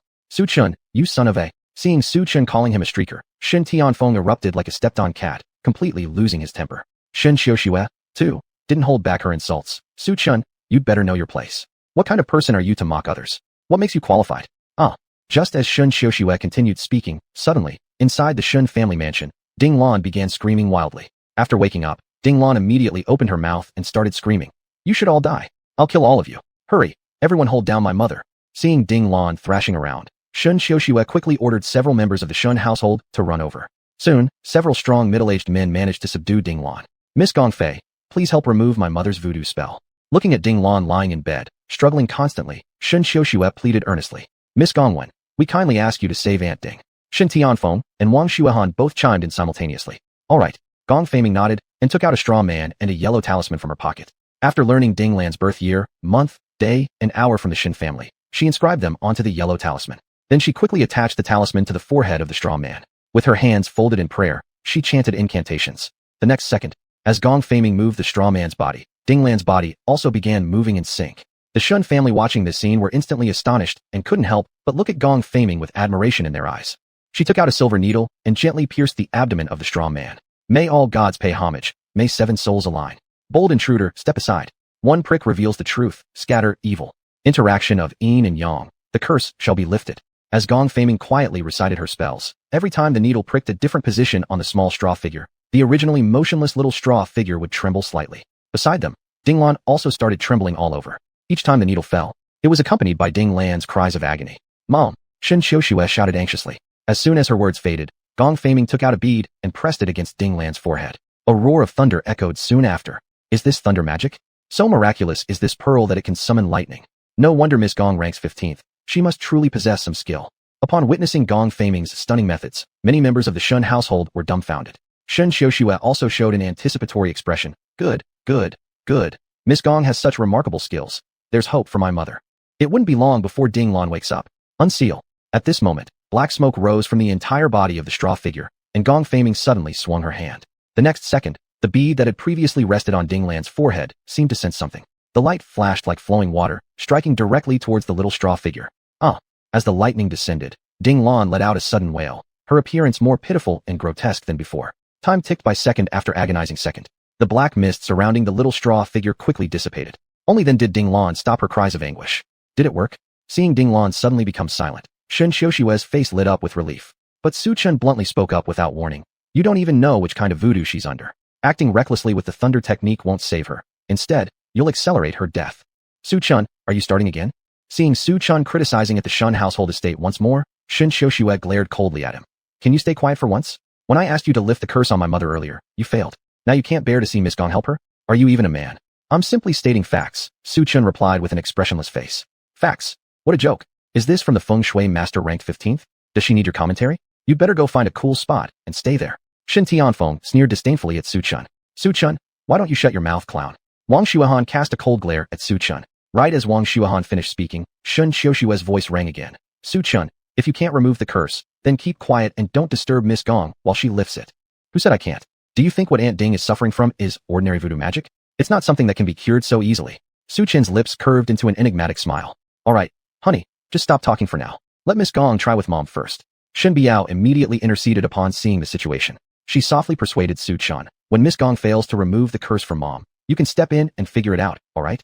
All right. Su Chen nodded. While they were conversing, the now quiet Ding Lan suddenly looked up, her bloodshot eyes glaring directly at Gong Feiming. Cursed feng shui arts. Cursed feng shui masters. You're all going to die. Go to your graves.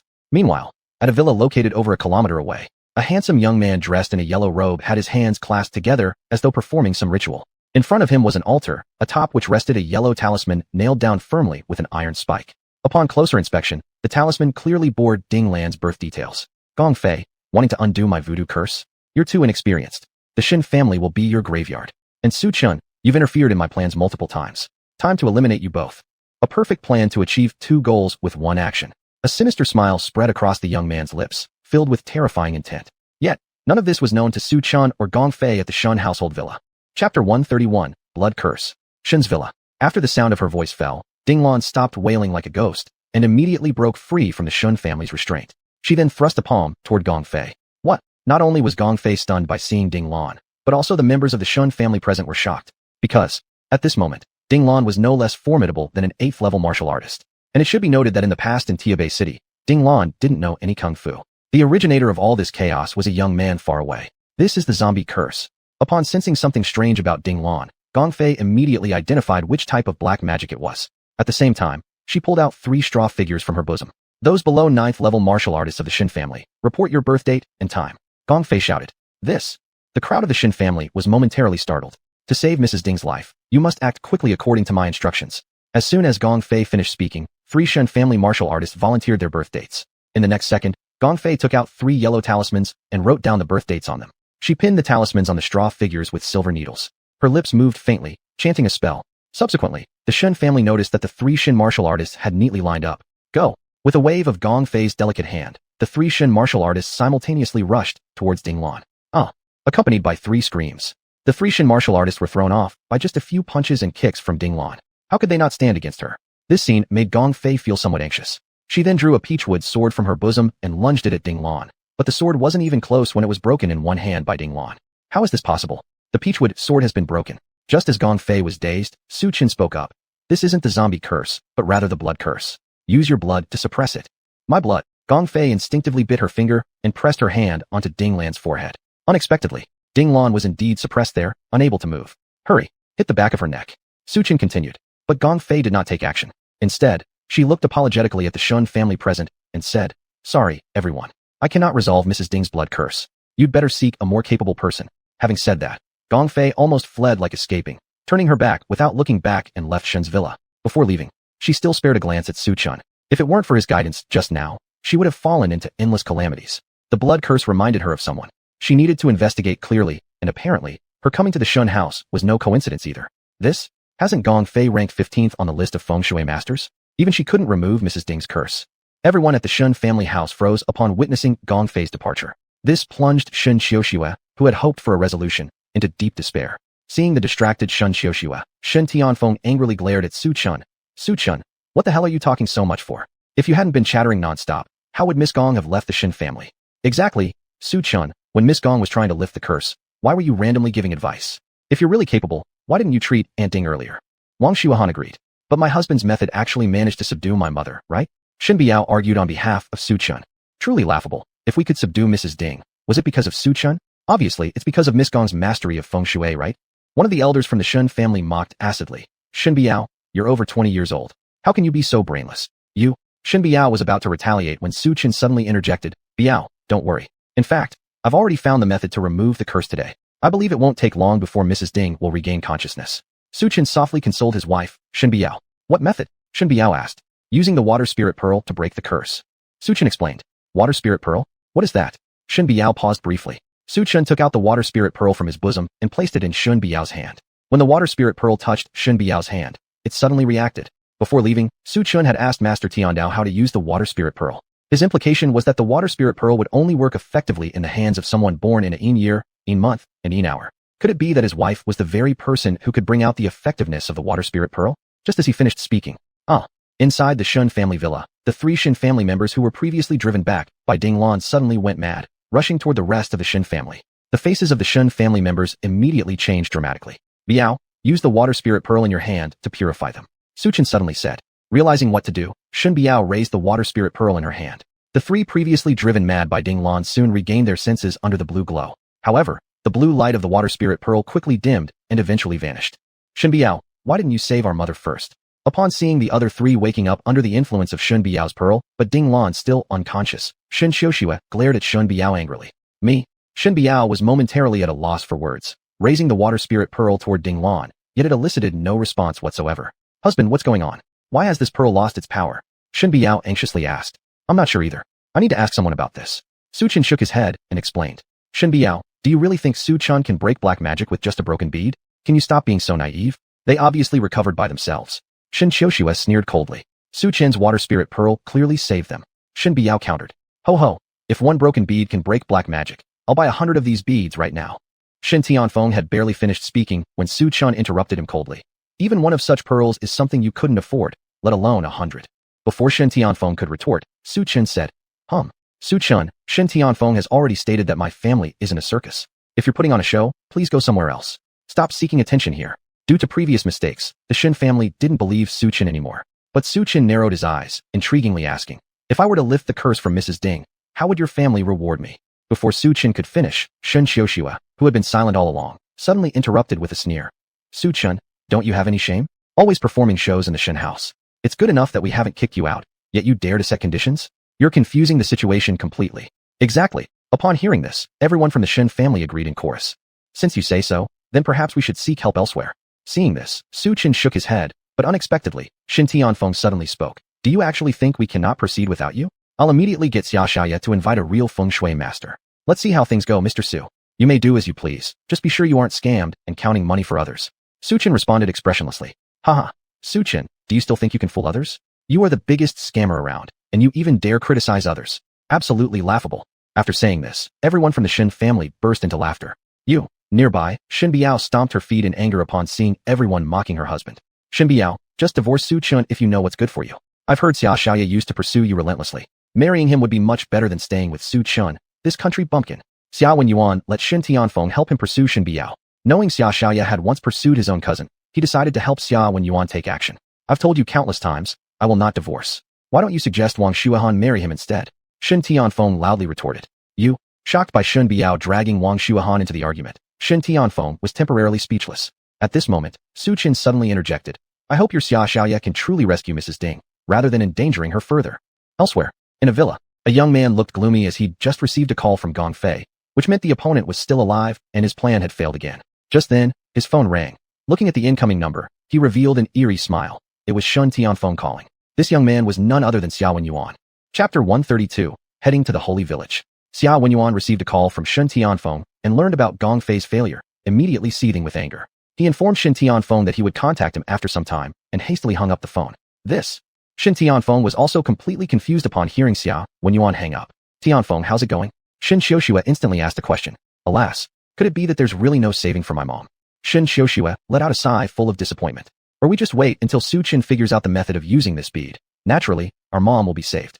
Seeing Shen Xiuxue's expression, Shen Biao could not bear to see her like that, and opened her mouth, only for Shen Xiuxue, and not only to show no gratitude, but also mock Shen Biao.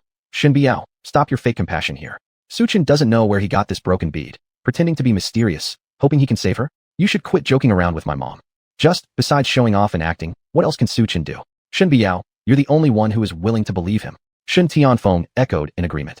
Before Shen Biao could open her mouth, Su Chen spoke up coldly. Since they've said this, I don't need to stay any longer. Let Aunt Ding wait for his so-called Mr. Xia to treat her. Su Chen, you are nothing but a waste. How can you compare to Mr. Xia? Shen Tianfeng snorted with a cold laugh. Hearing this, Su Chen lazily ignored them and left the Shen family villa without hesitation. Shen Tianfeng, looking at Su Chen's retreating back, mocked sarcastically. Humph, such a clown. Always putting on airs. Earlier posing as a doctor, now playing a feng shui master? Removing the curse on Aunt Ding? Can he do it with that broken bead of his? Shen Tianfeng, what gives you the right to look down on Su Chen? Don't forget, the bead in his hand indeed saved our Shen family members. Shen Biao's eyes were red, trembling as she glared at Shen Tianfeng. Ho ho, how can you be sure that this bead removed the curse? Is this bead really effective? Why didn't he bring it out earlier? And I just wonder, are you Shen Biao really stupid or sweet and naive? How come you keep helping Su Chen, someone who only guards graves? Su Chen is a clown, brainless, and aren't you Shen Biao also an idiot? You're the idiot. Shen Biao's face flushed with anger.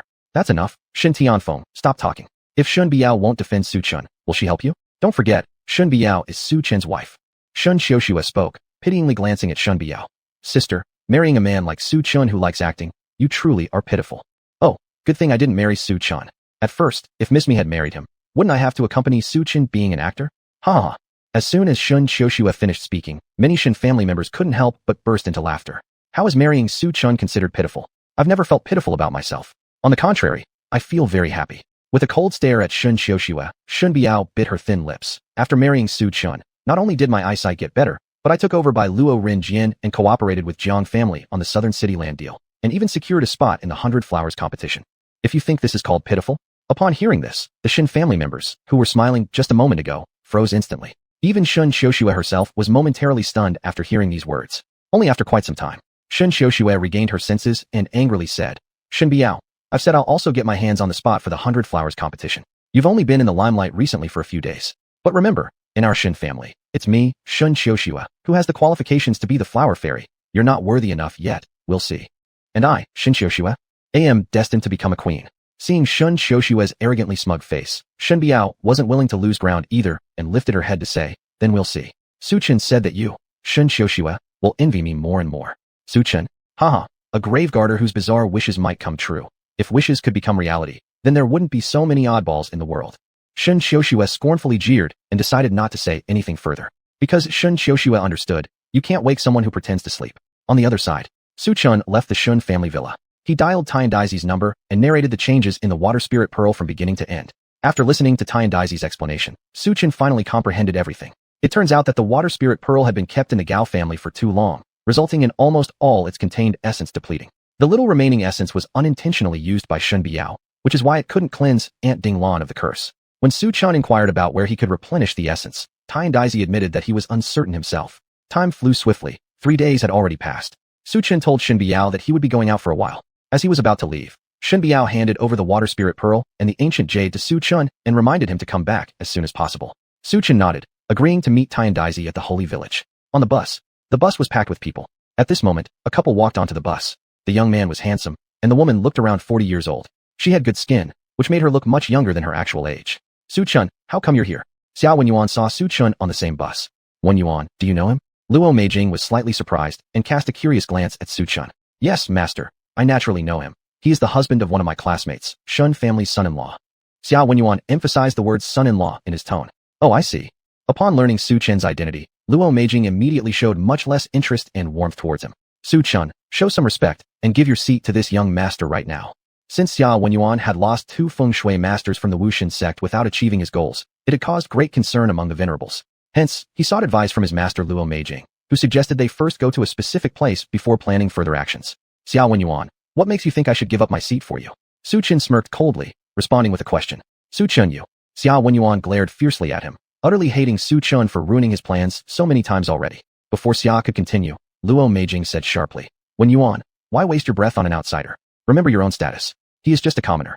With that, Luo Meijing threw Xia Wenyuan a warning look, indicating he shouldn't cause unnecessary trouble at this time. Lucky you today. Xiao Wenyuan understood Luo Meijing's implication and decided to remain silent for now. The bus stopped soon. After Xiao Wenyuan and his master Luo Meijing got off the bus, they vanished somewhere. When Su Chen got off the bus, there was no sign of Tiandaisi. Thus, Su Chen called to learn that Tiandaisi was waiting for him in the nearby small town. On the other side, Xiao Wenyuan and Luo Meijing focused their eyes ahead where a person lay on the ground surrounded by a crowd. Chapter 133, Zah, who can save my husband? A rural woman knelt on the ground, her face full of despair, and looked at a man lying on the ground, pleading with the crowd gathered around. Alas, there is nothing we can do about this kind of illness. My husband also passed away at his age. A 40-year-old middle-aged woman sighed, her eyes filled with helplessness and powerlessness. Heaven, why punish our village's strong young men? Another middle-aged woman lamented to the sky. Just as everyone was nearing despair, Luo Meijing and Xia Wenyuan approached. Let me take a look. As a doctor, it was Luo Meijing's duty to save lives and heal wounds. Despite her special status, she had no choice but to step in. Who are you? A middle-aged woman looked at these 2 strangers with full vigilance. Ignorant bumpkin, don't you even recognize Master Luo, the divine doctor? Before Luo Meijing could speak, Xia Wenyuan glared fiercely at the middle-aged woman beside him. Wenyuan. Luo Meijing shot Xia Wenyuan a glance. You should stop talking now. Yes, master. Xia Wenyuan nodded wisely, though a hint of ruthlessness flashed in his eyes. Divine doctor? Are you a divine doctor? Can you save my husband? The kneeling middle-aged woman heard the word divine doctor, and her originally dim eyes immediately brightened up. She stood up suddenly, grabbed Luo Meijing's shoulders excitedly. I beg you, save my husband. All the old and young depend on him for survival. I cannot lose him. You stand up first, let me check. All right. Upon hearing Luo Meijing agree to save her husband, the middle-aged woman sensibly stood up. Luo Meijing lifted the middle-aged man's hand from the ground. The cold arm had no temperature at all. Epidemic. Luo Meijing uncertainly placed her hand on the forehead of the middle-aged man. Hot. Not just hot. It was scalding like boiling water. Wenyuan, bring me my medicine box. Luo Meijing instructed Xia Wenyuan standing next to her. Yes, master. After Xia Wenyuan responded, not long after he appeared holding a small medicine box. Luo Meijing took the medicine box, taking out a bottle of medicine inside. Just as Luo Meijing was about to administer the medicine to the middle-aged man, the standing middle-aged woman couldn't help but ask, Divine doctor, can this medicine really save my husband? Before Luo Meijing could respond, Xia Wenyuan interrupted. My master kindly offers to save your husband, and you dare to doubt her. Do you even want us to save him, or not? If not, then we'll leave. Accustomed to staying in the city, Xia Wenyuan saw these obstinate people reminded him instantly of Su Chun, which made him very upset. He didn't have Luo Meijing's gentle temperament. Now, since these bumpkins were so uncooperative, he directly reprimanded them. Divine doctor, that's not what I mean. Upon hearing that the divine doctor was about to leave, the middle-aged woman quickly panicked and began apologizing. Since Xia Wenyuan was her disciple, Luo Meijing didn't say much. Once he takes the medicine, your husband will naturally wake up. You need not worry about this. Hearing this statement from Luo Meijing, the middle-aged woman finally relaxed. Then, please divine doctor, save my husband. Luo Meijing nodded and inserted the pill into the mouth of the middle-aged man. 10 minutes passed after swallowing it. What happened to me? A coarse voice rang out from the man's mouth, and only then did the middle-aged man slowly open his eyes. Upon hearing the sound, the middle-aged woman saw her husband wake up and rushed over with a sobbing tone. Old Li, you've finally woken up. You scared me to death. Xiaolan, it's all right. As you can see, I'm fine, aren't I? Old Li gently patted his wife's back. This scene left the surrounding crowd dumbfounded, unable to believe that the woman before their eyes had actually brought someone back to life. Great goddess doctor, please save my husband. Great goddess doctor, please save my son. Great goddess doctor, please save my grandfather. All the onlookers knelt down, treating Luo Meijing as a savior of humanity in this moment. Luo Meijing was momentarily stunned upon seeing this. She hadn't expected her unintentional actions to result in so many people asking her for salvation. My master is busy and is not some goddess bodhisattva. Xia Wenyuan spoke, then suddenly changed the subject. Master, we have important matters to attend to. We cannot waste energy on these bumpkins. Luo Meijing had an idea upon hearing Xia Wenyuan's words. Disciple, Since you care so much for your master, then you will be the one to treat these villagers' relatives. It's a good opportunity to hone the medical skills I've taught you. Master this. Xuanhuan never expected Luo Meijing to say such a thing, and his face immediately turned extremely gloomy. After I finish the matters for the Shen family, sooner or later, I will make you take pleasure under my control. He leered at Luo Meijing's mature and graceful body. How don't you want to? Luo Meijing heard Xuanhuan's hesitating tone and said coldly, no, your disciple is willing. Xuanhuan quickly nodded and turned to look at several middle-aged women beside him. Before he could open his mouth to ask, one of them spoke first. Are you a doctor? Judging by your appearance, you don't look like a doctor, but more like a playboy. Bold, insolent civilians, which village are you from? How dare you be so disrespectful? Xuanhuan, upon hearing these country bumpkins talking about him like this, instantly became furious. We are from Sacred Village. So what if we are? Want to pick a fight? A physically imposing middle-aged woman stepped forward, glaring fiercely at Xuanhuan. At this moment, Luo Wenjing walking ahead heard the robust woman's words and stopped abruptly. Hold on, which village are you from? Divine Doctor, we are from Sacred Village. Before the sturdy woman could speak, the middle-aged couple who were previously saved by Luo Meijing spoke up first. Thank you, Divine Doctor, for saving us. Today, we would like to invite you over to our home. I wonder if the Divine Doctor can find it convenient. Upon realizing they were from Sacred Village, Luo Meijing's face lit up instantly. With their help now, getting into Sacred Village would be relatively easier. Alright then, let's go ahead with your lead. Luo Meijing did not refuse, and thus went along with Xuanhuan, following the several middle-aged women towards Sacred Village. Elsewhere, Su Chen arrived at a small inn in town according to the address provided by Tiantatsi. Mr. Su, you're here.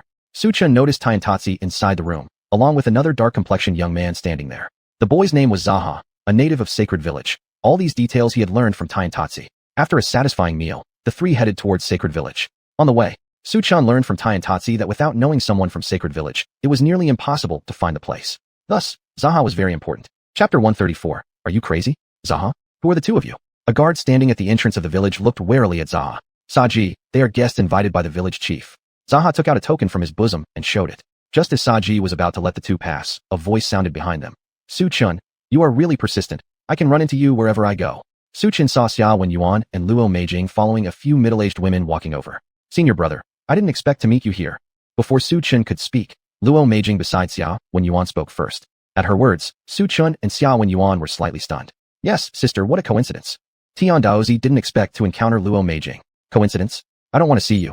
Upon hearing Tian Daozi's words, Luo Meijing did not show any expression of surprise, but instead turned dark. Young man, is he your apprentice? Once again, Luo Meijing suspiciously shifted her gaze to Su Chen. Whether he is my apprentice or not, what does it have to do with you? Tian Daozi noticed that Luo Meijing did not treat him kindly despite being from the same school. Since Luo Meijing deserted their sect, there was no need for them to be friendly anymore. Tian Daozi, you. Luo Meijing coldly snorted.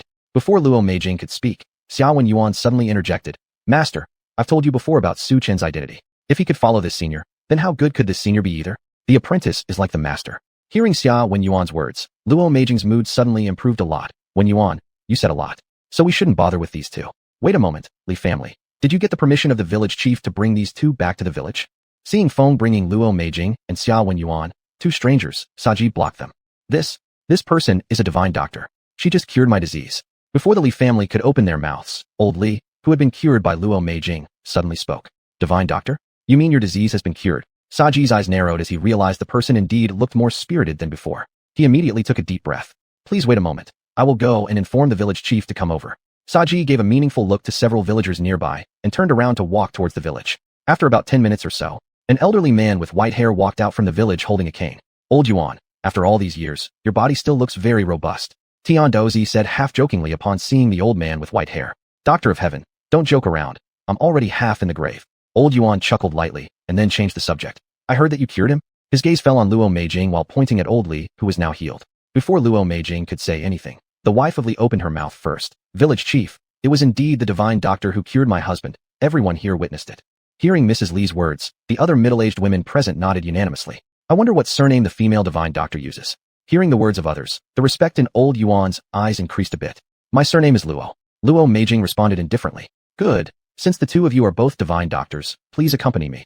Old Yuan did not say much more, just made a simple statement. Village chief, I want to ask if he can also enter? Xiaowen Yuan suddenly asked coldly. Upon hearing this, old Yuan fixed his gaze on Su Chen, instantly frowning slightly. Heavenly doctor, I remember only inviting you personally. Why have you brought this person along? This person's medical skills surpass mine. I naturally bring him along for added confidence. Tian Dozi hadn't finished speaking when Xiaowen Yuan sneered slightly at the corner of his mouth. Su Chen, aside from acting deceitfully, knows nothing else. When did he become a divine doctor? Esteemed elder, please be realistic in your words. Medical skill far surpasses heavenly doctor? Acting deceivingly. Upon hearing these messages, old Yuan's face immediately turned sour. Heavenly doctor, this time is of great importance. Please do not take this lightly. Don't bring whoever here recklessly. I am not kidding around. Tian Daozi looked extremely serious. Fine. If that's the case, should I discover him falsifying anything, do not blame me for not showing him any consideration and banishing him from the village. Old Yuan said without reservation. At this moment, Su Chun standing beside Tian Daozi suddenly revealed a thought-provoking smile. Don't just talk about me.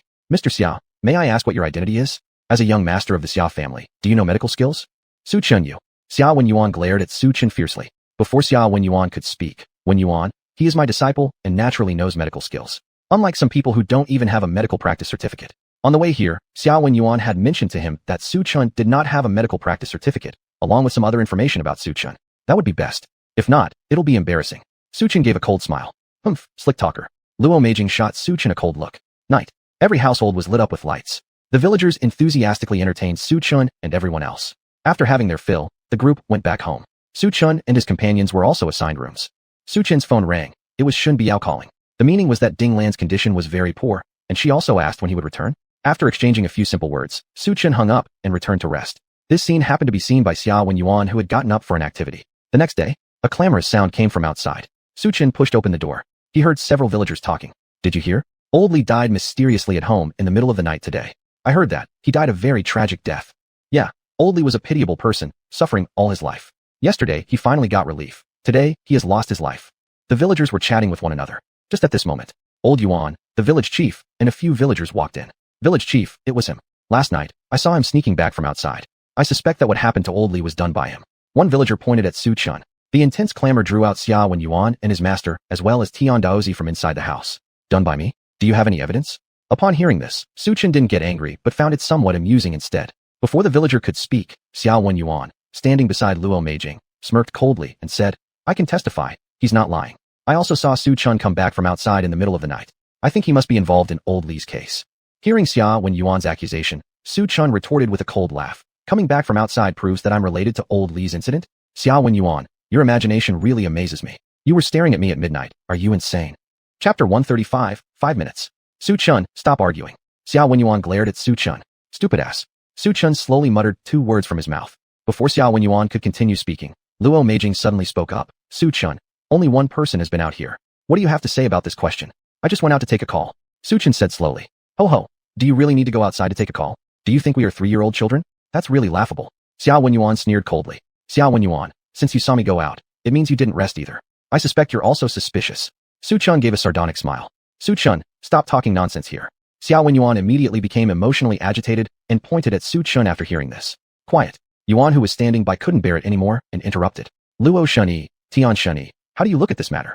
As old Yuan was speaking, he shifted his gaze to Luo Meijing and Tian Daozi beside him. I think there is something suspicious here. Why don't we go and see the body? Tian Daozi voiced his thought. I cannot jump to conclusions either. I think we should check the body before making a judgment. Despite not liking Su Chun or the master-disciple duo of Tian Daozi, Luo Meijing still decided to adhere to the facts. Fine. Seeing that the two had reached a consensus, old Yuan led them to Mr. Li's house. Upon pushing open the door, the first thing they saw was a cold corpse on the ground, covered in white cloth. Beside it, his wife, Mrs. Li, knelt down. Master healer, can't you save my husband again? Upon seeing Luo Meijing, Mrs. Feng begged desperately like she'd found a savior. No. Seeing the cold body on the ground, Luo Meijing helplessly shook her head. Mr. Li, we just lived a good day, and now you are gone. How tragic you were. After hearing Luo Meijing's words, Mrs. Li collapsed on the ground, crying loudly. Mrs. Li, stop crying for now. We won't let your husband die without clarity. Now we need your cooperation. Please tell us everything you know. Seeing Mrs. Li with tears streaming down her face, Elder Yuan gave a glance to the villagers around him and had them lift the white cloth. The dead man looks so terrible. Several villagers standing by were startled when they saw Mr. Li staring grimly at them. Luo Master Healer, Tian Master Healer, what do you think is wrong with him? It seems as if he was subjected to a backlash. Luo Meijing observed Mr. Li's dead appearance and uncertainly replied. Just then, Su Chun, standing nearby, abruptly chimed in. He wasn't hit by a backlash. It was because the plague inside him erupted suddenly. Su Chun, stop making false statements. His illness was cured yesterday by Master Luo. Everyone witnessed him in fine spirits. You, who don't even have a medical practice qualification, dare to spread lies here. Whether it's false or not, you'll know once you try it. Su Chun was too lazy to explain further and decided not to speak anymore. Try? The person is already dead. How do you test it? With live people? If you don't understand, stop pretending you do. Xuanhuan sneered coldly. Oh, so according to you, it was the medication I gave him that caused the plague outbreak. Luo Meijing perked up immediately upon hearing Su Chen's words. Yes. Su Chen admitted outright. Tian Daozi, this is the great disciple you've taught well? To make baseless accusations, spouting nonsense. He consumed my medicine and appeared full of energy in front of everyone. Aren't all of you blind fools? Luo Meijing smirked slightly as she glanced sideways at Tian Daozi and redirected her gaze towards Su Chen. You're Su Chen, right? I thought you were just a son-in-law by marriage. I didn't expect you to be such a liar. Luo Meijing, I have confidence in the disciples I teach. Can you explain how he didn't die before taking your medicine, but within half a day after consuming it? Doesn't that seem suspicious? Tian Daozi retaliated. Just as Luo Meijing was about to respond, the village elder Yuan interjected. If that's the case, divine Dr. Luo, please show your medicine and have another villager consume it. All right, Su Chen, if ultimately it turns out the medicine has no connection with my master, what then? Before Luo Meijing could speak, Xiaowen Yuan snorted coldly. And if it does? Su Chen retorted. If it's related to me, I will kneel and bow to you as my master, and leave the holy village. Luo Meijing declared word by word. Bow to me as your master. Ho ho, you're not qualified enough. Su Chen chuckled coldly. Su Chen, you son of a bitch. I have to admit, this time you really managed to sound convincing. Xiao Wenyuan, mid-sentence, revealed an enigmatic grin at the corner of his lips. Unless, if you lose, you divorce Shen Biao, do you dare? Fine, I accept. Hearing Su Chen actually agree, Xiao Wenyuan's lips curled upward, revealing an intriguing smile. Who wants to go first? Old Yuan pointed at several villagers infected with the plague. Upon hearing this, a few villagers exchanged uneasy glances. Taking the medicine felt like gambling with their lives, and as they thought about it, their courage wavered. Hesitantly, they all took a step back. Saji, you're brave. You go, said Saji, who was standing in the front. As he looked around, he realized everyone else had retreated except him. It wasn't until he heard the village chief call his name that he snapped out of his daze, but it was too late. He felt as though he were being forced to do something against his will. Lemijing retrieved the same medicine she had given to Old Li and handed it to Saji. How do you feel? Any discomfort? Asked Old Yuan anxiously, for Saji had always been loyal to him, and he hoped nothing bad would happen to him. No, instead I feel full of strength. My energy has improved significantly. Saji replied enthusiastically. Su Chen, did you hear that? The drug cures the plague. It's not meant to trigger an outbreak. Now you can talk to your wife about divorce. Xiao Wenyuan mocked Su Chen directly upon seeing this, then suggested to the village chief. Chief, let's drive this man out of the village. Dr. Luo kindly treated us, but now she's slandered as a murderer. People like you don't deserve to stay in the holy village. Get out. Get out. Chief, I propose driving him out of the village. Just when everyone assumed Su Chen would slink away in defeat, he suddenly interjected. If you don't save him right now, how long do you think he'll last? Su Chen held up 5 fingers. 5 years. Lemijing hesitated for a moment. Upon hearing this, Su Chen shook his head and coldly remarked. You overestimate your own abilities if you say 5 years. I'm talking about 5 minutes. Chapter 136, Fulfilling the Bet. 5 minutes. Open your eyes and look clearly. He's full of energy right now. Telling him he won't survive for 5 minutes. Do you know what you're saying, or are you just making nonsense? Xiao Wenyuan sneered continuously at Su Chen. Kid, how dare you curse me? An already nervous Saji exploded in anger upon hearing Su Chen's words. Su Chen, I really don't understand where your confidence comes from to be so sure that he will not live past 5 minutes. Are you the medical god of Jiangnan province, or something?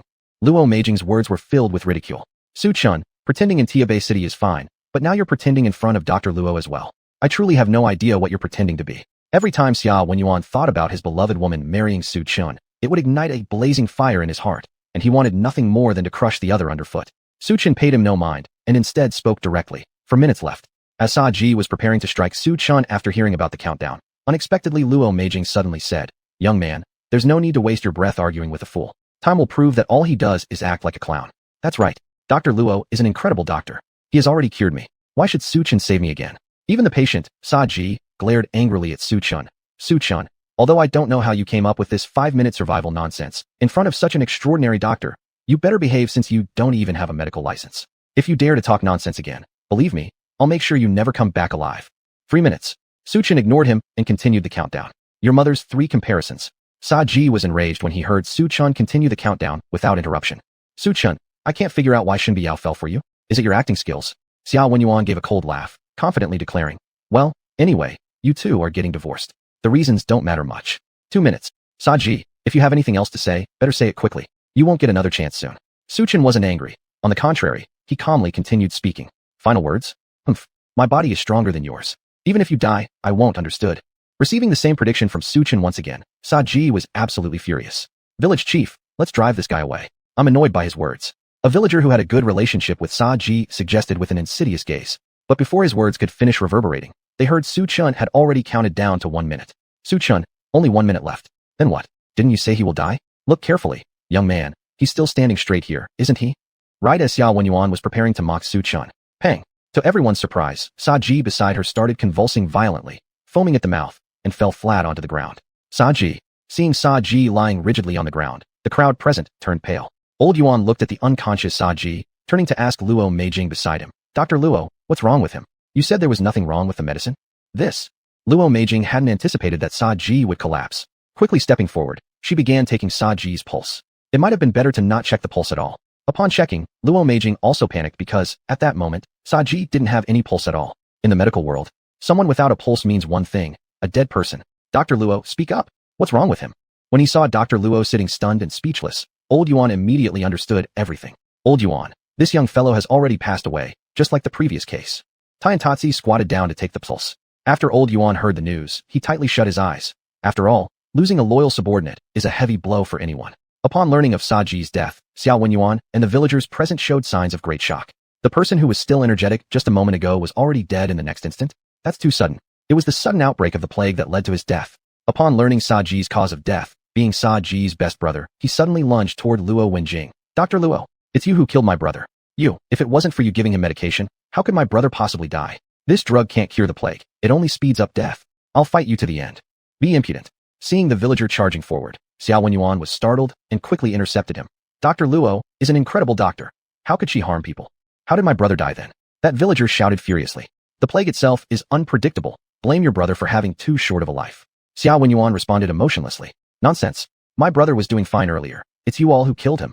In their despair, the villagers suddenly thought of something and knelt before Su Chen, wailing as he pleaded. Young sir, please save him. Sorry, but you're too late. I can't save him now. Looking at the person before him, Su Chen said expressionlessly. I gave you 5 minutes, but you didn't value it. It's no one's fault but your own. Before the villager could speak, Old Yuan, the village chief, stepped forward and said, Young sir, if you truly have a way to save him, then you will be the benefactor of our holy village. Old Yuan, I warned you before. My apprentice is someone even I don't dare offend lightly. Looks like you're getting old. Tiantatsi glanced with a smile at Old Yuan, then respectfully said to Su Chen, Disciple, handle this matter however you see fit. This moment caused Old Yuan's pupils to constrict in surprise. Then, Su Chen's words stunned everyone present. I can save him, but first, I want Dr. Luo to honor the bet. Su Chen spoke calmly. Which eye of yours saw us lose? Xuanhuan countered sharply. Not losing? Then let Dr. Luo make another villager take the medicine. See how that goes. Su Chen wore a meaningful smile. Village chief, I believe this young man is right. The reason for Sa-ji's death was the medicine. His health was excellent just moments ago, and he died after taking it. You should drive these two out of the village. A villager who witnessed Sa-ji's grim state dared not risk his life for any drug anymore.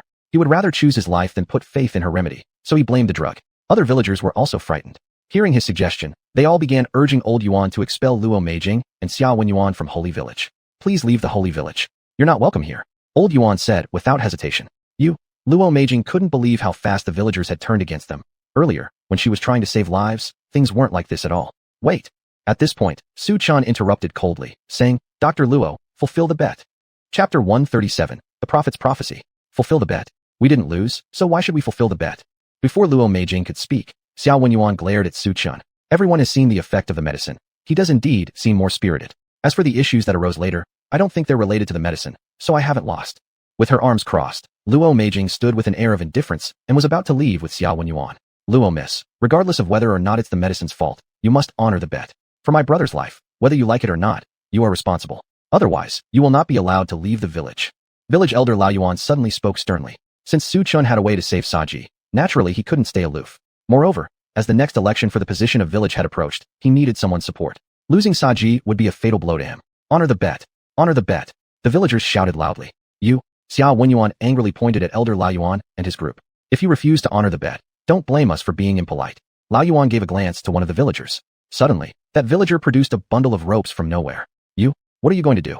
Xuanhuan immediately realized they were going to tie him up. As for what might happen afterward, he didn't dare to imagine it.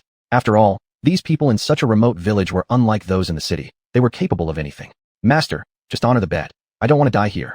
Xuanhuan glanced at Luo Meijing beside him. Isn't kneeling and asking for guidance worth losing your life over? Before he finished speaking, Luo Meijing slapped him hard across the face. Slap. It's none of your business whether I kneel or not. If you can't keep quiet, shut your mouth. Luo Meijing never expected Xuanhuan to be such a coward who feared death, and this realization made her extremely disappointed. She looked coldly at him. Fine, I admit my mistake. Xiao Wenyuan held his reddened cheek, looking extremely angry. Luo Meijing didn't acknowledge him, but instead scanned the people present. Her gaze eventually settled on Su Chun, and she lightly bit her lips. All right, please accept me as your disciple. Luo Meijing bent her knees and knelt down abruptly before Su Chun. For her, as a woman, to kneel before so many people, especially before Su Chun, was far worse than dying. Kneeling to ask for guidance? I never said I would take on disciples. Su Chen's words infuriated Luo Meijing even more, her face now turning pale with anger. Her beautiful eyes stared daggers at Su Chun. Su Chun, I've already honored the bet. It's your problem if you won't take me as a disciple. If there's nothing else, I'll go as per our agreement, Luo Meijing said firmly through clenched teeth. Seeing that neither Su Chun nor the village chief attempted to stop her, she turned around and walked away with Xiao Wenyuan without looking back. Before leaving, Luo Meijing still cast a warning glance at Su Chun. After Luo Meijing and Xiao Wenyuan left, Mr. Su, those two have gone now. It's your turn to cure my friend. Elder Lao Yuan looked half doubtfully at Su Chun, always harboring suspicions towards him. No problem. Su Chun nodded. From his chest, he took out 13 silver needles and inserted them into 13 different acupoints of Saji's body, including the vital point. Yin-yang alternating, bring back the wandering soul. The 13 needles of the ghost door. Could it be that you are? At the sight of this, villager chief Lao Yuan seemed to realize something and exclaimed in astonishment. Don't talk. I hate being disturbed. Lao Yuan closed his mouth tightly, tension evident on his face. He glanced at Taiyadaozi beside him, as if seeking confirmation. Taiyadaozi, understanding the meaning behind Lao Yuan's look, nodded instinctively. After getting confirmation from Taiyadaozi, Lao Yuan's initial doubts towards Su Chun were replaced by certainty. While Lao Yuan was distracted, Saji suddenly sat up and spat out a mouthful of black blood onto the ground. Where am I? Saji, you're awake. Seeing Saji awaken, Lao Yuan's face showed excitement. This is a real divine doctor. Who would have thought Saji would actually come back to life? Upon witnessing Saji's awakening, the surrounding villagers immediately regarded Su Chun as their savior. Please, young master, save us. I'm still young, I don't want to die. Please, young master, save Sacred Village. All the villagers knelt before Su Chun. Seeing this, Su Chun unconsciously frowned. Village chief, is everyone in Sacred Village suffering from this ailment? Yes. It's like we've been cursed. Men don't live past 40 years old. Lao Yuan narrated the entire story. Really? So according to you, the plague is linked to your village's sacred spring. Upon hearing Lao Yuan's words, Su Chun appeared lost in thought and asked, Dr. Su, what is your relationship with Senior Su Shan? Lao Yuan boldly asked a question. At the mention of Su Shan, Su Chen's eyes suddenly became very bright. Do you know my master? I do, Lao Yuan nodded. Then he recounted from beginning to end his encounters with Su Shan. Oh, so it was like this. My master Su Shan was pursued and fled to Sacred Village, where he healed his wounds with the sacred spring. Afterwards, the sacred spring seemed to have been cursed, causing the villagers' lifespans to begin shortening. Hearing Lao Yuan's words, Su Chen instantly appeared enlightened. Just at that moment, Lao Yuan suddenly spoke. Master Su, do you know if Elder Su Shan is well? It's been a long time since I last saw him. But Su Chen's reply left him slightly stunned. My master has already passed away. What? Lao Yuan's face drastically changed. Could it be that everything was foretold by the prophet? Did the prophet predict that my master would die? Su Chen hesitated. Before your master entered the sacred spring, the prophet performed divination for him, and said that if he entered the spring, he would not live beyond 3 years. Lao Yuan explained. Please take me to see the prophet. Su Chen felt he had come one step closer to uncovering the truth behind his master's death. However, Lao Yuan shook his head regretfully. Sorry, Master Su. You won't be able to see him because he has already passed away due to illness. Hearing this, Su Chun hesitated briefly, his gaze flashing with disappointment as the lead disappeared again. But Lao Yuan's next words gave Su Chun, who had been disappointed, a ray of hope. The prophet said that the only thing he ever did wrong was revealing celestial secrets to your master, which caused a drastic reduction in his lifespan. He warned us repeatedly never to enter the sacred spring. Upon hearing these words, Su Chun developed a newfound curiosity about the sacred spring. On the other side, after Luo Meijing and Xiao Wenyuan left Sacred Village, they recorded the location. Not far along, Xiao Wenyuan, find someone more competent. I'm not continuing with this matter. Luo Meijing coldly glanced at Xiao Wenyuan behind her. Master, we agreed. You will help me with this task, then we'll both head to the Shen family. Xiao Wenyuan didn't expect Luo Meijing to give up so easily, and immediately grew dark-faced. Don't call me master. I don't have a disciple like you. From today on, our teacher-disciple relationship ends. If you still dare to call me master, I'll cut out your tongue. Luo Meijing glared at him icily, furious. If it wasn't for you stirring up trouble beside me, how could I have become everyone's target?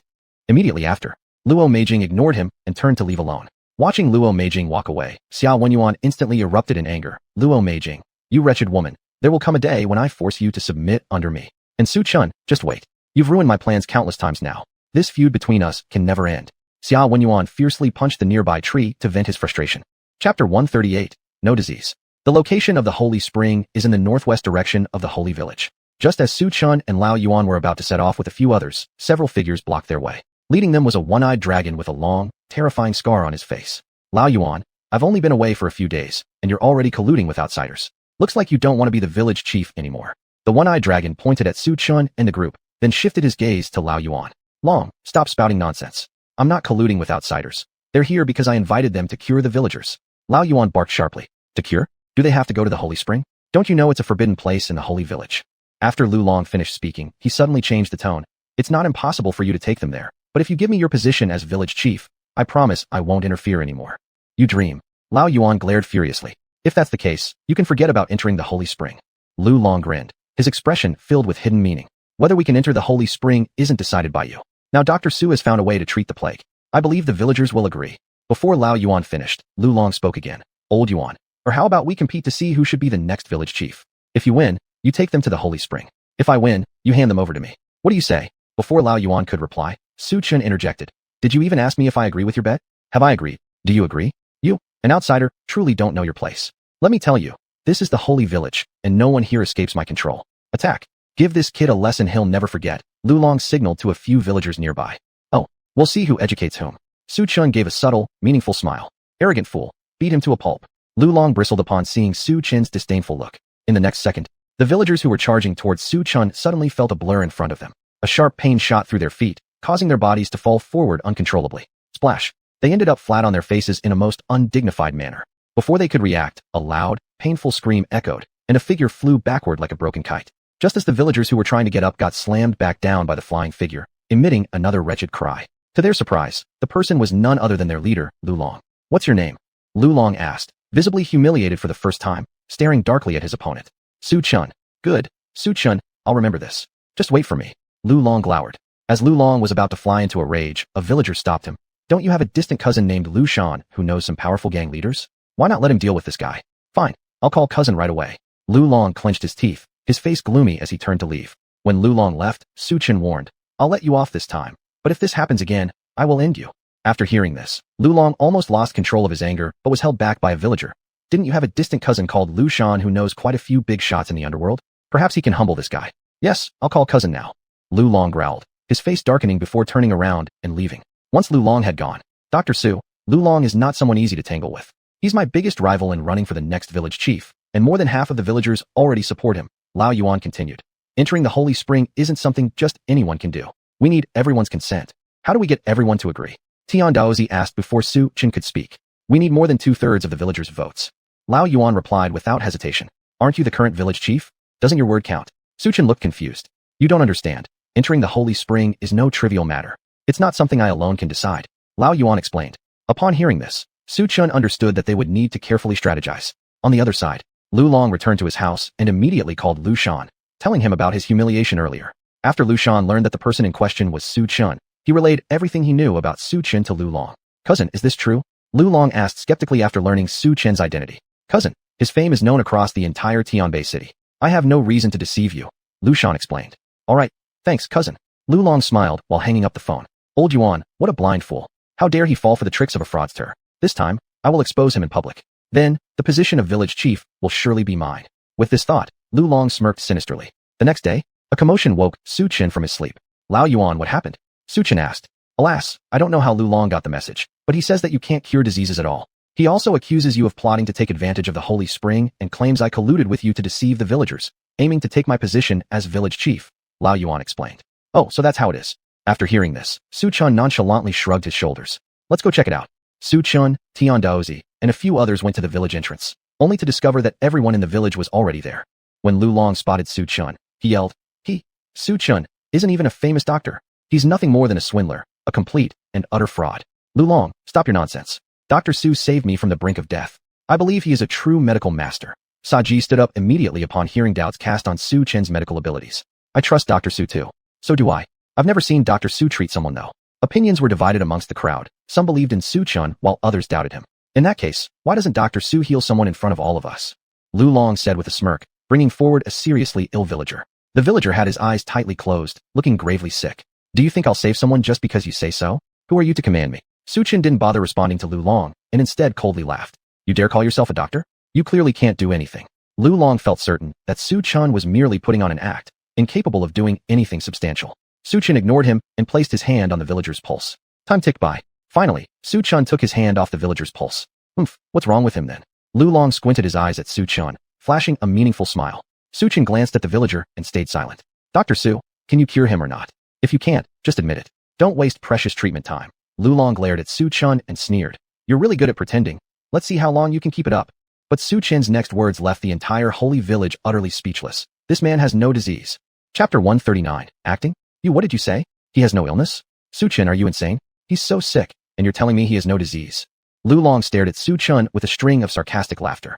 No sooner had the words left his mouth than the villagers standing by his side burst into loud laughter. Lu Long glanced at them with a half-smile and mocked. Su Chun, stop pretending at this point. Do you know who you really are? A person without a medical license calling himself a miraculous doctor. Can you please stop acting already? If you like pretending that much, why don't you go be an actor directly? Lu Long, please show some respect for Dr. Su. Old Yuan, hearing Lu Long's blatant insult towards Su Chun, immediately wore a face full of displeasure. Old Yuan, before I even speak to you, you've already started complaining about me. To gain support, you went as far as hiring an actor to pretend to be a miracle healer and deceive our fellow villagers. How thoughtful of you. Lu Long, stop talking nonsense. The old man hasn't done such a thing. Everyone witnessed Dr. Su curing Saji. Do you think we're all blind? Old Yuan said without any courtesy. And who knows? Saji is your own people anyway. Naturally he sides with you. Perhaps you conspired beforehand, staging this drama together. Lu Long wasn't finished speaking when Saji beside him coldly interrupted. Lu Long, I've personally experienced Dr. Su's medical skills, and there's not an ounce of falsity in them. If you keep spouting nonsense, do you think I won't slap you? Slap me? You dare. For Saji's threat, Lu Long didn't even bat an eye, but instead smirked. You, looking for death. As Saji was about to strike Lu Long, he was stopped by Old Yuan nearby. Saji, do not lose your temper. Su Chen paid no attention to Lu Long, but rather turned his eyes toward the villager lying on the ground, and then cast a glance at Lu Long. Truly unlucky. Being carried here without any sickness made up into having one. What a pain for you. Su Chen, he's clearly ill. Stop deceiving these villagers. Do you think they're all fools? Lu Long flared up after hearing Su Chen's words. That's right, opening your mouth to tell lies. A villager beside Lu Long echoed. You're the one lying through your teeth. Sai Ji spoke up for Su Chun and then asked another question to the nearby Su Chun. Divine Dr. Su, if you claim he has no illness, why is he so weak? He has no illness because this was caused by someone planting a curse on him. Looking at the villager lying down, Su Chun pondered and decided to reveal the truth to the villagers present. Actually, when he first saw this villager, he noticed that his complexion was ashen, bloodless, as if something had drained all his nutrients. It turned out that things were exactly as Su Chun had suspected. Cursed by someone. Upon hearing Su Chen's response, Saji nearby slightly startled. After all, there was nothing like this in the holy village, let alone encountering it. Divine Dr. Su, what is being cursed? Not only Saji was full of doubts, everyone around was equally confused. Before Su Chun could explain, Old Yuan spoke up. The curse is called a goo worm, and those who plant the curse are known as goo masters. Raising goo requires feed, which can be parasites living inside humans or animals. People parasitized become akin to zombies, entirely controlled by the goo master. Old Yuan roughly explained the situation regarding being cursed. Living dead walking among us. Hearing Old Yuan's description of how serious this matter was, the other villagers' faces drastically changed after hearing it.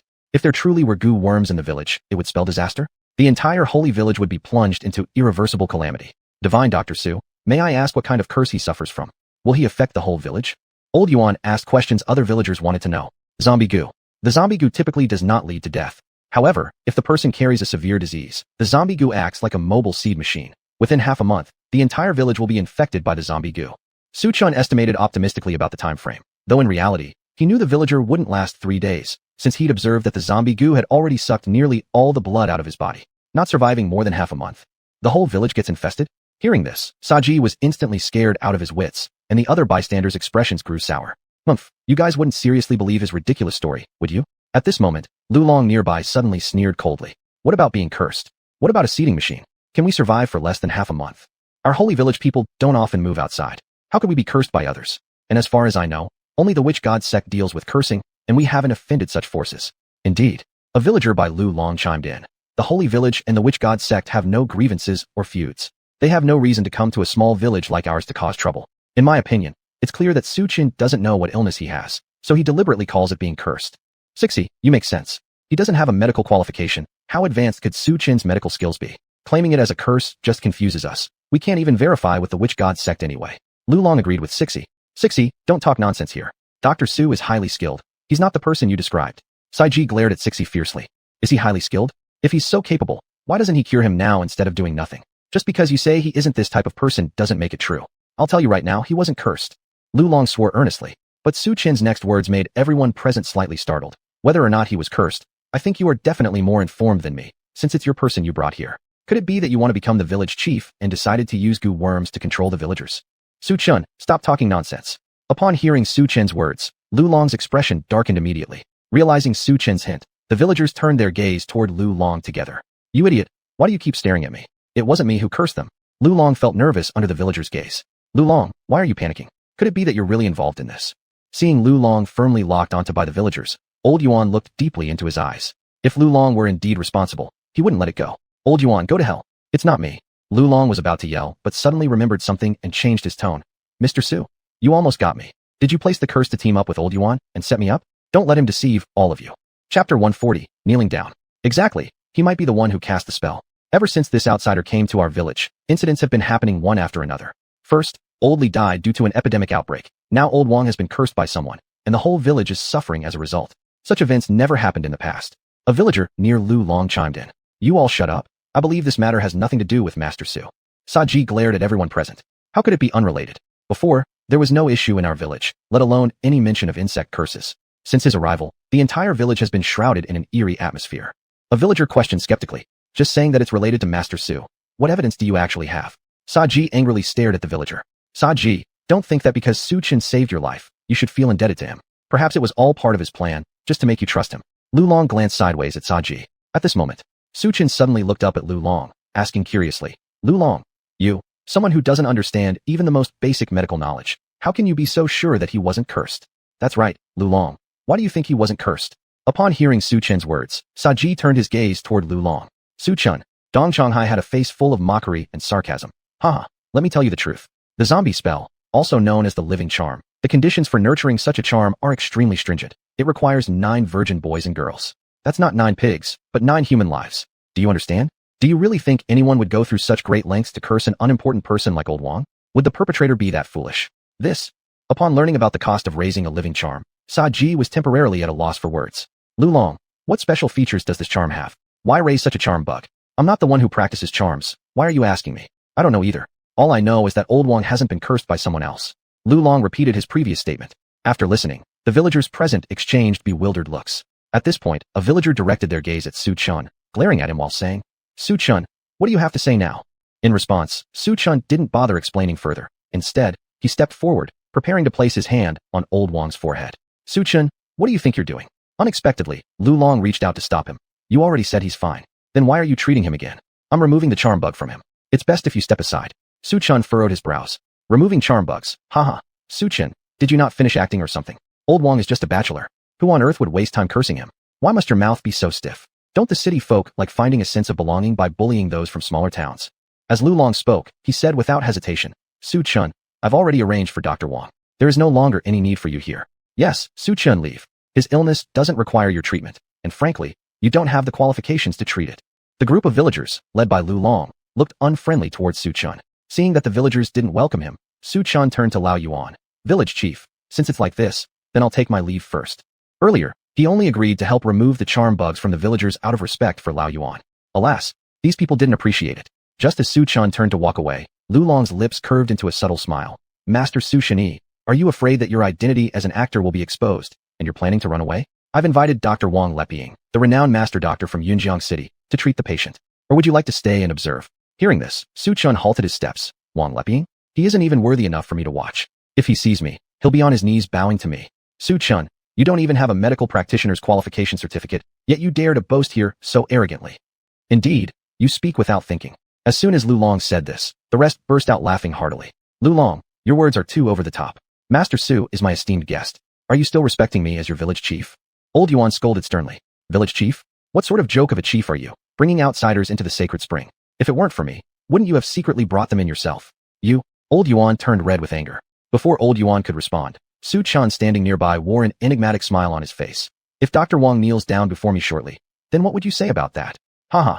If he can kneel down before you, I will withdraw from competing for the position of the village chief. If he doesn't kneel down to you, then your life belongs to me. How about that? Dare you gamble? Lu Long chuckled coldly. Fine deal. Su Chen nodded. Half an hour later, several figures were approaching under Zaha's lead. It wasn't anyone else but Dr. Wang Leping himself, with several nurses following behind. Master Wang, I've been waiting for you. Lu Long greeted Master Wang enthusiastically as soon as he spotted him. Your village is really secluded.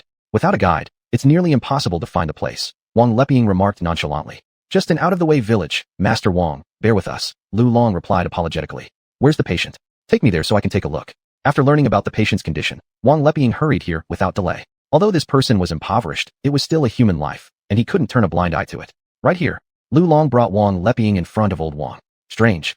How can someone not have a pulse but still have a heartbeat? Wang Leping placed one hand on the wrist and another on the chest. How could this be? Wang Leping's face showed confusion, his eyes filled with bewilderment and perplexity. In all his years as a doctor, this was the first time he encountered such a situation. Wang Leping, don't bother. He's been cursed. At that moment, Su Chen's voice suddenly rang out. Surname Su. If you don't know anything about medicine, keep your mouth shut. Master Wang's medical skills are far beyond what you can criticize. Lu Long shot a glare at Su Chen and then immediately turned around with a smile, apologizing to Wang Leping. He's just a troublemaker who claimed you'd kneel before him after seeing him. What arrogance. Su Chen, why don't you apologize to Master Wang right now? Wang Leping, are you sure you want me to apologize? Su Chen looked at him with a faint smile. Mr. Su, how come you're here? Upon recognizing Su Chen's face, Wang Leping couldn't help but tremble. His legs buckled, and he dropped to his knees. Tian Daozi, who was standing beside Su Chen, witnessed this scene with a knowing smile, but said nothing. Master Wang, why did you kneel down? Su Chen is just an actor. Before Lu Long could finish, Wang Leping slapped him across the face. Damn you. How dare you insult Mr. Su? You almost got me killed. This scene made everyone in the village pause in astonishment. It turned out Master Wang truly knelt before Su Chen. Chapter 141 Uprooted. Su Chen, was he actually right? Mr. Su, if I had known you were here, why would I even need to do anything? Wang Leping displayed an air of humility and flattery. Lu Long, weren't you trying to kill me? Su Chen glanced at Lu Long with a mocking smile. Before Lu Long could speak, Wang Leping kicked him. Lu Long, who gave you the guts to try and kill Mr. Su? I wouldn't dare. You've almost ruined everything for me. Wang doctor, isn't he a fake doctor? Lu Long was confused. Lu Shan had guaranteed that Su Chen was a good-for-nothing son-in-law. Fake my ass. Do I look like an idiot to you? Can't I tell the difference between real and fake? Wang Leping glared at him. Aren't you going to kneel down and apologize to Mr. Su? Mr. Su, I'm sorry. I couldn't recognize a mountain when I saw it. Please let me off easy. Wang Leping's name in Yunjiang City was a golden signboard. Now since he said Su Chen was a great doctor, everyone else had to believe him. To let you off easy? You didn't say that just now. Su Chen smirked coldly. Since you lost, you must keep your word and give up your position. Su Chen you. Upon hearing Su Chen telling him to give up his position, Lu Long's face darkened immediately. Lu Long, since you've lost, you have to acknowledge it. Everyone is watching. Isn't that right? Sa Ji learned about Su Chen being the true doctor and smiled. Before Sa Ji finished speaking, Lu Long, give up your position. Yuan's words were like a shot of adrenaline to the villagers present. Give it up, hand over the position. The villagers all took Yuan's side, including some who were previously on Lu Long's side. They switched sides midstream. You, enraged, Lu Long pointed at the villagers who betrayed him. After pondering for a moment, he gritted his teeth. Fine, I'll step aside. Just as he was about to turn and leave, a voice from behind stopped him. Wait, was it you who cast the curse? What's your relationship with the Wushan sect? Su Chen's voice rang out. What? Wushan sect? Don't think you can slander me just because you're a famous doctor now. Lu Long's eyes darted around nervously before he snapped angrily. You'll know soon enough whether I'm slandering you or not. Su Chen smiled mysteriously, placing his hand on old Wang's pulse. Wicked creature, you've had your fill. Su Chen, somehow, held a silver needle which he accurately inserted into old Wang's chest. Zzzt. A strange sound came from old Wang's chest. Immediately, a mouthful of black blood gushed out of old Wang's mouth. Don't kill me, don't kill me. Old Wang thrashed wildly, screaming. The next second, old Wang opened his eyes, coincidentally seeing Lu Long standing across from him. Lu Long tried to kill me. He put insects in my mouth. Lao Wang, don't talk nonsense. When did I ever put bugs in your mouth? Lu Long denied outright. Lu Long, Lao Wang has confessed. What more do you have to say? Men, drive Lu Long out of the village, and remove his name from the clan register of our holy village. Faced with such reprehensible behavior by Lu Long, old Yuan showed no mercy. Haha, Lao Wang has already been infected with living parasites, and won't last much longer. And yet you chose him as your leader. All of you will die. Lu Long revealed his sinister face. We die? Why don't you check your own body? Su Chen pointed at Lu Long. Before Lu Long could open his mouth to retort, an excruciating pain swept through his entire body. Looking down, he realized his body had begun to rot, covered in festering sores. Save me, divine Dr. Su. Lu Long, scratching himself frantically, rolled on the ground. Sorry, there's nothing I can do. Su Chen shook his head. You only knew about living parasites, but you didn't know that they are also called male-female parasites. Earlier, I killed the male parasite inside old Wang, and now the female parasite inside you has gone wild without control. It started eating away at you uncontrollably. I beg you, save me. I'm young, I really don't want to die. Lu Long knelt painfully in front of Su Chen, all the arrogance he had earlier completely gone. Poor guy, I suspect you're the one who used the curse, but you're no master of it. You're just a pawn too. How pitiful indeed. Su Chen looked at Lu Long who was about to breathe his last breath. I'll only divulge everything I know about the Wushan sect if you save me, Lu Long rushed to say. Lu Long, give up, Su Chen replied calmly. At this moment, He bitterly regretted opposing Su Chun. If only he hadn't underestimated Su Chun, perhaps Su Chun might still be willing to save him. Now, he crushed his only chance of survival with his own hands. As the sound of agony grew fainter and fainter, Lu Long's voice gradually weakened until finally, there was complete silence. After Lu Long's death, one of the villagers asked, "Is the curse contagious?" "With the host dead, the curse has nowhere to go. Just cremate the body and there will be no problem," Su Chun explained. "You too. Take Lu Long's body away and dispose of it." Old Yuan suddenly remembered something and looked at Su Chun. "Divine Dr. Su, do you know which organization chased your master here years ago?" "You mean the Wuxin sect chased your master here?" Su Chun paused slightly, making a guess. "But why would the Wuxin sect chase my master?" Su Chun questioned in confusion. "I don't know. Your master didn't say the reason back then." "Divine Dr. Su, since you helped me gain the position as the village head, I naturally won't treat you poorly. I will never forget your great favor." Old Yuan expressed his gratitude. The next day, Su Chun followed Old Yuan towards the holy spring. The location of the holy spring was extremely remote. Clouds of mist swirled around, tall towering trees blocking out the sky, and occasionally bird calls echoed from all around, giving one goosebumps. Half an hour later, with Old Yuan's guidance, Su Chun finally arrived at the holy spring. What they called the holy spring was actually a large deep pool, with white fog swirling around it, adding an aura of mystery. "I see that the spiritual energy here is quite concentrated. Mr. Su, why don't you take out the water spirit pearl and absorb some of this spiritual energy?" Tian Daozi, standing beside Su Chun, reminded him. "Yes." Upon hearing this, Su Chun took the water spirit pearl out from his chest. A flash of dazzling light appeared, and the ancient jade previously given to Su Chun by Shen Biao shone brightly again. The water spirit pearl and earth spirit pearl around Su Chun began to rotate around the ancient jade. Numerous streams of spiritual energy gathered toward the ancient jade, emitting radiant light, and what they were witnessing stunned both Tian Daozi and Old Yuan. Not long after, the light faded, and the ancient jade along with the earth spirit pearl and water spirit pearl returned to their normal appearance. "Is that it?" As Su Chin's words ended, a scene flashed into his mind. He saw someone being surrounded and attacked by a group of people. That person was none other than his master, Su Shan. Those attacking him were from the Wuxin sect, because Su Chun had seen the patterns on their robes before. "Wuxin sect? Su Chun, will surely uproot you completely." Just at this moment, Su Chin's phone rang. It was Shen Biao calling. She said that Ding Lan was near death and urged him to return immediately. Chapter 142, Luo Meijing's apprentice? Nearly gone. Upon hearing these words, Su was slightly startled. "Has anyone visited Ding Lan in the past few days?" Yes. Today Xiaowen Yuan brought a middle-aged man to see my mom." Shen Biao continued speaking as she thought of something else and couldn't help but become nervous and uneasy. "Su Chun, do you mean they harmed my mom?" "I'm not sure." Su Chun shook his head and recounted what happened when he encountered Xiaowen Yuan. How dare Xiaowen Yuan meddle with me?" After hearing Su Chin's response, Shen Biao became intensely irritated. "By the way, husband, have you found the treatment method for my mom?" Though if I return, it'll take some time." Su Chun explained that since Yunjiang City and Tianbei City were quite far apart, even by plane, it would take half a day. "All right, honey, I'll wait for you at the Shen family villa." Shen Biao whispered softly. Su Chun hung up the phone, and a voice rang out behind Lao Yuan. "Village chief, the plague has been lifted." The one speaking was villager Lao Lu.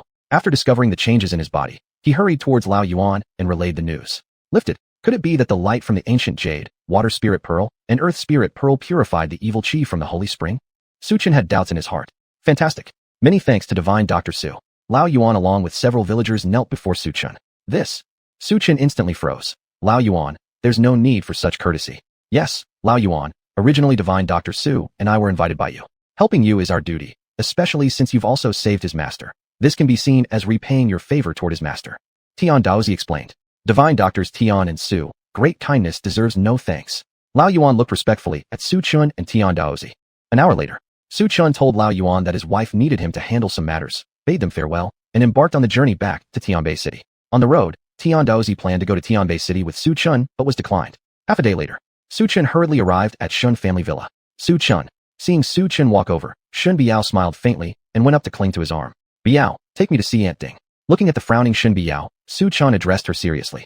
Soon, Shen Biao took Su Chun to meet Ding Lan lying unconscious in bed. "Su Chun, why have you come? You're unwelcome here." Seeing Su Chen's figure, Shen Xiuxue immediately chuckled coldly. "I feel annoyed just seeing you. Don't embarrass yourself here anymore. Just a clown who likes to show off." Shen Tianfeng chimed in agreement. "Enough nonsense. My husband has already found a way to treat my mother." Shen Biao retorted after hearing their insults towards her husband. "Way." After listening, Shen Xiuxue was momentarily stunned and smirked. Last time he also said there was a way, but what's the result? My mother still lies here. "Shen Biao, are you brainwashed by him?" "Su Chun, isn't he just someone who likes showing off?" Just as they were confronting each other, suddenly, the pained groan of Ding Lan, lying in the hospital bed, cut through. My chest. It hurts so much." "Mom, Ding lady, you've awakened?" Hearing Ding Lan's voice, the others turned to look at her. As a result, Ding Lan only moaned in pain and paid no attention to those present. Husband, what's wrong with mom now? Shen Biao asked Su Chun with confusion on her face. This is the prelude to Aunt Ding's last flicker of vitality. Looking at the distorted face of Ding Lan, Su Chen's expression became solemn. Aunt Ding must be treated now. Otherwise, she won't make it through the burning of an incense stick. Nonsense, saying my mom's having her last flicker? Why don't you say you won't live for another second? Hearing Su Chen's words, Shen Xiuxue immediately countered. Xiuxue, let Su Chun give our mom a checkup. He might really have a way to cure her. With earnest persuasion, Shen Biao turned to Shen Xiuxue. Do you want to watch our mom die? This. Upon hearing Shen Biao's words, Shen Xiuxue hesitated. Just when she agreed, a voice from behind sounded. Wait. Shen Tianfeng stepped forward. Sister Xiuxue, I've already sent word to xuanhuan. Xuanhuan called me yesterday. He said he could cure Aunt Ding. Compared to Su Chun, I trust the capabilities of young Master Xia more. I've heard that young Master Xiao's master is divine Dr. Luo Meijing. With this knowledge, any disease Aunt Ding gets will be diagnosed upon inspection. What? Xuanhuan became Luo Meijing's apprentice. Upon learning this piece of information, Shen Xiuxue was both shocked and surprised. Who is Luo Meijing? The other members of the Shen family had not heard of Luo Meijing's name, so they curiously inquired. Luo Meijing is a very famous female doctor in Jiangnan province, known as one of the Jiangnan twin stars along with Dr. Hua Tua. Xuanhuan has become Luo Meijing's final disciple. His medical skills must be extraordinary by now. Mentioning Xuanhuan, Shen Xiuxue couldn't help but add a hint of admiration in her gaze. When did Xuanhuan become so talented? Besides Su Chun, Shen Biao also felt quite surprised. Just a few days ago, Xuanhuan wasn't skilled in medicine and definitely didn't see patients. In such a short span of time, his medical knowledge had become so refined, it was indeed perplexing. The apprentices of Master Luo are certainly not like some people who still don't have a medical license at this point, yet presumptuously attempt to treat others. It's simply an embarrassment. Shen Tianfeng cast a side-eye glance at Su Chun, saying it with deep meaning. With Xia Daxiao intervening, Lady Ding will surely be saved. A Shen family woman wearing a light blue cheongsam smiled as she said these words. But then, as soon as she finished speaking, Su Chun solemnly shook his head and stated, Xuanhuan can't possibly get rid of the parasitic worms. Moreover, he fundamentally doesn't know how to treat this illness. Su Chun, you little troublemaker. Stop spouting nonsense again. How many times must you do this? Are you addicted to playing this drama for attention? You clearly want my mom to die, disgusting man. Shen Xiuxue glared angrily at Su Chun. I figured out your intention. You're here just to meddle. I suggest we kick Su Chun out of the Shen family. Shen Tianfeng chimed in agreement. Exactly. Whenever Lady Ding falls ill, Su Chun is always present, but all he does is talk nonsense. When it comes to saving her, he clams up. All day long, he boasts and shows off like a phony actor, but beyond blowing hot air and playing tricks, he is nothing. I really don't know what kind of charm you've put on Shen Biao that makes her always defend you. At critical moments, you even let a woman protect you. You, as a man, truly live a failure, Wang Xuanhuan added with a cold sneer. I've said it. Xuanhuan cannot treat Lady Ding's condition, and he does not know how. Ignoring their comments, Su Chun reiterated firmly, word by word. Chapter 143, Beyond Comparison. I can't cure it. Neither can I. Su Chun, are you here spouting nonsense without basis and not getting punished by the heavens? A mocking voice suddenly rang out from outside the Shen family villa. Shortly after, a youth dressed in a gray suit, wearing gold-rimmed glasses, and sporting a Rolex on his wrist, slowly approached. Master Xia, you've finally come. Seeing Xuanhuan appear, Shen Tianfeng's face immediately brightened with delight. Master Xia, do you know Su Chun? Yes, I know him. Xuanhuan's gaze fell on Su Chun as he gritted his teeth, and said, how did you know there was something wrong with the medicine? After returning to Tiabei City, Xuanhuan had spent a long time pondering, but couldn't figure out how Su Chun had discovered the issue with the medicine. Do I need to see? Just use your brain and you'll know, right? Looking at the puzzled Xuanhuan, Su Chun calmly replied, you, actually calling me brainless? Xuanhuan's expression changed instantly, erupting in anger. I didn't say that. Su Chun revealed a meaningful smile. Before he could speak, Shen Tianfeng interjected. Master Xia, why should you care about someone like an idiot? Then he quickly pointed at Ding Lan lying in bed with a distorted face. Master Xia, Aunt Ding seems to have some strange illness. She's either acting mad or talking nonsense. Previously, when we sought your help, unfortunately, 2 of your people got hurt. Now, out of desperation, we once again seek your assistance. Strange illness? Xuanhuan approached Ding Lan with interest, placing his hand on her pulse. He thought about Luo Meijing treating patients, and then took a bottle of medicine from his case behind him. No one noticed the strange smile that crossed his lips when he picked up the medicine. The pill entered Ding Lan's mouth. The next second, Ding Lan's pupils contracted continuously. It was as if she were receiving some sort of stimulation. She first let out a loud shout, then began to tremble and shake uncontrollably. Mom, Mrs. Ding, are you alright? Seeing Ding Lan's abrupt behavior, Shen Xiuxue and others were startled. It's merely poison bugs. Xuanhuan casually explained to Fang Shan. Tianfeng, Mrs. Ding has been poisoned by insects. Poisoned by insects, is it? Shen Tianfeng paused, coldly laughed, and retorted. Su Clown claimed she was under a curse. Even Gong Fei also mentioned the curse. From my perspective, they're probably colluding. Yet this made no sense. Why would anyone cast a curse on Aunt Ding? Master Xia, since you claim Mrs. Ding has been poisoned by insects, do you have any way to cure her? Behind Shen Tianfeng, Shen Xiuxue, who usually remained aloof, begged. To cure Mrs. Ding is for me as easy as flipping the palm of my hand. Xia Wenyuan gave a slight smile and glanced at the gathered Shen family members. However, why should I assist the Shen family? This. Shen Xiuxue hesitated momentarily before continuing. Master Xia, our Shen family is wealthy. If you save my mother, I will give you 10 million yuan. Give me money. Xia Wenyuan regarded Shen Xiuxue with a smirk-like smile. Do you forget that my identity is the heir of the Xia family? Do you think I am short of money? Upon hearing this, Shen Xiuxue tried opening her mouth several times, only to find her throat caught, unable to utter a single word. Master Xia, what must you receive to save my mother? Shen Xiuxue cast a deep glance at Xia Wenyuan. To rescue the Shen family, certainly possible. However, Xia Wenyuan continued confidently. I want Shen Baiyao to spend the night with me tonight. Xia Wenyuan realized that sleeping with his wife would thoroughly strike back at Su Chun and alleviate his heart's hatred. Shen Baiyao wore a beige short skirt, white high heels exposing her jade legs entirely. As Xia Wenyuan spoke, his gaze greedily lingered on Shen Baiyao's graceful and sexy jade legs. Xia Wenyuan, what nonsense are you speaking? Hearing Xia Wenyuan suggest spending the night together, Shen Baiyao's face instantly turned crimson with both shame and indignation as she bit her teeth hard. I am already married. I know. Unexpectedly, despite Shen Baiyao's anger, Xia Wenyuan earnestly stated, even though you're married, so what? I just fancy married women more. They have better taste. You pervert. Shameless. Shen Baiyao's face flushed red instantaneously, like a ripe cherry, furiously pointing at Xia Wenyuan. I may be shameless, but so what?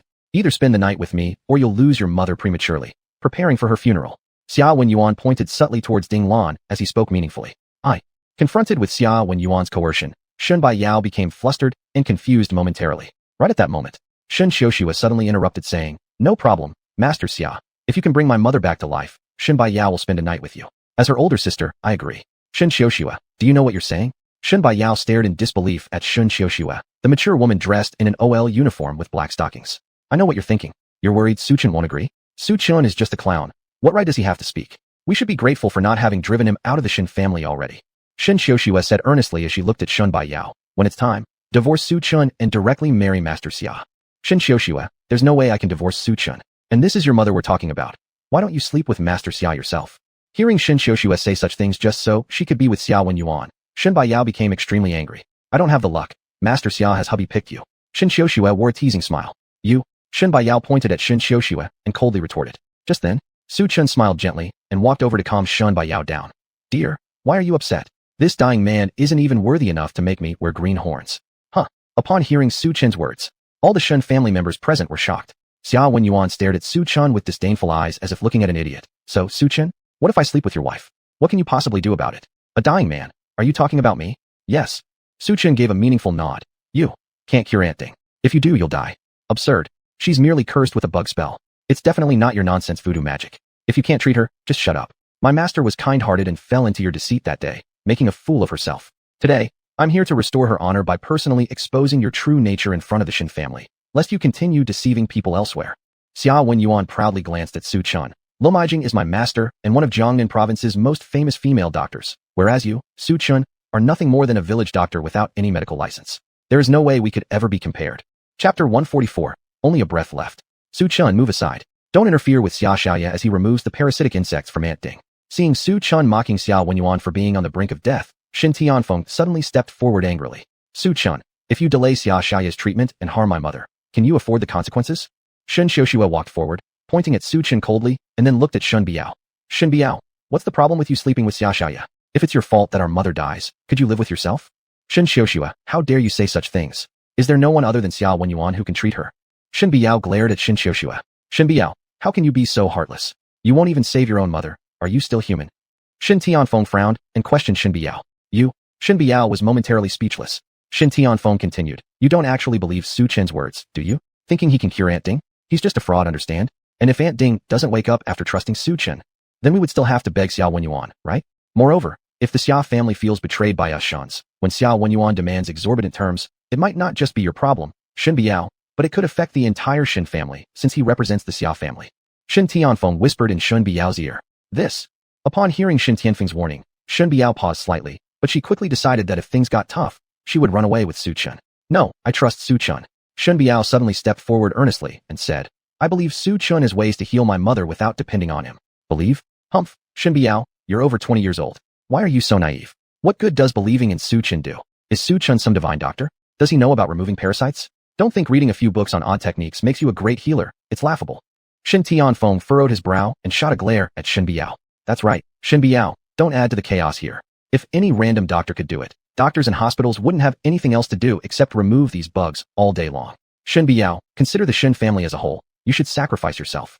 One after another, members of the Shen family began criticizing Shen Biao for lacking family consciousness. Faced with the criticism from relatives, Shen Biao turned bright red with anger and was momentarily at a loss for words. At this moment, Xuanhuan had already taken out a silver needle and walked to Aunt Dinglan's side. Boy, open your dog eyes wide and watch carefully whether someone is bewitched. Soon, you'll know how ridiculous you truly are. With a provocative glance at Su Chen, Xuanhuan immediately stuck 3 silver needles into the middle of Aunt Dinglan's back. Afterwards, Dinglan started trembling violently, spitting out 3 mouthfuls of black blood, part of which landed on Xuanhuan's arm. What happened to me? Dinglan opened her eyes and asked curiously. Mom, you've been bewitched, and Xia Xiaoya has come to your rescue. Shen Qiushue explained. I thank Xia Xiaoya for saving my life. Dinglan expressed full gratitude, but before finishing her sentence, she became grotesque again. How is this possible? Seeing Dinglan's state, Xuanhuan was instantly frightened. Even such a minor curse dares to counterattack? Quickly pulling out a small porcelain bottle from his bosom, Xuanhuan opened it while barking. Tiny insect, aren't you going to crawl out now? Instantly, an overpowering corpse stench spread everywhere.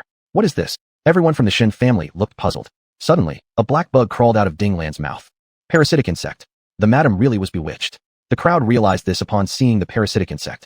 Shen Biao, I told you your husband knows nothing. It's clearly just a case of poisoning by witchcraft. Yet he insists on calling it a curse. And now that the truth is revealed, I wonder what Su Chen will say. Shen Tianfeng smirked coldly, looking at Su Chen. Su Chen, it looks like you finally can't act anymore, and Xia Xiaoya has exposed you. Su Clown, you've truly become a farcical clown. Shen Qiushue's words made the entire Shen family burst into laughter. Still, Xia Xiaoya is impressive. Hearing everyone's praises, Xuanhuan modestly responded. It's all due to my master's true teachings. He was saying this when he saw Su Chen shaking his head helplessly and casting a look filled with pity. Boy, what's that look supposed to mean? Upon seeing Su Chen looking at him as though he were dead, Xuanhuan immediately lost control of his temper, shouting, Kneel down now, apologize to me, or today, you will die. Xuanhuan, I think the person who should kneel is you. Taking a glance at the infuriated Xuanhuan, Su Chen slowly remarked, You think you're so smart by staging this entire charade of being cursed with a parasitic insect. First, you planted the bug in Aunt Ding, and now you're pretending to remove it, calling it a curse. In reality, wasn't it you who placed the blood curse, right? All for better control over the Shen family. Su Chen, what nonsense are you spouting? Xuanhuan pointed at Su Chen with an extremely grim face, surprised that Su Chen was correct. Indeed, within the pill he gave to Dinglan was a parasitic bug.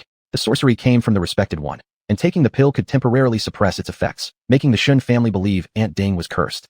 Then Xuanhuan would extract his pre-prepared blood and lure out the parasitic bug, deceiving the Shen family. He planned to disappear after getting what he wanted since, as the young master of the Xiao family, there was nothing the Shen family could do to him. You, get down on your knees and beg me now. Then apologize to my wife, and I might allow you to live another day. Otherwise, in 3 breaths, you will die. Just as Su Chen spoke, Xuanhuan burst into laughter. Ha! Kid, you've become such a clown, and you still try to act superior? What kind of sorcery is this? Su Chen, what nonsense are you talking about? And I, Xuanhuan, am certainly not going to die in Tianbei City. Xuanhuan tried to continue but saw Su Chen suddenly raising 3 fingers. Xuanhuan, 3 breaths have passed. Have a safe trip.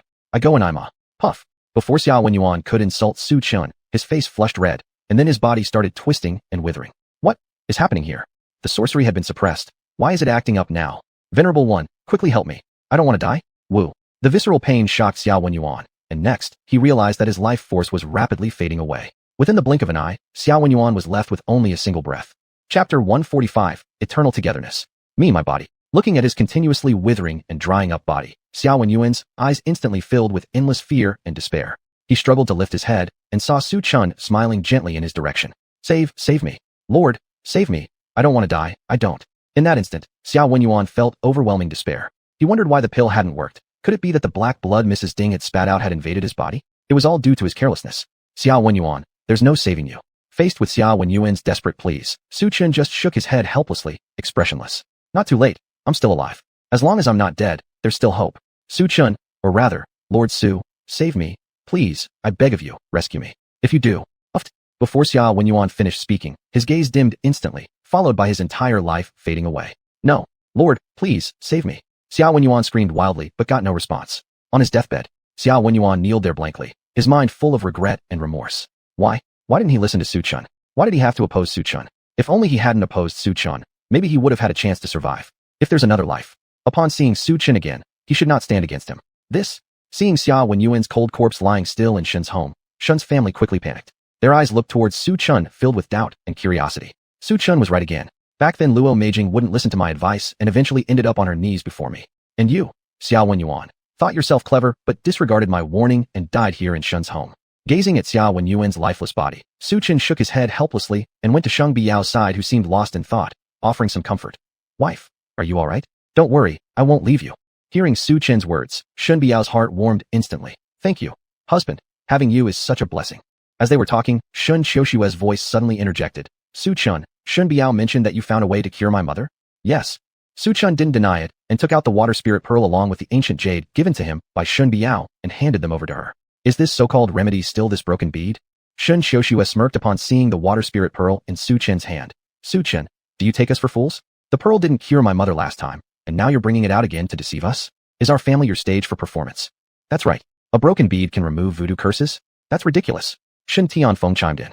Su Chun, we believe in you. Hearing Shen Xiushua mocking Su Chun, Shen Biao defended him. At that moment, Dinglan once again started screaming wildly and lunged towards Shen Biao. Caught off guard, Shen Biao lifted the water spirit pearl and placed its imprint on Dinglan's forehead. A white light flashed from the water spirit pearl, immediately followed by a puff of dark smoke rising from Dinglan's forehead. The next second, Dinglan regained consciousness and asked confusedly, what happened to me? Mom, you're better. Shen Xiushua broke into a relieved smile when she realized Dinglan's mind had returned to clarity. Husband, the water spirit pearl really works. It healed my mom. Shen Biao looked at the water spirit pearl in her hand and smiled faintly. Shen Biao, it was clear mom recovered on her own. What does it have to do with Su Chun?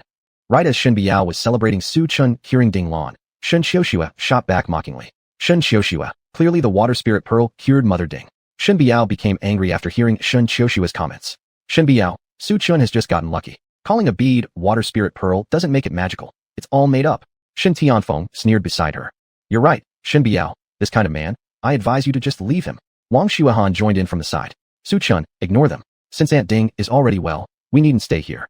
Shen Biao huffed and left the Shen family villa together with Su Chun. Upon leaving the Shen family villa, Shen Biao's eyes appeared somewhat unreal and dreamlike. She kept glancing at Su Chun occasionally. What's wrong, Biao? Curious about Shen Biao's distracted manner, Su Chun asked.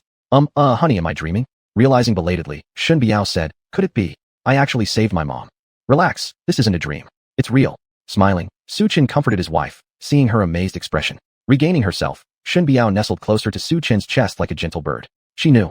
All of this was because of Su Chun. Su Chun, with you, I am very happy. Thank you. Shen Biao gave a smile. Husband and wife, why say thank you? Looking at his wife's shy and alluring appearance, Su Chun said carelessly. By the way, honey, you're so awesome. Why did you marry me back then? Looking at Su Chun, who smiled as gently as the breeze, Shen Biao suddenly thought of something. You're so amazing, women wouldn't be lacking around you with your ability. And back then, I was just a blind woman. I don't deserve you. Why did I marry you? Su Chun didn't expect Shen Biao to ask this. After thinking for a moment, he suddenly said playfully, because that's the scientific principle. What? Honey, you're so bad. Shen Biao's face instantly turned completely red like a cherry, especially charming and bashful. She hit Su Chun's chest lightly with her fist. Before Shen Biao could speak, Su Chun suddenly changed the subject. Because I love you. Didn't you say it yourself? You married me because you love me. And I married you because I love you too. Su Chun held Shen Biao's hand and said, this. Allowing herself to be held by Su Chun, Shen Biao was completely flustered. So you don't love me anymore? Su Wen teased. I do. Shen Biao quickly shook her head. You didn't look down on me even though I was disabled back then and agreed to marry me. So, I will spend my life with you. Spend our lives together? Upon hearing these words, Su Chun fell silent. Never had he considered this question. At present, he only wanted to find out as soon as possible who killed Su Shan and avenge his master. Su Chun didn't want Shen Biao to be involved in this. Honey, what are you thinking about? Don't you want to spend our lives together? As Su Chun remained silent for a long time, Shen Biao's eyes curved into an inviting crescent moon, and she seriously said, that's not acceptable. Su Chun, you are my husband and must stay with me forever. Otherwise, I'll beat you. All right, we will stay together forever. Under the night sky, Su Chun smiled and made a promise to Shen Biao. Chapter 146, is that you again? The night was still as stagnant water. Su Chun was about to take a shower when suddenly Shen Biao walked in. What are you doing? Su Chun got a fright. Taking a shower with you. Shen Biao said it like it was the most obvious thing in the world. Then her face flushed red, and she glared at Su Chun. In Tianbei Hospital before, didn't you have a lot of guts? You kept taking advantage of me. So why are you shy now? Thinking about the scenes from Tianbei Hospital, Su Chun awkwardly replied. That was all an accident. Is it? Do you want to? Shen Biao, dressed in a bathrobe, teasingly walked up to Su Chun and stood on tiptoe to look him in the eye. I do. Seeing Shen Biao's rosy face, her enchanting beauty like a picturesque scroll coming alive, Su Chun nodded without hesitation. Even if you want to, it's not happening. I'm on my period, Shen Biao declared triumphantly. Su Chun opened his mouth but didn't know what to say for a moment. After both had finished bathing, Shen Biao lay down next to Su Chun. Why did Situ Mingyue come visit you in Tianbei Hospital the other day? How exactly do you know her? My teacher when learning clerical script is Situ Mingyue's grandfather's granddaughter. Su Chun told his wife everything that had happened. I see. Upon knowing there was nothing between Su Chun and Situ Mingyue, Shen Biao let out a sigh of relief. The night passed without further incident. Early next morning, Su Chun only felt something soft pressing against his face, making it difficult for him to breathe. When Su Chun opened his eyes, he was startled to find that he had unknowingly slept into his wife's arms. And that softness was exactly his wife's prominent peaks. It's all a misunderstanding. Su Chun quickly got up. Moreover, he found that the ancient jade hanging on Shen Biao started glowing again. A picture of Su Shan fighting with a group of black-clad people floated through his mind. Could it be that when I have physical contact with Shen Biao, the ancient jade reacts? Feeling the immense vitality within his body, Su Chun immediately buried himself back into Shen Biao's chest. Not burying would have been better. When he did, Su Chun surprisingly discovered that Shen Biao's constitution was actually of purine. Su Chun carefully sensed the cold energy emanating from his wife's body. After all, during the past few days, he had never noticed such changes in Shen Biao. Was it because he had never rested his head on his wife's bosom? Su Chun, this is too much. Just as Su Chun indulged in the sensation of the cold aura, Shen Biao suddenly coquettishly coughed. You're already taking advantage of me early in the morning. You're shameless. Biao, can you let me lean a little longer? Su Chun said indifferently. Soft. Shen Biao asked angrily. Soft. Before Su Chun could finish speaking, he was pushed away by Shen Biao. It seems my wife also has secrets. At this moment, Su Chun realized that Su Shan letting him in wasn't so simple after all. Perhaps. As for this ancient jade, what exactly is it? Why hadn't I heard of it in Tianling Mountain before? Though Su Chun was indeed a practitioner, he had never heard of the origin of the ancient jade. Seems like I need to find an opportunity to investigate this thoroughly. Su Chun was in a great mood. Just as he was about to go to see Moon above, his phone rang. What? Something happened at Situ's house. All right, I know. I'll be there immediately. After hanging up, Su Chun immediately told Shen Biao. Dear, I have some things to do. I'll need to go out for a while. What's wrong? Shen Biao frowned slightly. Miss Situ's grandfather suddenly fell ill and needs me to visit, Su Chun explained. Just the other day, he cured old Master Situ. So how could the old man fall sick just one day later? Without thinking much, Su Chun arrived at the Situ family's residence. At this moment at the Situ residence, it was already filled with people. Upon seeing Su Chun arrive, Situ Mingyue warmly greeted him. Su Chun, you're here. Situ Mingyue walked forward and smiled.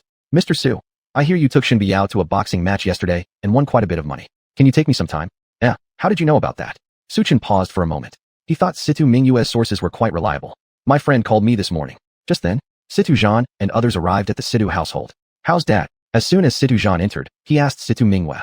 I don't know what's wrong with grandfather Situ yet. Right now Zhao Qianxing from Tianbei City is diagnosing grandfather Situ. Zhao Qianxing should be out shortly. Situ Mingyue's words had barely ended when there came a creak. Someone walked out from a room on the second floor of the Situ family's home. Zhao Qianxing. Upon seeing the first Chinese doctor of Tianbei City, Zhao Qianxing, Situ Mingyue immediately ran over and asked, Dr. Zhao, how is my grandpa? Is he okay? Right, Dr. Zhao, how about Grandpa Situ? The other members of the Situ family also anxiously looked at Zhao Qianxing. Everyone, Grandpa Situ's condition is very strange. I don't dare to diagnose him lightly. You should seek other renowned doctors. Feeling the gazes of the Situ family, Zhao Qianxing hesitated for a moment before bitterly chuckling helplessly. A series of recent incidents had made Zhao Qianxing doubt his own medical skills.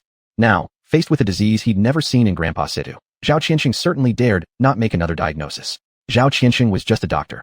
He couldn't afford to offend the wealthy families of Tianbei City. Dr. Zhao Qianxing doesn't dare to diagnose. Should we find other famous doctors? Upon hearing Zhao Qianxing's words, the expressions of those present from the Shen family became even more disheartened. If even Dr. Zhao Qianxing didn't dare to treat it, then without a doubt, Grandpa Situ must have some rare and difficult disease. How could this be? Grandpa was fine 3 days ago. How did he suddenly?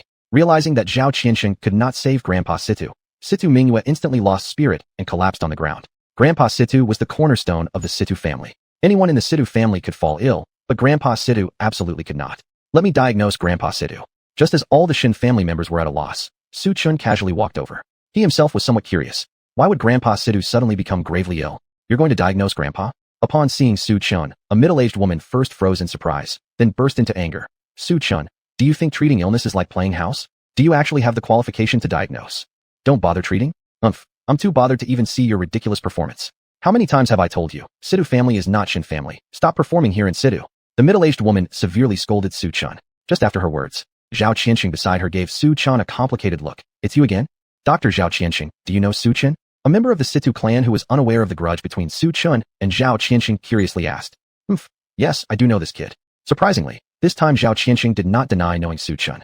Chapter 147, Indeed Not Sick. Dr. Zhao, we meet again. Su Chen greeted him with a smile, noticing Dr. Zhao Qianxing's sinister gaze towards him.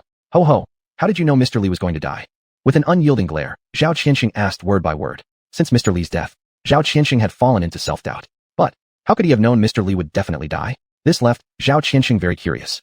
The death was caused by the invasion of a yangsha, a malevolent spiritual force, something you as a doctor wouldn't know because you don't understand feng shui. Looking at the confused Zhao Qianxing, Su Chen responded unhurriedly. I don't understand feng shui. Upon hearing these words, Zhao Qianxing was about to explode in anger but then quickly shifted his tone. Mr. Su, are you saying that since I don't understand feng shui, you must understand it? Are you some kind of feng shui master? Could your name be found on the feng shui master rankings in Jiangnan province?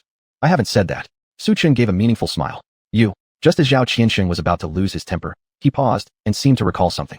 Then his face slowly showed a mocking smile. Su Chen, didn't you say earlier that you were going to diagnose Grandpa Situ? Alright, let me see how you're going to treat Grandpa Situ. To everyone's surprise in the Situ family, Zhao Qianxing said Su Chen understood feng shui. Not only Zhao Qianxing was stunned, even Situ Mingyue herself stood frozen for a moment. She never expected Su Chen to also understand feng shui. Qianxing, does Su Chen really understand feng shui? One of the Situ family members, equally astonished, opened his mouth slightly in disbelief. This person was Situ Bei, who is the younger brother of Situya. Since his sister was disowned, life has not been easy for him in the Situ family, hence his bad impression of Su Chen. He always thought that Su Chen merely excelled in medicine. But unexpectedly, this Su Chen also understood feng shui. Su Chen should be a proper feng shui master. If there's no mistake, he should be like a semi-transcendent figure. Zhao Qianxing explained slowly. Su Chen had undermined him repeatedly. Zhao Qianxing couldn't believe Su Chen didn't know medical science. A half-immortal? Situ Bei had a complex expression. However, a middle-aged woman next to him snorted disdainfully. A half-immortal counts as a feng shui master? Isn't that just a swindler from ancient times? That's right, my aunt was once scammed out of all her money by one of those swindlers. These types of people are not reliable at all. Not even making it onto the feng shui master's rankings, and yet still claiming to be a feng shui master. How ridiculous. Just as the Situ family members were all deriding Su Chen as a half-immortal. Suddenly, in the room, Grandpa Situ began coughing violently, spitting blood. Grandpa, are you alright? Situ Mingyue and others rushed to Grandpa Situ's side. Now, Grandpa Situ appeared weak, with dark green lips, and the skin around his forehead and ears had begun to rot. Water, give me water. In front of Zhao Qianxing, Grandpa Situ extremely weakly and softly pleaded. Grandpa, here's your water. Situ Mingyue hurriedly handed over a cup of water to Grandpa Situ. But when Grandpa Situ tried to grab the cup, snap, his strength waned instantly, and the glass tumbled onto the ground. Bang! The shattered glass and splashing water soaked Lu Wentong's clothes. Situ Mingyue, how could you be so careless? This scene made many elders of the Situ family frown deeply. Grandpa, I'm sorry, I'm so sorry. It wasn't on purpose. Situ Mingyue hastily bowed her head in apology. Water. As if he hadn't heard what Situ Mingyue said, he repeated in a hoarse voice. I need water. Grandpa, here's the water. Situ Bei brought a thermos with a straw inserted for convenience, placing it before Grandpa Situ. Slurp, slurp. Quickly, Grandpa Situ drank up all the water Situ Bei offered. Then, the old man sighed deeply and looked kindly at Situ Mingyue. Mingyue, Grandpa, doesn't have much time left. I might not live long enough to see our Mingyue getting married. It won't happen like that, Grandpa. You will surely be fine. Hearing Grandpa Situ's words, Situ Mingyue's eyes immediately turned red. Yes, Grandpa, you'll be fine. I've called Su Chen. Let Su Chen check you first. Situ Mingyue stepped forward to soothe the elder. Su Chen. Upon hearing this name, Grandpa Situ only tiredly shook his head. No need, I don't feel sick. I think something else is bothering me. Su Chen only knows how to cure diseases, he can't help me. Before Grandpa Situ finished speaking, Su Chen had already quickly stepped forward and started feeling his pulse. Su Chen, what are you doing? My grandpa has already said that he is not sick, so your presence is unnecessary here. Let go immediately. Seeing Su Chen taking the liberty to check Grandpa Situ's pulse, the Situ family members present angrily reprimanded him. One of the martial artists from the Situ clan even intended to throw Su Chen out of the Shen family villa. But Grandpa Situ shook his head at Zhao Qianxing. Never mind, let Su Chen do as he wishes. Dad? You? Situ Zhan looked at Grandpa Situ with a strange expression. In the past, Grandpa Situ was never this easygoing. Last night, I dreamed of your mother. Grandpa Situ's face carried an expression of reminiscence. Upon hearing this, Situ Zhan finally understood why Grandpa Situ agreed to let Su Chen proceed. Zhao Qianxing no longer stopped Su Chen. Time passed second by second. After a while, Su Chen removed his hand from Grandpa Situ's wrist and fell into deep thought. Husband, what's wrong with my grandpa? Can you treat him? Seeing Su Chen stand up, Situ Mingyue was the first to step forward anxiously and ask. Su Chen gave a deep look at Grandpa Situ, but remained silent. Su Chen, can you or cannot you treat my father? Speak up. Don't pretend to be dead like a mute. The middle-aged woman glared at the silent Su Chen, demanding arrogantly. If you can't treat him, leave early to avoid embarrassment later. Yes, Su Chun, if you can't treat it, then just admit it and get out. My Situ family didn't expect much from you anyway. Situ Bei accused. Su Chun, earlier you claimed I couldn't determine what was wrong with Grandpa Situ. But since you're so brilliant, surely you have a way to cure him, right? Zhao Qianxing provocatively eyed Su Chun, hinting deeply. However, Su Chen's following words left the entire Situ family in stunned silence. Grandpa Situ indeed hasn't fallen ill. Chapter 148, Disciple of Master Liaokong. Ho ho, do I need to say this? Even old man Situ said he wasn't sick. Everyone heard it loud and clear. It's just ridiculous. As Su Chen finished speaking, Zhao Qianxing immediately snorted coldly. That's right, don't think a bit of medical skill makes you someone special. Now you're even pretending to be a feng shui master.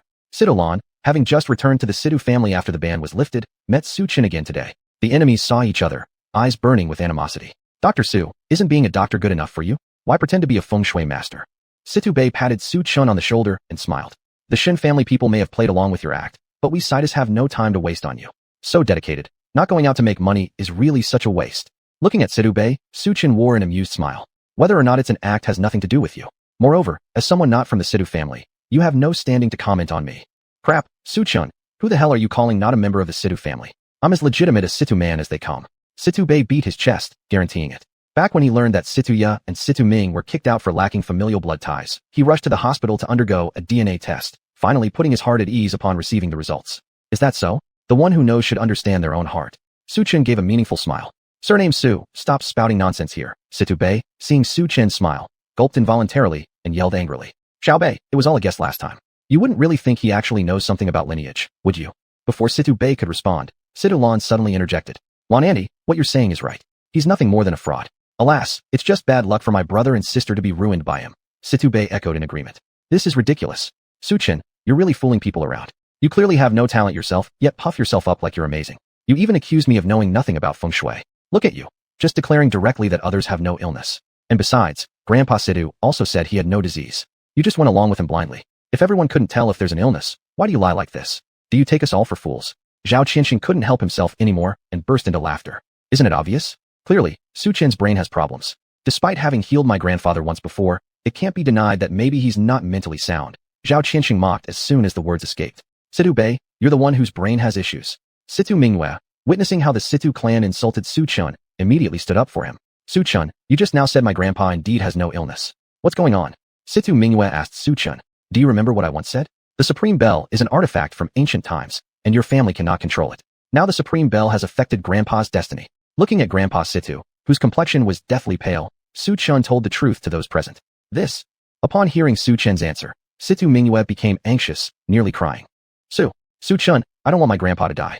I don't want anything bad happening to the Situ family. Please save us. Save the Situ family, okay? Su Chen couldn't bear to see the young girl meet her end prematurely. Glancing at the contorted face of Grandpa Situ, his expression turned solemn. Now we must sell the Supreme Bell immediately, otherwise, Grandpa Situ won't live past today. Nonsense. What does Su Chen know? Hearing Su Chen's statement, Zhao Qianxing countered. Uncle, I think we should still follow Mr. Su's advice. After all, Su Chen cured our grandpa last time. Are you willing to wait until grandpa passes away and then regret later? Situ Mingyue tried to persuade Situ Zhan. Situ Zhan was momentarily speechless. There was no doubt about Su Chen's medical skills. But since Situ Su said he had no disease, he was now confused. Alas, we should sell the Supreme Bell anyway. For the safety of my father, it is better to sell the Supreme Bell. After much deliberation in his mind, he made the decision. It wasn't because he believed Su Chen. It was simply a risk he couldn't afford. He couldn't gamble with his father's life. Wait a moment. Just as Situ Zhan was about to sell the Supreme Bell, Zhao Qianxing, standing nearby, suddenly spoke up. Su Chen, since you said this doctor, know nothing about feng shui, then I will find a true expert in feng shui today. Let's see what you'll say then. A feng shui expert. The Situ family members slightly froze. I wonder which feng shui master Dr. Zhao has invited. Curiously, Situ Bei asked a question. This person is named Shen Kong, a disciple of Master Liaokong, ranked 10th among the feng shui masters of Jiangnan province, surpassing even his own teacher. Truly an extraordinary student outdoing his mentor. Shen Kong is a genius in the art of feng shui. With him here, the Situ family doesn't need to use the Supreme Bell to cure Grandpa. Situ Bei was shocked upon hearing Shen Kong's name. Is Master Shen Kong really that powerful? Situ Mingyue asked in astonishment.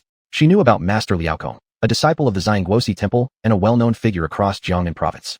If Shen Kong was on par with Master Liaokong, wouldn't that make him another Grand Master? Master Liaokong ranks 30th in the Feng Shui Masters list, while Shen Kong ranks in the top 10. His expertise in Feng Shui has surpassed even his teacher, becoming one of the 8 protectors of the Xuanhuan temple through sheer personal merit. Xuanhuan temple.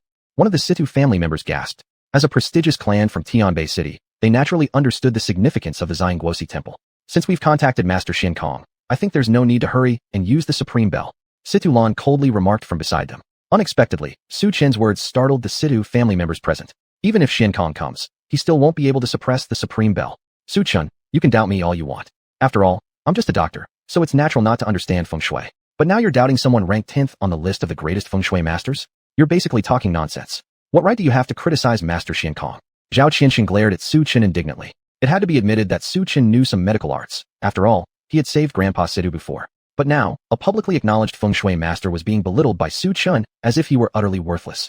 It made this young man seem overbearingly arrogant in everyone's eyes. Yeah, Su Chen, Shen Kong is the 10th-ranked feng shui master in the world. I don't believe he wouldn't know what's wrong with my grandfather. Another member of the Situ family frowned and added, I've already said this. Grandpa Situ's destiny has been affected by the supreme bell. As long as the supreme bell remains active, no one in the world can cure Grandpa Situ. Su Chen calmly stated.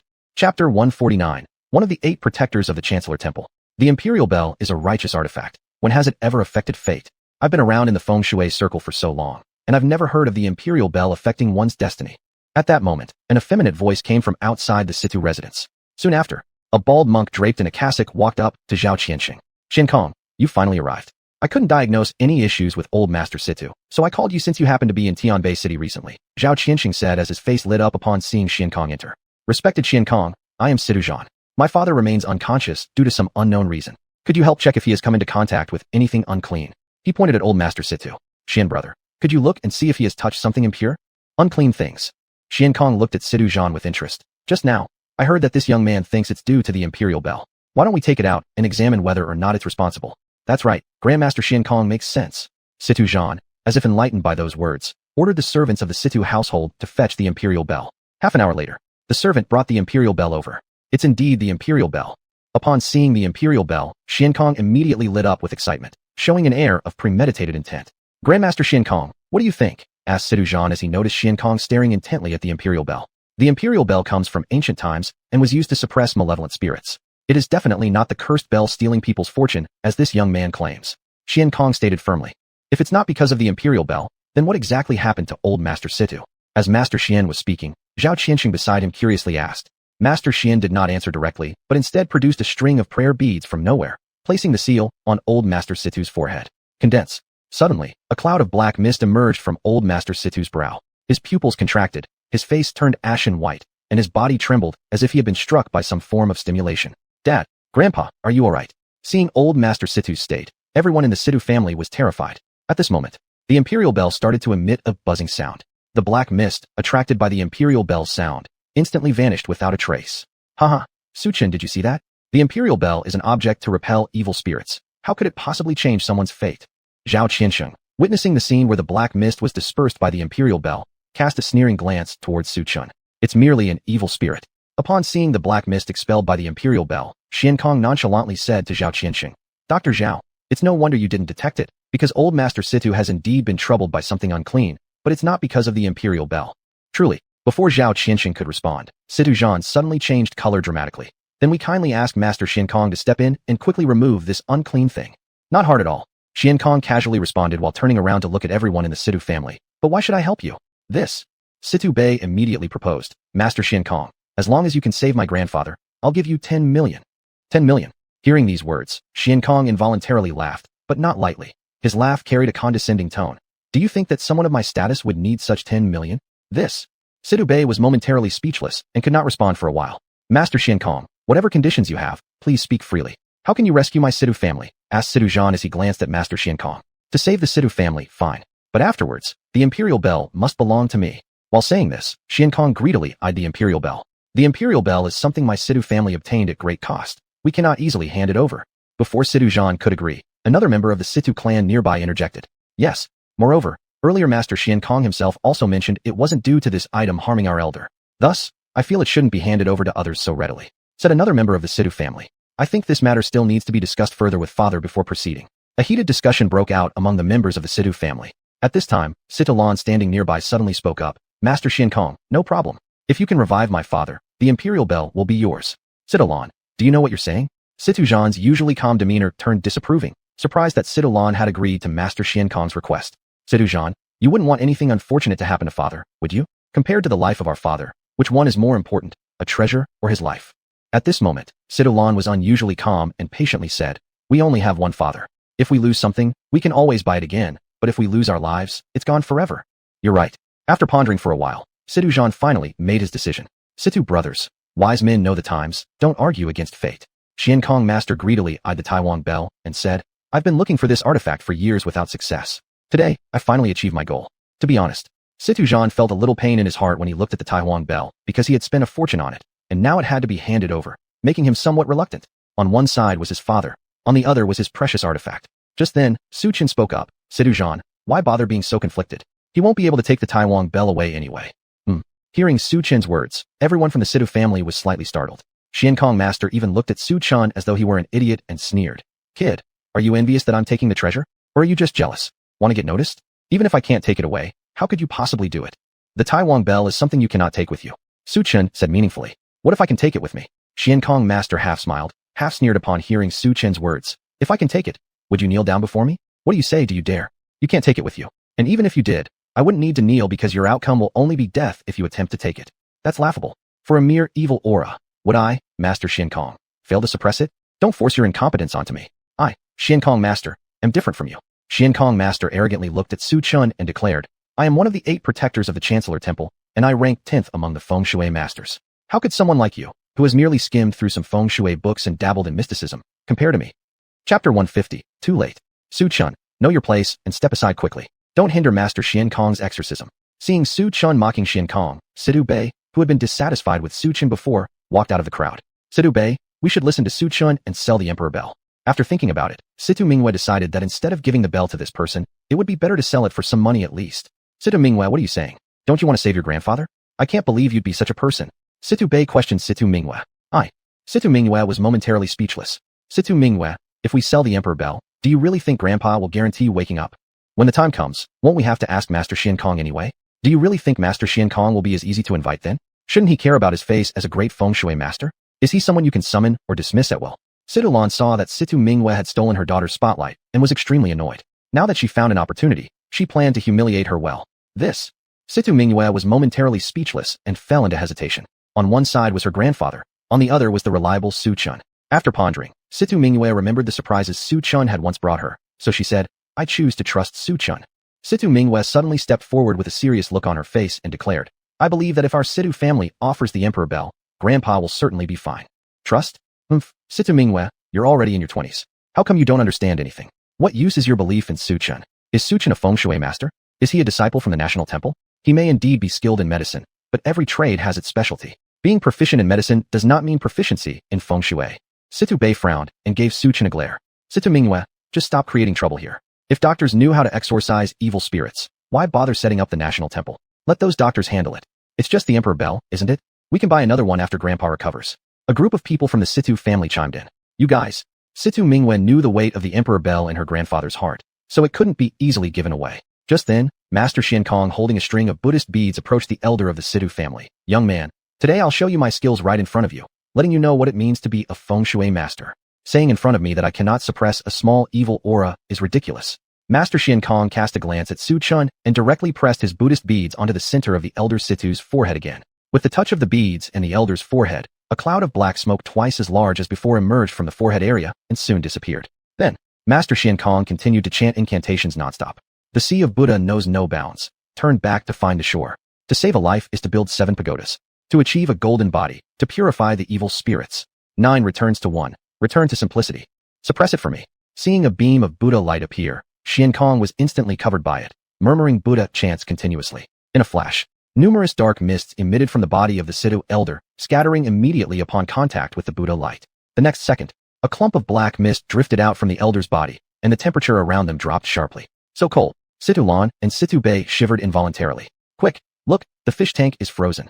One member of the Situ clan pointed at the nearby fish tank, which had formed a thick layer of ice. This malevolent spirit must be truly powerful. The members of the Situ clan were shocked beyond measure. Before their shock faded, a warm wave swept in, causing the ice inside the fish tank to melt instantaneously while the black mist began to gradually shrink. As the members of the Situ family thought the black gas was going to disperse, the black gas suddenly surged towards Master Xiankong. A mere ghostly spirit dares to counterattack? Disperse for me. He quickly took out a wooden fish from his chest, with a stick appearing in his right hand. The stick struck down hard against the wood. An enormous sound reverberated throughout the entire Situ residence. Then, the black mist began to dissipate. At this scene, Situ Bei and others looked at Master Xian Kong in awe. Never expected Master Xian Kong to possess sound wave repression. Truly heavenly power. Too impressive, absolutely amazing. The Situ family showered Master Xian Kong with endless praise. However, Master Xian Kong had long grown disdainful of these praises. It's merely Ghost Valley techniques, not worth mentioning. Not long afterward, accompanied by a fit of coughs, the Situ elder awakened. What happened just now? Grandpa, you're awake? The Situ family, seeing their ancestor awaken, transitioned from previous admiration to sincere respect for Master Xian Kong. Look at Master Xian Kong. Unlike certain people who have read a few books on feng shui and then pretend to be masters, claiming that Master Xian Kong couldn't cure Patriarch Situ. See now, isn't he fine? As the crowd in the Situ family focused their attention on Master Xian Kong, Zhao Qianxing glanced at Su Chun and sneered. Yeah, I've said it before. He only knows medicine. What does he know about feng shui? He really has no self-awareness. I trusted him, but now he seems just like that. As the Situ clan criticized Su Chun, Master Xian Kong's voice suddenly rang out. Situ Zhan, according to our agreement, this Emperor Bell should belong to me, right? Seeing that Xian Kong had healed Grandpa Situ, Situ Zhan nodded. Xian Kong took the Emperor Bell into his hand and said, Emperor Bell, you've finally come to me. If I offer this to Lord Zun, my status will certainly rise. Lord Zun, hearing this name, Su Chin paused slightly. He is also from the Witch God sect? It looks like the Witch God sect has even infiltrated the National Temple. If it weren't for finding out about Lord Zun from xuanhuan, I wouldn't have known that Xian Kong is part of the Witch God sect. But why does the Witch God sect want the Emperor Bell? Anyway, regardless of what the Witch God sect needs this thing for, Xian Kong won't take it away today. Thinking about this, Su Chun showed a look of pity. Boy, what kind of expression is that? Seeing Su Chen's gaze as if looking at a dead man, Xian Kong immediately became furious. Shut your dog eyes and kneel down to apologize right now, or die. Xian Kong, I think the one who should kneel is you. With a glance at Master Xian Kong, Su Chen calmly said, You touched the Emperor Bell with your hands earlier. Your body has already been invaded by evil energy. You won't live much longer. I've told you everything is because of the Emperor Bell. The earth evil energy emanating from it affected Grandpa Situ's fortune, not some malevolent force. If you abandon the Emperor Bell now and beg me to save your life, maybe there's still time. Otherwise, you won't last beyond 3 breaths. Upon hearing Su Chen's words, Xian Kong burst into laughter. Haha, how dare a fraud like you criticize me? What am I supposed to be? What do you know about earth evil? Do you even understand feng shui? Places with earth evil are barren, almost without signs of life. You can't possibly be trying to tell me that a small family like Situ from Tianbei City could encounter such a calamity, right? Don't joke around. Earth-level negative energy like that would never bother with a small family like the Citus. And I, Xian Kong, am one of the 8 protectors of the National Temple. Before Xian Kong could continue speaking, he saw Su Chun extend 3 fingers. Your 3 breaths are over. Rest in peace. You go to hell, I. Thud. Xian Kong fell to his knees before Su Chun, twitching all over, foaming at the mouth, his body shrinking and skin turning yellow, resembling a starved corpse. What happened to me? The rapid aging of his body shocked Master Xian Kong. Immediately after, he discovered his body had turned brittle like a skeleton, and life was rapidly draining from him. Save me. Now if Xian Kong didn't know what was wrong with him, he'd be a fool. Fear and despair filled his eyes as he spotted Su Chun giving him a faint smile. I don't want to die? You were right. I admit you understand feng shui. By now, he believed Su Chen's words. There was no evil force affecting them. It was all due to the earth evil brought by the Emperor Bell. But unfortunately, he realized this too late. Chapter 151, No Need for a Doctor. Xian Kong, it's too late. Seeing Xian Kong's desperate plea, Su Chun shook his head. Not late. I can still be saved. My breath hasn't left me yet. Please, save me. Young brother Su, no? Master Su, I beg of you, save me. Only you can save me. I will be your dog if you do. Before he could finish speaking, he spat out a mouthful of blood. Then, his gaze gradually faded. His life was already approaching its end. No, I must present the great Emperor Bell to the honorable Lord. How can I die at the hands of a mere Situ family? I refuse to accept this fate. As he lay dying, Xian Kong's eyes were filled with regret and anger. Why didn't I listen to Su Chun? Why did I act so arrogantly? If only I had listened to Su Chun and abandoned the great Emperor Bell, I wouldn't have come to such an end. If there is a next life, I will certainly live a good life. Dead. Zhao Qianxing approached and checked Xian Kong's pulse. There was no movement whatsoever. If the pulse shows no reaction, then he's as good as dead. Upon witnessing this, the crowd from the Situ family, including Zhao Qianxing, changed expressions drastically. The events of today are truly rare in my lifetime. I have matters to attend to, so I bid farewell. Zhao Qianxing wasn't foolish. The great Emperor Bell was far too strange and sinister, having cost the life of even a feng shui master. As just a doctor, he saw no reason to risk his life over this matter. Dr. Zhao, Situ Zhan wanted to stop him, but never imagined Zhao Qianxing showing him no face, leaving the Situ household without turning back. Seeing the corpse of Master Xian Kong lying in the Situ household, and Dr. Zhao hastily departing earlier, all the people of the Situ family became utterly disorganized. At the same time, their looks at Su Chun became complex and shocked. No wonder. Huatua would call Su Chun Judge Su, judging life and death. The judge said he would die in 3 breaths. Who dares let him reach 5? Master Lekong ignored my advice in the past and died at the Shen family. Now you, Master Shen Kong, ignoring my advice, die at the Situ family. Looking at Master Shen Kong's body, Su Chun helplessly shook his head, while the great emperor bell rolled out from under him, though none dared to pick it up. Just at that moment, old Master Situ suddenly leaped off his bed as if mad, preparing to grab the great emperor bell on the ground. Hurry, block Grandpa. Situ Zhan, in a panic, embraced old Master Situ's body. Witnessing old Master Situ's movements scared the rest of the Situ family quite badly. After all, they had vividly witnessed Shen Kong's terrible fate earlier. The great emperor bell has already influenced grandfather's destiny. Soon, he will die too. Su Chen pointed towards Situ Su. You mean my grandfather will die? Situ Zhan's face instantly changed. It's not just him. All of you from the Situ family will meet the same end. Before Situ Zhan could retort, Su Chen spoke with deep meaning. Uncle, it's best to part with the great emperor bell soon. I really don't wish anything unfortunate to happen to either Grandpa or the Situ family. Situ Mingwe hesitated before looking at the others present. That's right, everyone. Master Shen Kong is already dead, and Dr. Zhao has left. No one can save our elder. We'd better heed Su Chen's words. Situ Zhan no longer questioned Su Chen and suggested aloud. No, we cannot part with the great emperor bell. After a fierce inner struggle, Situ Bei shook his head. Situ Bei, are you insane? Do you wish to cause Grandpa's demise? Situ Mingwe stared disbelievingly at Situ Bei. Situ Mingwe, don't believe Su Chen's lies. In my opinion, Su Chen covets the great emperor bell, and I won't comply with his desires. Situ Bei responded with a sinister look in his eyes. Situ Bei, stop spouting nonsense. Su Chen isn't like that. Situ Mingwe countered. Master Shen Kong disregarded warnings and is now dead. Do you really want to harm our grandfather? Master Shen Kong met his doom through his own fault. But I am different. I merely do not wish to part with the great emperor bell. Situ Bei said coldly.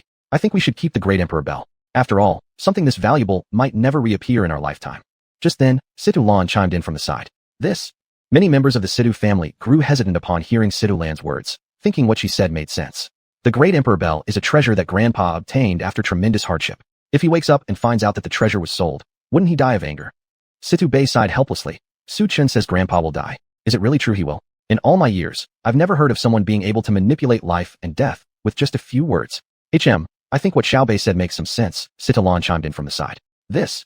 As the Situ family was hesitating, Situ Lan turned to Su Chen and said, Su Chen, it's best if you leave now. We Situ family have no intention of giving up the great emperor bell. There's no need for a doctor here. However, the very next moment, the previously restless Situ grandpa suddenly fell silent. All his movements ceased, his eyes vacant and soulless, as if something had been lost, his appearance utterly terrifying. Chapter 152. Save me, Lord Su. Grandpa? What's wrong with you? Seeing that Grandmaster Situ had lost all his vitality in his eyes, the members of the Situ family were immediately frightened.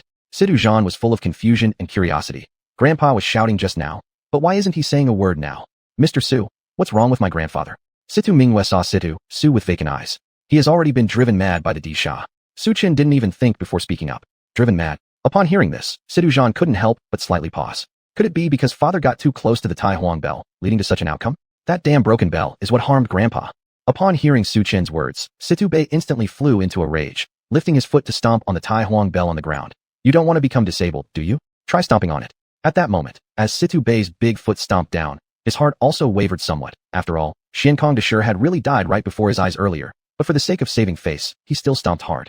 As a result, not only did the bell not break under his stomp, but neither did he become disabled himself. Su Chen, didn't you say I would become disabled? Look, I'm standing here perfectly fine. Situ Bei's lips curved upward, revealing a smirk. Lord Su, if you don't know something, then don't say it. Otherwise it's easy to turn into a fool. Situ Lan chimed in from beside. The next second, the sound of a crack rang out, and everyone's gaze focused on Situ Bei's right leg. Situ Bei's right leg bent, causing him to kneel on one knee in front of Su Chen, groaning in pain. His right leg was broken, and it was precisely the leg he had used to step on the Tai Huang bell. Little Bei, watching as Situ Bei's leg broke, Situ Lan's pupils contracted. Has he truly become disabled? When Situ Mingwe saw that Situ Bei's leg was broken, she was utterly terrified. Hurry up and call the doctor. Let them fix little Bei's leg. At this time, Situ Lan quickly called out to the servant nearby, instructing them to hurry and make a phone call to summon the doctor over. No, we just called Tianbei Hospital to ask the doctor to come over, but they seemed to deliberately avoid us.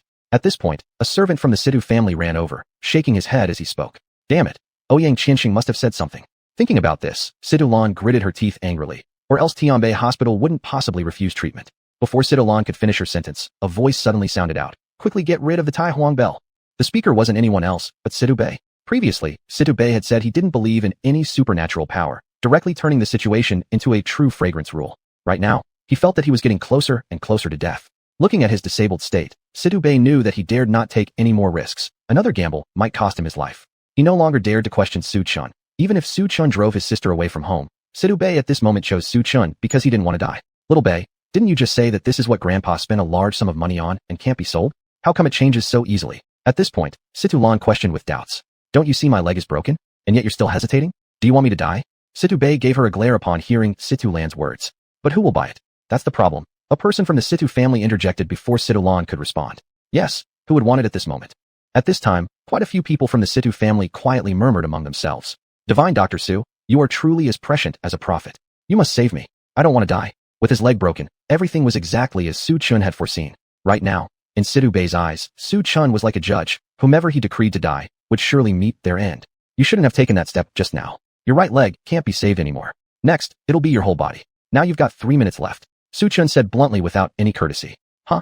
I've got 3 minutes. Upon hearing this, Situbei immediately turned as pale as death. At this point, he regretted and hated himself for opposing Su Chun.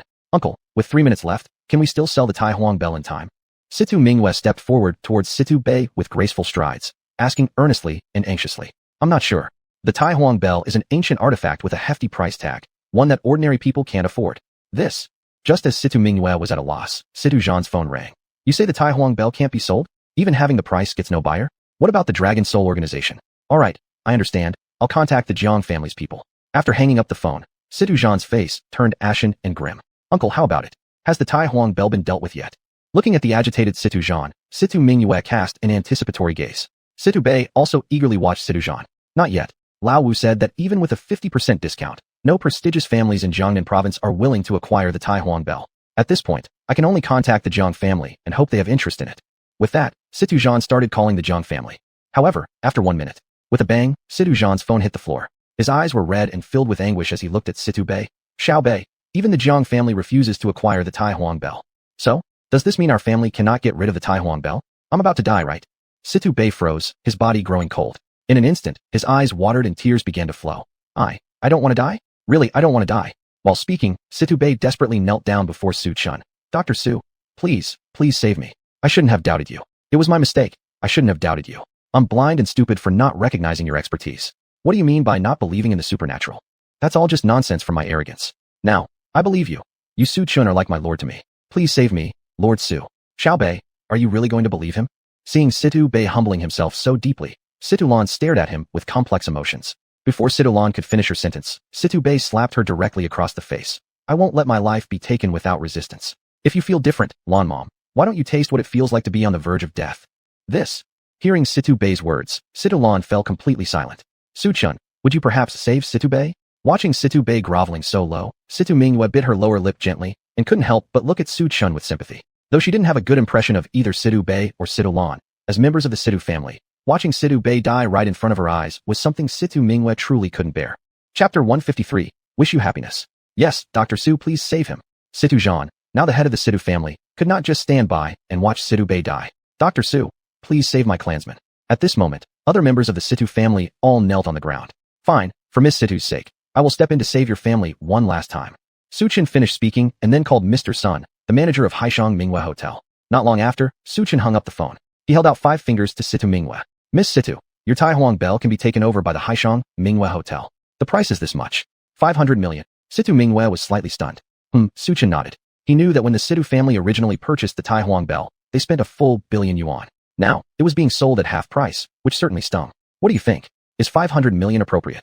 Situ Mingyue didn't rush to answer Su Chen, but instead sought the opinions of others. After all, she was merely a junior member and did not have the authority to make such decisions. Su Chen, for good luck, wouldn't 600 million work? At this moment, Situlan said irritably, 500 million. Su Chen remained unfazed. Before Situlan could continue, Su Chen added, Situ Bei, your time is running out. If you don't believe me, look below you. Following Su Chen's reminder, everyone focused their attention on the lower half of Situ Bei's body. It turned out that Situ Bei's right leg had already rotted, and the decay was spreading to his left leg. Dr. Su, save me. Uncle, stop hesitating and sell it quickly. I don't want to die. Situ Bei was in utter panic at the moment. All right, 500 million it is. It's a deal. Seeing the state of Situ Bei now, Situ Zhan didn't hesitate anymore. Good. Then send the Tai Huang bell to Haishang Mingyue Hotel. Remember to wrap the Tai Huang bell in black cloth. As Su Chun was speaking, Situ Zhan immediately ordered his subordinates to deliver the Tai Huang bell to Haishang Mingyue Hotel. Just at this moment, something strange happened. Situ Bei's legs were healing at an astonishingly fast pace that was visible to the naked eye. How is that possible? His legs are healed. Situ Zhan was wide-eyed with shock. Look, grandfather Situ's complexion has become more rosy. At this moment, someone from the Situ family revealed an expression of amazement. Indeed, grandfather Situ's originally pale complexion had indeed improved greatly compared to before. This kind of event is unheard of, unseen. Situ Mingyue stood dumbfounded where she was. Seeing such an incredible scene gave her the illusion that it might all be a dream. Because Haishang Mingyue Hotel has taken over the Tai Huang Bell, it no longer targets the Situ family. So naturally, the ominous aura has dissipated. Seeing the astonished expressions on the Situ family members' faces, Su Chen calmly stated, "In your opinion, if Haishang Mingyue takes over the Tai Huang Bell, won't it target the hotel itself? And if Haishang Mingyue finds out about this matter, wouldn't they cause trouble for the Situ family?" Situ Mingyue seemed to realize something and glanced at Su Chen. "Rest assured, Haishang Mingyue Hotel has someone who can control the Tai Huang Bell. This part you needn't worry about." Su Chen wore a profound smile. There's someone who can control it. Hearing Su Chen's words, Situ Mingyue immediately thought of the Jiang family. After all, Haishang Mingyue belonged to the Jiang family, and such a large business surely would find controlling the Tai Huang Bell trivial. This, where am I? What happened to me? As everyone present was lost in thought, a sudden voice broke the silence. "Grandpa." Seeing Situ Su wake up, Situ Mingyue excitedly rushed into his arms and choked through tears. "Wah, Grandpa, I thought I'd never see you again in my life." While crying, Situ Mingyue explained everything from start to finish. What? The Tai Huang Bell was sold. Upon hearing that the Tai Huang Bell was sold, Situ Su became enraged. "Zhan, how foolish you are. The Tai Huang Bell cost us $1 billion. Dad, there was no choice. If we didn't sell it, neither you nor Xiao Bei would survive." Seeing the blame-filled gaze Situ Su threw his way, Situ Zhan tearfully explained. "Stop spouting nonsense. Look at me now. I'm as vigorous as ever. Do I look like a sick man?" Situ Su slapped Situ Zhan across the face. "Dad, please calm down. Everything I've said is true. Even Master Xiankong passed away." Situ Zhan recounted the events in detail. "What? Master Xiankong has died?" Situ Su had met Master Xiankong before. Since earlier his consciousness had been briefly clear, only briefly, but upon hearing the news of Master Xuankong's death, he too felt shocked. Master Xuankong's body is right there. One of the Situ family members pointed at Master Xuankong's lifeless body. Seeing Master Xuankong's corpse, Situ Su fell silent instantly. At this moment, he had come to understand that more than 80% of what Situ Zhan had said was true. "Dr. Su, thank you once again for saving our Situ family. Your kindness is indescribable." Situ Su expressed his gratitude. "If only I had listened to Dr. Su and sold the Tai Huang Bell earlier, alas. Even though Haishang Mingyue Hotel has taken over the Tai Huang Bell, during this period, all of you should avoid going outside. If anyone comes looking for you, do not meet them. Remember this clearly." So saying, the Disho won't be able to sense your presence. Su Chen smiled as he spoke these words to Elder Situ. "Someone might come looking for us." Hearing Su Chen's words, Elder Situ was slightly stunned. "You mean we shouldn't receive any guests?" "That's correct. For half a month, do not entertain any visitors." Su Chen explained further. "All right, I understand. We'll follow Dr. Su's instructions entirely, and the Situ family will not receive any guests for half a month." Situ Zhan promised firmly before Elder Situ could even respond. "Well, if that's settled, then I won't disturb any longer." Su Chen prepared to leave the Situ residence. At that very moment, Situ Mingyue hurried after Su Chen with her delicate steps, resembling an adoring fangirl with eyes full of admiration and tenderness. Under the setting sun, the two silhouettes walked side by side, forming a breathtakingly beautiful scene. "Shouldn't you go back? I'm already home. There's no need to see me off further." At the entrance of a residential complex in Tian'an City, Su Chen turned around and smiled towards Situ Mingyue. Looking at Su Chen, Situ Mingyue suddenly became extremely serious. "Su Chen, may I ask you a question?" "Yes, go ahead and ask." Su Chen was slightly surprised. "Rumor has it that you were having a tough time at the Shen family. If things become unbearable, divorce Shen Biao and leave the Shen family. When that happens, I will marry you. Would that be acceptable?" Situ Mingyue seemed to have mustered all her courage when speaking these words, blushing faintly as she did so. "Thank you for your kind intentions, but Shen Biao has been quite good to me. The only problem is Shen Xiuxua, who can be quite annoying sometimes." Upon hearing Situ Mingyue's words, Su Chen paused momentarily, revealing a content smile when he mentioned Shen Biao. "That's good. Wishing you happiness." A hint of loss flickered in Situ Mingyue's eyes, but was quickly hidden away. "Since you've reached home, Su Chen, I'll head back now. Be safe on your way home, and let your family know you're safe." Su Chen nodded his head. Just as Situ Mingyue turned around, tears glistened in her eyes. Had Su Chen seen the beauty shedding her tears, perhaps he would have unconsciously felt a pang of sympathy for her. Unfortunately, he remained unaware of it all. Chapter 154. Let it be? Situ Mingyue returned to the Situ family. "Mingyue is back so late. How do you feel about Mr. Su?" Situ Su noticed Situ Mingyue's presence. "What feeling? Grandpa, what are you talking about?" Situ's face turned red as she rolled her eyes at him. "You say there's no feeling, yet your face is red." Situ Su laughed half-jokingly. "Grandpa, you're teasing me again." Situ Mingyue angrily stomped her foot. "Have you confessed to Su Chen yet? Mr. Su is a remarkable person, granddaughter. You must seize the opportunity." Situ Su reminded her. "Ah, Grandpa, he already has a wife." At this point, Situ Mingyue looked disheartened. So what if he has a wife? If you like him, go after him boldly. I support you. Seeing Situ Mingyue saddened, Situ Su suggested. Situ Mingyue stopped herself from speaking and aimlessly returned to her room. Phew, this child. Situ Su sighed helplessly upon seeing Mingyue's disappointed look. It seems my granddaughter really likes Dr. Su. On the other side, Su Chen had just arrived home when Ma Xiaoyuan called. Mr. Su, do you have time now? Ma Xiaoyuan said softly. Yes, what's the matter?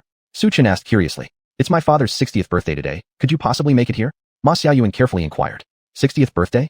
Su Chen paused for a moment and realized that the location sent by Ma Xiaoyuan was the Ends of the Earth Hotel. Half an hour later, Su Chen arrived at the Ends of the Earth Hotel. Unexpectedly, before reaching the entrance, Su Chen, is the Ends of the Earth Hotel even somewhere you should come? You'd better leave now. Lu Shan sneered at the sight of Su Chen's figure. This hotel isn't run by your family. What business is it of yours? Seeing Lu Shan's silhouette, Su Chen's mouth curved into a cold smile. Su Chen you. Lu Shan laughed coldly and suddenly changed tone. I suggest you go back where you came from. Today is the 60th birthday celebration for Mr. Ma. Don't embarrass yourself here, just leave smartly. Su Chen, what are you doing here? Just as Lu Shan was mocking Su Chen, two figures stepped out of a car. It was Wang Xiaoman and Zhou Hai. Upon seeing their intimate behavior, Su Chen paused briefly in surprise. How their relationship seemed to be reconciled. Once, Wang Xiaoman had made Zhou Hai wear a green hat, unless Zhou Hai liked being mocked. He's just walking around here. Before Su Chen could speak, Lu Shan quickly explained. The two of you've reconciled? Seeing their intimacy, Lu Shan's eyes filled with doubt and curiosity because at that time, he clearly saw Zhou Hai leave Wang Xiaoman alone, and Wang Xiaoman was then taken away by the Jiang family. But unexpectedly, they were together again. What do you mean reconcile? We're married. Why can't we be together? Wang Xiaoman frowned on hearing Lu Shan and gave him a nasty glare. Well, that makes sense. Lu Shan lost his words momentarily upon hearing this. If so, why don't you move aside? By the way, Su Chen, aren't you going inside? Wang Xiaoman glanced at Su Chen and gently inquired. Yes, Su Chen, your wife is Xiaoman's classmate. Even if not for her sake, you should come for Xiaoman's, added Zhou Hai beside them. Su Chen paused slightly, wondering when these two became so polite. In his impression, Wang Xiaoman was a vain woman. When did she become so respectful? Su Chen, since Miss Wang and Mr. Zhou invited you, what are you waiting for? Best to understand your own status. What does it matter to you whether I go inside or not? Hearing Lu Shan's words, Su Chen counter-questioned. If you don't intend to enter, please leave. Our Ends of the Earth Hotel doesn't welcome gravekeepers. We fear bad luck. Lu Shan responded bluntly. Su Chen, you might as well go in with me. Zhou Hai stood up to defend Su Chen, taking on the image of a good guy. Look at Mr. Zhou, Su Chen, and compare yourself. Lu Shan pointed at Su Chen and then at Zhou Hai, revealing a mocking smirk. Since Su Chen insists on not entering, let's go in first. Wang Xiaoman gave Zhou Hai a glance. After catching the gist, Zhou Hai walked up to Su Chen and patted his shoulder. I originally wanted to go in with you, but it seems like you're not giving me that chance. No one noticed the flicker of a sly smile on Zhou Hai's lips after he said those words. That guy is just so rude.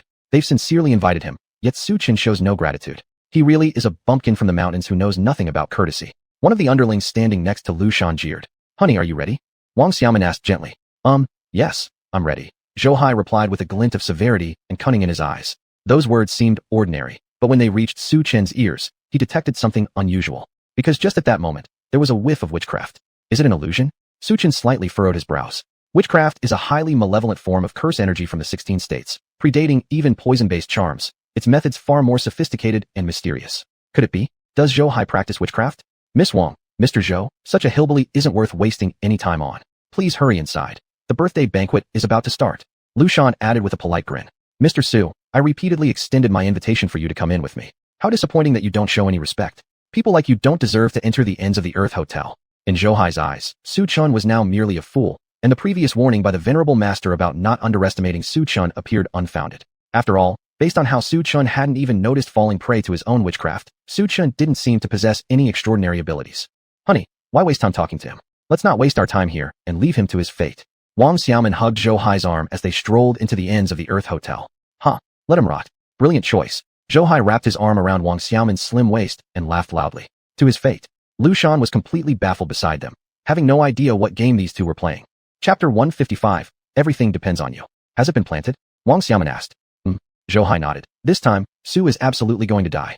A hillbilly actually made the honored one issue a death order to eliminate Su Chen. To me, this is nothing but being overly worried about nothing. If it weren't for the almost exposure last time, for someone like Su Chen, she wouldn't even give him a second glance. Recalling the torture she endured at the Jiang family, Wang Xiaoman suddenly felt a surge of hatred. On the other side, Su Chen, this isn't where you should stay. Be sensible and leave quickly, otherwise I'll call security. Lu Shan unyieldingly tried to drive Su Chen away. Mr. Su, you're here? Upon seeing Su Chen, Ma Xiaoyuan revealed a look of delight on his face. But when he saw Su Chun being expelled by 2 guards, his expression darkened instantly. Don't chase him off yet. It's Lord Ma's 60th birthday today. Don't let him disrupt the birthday banquet. Lu Shan thought he was performing well in front of Ma Xiaoyuan. In the next second, Ma Xiaoyuan slapped Lu Shan across the face. Who gave you such audacity? How dare you be so disrespectful to Mr. Su? Dr. Ma, he's just a hillbilly. Are you making a mistake? Lu Shan looked bewildered at the scene before him. Your mother. Su Chun, an intersect martial artist, had long earned the complete admiration of Ma Xiaoyuan, who no longer dared to question his identity. Lao Song Shanghai respects Mr. Su, and you, as a mere worker, dare to be so disrespectful. If you know what's good for you, get out of Tianbei immediately, or you won't see tomorrow's sun. After glaring at Lu Shan, Ma Xiaoyuan turned with a smile towards Su Chun. Mr. Su, the banquet is about to start. Elder is still waiting for you inside. As Su Chun and Ma Xiaoyuan entered the Edge Sea Hotel, Lu Shan took out his phone and narrated all the ins and outs of the event, adding more content in the process. Damn, that Su really overstepped. Far away in a villa, Song Shanghai angrily hung up the phone. Entering the Edge Sea Hotel, Su Chun found a corner to sit down. Suddenly, he felt something unusual. It was the water spirit pearl in his bosom flashing. The next second, a terrifying image of a skull materialized in the air. Indeed, it's witchcraft. After seeing this scene, Su Chun was sure that Zhou Hai must be proficient in witchcraft, though he hadn't anticipated this additional facet of his identity. However, being a cultivation expert, this trivial witchcraft didn't have any effect on him. Just then, with a thunderous applause, Grandpa Ma walked into the banquet hall supported by Ma Xiaoyuan, wishing Grandpa Ma blessings as boundless as the eastern mountains and longevity surpassing the southern peaks. This is my small token of gratitude. May Grandpa Ma like it. A middle-aged man took out a piece of gold and handed it to Grandpa Ma. The piece of gold was the size of a fist, rich in its gold content. Very good. Mr. Li has put a lot of thought into this, said Ma Dachuan with a smile. Before Mr. Li could speak, a tall and slim woman approached. Grandpa Ma, this is a token from my grandfather. Unfortunately, due to his ill health, he can't attend personally, thus entrusting me to bring this jade Buddha as a birthday present. May Grandpa Ma like it. Standing far away, Su Chin recognized her. She wasn't anyone else. She was Yun Rian.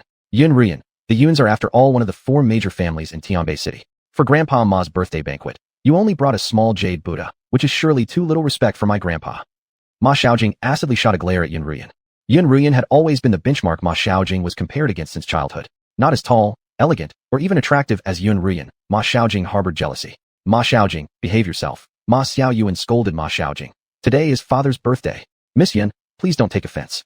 Xiaojing is just like that. Don't let it bother you. Ma Xiaoyuan smiled politely, remembering Yun's standing as one of Tianbei City's top 4 families. Their faces needed saving. Dr. Ma, how could I hold grudges against a young girl? Wouldn't that make the Yun family seem petty? Yun Rian glanced meaningfully at Ma Xiaojing. Yun Rian, you. Ma Xiaojing choked on her words out of anger. Ma Xiaojing, that's enough. Grandpa Ma interrupted sternly, causing Ma Xiaojing to fall silent like a frightened bird.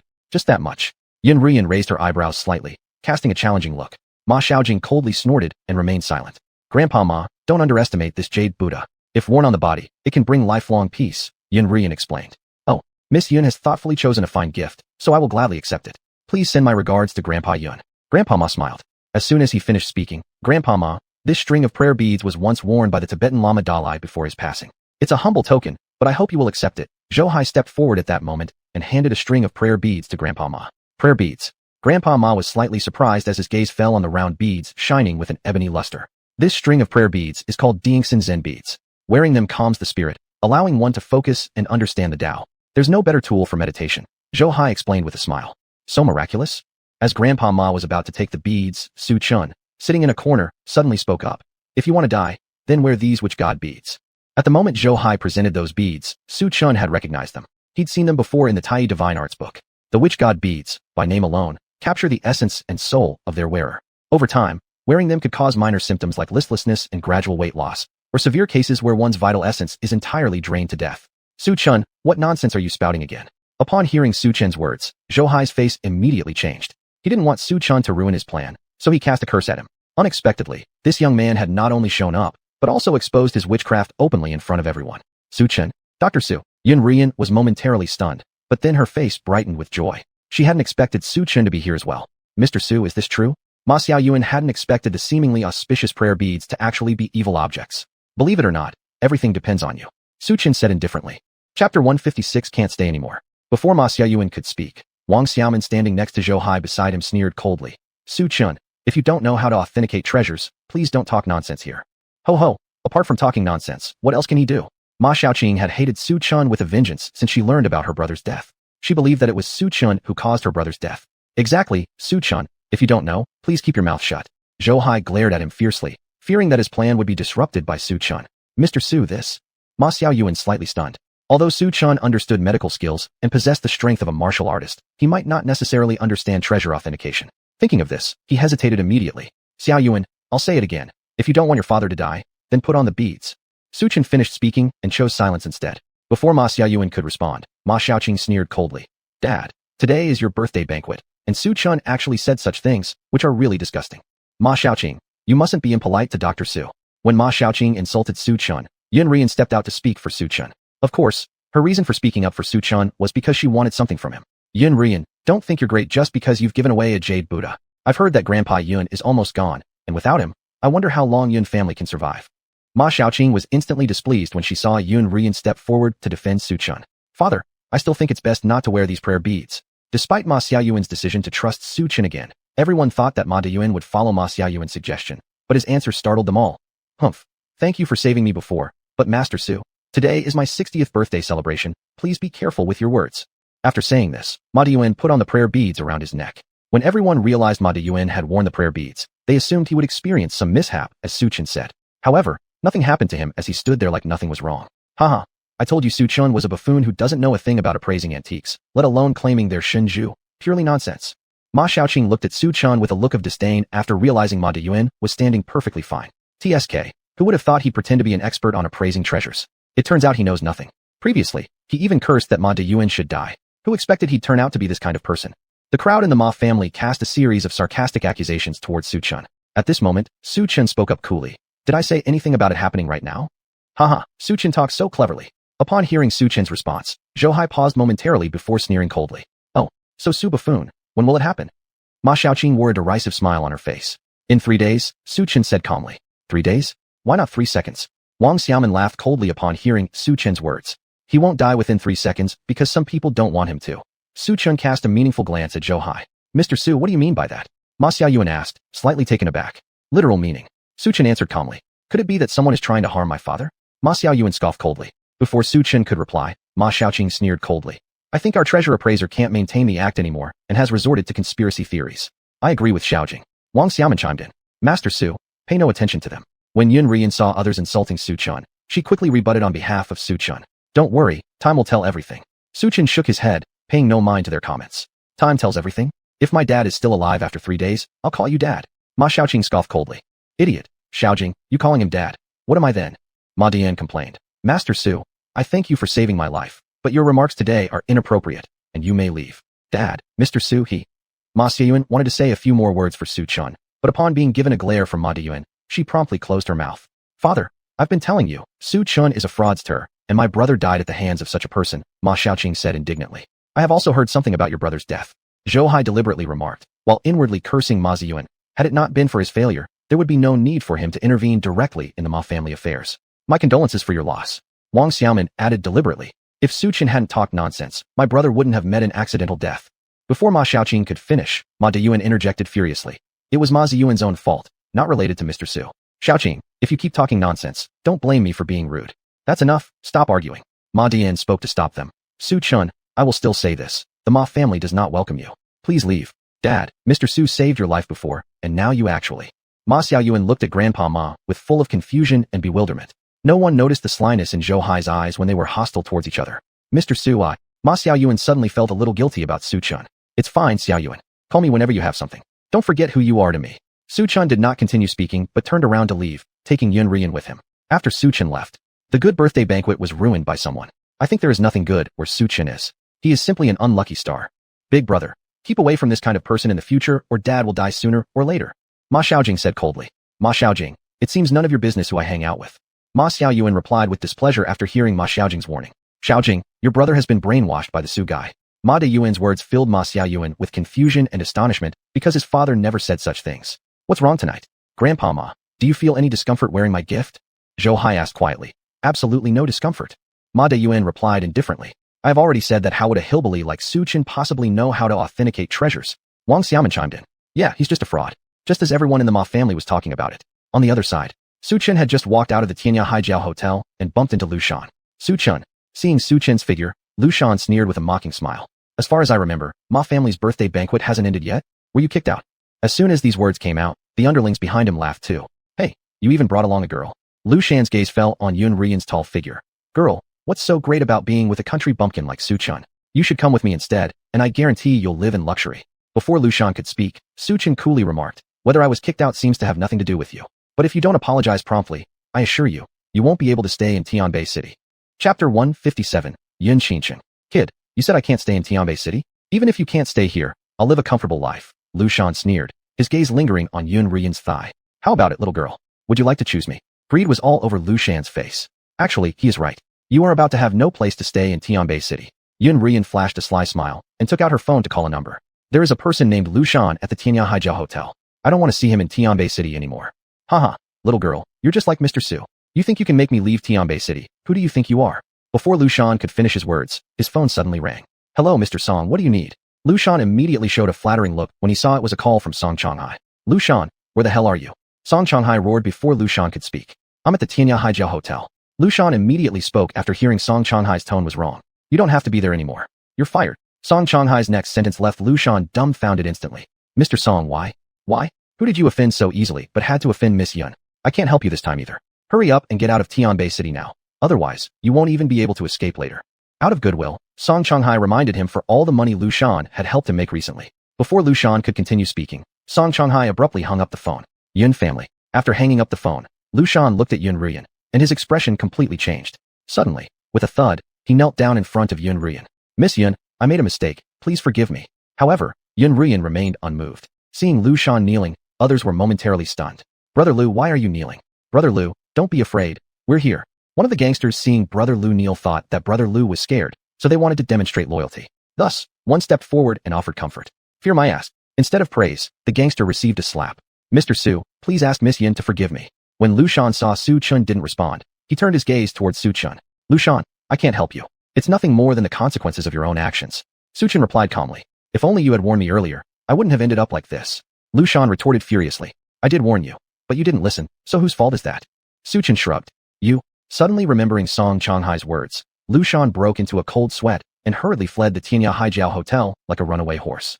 For a while, Lu Shan decided to hide in the countryside and called Lu Long, only to hear an automatic response. Shortly after, a chilling sentence made him stop dead in his tracks.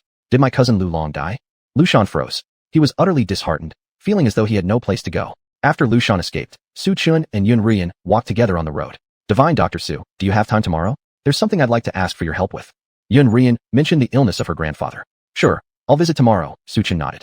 After bidding farewell to Yun Rian, Su Chun returned home. Shen Biao wearing an OL uniform and black high heels also came back. Wife, have you eaten yet? Seeing Shen Biao walk toward him, Su Chun asked smilingly. But the next moment, Su Chun's expression changed immediately, because at this very moment, Shen Biao was surrounded by an eerie black mist, which radiated an ice-cold, bone-chilling cold. In addition, Shen Biao's vitality was being deprived by this black smoke. What is this? The curse of a great witch. Su Chun hadn't expected that not only himself, but even his wife Shen Biao, had been cursed by witchcraft. Husband, what are you looking at? Am I smudged? Seeing Su Chun staring at her constantly, Shen Biao gracefully approached the mirror, saying softly, my makeup isn't ruined. Since Shen Biao was just an ordinary person, she couldn't see the black mist surrounding her. Biao, did you meet Zhou Hai and Wang Xiamen today? Stepping closer quickly, Su Chun held his wife's hand and asked. No. Shen Biao shook her head. Not drunk. Su Chun paused for a moment. He pressed 2 points on his wife's palm, intending to forcibly eliminate the curse inside Shen Biao's body. The result? Shen Biao let out a sharp scream, trembling as she said, Husband, it hurts. You're hurting me. Biao endured for a while. A flicker passed through Su Chun's profound eyes as a green light shone. But the next second, uffed. Shen Biao, however, spat out a mouthful of fresh blood. Following this, unable to bear the pain, Shen Biao fainted outright. Wife. Seeing his wife unconscious, Su Chun's face changed dramatically. What a vicious witchcraft. Even the ancient jade has no reaction at all. In the next second, Su Chun remembered the water spirit pearl. As he took it out, the black mist surrounding Shen Biao was instantly purified entirely by the water spirit pearl. Unfortunately, the limited spiritual energy within the pearl soon ran dry. The great witch curse inside his wife was so deeply rooted that it could not be eradicated. If Su Chun forcibly removed the curse from Shen Biao's body, her life would be in grave danger. Since I can't eliminate the curse within Shen Biao, then the only solution is to deal with its source. A shadow of gloom crossed Su Chun's eyes. 3 hours later, Shen Biao woke up from her coma. Honey, how come I fell asleep suddenly? Shen Biao leaned on Su Chun's shoulder like a chick dependent on its parent. She pinched her brows, looking rather embarrassed as she asked, What time is it now? It's 10 in the evening. Su Chun replied. It's so late already. Realizing the lateness of the hour, Shen Biao exclaimed, "Honey, have you eaten yet? Let me cook something for you." "No need. I've already eaten. Today, I went to the Tianya Haijiao Hotel." Su Chen smiled. Oh. Though Shen Biao sounded puzzled, she swiftly changed the topic. "By the way, Su Chen, there will be a charity gala tomorrow night. Will you accompany me?" "Sure." Su Chen nodded without hesitation. On the other side, Yun family residence. An elderly man lay quietly in bed, his face devoid of any color. This person was none other than Grandpa Yun. Just then, a bespectacled middle-aged man with a scholarly appearance carrying a medical box walked in, followed by several nurses. "Dr. Zhao, please check on my grandfather." The speaker was a tall, cold, and elegant woman, her red high heels paired with a black OL skirt accentuating a mature allure. Unlike Yun Rian, she carried an air of disdain and arrogance in her eyes. She was Yun Qingqing, Yun Rian's cousin. Chapter 158, Great Fortune, Great Life. "Dr. Zhao, you must save my grandfather." "Where is Grandpa Yun?" Dr. Zhao Qianxing asked calmly. "Upstairs," Yun Qingqing said as she led Dr. Zhao and several nurses to Grandpa Yun's room. At this moment, Grandpa Yun was pale in bed, his eyes closed, his breathing weak and powerless. How did Grandpa Yun get so sick this time? Upon arriving at Grandpa Yun's side, Dr. Zhao furrowed his brow slightly. He asked Yun Qingqing behind him, "Did Grandpa Yun take the medicine I prescribed for him on time?" "Yes. My grandfather has always been taking the medicine." Yun Qingqing nodded emphatically. "That'll do." As Dr. Zhao spoke, he sat beside Grandpa Yun and began to take his pulse. "Dr. Zhao, how is my grandfather?" Before Yun Qingqing could speak, Yun Russian carefully asked Dr. Zhao from the side. "It's okay, the situation isn't bad, and it was discovered in time. I'll prescribe a medicine for Grandpa Yun momentarily. Once he takes it, he'll wake up." Dr. Zhao declared confidently. "That's good." Yun Qingqing sighed with relief. "Please, Dr. Zhao, save my grandfather." "All right." Zhao Qingqing nodded. Regarding the illness of the elder of the Yun family, he naturally understood well. Even now, he remained deeply shaken by the death of Master Shen Kong. However, after meeting Grandpa Yun, he regained confidence in his own medical skills. "Miss Yun Qingqing, here's the prescription, please review it." At this moment, Zhao Qingqing handed over a written prescription to Yun Qingqing. "I'll have the servants go and procure the herbs immediately." Yun Qingqing called over one of the Yun family's servants. Because the Yun family was wealthy, it took less than 5 minutes for a servant to bring back the boiled herbs. "Dr. Zhao, is this amount of medicine sufficient?" Yun Qingqing asked while holding the medicine jar. "It's enough." Zhao Qingqing nodded. However, after Yun Qingqing administered the medicine to Grandpa Yun, he didn't awaken as expected. "Dr. Zhao, what's going on? Didn't you say that my grandfather would wake up after taking the medicine?" Yun Qingqing questioned Dr. Zhao with confusion. "Just wait a little longer." Dr. Zhao indicated for Yun Qingqing not to worry, but after waiting for 2 whole hours, Yun Qingqing was still distressed, and her grandfather remained unconscious. Yun Russian standing nearby became anxious. "Dr. Zhao, my grandfather? Let me take Grandpa Yun's pulse again." Dr. Zhao Qianxing nervously sat by Grandpa Yun to check his pulse again. But checking the pulse was worse than not doing so at all. The moment he checked, Dr. Zhao Qianxing was shocked to find that at this very moment, Grandpa Yun had no pulse, yet his heart was still beating. Could it be dark magic again? Dr. Zhao Qianxing suddenly broke out into cold sweat. "I've been encountering too much of this black magic recently. It looks like I should go and consult my fortune soon." Dr. Zhao murmured to himself. "Dr. Zhao, can you still save my grandfather?" Seeing Dr. Zhao constantly murmuring to himself, Yun Qingqing grew increasingly anxious. Miss Yun Qingqing, forgive me for my inability to help. Your grandfather's condition has changed, I cannot ascertain the cause. The situation doesn't look good. You'd better prepare the funeral arrangements quickly." Dr. Zhao Qianxing was extremely afraid of black magic. He dared not touch such matters lightly. Anyone who touched them died. "What? Are you saying even you are helpless?" Yun Qingqing slightly staggered in disbelief. How can this be? My grandfather was fine yesterday. How did he suddenly become so ill?" Seeing Dr. Zhao Qianxing already packing up his medicine box preparing to leave the Yun household, Yun Qingqing grabbed onto Dr. Zhao Qianxing and pleaded desperately. "Qianxing Zhao, you can't just leave like this. I beg you, save my grandfather." "Sorry, Miss Yun Qingqing, there's nothing I can do about your grandfather's disease. You should prepare the post-mortem affairs as soon as possible." When Dr. Zhao Qianxing finished speaking and was preparing to leave, unexpectedly Yun Russian suddenly interjected. "Sister-in-law, I've already contacted Dr. Su to treat grandfather. I believe he will definitely be fine."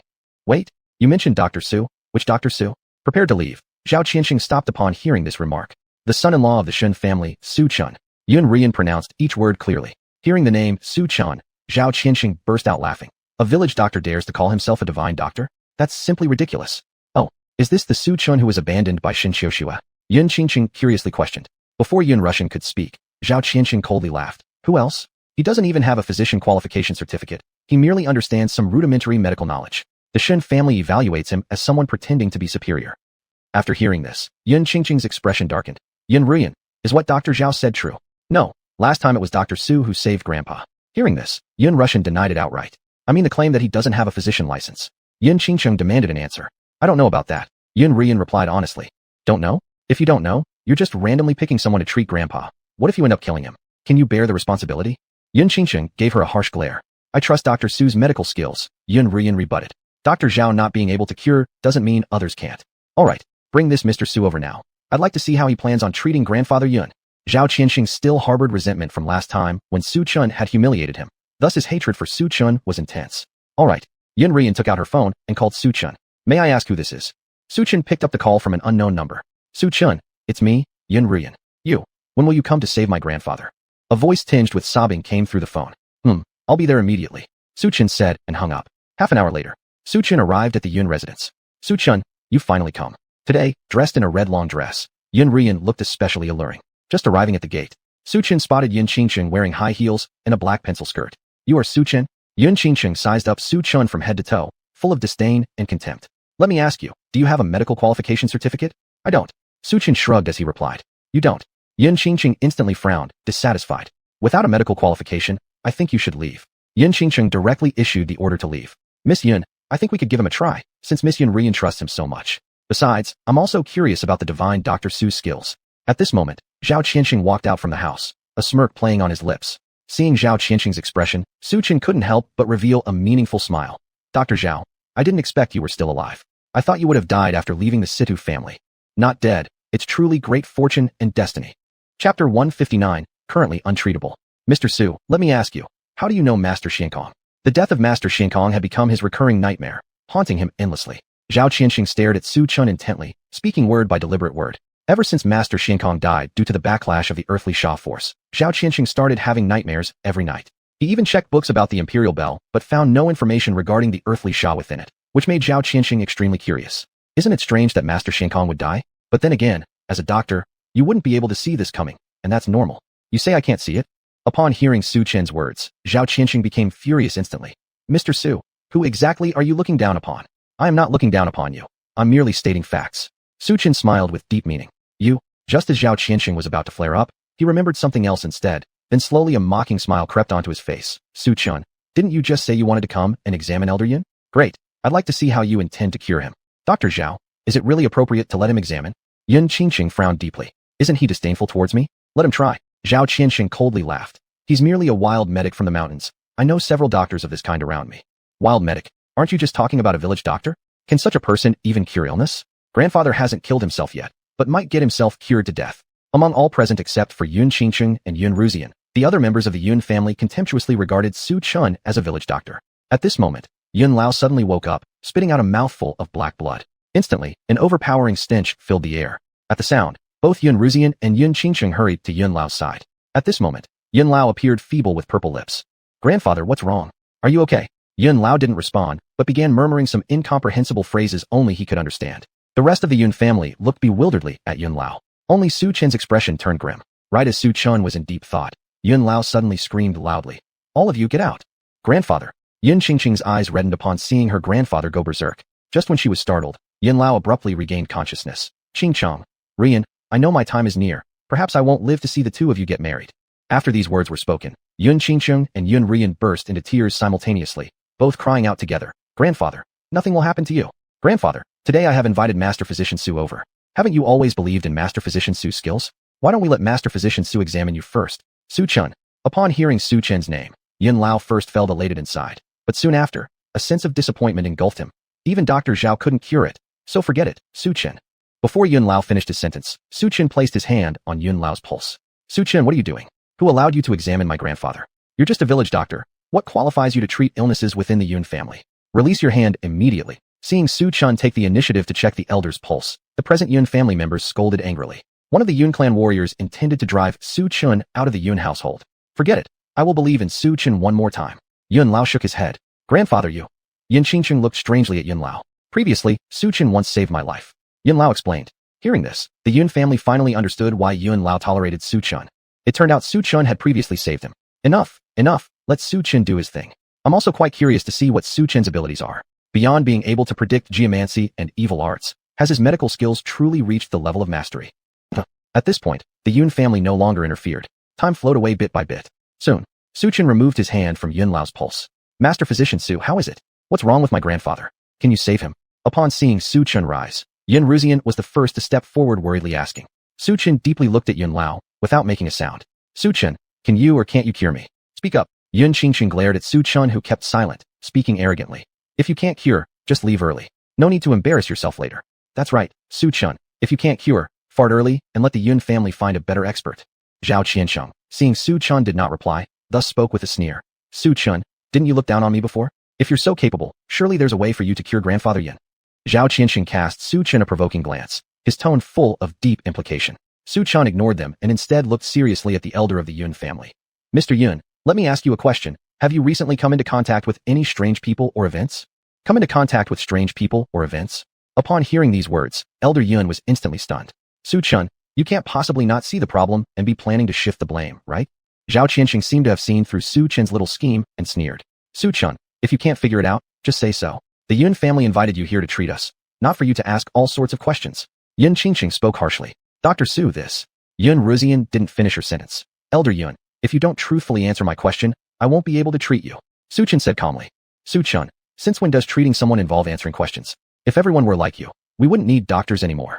Zhao Qianxing found Su Chen's reply hilarious, thinking it was just an excuse for lacking medical skills. He believed Su Chen was merely buying time. Just as Su Chen was puzzled, Yun Ruzian suddenly remembered something.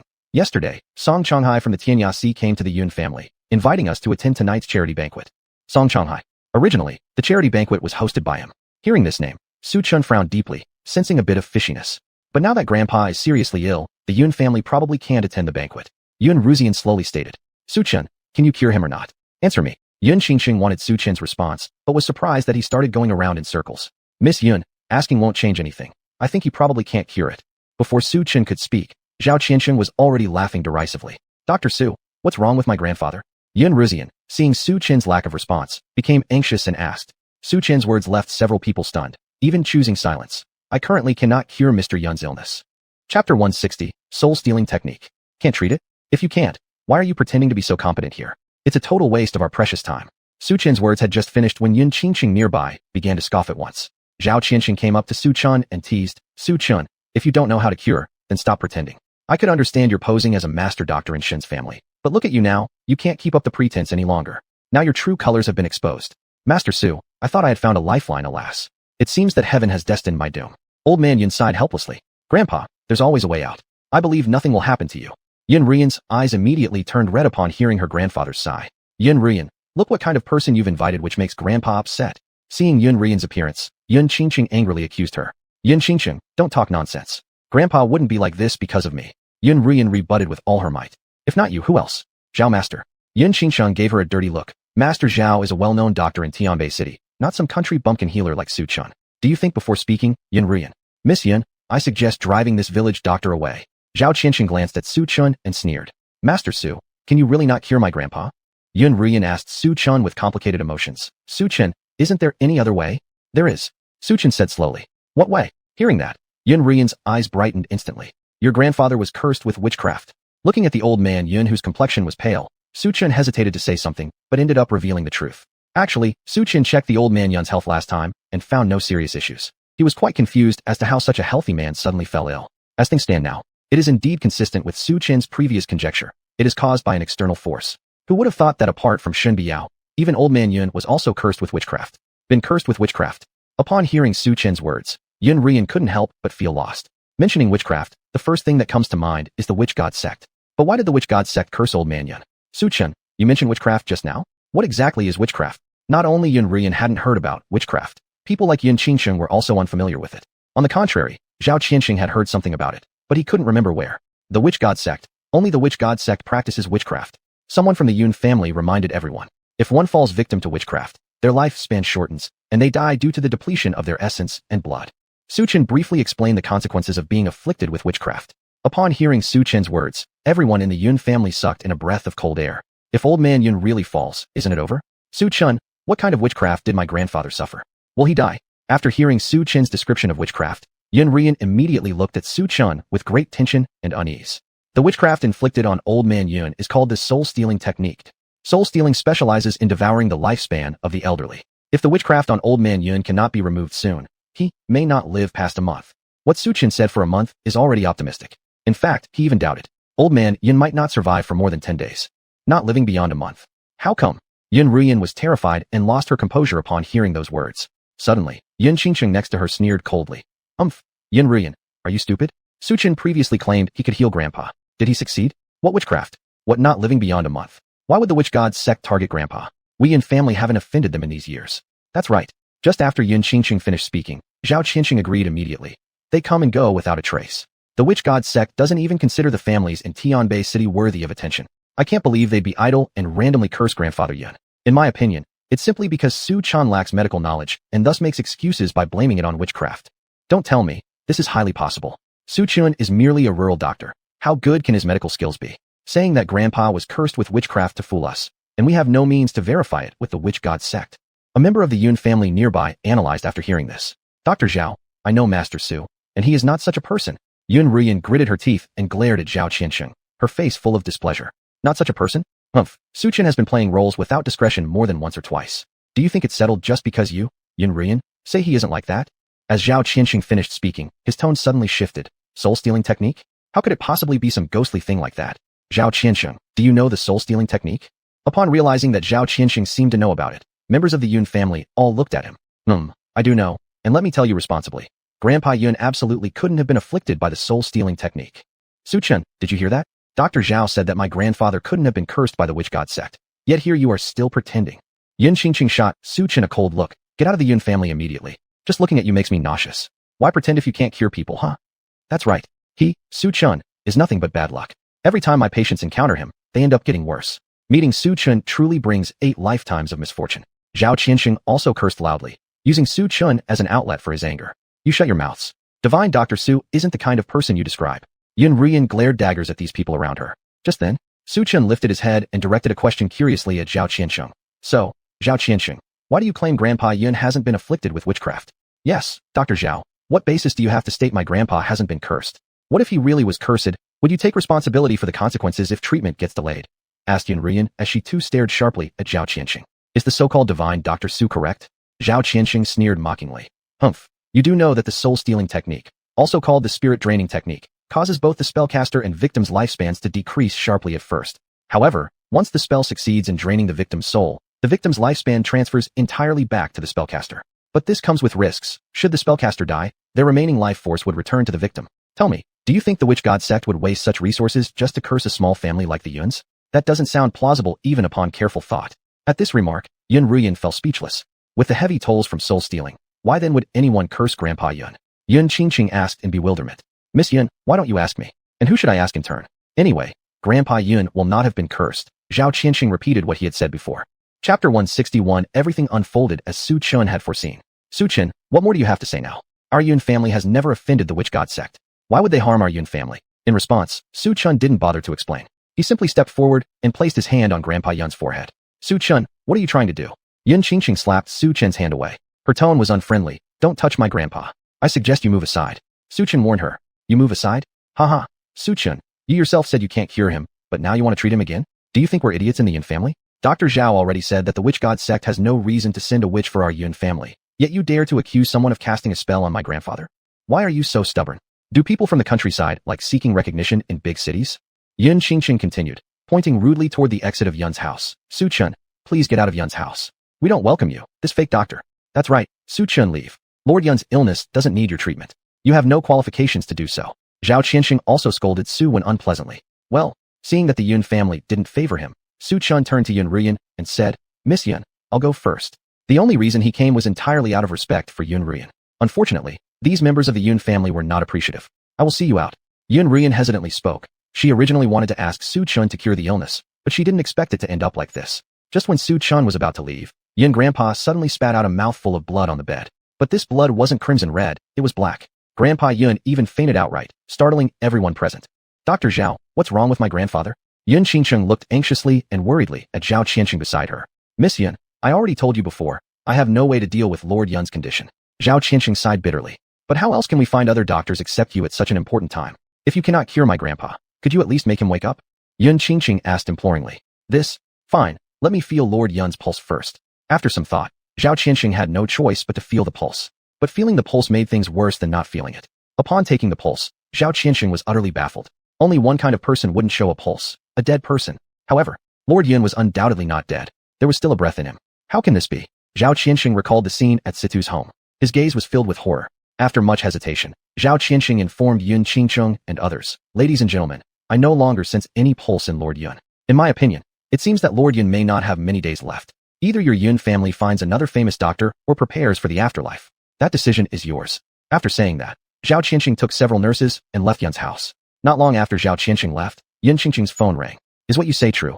"All right, I understand." After saying that, Yun Qingcheng directly ended the call. "Just now, I've already contacted Master Xuanhuan. Grandfather will be saved." Before Yun Qingcheng finished speaking, Su Chen coldly remarked, "Even if Master Xuanhuan comes, it won't help Grandpa Yun. Su Chen, you curse because you couldn't cure it yourself. Are you deliberately wanting my grandpa to die?" Upon hearing Su Chen's words, Yun Qingcheng frowned unhappily. "Why haven't you left yet? The Yun family doesn't welcome you. Are you deaf?" Yun Qingcheng interrupted Su Chen, glaring reproachfully at Yun Ruyan. "Yun Ruyan, I asked you to find someone to save your grandfather, not to invite someone to harm him." After finishing, Yun Qingcheng glanced at the time and urged Yun Ruyan impatiently, "When Xuanhua arrives at the Yun family in a while, you greet him at the door." Seeing this, Su Chen remained silent and left. Half an hour later, Xuanhua arrived at the Yun family. Seeing the dignified elder in Tang costume with silver hair at his temples, Yun Ruyan warmly greeted him, showing utmost respect. "Are you Mr. Yun's granddaughter?" Xuanhua kindly looked over Yun Ruyan twice and asked amicably. "Yes," Yun Ruyan nodded. "Let's go. Take me to check your grandfather's condition." Xuanhua stroked his beard and said slowly. Standing in front of the unconscious Yun elder, Xuanhua began examining his body. Not checking was still okay. As soon as he started examining, Xuanhua's expression changed. How could this be possible? "Xuanhua doctor, what's going on? Can you cure my grandfather's illness?" Seeing Xuanhua's solemn face, Yun Qingcheng couldn't help but nervously ask. "Everyone, I would like to ask first. Has your Yun family ever offended the witch god sect?" Seeing everyone in the Yun family looking at him, Dr. Xuanhuan thought for a moment and furrowed his brow as he asked, "Which god sect?" Yun Qingcheng didn't understand why Dr. Xuanhuan would ask this, but she still truthfully answered, "Our Yun family has never offended the witch god sect." "Are you sure?" Dr. Xuanhuan's deep gaze directly stared at Yun Ruyan. "I am sure." Yun Qingcheng nodded emphatically. "Then why did someone cast the soul extraction spell on Grandpa Yun?" As Dr. Xuanhuan opened his mouth, there was an immediate deathly silence among the Yun family. All members of the Yun family looked at each other incredulously, and in everyone's eyes were shock and bewilderment. "What's wrong with all of you? Could it be? Do you know about the soul extraction spell?" Seeing the Yun family's contracted pupils, Dr. Xuanhuan curiously asked. Because the witch god sect was very mysterious. As for witchcraft, according to reason, it shouldn't have appeared in a small family like the Yun family. "Master Sa, are you saying my grandfather had the soul extraction spell cast on him?" According to Zhao Qianxing's words, only witches have the qualifications to use the soul extraction spell. So our Yun family isn't important enough for the witch god sect to send a witch to deal with us. "Zhao Qianxing, is he even worth comparing with me? Since you trust him, go find him then." Dr. Xuanhuan couldn't help feeling irritated upon hearing this. Just as he was about to leave, Yun Ruyan's words made Dr. Xuanhuan stop. So Su Chen was telling the truth. Grandpa really got cursed by witchcraft. "Hold on, who are you saying is telling the truth?" Dr. Xuanhuan couldn't help but tremble upon hearing the name Su Chen and fixed his gaze on Yun Ruyan. "Su Chen," Yun Ruyan said word by word. "Su Chen, he's nothing more than a country quack doctor. How could he possibly qualify to save my grandfather? Such a person doesn't deserve to come to the Yun family." Upon hearing the name Su Chen, Yun Qingcheng expressed disdain. The next second, Dr. Xuanhuan slapped her across the face. "How dare you be so disrespectful to Judge Su? Let me tell you, only Su Chen can save your grandfather now, but you people have given up the only opportunity. As for whether Grandpa Yun will live or not, it depends on whether you can bring Su Chen here. It seems that the Yun family had better pray for good luck and hope Su Chen extends his help.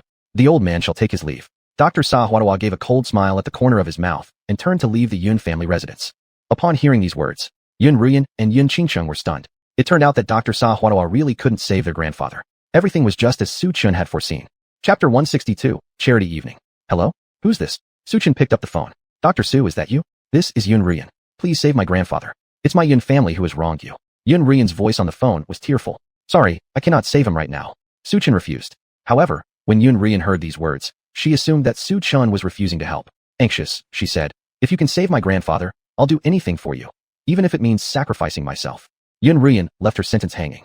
"I cannot save him right now," Su Chen repeated.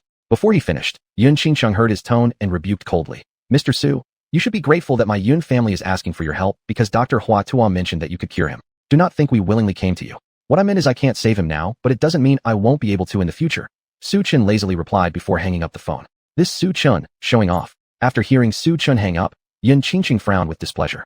"Sister Qingcheng, didn't Dr. Su say that he couldn't save Grandpa now, but possibly in the future?" Yun Ruyan tried to explain. "Yun Ruyan, are you mentally ill? When will in the future be? In 3 years? A year? A month? Can we wait until then? Is Grandpa still alive by then?" Yun Qingcheng glared at Yun Ruyan. This Hearing what Yun Qingqing said, Yun Ruyan immediately fell silent. He must be as amazing as everyone says he is if Su Chen got praised so highly. I guess Hua Tuo is also like this. Yun Qingqing smirked disdainfully. On the other side, dear, who just called? Shen Biao asked beside Su Chen. No one. Su Chen shook his head. Honey, aren't we supposed to attend a charity evening instead of coming to the mall? Looking at his wife beside him, Su Chen curiously asked. Of course, I'm here to buy you some clothes.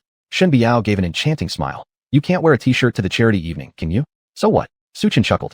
Quit nagging and come with me. Shen Biao pinched Su Chen in a somewhat angry way and led him to an upscale suit shop. Alright, try this one and this one. Oh yes, and that one too. Handing over 3 suits to Su Chen, Shen Biao glanced at the time and urged him quickly. Honey, these are too expensive. You really don't need to buy them for me. Seeing the price tags all exceeding 5-10,000 yuan, Su Chen gave a bitter laugh. Stop nagging and try them on quickly. Shen Biao stomped her foot unhappily. Soon, Su Chen came out after changing. Unlike the casual look of wearing a t-shirt earlier, Su Chen indeed looked much more handsome in the suit. His muscular body showed a clearly defined contour. He was handsomer than Tony Leung Kfai. Miss, your husband really looks great. Even the tailor shop clerk was impressed by Su Chen, revealing a silly face. Hearing the discussion from the tailors, Su Chen slightly smiled. How about this, Biao? He swayed next to his wife. Not bad, indeed not bad. Shen Biao's cheeks turned inexplicably red. She stammered a bit, then hurriedly handed her credit card to the cashier. Take this one, please settle the account. You're welcome to visit us again. After leaving the mall, Shen Biao kept sneaking glances at Su Chen. Honey, peeking at me isn't very good manners, is it? Su Chen held Shen Biao's hand and asked. You? Who said I'm looking at you? Shen Biao's face blushed red. The person speaking is you. Su Chen playfully laughed. Humph. Shen Biao cooed. At this moment, Su Chen noticed the black mist on Shen Biao swallowing her body, and his face involuntarily sank. Alright, dear, I'm just joking with you. Seeing Su Chen's expression turning serious, Shen Biao quickly explained. It's fine. Su Chen replied. 20 minutes later, Su Chen and Shen Biao arrived at the Tianya Haijiao Hotel. Song Changhai chose his own Tianya Haijiao Hotel due to a funding chain rupture, which was undeniably a wise decision. It saves money, yet maintains sophistication. Shen Biao, how dare you have the audacity to attend Mr. Song's charity dinner without contributing a single cent? Don't know where your courage comes from. As soon as Su Chen and Shen Biao stepped into the Tianya Haijiao Hotel, a voice sounded from behind them. Upon hearing it, Su Chen turned around only to find Shen family members approaching. Tianfeng, if Shen Biao could marry someone who guards tombs, do you think she still has any shame? Shen Xiuxua chuckled coldly. She obviously lacks it, said Shen Tianfeng. Everyone from the Shen family burst into laughter subsequently. At this moment, Su Chen abruptly said, we just don't want to lose our money for nothing. Money for nothing? Su Chen, stop bullshitting. Mr. Song has already promised to transfer the ownership of the Yisheng Yishur Hotel to me. Are you jealous because you can't afford Shen Biao's wedding, huh? Shen Tianfeng gave Su Chen a glare. Hey, Tianfeng, why bother with Su Chen? He's nothing but a buffoon who can't even hold his own wedding. He's truly a waste of space. Wang Xuanhuan chimed in agreement. Yeah, Shen Biao actually claims she'd be happy marrying a guy like him? What a dumb woman. Shen Xiuxua shot a contemptuous glance at Shen Biao. You? Hearing that, Shen Biao's face turned bright red in anger. Not long after, many notable figures from Tiabei City entered one by one. Just then, Su Chen, we meet again. About yesterday, I apologize on behalf of my sister. Yun Rian's arrival made Shen family members slightly surprised. It's fine. Your grandfather's illness requires someone who knows black magic to cure it, and this person is currently in Tiabei City, only it's quite hard to find them, Su Chen explained. Alright, noted, Yun Rian nodded. The sight of Su Chen conversing with Yun Rian made everyone from Shen's side slightly puzzled. Su Chen knows people from Yun family? Besides, Shen Biao was examining Yun Rian, her eyes complex as they glanced towards Su Chen. A subtle sense of crisis arose within her heart, so she asked curiously, Su Chen, do you know Miss Yun Rian? I do, Su Chen truthfully replied. You're Mrs. Su, Shen Biao. Yun Rian momentarily stunned at Shen Biao's stunning beauty. That's right, Shen Biao smiled faintly. Yun Rian nodded. At that moment, a figure suddenly appeared on the elevated platform ahead. It was none other than Song Changhai. Thank you all for coming to tonight's charity evening. My gratitude to each and every one of you. Song Changhai was speaking when a woman dressed in a cheongsam wheeled a giant iron chest over. I now declare, the charity evening officially begins. Chapter 163, Donation. Out of respect for Mr. Song, I'll donate 100,000 yuan. As soon as these words were spoken, a middle-aged bald man stood up and placed a check into the iron box. Seeing this middle-aged man leading the donation drive, the other dignitaries present also rose one by one to place their checks into the box. As the rich people kept putting money into the iron box, the middle-aged man's lips curled slightly with an amused smile, his gaze turning towards Song Changhai, who gave him a quick look in return. Before long, the iron box was filled with checks. Song Changhai saw the wealthy individuals donating, but noticed that neither the Yun family nor the Shen family made any move, which couldn't help but furrow his brow. Mere riches from these tycoons weren't enough. It was crucial times like these when the four great families of Tianbei City really mattered. The Yun family naturally became his target. Seeing the major families still hesitant to contribute, Song Changhai revealed a smile filled with deep meaning. At this charity event, whoever donates the most, I will transfer ownership of the antidote pill and the rights to the lifetime banquet hall to them. Upon hearing this, there was an uproar throughout the room. What exactly is the antidote pill? Yunrian hesitated momentarily, and as she spoke, someone nearby explained, an antidote pill, as its name suggests, can neutralize all kinds of poisons in the world, something rare and difficult to come by. Can it neutralize poison caused by witchcraft too? Yunrian asked softly. Yes, why wouldn't it? Hearing this, Yunrian suddenly became interested. With this antidote pill, grandfather might be saved. Song Changhai also turned his gaze towards Yunrian, a slight smile curling on his lips as if everything was under his control. Just as Yunrian was about to step forward to donate, Su Chen stopped her. Miss Yun, I think you should wait a moment longer. What if you make a donation and fail to get the antidote pill? Wouldn't the money just go down the drain? After hearing Su Chen's words, Yunrian froze momentarily, finding some sense in what Su Chen said. Mr. Song, didn't you say you'd hand over the lifetime banquet hall to me? Now why are you changing it to a reward? Shen Tianfeng and Wang Xuanhuan looked slightly startled. Could it be true that the money will go down the drain, as Su Chen said? At this moment, a member of the Shen family muttered quietly. You shouldn't say nonsense. All Su Chen does is talk rubbish. What else can he do? I believe there's a reason for what Mr. Song has done. I trust the manager of the Edge Hotel to be a man of integrity. Shen Qiushue remarked beside them. Tianfeng, stop worrying. I trust Mr. Song. I see that as well. How would Mr. Song let our money go to waste? It's all just nonsense talked by that dumb Su Chen. Su Chen isn't the kind of person you're saying he is. Shen Biao, standing nearby, immediately came to Su Chen's defense after hearing the ridicule directed at him from the Shen family. Shen Biao, don't deceive yourself here. If I were you, I'd divorce as soon as possible. Upon hearing Shen Biao's statement, Shen Tianfeng interjected with mockery and sarcasm. Shen Tianfeng, how many times have I told you? I'm not getting a divorce. Shen Biao glared fiercely at Shen Tianfeng. What a foolish woman. Shen Qiushue sighed, helplessly seeing Shen Biao's stubborn face. Tianfeng, you can't wake someone pretending to sleep. Oh right. Shen Tianfeng nodded thoughtfully. On the stage, rich merchants who had been previously watching from the sidelines were now deeply moved upon hearing Song Changhai announce such a lucrative reward. Qiushue, do you still have any money? Shen Tianfeng did not want to see the lifetime banquet hall membership go to someone else. I still have a bit. Shen Qiushue responded. Tianfeng, for your and Xuanhuan's happiness, I support you this time. Shen Qiushue was speaking while taking out a bank card from her pocket. There are 30 million yuan in this card. Take it. Qiushue, having you as my sister truly makes me grateful beyond 3 lifetimes. Shen Tianfeng gratefully glanced at her, and then glanced coldly at Shen Biao. Unlike certain people, your own younger brother doesn't even offer blessings, let alone money. Isn't that the truth? Not giving a single cent, really miserly. Wang Xuanhuan echoed. Standing nearby, Shen Biao could easily perceive the sarcasm in their voices. I listen to my husband. It's not that I don't give money, but I just don't want to throw it away unnecessarily. How could Shen Biao believe Su Chen's empty chatter? When has his word ever been truthful? Shen Qiushue interrupted Shen Biao before she finished, a sneer of mockery forming at the corners of her lips. That's right. Ever since he joined our family, we've never had a smooth day. He's a harbinger of misfortune indeed. Shen Tianfeng chimed in. As Shen Tianfeng spoke, he abruptly got up and walked towards the iron box. Surnamed Su, once I secure the rights to the lifetime banquet hall, I'll show you the difference between us. Shen Tianfeng's eyes met Su Chen's, brimming with derision and contempt. Unexpectedly, Su Chen's words made him hesitate slightly. You will probably not get the lifetime membership of the lifetime banquet hall. Su Chen, do you know who you are? Are you the president of Haishang Minghua, or even Song Changhai standing on stage? If you want to act arrogantly, please go back home and do it there. This is not a place for your arrogance. Shen Qiushue sneered before Shen Tianfeng could speak. Su Chen, you are truly nauseating. How can there be a man like you in this world? Unable to get something himself, so he doesn't want others to have it either. Wang Xuanhuan echoed. Wang Xuanhuan, don't talk nonsense here. Su Chen is not the kind of person you say. Shen Biao angrily retorted upon hearing Wang Xuanhuan insult her husband. Is he not that kind of person? He just said my husband couldn't get the banquet hall's membership and didn't want others to be happy either. Am I wrong? Wang Xuanhuan coldly laughed. Shen Biao, stop defending him. Would anyone believe in such a joker? Don't we Shen family members know better? A member of the Shen family spoke up. I know my husband well. You'd better stop spouting nonsense about him. Shen Biao saw that the Shen family disapproved of Su Chen. Although she didn't know much about Su Chen's straightforwardness, since marrying him, she had always been blessed with good fortune. She believed Su Chen was her lucky star, and without him, she wouldn't be where she was today. At this moment, Su Chen suddenly remarked, I'm just speaking the truth. The lifetime banquet hall membership has always been in the hands of Haishang Minghua. Song Changhai does not yet have the qualification to transfer the lifetime banquet hall at will. As soon as these words were spoken, the Shen family was stunned, and even Yunrian standing nearby became quite curious and looked at Su Chen. Chapter 164. Cooperation in Investigation. Upon hearing this, a few people from the Shen family immediately caught Song Changhai's attention. The moment Song Changhai saw Su Chen, he hesitated slightly, and his expression turned dark. President Song, did you hear that? Su Chen said the lifetime banquet hall quota at Haishang Mingyu Hotel is not open for external transfer. Is this true or false? Shen Qiushue, seeing Song Changhai shift his gaze to the Shen family side, decided to personally expose Su Chen, making this clown reveal his true nature. Nonsense.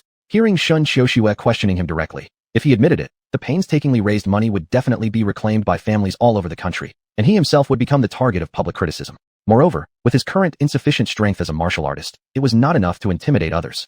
Besides, even if he didn't admit it, with so many people present, Su Chen wouldn't do anything to him. Who is slandering me, Song Changhai?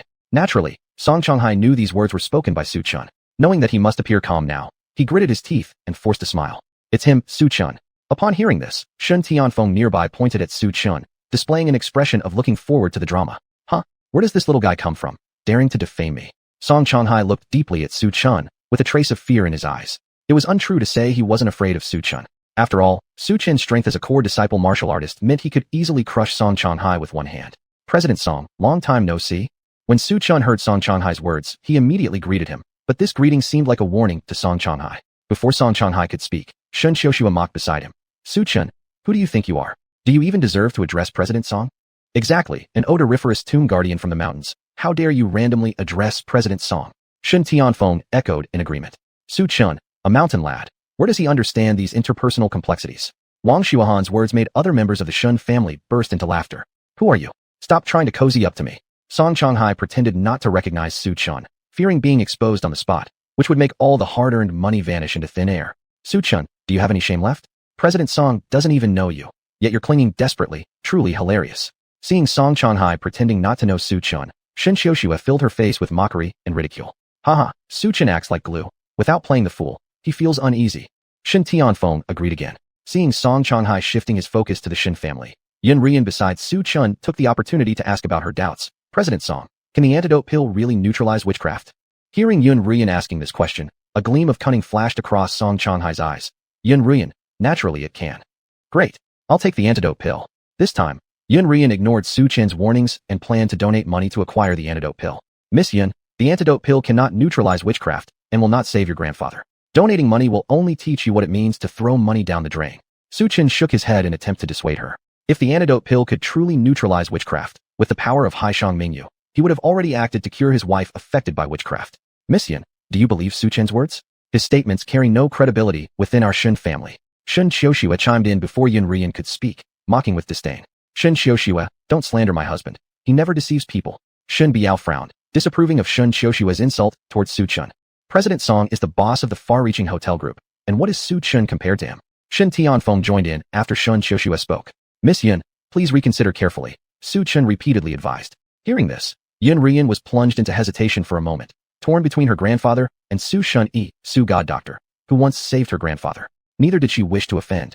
Dr. Su, I'm sorry, for my grandfather, I can only choose to believe in the efficacy of the antidote pill. Just when Yun Rian prepared to trust Song Changhai, Su Chen smiled faintly and approached Yun Rian. Do you remember you mentioned that Song Changhai visited your Yun family? Afterward, your grandfather fell ill. Is there a possibility that Song Changhai has some involvement with your grandfather being cursed and targeted your willingness to donate funds? This. After Su Chen reminded her, Yun Rian's expression changed drastically. She suddenly stopped in her tracks, finding Su Chen's points reasonable. You young man, what nonsense are you spouting here? Get someone to escort this troublemaker out. Song Changhai turned pale upon hearing Su Chen's words, fearing Su Chen was disrupting his plan and decided to drive him away. President Song, why are you so eager? Hearing Song Changhai command his expulsion, Su Chen's lips curved upward in a meaningful smile. Su Chen, who do you think you are? How dare you speak to President Song like that? If this matter offends President Song and causes the lifetime banquet hall quota to be taken away from the Shen family, I will never forgive you. Shen Tianfeng glared at him. Haha, even without Song Changhai, the lifetime banquet hall quota wouldn't have been yours, President Song. Am I right? Su Chen glanced meaningfully at Song Changhai. Before Song Changhai could respond, Shen Tianfeng, in an effort to make a good impression on Song Changhai, shot a cold look at Su Chen. Right or not? You're just a mountain lad. Do you even have the qualifications to question President Song? Just as I thought. Who are you, Su Chen? Wang Xuanhuan chimed in agreement. Whether I have the qualifications or not isn't decided by you. But there's one thing I can confirm. Your donated money has already gone to waste. Haha, President Song, did you hear that? He said our money has gone to waste. Shen Tianfeng pointed at Su Chen, his face filled with mockery. President Song, why don't you kick him out? Otherwise, it might affect the reputation of Tianya Haijiao Hotel. Shen Tianfeng, Song Changhai doesn't have the authority to expel me now. Before Song Changhai could speak, Su Chen suddenly interrupted coldly. Haha, President Song, didn't you hear? This clown dared to say you don't have the power to drive him out. He doesn't know his own surname. What are you all waiting for? Drive him out. Despite the fear that Su Chen's strength instilled in Song Changhai, he still gestured discreetly to several security guards under him. With so many people around, what could Su Chen do? At that moment, The door of Tianya Haijiao Hotel was pushed open, and more than 10 police officers rushed in. Following them, an officer accompanied by manager Chen emerged from the crowd. Song Shanghai, you voluntarily gave up the lifetime banquet hall quota at Haishang Mingyu, yet you're using it here again to scam money. The contract is clearly stated in black and white here, and you've committed illegal actions. Please come with us for investigation. As soon as these words were spoken, the entire room fell silent. Chapter 165, The Mastermind Killer? Suspected of scamming money? This statement caused a huge uproar. Representatives from various powerful families immediately reacted. Song Shanghai, we demand an explanation from you, and the return of our money. Right, return the money. Give back the money. Return the money. People from each family stepped forward to accuse him en masse. So Song Shanghai really signed the contract, giving up his lifelong eligibility for the spot. Wasn't the money wasted then? Shen Tianfeng, who originally thought he could obtain the position, now had his face turning green with anger. It's true, the money was wasted. Shen Xiuxue, who previously mocked Su Chun, now couldn't utter another word. Tianfeng, we invested 100 million yuan front and back. Wang Xuanhuan felt as if her heart were bleeding. She spat out a mouthful of blood in rage and fainted from shock. Song Shanghai, give my family's money back. Seeing Wang Xuanhuan fainting, Shen Tianfeng prepared to confront Song Shanghai, but before he could move, a policeman blocked his path. Song Shanghai is currently under arrest. Do not obstruct official business here. A group of policemen restrained Song Shanghai and prepared to take him away from the scene. Inspector Bai, please wait a moment. Yun Ruyan recognized this person, who had visited her grandfather before. Miss Yun, it's you? Bai Fong turned around at the sound of her voice, his gaze falling on Yun Ruyan. Yes, I have a question that I'd like to ask him. Would it be convenient? Yun Ruyan looked directly at Song Shanghai. What is your question? Bai Fong asked curiously. My grandfather has been subjected to witchcraft, and I suspect it might be related to him. Yun Ruyan truthfully spoke her suspicions. What? Mr. Yun is ill. Bai Fong respected Yun Lao since childhood. Upon hearing that Yun Lao had been targeted with witchcraft, he immediately shifted his gaze towards Song Shanghai. Song Shanghai, you'd better answer truthfully. Bai Fong stared intently at Song Shanghai. Haha, at this point, I don't need to hide anything anymore. You fools, you will never get back a single cent of the money you gave me. Song Shanghai sneered mockingly at everyone present. Then his gaze fell on Yun Ruyan. And your grandfather's witchcraft? That was arranged by me too. You despicable man. Yun Ruyan became enraged upon hearing that it was him who had harmed her grandfather. How can you bear to plot against someone like Mr. Yun, who devotes himself to the country? Bai Fong also lost control after learning Song Shanghai had targeted Yun Lao. If anyone dares to oppose the witch god sect, their only outcome is death. Since Mr. Yin didn't cooperate, don't blame me, Song, for being merciless. Song Shanghai said without hesitation. Becoming stubborn till the end, take him away. Bai Fong glared angrily when Song Shanghai spoke so insolently. Miss Yun, this antidote pill may be useful for Mr. Yun. Alright, thank you. Before Yun Ruyan could speak, Song Shanghai laughed coldly. Even if you have the antidote, you still won't be able to save Mr. Yun. Mr. Song, isn't it dangerous to sell out the witch god sect? Aren't you afraid they will come after you? As Song Shanghai passed by Su Chun suddenly said, Su Chun, whether or not my fate is pitiful is none of your concern. Why don't you care more about your wife? Offending me, Song Shanghai, will always come with consequences. Song Shanghai's words seemed harmless to others, but upon hearing them, Su Chun changed expression.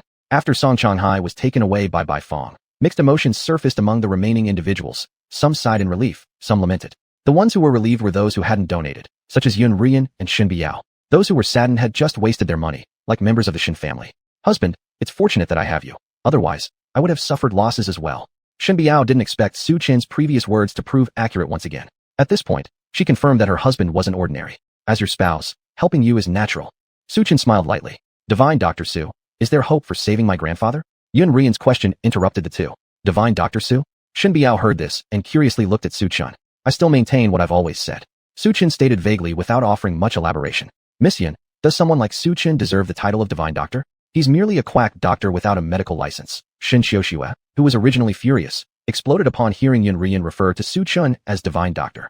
Quack. Yun Ruyan momentarily paused. Then her face immediately displayed her displeasure. But the sudden change in demeanor appeared to Shen Xiuxue as Yun Ruyan's anger over Su Chen's identity. Indeed, seeing patients through his eyes leads them to death easily. So Miss Yun, I urge you to reconsider carefully. This was Shen Tianfeng speaking. He originally thought Su Chen to be a clown, but realized how mistaken he was. His own money was gone, and now he himself had become the laughing stock. Miss Shen, for all your fame as the Phoenix Lady of Tianbei City, you lack wisdom. Shen Xiuxue anticipated that Yun Ruyan would rebuke Su Chen, yet ironically, it was she who faced the rebuke. Do I have no brains? Upon hearing Yun Ruyan's words, Shen Xiuxue's expression immediately turned sour. If it weren't for Dr. Su's repeated warnings, I would have followed your example and lost my money too. Should I trust you or Su Chen? Yun Ruyan had been holding her anger ever since Shen Xiuxue criticized Su Chen and wasn't about to let them use her as a tool against Su Chen. Shen Xiuxue was momentarily speechless at this remark. Dr. Su, thank you. If it weren't for your repeated advice, I might have become a laughingstock in the Yun family. You've helped me again. As Yun Rian spoke, she glanced toward Shen Biao. Congratulations, you've married a good husband.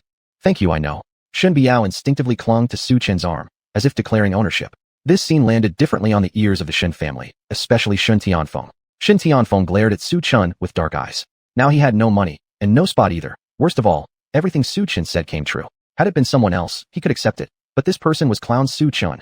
It seemed he was even worse than a clown. At that moment, Yun Rian received a call from Yun Qingqing, informing her that Yun Lao's condition had worsened. Mr. Su, my grandfather's condition has worsened, so I'll take my leave. Yun Rian was speaking when Su Chen reminded her. The antidote pill really can't save your grandfather, but it will let him live longer. All right.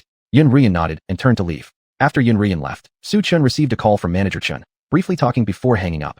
Biao, there's something at the company I need to attend to. Su Chen told Shen Biao and then left. Shen Biao, don't think you're lucky just because you didn't lose money. Since the day you followed Su Chen, it was destined that you'd never be better than me. Shen Xiuxue smirked coldly. You. Shen Biao couldn't suppress her anger. She fumed at Shen Xiuxue. Shen Xiuxue, you mock me now, but one day, you'll regret not marrying Su Chen. Me? Regret? Shen Xiuxue first looked surprised, then touched Shen Biao's forehead. No fever here. Why are you talking nonsense? Could it be that you Shen Biao are starting to play clown like Su Chen? Let's wait and see. Shen Biao refused to say more and left directly. After experiencing the events of the past few days, Shen Biao felt that Su Chen was not as worthless as he appeared. This Shen Biao, after being around Su Chen for so long, her brain doesn't work anymore. What am I supposed to regret? Humph, discarding garbage, why would I regret that? Shen Xiuxue contemptuously sneered as she watched Shen Biao's retreating figure. On the other side, as soon as Su Chen stepped out of the Tinya Haijiao, Manager Chen approached him. How is the investigation going? Upon learning that his wife's witchcraft was related to Song Changhai, Su Chen sent a text message asking Manager Chen to investigate. Manager Chen did not understand Su Chen's actions. In Jiangnan province, an intersect martial artist? That was already enough to determine his fate. Moreover, Su Chen wasn't just an intersect martial artist. He also had super rich families like the Jiang clan backing him. The person who has been in closest contact with Song Changhai recently is a woman named Gong Fei. Her identity isn't simple. She's a famous geomancy master listed on the rankings. Gong Fei. Her. Su Chen slightly paused. If things went as expected, the witchcraft his wife endured was certainly related to this woman, because she used to be the geomancy master hired by xuanhuan, and xuanhuan was a member of the witch god sect, making her highly suspicious and very likely the real culprit. Where does she live? Wulong neighborhood. I see. After finishing speaking, Su Chen stood up and left the Haishang Mingyue Hotel directly. Chapter 166. Are you going to hit me? Wulong community was considered a luxury high-end community in Tianbei City, bustling with activity. Inside the villa, a woman sat cross-legged, eyes tightly closed. This person was Gong Fei. Facing her stood a man and a woman. They were Zhou Hai and Wang Xiaoman. What do you two want today? Gong Fei furrowed her delicate brows. The Lord instructed Miss Gong to complete the mission as soon as possible. Zhou Hai bowed respectfully, his face full of deference. All right, I understand. You two may go back now. When Gong Fei heard the Lord's name, a trace of disgust appeared on her face. Yes. Zhou Hai and Wang Xiaoman nodded and left the villa. What's so great about acting all high and mighty, wind and water master? Self-righteous woman. Wang Xiaoman chimed in as Zhou Hai's gaze turned towards the location where Gong Fei resided after leaving the villa. Wait until I become the special envoy. I'll subjugate you. Just as they stepped out of the community gate, Su Chen happened to arrive, and they met face to face. Isn't this Master Su Chen, the treasure appraiser? So what? Did you come to Wulong community to swindle people? Zhou Hai saw the figure of Su Chen and filled his face with ridicule and mockery. Zhou Hai, what does my coming to Wulong community have to do with you? Su Chen glanced at him coldly and didn't pay him any attention, preparing to enter Wulong community. Su Chen, is Wulong community a place that country bumpkins like you can just waltz into? My cousin Wang Long works here as the head of security. There's no way you're going to scam people in this neighborhood today, Wang Xiaoman said, as if she were an agent of justice, solemnly taking out her phone and calling Wang Long. Cousin, is there anything wrong? On the other side, Wang Long answered immediately upon seeing it was Wang Xiaoman who was calling. What? Is that true? Upon hearing from Wang Xiaoman that there was a con artist swindling people inside Wulong community, Wang Long became enraged instantly. 10 minutes later, the burly Wang Long arrived with several security guards rushing over. Cousin, where's the swindler? That's him. Wang Xiaoman pointed at Su Chen, a smirk playing on her lips, as if she could already see Su Chen getting beaten to a bloody pulp. Young man, are you the one trying to deceive people by entering Wulong community? As captain of the Wulong community security team, Wang Long obviously had contempt for money-grabbing schemes. When he saw that the clothes Su Chen wore were worth only a few $dozen and bought from a roadside stall, he became even more convinced that Wang Xiaoman was right. Su Chen was a fraud. You accuse someone without evidence. Be careful you don't end up dead and not even know how. Su Chen shrugged and didn't take Wang Long's words seriously. You say I'll die? Young man, I think your brain has been scared silly. Wang Long sneered at Su Chen. Haha. Su Chen, it's when are you going to stop acting superior? Zhou Hai laughed mockingly at Su Chen's arrogant expression. Cousin, teach him a good lesson today. Wang Xiaoman eagerly anticipated seeing Su Chen get beaten, because all of her current troubles were due to Su Chen. She would make Su Chen repay double for her past suffering under the Jiang family. Good deal, cousin. Just as Wang Long was about to move, Su Chen suddenly interjected. Wang Long, right? Do you know what happens when someone offends me? None of them meet a good end. None of them meet a good end. Wang Long paused slightly, then burst out laughing. After laughing, a ruthless glint flashed in Wang Long's eyes, and he swung his fist towards Su Chen. At the moment when Zhou Hai and Wang Xiaomin thought Su Chen was about to be bathed in blood, the next scene made both their faces change drastically. Wang Long flew backwards like a kite with its string cut, landing and rolling some distance away on the ground. Wang Xiaomin and Zhou Hai did not see how Su Chen managed to strike, completely stunned. You, Wang Long, full of terror, pointed at Su Chen. Call someone, call my brother. One of the security guards took out a phone and dialed a number. Hey, brother leopard, your cousin Wang Long got beaten up, you need to come quickly. Younger brother, you injured dragon brother, we'll settle accounts shortly. The guard hung up the phone, turning around to glare at Su Chen. I remember now, Wang Long's older brother is Wang Tianbao. Wang Xiaomin suddenly remembered something. Wang Tianbao? One of Tiger Sir's subordinates. Zhou Hai naturally knew Tiger Sir, a semi-step warrior whose mere stomp made Tianbei City tremble. Haha, Su Chen, insulting leopard brother? This time you're dead for sure. Wang Xiaomin, having learned that Wang Tianbao was on his way, couldn't help but smile. Wang Xiaomin, Zhou Hai, hear me out. If you two apologize right now, everything will still be fine. Otherwise, I don't mind letting Wang Tianbao kill you. Su Chen looked at Wang Xiaomin and Zhou Hai, his smile neither sincere nor absent. Let us apologize to you, Su Chen. You're overestimating yourself too much. Do you even know who you are? Are you Jiang Nanshan of the Jiang family, or Tianbei City's Tiger Sir? Wang Xiaomin's face was full of ridicule. Exactly. I have no idea where your courage comes from to utter such arrogant words. Zhou Hai chimed in beside him. I think this kid is just pretending to be calm. Once Leopard arrives, he'll turn into a worm. Just at that moment, one of the nearby security guards suddenly spoke up. I think so too. All he knows how to do is act smug all the time, and it makes him uncomfortable when he doesn't. Zhou Hai glared at Su Chen. Before Su Chen could respond, at this point, a gray van pulled up at the gate of Wulong Community. At that moment, several sturdy muscular men got out of the car.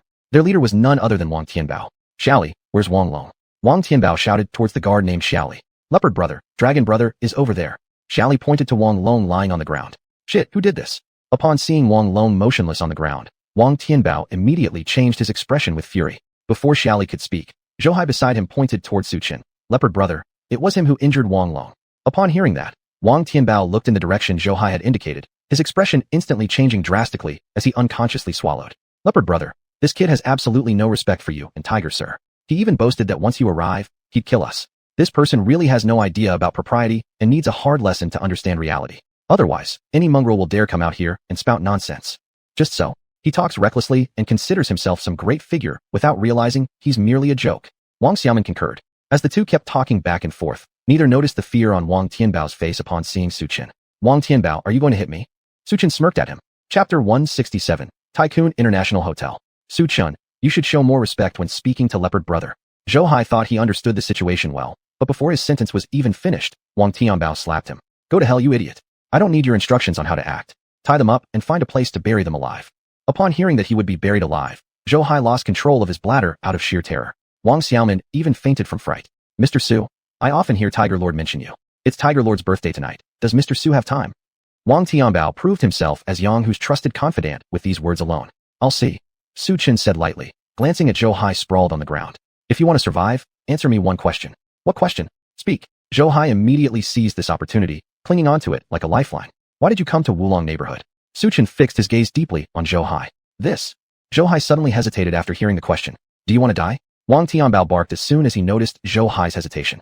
Zhou Hai trembled all over in fear, quickly spilling out, Gong Fei. At hearing this name, Su Chen perked up. Why are you looking for her? I've heard her skills in feng shui are extraordinary. I wanted to pay my respects. Zhou Hai dared not reveal anything about the witch god sect. Otherwise, he would be instantly consumed by retaliation. Is that so? Tianbao, just bury him alive then. He's no longer of any use. Su Chen spoke expressionlessly. Take him away. Wang Tianbao signaled his subordinates with a glance. Master Su, I was wrong. Please forgive me. Zhou Hai begged again. You're useless if you don't tell me the truth. There's nothing I can do to save you. Su Chen smiled meaningfully. You? If I can't live, neither will your wife, nor Ma Deyuan. Zhou Hai, speechless for a moment, quickly threatened. Damn, how dare you threaten Master Su? Are you crazy? Wang Tianbao shot a glare at Zhou Hai. Master Su, what should we do with him?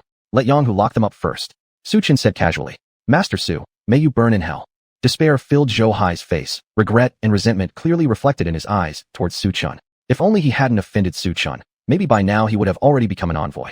But alas, life never gives second chances. After Wang Xiaomin and Zhou Hai were taken away, several nearby security guards froze in fear. Brother, we are also victims here. Please forgive us. One named Xiao Li, the head guard, pleaded. Did you know where Gong Fei is? Su Chen asked. This. Xiao Li hesitated, not knowing what to say. Before Xiao Li could respond, another guard blurted out. I know. Having learned the location of Gong Fei, Su Chen made his way to her doorstep and rang the doorbell. No response came despite ringing repeatedly. Just as Su Chen was about to leave, the door opened. Upon seeing who it was, Gong Fei's expression changed. It's you. Yes, it's me. Su Chen confirmed with a nod. Why have you come looking for me? Gong Fei appeared puzzled, seemingly having no acquaintance with Su Chen. Do you know Song Changhai? Su Chen directly voiced his doubt. Yes, I know him. Gong Fei didn't deny it. Why did you help Song Changhai cast witchcraft on Shen Biao? While Su Chen posed his question, his eyes remained locked on Gong Fei's. What is Shen Biao? I don't know what you're talking about. I've never used witchcraft on her. I'm merely a feng shui master. Facing Su Chen's query, Gong Fei shook her head. I've investigated you. In these 3 days, you've been meeting frequently with Song Changhai. You. Before Su Chen finished, Gong Fei interrupted impatiently. I've already said no. Are you annoying, or what? Leave now, or I'll call the police. Upon being given an eviction order by Gong Fei, Su Chen paused momentarily and left his number with her. Gong Fei, this is my phone number. Are you leaving or what? Gong Fei firmly dismissed Su Chen. Realizing this, Su Chen held back whatever he wanted to say and reluctantly turned to leave. After Su Chen walked away, Gong Fei looked complexly at his retreating figure, deep in thought. After leaving Wulong neighborhood, Su Chen sighed bitterly. Gong Fei wasn't as simple as she seemed, thus requiring more careful consideration regarding the matter. As he stepped out of the residential area, a Mercedes-Benz G-Class pulled up right before him. Is that you? Seeing Yang Hu and his men, Su Chen was slightly surprised. Mr. Su, to be honest, Tian Bao just told me. To show my sincerity, I personally came to invite you. Tonight, I've prepared a birthday feast at Tycoon International Hotel. I wonder if you could honor me by attending. Yang Hu spoke, all the while feeling quite tense and expectant. After all, inviting an intersect martial artist to his birthday feast was quite prestigious for Yang Hu. Su Chen casually responded with a single word, neither refusing nor accepting. Then he seemed to remember something. Which of your underlings is responsible for the Wulong neighborhood? Tell him to come tomorrow night. I have something to ask him. In the afternoon, Su Chen arrived at the southern part of the city. Currently, the project in the south was running smoothly, and Shen Biao had to supervise the construction daily. Husband, why have you come? On the construction site, wearing a safety helmet and dressed in her OL uniform, Shen Biao saw Su Chen approach. She immediately went forward to greet him, her eyes curving into crescents as she gently took his arm and asked tenderly, Did you finish work so early today? When will you be done? Su Chen smiled as he asked. I still have a long way to go. There's a pile well to be drilled on the construction site today, so it might take until very late. Shen Biao giggled softly and said, Husband, I dreamed of you at noon when I took a nap. Really? What did you dream about me? Su Chen was curious. I dreamed that you ran off with someone else, leaving me all alone. Shen Biao added, giving Su Chen a flirtatious glare. Husband, you mustn't abandon me. Rest assured, you are my life. I will never abandon you. Su Chen declared solemnly. Since Shen Biao's ancient jade had intricate ties to her master, he would not let her go under any circumstances. As for Shen Biao, upon hearing Su Chen's heartfelt confession, her face flushed bright red instantly, and then she hugged Su Chen. Husband, I may be busy until very late, so you eat first. Su Chen nodded. All right, then go ahead. Just before leaving, Su Chen looked deeply into his wife's eyes one more time. Today, the witchcraft inside Shen Biao's body was worse than yesterday. If this continued, within half a month, the life force inside Shen Biao's body would be completely consumed by the cursed power of the Great Witch. Thus, the most pressing task right now was to quickly find the true perpetrator behind the scenes and undo the witchcraft. In the evening, Su Chen arrived at Tycoon International Hotel. Chapter 168. Ma Xiaojing was scared out of her wits. Mr. Su, hello. Mr. Su, hello. Mr. Su, hello. Under the building of the International Hotel for the Wealthy, when Tiger Brothers' younger members saw Mr. Su coming, they all lowered their heads and gave a respectful bow. Their attitude was just like that of grandsons seeing their grandfather. Mr. Su, please come in. Tiger Brother is already waiting for you in the boss's luxurious private room. Wang Tianbao came to flatter Mr. Su and led him to the luxury private room. Inside the room, in addition to Yang Hu, there were also several fashionable female online celebrities wearing uniforms and black high heels. These female online celebrities were from Tianbei City. Recently, with the rise of short videos, they wanted to hitch onto elder brother Tiger for some benefits. Mr. Su, you're here. Yang Hu, who was cuddling with several female online celebrities, immediately got up and bowed upon seeing Su Chen enter the private room. Yang Hu, did you bring the people I asked you to? After giving Yang Hu a glance, Su Chen sat down on the sofa. I brought them, of course I brought them. How could I dare not to pay attention to Mr. Su's instructions? As Yang Hu spoke, he clapped his hands and shouted at the door, come in. Tap tap. A muscular man in black clothes with a shaved head walked in ingratiatingly, with a fire Kylan tattooed on his arm. Greeting Tiger Lord, greeting Mr. Su. This middle-aged man was very considerate in greeting both Su Chen and Yang Hu. Meanwhile, his gaze towards Su Chen carried a touch of daze and fear. Apparently, he had also heard that Su Chen was an intersect martial artist from Jiangnan province. Mr. Su, this is xuanhuan. The Wulong neighborhood is his responsible district. Pointing at the humble middle-aged man in front of him, Yang Hu smiled apologetically towards Su Chen. Xuanhuan. Su Chen slightly paused, This name seemed familiar somewhere, but soon his words turned sharply. Come over here, I have something to ask you. Mr. Su, ask away. Xuanhuan eagerly moved to Su Chun. Do you know this woman, Gong Fei? His eyes locked on Xuanhuan as Su Chun asked word by word. Gong Fei. Xuanhuan slightly paused. Before he could say anything, Yang Hu beside him coldly reminded him. Xuanhuan, think carefully before you answer. Upon hearing Yang Hu's words, Xuanhuan broke into a cold sweat. Suddenly, the figure of a woman surfaced in his mind. Gong Fei is a ranking feng shui master among the top feng shui masters. She just moved into the Wulong neighborhood not long ago. Before that, Song Changhai gave me 1 million yuan, asking me to take good care of this woman. Pausing for a moment, Xuanhuan tentatively asked, could it be that Mr. Su has taken a fancy to this woman? Not just liking feng shui? You should immediately bring this woman here and deliver her tonight to Mr. Su's bed. Without waiting for Su Chen to speak, Yang Hu standing beside gave a decisive instruction. In his view, now was the perfect opportunity to show off. All right, elder brother Hu, I will grab this woman right away. Xuanhuan immediately nodded. Just as he was about to leave, Su Chen abruptly said, who told you that I want to obtain Gong Fei? It's not about getting her. Could it be that someone among Mr. Su's friends wants to get her? Yang Hu asked with a puzzled face. Idiot, shut your mouth. Su Chen sniffed coldly, scaring Yang Hu so much that he instantly closed his mouth. Xuanhuan, recount everything you know from beginning to end, especially events related to Song Changhai, including besides contacting Song Changhai, who else she contacted. Upon hearing Su Chen's words, Xuanhuan truthfully told Su Chen everything about Gong Fei. At the same time, when Su Chen attended Yang Hu's birthday party, outside the International Hotel, a white sports car stopped by the gate. A pair of long and slender legs stepped out of the car. Upon learning that Zhou Hai and Wang Xiaoman were taken by Yang Hu's men, Gong Fei rushed over here. Hey, girlie, where are you heading? Come join us for a bit. A youth with dyed yellow hair, who had just walked out from a private room, saw the fiery-bodied Gong Fei and immediately became starry-eyed. Get lost, or I'll make you die. Gong Fei was already fuming due to the two fools, Zhou Hai and Wang Xiaoman being captured, and now Yellow Hair's appearance directly set her off, prompting her to shout out a rebuke. Hee, what a spirited little girl, but I like it. Yellow Hair watched Gong Fei with interest. At this moment, a few henchmen walked out from the private room. Grab this girl and send her to my bed tonight. Yellow Hair quickly ordered the henchmen. You bunch of fish fries actually want to handle me? Gong Fei stared angrily, and within moments, the youths, including Yellow Hair, all fell to the ground. Where's Yang Hu? Take me to see him. Gong Fei coldly demanded while stepping on a youth's head. Miss, let's talk this out. Let me go first, and I'll take you to see Big Brother Hu. Before the youth could finish speaking, the commotion caught Wang Tianbao's attention. Who are you?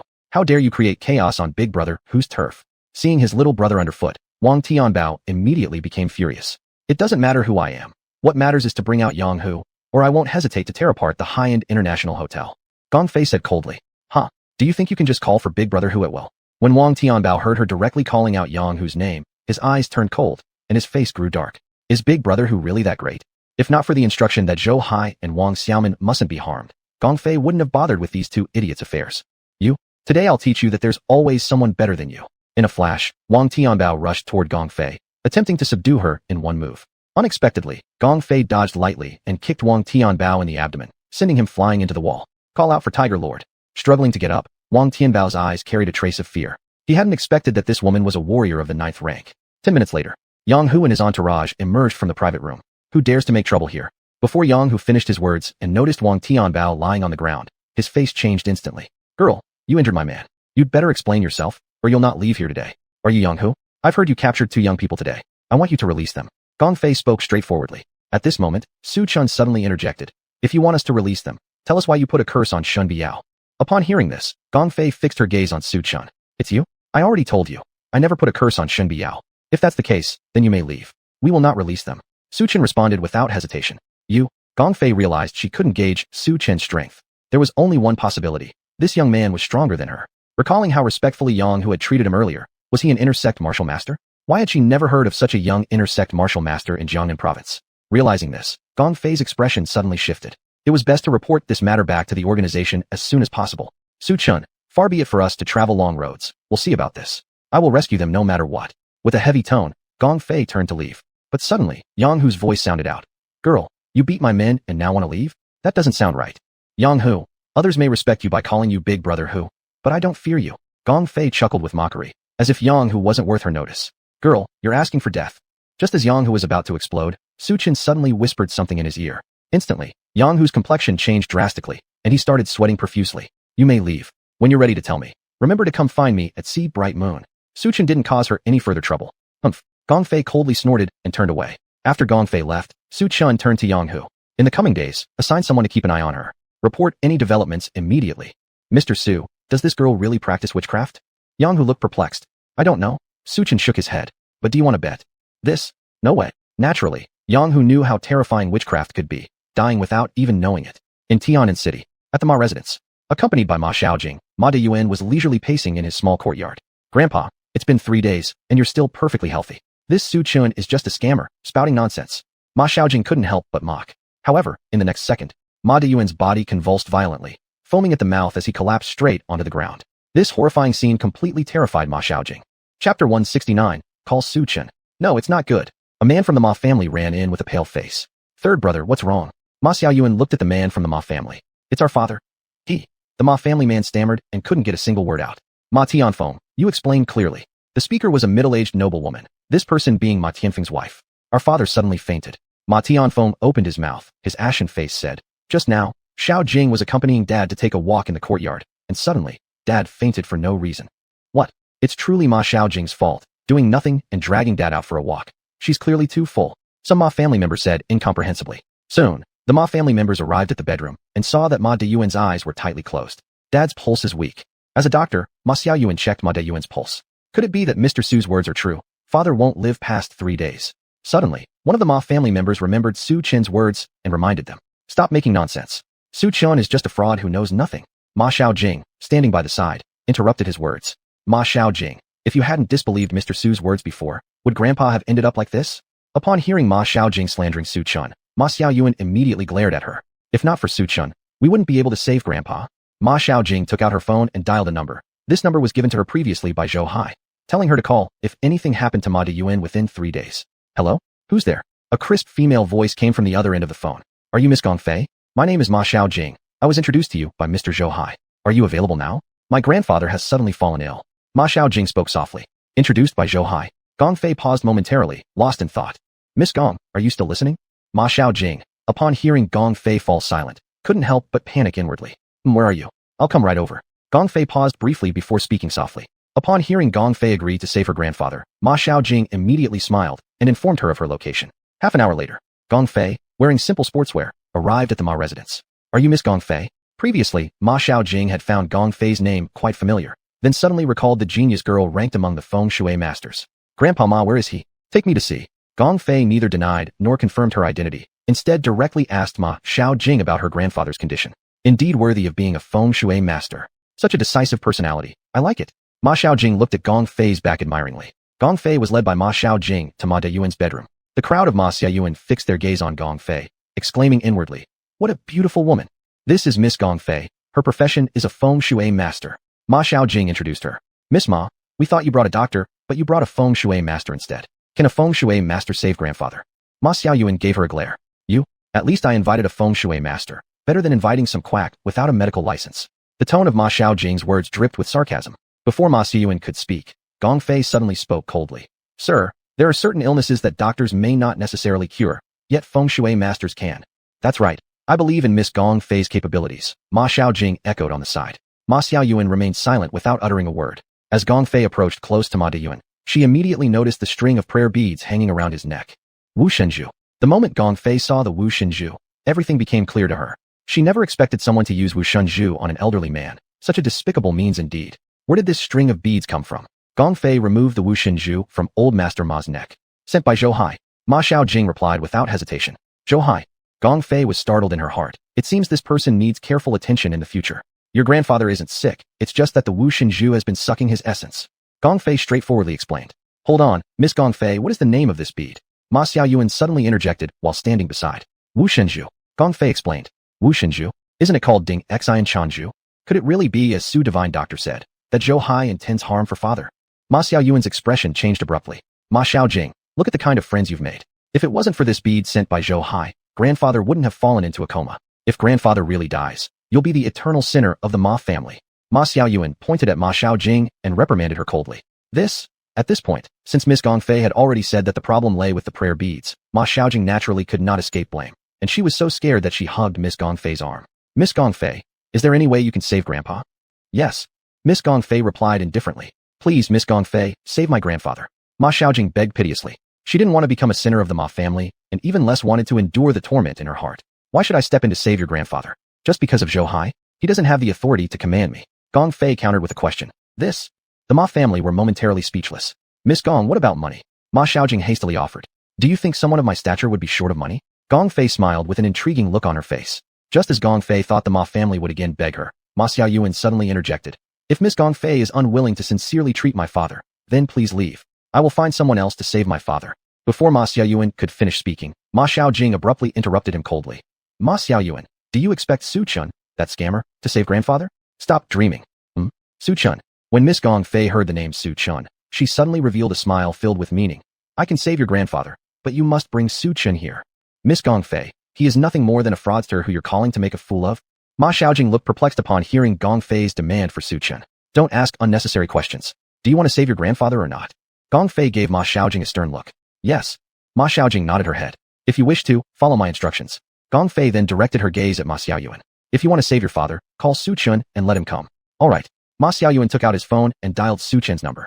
Mr. Su, my father suddenly fell ill. If you don't come, he might die. Ma Xiaoyuan asked cautiously. It has been 3 days. But even this time, there's nothing I can do. Su Chun said softly. There's someone who wants to see you. She says if you don't come, she won't treat my father. Ma Xiaoyuan reluctantly told the truth. Who wants to see me? Su Chun was slightly startled. She is named Gong Fei, and she is a feng shui master. Ma Xiaoyuan informed him. Oh, I understand. I'll be right there. Upon learning that Gong Fei was at the Ma residence, Su Chun greeted Shen Biao briefly and left. Chapter 170. Gong Fei can't treat her. Half an hour later, Su Chun arrived at the Ma family residence. He saw Ma Xiaoyuan coming over quickly. Su Chun, I never thought you would offend Miss Gong Fei as well. If anything happens to my grandfather, I will never forgive you. As soon as Su Chun arrived, Ma Xiaojing pointed at him and coldly sneered. Su Chun, we meet again so soon. The world is indeed small. Gong Fei walked out from inside, with a faint smirk on the corner of her lips. Before Su Chun could say anything, Ma Xiaojing hurriedly said beside him. Miss Gong Fei, since Su Chun has already come, can you start treating my grandfather? Treating your grandfather? Gong Fei smiled. Su Chun, you know my condition for treating someone. Miss Gong Fei, are you going back on your word?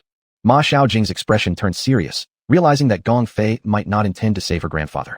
To treat your grandfather, you must make him agree to release my people first. Gong Fei pointed at Su Chun and sternly said, Release people? What people? Miss Gong Fei, aren't you mistaken? He's just some quack without a medical license. How would he have the ability to capture your people? Ma Xiaojing was taken aback, unable to believe that Su Chun had such capability. Idiot. Gong Fei gave Ma Xiaojing a harsh glare. Dr. Su, what's going on? Ma Xiaoyuan was slightly surprised, not expecting that Su Chun actually knew Gong Fei, and hearing their tone, realized their relationship wasn't friendly. Su Chun shook his head. Gong Fei, to let me release people? It seems you don't have the authority yet. You? Gong Fei glared at him. Su Chun, how dare you speak to Miss Gong Fei like that? Apologize immediately. Upon hearing Su Chun's rude behavior, Ma Xiaojing criticized loudly. Ma Xiaojing, speak with respect. Ma Xiaoyuan, as a follower of Su Chun, upon seeing Su Chun being disrespected, glared at Ma Xiaojing and then turned to look at Gong Fei. Miss Gong Fei, I've invited Dr. Su. Aren't you supposed to keep your promise to treat my father? Hearing this, Gong Fei didn't respond to him but instead looked at Su Chun. Su Chun, what if we make a bet? Oh, a bet? Su Chun looked at her curiously. Exactly. The wager is to see who can cure Grandpa Ma. If I cure him, you'll need to release my people, and if you cure him, I'll fulfill one request from you. What do you think? Gong Fei revealed an intriguing smile, thinking that Su Chun would certainly agree. Unexpectedly, Su Chun coldly retorted, I don't gamble, and you definitely can't cure Grandpa Ma. Su Chun, I see you're too scared to gamble. Before Gong Fei could reply, Ma Xiaojing interrupted sarcastically. In her view, Su Chun just feared losing and made an excuse to quit. That's right, Xiaoyuan, you'd better stay away from cowards like him. He's unreliable when it matters most. Ma Tianfeng spoke, looking at Ma Xiaoyuan nearby. Ma Tianfeng, stop talking nonsense. Ma Xiaoyuan became upset at Ma Tianfeng's words and stood up for Su Chun. Ma Xiaoyuan, since you believe he isn't like that, why doesn't he just accept? Ma Xiaojing joined in agreement. This? Ma Xiaoyuan fell speechless. Dr. Su, is there really no hope for my father? It's not that there's no hope, but Gong Fei simply cannot save your father. Su Chun said firmly. Su Chun, do you think you can declare he can't be cured just like that? Do you think you're the medical god of Jiangnan province or feng shui masterly ranked first in the master's list? Ma Xiaojing, after hearing Su Chun say Gong Fei couldn't cure her grandfather, showed disdain and mockery on her face. Upon hearing Su Chun claim she couldn't heal Ma Diyun, Gong Fei, always proud and haughty, her complexion changed instantly. Recalling something, quickly adjusted her tone. Su Chun, aren't you extremely interested in Shen Biao's case? If I lose, I'll reveal the secret to you, and if I win, you release my people. After hearing Gong Fei's words, Su Chun suddenly showed an intriguing smile. All right, as you wish. Upon hearing Su Chun agreeing so readily, Gong Fei was momentarily stunned, suddenly feeling as though she'd been tricked. You were manipulating me, Su Chun? Tricking you? No, I didn't. Su Chun said meaningfully. Humph. Gong Fei let out a cold snort and stayed silent. Instead, She approached Ma Deyuan. She took out a bead from her pocket. The bead shimmered snow white, emitting dazzling white light. Gong Fei slowly brought the bead close to Ma Deyuan's body. Under the illumination of the white light, black gas started drifting out from Ma Deyuan's body. The black gas should have been the remnants of the spirit-devouring pearl within Ma Deyuan initially. Around 10 minutes passed. All the black gases dispersed completely. With a series of violent coughs, Ma Deyuan gradually woke up. Xiaojing, wasn't I just taking a walk? How did I end up here? Ma Deyuan looked around, completely bewildered. Grandfather, your spirit was harmed by the spirit-devouring pearl. Miss Gong Fei saved you. Ma Xiaojing saw Ma Deyuan awake and showed an excited expression on her face. Spirit-devouring pearl? What's spirit-devouring pearl? Before Ma Deyuan could speak, Ma Xiaoyuan nearby explained. That's the string of beads Zhou Hai gave you earlier. It's actually an evil pearl. This. Upon hearing these words, Ma Deyuan froze immediately. Just as Mr. Su predicted, Zhou Hai indeed harbored ill intentions. Ma Xiaoyuan explained. Upon hearing Ma Xiaoyuan's words, Ma Deyuan's complexion changed drastically. Thank you for saving my life, Miss Gong Fei. Just as everyone in the Ma family was stunned, Ma Xiaojing glanced at Su Chun. Certain individuals, I remember you made a bet with Miss Gong Fei earlier. Isn't it time to fulfill that wager now? Yeah, young man. Don't tell me you don't keep your promises?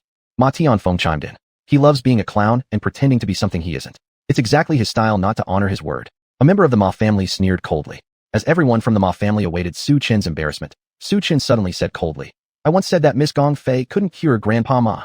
After these words were spoken, the Ma family momentarily froze, then burst into laughter.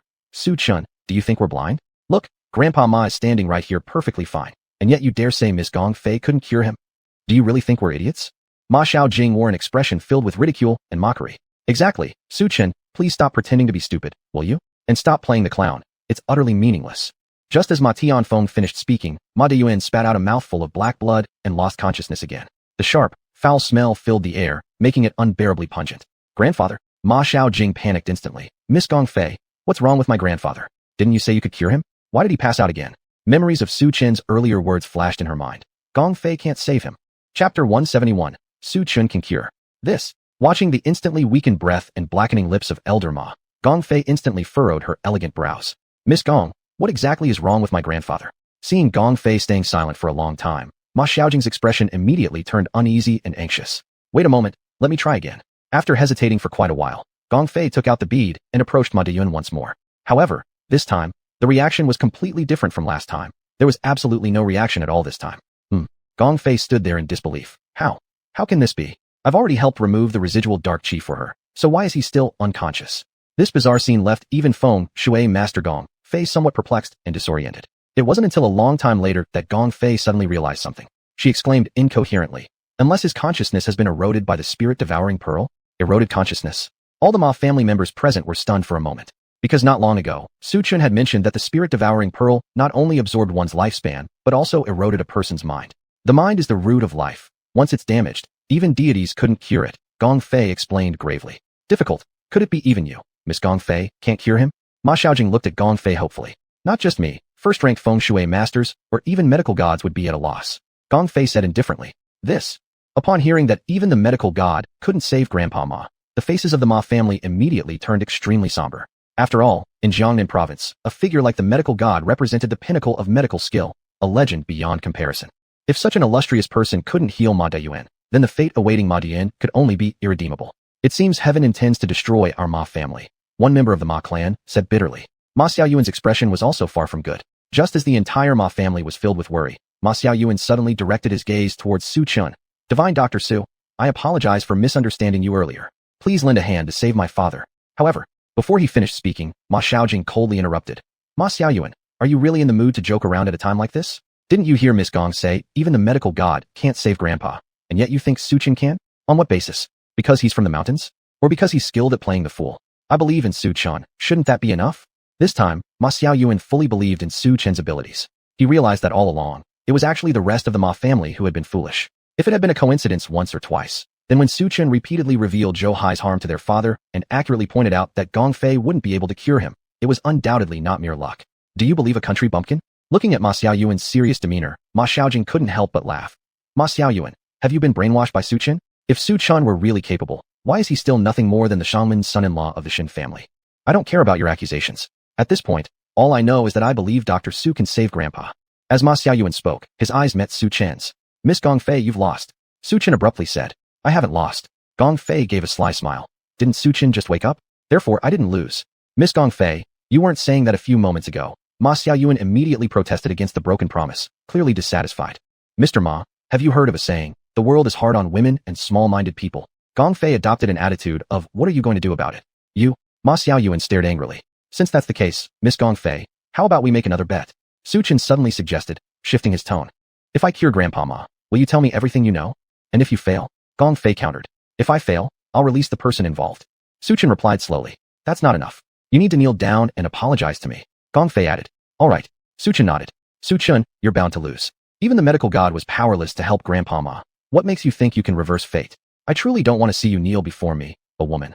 Gongfei's words seemed sympathetic to others, but carried an unmistakable tone of disdain. Dr. Su, your agreement earlier seemed too rash. Ma Xiaoyuan hesitated for a moment and shook his head helplessly. Su Chen, even the medical god couldn't treat it. You're putting on too big of an act. Ma Xiaojing sneered nearby. Who told you that just because the medical god can't treat it, I can't either? Su Chen shot back at Ma Xiaojing. Her, Gongfei, can't cure it, but doesn't mean others can't. Understand? Impudence. How dare you? Su Chen, compare yourself with Master Gongfei. What are you anyway? Ma Xiaojing glared fiercely at Su Chen. Miss Gongfei is a renowned feng shui master, but what about you? A quack without a medical practice license? Or perhaps a half-baked charlatan who has skimmed through a few odd books? Seeing Ma Xiaojing's caustic words, Su Chen replied with a cold smile. Since Miss Gong is so capable, why hasn't she noticed that you aren't really a member of the Ma family? You, what the hell did you say? At Su Chen's words, Ma Xiaojing immediately roared. You dare to say I'm not from the Ma family, you? Xiaojing, be quiet. Before Ma Xiaojing could finish her sentence, Ma Xiaoyuan interrupted her sharply. He then looked at Su Chen and asked, Divine Dr. Su, do you have any confidence in curing my grandfather? I do. Su Chen nodded lightly as if it were nothing. In that case, please extend your help, Divine Dr. Su. Ma Xiaoyuan respectfully said to Su Chen. Xuanhuan, let me tell you beforehand, if Mr. Su doesn't cure Grandpa, you'll be a sinner of the Ma family, and you'd better think about what will happen next. You? Hearing Ma Tianfeng's words, Ma Xiaoyuan's expression darkened. After gritting his teeth, he firmly declared, this time, I choose to believe in Divine Dr. Su. Su Chen, since Xuanhuan is so loyal to you, once you lose, there'll be someone accompanying you on your knees. It won't look so bad. Gongfei crossed her arms like an arrogant peacock looking down at Su Chen, causing the rest of the Ma clan to burst out laughing. Su Chen has decided to risk his dignity to save father, yet all he gets in return is mockery. Ma Xiaoyuan saw Su Chen's actions weren't earning him respect, only laughter. We didn't force Su Chen to make such a wager. It was entirely his decision. Ma Xiaojing jeered with full mockery and sarcasm. You? Before Ma Xiaoyuan could retort, Su Chen patted his shoulder and smiled enigmatically. Until the result is settled, anything can still happen. This disease, Gongfei can't cure, but I, Su Chen, can. Chapter 172, Paternity Test. Su Chen, there's a limit to how much you can brag. Upon hearing Su Chen's words, Ma Xiaojing's face revealed a trace of mockery. Exactly. If you fail to brag and instead turn into a clown, it would be a joke. Beside her, Ma Tianfeng chimed in agreement. Su Chen ignored the ridicule from Ma Xiaojing and others, instead taking out his phone and making a call to Manager Chen. Half an hour later, everyone saw Manager Chen hurrying to the Ma family home. Manager Su, here's the Great Emperor bell. Manager Chen handed over the bell to Su Chen. Manager Su? Isn't that Manager Chen from the Bright Moon Hotel? He just called Su Chen as Manager Su. Could it be that Su Chen is the boss of Bright Moon? One of the Ma family members whispered. If Su Chen were really the boss of Bright Moon, how could a haughty woman like Shen Qiuxiu not marry him? Ma Xiaojing instantly rebutted upon hearing someone say Su Chen was the boss of Bright Moon. Exactly. I estimate Su Chen is just a low-level employee at Bright Moon, and Manager Chen only said that to avoid gossip from others. Ma Tianfeng echoed in agreement. The other Ma family members understood after hearing this explanation. After receiving the Great Emperor bell, Su Chen placed it beside Ma Deyuan. Without much more speech, Manager Chen left tactfully. Gongfei's expression changed upon seeing the Great Emperor bell in Su Chen's hand, her gaze piercingly looking at Su Chen. Master Dr. Su, can this bell really save my grandfather? Ma Xiaojing slightly froze, her face filled with disbelief. Are you planning on sending my grandfather off with this bell? Ma Tianfeng stared angrily at Su Chen's hand, which held the Great Emperor bell. Sending a bell? Preparing for the end. The expressions of all Ma family members darkened immediately. Su Chen, the Great Emperor bell will never save Grandpa Ma. Give up. You've lost. Gongfei's face carried an air of victory. According to her knowledge, the Great Emperor bell couldn't suppress the evil qi of the devouring spirit pearl. Is that so? I still stand by my previous statement. Just because you can't cure him doesn't mean I can't. Su Chen revealed a smile full of profound meaning. You? Gongfei was momentarily speechless. Before Gongfei could finish speaking, Su Chen lightly patted the Great Emperor bell. A distant sound resounded, deafening. Instantly, all the Ma family members covered their ears. Is this sound wave Jin Cirque? Gongfei's eyes widened instantly. She didn't expect the Great Emperor bell to possess such sound wave Jin Shura power. At this moment, Ma Deyuan's body began trembling slightly, a cluster of black light spots emerging from between his eyebrows. The grandfather's illness is cured. Ma Xiaoyuan checked the pulse. then turned around and announced it to the present Ma family members. How is this possible? Su Chen really cured Grandpa Ma. Ma Xiaojing and others showed looks of disbelief. So, Miss Gongfei, shouldn't you honor our bet? Su Chen slowly spoke. Su Chen you. Gongfei slightly clenched her lips. What? Miss Gongfei, do you intend to go back on your word? Su Chen displayed a smile full of intriguing meanings. I'm not like you. Gongfei gave Su Chen a glare and unwillingly said, go to Shijiang residential area and find a girl named Sun Xiaoru. That's all I can tell you. I've honored the bet. Su Chen, may the roads we take be long and winding. Gongfei, a prestigious feng shui master, feeling humiliated before all the Ma family members by being defeated by Su Chen, left hastily after throwing these words without much hesitation. After Gongfei left, Elder Ma suddenly knelt down in front of Su Chen. Master Dr. Su, I mistreated you earlier due to my short-sightedness. Please forgive me. Grandpa, how can you kneel to a fraud?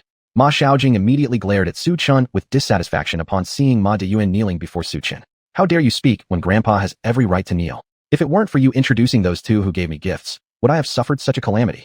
Ma Xiaoyuan's suppressed anger exploded upon hearing Ma Xiaojing continuing her insults from the start, now that his father's illness was cured. I suspect you conspired with them all along, deliberately framing Grandpa for the sake of seizing the Ma family fortune. Ma Xiaoyuan, don't spout nonsense here, I didn't. Ma Xiaojing denied outright, shaking her head frantically. Grandpa, Master Dr. Su mentioned earlier that Ma Xiaojing might not be part of the Ma family. I think we should conduct a paternity test, Ma Xiaoyuan said solemnly without letting Ma Xiaojing finish speaking. Fine, I will make Ma Xiaojing take the paternity test. If she isn't one of us? Humph. Don't blame me for not recognizing her as family. All these years she enjoyed the resources and benefits of the Ma family, and now she'll have to return them. Elder Ma said coldly. Grandpa, I'm your granddaughter. There's no need for a paternity test, is there? Hearing Elder Ma's words, Ma Xiaojing hurriedly protested. How could I not be part of the Ma family? Alas, Elder Ma remained unmoved. An hour later, the paternity test results were out. Ma Xiaojing was not part of the Ma family. How is this possible? Why did it turn out like this? Staring at the paternity test report, Ma Xiaojing collapsed on the spot, feeling dizzy and almost fainting. Ma Xiaojing, what do you have to say now? Ma Xiaoyuan glared viciously down at Ma Xiaojing lying on the ground. No, this can't be true. How can I not be part of the Ma family? It must be a mistake on your part. Ma Xiaojing displayed an expression of disbelief. The report, plain black letters on white paper. Why would we fabricate it? Ma Xiaoyuan had no good feelings towards Ma Xiaojing and Ma Zhejuan since childhood, so he felt no strong emotions seeing her come to this end. At this moment, Elder Ma spoke. Expel Ma Xiaojing from the Ma family. Chapter 173, a bold idea. Bring me someone. Throw Ma Xiaojing out of the Ma family. Henceforth, if she dares to step into the Ma household again, break her legs. When Elder Ma found out that Ma Xiaojing was indeed not his real granddaughter and had suspicions of trying to harm him, he quickly ordered the Ma family members in a chilly tone. No, Grandpa, don't drive me out of the Ma family. If I leave the Ma family, I won't be able to survive. Ma Xiaojing thumped down on her knees before Elder Ma, crying and pleading. In the past, in Tianbei City, Ma Xiaojing basked in the glow of being the Ma family's princess, living each day like royalty. Many people who looked at Ma Xiaojing were filled with envy and jealousy. But if the powerful Ma family was no longer her support, then Ma Xiaojing would be no different from an ordinary girl. How could Ma Xiaojing be content as a nobody after experiencing the high society life in Tianbei City? Whether or not you, an outsider, can survive in Tianbei City has nothing to do with me, said Ma Xiaoyuan coldly beside them before Grandpa Ma even spoke. Elder Ma remained silent throughout, without any expression on his face. Uncle 3, Aunt 3, please say a good word for me to Grandpa, all right? Seeing the unyielding Grandpa Ma, Ma Xiaojing turned her gaze toward others. But the result? No one present was willing to speak up for Ma Xiaojing. In despair, Ma Xiaojing knelt again in front of Su Chen, trembling and begging. Su Chen, I was wrong. I shouldn't have talked about you like that before. Please tell my grandpa that I am actually a member of the Ma family. Help me, okay? Sorry, I cannot help you. You are not a member of the Ma family, and this is a fact that I cannot change. In response to Ma Xiaojing's pleading, Su Chen merely shook his head calmly. Will it not change? How can it not? When clearly one sentence from you changed my life. I used to be a princess of the Ma family, but because of one sentence, I've been changed? Why? Could you not just turn a blind eye? Why are you doing this to me? On what grounds can you? Slap. Before Ma Xiaojing could finish speaking, Elder Ma slapped her hard across the face. You impudent thing. How dare an outsider shout at my benefactor? Who gave you the nerve? Grandpa, we should still drive her out of the Ma family. Offending Dr. Su in the future might be detrimental to the Ma family. Someone, immediately throw this woman out of the Ma family. Elder Ma instructed 2 members of the Ma family to lift Ma Xiaojing. Grandpa, At this moment, Ma Xiaojing couldn't stop crying. Stop crying in our Ma family and get out. Ma Xiaoyuan directly had the Ma family treat Ma Xiaojing like garbage and kicked her out. Wah, no, don't abandon me. Being thrown out of the Ma family, Ma Xiaojing felt deeply regretful and remorseful. Why did I oppose Su Chen repeatedly? If only she hadn't humiliated Su Chen. Perhaps Su Chen wouldn't have exposed her either. Wah. At this moment, Ma Xiaojing shed tears of regret. And there are no regret pills in the world. Her glorious life was already destined to end the moment she humiliated Su Chun. Xuanhuan, your grandfather's illness has been cured, and it's time for me to take my leave. Just as everyone in the Ma family was stunned, Su Chun smiled faintly and spoke. Dr. Su, please wait a moment. Seeing Su Chun getting ready to leave, Elder Ma suddenly called out to him. Elder Ma, is there something else? Su Chun looked at Ma Dachuan. Dr. Su, you've saved my life twice consecutively. Ma has nothing to repay you with. To express gratitude for saving my life, I've decided to tell you some things. Please follow me. Elder Ma got up and led Su Chun to his study. Dad, are you going to tell him your secret? Dad, that secret can only be known by the Ma clan members. It might be inappropriate to tell Dr. Su. Grandpa, please reconsider. Seeing Elder Ma privately talking with Su Chun, the Ma family quickly guessed what might happen and all began to offer advice. Old Ma, whatever it is, just say it here. Besides, Xuanhuan is my friend, and helping you is reasonable. Su Chun shook his head. However, the next words from Elder Ma immediately piqued Su Chun's interest. Do you remember the Earth Spirit Pearl you took from me last time? Su Chun, who had originally intended to leave, became immediately alert upon hearing mention of the Earth Spirit Pearl. Old Ma, your meaning is, what you're about to tell me has something to do with the Earth Spirit Pearl. That's correct. Old Ma nodded without denying it. Since the Earth Spirit Pearl was once something Su Chun sought, learning about its origin might reveal some clues regarding his master's death. Divine Dr. Su, do you know a person named Su Chun? Upon hearing this, Su Chun paused for a moment. Su Chun, he was my master. Do you know him? Su Chun continued to ask. That's correct. Master Su Chun once came to the Ma family, said Elder Ma. What did he come here for? Su Chun was immediately surprised. To take the Earth Spirit Pearl. Elder Ma explained. But due to opposition from the family members, I didn't give it to him. At the time, I asked Master Su Chun what he needed the Earth Spirit Pearl for. He said he would use it to save someone's life. Save someone's life? Su Chun asked curiously. That's right. Divine Dr. Su, last time when I gave you the Earth Spirit Pearl, I didn't tell you the whole truth. But now that you've saved my life twice, I can tell you some things about the Earth Spirit Pearl. The Earth Spirit Pearl has healing properties. Even if someone is severely ill or injured, wearing the Earth Spirit Pearl can delay their illness or speed up their recovery. Healing. Su Chun's pupils shrank slightly. Yes. Elder Ma nodded. But who did my master want to save with the Earth Spirit Pearl? Su Chun furrowed his brows. Did Master Su Chun say whose life he wanted to save? He didn't mention the surname, only saying it was to save a woman. Elder Ma responded truthfully. A woman? Su Chun was startled. Could it be the woman he had seen in his vision before? Who exactly was this woman, and what was her relationship with his master? Su Chun frowned as he fell into thought. Did Su Chun mention anything else? Su Chun asked with a furrowed brow. No, he was in a hurry when he came and left. Elder Ma said slowly. All right, I understand. Just then, Su Chun's phone suddenly rang. Seeing the caller number, it was his wife, Shen calling. Seeing his wife's call, Su Chun suddenly had a bold idea. Chapter 174, Sun Xiaoru. Darling, what's wrong? Su Chun said gently when he received Shen Biao's call. Where are you? I suddenly don't feel well, and I plan to go to the hospital to check it out. Came the low voice of his wife from the other end of the phone. Not feeling well. Upon hearing this, Su Chun's expression changed. Darling, wait for me at home. I'll be right back. Okay. Shen Biao responded and hung up the phone. Su Chun then said to Grandpa Ma. Grandpa Ma, I have something urgent to deal with, so I will leave first.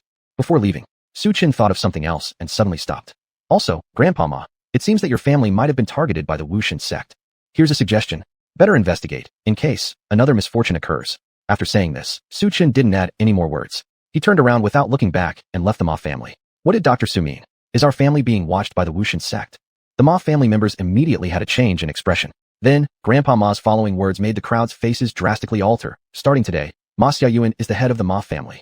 These words caused a sensation. Father? Please reconsider. That's right, grandfather. How could Ma Xiaoyuan be the head of the Ma family? Ma Tianfeng was dissatisfied and said, I think we should deliberate carefully. A member of the Ma family suggested. There's no need to reconsider. I've already decided. Grandpa Ma decisively said. Father, I won't accept this. Ma Tianfeng stood up first. I won't either. Another Ma family member said. Me neither. Seeing this, Ma Lao's pupils shrank as he was taken aback by the many people, but he persisted nonetheless. Dr. Su saved my life multiple times. If it wasn't for Ma Xiaoyuan, do you think Dr. Su would have acted to save me? Hearing this, all the members of the Ma family instantly fell silent. Can someone else apart from Brother Su rescue you if the father can't do it alone? Asked Ma Tianfeng in retort. Ma Tianfeng, can you use your brain?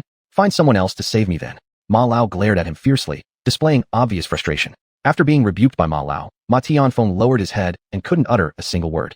Father, I'm afraid I cannot handle the responsibilities of the family head. Ma Xiaoyuan then stood up and said gravely. Ma Xiaoyuan, one must know one's limitations. With your current status and abilities, you aren't yet qualified to be the head of our family, said Ma Tianfeng naturally, unwilling to see Ma Xiaoyuan become the family head, because if he were to ascend to this position, Ma Tianfeng's comfortable days would come to an end. Just like that, Ma Xiaoyuan, do you even deserve to be the head? A member of the Ma family mocked rudely, clearly disliking Ma Xiaoyuan since childhood. Should Ma Xiaoyuan truly take the reins, he would definitely be targeted. Xiaoyuan, since you and Dr. Su are such good friends, Father believes you will surely lead the Ma family towards greater success. Ma Lao heard Ma Xiaoyuan's words and didn't want to take on the role of the family head, so he patted his shoulder encouragingly. Ma Xiaoyuan slightly startled. If all of you could treat Dr. Su well like Xiaoyuan, the position of the family head could be given to you. Grandpa Ma saw everyone who looked extremely dissatisfied and smiled as he loudly announced. As a result, none of the present Ma family members spoke a word. With no objections, Xiaoyuan, you're the head of the family. Grandpa Ma patted Ma Xiaoyuan's shoulders again. At this moment, Ma Xiaoyuan was still immersed in shock after the previous announcement, unable to calm down internally. How could I have actually become the head of the family? Am I still dreaming? Ma Xiaoyuan pinched his arm hard and winced in pain instantly. Meanwhile, Su Chen returned home, seeing Shen Biao trembling and curled up on the sofa. He then took out the earth spirit pearl from his bosom and imprinted it on Shen Biao's forehead. In an instant, a soil yellow light radiated from the pearl, quickly enveloping Shen Biao's entire body. Under the glow, Shen Biao's originally tense body gradually relaxed. A warm sensation spread throughout Shen Biao's body. The curse force that once surrounded her was temporarily suppressed and no longer continued to erode her physical form. Husband, you're back? Have you eaten? Shen Biao opened her sleepy eyes and tenderly asked Su Chen. Yeah, I've already eaten, Su Chen replied softly. How do you feel now? Su Chen inquired about Shen Biao's sensations. Well, right now, I feel very relaxed all over. For these past few days, I don't know why, but I just felt heavy all over. Shen Biao explained her feelings. That's good. Su Chen nodded. Wife, haven't you had contact with Song Changhai these past few days? Suddenly, Su Chen remembered something and asked. I met him once. He went to the south of the city and found me, inviting me to attend a charity gala, Shen Biao explained. I see. Su Chen looked as if he had just realized something. It was probably around that time when Shen Biao was subjected to witchcraft. What's wrong? Song Changhai has already been arrested. Why bring him up? Shen Biao curiously looked at Su Chen. Nothing. I'm just asking. Su Chen furrowed his brows. The spiritual energy of the Earth Spirit Pearl can only suppress the curse force of witchcraft for a short while, so it's necessary to find the person who cast the witchcraft as soon as possible. Su Chen arrived at the Haishang Minghua Hotel. Mr. Su. Good morning, Mr. Su. At the Haishang Minghua Hotel, employees greeted Su Chen one by one. Ask Manager Chen to come to my office for a moment. After saying this to the receptionist, Su Chen waited in the chairman's office for Manager Chen. Not long after, Manager Chen placed a cup of coffee respectfully in front of Su Chen and flattered. Mr. Su, you called for me? In the past, Manager Chen was also very courteous to Su Chen, but that was mostly out of fear of the Jiang family and of Su Chen's connections behind the scenes. But at this moment, Manager Chen's respect for Su Chen came from genuine admiration. Becoming an internal sect martial artist at such a young age is certainly not something ordinary people can achieve. Manager Chen, could you please help me look into a girl named Sun Xiaoru again? Looking at Manager Chen, Su Chen whispered. Although Gong Fei only mentioned a name, it wasn't completely useless for Su Chen. At least, there were some clues now. Sure, Mr. Su, I'll investigate right away. Manager Chen said and turned to leave, after being busy for a while. Finally, through Haishang Minghua's network, Manager Chen managed to find some information about Sun Xiaoru, along with a photo. Su Wen picked up the photo and examined it briefly. The woman in the photo was a girl about the same age as Su Yunshi. She had a single black ponytail, and her deep starry eyes revealed a sense of vicissitude. Mr. Su, should we call this woman over? Manager Chen asked quietly. No need. This woman is dangerous. I will go there personally. Su Chen shook his head and headed towards the West River neighborhood. Chapter 175, a bit too much? Half an hour later, Su Chen arrived at the Shijiang neighborhood. He had thought this was a homestay in Tianbei City. However, this Shijiang neighborhood was actually a notorious heaven for hooligans in Tianbei City. The streetlights on both sides of the road illuminated a world of wine and debauchery, with some youths sporting dragon and tiger tattoos, their yellow and red hairstyles reeking of teenage arrogance. Just then, a group of hooligans and a young girl caught Su Chen's attention. Sun Xiaoru, if you don't hand over the money today, you're not leaving. Wah? Brother Wang, I'm sorry. Please let me go. As soon as he reached the Shijiang neighborhood, Su Chen heard the cries of anguish from a young girl in the distance. Sun Xiaoru. Seeing the girl's face clearly, Su Chen thought he might have mistaken her identity. He slowly walked closer. A gang of hoodlums surrounded her, with their leader, Yellow Hair, pawing at her. The girl looked at Yellow Hair with sheer terror. Is she Sun Xiaoru? Observing Sun Xiaoru shaking with fear, Su Chen instinctively asked a nearby emo youth. Yes, that's Sun Xiaoru. Alas, Sun Xiaoru, your luck isn't good today. You just happened to run into my boss. The emo youth didn't even glance at Su Chen and went on his own way speaking. Not long ago, Sun Xiaoru's family met with a sudden misfortune. She started working at a bar to make money, but unfortunately, Brother Wang took notice of her. Any woman who catches Brother Wang's eye doesn't escape. Su Chen, standing beside the emo youth, sighed regretfully. What a pity for such a pretty girl. Upon hearing this, Su Chen remained silent where he stood. He looked at the fragile girl before him, pale-faced and trembling, unable to associate her with the role of a witch.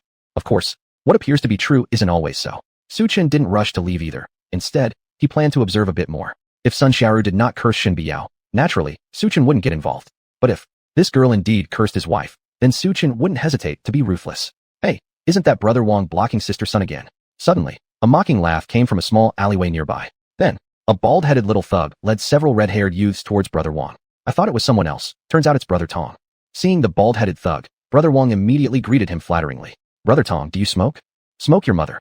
Stop trying to buddy up with me. Brother Tong slapped Brother Wong across the face coldly and said, Wong Li, it's time to pay the protection fee for this month. Huh. Upon realizing Brother Tong was here to collect the protection fees, Wong Li's expression turned grim. With much hesitation, Wong Li nervously chuckled. Brother Tong, recently the authorities are cracking down hard, making it very difficult to collect protection fees. You see, I haven't even been able to collect hers yet.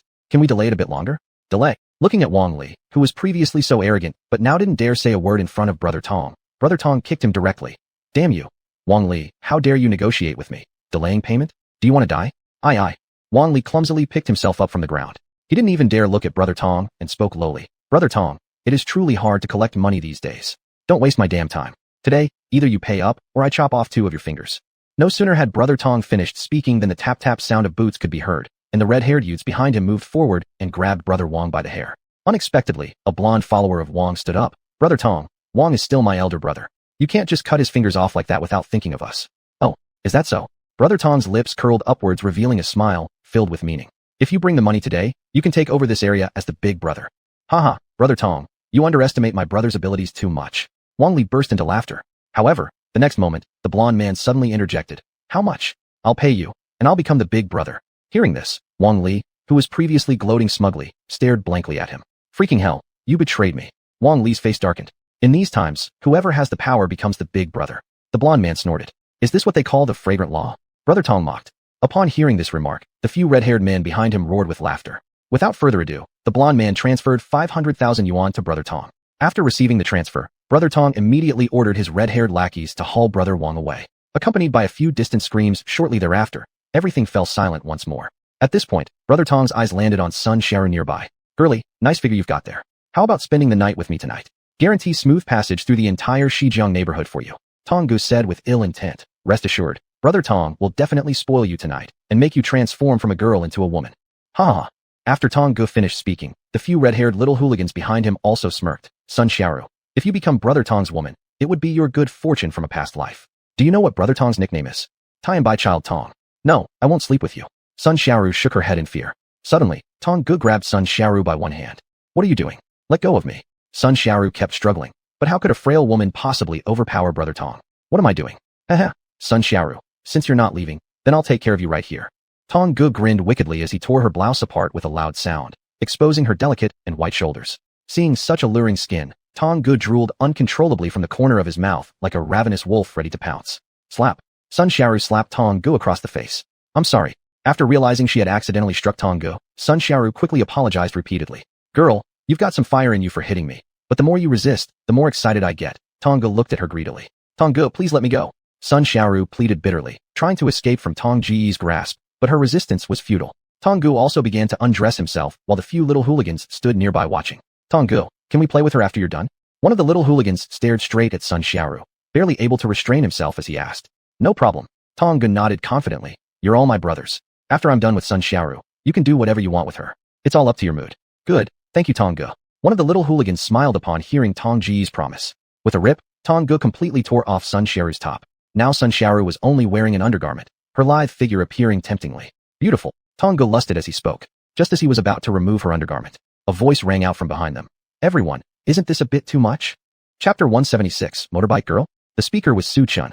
At first, Su Chun had merely intended to check if Grandma Sun had cast a spell on Shen Biao, but he never expected to see Sun Xiaoru being humiliated. Boy, you son of a bitch, who the hell are you? You want to meddle in other people's affairs? I'll count to 3, then roll out of here or die. A red-haired little thug said, stretching out his finger and began to loudly count down. 1, 2, Before this red-haired thug could count to 3, his finger was caught by someone, followed by his body flying back like a cannonball. Then came an array of frenzied wails. Big Brother Tong, my leg is broken. Seeing his younger brother lying twisted and barely alive on the ground, Big Brother Tong frowned at Su Chin immediately. Boy, do you know who I am? I don't care who you are. I'll give you 3 numbers, either live or die. It's your choice. Su Chin said rudely. You. Big Brother Tong was about to speak when another red-haired thug swung a cleaver towards Su Chun, thinking that the moment for him to show off had come. You little bastard, how dare you threaten Big Brother Tong? Go to your death. The next second, blood sprayed right before Big Brother Tong's eyes, but the one injured wasn't Su Chun, it was the red-haired thug with the machete. As seen, This red-haired man trembled as he lay in the pool of blood, crying out painfully. His arm dropped onto the ground. You still have 2 counts. Watching Big Brother Tong filled with fear and trembling, Su Chen spoke coldly. Boy, you're ruthless. But today you offended me, and this isn't over. Big Brother Tong was already terrified by Su Chen's actions. After leaving a threatening message, he fled without looking back. Are you okay? After Big Brother Tong left, Su Chen took off his jacket and wrapped it around Sun Xiaoru's body. When Su Chen touched Sun Xiaoru's delicate body, due to her fear, her body instinctively quivered slightly. Unable to hold back, she blurted out 2 words, thank you. Immediately after, Sun Xiaoru's eyes reddened, and tears streamed down uncontrollably. Your name is Sun Xiaoru, correct? Su Chen asked softly. Sun Xiaoru nodded upon hearing the question. Why are they extorting money from you? Su Chen asked once he confirmed her identity. It doesn't seem like it's any of your business whether they're asking for money or not. Sun Xiaoru's previous look changed immediately after hearing Su Chen's words. She looked at him full of vigilance. Who exactly are you? Miss, it was clearly me who saved you earlier. Without me, you would have been disgraced by them long ago. Su Chen said calmly. Sun Xiaoru fell silent momentarily, unable to respond. Well then, thank you for what happened today. This favor of yours, Sun Xiaoru can never repay. Repay? Whoever said you needed to repay me? All I need is for you to answer a few questions. Seeing Sun Xiaoru's dispirited demeanor, Su Chen suddenly spoke. All right, ask away. What do you want to ask? Sun Xiaoru didn't refuse Su Chen. Because Su Chen had saved her life, towards her savior, Sun Xiaoru felt no resistance. Why do you and Song Changhai intend to cast a witchcraft curse on Shen Biao? As Su Chen spoke, his gaze remained focused on Sun Xiaoru. What's this Song Changhai? What's Shen Biao? No matter what you say, I simply don't understand any of it. In response to Su Chen's questioning, Sun Xiaoru shook her head bewilderedly. So do you recognize Gong Fei? Su Chen could only bring up Gong Fei's name. Upon hearing Gong Fei's name, Sun Xiaoru's emotions immediately became unusually agitated. What kind of person are you? Keep away from me, or I'll call the police. Hearing Sun Xiaoru's shriek, Su Chen handed her his phone number. Miss Sun, this is my contact information. When you feel ready to talk, please remember to give me a call. I know nothing. Sun Xiaoru covered her ears, appearing completely uninterested in communication. Witnessing such a situation, Su Chen was left utterly helpless and thus chose to leave. As Sun Xiaoru watched Su Chen's retreating figure, she involuntarily clenched her hands, seemingly reminiscing about some terrifying incident. After leaving Shijiang neighborhood, Su Chen frowned deeply. Not a single clue in sight. He couldn't understand why Sun Xiaoru hadn't told him the truth. Moreover, he hadn't sensed the aura of witchcraft on Sun Xiaoru's body. This meant there was another witch involved. Right at that moment, a Hummer stopped right in front of Su Chen. Mr. Su, so you were here all along. While Su Chen was deep in thought, a voice suddenly interrupted his ponderings. When Su Chen raised his head, Yang Hu and Wang Tianbao emerged from the Hummer alongside several others. What brings you here? Seeing Yang Hu in the group, Su Chen coldly asked without delay, what do you want from me? Mr. Su, do you remember the people I was asked to catch a few days ago? They want to meet you and say they have something important to tell you. Zhou Hai and Wang Xiaoman want to see me? Upon hearing this, Su Chen was slightly surprised. Wang Tianbao truthfully said, all right, if that's the case, lead the way. Su Chen got into the Hummer. Half an hour later, Yang Hu brought Su Chen to an abandoned warehouse. The warehouse door opened. There stood 2 disheveled figures. Zhou Hai, Wang Xiaoman, the person you want to see is here. Yang Hu's voice suddenly echoed. At the sound, Zhou Hai and Wang Xiaoman turned around and immediately brightened when they saw Su Chen. Mr. Su? Oh no, Lord Su, you've finally come. Is there any food? Zhou Hai, looking disheveled, knelt in front of Su Chen. To hell with your mother, don't flatter Lord Su. Wang Tianbao kicked Zhou Hai away. If you wanted to see Mr. Su, then spit it out already. Mr. Su, can we have something to eat?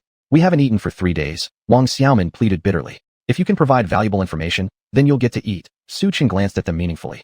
Do you know a girl named Sun Xiaoru? Sun Xiaoru. Zhou Hai's face changed upon hearing her name, and he immediately denied. I don't know her. Really don't know her. Su Chen stared deeply at Zhou Hai, his words carrying a slight warning. Before Zhou Hai could speak, Wang Xiaoman interjected. Mr. Su, I know her. Sun Xiaoru works for the Honored One like us. The Honored One. Su Chen had heard this name more than once. What's the name of the Honored One you serve? I don't know. Wang Xiaoman answered truthfully. Do you know Song Changhai? Su Chen continued to ask. I know Song Changhai. He also serves the Honored One. This time it wasn't Wang Xiaoman speaking, but Zhou Hai beside him. Do you know why Song Changhai cast a witchcraft spell on Shen Biao? Su Chen looked curiously at Zhou Hai. I don't know, you'd better ask Song Changhai directly. The tasks assigned by the Honored One are different for everyone. Zhou Hai said. Song Changhai has already been captured. Upon hearing Zhou Hai's words, Su Chen bluntly stated. Huh? Was he captured? Zhou Hai looked slightly stunned. That's unfortunate. Hearing these words, Su Chen thought Zhou Hai regretted Song Changhai's capture and did not dwell too much on it. Instead, he changed the topic and looked at Wang Xiaoman. Wang Xiaoman, how much do you know about Sun Xiaoru? Her? Not much, but every time I saw her before, she always rode a motorbike. Upon hearing Wang Xiaoman's words, Su Chen momentarily froze. A motorbike girl? The image of Sun Xiaoru's frail body and helpless eyes flashed in his mind again, but it was difficult to associate her with the image of a motorbike girl. Chapter 177, Female Assassin. Mr. Su, I've told you everything I need to. Can I go now? Before Su Chen could speak, Zhou Hai cautiously asked, Leave? Leave my ass. How dare you make demands in front of Mr. Su? Are you tired of living? As soon as Zhou Hai finished speaking, Yang Hu directly kicked him to the ground. Keep them, don't let them starve to death. Su Chen thought for a moment, dropped a line, and turned to leave. You two had better keep your eyes wide open from now on. Not everyone can be messed with, understand? It's already kind of Mr. Su not to kill you. You two take them away and guard them. If anything happens, you'll be questioned. Wang Tianbao glared at Zhou Hai and signaled his underlings watching over him. Yes. The underling followed Wang Tianbao's instructions, picked up Wang Xiaoman and Zhou Hai and left. Mr. Su, please let me go. I've made a mistake, I truly have. Zhou Hai wildly screamed as he watched Su Chen's retreating back, simultaneously filled with regret and remorse. Why did I oppose Su Chen myself? If I hadn't crossed paths with Su Chen, I wouldn't have fallen this far. On the side, Wang Xiaoman was no different, her face filled with repentance. However, there's no regret medicine in this world. From the moment they chose to oppose Su Chen, the outcome was set. Su Chen returned home. His wife, Shen Biao, had been waiting for a long time. Upon seeing the dimming light surrounding Shen Biao, Su Chen's heart trembled instantly. Husband, you're back. Was work tiring today? Shen Biao smiled, approached Su Chen, and spoke tenderly. Not too bad. Su Chen softly responded. And you? Was the construction site busy today? Yes. Shen Biao rested like a little bird against Su Chen's shoulder, but it was still happy being busy. Because the old me, I couldn't see right and couldn't do anything. Now I've got something of my own, and I actually feel happy. At least I'm not completely useless. Who said you're useless? My wife is the best. Su Chen affectionately embraced Shen Biao. At this moment, whoosh, a thick plume of black smoke surged from Shen Biao's shoulder, but was quickly suppressed by a spiritual force. Su Chen also noticed the dark qi, his expression slightly hardened. Husband, are you alright? Seeing Su Chen's unfriendly countenance, Shen Biao concernedly inquired. She could not see her own dark qi. I'm fine. Su Chen shook his head and then patted Shen Biao's shoulder. It's quite late. Let's sleep early. The words were barely spoken when Su Chen's phone rang. Upon opening it, he discovered an unfamiliar number. Hello, is this Mr. Su? This is Officer Baifeng. A familiar voice resonated from the other end of the phone. Hello, Officer Baifeng. Su Chen was momentarily startled. What can I assist you with? How well do you know Song Changhai? Baifeng's words made Su Chen pause. Not very well. Su Chen replied. Oh, the situation is such that he died in custody, needing family members to claim his body. We couldn't reach any of his relatives. I saw you conversing with Song Changhai before, assumed you knew each other well, so I decided to call and inquire. Wait, Officer Bai, are you saying Song Changhai is dead? Hearing this news, Su Chen's heart suddenly leapt. That's correct. According to the forensic medical examination, his death was very strange. There was no bodily harm or sudden illness, yet he passed away. Mr. Su, if you happen to contact his family, please give me a call. All right, Su Chen quietly muttered. After a few sentences from Baifeng, the call ended. Su Chen suddenly recalled Zhou Hai's phrase. What a pity. Perhaps knowing Song Changhai would die, delay was undesirable. Su Chen called Yang Hu. Quickly check if Zhou Hai and Wang Xiaoman are still alive. Mr. Su, weren't they safely locked up by us? Yang Hu counter-questioned. I've instructed you to go check. Stop asking unnecessary questions. Su Chen coldly stated. Yang Hu complied and hung up the phone. Half an hour later, Yang Hu's call came through. As expected, within Su Chen's expectations, Zhou Hai and Wang Xiaoman were dead. At the same time, 3 people dying consecutively was just too mysterious. Previously, Su Chen had investigated both Zhou Hai and Wang Xiaoman and found no signs of witchcraft on either of them. So how did they die? Rather than speculating, it would be better to investigate in person. Su Chen headed towards the prestigious international hotel. And at the same time, a young girl riding a pink motorcycle stopped in front of Shijiang neighborhood. Using the word elegant to describe her wasn't an exaggeration. However, the scene that followed would have caused Su Chen to raise an eyebrow had he been present. Opposite stood a man. This man was none other than Tong Go, who had previously humiliated Sun Xiaoru. When he saw the young girl approaching, there was not a trace of his earlier arrogance. Instead, he adopted a submissive attitude. Miss Sun, didn't you think my acting was good just now? Passable. The young girl was none other than Sun Xiaoru. About my payment? Tong Go cautiously inquired. The money is fine. Sun Xiaoru's tone was icy cold as she pulled out a check from her bosom. Miss Sun, if there are similar matters in the future, feel free to instruct me. Tong Go grinned and was about to turn away when Sun Xiaoru said teasingly. Since you're so helpful, I expect you to keep this matter secret. Of course it will be confidential. However, adding more would be even better. Tong Go eagerly looked at Sun Xiaoru. Addition? I prefer dead people, they're reliable. Before Tong Go could react, Sun Xiaoru moved swiftly, striking him on the top of his head with a palm. Her movement was fluid and graceful, taking him down instantly with one hit. Who do you think you are to insult me? You were supposed to act, but you played your role too seriously. Sun Xiaoru had long planned to kill Tong Go, but delayed it due to his utility. However, when he began making demands, it crossed her line. Target eliminated. Sun Xiaoru pulled out her phone and sent a text message. The current Sun Xiaoru no longer resembled the fragile figure Su Chen had once met. She was now a cold-blooded female assassin. Chapter 178. Knowing the mountain has tigers, yet heading straight to Tiger Mountain. Su Chen arrived at the warehouse. Yang Hu and his group had been waiting for a long time. President Su. President Su. President Su, you've come. Yang Hu approached Su Chen with a smile on his face. Behind him were Wang Tianbao and a few others. Where are their bodies? Su Chen glanced briefly at the slightly nervous Yang Hu. They're over there. Since President Su has said it, naturally I'll follow through. As Yang Hu spoke, he clapped his hands and shouted to a few of his men, bring them in. Just as he finished speaking, several burly men walked in carrying 2 corpses. Upon seeing this, Su Chen moved next to the bodies and observed carefully. There's no damage to the limbs, so how did they die without reason? Yang Hu curiously asked while standing nearby. Su Chen didn't respond, but placed his hand on Zhou Hai's pulse instead. I see. These 4 words escaped Su Chen's mouth. Yang Hu, let me ask you, was there anyone else here during this time? Su Chen turned his gaze towards Yang Hu. Were there any others? Yang Hu turned and directed his attention to a few of the guards who had been watching over Wang Xiaoman and Zhou Hai. Yes. Suddenly, one of the guards thought for a moment and then opened his mouth. Who? Yang Hu's expression changed instantly. Tong Gu. This guard slowly replied. Tong Gu? What small fry is this? Yang Hu scanned around and finally fixed his eyes on Wang Tianbao. Tianbao, tell me, who is this person? You bastard, what are you hesitating for? Quickly tell Uncle Hu who exactly this Tong Gu is. Wang Tianbao slapped the guard across the face. Uncle Hu. Tong Gu is the gangster responsible for the Shijiang residential area. The guard, holding his swollen face, reluctantly replied. Before Yang Hu could speak, Su Chen interrupted first. I know the Tong Gu you're talking about. Other than Tong Gu, has anyone else come? Su Chen continued questioning. No more. The guard slowly replied. Go call him. I have something to ask him. Just as the guard finished speaking, Su Chen added. Tianbao, you make this call to this Tong Gu. Tell him to rush to the warehouse immediately. Hearing Su Chen's words, Yang Hu thought that this was an opportunity to show off, so he ordered Wang Tianbao. All right. Wang Tianbao, after learning the contact information of Tong Gu from the guard, decisively dialed the number. Not long after, a voice came from the other end. Wang Tianbao just exchanged a few simple words before hanging up. Tianbao, what's going on? Yang Hu, seeing the serious look on Wang Tianbao's face, curiously questioned. However, Wang Tianbao's words made Yang Hu pause in shock. Uncle Hu, Tong Gu has been killed by someone.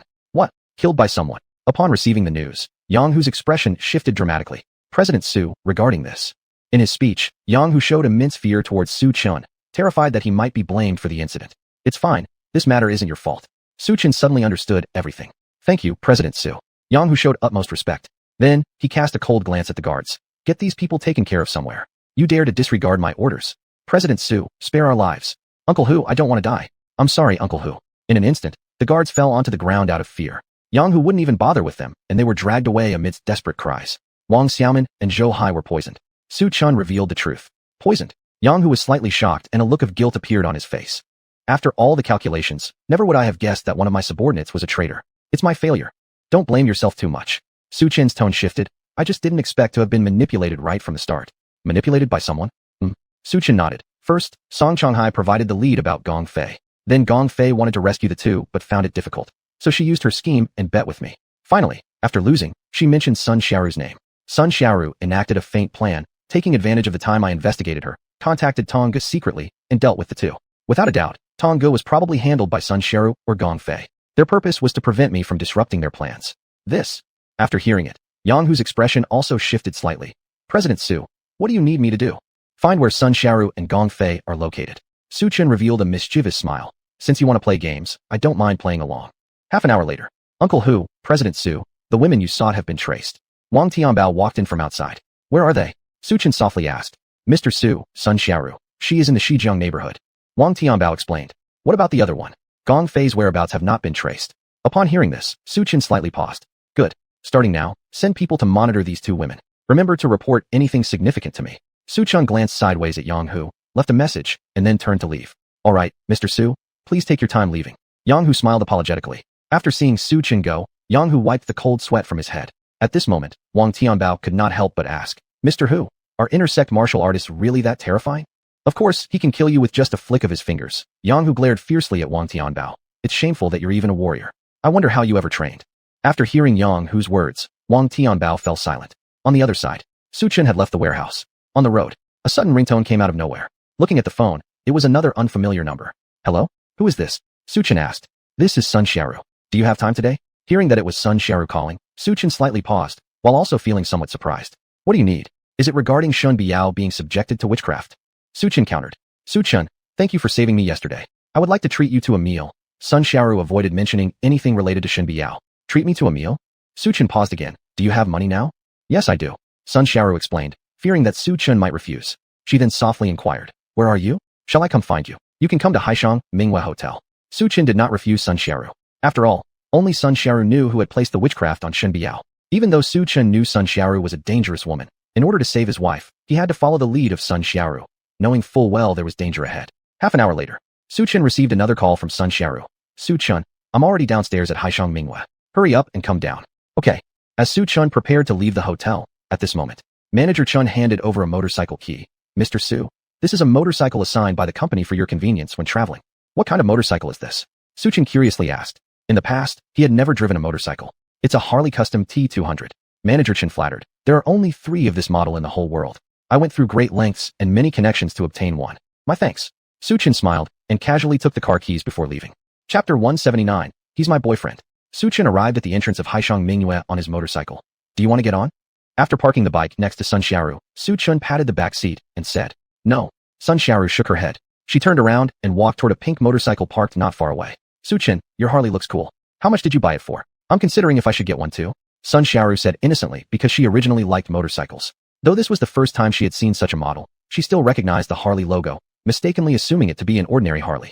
Get one. Hearing these 3 words, Su Chen couldn't help but laugh. But he didn't intend to flaunt his wealth. He just casually said, My bike isn't cheap. You'd better change to another one. TCH, who do you think you're looking down on? The most expensive motorcycle is only worth a few 100,000 yuan. When I graduate, I can definitely work in a listed company, and by then, my monthly salary will be at least 10,000 yuan. Offended by Su Chen's disdain, Sun Xiaoru responded somewhat petulantly and dejectedly. 10,000? That's quite a lot. Su Chen sighed in admiration. Of course it's a lot. What about your monthly salary now? Is it more than 8,000? Sun Xiaoru pressed relentlessly. What do you think? Su Chen replied with a question instead of answering. I guess it's definitely less. Sun Xiaoru hummed, and then deliberately asked again. Su Chen, after you beat up Brother Tong yesterday, did he cause you any trouble later? Cause me trouble? Su Chen burst into laughter upon hearing that.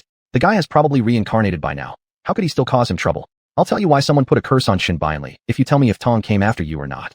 Looking at Sun Xiaoru, whose face was filled with doubt, Su Chen smiled calmly. I don't even know Shen Bier, so how can I tell you anything? Sun Xiaoru was afraid she might let something slip, so she turned around directly. If you don't want to say, fine, I'm not interested in your affairs anyway. I'm unclear if Tong came after you or not. The person's already been taken care of by me. What kind of trouble are they going to stir up? Thinking of this, Sun Xiaoru revealed a faint smile. As the two conversed, Su Chen had already parked the motorcycle outside the restaurant Sun Xiaoru mentioned. Not long after, Sun Xiaoru also arrived. Here we are. Parking her bike in front of a seafood restaurant, Su Chen noticed right away that this rather shabby-looking seafood restaurant was actually closed. Student Sun, were you thinking of treating me to some air? Turning back to look at Sun Xiaoru, Su Chen asked with an odd expression on his face. Sun Xiaoru didn't expect that this seafood restaurant would actually be closed either, and her delicate face showed slight distress. Xiaobin, I happened to run into Sun Xiaoru along the way, so I invited her to join us for dinner. We're all classmates, you shouldn't mind, right? Seeing Xiaobin's confusion, Zhao Yuner took the initiative to explain. No problem, I don't mind. Just as Xiaobin spoke, another young man arrived at the restaurant. But, when the others saw Sun Xiaoru, he exclaimed in surprise, Xiaoru, you're here too? Did you and Brother Bin get back together? No wonder Brother Bin said there was good news before. Haha, it turns out sister-in-law changed her mind. The student who had just arrived opened his mouth. Zhao Yuner's expression immediately became very strange. Sister-in-law? Senior Zhao Yuner, didn't you know? Sun Xiaoru is Brother Bin's ex-girlfriend. A glasses-wearing, somewhat chubby student smirked slightly. Ex-girlfriend. Zhao Yuner drew in a breath. No wonder Sun Xiaoru was unwilling to eat with Chao Bin before. It turns out it was for this reason. Su Yang, I didn't know Sun Xiaoru was Chao Bin's ex-girlfriend. Zhao Yuner said to the chubby student. There was something unsaid. If she had known the relationship between Sun Xiaoru and Chao Bin, she might not have invited Sun Xiaoru over. Chao Bin, are all your friends here? The owner asked if we're ready to order. At this point, a tall woman wearing a black tight skirt and sexy lace stockings walked out of the restaurant. This tall woman was about 175 centimeters tall, with a slender figure like a willow in summer, graceful yet upright. She approached Chao Bin, spontaneously taking his arm with an affectionate gaze. Brother Bin, who is she? Su Yang's eyes fell on the flirtatious woman wearing pink high heels, causing Su Yang to pause momentarily. He thought Chao Bin was too bold. How could he dare to let this tall woman hold his arm while Sun Xiaoru was still standing there? Wasn't he worried about Sun Xiaoru getting jealous? Su Yang, let me introduce you. This is my girlfriend, Wu Xin. Realizing Su Yang's misunderstanding, Chao Bin slowly explained. If she's your girlfriend, then what about Sun Xiaoru? Su Yang was momentarily confused. Xiaoru is a last-minute invite by Yuner. I didn't know she would come. Chao Bin explained, his eyes shifting to Su Chen who was behind Sun Xiaoru. And who might this gentleman be? My boyfriend. Before Su Chen could say anything, Sun Xiaoru boldly met Chao Bin's gaze without hesitation. Your boyfriend? Chao Bin's expression flickered. His eyes carefully scrutinized Su Chen twice before he frowned and said to Sun Xiaoru, you found yourself a new boyfriend so quickly? After all, Chao Bin still had feelings for Sun Xiaoru. As for Wu Xin, she was merely someone he intended to toy with. Originally, Chao Bin planned to return to Sun Xiaoru after he was done playing around with Wu Xin, seeking a reconciliation. But he never expected Sun Xiaoru already had a boyfriend. This reality hit Xiaobin hard, making him feel unprepared. Why not? If you Xiaobin can find a new girlfriend so quickly, why can't I, Sun Xiaoru, find a new boyfriend just as fast? Sun Xiaoru retorted with righteous indignation. Her words left Xiaobin speechless, and it was Wu Xin beside him who came to the rescue. Xiaobin, since your friends have arrived, let's head into the private room and sit down. Don't block the way out here. Fine. Xiaobin shot a complicated glance at Sun Xiaoru before striding toward the restaurant's private room without looking back. Senior Yuner, maybe you guys should eat. I'll skip. After Xiaobin left, Sun Xiaoru turned around and started walking away. Don't go, Sun Xiaoru. You're already here. Have dinner first. Zhao Yuner pulled Sun Xiaoru back, saying, it's been a while since we've all gathered. That's true, sis. Sun Xiaoru, stay and have a meal with us. Su Yang nearly called her sister-in-law, but caught himself in time, rephrasing to avoid misunderstandings. What do you think, Su Chen? Sun Xiaoru hesitated not a moment longer, but glanced at Su Chen instead. As long as I'm with you, I don't care. Su Chen shrugged nonchalantly. This remark made Sun Xiaoru's delicate face flush slightly as she thought. Su Chen sure knows how to act. He entered the role of her boyfriend so effortlessly. Yet Sun Xiaoru didn't expose Su Chen. Instead, she smiled lightly and said, then let's stay for a meal before leaving. Once everyone entered the private room, many inside directed surprised glances towards Sun Xiaoru. Clearly, they hadn't anticipated her presence here either. Chapter 180, Platinum Card. Sun Xiaoru, how come I haven't heard you mention this boyfriend before? Could it be that he's an actor you paid to pretend? I assume this must have upset Brother Bin. Su Yang glanced at Su Chen with curiosity and asked Sun Xiaoru, my new boyfriend is someone I've just started dating recently, so naturally you wouldn't know about him. Sun Xiaoru said lightly. Oh, recently? Where does he work? Su Yang inquired again. Hearing this, the others also turned their gazes towards Su Chen. At the Haishang Minghua Hotel. Sun Xiaoru spoke up. Haishang Minghua? Isn't that the hotel known for young couples' dream weddings? Well, Xiaoru, your new boyfriend seems decent enough. But how can he compare to our young Master Chao? After all, he's the crown prince of the Chao family group. A tattooed youth who was close to Chao Bin remarked with sarcasm. He then paused before adding, you're Su Chen, right? It'd be wise for you to break up with Sun Xiaoru. You're not from the same world. Su Luo, don't talk nonsense. If you don't know how to speak properly, just shut your mouth. Why wouldn't he suit me? Which eye of yours says he doesn't? Sun Xiaoru glared fiercely at the tattooed youth. Haven't you forgotten your vows to each other? I was there as a witness. Su Luo, the tattooed youth, emphasized word by word. Sun Xiaoru, he's merely a worker. How can he compare with young Master Chao? If even Brother Tong has to give Su Chen a wide berth when they meet, do you think young Master Chao would be able to do the same? Sun Xiaoru arched an eyebrow. Although Brother Tong was an actor she had hired, things had reached this point, so she felt compelled to enhance Su Chen's status. Brother Tong? Are you talking about Brother Tong under Yang Hu's command? At the mention of one of Tiger Boss's subordinates, Su Luo, who originally looked down on Su Chen, suddenly swallowed hard. After all, in Tianbei City, everyone knew the name of Tiger Boss. Crossing paths with such a notorious person would mean trouble. However, after hearing the name of Tiger Boss, Xiaobin didn't show the expected look of horror. Brother Tong is merely one of Tiger Boss's subordinates. There are plenty of small-time hoods like him in Tianbei City. Just the other day, one of my family's servants mentioned that he used to follow Tiger Boss. To sum it up, he's just leveraging off the reputation of Tiger Boss. Unless Tiger Boss himself speaks, everything else is empty talk. Xiaobin appeared very knowledgeable, as if saying that Su Chen wasn't anything scary, possibly pretending while not truly knowing Tiger Boss at all. Bin Sa, what you're saying makes sense. Hearing Xiaobin elaborate confidently about Tiger Boss's situation, the others were astonished. I also agree with Bin Sa. There's an 80% chance this guy is nothing. Su Yang flattered Xiaobin and redirected his gaze to Sun Xiaoru. Sun Xiaoru, does your boyfriend know Tiger Boss? If not, I could introduce them for you. No need for your introduction. Sun Xiaoru shook her head in refusal. Oh, so you mean he doesn't know Tiger Boss, huh? If he really knew him, he wouldn't be working at the Haishang Minghua Hotel, right? Su Yang smirked, mocking lightly. Whether or not he knows Tiger Boss, what does it have to do with you? And you offering introductions to Tiger Boss, do you even know him? I bet you'd kneel down the moment you see Tiger Boss. Sun Xiaoru replied harshly without holding back. You? Sun Xiaoru, don't push your luck. Su Yang became furious upon hearing Sun Xiaoru publicly ridicule him in front of everyone. Su Yang, better keep your mouth shut. Sun Xiaoru's fists clenched tightly, indicating that she was on the verge of losing control. Just then, a uniformed waiter approached and placed a menu on the table. Here's the menu, everyone. The next second, Xiaobin promptly instructed, bring out all of your signature dishes. And the drinks. The uniformed waitress asked. The best wine, of course. Hurry up. Xiaobin didn't even glance at the waitress, responding coldly. Yes, sir, I'll take care of it right away. Impressed by Xiaobin's extravagance, the waitress began addressing him more respectfully. After the waitress left, Su Chen scanned the menu and, seeing the prices listed, couldn't help but twitch his lips. Because the prices were outrageously high. Even mineral water costs 5,000 per bottle. Could this be a rip-off shop? Sun Xiaoru, tell your classmates that these prices are ridiculously overpriced. There's no need to waste money unnecessarily. For Su Chen, this amount of money wasn't too much for him to afford, but looking at Sun Xiaoru's classmates, they didn't appear to be very wealthy. Oh, upon hearing Su Chen's words, Sun Xiaoru was slightly startled, and her gaze fell on the menu. She was instantly shocked by its prices as well. Though she had some money in her possession, Knowingly jumping into a trap just seems stupid. Xiao Bin, let's eat somewhere else. Su Chen thinks this menu is too expensive. Too expensive? At hearing these 3 words, Xiao Bin burst out laughing. Sun Xiaoru, I thought you had found yourself a rich boyfriend. But instead, you've brought someone even poorer than me. This feels like an insult to me. If a guy this poor knows Tiger Boss, then everyone would be Tiger Boss's little brother. Haha.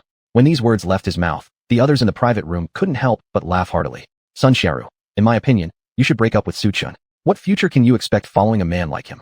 Xiao Bin's girlfriend, Wu Xin, couldn't hold back from making a mockery. What happiness can he give you when he finds even eating expensive? Speaking of which, your boyfriend works at Haishang Minghua Hotel, right? In theory, his salary should be decent. Yet why is he so stingy? This is Su Chen practicing rational consumption. Sun Xiaoru defended Su Chen inwardly against the doubts of the others about his identity. At that very moment, Xiao Bin proudly took out a platinum card from his pocket, throwing a meaningful look at Su Chen, saying, Su Chen, the fact that you don't have this economic strength doesn't mean I don't. Do you get it? My goodness, it's a platinum card. It said only those who spend 10 million are eligible for this platinum card. You're talking about Bin Xiao. There's nothing alike between people. Some make excuses like rational consumption despite their inability to consume. Wow, there are indeed differences between people.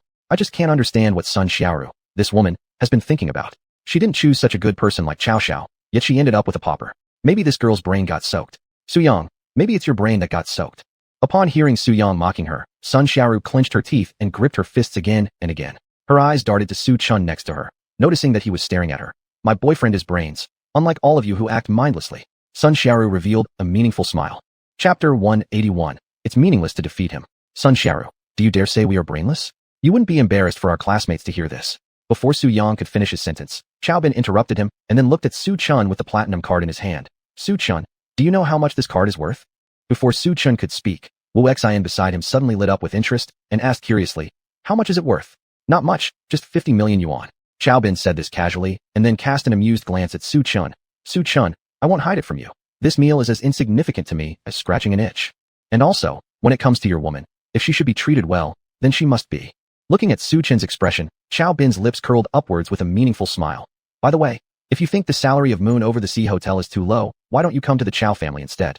We can guarantee that your salary won't be lower than what you earn at the Moon Over the Sea Hotel. To others, this sentence sounded like assistance, but in fact, it subtly contained insults and contempt towards Su Chen, as if saying to Sun Xiaoru, look, the boyfriend you chose is not even as good as me. He still needs my help to find work. No need. Without letting Xiao Bin finish his sentence, Su Chen shook his head expressionlessly. The salary your Chow family offers isn't enough for me to consider. Not enough for you to consider? Upon hearing these words, not only was Xiao Bin stunned, even Wu Xian beside him couldn't help but stop dead in her tracks. Huh. Haha. Instantly, Wu Xian showed a mocking expression on her face. TSK, Su Chen, I'm really curious about the kind of courage that allows you to speak such a conceited phrase and turn down the salary my husband offered. Never mind, Wu Xian, there's no point arguing with such a poor and showy fool. Men like him who have no money yet pretend to be someone they're not. I've seen plenty of them. He isn't even as good as my younger cousin, who knows very well that sometimes you must reciprocate kindness. Beside Wu Xian, another similarly gaudily dressed girl glanced sideways at Su Chen with disdain and pity in her eyes. This man wasn't just poor, evidently he liked to put on airs. But anyway, if Su Chen thinks I can't afford, just ignore my previous comment.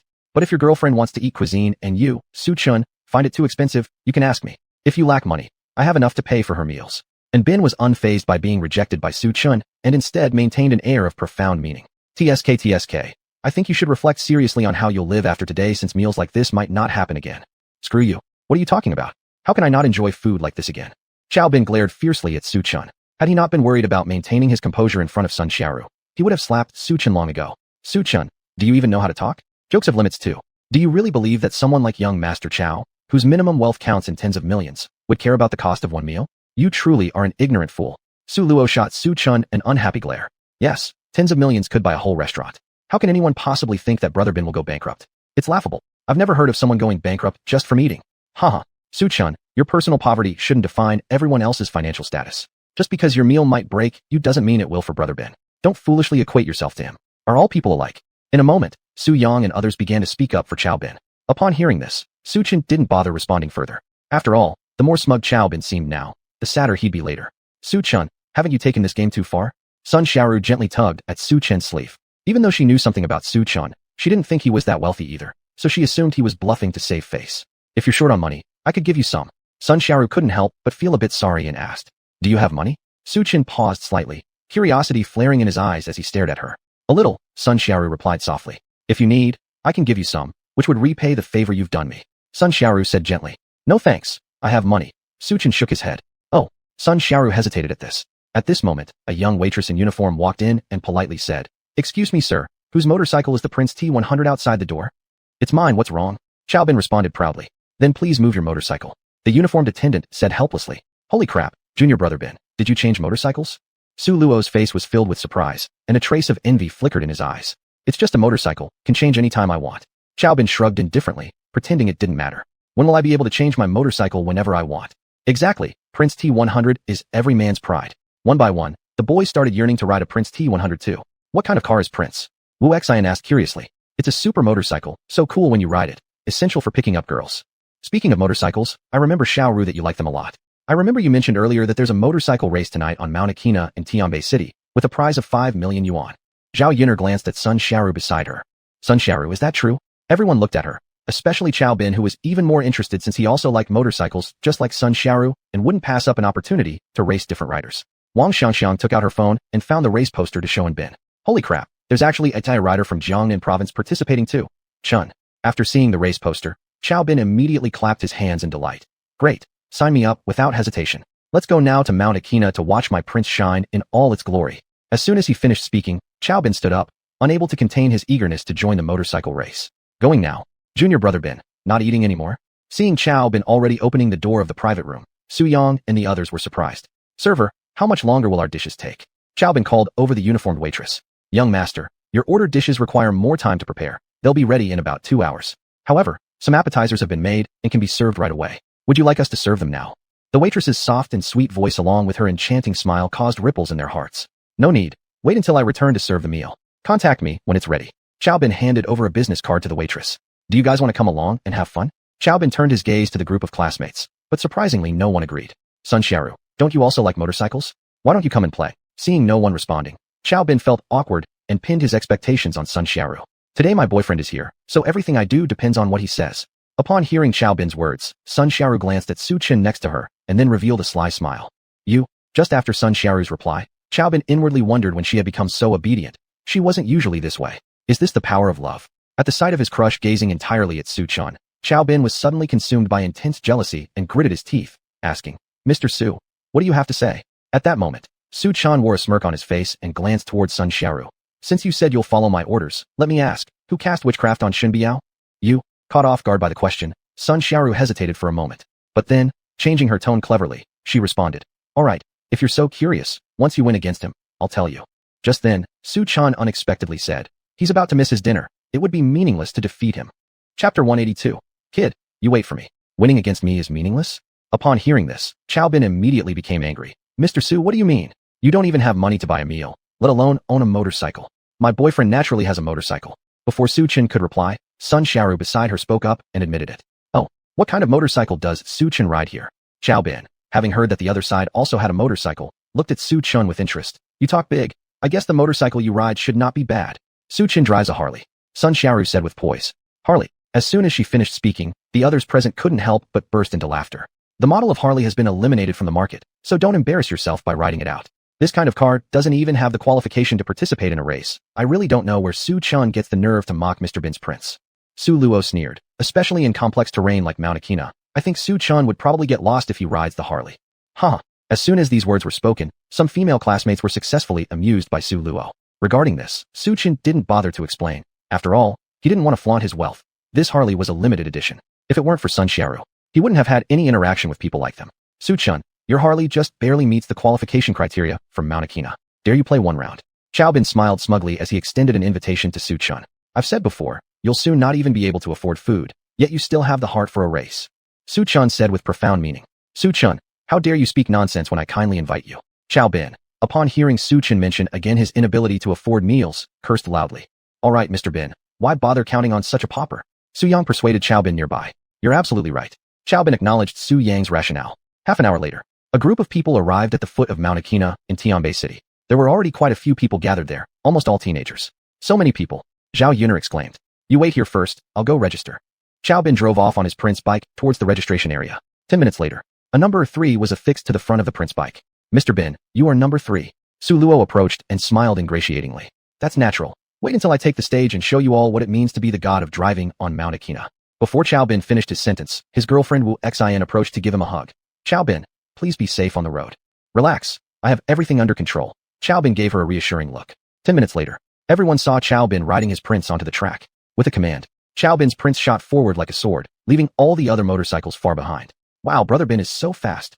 Right at the start, Su Luo noticed Chao Bin's prince had already taken the lead. Truly worthy of my Brother Bin. No one deserves the title of Mount Akina, driving god, more than him.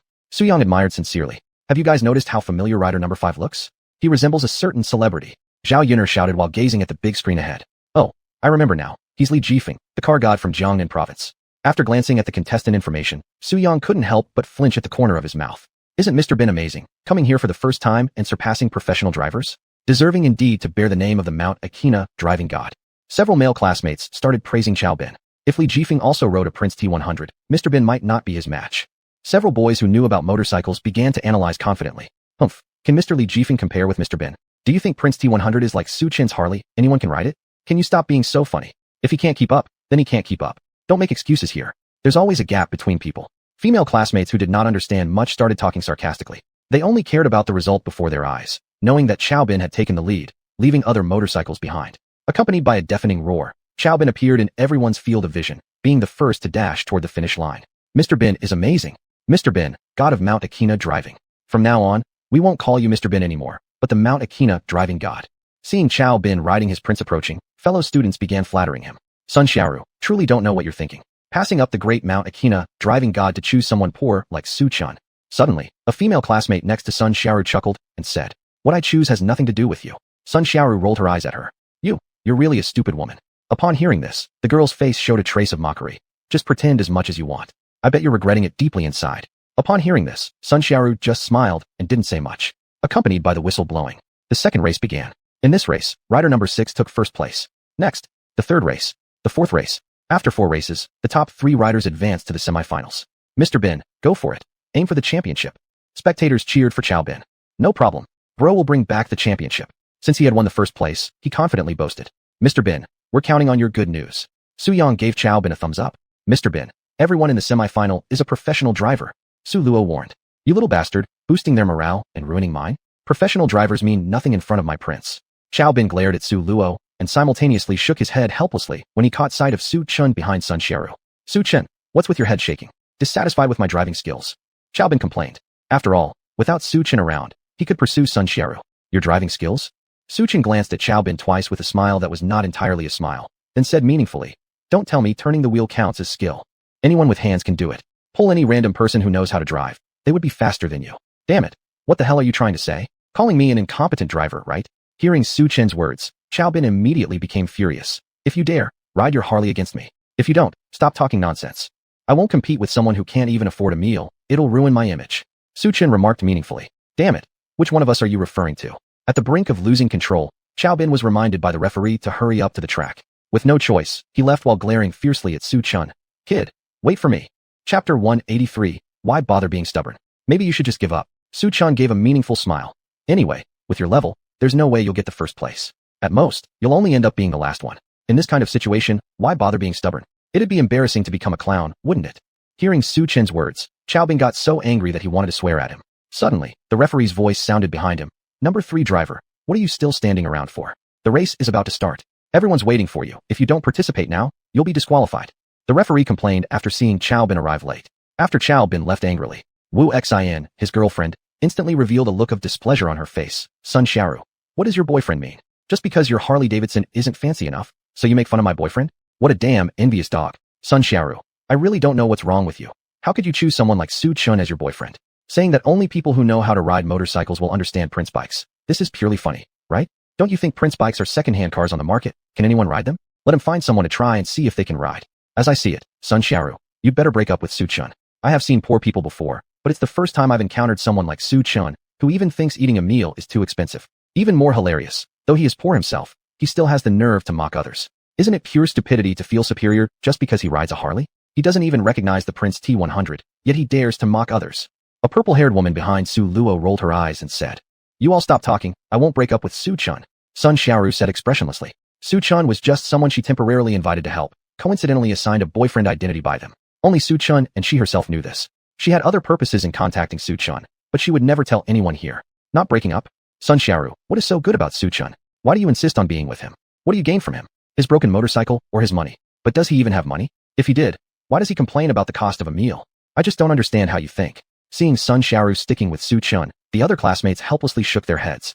At this moment, Chao Bin, riding his prince bike first, charged forward like a fierce beast ready to pounce. See, my boyfriend is first, what else can you say? Humph, saying that Chao Bin will be last if he participates in the elimination round. You're really being ridiculous. Are all you poor people like you, who like to brag without basis? I told you earlier, just stepping on the throttle is not skill, triple hairpin bends are what truly tests real skills. Facing Wu Xian's questions, Su Chun said faintly, the next triple hairpin bend, Chao Bin will definitely be last. Nonsense. Wu Xian glared at Su Chun. During the first lap of the triple hairpin bends, Chao Bin was already far ahead, because he is the car god of Akina Mountain. Someone like you who is fit only to ride Harley-Davidson simply doesn't understand what a car god is you. While Wu Xian was boasting arrogantly, flanking her, Su Yang suddenly changed expression. It's bad, young Master Bin got overtaken at the triple hairpin bends. What? They hurriedly looked up at the racetrack. Wu Xian's body trembled slightly, unable to stay seated any longer. Because currently on the track, the originally leading Chao Bin has now become 8th place. And more cars are overtaking him. How could this happen? How could Chao Bin's speed suddenly slow down? Wu Xian couldn't accept this. Is it because the bike broke down? It's not. Young Master Bin slowed down when turning. A classmate who knows about cars analyzed. Slow down? Why slow down?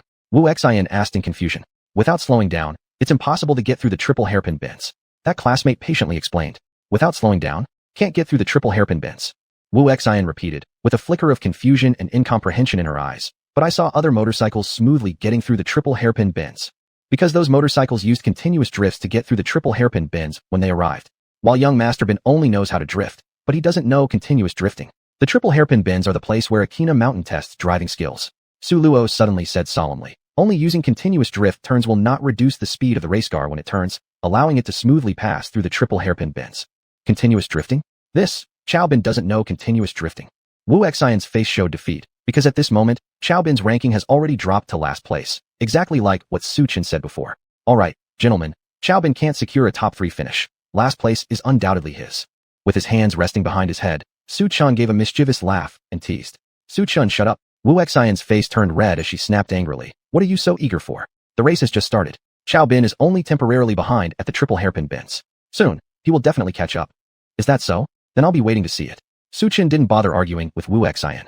Time ticked by second by second. Gradually, Su Luo and the others lost all hope. Because Chao Bin's motorcycle had been left far behind by other racers, even lagging a whole lap behind. Damn, how can these motorcycles go so fast?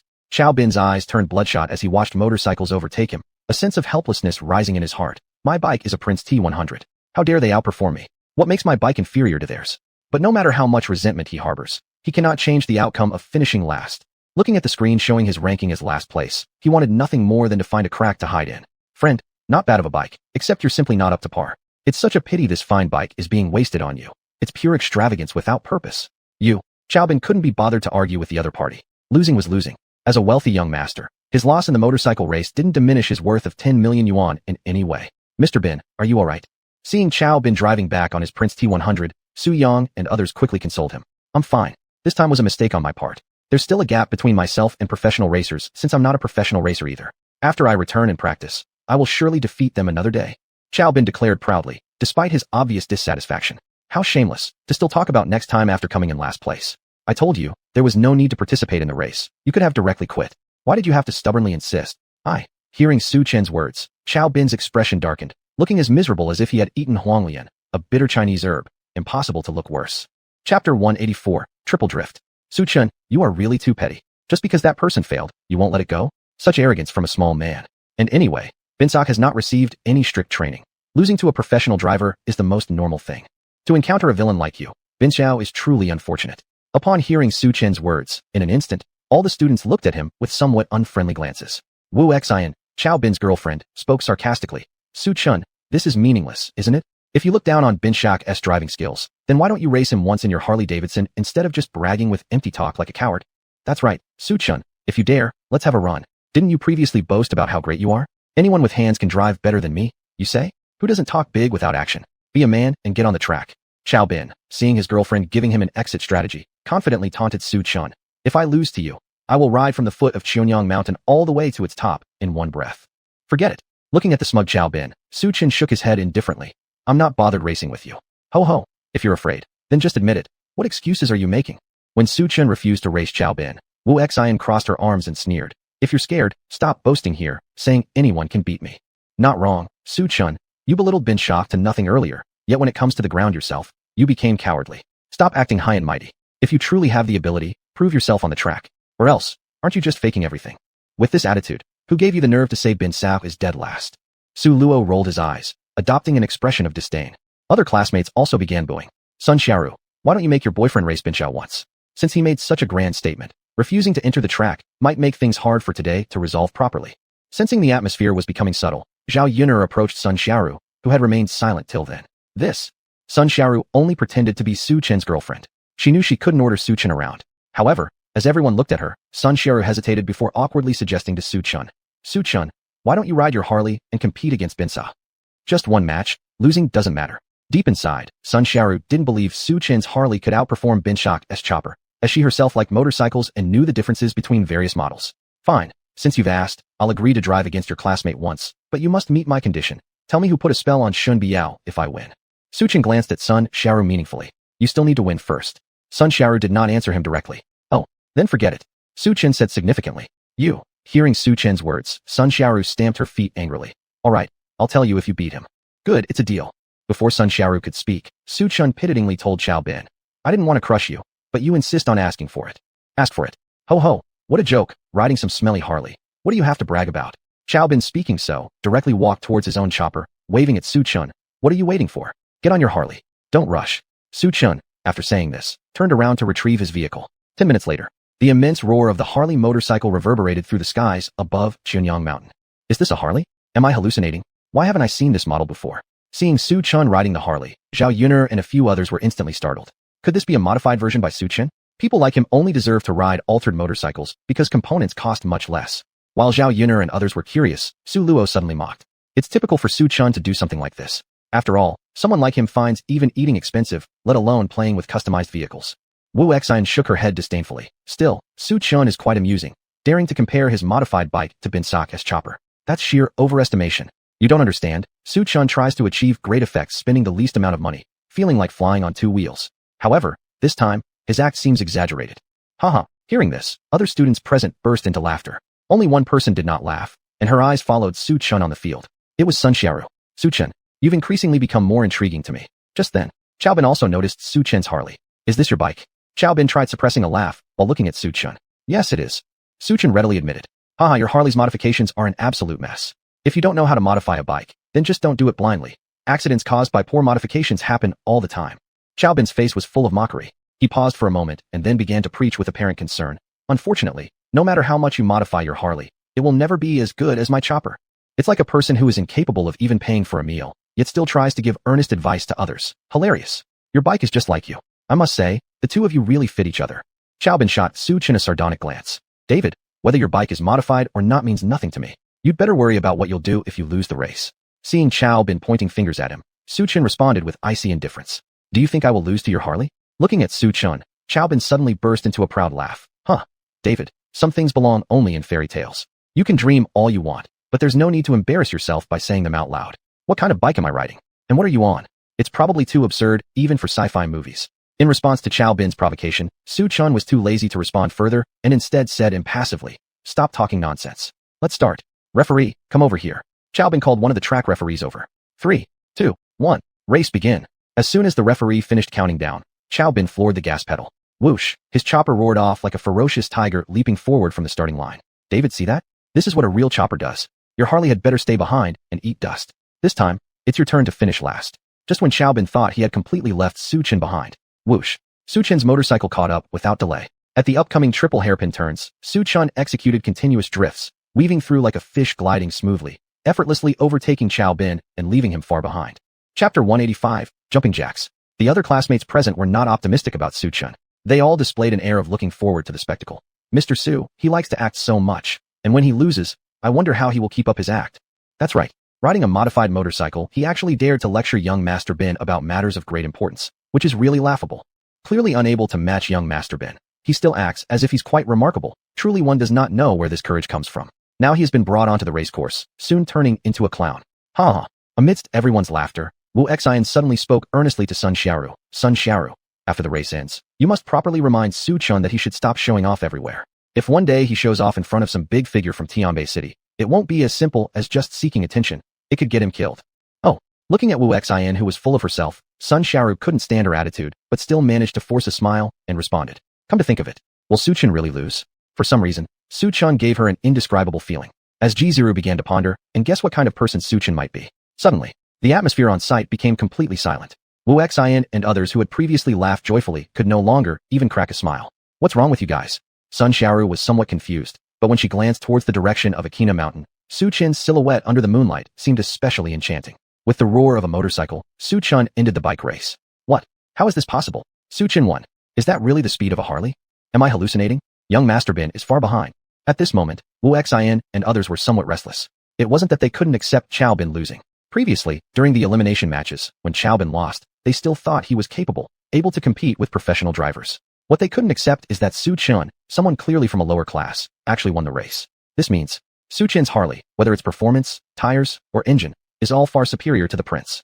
When did modified cars become so incredible? An unknown classmate shouted in surprise. Instantly, Su Luo and others wore expressions of disbelief on their faces. Until after quite some time, a car-savvy male student shook his head and said, even if it's a modified car, its speed shouldn't be this fast unless Su Chun pulled off 3 consecutive drifts at the Sanlian turn to overtake, because only there on Akina Mountain would be the best place for a comeback. I think it could also be that. After all, regardless of how modified a Harley might be, the engine will never measure up to the prince, and the performance is roughly equivalent to the prince. So why would it be so fast? Just as everyone was puzzled by how Su Chun could be so fast, the restaurant staff suddenly called to say that the food was ready. Let's go call young Master Bin to eat. After hanging up the phone, Su Luo did not mention a single word about Chao Bin losing the race. Yes, let's eat first. You don't have to mock me, but I've been hungry for quite some time. In no time, Wu Xian and others found Chao Bin, who looked utterly dejected. Chao Bin at this moment looked like he doubted his very existence, his eyes vacant and his expression more blank than ever. Evidently, Chao Bin could not fathom why his prince lost to Su Chun's Harley-Davidson modified bike. Young Master Bin, the restaurant said the food is ready, shall we eat? Su Luo looked adoringly at Chao Bin. The race has been lost, so I don't think it's necessary to have this meal, right? Suddenly, a voice, half laughing and half serious, sounded. Su Chun rode up on the Harley. Su Chun, don't be smug just because you beat us on an old, broken motorcycle. Yes, your driving skills are indeed good, but so what? With your driving skills, aren't you still eating dishes that cost too much, merely playing with women that young Master Bin once played with? Wu Xian, speaking up for justice, said, you're so smug about winning the race. My young Master Bin clearly knew that you can't afford such games, yet he still offered you the opportunity to play with him. You should thank him. Without him, how would you have managed to pull off such arrogance? You're right, without young Master Bin, would you even have the chance to show off? Exactly, a small man enjoying unexpected success. Su Chun paid no heed to these words, instead focusing his gaze on Sun Xiaoru. Sun Xiaoru, I've already won the race. According to the bet, can you now tell the truth? The truth is, Sun Xiaoru bit her lip, her face filled with hesitation, unwilling to speak. Su Chun, as a man, aren't you forcing a girl to do something she doesn't want to do? Zhao Yun'er, standing next to Sun Xiaoru, saw the troubled look on her face and immediately felt unable to bear it any longer. That's right. I always wondered how Sun Xiaoru could ever see someone like you. A poor loser. Turns out she has something over you. Truly disgusting. A female classmate showed disdain for Su Chen's behavior. Xiaoru, don't worry. We're here for you. Mr. Su wouldn't dare to threaten you. Wu Xian suddenly remembered Sun Xiaoru's hesitant expression earlier and instantly understood, taking Sun Xiaoru's side. Mr. Su, do you even have the decency to call yourself a man? Upon learning that his beloved woman was once threatened by Su Chun and forced to be with him, Chao Bin immediately grew furious but soon calmed down and changed the subject, saying, Su Chun, here's a deal. You name your price, and I'll pay you to stay away from Sun Xiaoru. Bins, aren't you being too generous? Mr. Su disrespects you in front of everyone, calling you the worst and claiming you can't even afford meals. Yet not only are you unresentful, but you're also offering him money. Men like him who coerce women don't deserve a penny. Do you think Bins is the same as Mr. Su? Mr. Su is broke and still pretends to be cool while he is nowhere near Bin's level. As Su Luo spoke, her eyes glared fiercely at Su Chun. Mr. Su, since Bin Chao already offered you the money, why don't you just take it? For a guy as poor as you, shouldn't you seize this once-in-a-lifetime opportunity to rise above? Opportunities like this don't come around often. Do you know that Bin's is the crown prince of the Chao family? To him, a few million are pocket change. Here's a golden opportunity worth millions before your eyes, so stop being foolish. Why leave Sun Xiaoru when you can make money easily? With that money, what trouble would there be finding another woman? Why hang on to Sun Xiaoru alone when it's clear she doesn't want you back? If I were you, I'd grab the cash and enjoy myself. A male student said enviously, wishing he could trade places with Su Chun. Just when everyone thought Su Chun would leave Sun Xiaoru for the money. Instead, Su Chen shook his head with a half-smile and replied, leave Sun Xiaoru. When he couldn't even serve dinner properly, where would he get the money? Don't pretend to be wealthy when you're not, or you might just end up looking like a ridiculous clown. Chapter 186. Can't settle the accounts? Su Chen, you damn fool. Who are you calling a clown? Seeing Su Chen humiliate Qiao Bin in public, Wu Xian immediately went crazy and shouted. Qiao Bin saw that you lacked money, so he offered you wealth. If you don't cherish it, fine. But how dare you humiliate Qiao Bin? Is there something wrong with your brain? Enough, Wu Xian. Since he thinks he's such a big shot and refuses our money, then let this be over. Let's go eat. Qiao Bin said to his gloomy-faced girlfriend, and then he looked at Su Chen, raising an eyebrow. Mr. Su, I've already given you the chance, young master that I am. I hope you don't regret this decision of yours later. That was all he said. Qiao Bin directly rode off on the Taiju Prince motorcycle with Wu Xian to have dinner. After they left, Su Luo and others began mocking Su Chen, saying, Su Chen, are you brain dead? How can you refuse the money that Mr. Bin offers? What a dumbass. Do you even know what it means to connect with Mr. Bin? It means that you can save 30 years of hard work in the Tianbei city. And now? Fine, all you do is insult Mr. Bin, accusing him of not being able to afford food. Do you have eyes or what? Alright, stop wasting breath on Su Chen. You can never wake up someone pretending to sleep. A person who complains about the price of cuisine truly has no idea why he should pretend sophistication. Sooner or later, Su Chen will regret this stupid choice. The crowd of classmates spoke their piece, and then they walked away from Su Chen, heading straight towards the cuisine shop. Seeing Su Chen reject Qiao Bin, Sun Xiaoru couldn't help but ask curiously, Su Chen, why are you so persistent? Why don't you want the money? I can't quite understand why you refuse Qiao Bin. Is it really worth it for just one woman? Su Chen merely smiled lightly, looking at the puzzled Sun Xiaoru, and replied, worth it. Because this woman is my wife. Do you understand? Your wife. Are you married? Su Chen. Sun Xiaoru was somewhat surprised. No wonder you said that restaurant was expensive. I heard married men tend to be more frugal. Not because I'm frugal, but because that restaurant isn't cheap. Su Chen narrowed his eyes meaningfully.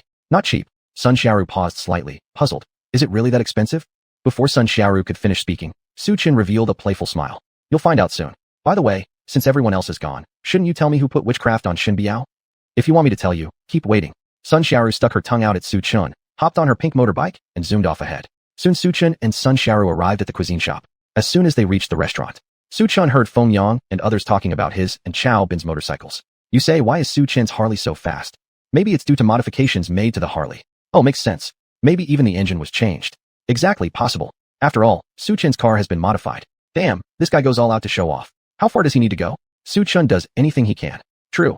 Never would have thought Su Chen wasn't only poor, but also pretentious. Not only did he modify the Harley motorcycle, but he also complained about the price of his girlfriend's cuisine, yet doesn't hold back when modifying his bike. What a poser. Absolutely a moron. So, looks like Su Chen's Harley was faster than Qiao Bin's due to modifications. Hearing these conversations among those present, Su Chen beside Sun Xiaoru smirked disdainfully, thinking how fanciful their assumptions were. Su Chen, why are you laughing? Are we wrong? Dare you swear whether your Harley is modified or not? Seeing Su Chen's scornful smile, Su Luo immediately turned red with rage and confronted him. Forget it, Su Luo. Even if you ask Su Chen directly, will he admit it? He's bound to deny any modification. Before Su Chen had the chance to speak, Wu Xian interjected sarcastically. My bike, Su Chen responded calmly, is indeed a Harley. Harley? Huh. Yes, it might look like a Harley, but after your modifications, it isn't really a Harley anymore. Do you take us for fools who can't recognize a Harley? Come on. Tell me, what specific model of Harley is your bike? Su Luo kept pressing the questions, but Su Chen paid him no mind. How could someone so trivial comprehend the value of a globally limited edition Harley? Haha, I told you this kid's car was modified. Look, he can't even answer now, right? Just then, Qiao Bin walked over, glanced at Su Chen with an amused but mocking look, then arrogantly said, a pauper remains a pauper, capable of nothing but posing. Clearly ants crawling on the ground, insisting they're dragons. What a fantasy. Ants? Aren't you talking about yourself? Su Chen narrowed his eyes, looking at Qiao Bin with an enigmatic expression. If we Qiao Bin are ants, then may I ask what are you? Dust under the feet of ants. Wu Xian was speaking when she saw a girl in a restaurant uniform walking over with her long, slender legs. Master, your meal is ready. The girl in uniform looked at Qiao Bin gently and gave him a flirtatious smile. Please settle the bill first, master. Settle the bill first. This made Qiao Bin frown slightly, feeling displeased. After all, restaurants that require payment before dining were as rare as phoenix feathers and unicorn horns in Tianbei City. I'll pay after I eat. Qiao Bin said coldly. Sorry, sir. Our restaurant rule is to settle the bill first before eating. The girl in uniform did not compromise. How about this? Does your restaurant think that young Master Bin can't afford the meal? Upon hearing the girl's words, Qiao Bin immediately became furious, pulling out his platinum card from his chest and throwing it at the girl's face. Settle the bill first, right? Take it and settle it now, so people in Tianbei City don't say Qiao Bin, eats without paying. I'm not like certain people who complain about the price. As he finished speaking, Qiao Bin cast a sidelong glance at Su Chen behind Sun Xiaoru. All right, master, please wait a moment. I will go settle your bill now. Faced with Qiao Bin's rude behavior, The girl didn't get angry. Instead, she picked up the bank card from the floor with a smiling face and turned to leave. After the girl left, young Master Bin, why bother getting angry? She's just a waitress. Yeah, she's destined to be a working-class person. How could she compare to young Master Bin such as you? Isn't that true? Nowadays some waitresses really have a sense of humor. What kind of identity does our young Master Bin have? Heir to the Chow family, a future big figure in Tianbei City. How could he not afford a meal? That's right, not everyone is like Su Chun who can't even afford a meal. People without discernment should avoid being waiters. Otherwise, they won't survive in Tianbei City, not knowing who they've offended. Just as everyone was talking, the girl returned. The bill has been settled. Can we start eating? Chow Bin looked down at the girl in uniform condescendingly. Master, sorry, but your platinum card can't settle the bill. As soon as these words were spoken, Chow Bin and his group, who were preparing to pick up their chopsticks, froze in place. Chapter 187, got scammed. Can't settle the bill? Are you making an international joke? Chow Bin was slightly startled by what the uniformed girl had said, thinking that he might have heard it wrong. After all, his card had a full 10 million in it. Could it be that he couldn't afford even one meal? Even buying the whole restaurant would still be far from using up all his money. Hey, are you waitress making a mistake? Chow Bin here is the crown prince of the Chow family. How can his bank card fail to settle the bill? On the side, Wu Xian gave the uniformed girl a sharp, sarcastic glare. Master, lady, I haven't made any mistakes. This card really can't settle the bill. Faced with Chow Bin and Wu Xian's questions, the uniformed girl calmly responded. Seeing her serious face, not like she was joking around, Chow Bin began doubting himself. Unless his father had put a limit on his platinum card? But that didn't make sense. He hadn't been spending recklessly since he came to Tianbei City these past few months. Even the motorbike prince at the door was bought with his own money. Thinking about this, he frowned deeply. Chow Bin directly and coldly told the uniformed girl, you go bring the card swiper over here. Swipe my card again right in front of me. All right, master, please wait just a moment. Soon, the uniformed girl brought the card swiper over. Beep, your balance is insufficient. When the notification sound came from the card swiper, Chow Bin's pupils widened instantly. What the hell? It actually failed to settle the bill. Could the card swiper be broken, Brother Bin? Hearing the notification sound, Su Luo nearby flatteringly said to Chow Bin, a meal could cost how much? Maybe my dad has paused my platinum card. Chow Bin guessed aloud. What if? Just as Su Luo hesitated about whether to pay for the meal himself, Wu Xian, wearing high heels with a sexy posture, handed a bank card to Chow Bin. Use mine. I've got 20 10,000s on my card. It's more than enough for today's consumption. You, how could that possibly work? Looking at the bank card offered by Wu Xian, Chow Bin felt somewhat embarrassed. As the crown prince of the Chow family, how could he casually spend a woman's money? If the news got out, wouldn't people ridicule him? Bin Hao, look at what you're saying. We are a couple. My money is yours, unless you only want to play around with me and don't intend to marry me. Wu Xian had a soft and alluring look. She was a smart woman. She knew what it meant to help someone when they needed it most. Today, she helps Chow Bin. In the future, Chow Bin would treat her better. All right, I'll use this money first. In the future, I will return the 20 10,000s to you. After some thought, Chow Bin took the bank card Wu Xian handed him, tossed it to the uniformed girl, then coldly said, go rescan it. Beep, your balance is insufficient. The card swiper again gave the notification sound. Hearing this familiar sound, not only did Chow Bin pause for a second, even Wu Xian was taken aback. Hey, what kind of broken card swiper do you have? Can you hurry up and get a new one? Is it broken? With one hand, Wu Xian smashed the card swiper in the girl's hand to the ground and scolded arrogantly. Lady, if there's no money on the bank card, naturally, it will prompt balance insufficient. Patiently picking up the smashed card swiper from the ground, the uniformed girl wasn't upset. Instead, she gave a slight smile. Balance insufficient. Upon hearing these irritating words, Wu Xian immediately folded her arms across her chest and sneered. Oof. Are you dreaming? I've got 20 10,000s on my card. Unless your place is so extravagant that even 20 10,000s won't cover the expenses. Yes, 20 10,000s indeed isn't enough to consume in our shop. The uniformed girl nodded, looking calm and composed. 20 10,000s aren't enough. Seeing the other person admit frankly and composedly, Zhao Yuner abruptly spoke. Give me the receipt. After roughly 2 minutes, the uniformed girl handed over a slip of paper. This is the receipt. Let me see. Su Luo grabbed the receipt ahead of others. Not looking at it would be fine. But once he looked at it, Su Luo trembled slightly, his pupils contracted continuously, and his entire body became petrified and stiffened. Holy crap, this is a black market store. Su Luo, what happened? What black store? Could there be something wrong with the receipt? Zhao Yuner asked Su Luo, in confusion. You check for yourselves. Su Luo passed the receipt in his hands to Wu Xian and others. 1 bottle of plain water, 5,000.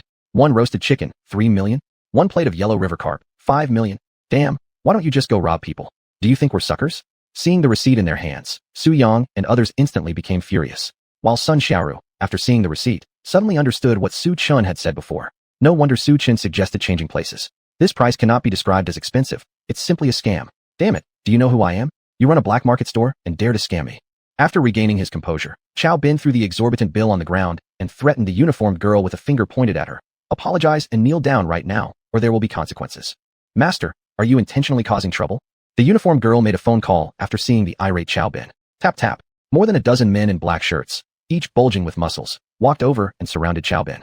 What do you want to do? Wu Xian was scared and trembled lightly at the sight of these muscular men. Xiao Bin himself was intimidated by these fierce strongmen. He glared at the uniformed girl and said, "This is how you do business? Don't you know that customers are gods? Not only did you scam us, but you also want to attack us. You were the one who tried to eat for free first. How about this? We expect you to pay, and if you refuse, don't blame us for being impolite." The uniformed girl's gentle demeanor from before had changed. She gave a cold smirk. Upon hearing that they tried to eat without paying, several dark-clad muscle men grimaced ferociously. "Damn, how dare you try to eat for free? You're tired of living. Mr. Bin, let it go. Don't start a fight. We can just leave. No need to have dinner here." "Yeah, Mr. Bin, those people are not good-natured, better not to mess with them. A wise man doesn't suffer current losses. If something happens to you, how would Mr. Chow handle it? Calm down now. Everything will be all right." And stepping back leads to broader horizons.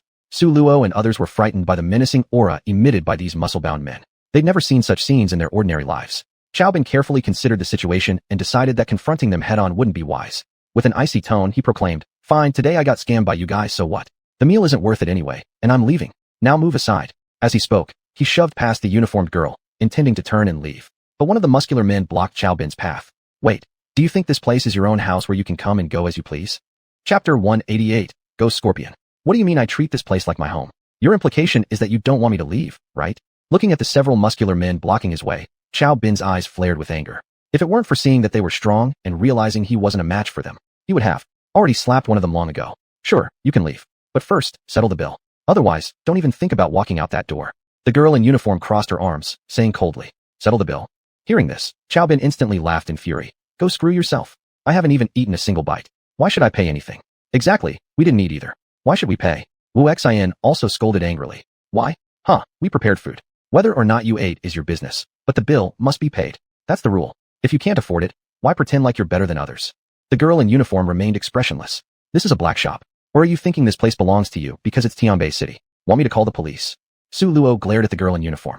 But as soon as he finished speaking, smack, a muscular man slapped Su Luo across the face. "Fuck you. You dare call the police? Try calling now, and see what happens." "You." Holding his red cheek, Su Luo saw the man's well-built muscles and immediately backed down. Zhao Yuner noticed this and was just about to take out her phone to report it. However, bang, the girl in uniform wearing high heels came over and kicked Zhao Yuner hard in the stomach. The high heel sank deeply into Zhao Yuner's abdomen. "Fucking bitch, how dare you call the police?" The girl in uniform grabbed Zhao Yuner by her hair, her face filled with icy fury. I. Clutching her abdomen in pain, Zhao Yuner stammered but couldn't form any coherent words. Su Yang and others saw Zhao Yuner being bullied, but they could only glare helplessly, none daring to stand up for her.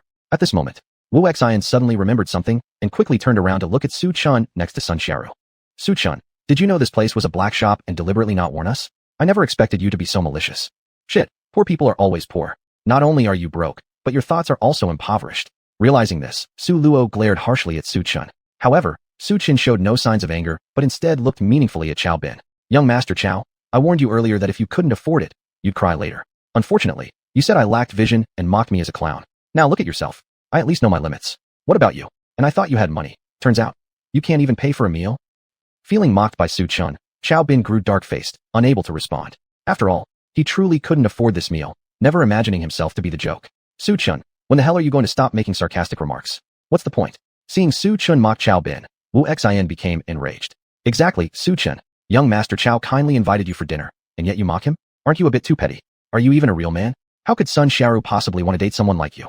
When Su Yang and others saw Su Chun adding insult to injury, they grew anxious and spoke up for Xiao Bin immediately. Xiao Bin reflected for a moment, then arched his eyebrows and asked Su Chun, "Su Chun, it was my mistake earlier for not checking the menu carefully. You were right, I can't afford the food here. But this is a black shop, so it doesn't matter how much money I have. However, since you already knew this place is a black shop, surely you must have some way to solve our current predicament. You can't just watch idly while your girlfriend, and we end up in trouble, right?" Pointing at the muscular men, Xiao Bin spoke with hidden significance. But Su Chun merely squinted and smiled. "Xiao Bin, what exactly are you implying? I don't quite follow." "You." Xiao Bin was momentarily speechless. "Mr. Su, what young Master Chow means is to ask you to save him. Don't you get that?" Wu Xian spoke arrogantly. Su Chun simply responded, "All right, I'll save him on one condition. He has to kneel down before me and call me grandpa." "Shit, what are you talking about, son of a gun?" Xiao Bin thought he misheard. "Su Chun, are you suggesting Xiao Bin kneel down and call you grandpa? Are you deserving of such respect? Don't forget, you're also inside this shop. Do you really think you can escape? Pathetic." Wu Xian cursed under her breath. Others also frowned and criticized. "Su Chun, young Master Chow forgave you earlier when you teased him about not having enough money for the meal. He even offered to give you money. But now you're mocking him in this situation. Even Zhao Yuner, kneeling on the ground and enduring the pain, spoke with difficulty. Su Chun, I didn't expect that you are not only poor, but also lacking in wisdom. People like you are rare indeed. But Su Chen's next words made the others even angrier. Don't put me in the same category as those poor wretches. For the sake of Sun Xiaoru, to have Chaobin call me grandfather would be his honor. Do you know how many people weep and beg to call me grandfather? You. Seeing Su Chen's arrogant demeanor, Wu Exing gritted her teeth and shouted, Su Chun, what the hell are you pretending to be? Aren't you just a poor loser? What gives you the right to act so haughty? Furthermore, you talk about making Chaobin kneel down being an honor? What do you think you are? Jiang Nantian from the Jiang family, or Uncle Hu from Tiabei City? If you don't have the ability, stop pretending to be superior here. That's correct. Su Chen should have self-awareness. Come on, I really want to see what kind of confidence makes you say such things like letting Mr. Bin kneel and call you grandfather? Isn't your arrogance top-notch?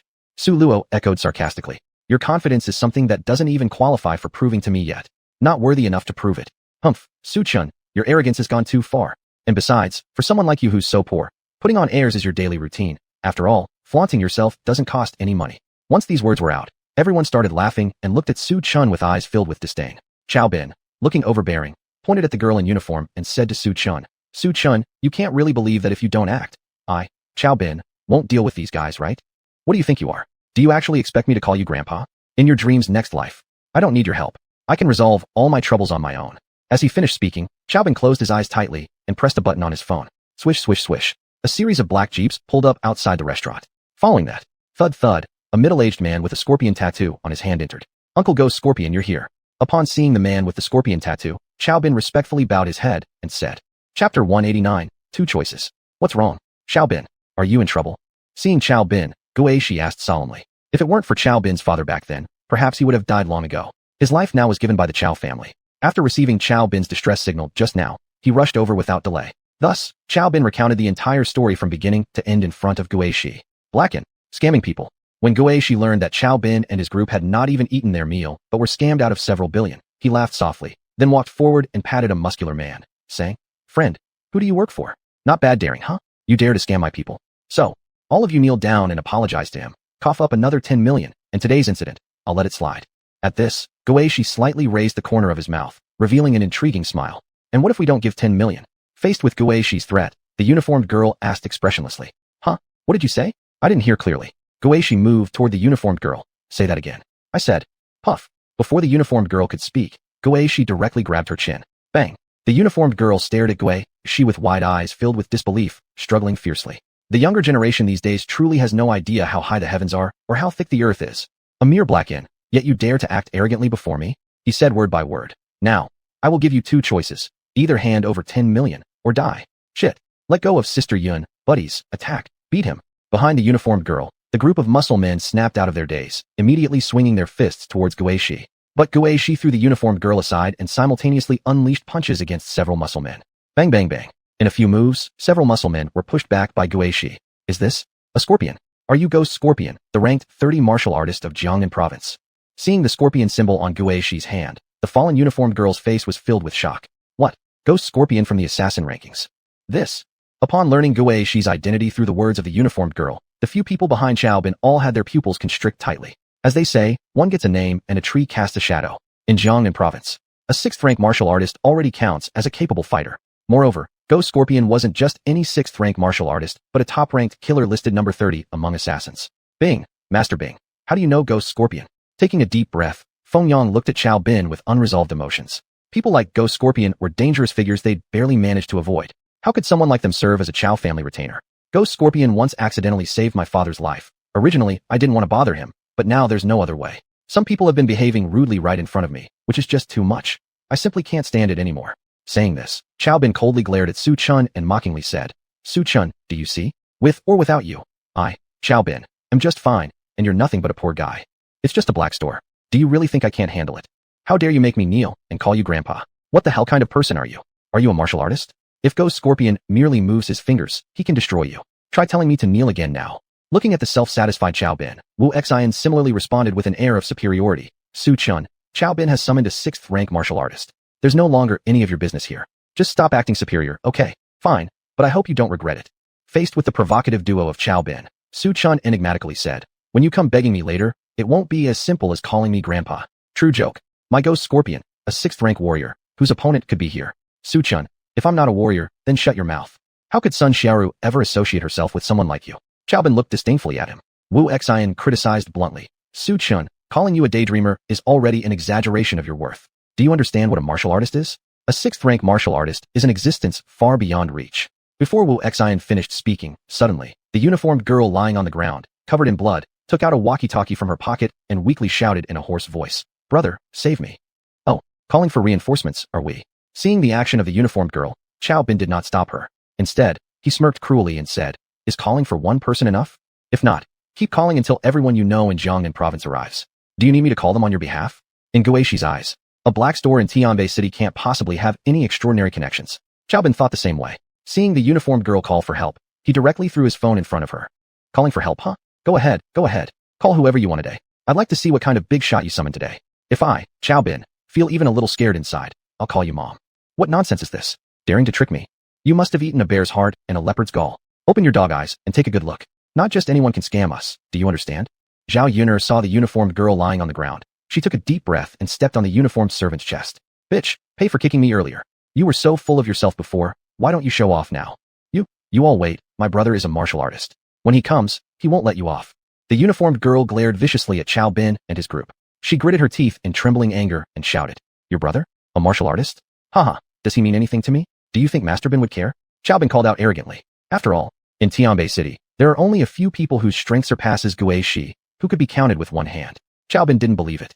A small black and couldn't summon such an important person. Keep in mind, even the Qiao family of Tianbei City met Guixi under fortuitous circumstances. Under normal circumstances, forces like the Qiao family couldn't ask a 6th-rank martial artist to act on their behalf. If the Qiao family struggled with this, how could a humble diner possibly boast such strong martial arts connections? But then, while other classmates were looking down on the uniformed woman with contempt, no one noticed the faint smile that curled up at Sun Xiaoru's lips. When a middle-aged man dressed in a white robe, with a long dark scar on his face, appeared at the restaurant, Qiao Bin's smile suddenly froze. Chapter 190, Won't Live Long. It's him. Yu Mian Luocha, ranked 20th on the hitman list, Luo Gang. Upon seeing the imposing white-haired man with a single eye radiating an overwhelming chill, Qiao Bin panicked, quickly retreating 2 steps while swallowing hard. His face was filled with shock and disbelief. How is this possible? The Qilong organization has already issued a red arrest warrant, yet he still dares to show up? No one expected that such a ruthless character would appear in Tianbei City and even start a black market business. Junior Bin, who exactly is this person? You seem terrified of him. Su Luo and others did not recognize Luo Gang. They noticed Qiao Bin's nervousness and wariness, prompting them to cast questioning glances. He's called Luo Gang, once one of the 8 great generals under the command of Qilong. What's more, during one mission, he defected from the Qilong organization and single-handedly massacred all the Qilong members involved. As a result, he became a notorious criminal under Qilong's red arrest warrant. Qiao Bin's words made everyone else present suck in a sharp breath. One of the 8 former generals under Qilong? Defector of the Qilong organization. To become one of the 8 generals, one must at least be 7th rank or higher. And Qiao Bin's strength had reached the terrifying 8th rank. An 8th rank warrior? What does that even mean? In all of Tianbei City, apart from a very few powerful figures, it would be impossible for anyone to challenge Luo Gang's position. My God, this illegal restaurant hides such formidable martial artist connections. Can Uncle Gui resolve this situation? After hearing Qiao Bin reveal Luo Gang's identity, Su Yang and others turned deathly pale. Wu Xian couldn't stop trembling uncontrollably. She never thought that. Today, merely accompanying Qiao Bin for dinner would lead to encountering such a towering figure she could never hope to meet in her life. Isn't it him? Sun Xiaoru looked expressionless, but curious towards the man opposite her. Brother, you're here. The waitress dressed in uniform sighed in relief upon spotting the new arrival. Sister, go heal your wounds. Let me handle the rest. After speaking to the girl in uniform, Luo Gang raised his head and directed his icy gaze toward Qiao Bin and his group, speaking word by word with chilling determination. Good. So, a bunch of insignificant ants dare to crash my place, and even dare injure my disciple? To be honest, you are simply tired of living. Luo Gang, it's actually you? Recognizing Luo Gang, Gui Xia felt his heart jolt. After all, his own power stood no chance before Luo Gang. Oh, is that you, Ghost Scorpion? After sizing Ghost Scorpion up for a moment, Luo Gang recognized him. So it was you that dared touch my disciple. I see. Luo Gang, there's been a misunderstanding. Initially, your sister extorted money from my subordinates first. Let's settle this peacefully. How about this? I'll pay 5 million, and we call this incident done, okay? After pondering for a bit, Ghost Scorpion decided to use money to settle the matter. Being both prominent figures on the Hitman rankings, Luo Gang outranked him. Naturally, in terms of strength, he wouldn't stand a chance. 5 million. At Ghost Scorpion's offer, Luo Gang immediately let out a wry chuckle. Humph. Ghost Scorpion, you're ranking behind mine. And you think yourself fit to talk money with me? Do you truly believe I'm short 5 million? What number do you propose then? Ghost Scorpion lowered his voice. 50 billion. Raising his chest proudly, Luo Gang displayed an attitude befitting a supreme ruler. Ghost Scorpion, hand over 50 billion, and today, I'll spare your lives. Otherwise, none of you will walk out of here alive. You. Upon hearing Luo Gang's exorbitant demand, Ghost Scorpion trembled with anger, unable to say a single word. 50 billion? This astronomical sum was beyond reach, even for someone like him. Luo Gang, 50 billion is absurd. At most, I can offer 500 million. After a brief silence, Ghost Scorpion gazed coldly at Luo Gang. 500 million? Ha! Ghost Scorpion, not enough to buy your own life. Just as Luo Gang was speaking, Ghost Scorpion suddenly launched an attack. Not enough to buy my life. Then I'll take yours first. Zhong. In an instant, Ghost Scorpion darted forward, delivering a scorpion tail sweep straight at Luo Gang. So fast it resembled a diving hawk cutting through the air, accompanied by a hissing sound. Big brother, be careful. Seeing Ghost Scorpion's sudden offensive maneuver, the waitress who had been about to leave got a fright. Legend has it that Ghost Scorpion's scorpion technique is unmatched worldwide, but today I see that it's rather exaggerated. Facing Ghost Scorpion's onslaught, Luo Gang smirked and unleashed a punch directly towards Ghost Scorpion. Uncle Ghost Scorpion, beware. Seeing Luo Gang deliver a punch at Ghost Scorpion, Xiaobin warned. Scorpion skill. Both defensive and offensive, it is seamless and deadly with every strike. But no matter how proficient the skill may be, the disparity in strength creates an insurmountable chasm. Every blow from Ghost Scorpion was effortlessly blocked by Luo Gang. Ghost Scorpion, if that's all you've got, then you can die in peace. Luo Gang let out a cold laugh. Do you know why others call me Yumian Luocha? Today, I will show you why. Before the words even faded, Luo Gang suddenly revealed a knife from his sleeve. In a single breath, Luo Gang made a swift motion through the air, decisively slashing towards Ghost Scorpion's neck. Ghost Scorpion clearly did not expect such a sudden and deadly attack. Before he could finish his sentence, his body began to fall slowly to the ground. The next second, a spurt of blood erupted from Ghost Scorpion's neck, followed by an immediate cessation of life. Uncle Ghost Scorpion. Upon seeing Ghost Scorpion collapse, Xiaobin immediately lost control and fell to the ground in terror. Not just him. Wu Xian and others nearby cowered in fear, trembling anxiously in the corner. We're done. We're all finished. Luo Gang is someone on the hitman rankings. Killing us would be as easy as plucking fruit from a tree, but I don't want to die. What can we do? Who can save us? Who? By the end, these individuals began sobbing uncontrollably, crying loudly with despair. Haha, I told you no one can save you today. At the sight of their terrified and helpless state, Luo Gang's face twisted into a savage grin. Their anguish only excited him more. Luo Gang, as a wanted criminal by the Qilong organization, how dare you still appear? Are you not afraid they'll capture you? Just when everyone was hopeless, Sun Xiaoru, who had been silently standing by, suddenly stepped forward. Sun Xiaoru, are you crazy? Seeing Sun Xiaoru take a stand, the rest stared at her in astonishment. Yes, it's not your place to confront him. It should be your boyfriend's job. Boyfriend? Is Su Chen the type to have a boyfriend like that? In a situation like this, if he doesn't step up and instead lets his woman do it, he's truly a piece of trash. Hearing Sun Xiaoru's voice, Luo Gang turned his gaze toward the young girl before him, observing her with evident interest. Oh, do you think I'd appear if I were scared? Before Sun Xiaoru could reply, Su Chen interjected coldly. Even without the Qilong organization, you won't live much longer. Chapter 191. I'm here. Do you think I don't have long to live? Hearing this, Luo Gang burst into laughter. Su Chen, if you want to die, don't drag us down with you. Seeing Su Chen still pretending to be superior, Xiao Bin angrily roared. Su Chen, have you even understood the current situation? Luo Gang wants to kill us. And here you are pretending. Damn it, there's a time and place for showing off. Showing off? Which eye of yours sees me faking it? If you're afraid, just say so already. Looking at the terrified Xiao Bin, Su Chen said meaningfully. If you're afraid, just say it already. But now, kneeling and calling me grandpa is too late. I've changed my mind. You can call me grandpa 3 times. Call you grandpa. I'd rather call your mother. Xiao Bin roared in hysteria. You poor bastard, facing death and relying on women to save you. What are you trying to show off for? Exactly, Su Chen, why don't you shut up? Even Gui Xia wasn't Luo Gang's match, and you arrogantly claim that he doesn't have much time left. Why should we call you grandpa 3 times? What are you anyway? Do you deserve our calls?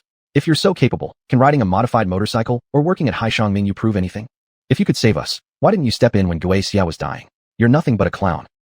After Xiao Bin's words, Wu Xian and others began to sneer mockingly as well. Clearly, none of them believed that Su Chen could save them.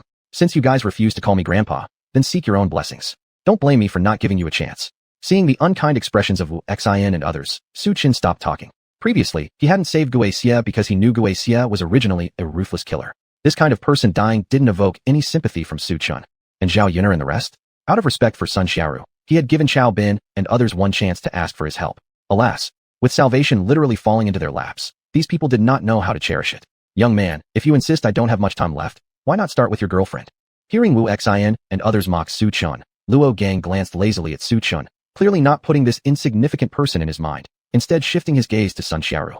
A sudden idea came to him. He wanted to humiliate Su Chun by forcing her to play along. The more he thought about humiliating her in front of Su Chun, the crazier he got. Sun Xiaoru, it's time for you to play along. Perhaps he'll be pleased enough to release us. When Xiao Bin realized Luo Gang had Sun Xiaoru in his sights, he immediately hatched a plan for her to seduce him. Yes, sacrifice yourself for the greater good of millions. Classmates will remember your kindness. Sun Xiaoru, Su Chun is merely a pauper. What's so great about following him? Make Gang comfortable, and we'll benefit from it. Other classmates joined in, persuading Sun Xiaoru. Just when everyone thought Sun Xiaoru would agree to Luo Gang's demands, she suddenly replied coldly. Who do you think you are to ask me to share your bed? Sun Xiaoru stepped forward, delivering a powerful punch straight to Luo Gang's chest. Crack. The punch carried tremendous force, causing Luo Gang to stagger back and crash hard against the rear wall. Hiss. This moment shocked Xiao Bin and others, leaving them speechless. Su Qin also stared in surprise at Sun Xiaoru, never imagining her strength was so immense. Could she possibly be a martial artist? So you're a martial artist too? In excruciating pain, Luo Gang gritted his teeth. Once regaining his senses, an overwhelming murderous intent instantly swamped Sun Xiaoru. As an 8th-rank martial artist, once among the 8 generals of the Qilong group, ever since Luo Gang arrived at the restaurant, his eyes were only on Gui Xia. He never regarded Xiao Bin and others as significant. Hence, earlier, Sun Xiaoru's ambush caught him unawares.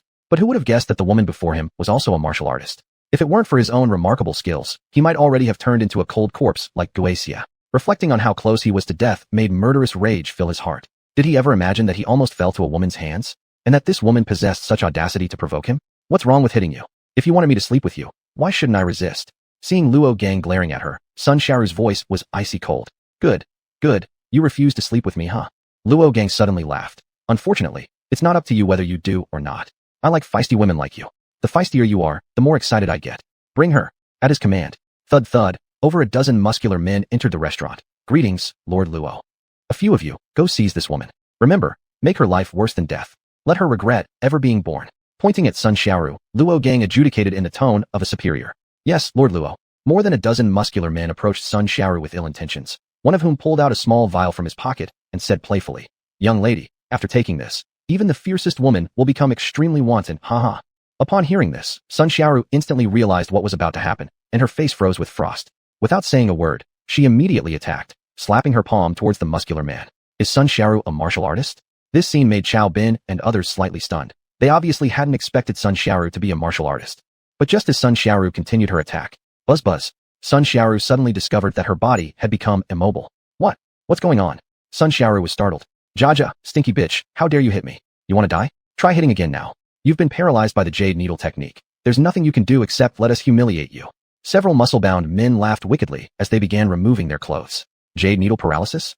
Upon hearing this, Sun Xiaoru's expression turned grave. She'd been careless. She noticed a silver needle embedded in her neck at some point. Sun Xiaoru's heart filled with despair as she imagined the indignity she would endure, making her feel intensely distressed. Tears of regret streamed down her beautiful face. Just as she felt utterly hopeless, a figure stepped in front of her. Su Chun. Seeing Su Chun before her, Sun Xiaoru was surprised. Oh, boy, you actually also want to follow this slut and offend our Lord Luo. Performing a hero saving the beauty act in front of Lord Luo? What kind of dog are you? Do you deserve it? Kneel down and sever your 4 limbs, and we'll give you a quick death. Otherwise, the muscular men threatened Su Chun loudly. But before they could finish their sentences, heart-wrenching wails echoed through the restaurant. My leg, Lord Luo, save me. It turned out that the muscles men who had challenged Su Chun were all kneeling on the ground, their legs shattered, barely alive. Martial artist?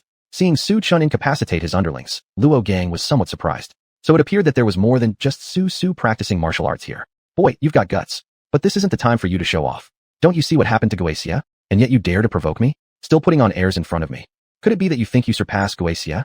As he spoke, Luo Gang's eyes gleamed with mockery. In Jiangnan province, among the young martial artists Luo Gang knew, none carried Su Chen's name. This implied that Su Chun was not a powerful individual, but rather an inconspicuous little person.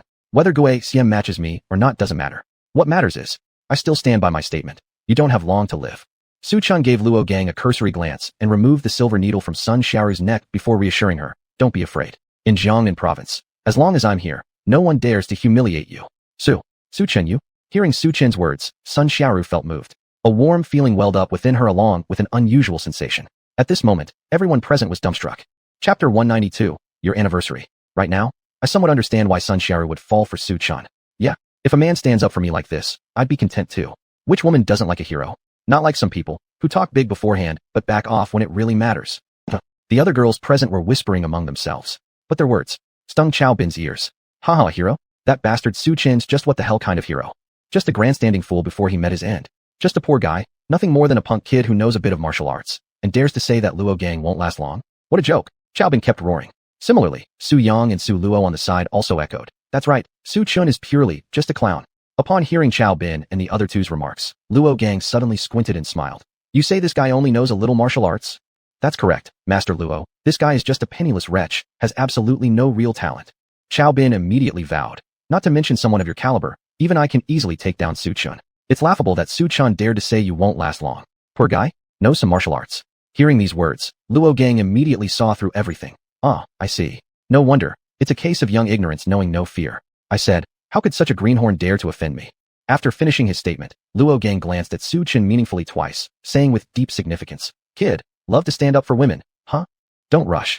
After I cripple you, I'll play around with your woman right in front of you, letting you know the consequences of sticking your nose where it doesn't belong is to become a cuckold. Upon hearing the three words, Green Turtle, Xiao Bin, Su Yang, and Su Luo couldn't help but burst out laughing, as if they forgot about their impending doom. Unfortunately, Luo Gang, you don't have that chance anymore. Su Chun looked at Luo Gang with pity. It's time. You're done for. Foolishly reckless. Luo Gang eyes turned cold, raising his hand and delivering a punch towards Su Chun. Roar. With the shockwave from the punch, a tiger-like roar echoed throughout the restaurant. Su Chun, be careful. Seeing Luo Gang's awe-inspiring punch, Sun Xiaoru was frightened to the point her face lost all color. At this moment, she thought of Ghost Scorpion. Back then, Ghost Scorpion, a 6th-tier martial artist, fell under one punch from Luo Gang. Alas, Zhao Yuner and Wu Xian, seeing Luo Gang attacking Su Chun, sighed regretfully, obviously not thinking that Su Chun stood a chance at surviving. Su Chun, it's over. How skillful your motorcycle riding is makes no difference. Your driving skills won't save you. Thinking about his previous loss on Akina Mountain against Su Chun, Xiao Bin had an ugly look in his eyes, feeling a sense of relief, improving his mood significantly. Just as everyone thought, Su Chun was certainly doomed. Unexpected, creak. Su Chun simply lifted a single finger with ease and deflected Luo Gang's punch. What? Su Chun actually blocked it? Even Uncle Ghost Scorpion couldn't block it. Su Chun is just a regular person. How could he possibly block it? Xiao Bin, Su Luo, and Su Yang's pupils froze. Luo Gang must have held back. He intended to humiliate Su Chun. Quickly, Xiao Bin came up with an excuse to console himself. Yes, definitely so. Su Yang and Su Luo also repeatedly concurred. But the next second, Xiao Bin and the others couldn't find any words to say. They witnessed Su Chen's fingertip gently shaking. Puffed. The arrogant Luo Gang from the previous moment directly collapsed onto his knees with a thud, continuously vomiting blood. Luo Elder. The muscled men whose legs had been disabled inside the restaurant felt their hearts sink. To them, Luo Gang was their sky. But now, their sky has collapsed. You are a martial practitioner? Looking up, Luo Gang gazed at Su Chun with terrified eyes. Yet before he could finish speaking, his life ended abruptly. So, Luo Gang died. As one of the 8 generals of the Red Dragon organization and an 8th-tier martial artist, he's actually dead. Killed by Su Chun. Seeing Luo Gang's cold corpse lying on the ground, Zhao Yuner and the rest were completely shocked, feeling as if they were in a dream. Sun Xiaoru looked at Su Chun incredulously, her heart experiencing ups and downs like being on a roller coaster. At the start, the trouble began with the uniformed girl swindling money. When Xiao Bin brought Ghost Scorpion, Sun Xiaoru thought the problem was over. But unexpectedly, the uniformed girl called Luo Gang. After Luo Gang subdued Ghost Scorpion, he demanded she accompany him to bed.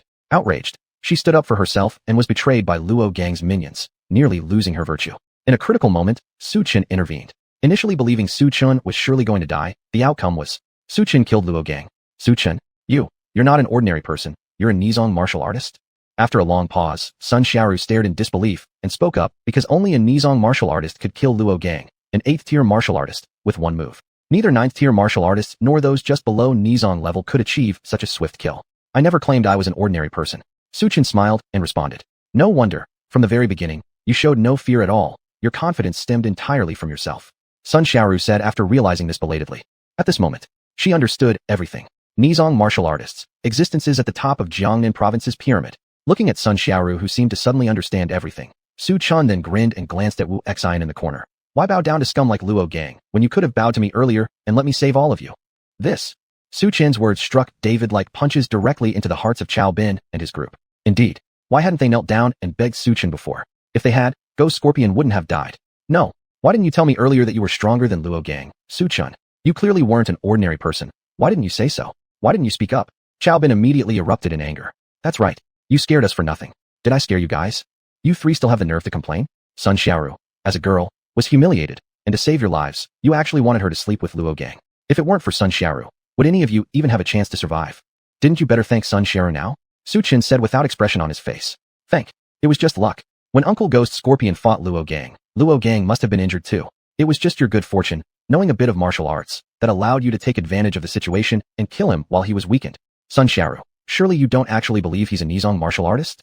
There's no name like Su Chen on Jiangnan province's list of martial artists. As for Su Chen's intervention, Qiao Bin and his group didn't express any gratitude, but instead mocked Su Chen as having gotten lucky by chance. You? Hearing Qiao Bin's mocking of Su Chen, Sun Xiaoru immediately became enraged. Bian Xiao, I remember your uncle Wang Tianqing rules both the black and white worlds. Why don't you call him and see if Su Chen really is a Nizong martial artist? Oh, that makes sense. Qiao Bin hesitated momentarily, then revealed a smirk. Before Qiao Bin could respond, Su Chen coldly interjected, I advise you not to call him, or next year's today will be your anniversary. Chapter 193. Fake martial artist?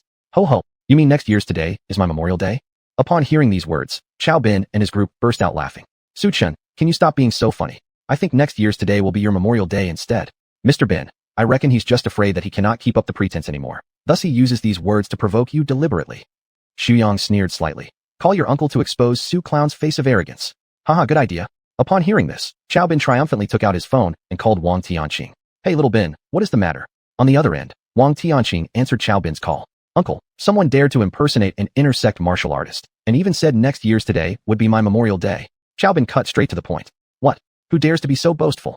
Wang Tianqing heard that someone was impersonating an intersect martial artist, and had the audacity to threaten his nephew. His name is Su Chen. Qiao Bin slowly spoke a sentence. You say his name is what again? Wang Tianqing thought he might have misheard and asked again. He's named Su Chen. Upon hearing these two names, Wang Tianqing's body couldn't help but tremble. You truly are my good nephew. Hearing this, Qiao Bin was slightly surprised and didn't understand what Wang Tianqing meant. Uncle, I'm of course your good nephew. As soon as I heard someone dare to impersonate an intersect martial artist, I immediately thought of you.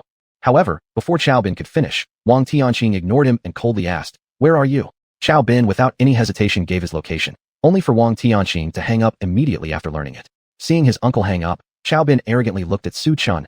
Su Chen, my uncle will be here shortly. Let's see how long you, the fake martial artist, can continue pretending. Ho ho, the Mr. Su is definitely dead this time, boasting until he hit an iron wall. Xu Yang and Su Luo chimed in. You? Su Chen obviously saved all of you, yet not only do you fail to thank him, now you're also stabbing him in the back. Sun Xiaoru was so angry she gritted her teeth. Sun Xiaoru, was Mr. Bin really saved by Su Chen? If not for Gui Shi, Ghost Scorpion, could Su Chen actually defeat Luo Gang with his own strength? Wu Xin raised a mocking smile at the corner of her mouth. Exactly, he is merely a penniless man, and he still dares to dream of becoming an intersect martial artist. Does he even deserve it? Zhao Yun'er clearly did not believe that Su Chen was an intersect martial artist either. As her words just fell silent, hurried footsteps came from outside. Before long, Wang Tianqing led several robust men into the dining room. Uncle, you've come. Qiao Bin saw Wang Tianqing's figure, got up and walked forward to apologize with a grin. To everyone's surprise, Wang Tianqing completely ignored him and headed directly towards Su Chen's position. Su Chen, go ahead and pretend some more. Let's see how you'll manage to keep it up in front of my uncle. Seeing Wang Tianqing walking towards Su Chen, Qiao Bin showed a hint of a mocking smile on his lips. Wang Tianqing, my nephew claims I am arrogant. What do you think about this? Su Chen cast a meaningful glance at Wang Tianqing. Su Chen, who do you think you are? Do you know who my uncle is? How dare you talk to my uncle like that? Before Qiao Bin could finish speaking, Wang Tianqing slapped him right across the face. Your mother is a donkey. Foolish son of a fool. You nearly got me killed. Take this fool away and deal with him properly. Uncle, what do you mean? I am your flesh and blood nephew. Qiao Bin covered his red and swollen face, looking at Wang Tianqing innocently.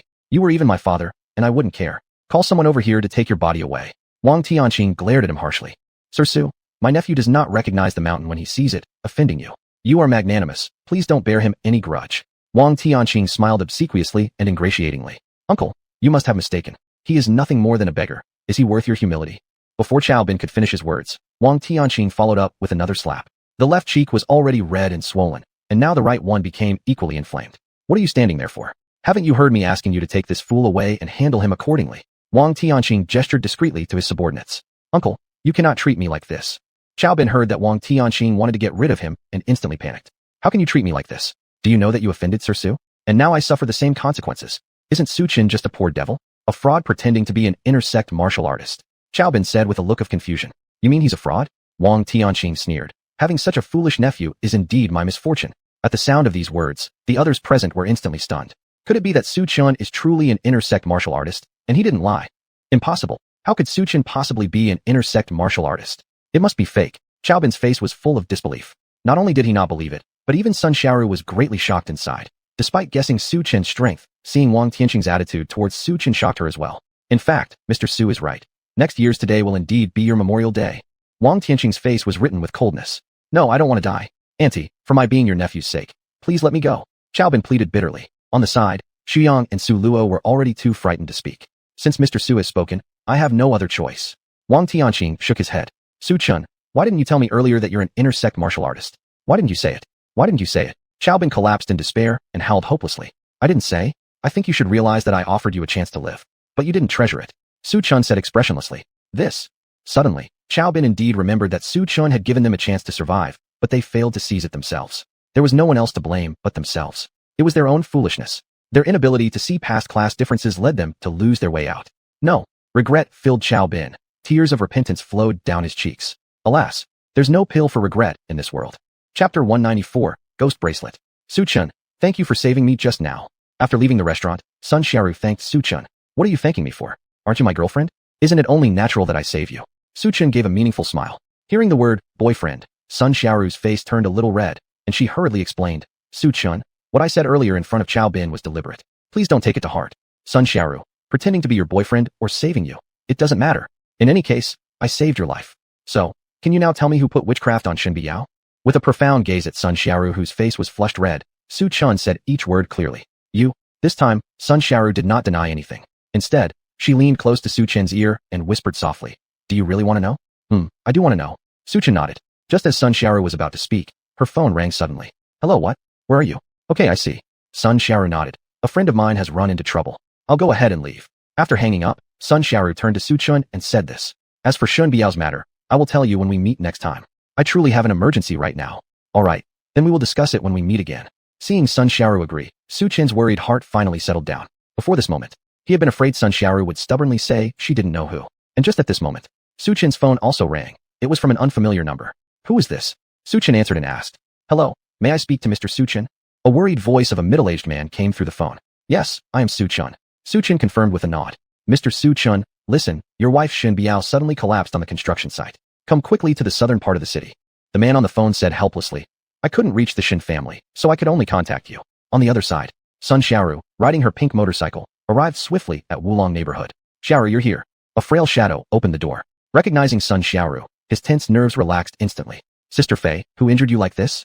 Sun Xiaoru turned around and saw Gong Fei whose clothes were covered in bloodstains. It's the xuanhuan people. Gong Fei trembled all over, with a trail of blood still lingering at the corner of her mouth. Under Qi Long's orders, xuanhuan? Upon hearing this, Sun Xiaoru's expression drastically changed. Sister Fei, how could you possibly involve yourself with them? Not that I provoked them, but rather they seem to have discovered my identity. Gong Fei slowly replied. Sister Fei, let me take you to the hospital. Sun Xiaoru was about to pick up Gong Fei and head to the hospital. No, the xuanhuan people might already be lying in wait at the hospital. If I go, it would be like walking straight into their trap. Gong Fei shook her head, refusing. What to do then? Your injuries are so severe. Sun Xiaoru became panicked. Contact Su Chen. Only he can save me now. Gong Fei suddenly thought of Su Chen. Su Chen, does he practice medicine? Upon hearing Gong Fei's claim about Su Chen being skilled in medical arts, Sun Xiaoru was surprised herself. Yes. Gong Fei nodded. An intersect martial artist, also proficient in medical skills. Su Chen, I'm becoming increasingly curious about your true identity. Sun Xiaoru thought, while dialing Su Chen's number, only to be greeted by the busy signal. Strange, he just parted ways with me not too long ago. There's no reason why he wouldn't answer his phone. Frowning slightly as Su Chen continued not answering the phone, Sun Xiaoru furrowed her eyebrows delicately. At the other end, Su Chen, upon receiving the news of Shen Biao's fainting, rushed towards the southern part of the city on his Harley motorcycle without delay. When Su Chen reached the south, a group of construction workers were chatting idly together. Where is my wife? Su Chen hastily questioned one of the workers. Your wife is? This worker did not recognize Su Chen and bluntly asked back, with a somewhat unfriendly attitude. Shen Biao. Su Chen replied. Oh, you are Mrs. Shen's husband. This is how it is. Mrs. Shen has already been sent to the hospital. Realizing Su Chen's identity, the worker immediately shifted from his prior indifference to a friendly and ingratiating demeanor. After all, the entire land project in the south of the city was entirely under Shen Biao's jurisdiction. And since Su Chen was Shen Biao's husband, naturally, he also had influence over the southern land project. Sent to the hospital by someone? Upon hearing that Shen Biao had been taken to the hospital, Su Chen frowned slightly, thinking for a moment. He turned around and left the southern area, heading toward Tianbei Hospital. At the hospital, Su Chen learned through Ma Xiaoyuan which room Shen Biao was in. Su Chen, you've come. Shen Biao, lying in bed, softly spoke as she saw Su Chen walk into the room. Biao, I heard you fainted. Are you okay? Su Chen asked with concern. I'm fine. Xiaoyu happened to pass by and saved me. Upon hearing Shen Biao's words, Su Chen noticed for the first time that there was another man in the ward besides Shen Biao. Hi, my name is Xiaoyu, and I've known Biao since we were little. Xiaoyu glanced at Su Chen, sizing him up carefully, then said politely, Su Chen. Su Chen replied coldly, as he detected traces of witchcraft on Xiaoyu. Biao, since your husband has come, I'll take my leave. Xiaoyu turned to go, but not before giving Su Chen a piercing look. No need to see me out. Su Chen replied coldly, feeling no affection towards Xiaoyu whatsoever.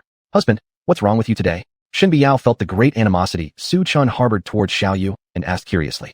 Nothing. Su Chen shook his head and changed the subject gently. Wife, how are you doing? I'm fine, just low blood sugar. Shen Biao smiled faintly. Low blood sugar?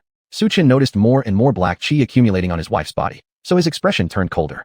Fortunately, Sun Xiaoru had already promised to tell him who had cast the witchcraft on her. What is this? Su Chen suddenly saw a jade bracelet on Shen Biao's wrist. At the sight of the jade bracelet, Su Chen's face instantly darkened. Who gave you this jade bracelet? It's called Phoenix bracelet, given by Xiaoyu. He said wearing it would prevent low blood sugar. Shen Biao explained. Wife, listen to me, throw it away. Su Chen said seriously, it's not called Phoenix bracelet, but Ghost bracelet. It can't treat low blood sugar. Instead, it absorbs a person's essence. Husband, is that true? Shen Biao was shocked by Su Chen's words. Yes, it's true. Su Chen nodded. All right, I'll do as my husband says.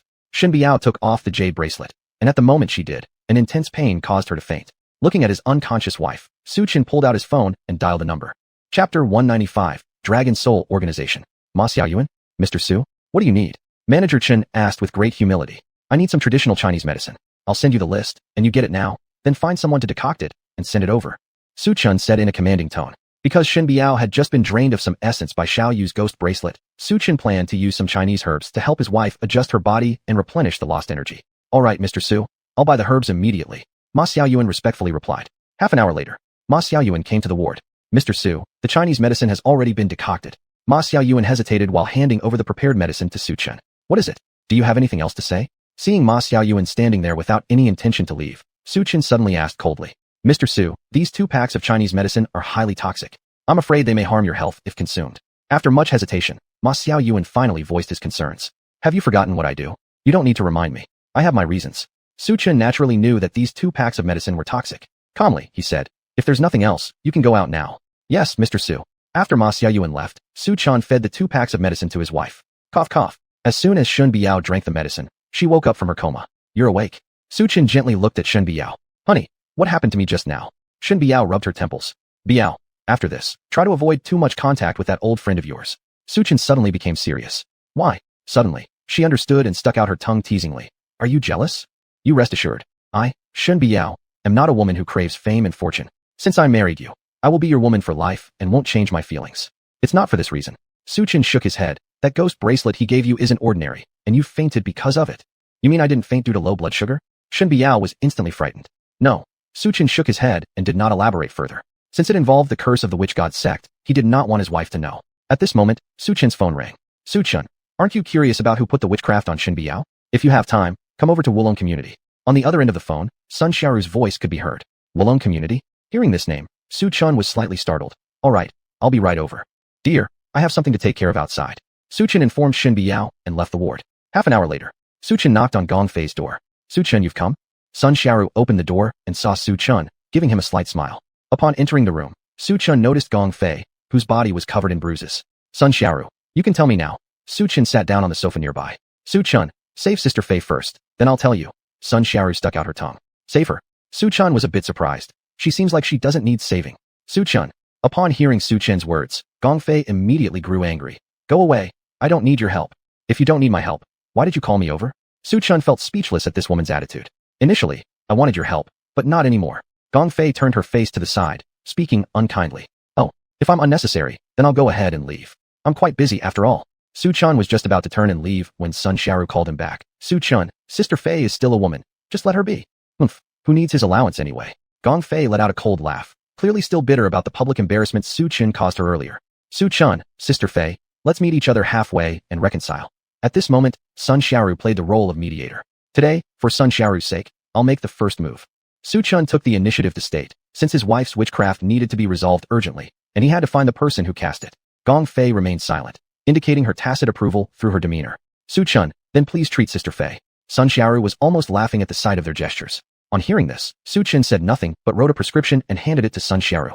Follow the prescription for buying medicine, Her injuries will heal within 3 days, Su Chen advised. After Sun Xiaoru received the prescription, she was about to leave when Su Chen stopped her. Sun Xiaoru, isn't there something you forgot to tell me? How about I tell you when I come back? Sun Xiaoru tentatively suggested. No. Su Chen shook his head. Xiaoru, you should tell him the truth. Gong Fei, who had been silent beside them, suddenly spoke up. The witchcraft was cast by the respected one. Sun Xiaoru revealed the truth. Who exactly is this respected one you keep talking about? Su Chen's eyebrows knitted together in a frown. To be honest, we don't know either. The respected one always wears a gold mask, and no one has ever seen his true face. Sun Xiaoru explained. So, it seems like you haven't told me anything useful. Su Chen was instantly rendered speechless. How is that the same? You've at least gotten to know 2 beautiful women. Sun Xiaoru pointed to herself and Gong Fei. To be honest, I don't want to know either of you. Su Chen rolled his eyes at her. You failed to save someone, and now I have plenty of trouble. You? Sun Xiaoru was clearly irritated by Su Chen's words. Do you know where this respected one is? Su Chen suddenly remembered something and asked. We're not sure about his whereabouts. We usually communicate with him through single-line contact. Sun Xiaoru explained. Single-line contact? Next time you're contacted, give me a heads up. As Su Chen finished speaking, Sun Xiaoru's phone suddenly rang. Respected one. Sun Xiaoru saw a familiar number. Answer. Su Chen reminded her. Sun Xiaoru nodded. As soon as she pressed the answer button, a man's voice came from the other end of the line. Where are you? I'm at home, Sun Xiaoru deliberately said. Lately, Xuanhuan, one of Qilong's underlings, has arrived in Tian North City. Keep an eye on their movements, and also find an appropriate opportunity to get rid of a young man named Su Chen. The man gave orders on the other side of the line. All right, I understand. May I ask, respected one, if you are also in Tian North City? Sun Xiaoru cautiously asked. Where I am is none of your business. Just do your own job. The man replied coldly. Before Sun Xiaoru could say more, a dead tone came from the other side. At the same time, Su Chen heard that the man intended to kill him and couldn't help but frown. His voice seemed familiar, but Su Chen couldn't immediately recall where he had heard it before. Detestable xuanhuan, how dare he injure Sister Fei? Sun Xiaoru clenched her delicate fists tightly. What is your real identity, both of you? At this moment, Su Chen suddenly remembered something. If they were people of the witch god sect, Su Chen wouldn't hesitate to act harshly. I won't tell you. Sun Xiaoru showed a cunning smile. Are you members of the witch god sect? Su Chen stared deeply at the two. Yes and no. Sun Xiaoru explained. What do you mean? Su Chen was slightly startled. Oh, just forget about it. Sun Xiaoru quickly cut off Su Chen's question. Su Chen, there are some things you'd be better off not knowing. Knowing too much will do you no good. Gong Fei suddenly interjected. Before Su Chen could respond, his phone suddenly rang. Chapter 196. Won't survive for more than 3 breaths. Su Chen, this is Yun Rian. Can you come over right now? Hearing Yun Rian's voice, Su Chen was momentarily taken aback. Miss Yun, what's wrong? Is something the matter? My grandpa, he won't make it. Yun Rian's words were laced with a hint of crying. Didn't he take the antidote pill? Is it not working? Su Chen asked in return. It is working, but the efficacy is about to wear off. Yun Rian explained. Please, Mr. Su, save my grandpa. You don't need to worry. I'll be there immediately. Su Chen hung up the phone, said goodbye to Sun Xiaoru and Gong Fei, then left Wulong residential complex. Yun family estate. Yun Rian, are you crazy? Why did you call that clown Su Chen again? Yun Qingcheng didn't hesitate to glare at Yun Rian. I'm telling you this again, Su Chen is not a clown. Yun Rian felt furious when Yun Qingcheng mocked Su Chen. Hua Duosai spent his whole life as a doctor, only to be deceived by such a clown. How ridiculous. Yun Qingcheng thought it was amusing to recall how Dr. Sai acted upon hearing Su Chen's name. Yun Rian found herself momentarily speechless. Before she could say anything, Yun Qingcheng suddenly interjected. Since you know Su Chen cannot be relied upon, I accidentally met with the royal physician of Qilong, Dr. Shui earlier. You should go to the airport to greet him. Dr. Shui? You mean Dr. Shui, the royal physician of Qilong? A member of the Yun family exclaimed in surprise. Yes, that's exactly who. Yun Qingcheng spoke with a hint of arrogance. My goodness, you actually know Dr. Shui. One member of the Yun family looked enviously after finding out that Yun Qingcheng knew Dr. Shui. Yun Rian, why are you just standing there like a fool? Go quickly and bring Dr. Shui back. Otherwise, if we delay Grandpa's treatment, you will have to answer for it. Another member of the Yun family shot a glance at Yun Rian. That's right. Look at how Sister Qingcheng has arranged for Dr. Shui to treat Grandpa, while all you brought was someone like Su Chen, some kind of wild medic. We're already lucky that Grandpa hasn't died under his hands. Grandpa has always been good to you, yet you don't act fast enough. As Yun Rian was about to leave for Dr. Shui, Su Chen happened to arrive at the Yun residence. Hey, isn't that Su Clown? How dare you show your face here again? Yun Qingcheng saw Su Chen's figure and revealed a trace of mockery on her face. Yun Qingcheng, watch your mouth. Yun Rian turned around sharply and glared at Yun Qingcheng. Miss Yun, where are you going? Su Chen noticed Yun Rian appeared ready to leave. Before Yun Rian could respond, Yun Qingcheng interjected. She's going to pick up a distinguished person. Oh, a distinguished person? Upon hearing that, Su Chen furrowed his brows. He's the royal physician of Qilong, Dr. Shui. Yun Rian explained. Oh, so it's him. Su Chen seemed to understand all at once. Su Chen, do you mean you know Dr. Shui? Yun Qingcheng asked with great interest. He knows everyone, but does Dr. Shui know someone like Su Clown? A member of the Yun family coldly chuckled. Upon hearing that, the rest of the Yun family burst into laughter. This guy still pretends to be somebody important. Yin Ruyan, why are you still standing there? Hurry up and go to pick up Dr. Xue. Yin Qingqing urged. I'll go with you. Su Chen offered. All right. Yin Ruyan nodded. Airport. Crowds of people were moving busily in the airport. At this moment, an elderly man surrounded by several burly men appeared at the exit of the airport. Are you Dr. Xue? Yin Ruyan approached gracefully and softly asked. Little girl, who are you? Xue Pingyan, seeing the unfamiliar young woman before him, questioned. My name is Yin Ruyan. Yin Qingqing is my sister. She sent me to pick you up. Yin Ruyan explained. Oh, so it's little Qingqing. In that case, lead the way. Xue Pingyan smiled. Then his eyes fell on Su Chen, evoking a sense of familiarity. Yin Ruyan led Dr. Xue back to the Yun estate. In one of the rooms in the Yun family estate, Yun Laosheng lay unconscious on the bed, with dozens of members of the Yun family standing beside him. Grandpa, Aunt, I brought Dr. Xue. Opening the door, Yin Ruyan stepped briskly inside. Dr. Xue followed closely behind. Greetings, Dr. Xue. Please accept our respects, Dr. Xue. Numerous members of the Yun clan greeted Dr. Xue respectfully upon his arrival. Yin Qingqing also smiled at Dr. Xue, saying, Dr. Xue, I entrust my grandfather's life to you. Qingqing child, don't worry. If I intervene, your grandfather will certainly be safe, Dr. Xue reassured her. After speaking, Master Xue approached the elder of the Yun family. Is this soul-stealing black arts? Upon discovering that Elder Yun had fallen victim to the soul-stealing black arts, Master Xue looked very surprised. Could it really be the soul-stealing black arts? The Yun family members exclaimed in shock. Could it be that someone else knows what this is? Master Xue curiously asked a question. Yes, earlier Dr. xuanhuan also said that Elder Yun had been afflicted by the soul-stealing black arts. It's him. Master Xue nodded after hearing this. Since you can determine that he's been afflicted by the soul-stealing black arts, I'm sure Master Xue must have a way to cure him. Yin Ruyan glanced at Master Xue expectantly. Master Xue, whether my Yun family will be able to continue standing firm in Tiabei City depends entirely on Elder Yun. If my grandfather dies, then our Yun family. Yin Qingqing didn't dare to say the rest. Don't worry, child Qingqing. For other doctors from Jiangnan province, the soul-stealing black arts may seem incurable. But for me, your grandfather's affliction isn't too difficult. Give me half an hour, and I'll save him. Master Xue said confidently. Of course, he had the right to be confident. In the past in Jiangnan, the Qilong organization had been continuously suppressing the witch god sect, and those who suffered from the soul-stealing black arts were not just 80, but nearly 100. In that case, all is well. Hearing that the black magic afflicting the elder was no big deal to Master Xue, many of the Yun family sighed in relief. After all, Elder Yun and Qilong had a good relationship. The reason why the Yun family had managed to stand its ground so far was largely due to the efforts of the Qilong organization. The sole reason they could invite Master Xue this time wasn't merely because of Yin Qingqing. It was mainly out of respect for Elder Yun. But if something happened to Elder Yun, then the Yun family would scatter like birds leaving a fallen tree. As soon as Master Xue picked up his silver needles and moved towards the bedridden figure, several Maple family members immediately became tense. Yin Ruyan even pressed her palms together, praying fervently. Heaven protect us. Please let nothing happen to my grandfather. Nothing. I'll do anything. If only my grandfather can return to safety. Just as she finished speaking, Master Xue didn't use the silver needles, instead slapping his hands directly onto Elder Yun's body. At the same time, with a loud poo, Elder Yun suddenly spat out a mouthful of murky black blood. The next second, Elder Yun, who had been unconscious for such a long time, awakened. Grandfather. Seeing Elder Yun awaken, Yin Ruyan's eyes reddened as she cried tears of joy. Wah, Grandpa, I thought I'd never see you again. What, am I? Elder Yun looked puzzled at the sight of Yin Ruyan's teary face. Grandpa, you've been unconscious for days.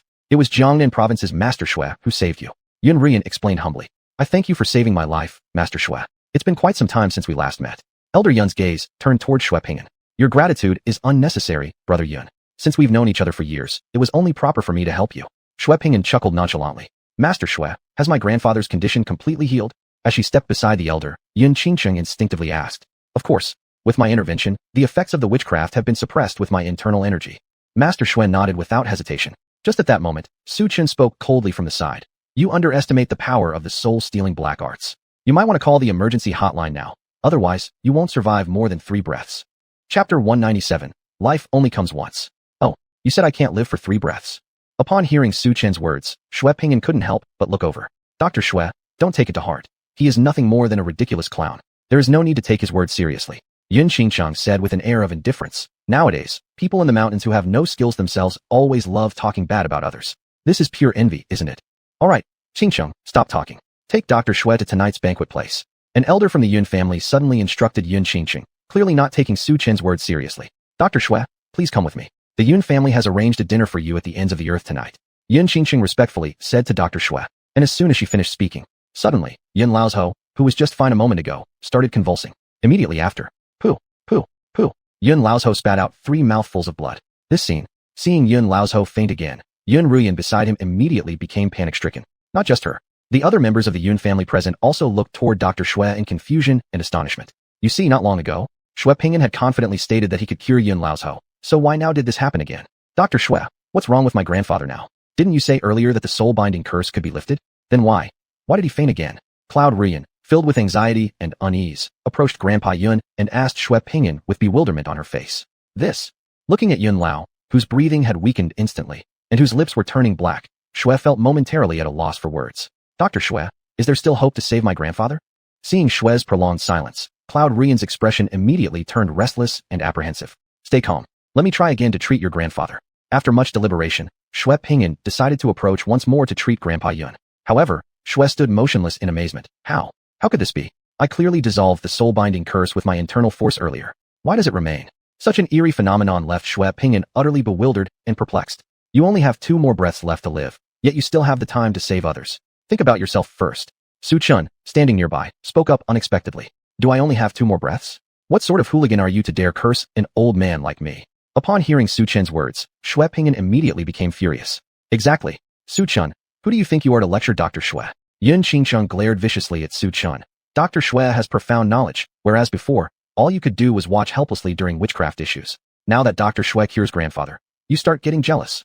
Faced with Yun Qingcheng's relentless accusations, Su Chun coldly chuckled. If he has such vast knowledge, how could he not notice that you've secretly conspired with Song Changhai to annex the Yun family?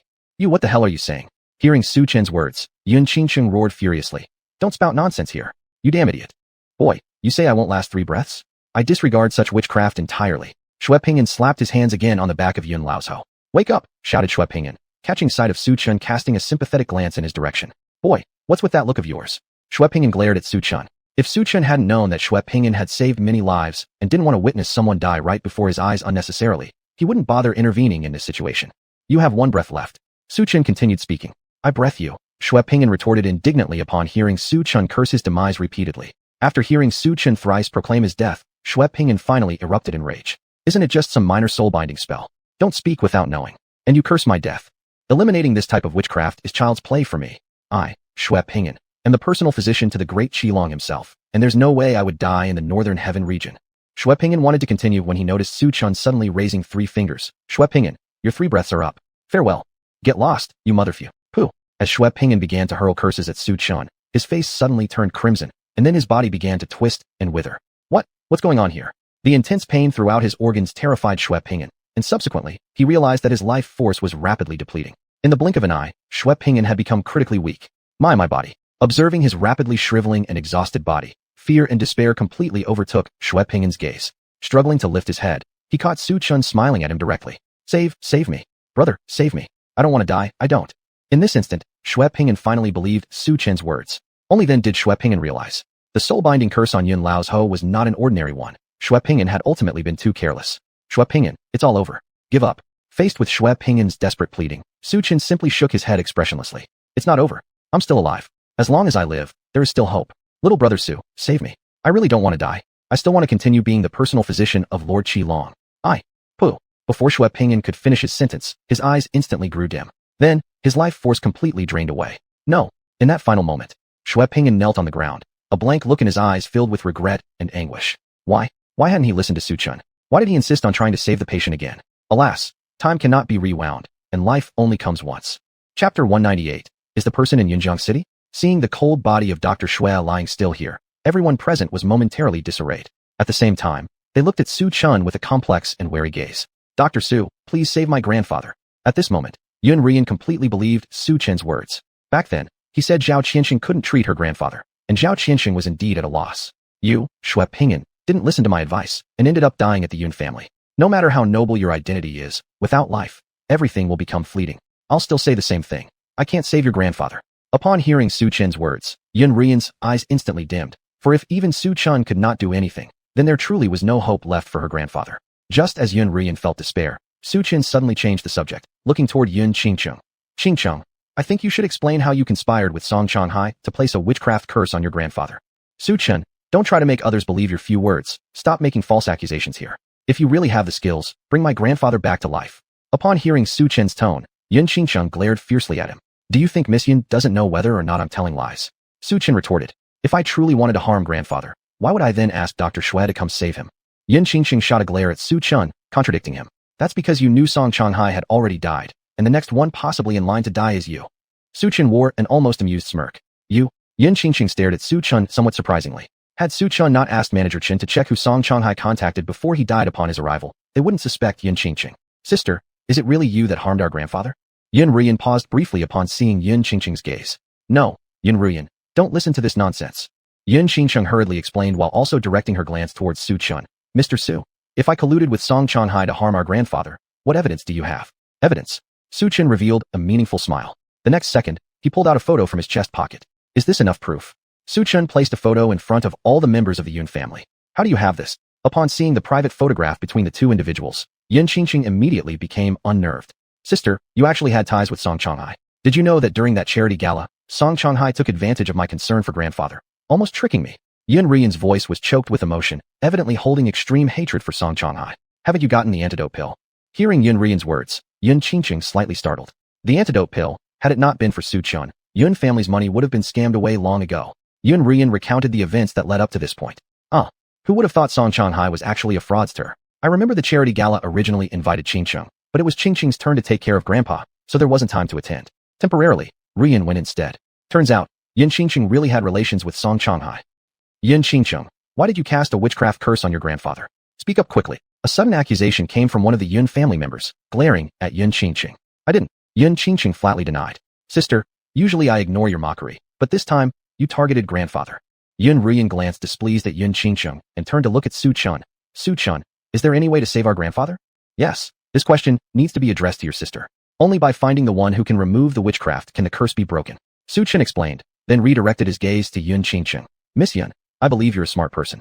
If you don't want the same fate as Song Changhai, I suggest you tell the truth. You? Hearing these words, Yin Qingqing was momentarily speechless, her eyes wandering uncertainly. All right, I do indeed know some things, but grandfather truly wasn't killed by me.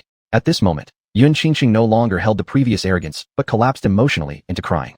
Yin Qingqing, your grandfather being like this actually does have a relation to you. A Yun family member immediately voiced their discontent upon learning that Yin Qingqing was related to the incident involving the elder Yun family patriarch falling under witchcraft. I made a mistake, falling into Song Changhai's trap. Yin Qingqing's face was filled with regret. Since that's the case, quickly disclose what you know. If grandfather truly dies, Yun family will never forgive you throughout this lifetime. Upon hearing this, Yin Ruyan gave Yin Qingqing a harsh stare. Yin Ruyan, you? Seeing Yin Ruyan treating her this way, Yin Qingqing harbored plenty of grievances. Yin Qingqing, we've reached this point, yet you still dare to be moody. Seeing Yin Qingqing's attitude, a member of the Yun family immediately glared at her. What are you still standing there for? Hurry up and confess. One of the Yun family members urged her. I don't know what this person really looks like, because he wore a gold mask. I heard from Song Changhai that he was in Yunjiang City, but I don't know exactly where. He ordered Song Changhai to come to the Yun family estate and place a witchcraft curse on my grandfather. Is the masked man you mentioned also called a venerable by others? Su Chun asked thoughtfully. Yes, wait, how do you know? Yin Qingqing looked at Su Chun in surprise. What? Is it hard for me to know if I want to? Su Chun smiled coldly and said, go on. That's all. Yin Qingqing shook her head. I only know this much. Yunjian City? Su Chun hesitated slightly. Yin Qingqing, considering that you confessed promptly, we will forgive you this time. However, from now on, you will no longer be a member of the Yun family. You have been expelled. An elder of the Yun family spoke icily. Uncle, please don't expel me. I truly regret it. Forgive me. Aunt's husband, please intercede for me. Hearing that she had been expelled from the Yun family, Yin Qingqing felt as though struck by lightning, nearly fainting. But no matter how much she pleaded, they remained unmoved. Su Chun, I was wrong. I shouldn't have mocked you before. Please help me plead on my behalf, so they won't drive me out of the Yun family.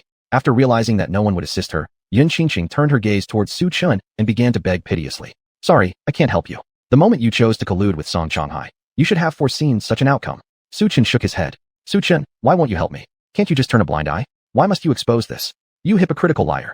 Smack. Yin Ruyan slapped Yin Qingqing across the face. Yin Ruyan, how dare you hit me? Clouded in anger, Yin Qingqing forgot for a moment that she had already been expelled from the Yun family and was about to retaliate. But then reality struck her again. She wasn't a Yun anymore.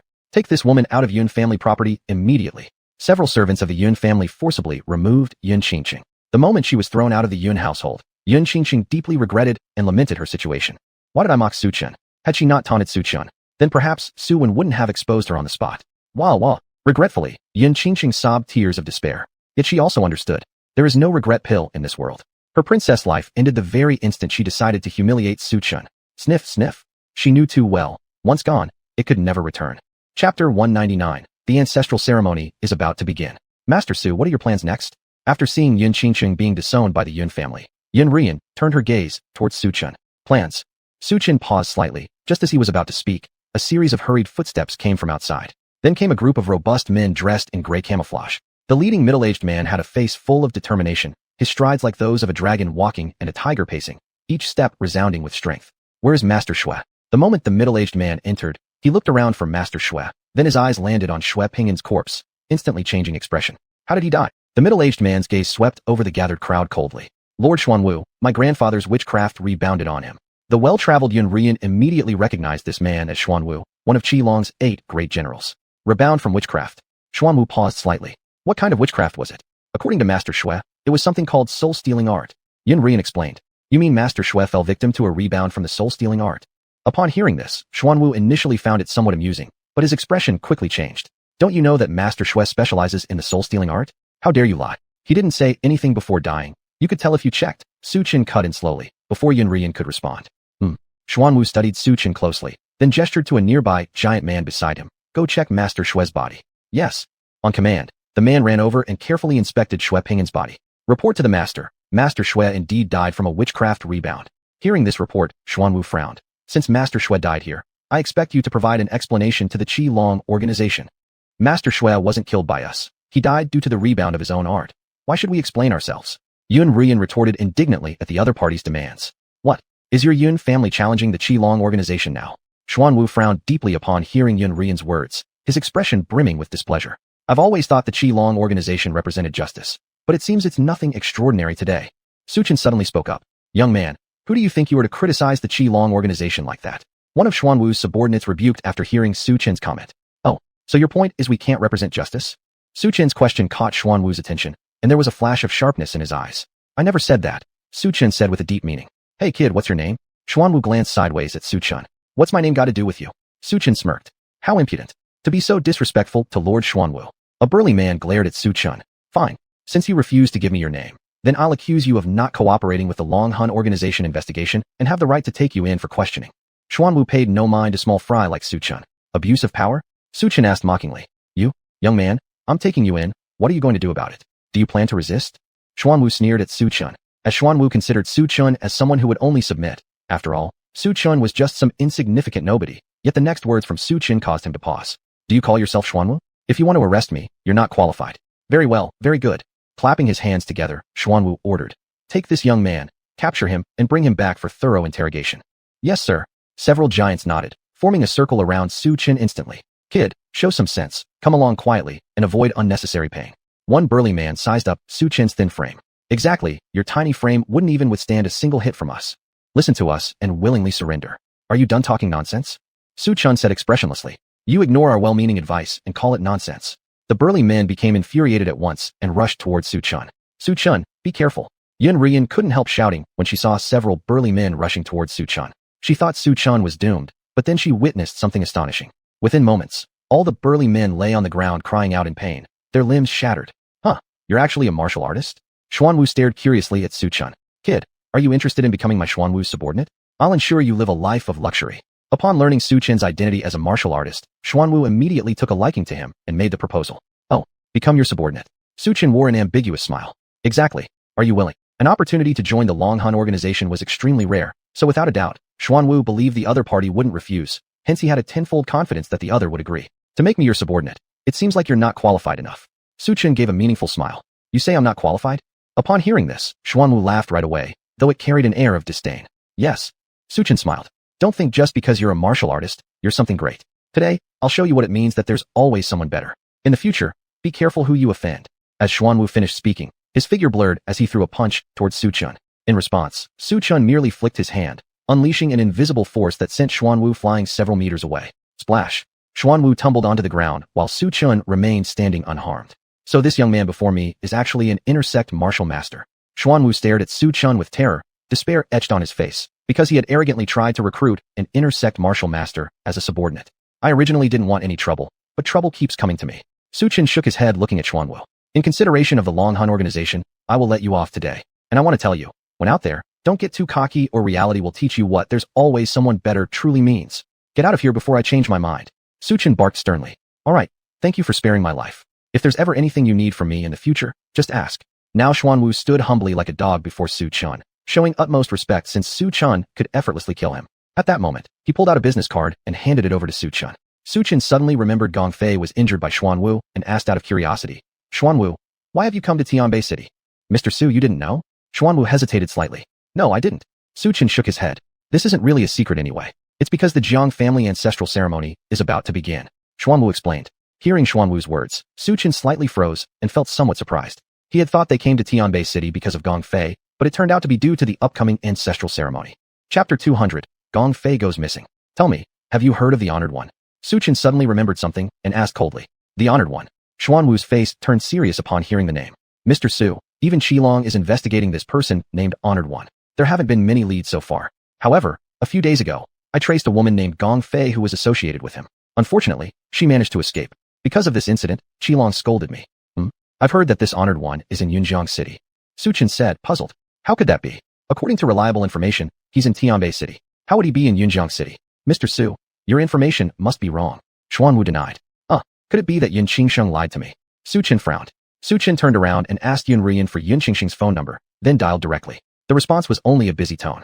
Hearing no one answer, Su Chun suddenly remembered Song Changhai, then turned to look at Yun Rian.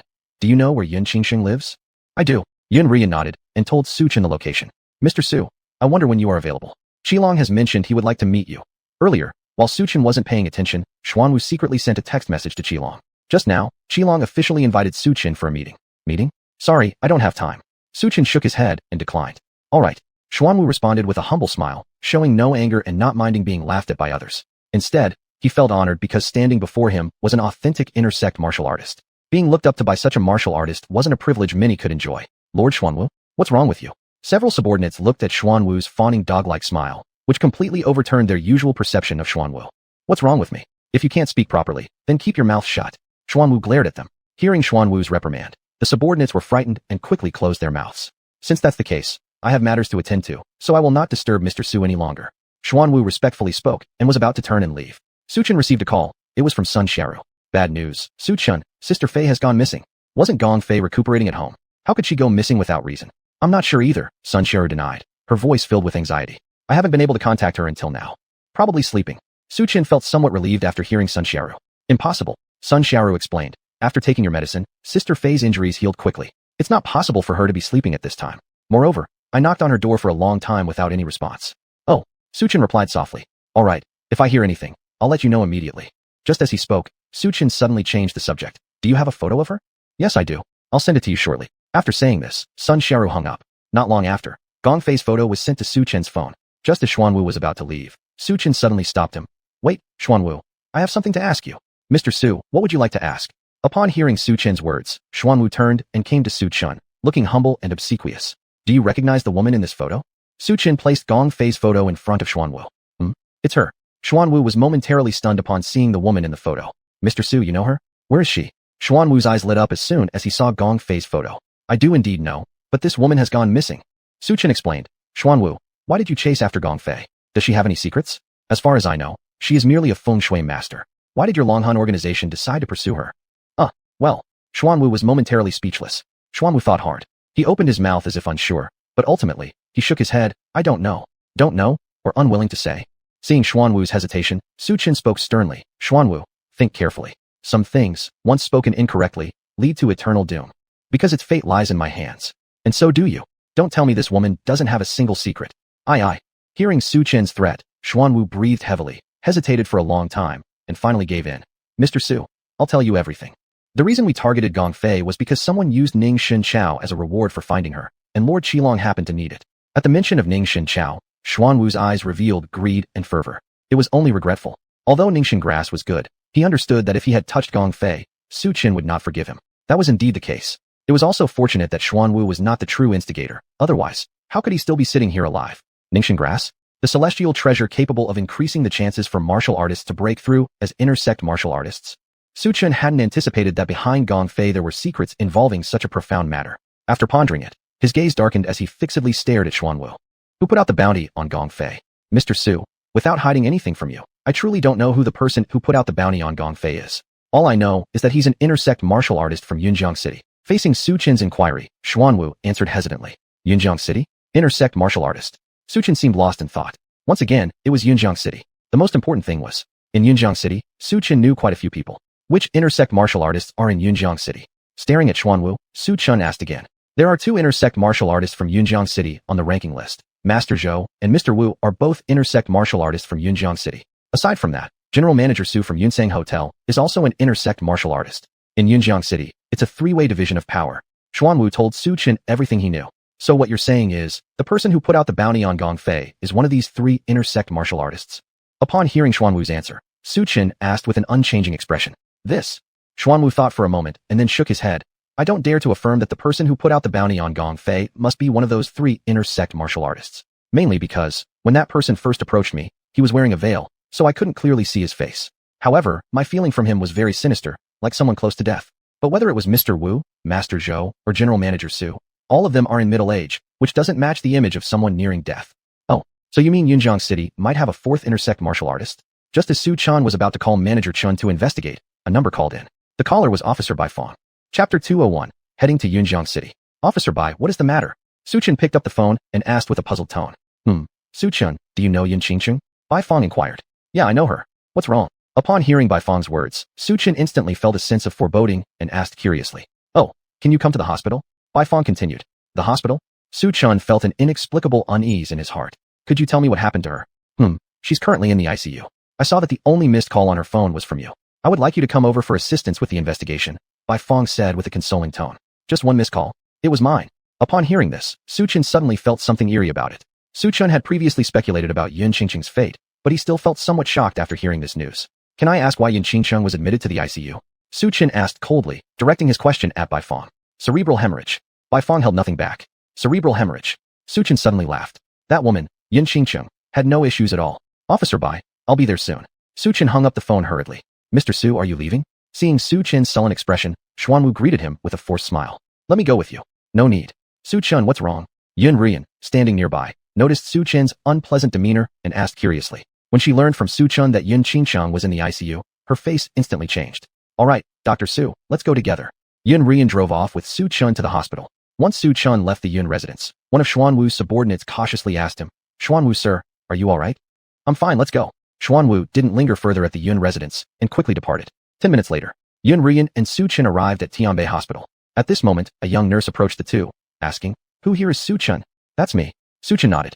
Officer Bai entrusted me before he left to inform someone named Su Chen that if they arrive, they should visit the police station to gather more details, the nurse said casually. Understood. Thank you, Su Chen responded softly. Which one of you is Yun Qingqing's next of kin? The nurse then inquired further. That's me. Yun Rian nodded in response. Oh, right. Please come sign these papers, the nurse said. Sign? She was in the ICU. How could she have passed so quickly? Yes, unfortunately, she couldn't be saved. Please sign as soon as possible, the nurse urged. Upon hearing this, Yun Rian burst into tears. No matter how Yun Qingqing treated her while she was alive, she was still family, and now within half a day, a vibrant life had abruptly vanished. Where is her body? Su Chen asked. Please follow me. In no time, led by the nurse, Su Chen and Yun Rian came to a room where Yun Qingqing's lifeless body lay. Sister. Unable to control herself, Yun Rian started crying. Now, Yun Qingqing's cold body lay on the bed. Her complexion was pale, her hair dry and withered. Su Chen, could you leave for a bit? I want to speak to my sister. Yun Rian said sorrowfully. Sure.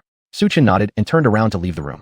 After leaving the room, Su Chen went to the police station and gave Bai Fong a detailed account of everything he knew. When he returned to the ward, he received a text message from Yun Rian, informing him to return to the Yun residence to share the news of Yun Qingqing's passing.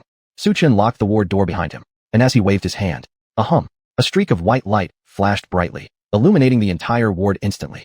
The temperature in the ward dropped rapidly with a whooshing sound. The white light formed tiny specks of starlight, scattering throughout the ward, encircled by the glowing white points. Su Chen stepped closer to the deceased Yun Qingqing. Yun Qingqing, do you have anything else to say? Do I have any regrets? As Su Chen's voice reverberated throughout the ward, a bizarre event occurred. From the dead body of Yun Qingqing, a wisp of white smoke arose. This smoke gathered and dispersed intermittently. Eventually, the white mist transformed into the likeness of Yun Qingqing. At this moment, she was looking at Su Chen as tears streamed down her face. Su Chen, please tell my younger sister that I have always wronged her. If grandfather were to awaken, apologize on my behalf and ask for his forgiveness. Forgive me, your unfilial granddaughter. Su Chen, I'm sorry, last time I lied to you. I was cursed by witchcraft and couldn't speak the truth, saying it would have killed me. But I never expected he would still hurt me. He comes from Yunjiang City. As for where he is now, I'm not sure. Will you forgive me? Will you forgive me? Yin Qingqing's ethereal voice lingered in Su Chen's ears for a long time. After hearing this, Su Chen sighed deeply. I will convey your message. Oh, he comes from Yunjiang City. Just after he finished speaking, there was a loud thud. The figure of Yin Qingqing before him vanished like smoke, disappearing from the cold ward. Immediately afterward, the ward quickly reverted to its previous state, as if nothing had happened at all. Cough cough. After reopening the lock on the ward door, Su Chen sat wearily beside the bed. With my current strength, forcefully opening the realm of the dead is still quite exhausting. As a cultivator who has mastered the 6 decisions of Gigu, Su Chen still had a way to revive Yin Qingqing immediately after her death. However, much time had passed, and reviving her now would cost Su Chen all of his powers. If this person were his wife Shen Biao, he would definitely do everything possible to save her. But Yin Qingqing had fallen victim to witchcraft. That day, Yin Qingqing's funeral was held at the Yun residence. Despite her mistakes, the family gave her an elaborate burial out of respect for the departed. Su Chen, have you heard anything about Big Sister Gong Fei? Sun Xiaoru called. I found some leads. A friend told me that Gong Fei might have gone to Yunjiang City. Su Chen replied. I plan to go there myself. What did you say? Yunjiang City, is that the place? Upon hearing Su Chen mention Yunjiang City, Sun Xiaoru suddenly remembered something. What place? Sun Xiaoru, do you know something? Su Chen was taken aback. I'm not exactly sure where, but I want to warn you. Yunjiang City is very dangerous. Sun Xiaoru reminded him. Whether it be the witchcraft curse affecting his wife Shen Biao or searching for the missing Gong Fei, Su Chen realized he must go to Yunjiang City. After hanging up with Sun Xiaoru, Su Chen went home and informed Shen Biao about his plans to head to Yunjiang City. Upon learning Su Chen was going to Yunjiang City, Shen Biao told him that her cousin Tang Linger was currently traveling there. She suggested Su Chen could contact her upon arrival, so she could help look after him. The next day, Su Chen set off for Yunjiang City. Chapter 202, Huangtian Academy. Not long after Su Chen left, Shen Biao called Tang Linger. What? Sister-in-law, are you saying that my husband is coming to Yunjiang City? In a high-end residential complex in Yunjiang City, when Tang Linger learned that Su Chen was coming to Yunjiang City, she immediately got excited and started jumping around. Thinking for a moment, Tang Linger asked Shen Biao again, Sister-in-law, are you also coming to Yunjiang City? No, I have something busy at the southern part of the city. Only your husband will go there. Shen Biao responded. Oh, is my husband the only one coming? Upon hearing this, Tang Linger's face instantly turned red. A man and a woman, together in Yunjiang City, would they create some kind of sparks? Just then, the door knocked. Could it be? Brother-in-law has arrived so soon? I'm not ready yet. Tang Linger became increasingly excited. Brother-in-law, I'm coming. As Tang Linger happily opened the door, the person outside made her excitement quickly turn into calmness. Linger, what makes you laugh so happily? At this time, a cold and aloof woman wearing a red long dress came over to Tang Linger. The icy cold woman was exceptionally beautiful, like a frozen lake in the snowy plateau, tranquil, profound, and cold as frost. She exuded an aura that made people hesitant to approach. Sister Shua, why are you here? Seeing her cousin Tang Shualua, Tang Linger's face lit up with surprise. How did you know I'm in Yunjiang City? Did you graduate from Huangtian Academy? In Jiangnan, Jiangnan province created many martial arts academies specifically for developing martial techniques. Among them, the most prestigious one was Huangtian Academy. Besides requiring more than 1,000,000 yuan in tuition every year, the graduation threshold of Huangtian Academy was extremely high, and one must at least become a 5th-stage warrior to graduate, like Wang Li. I graduated from Huangtian Academy a few days ago, just wandering around to relax, and I coincidentally heard that you were in Yunjiang City, so I dropped by to see you. Tang Shualua said calmly. Although she was calm and perceptive, exuding an aloof aura that kept others at bay, Tang Shua treated Tang Linger with great gentleness. It's good that I am alone in Yunjiang City and feel bored. Now since Sister Shualua is here, you can accompany me to play. Tang Linger was extremely delighted. Linger, this time I might not have time to play with you. During these days you traveled out, something happened to the Tang family, and I had no choice but to graduate from Huangtian Academy earlier than planned to handle some troubles for the Tang family. Tang Shualua explained. Something happened to the Tang family? Upon hearing this, Tang Linger's expression slightly froze. What exactly happened to the Tang family? What's going on? Since Tang Linger went out to play a few days ago, her parents didn't tell her about the unexpected issues occurring within the Tang family to avoid worrying her. Linger, you're still young. This matter has nothing to do with you. Tang Shualua decided not to talk about it further. But Tang Linger persisted. Sister, what do you mean I'm still young? I'm not young anymore. I just turned 18 this year. I'm already an adult. Since something happened to our family, I believe I should have the right to know. Seeing Tang Linger's suddenly reddened eyes, Wang Yuchan sighed and said, Linger, the boss of the hotel where the Tang family previously invested, Tanya Haijio, Mr. Song Changhai, passed away recently. Due to his death, Tanya Haijio faced financial chain ruptures and eventually declared bankruptcy. Before the bankruptcy, they invested in a project. If it were any ordinary project, it wouldn't matter much. But the problem is that the client of this project is the Su family in Yunjiang City. As the project handover approaches, if the project isn't delivered on time, our Tang family may also be finished. What? The Tanya Haijio Hotel went bankrupt? Will the Tang family fall?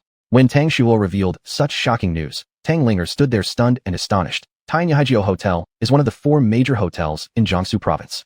How could it go bankrupt? What exactly was the project? Why is it so critical that the Su family would even try to destroy the Tang family? The project itself isn't important, but the Su family values this project. But don't worry, Ling. I've already sent people from Huantian Academy to negotiate with the Su family. Soon, the Su family will surely present a compensation plan. After all, although the Su family has intersect warriors guarding them, the Longhan organization exists in Jiangsu province. They won't dare act recklessly.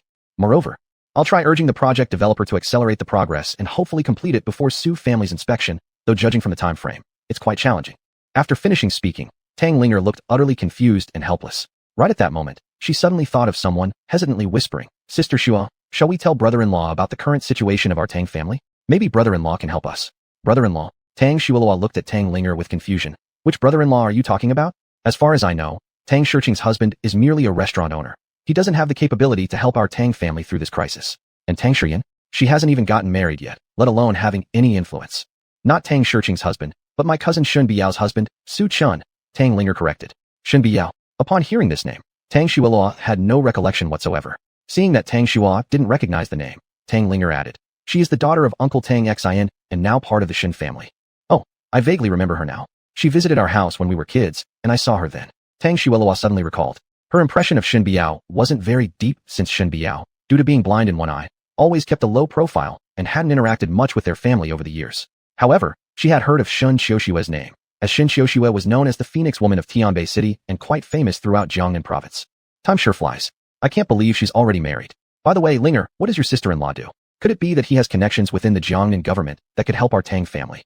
After pondering for a moment, Tang Xuelua quickly questioned Tang Linger because she wouldn't miss any opportunity to help the Tang family out of this predicament.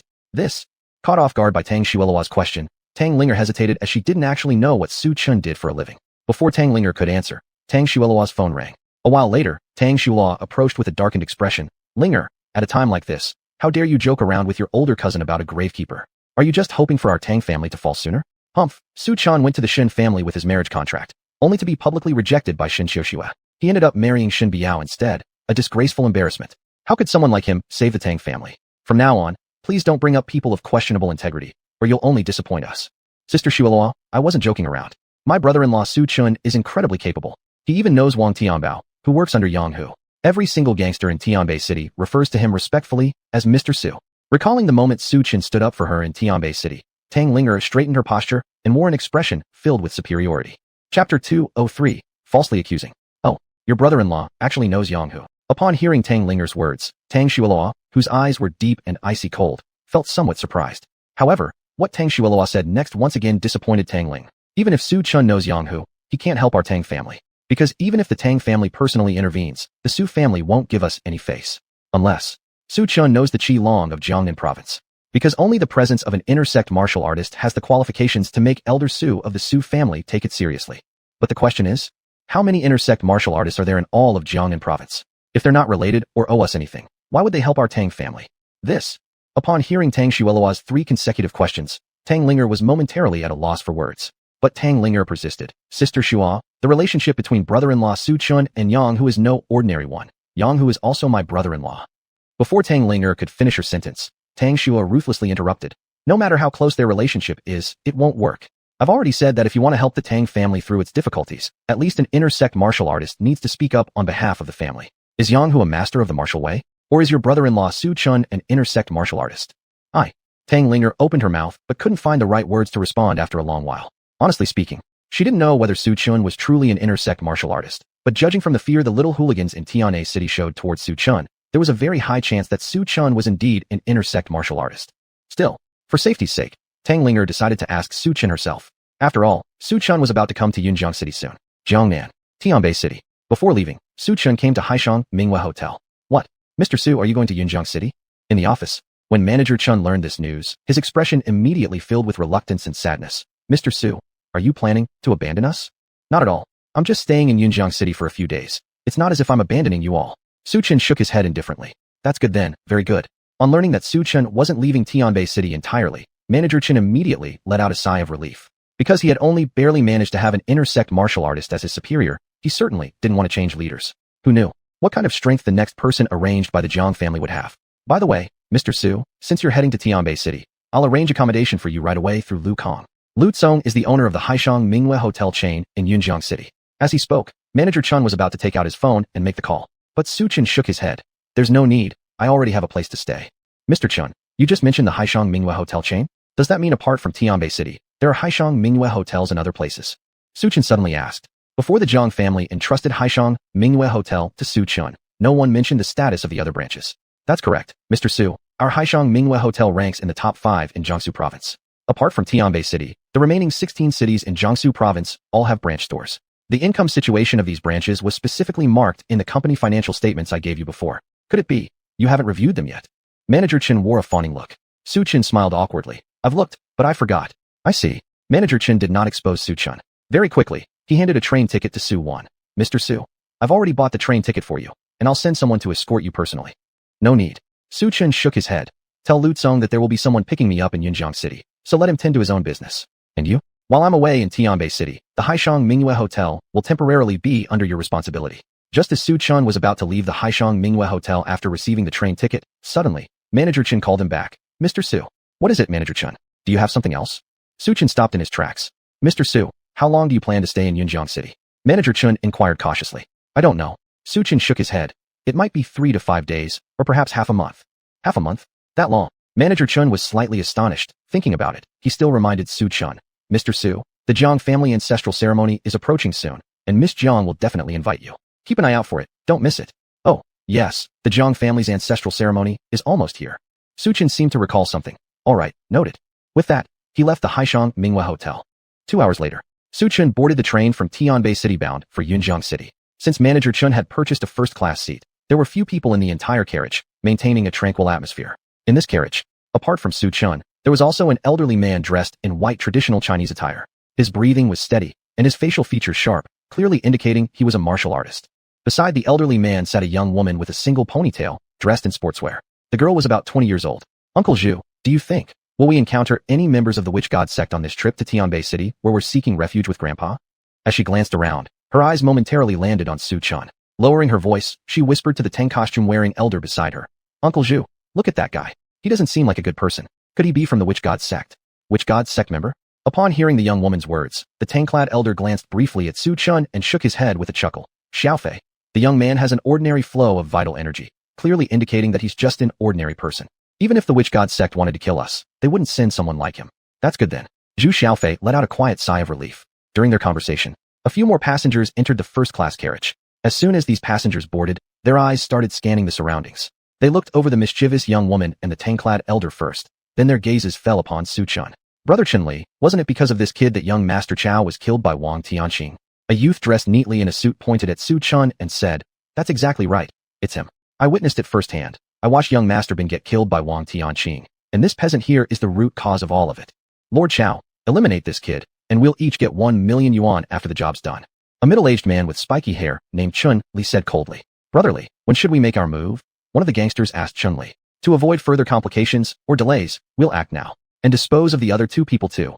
Chun Li's gaze darkened as he pulled a sharp dagger out from his chest pocket. The dagger was engraved with a dragon character. Its purpose was clear, to falsely accuse the Dragon Soul Organization. Chapter 204, Not Listening to Advice. After all, the Chao family had spent a great deal of money to buy Su Chen's life. Uncle Zhu, look quickly. Those people seem to want to harm that mediocre guy. Upon seeing Chun Li and others approach Su Chen, Zhu Xiaofei paled, and said to the elder beside her dressed in Tang attire. Xiaofei, don't meddle in other people's affairs. Upon seeing the words Dragon Soul carved on the dagger in Chun Li's hand, Uncle Zhu calmly said, They are not members of the Dragon Soul Organization. We do not need to expose our identity. But what about that mediocre young man? Pointing at Su Chen, Zhu Xiaofei hesitated. If we don't save him, he will die. We have no familial ties or acquaintance with him. Whether he lives or dies is none of our business. Uncle Zhu replied nonchalantly. We are not Lei Feng. There are many troubled people in this world. Should we save everyone we see? And let's say this. Even if we save him today, what about next time? The time after that? Clearly, this kid has offended a major power in Jiangnan province. It's impossible for us to protect him forever. Hearing the elder's words, Zhu Xiaofei wanted to say something but eventually chose to remain silent. Meanwhile, Chun Li and his companions had already arrived by Su Chen. Kid, you've offended someone you shouldn't. In your next life, watch your eyes carefully. Not everyone can be provoked. In your next life, be smarter. Otherwise, you won't even know how you died. Chun. As Chun Li and his group roared with anger, they wielded daggers towards Su Chen's abdomen. But just as a set of daggers were about to stab into Su Chen's abdomen, bang! A graceful figure stood in front of Su Chen at the last second. At the same moment. Ah, my ears, you bitch! How dare you offend the Dragon Soul organization? Seeing Zhu Xiaofei standing in front of Su Chun, the group became enraged. Especially the thug who had earlier asked Chun Li what to do with Zhu Xiaofei. His face was now full of gloom and anger. He had originally decided to let Zhu Xiaofei and the elder dressed in Tang attire off easily, and intended to offer them a hush money fee. But who would have thought? This girl would dare to actively confront them? Dragon Soul Organization? A bunch of utterly foolish fools. You actually think that having Dragon Soul Organization daggers makes you part of it? In my opinion, you're nothing but a group of stupid pigs. Looking at Chun Li and his group glaring at her, Zhu Xiaofei scoffed indifferently. She had seen members of the Dragon Soul Organization before. If they truly intended to take action against Su Chun, would they need these flashy tactics? A single word from them could bring eternal destruction to Su Chun. Shit, you bitch, how dare you humiliate us? Are you looking for death? Daring to call us stupid pigs? Good. Since you insist on sticking up for this reckless kid, then you die. With a roar, Chun Li and his group were completely enraged by Zhu Xiaofei, so they all brandished their daggers and stabbed towards Zhu Xiaofei. Looking at Zhu Xiaofei fighting with Chun Li and his group, Su Chun suddenly felt a bit perplexed. This woman, does she know me? Initially, Su Chun had planned to act himself and eliminate Chun Li and his group, but unexpectedly, this stranger stepped forward willingly to save him. This left Su Chun puzzled. Since both of them were strangers, why would this woman meddle unnecessarily? Just as Su Chun was examining Zhu Xiaofei, he saw her being kicked away by Chun Li for over a meter. In a sorry state, she retreated several steps, her face pale, and a trickle of blood flowed from the corner of her mouth. You're a fourth-tier warrior? Lifting her head, Zhu Xiaofei looked astonished at Chun Li. She had initially thought, these fake Dragon Soul members would be nothing but worthless thugs. As a third-tier warrior herself, handling them would have been effortless. But unexpectedly, the opponent was also a high-level expert, a fourth-tier warrior? In Tianbei City, a fourth-tier warrior counted as a formidable presence indeed. Filthy woman, do you realize how powerful we are now? Laughing coldly, the strong man beside Chun Li said, if you hadn't sneak attacked me earlier, how could I have lost an ear to a moron like you? You're the moron. Your entire family is. Zhu Xiaofei's body trembled with anger. Hee, you sure are quite the sharp-tongued one, aren't you? If you must stand up for this disrespectful kid, then I see no reason not to crush flowers ruthlessly, haha. As the tough guy's gaze turned cold, he raised his dagger and was about to end Zhu Xiaofei's life, when Chun Li stopped him. Hold it first. Brotherly, this woman disrupted our plans. Are you going to let her get away with it so easily? The big man frowned slightly. Let her go. I don't think it will be that easy. Instead, Chun Li, with a malicious smile, looked at Zhu Xiaofei and said, today, we happen to encounter such an exquisite beauty. It's really a pity to kill her like this. Let's enjoy ourselves first, then kill her. Haha, brotherly, your idea is great. The tough guy grinned slyly as he looked at Chun Li's sudden mischievous face and said, you are thinking of letting her die while experiencing ecstasy? That's right. Chun Li didn't conceal his thoughts. Instead, he admitted confidently, a word related to lust is a double-edged sword. How could we possibly let a beauty slip away? Such a ravishing woman naturally deserves the utmost pleasures. But don't worry, there's enough for you guys too. In that case, we shall humbly accept your gracious invitation. Upon glancing at Zhu Xiaofei's jade-like legs, the tough guy was already barely holding back. You bastards, pretending to be members of the Dragon Soul Organization and daring to say such indecent words to me? You're all nothing but low-class men. Upon hearing Chun Li and others' conversation, Zhu Xiaofei was incensed with rage. Immoral? Low-class? Chun Li smirked with an upward curl of his lips, unfazed by her outburst. Instead, he replied wickedly, beauty, soon you'll understand what real indecency means, haha. As he spoke, Chun Li commanded Zhu Xiaofei in a tone full of authority. If you want to live, take off your clothes obediently. Never. Zhu Xiaofei shouted hysterically. Let me undress? Do you even deserve it? Do I deserve it? Chun Li shrugged nonchalantly and smirked sinisterly. Whether I deserve it or not, you'll find out soon enough. I guarantee I'll strip you bare and admire thoroughly. And with those final words, Chun Li took step after step towards Zhu Xiaofei. Being a fourth-tier martial artist, each step was resounding and forceful, causing the entire carriage to sway violently. Beauty, here I come. With one powerful swing of his hand, he reached out for Zhu Xiaofei's clothes. Just as Chun Li's hand was about to touch Zhu Xiaofei's clothes, an aged voice sounded from behind him. I've told you long ago not to meddle in other people's affairs, yet you wouldn't listen. Chapter 205, like ants. Uncle Zhu, how dare you stand here and make sarcastic remarks? Come quickly and save me. Wah, do you want to see me humiliated by these bad people? Seeing Chun Li approaching her, Zhu Xiaofei immediately looked helplessly and pitifully towards the elder speaking far away. Sigh. The elder sighed as his figure disappeared from the seat and reappeared next to Zhu Xiaofei. Uncle Zhu, I originally didn't intend to interfere in others' affairs, but I simply can't ignore death when it's before my eyes. In response to Uncle Zhu's reproach, Zhu Xiaofei replied only with a quiet voice full of grievances. Can you protect him for a lifetime? If you marry him, then stay with him for life and guard him closely. Uncle Zhu asked again. His life and death has nothing to do with me if I leave. But here, right under my nose, I cannot bear to watch a life pass away before my eyes. Otherwise, my conscience will ache. Zhu Xiaofei pronounced each word slowly.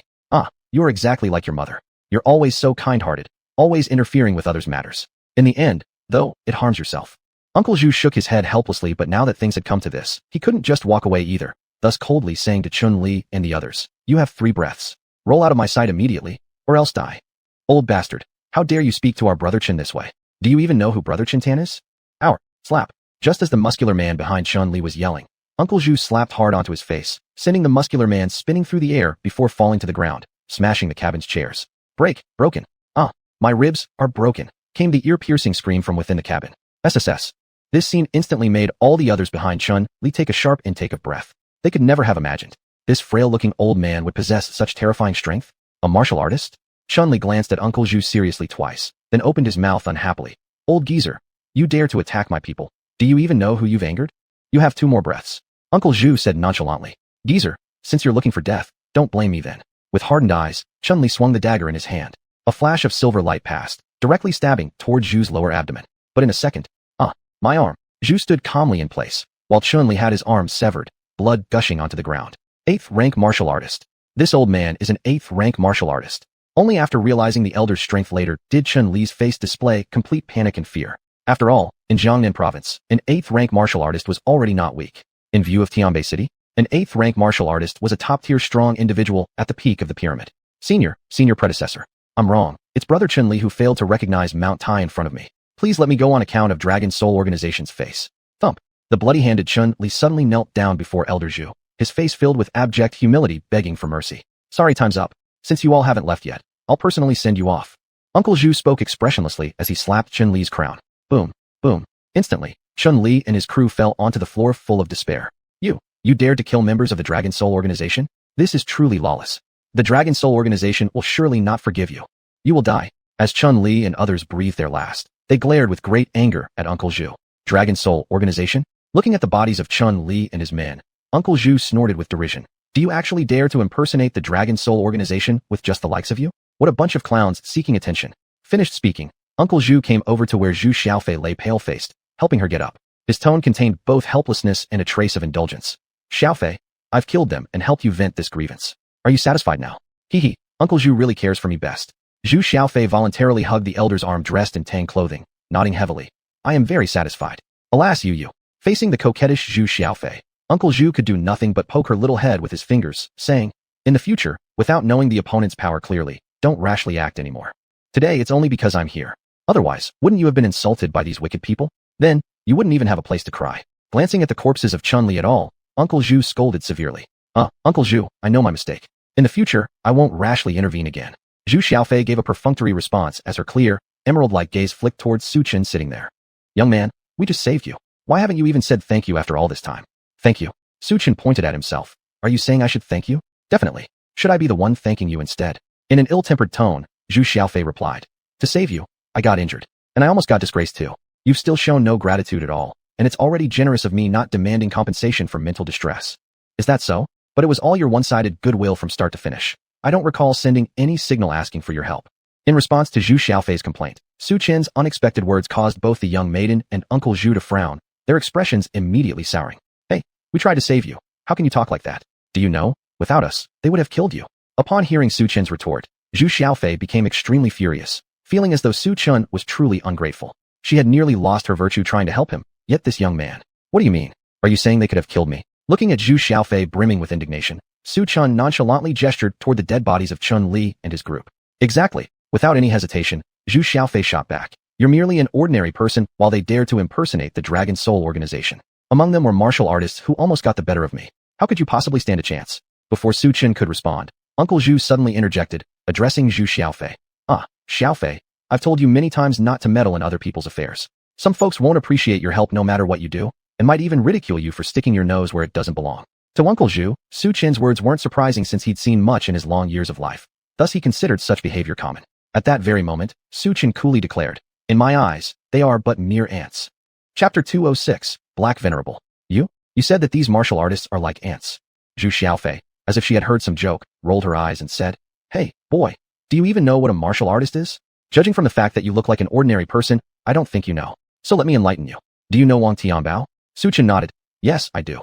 Wang Tianbao is a 6th-level martial artist. Just think about his status in Tianbei City, where he rules with one hand. Got it? Now you understand the importance of martial artists, right?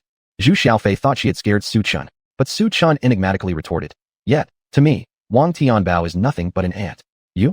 You dare call Wang Tianbao an ant? Do you even know who his older brother is? Zhu Xiaofei stomped her foot in frustration. Wang Tianbao's older brother is Yang Hu, a bigwig in the underground world of Tianbei City. Even Yang Hu, in front of me, is nothing more than an ant. Su Chen said matter-of-factly. You. Seeing Su Chun unaffected by intimidation, Zhu Xiaofei felt speechless instantly. Truly laughable. An ordinary person with mediocre vitality energy actually dared to say Yang Hu was an ant? She really hadn't seen anyone who liked boasting as much as Su Chen did. Boy, let me give you a piece of advice. Don't talk without thinking, or you might bring calamity upon yourself. This is still Tianbei City. If someone under Yang Hu hears what you said, they might ensure you don't see tomorrow's sun. TSKU. Staring at Su Chun, Zhu Xiaofei wanted to add something, but Zhu Bo interrupted and advised, "Xiaofei, never mind. You don't need to bicker with this greenhorn." Humph, if I had known he was such a reckless, arrogant person, I shouldn't have saved him earlier out of kindness. Zhu Xiaofei shot a hateful glare at Su Chun before she and Zhu Bo returned to their seats.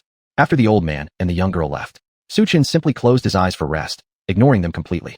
This jerk, truly unbearable, not even a thank you. Seeing that Su Chun didn't care about them at all, Zhu Xiaofei felt increasingly wronged. Xiaofei, now you understand. From now on, don't meddle in other people's affairs anymore. Watching the sulky Zhu Xiaofei, Zhu Bo shook his head in sigh. Your mother was the same back then, too kind-hearted. But ultimately, her kindness caused her harm. Because you will never know whether the person you help is human or beast. Uncle Zhu. Hearing Uncle Zhu mention her mother, Zhu Xiaofei fell silent momentarily. After a long while, the clear starlight gaze in Zhu Xiaofei's eyes dimmed for a brief moment. Uncle Zhu, indeed, I'm still too young. The experience today made me realize that being overly kind isn't good. Next time, I definitely won't interfere unnecessarily anymore. At the end, Zhu Xiaofei added more emphasis to her words. It's good that you understand. Looking at Zhu Xiaofei with different eyes than before, Zhu Bo felt relieved. Even in this moment, he felt somewhat grateful towards Su Chun. If it weren't for him, perhaps Zhu Xiaofei wouldn't have realized her issue. Humming noise soon came as the high-speed train started, headed towards Tianbei City. When the high-speed train was halfway through its journey, suddenly, Su Chun, who was resting just a moment ago, abruptly opened his eyes wide. Because in that instant, he sensed a terrifying force. Is there an intersect martial artist on this train? Could they be here to cause trouble for me? Thinking of this, Su Chun disdainfully smirked coldly. Whether intersect martial artist, or grand martial artists, even the supreme beings holding the highest power among the 16 provinces, to him, were no different than ants. Simply put, whoever comes, whoever dies. Uncle Zhu, why do I always have a feeling of unease? As the high-speed train entered the tunnel leading into Tianbei City, suddenly, Zhu Xiaofei softly spoke up. Being a girl, Zhu Xiaofei's sixth sense was often very accurate. In that moment, for no apparent reason, an inexplicable fear spread over her heart. Could it be that your feelings are wrong? Uncle Zhu frowned when he heard her words. Maybe. Just as Zhu Xiaofei finished speaking, swoosh, a dagger suddenly shot past from the dim compartment. Its speed was so fast it was hard to follow with the eyes. Uncle Zhu, watch out. Hearing the ear-splitting sound of air being torn by the dagger, Zhu Xiaofei immediately screamed in alarm. Noticing the terrified expression on Zhu Xiaofei's face, Zhu Bo acted quickly. He shoved Zhu Xiaofei away and leaped aside himself. Boom. At the same moment, Zhu Bo dodged the dagger. It already struck toward the seat where Zhu Bo had been sitting moments ago, piercing it deeply. The force tore the seat apart until it cracked like a spiderweb. What an awful dagger. Incredible strength. What kind of capability could produce such a strike? Gazing at the chair that was now distorted and shattered beyond recognition, Zhu Xiaofei sucked in a sharp breath of cold air. If the force of the dagger can make even high-density seats crumble, then if it struck a human body, wouldn't it just tear them apart alive? The outcome, just thinking about it, sent chills down Zhu Xiaofei's spine. Yo, Zhu Kuan, it's been so many years. I didn't expect your strength to be as formidable as it used to be. As the dagger missed its mark, a sinister, mocking voice began to reverberate through the train car. Who are you really? Why do you sneak around trying to attack me like this? If you have the guts, show yourself. Upon hearing the low, deep voice, Zhu Bo scanned the surroundings, but other than Su Chun, he didn't see anyone else. Fuming with rage, he shouted, "Come out, you coward who hides like a rat. Tisk, Zhu Kuan, I was hoping to play with you for a bit, but you're no fun anymore. Age has made you less resilient." A sigh grew louder. Then, a man dressed in black robes with a green mask on his face appeared before Zhu Bo and Zhu Xiaofei. On the black robe, an exquisitely embroidered bat pattern looked eerily unsettling. Uncle Zhu, it's a member of the Wuxian sect. This guy is from the Wuxian sect. When Zhu Xiaofei noticed the bat pattern on the man's robe, she immediately took 2 fearful steps back. Now she understood. That was why she had felt uneasy earlier. It turned out that someone from the Wuxian sect had tracked them down. Damn, you pesky bastards, you actually found us. Zhu Bo glared at the black-robed man across from him, trembling in anger. Persistent bastards? Hearing these words, the black-robed man let out a sneering laugh. Uncle Zhu, look who's talking. Your family has something belonging to our Wuxian sect. If not you, then who should we pursue? You mean stealing and robbing? It's something my mother gave me. Why should I give it to you? Zhu Xiaofei trembled as she roared. Oh, your mother? So, you're her daughter. I remember your mother clearly. She truly remains full of charm. You! How dare you insult my mother? I'll kill you. Zhu Xiaofei picked up the dagger from the ground and rushed forward. Xiaofei, come back. Seeing Zhu Xiaofei lose control, Zhu Bo was startled and quickly prepared to restrain her. But it was too late. Zhu Xiaofei had already lunged toward the black-robed man with the dagger in hand. With all her might, she stabbed the dagger into the black-robed man, striking more than a dozen times in quick succession, each strike accompanied by a roar, "Beast! I'll kill you, kill you. Do you know, did you forget to eat breakfast today?" After a long while, the black-robed man glanced down at Zhu Xiaofei, tears streaming down her face, and spoke mockingly. "Sister, if you keep killing people like this, won't you tire yourself to death?" "What?" Upon hearing the black-robed man's words, Zhu Xiaofei suddenly came to her senses. She slowly raised her head, only to find, to her shock, that her attacks had no effect at all. Not a single scratch had been left on him. How could this be? Who are you really? Zhu Xiaofei's hand gripping the dagger started to tremble. She was after all a third-level martial artist. Even Uncle Zhu would not remain unscathed if subjected to dozens of her stabs. But the black-robed man in front of her remained untouched. "Oh, didn't your mother tell you who I am?" Seeing Zhu Xiaofei question his identity, the black-robed man smirked and said, "Ha, I'm your father. Do you believe that?" You're not my father." Zhu Xiaofei felt sickened inside. Xiaofei stepped back. At this moment, Zhu Bo approached the black-robed man with a serious expression. His face was grim as he slowly articulated each word. "You must be the Black Venerable of the Wushan sect, am I right?" Ho, Uncle Zhu Kuan, have you finally remembered who I am? I thought you might have lost your mind in old age." Exposed by Zhu Kuan, the black-robed man calmly admitted, "Indeed, among the 8 venerables of the Wushan sect, I am the one known as the Black Venerable." Black Venerable? Upon hearing this name, Zhu Xiaofei fell with a thud. Her frail, petite figure collapsed directly onto the floor. After all, Black Venerable, he was none other than a true 7th-level martial master. Even looking at the top 16 cities of Jiangnan province, the strength of the Black Venerable ranked among the top 10. Chapter 207, Overbearing? What exactly do I have in my hands? I'm just a nobody from Jiangnan province. Why would the Witch God sect send someone of Black Venerable stature to hunt me down? Why on earth? After finding out Black Venerable's identity, Zhu Xiaofei had already abandoned all hope of survival. Because she knew that, not even her maternal grandfather, Master Su from Jiangnan province, could save her. "Black Venerable, I can give you what you're looking for, but I beg you to spare Zhu Xiaofei. After all, he is still a child." With a thud, Zhu Bo knelt before the black-cloaked man. His tone was filled with entreaty and plea. From start to finish, Zhu Bo never once thought about fighting Black Venerable. Because intersect martial artists cannot be disgraced, let alone one of Black Venerable's caliber, a 7th-rank martial artist? Zhu Bo harbored no doubt that if he were to fight Black Venerable, not only would he die, but Zhu Xiaofei would perish as well. Oh, misfortune doesn't reach innocence. Looking at the pitifully pleading Zhu Kuan, there was a sudden loud sound. Then the black-cloaked man kicked Zhu Kuan away violently. "Zhu Kuan, it seems like you still haven't grasped the situation here. Who are you? Do you actually think you have any qualifications to negotiate with me?" Uncle Zhu, hastily rushing to Zhu Kuan who was spitting blood from the corner of his mouth, Zhu Xiaofei's eyes immediately reddened. "Uncle Zhu, are you okay?" "Xiaofei, run." Trembling, Zhu Bo urged Zhu Xiaofei. "I'll buy some time. Quickly escape while you can. Run as far as you can." "No, Uncle Zhu, I won't leave. I don't want to be separated from you." Zhu Xiaofei's watery eyes shook as she whispered back. Drip, drip. One by one, teardrops flowed slowly down her charming face. "Zhu Xiaofei, don't be foolish. If you stay and end up in Black Venerable's clutches, you'll suffer the same fate as your mother. Or perhaps you wish to lose your innocence too?" Zhu Kuan harshly reprimanded. "Don't make my sacrifice meaningless." After saying that, he prepared to break the window beside him to push Zhu Xiaofei out. But suddenly at this moment, pooh! Zhu Bo spat out a mouthful of blood, discovering his movements were restricted. Equally restricted was Zhu Xiaofei. "Zhu Ke, what have you done to us?" The pupils of Zhu Bo widened with horror and disbelief as he stared at the black-cloaked man across from them. "What did I do?" Zhu Bo smirked and shook his head. "Nothing much. I merely stealthily channeled energy to press your acupoints unnoticed." Channeling energy and pressing acupoints from a distance? As he examined his immobilized body, Zhu Bo found himself incredulous. There was no sensation whatsoever. "You've cultivated to such a degree? This is my exclusive skill. Did you think I became one of the 8 protectors of the Witch God sect without merit? Zhu Kuan, you simply underestimated me too much. I am destined to become a great martial artist. What does this even mean?" Speaking thus, Black Venerable narrowed his eyes slightly and took slow steps towards Zhu Xiaofei. "You, stop coming near me." In her speech, Zhu Xiaofei's voice wavered with tears, her expression taut with anxiety. "Haha, little girl, don't be afraid. Uncle will take good care of you. You look just like your mom when she was younger." Watching Zhu Xiaofei filled with fear and panic, Black Venerable said with ill intent. "Disgusting. Despicable. How could my mom ever look at someone like you?" Zhu Xiaofei screamed in rage, going berserk. "What? You don't believe me?" Black Venerable didn't seem offended by the insult. He responded in an enigmatic manner. "Soon enough, you'll understand how wonderful I truly am."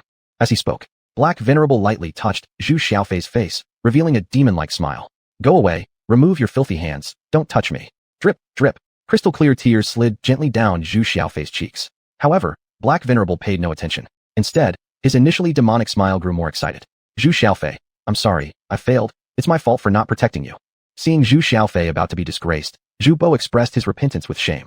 Uncle Zhu, you needn't say sorry to me. I don't blame you. While speaking, Zhu Xiaofei glared red-eyed at Black Venerable. Damn witch god sect. You're devoid of conscience, doing every evil deed imaginable, without humanity. You will eventually incur divine punishment. Divine punishment? Black Venerable roared with laughter. In the 16 provinces, those who dare to bring divine punishment upon the witch god sect simply do not exist yet. Oh, don't organizations like the witch god sect deserve extermination? An unexpected voice rang out. Extermination of the witch god sect? Hearing this, Black Venerable glanced sideways, seeing Su Chun walking step by step towards him. What, young man, planning a heroic rescue? Ignoring the mocking, cold gaze of Black Venerable, Su Chun didn't bother replying. Instead, he addressed Zhu Xiaofei, whose eyes were swollen from crying. Miss, rescuing someone first requires the person being rescued to truly be in danger. For example, right now, neither you nor the old man in Tang costume over there is his match. If I were to defeat him, that would truly be called saving your lives. You're just speaking flippantly? Zhu Xiaofei gritted her teeth in anger. Ever since she saved him and he didn't say thank you, Zhu Xiaofei had been a little displeased with him. But never did she expect that on the brink of death, Su Chun would come over to mock her. What I mean is, if you say thank you right now, I'll save both you and the old man in Tang costume. Su Chun smiled slightly. Are you serious? Save me and Uncle Zhu. Zhu Xiaofei's body trembled.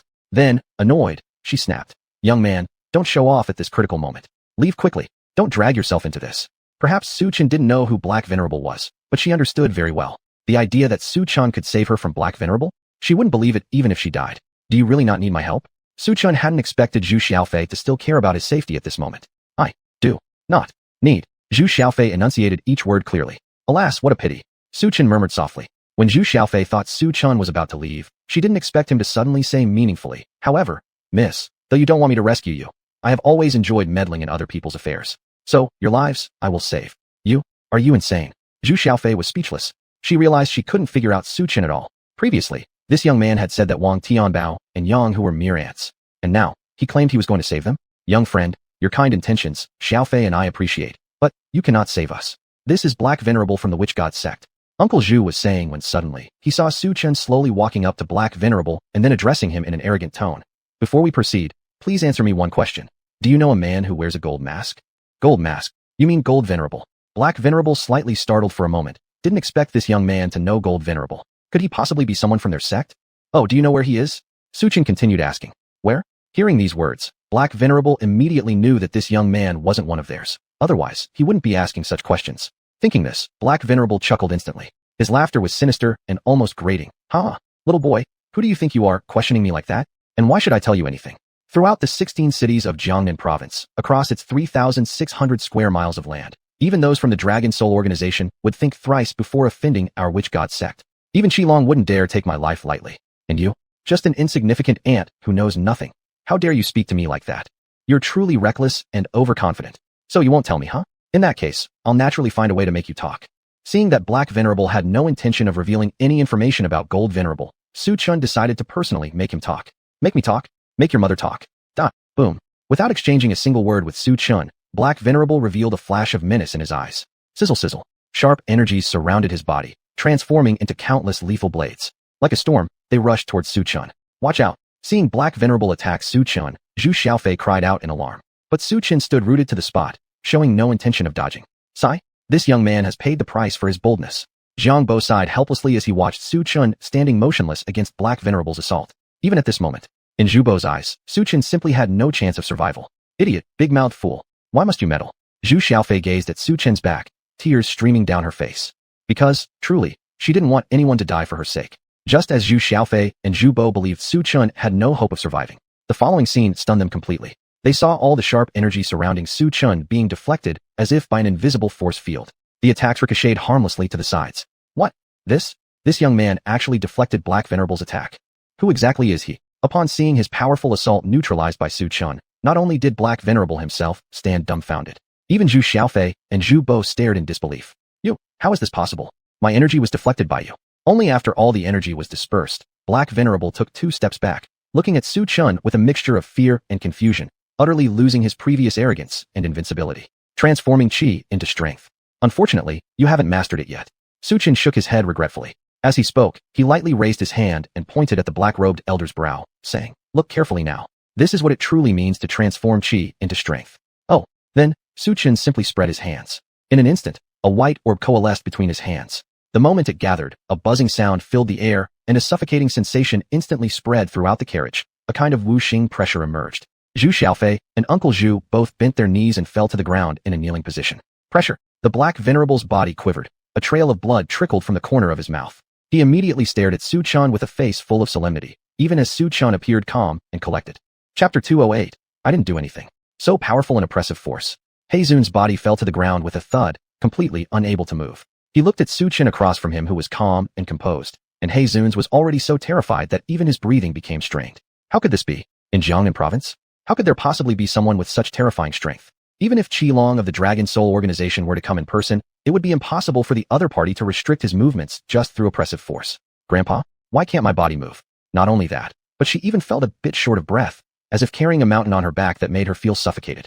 And at this moment, she was almost on the verge of passing out. With just his oppressive force, he has us groveling. What kind of person is he? Zhu Bo stared at Su Chen's figure again and again, still unable to figure out Su Chen's identity. Predecessor, please spare my life. Predecessor, please spare my life. I'll leave immediately. Starting today, the Wushan sect will no longer set foot in Jiangnan province. These people, our Wushan sect will not bother them anymore. After He Zun's recovered from his endless fear, he immediately began to beg Su Chen for mercy. By now, He Zun's had realized that the young man in front of him was definitely no ordinary person. He could very likely be a rumored supreme master. Facing such an existence, let alone him, He Zun's alone, even if all 8 Zuns and 4 protectors of the Wushan sect were to mobilize, the outcome would still only be death. You think begging now isn't too late? Looking at the frightened to death He Zun's, Su Chen said with a smile. Now can you tell me where exactly your Jin Zun's is? Alright, I'll say. He is in Yunjiang City. I don't know the specific location. He Zun's quickly explained to save his life. Not sure. Su Chen asked meaningfully. I speak the truth. We Zuns each have our own missions. We don't interfere with each other. He Zun's hurriedly added in panic. Do you mean you have no way to contact him? Su Chen asked curiously. No, He Zun's explained. Do you think I don't know you all have fixed signals plus meeting places? Su Chen said sternly. You this. Upon hearing this, He Zun's heart was shocked. He did not expect Su Chen to actually know this. It slipped out of my mouth. Please give me another chance to rephrase it. He Zun's face showed panic, hurriedly explaining. Our agreed upon location is Feng Mountain Villa. Feng Mountain Villa? Upon hearing this, Su Chen frowned. I've told you the location. Can you let me go now? He Zun's carefully asked, fearing Su Chen wouldn't let him go and destroy him instantly. Sure, go ahead. Su Chen said lightly. Good. He Zun's was about to flee by jumping off the car when he found that under Su Chen's oppression, he couldn't even stand up. Predecessor, what does this mean? We agreed that you'd let me leave. I've already let you go. I didn't lay a hand on you. Su Chen smiled enigmatically. You? Upon hearing this, He Zun's expression darkened. What? You don't want to leave? If you don't want to leave, stay here then. Don't say I didn't give you the chance. It's your failure to grasp it. Suddenly, He Zun saw Su Chen throw a white light orb towards him. No, no. His body was consumed by the force of the white light orb. He Zun's emitting cries of sorrow and despair. But this process didn't last long. He Zun's corpse lay before Zhu Xiaofei. This? The Wushan sect's He Zun's dead. Staring blankly at He Zun's, Zhu Xiaofei only felt a sense of unreality. Just a moment ago, she was living in the terror imposed by Zhu Xiaofei, thinking that she would be violated today by this monster-like intersect martial artist. The next second, He Zun's corpse lay right before her eyes. Such a huge disparity made Zhu Xiaofei even doubt that everything she was seeing was false. Zhu Bo? Is He Zun's really dead? Taking a deep breath, Zhu Xiaofei uncertainly asked Zhu Bo. That's correct, he's dead. He Zun's is dead. Zhu Bo nodded heavily, then unexpectedly knelt before Su Chen. Thank you, predecessor, for coming to our aid. Thank you, predecessor. Zhu Xiaofei, what are you still standing there for? Haven't you thanked the predecessor yet? If it weren't for him, we'd be dead already. Seeing Zhu Xiaofei still dazed beside her, Zhu Bo urged impatiently. Alright. After recovering her senses, Zhu Xiaofei looked at Su Chen with a complicated expression. Predecessor, I failed to recognize you properly. Just now, thank you. Miss, now you believe, whether it's Wang Tianbao or Yang Hu. To me, they're merely ants, aren't they? Looking at Zhu Xiaofei's tense appearance, Su Chen revealed a meaningful smile. Now I believe you. Zhu Xiaofei stammered and nodded. Then do you still think that just now, you saved my life? Su Chen asked again. Aye. Zhu Xiaofei's face turned red with embarrassment, wishing she could find a crack to hide in. It turned out that earlier, Su Chen hadn't been joking with her. She had indeed just meddled unnecessarily. Predecessor, I'm sorry, it was my mistake for not recognizing your true ability. Please forgive my rudeness from before. Zhu Xiaofei looked down, and at this moment, she even dared not look into Su Chen's eyes. Then beside her, Uncle Jiang said something that made Zhu Xiaofei's cheeks turn pink instantly. Predecessor, you saved both me and Xiaofei. There's nothing old man like me can offer as thanks, but perhaps Xiaofei could repay the favor by marrying you? My Xiaofei has always been pure-hearted and kind. She hasn't had a boyfriend yet. She is truly a good girl. Uncle Zhu, what are you saying? Upon hearing these words, Zhu Xiaofei's heart started racing. She shyly gave Uncle Zhu a glance and then bit her lower lip, whispering, I'm still young. Xiaofei, you're no longer young. According to the regulations in our country, you've reached the age of marriage. Uncle Zhu shook his head, unperturbed, while continuously giving Zhu Xiaofei eye signals. It seemed as though he was hinting that if they could connect with the young man in front of them, their family's vendetta could be resolved. All right. After hesitating for a few moments, Zhu Xiaofei was about to agree when Su Chen shook his head. Elder, you're too polite. Saving you was merely an effortless gesture. There's no need for such repayment. Uncle Zhu worried that he might lose this opportunity and hesitantly responded. But predecessor, does this mean you think Miss Zhu Xiaofei isn't beautiful enough? If so, Xiaofei has an older sister. What do you think about her? It's not that, elder. You've misunderstood. I am already married. So, let's leave your kindness aside. Su Chen smiled faintly and waved his hand lightly. Ziziti. In an instant, all the oppressive pressure dissipated completely. And at that very moment, ding dong, the train announcement sounded inside the carriage. Passengers, good day. We have arrived at Yunjiang City. The two of you, we've reached Yunjiang City. I will disembark first. As for them, I'll leave them for you to handle. Indicating towards the corpses of He Zuns and Chun Li lying on the ground, Su Chen finished speaking and left the carriage directly. He's gone already. Why are you still staring? Seeing Zhu Xiaofei lost in thought as she watched Su Chen walk away, Uncle Zhu sighed. When I suggested the idea of marriage earlier, why didn't you seize the chance? Now it's too late for you to act all starry-eyed. Uncle Zhu, don't say nonsense. I did not do anything like that.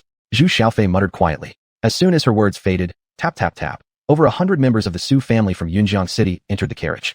Grandpa, seeing the elderly white-haired martial artist leading them, Zhu Xiaofei's eyes moistened instantly. Grandpa, why are you here? I was worried the Wushan sect might cause trouble for you, so I came to the station ahead of time. While Su Shan was speaking, a side glance at the corpses lying on the ground prompted him to frown and ask, Xiaofei, who are these people? What, is that him? The Wushan sect's He Zuns. Before Su Shan could finish his sentence, among the many bodies, he noticed one corpse of a man wearing a black mask. Chapter 209. Are you a martial artist of the inner sect? Xiaofei, what exactly happened? Why is the Black Elder of the Witch God cult dead here? Seeing the body of the Black Elder, Su Shan's soul trembled with fear and his face was filled with disbelief. You must know, among the 8 great elders of the Witch God cult, Black Elder possessed the strength of a 7th-rank martial artist. Such a powerful figure. Even Qi Long of the Dragon Soul organization would not dare to kill easily. After all, it involved too many interests behind the scenes. Could it be Jiang family's Jiang Tianyang? Thinking of the Grandmaster who had recently come to Jiangnan province, Su Shan quickly asked Xiaofei. Xiaofei, was it Grandmaster Jiang Tianyang from the Jiang family? It wasn't. Xiaofei shook her head. If it wasn't Jiang Tianyang, then who in the whole of Jiangnan could have killed the Black Elder? Su Shan immediately sucked in a breath of cold air. Grandpa, the one who killed the Black Elder was a young man. Xiaofei didn't conceal anything. Since the death of Xiaofei was causing too much trouble, she knew that she couldn't hide it anyway. A young man killed the Black Elder? What does this young man look like? How come I don't know there's such a big martial artist in Jiangnan?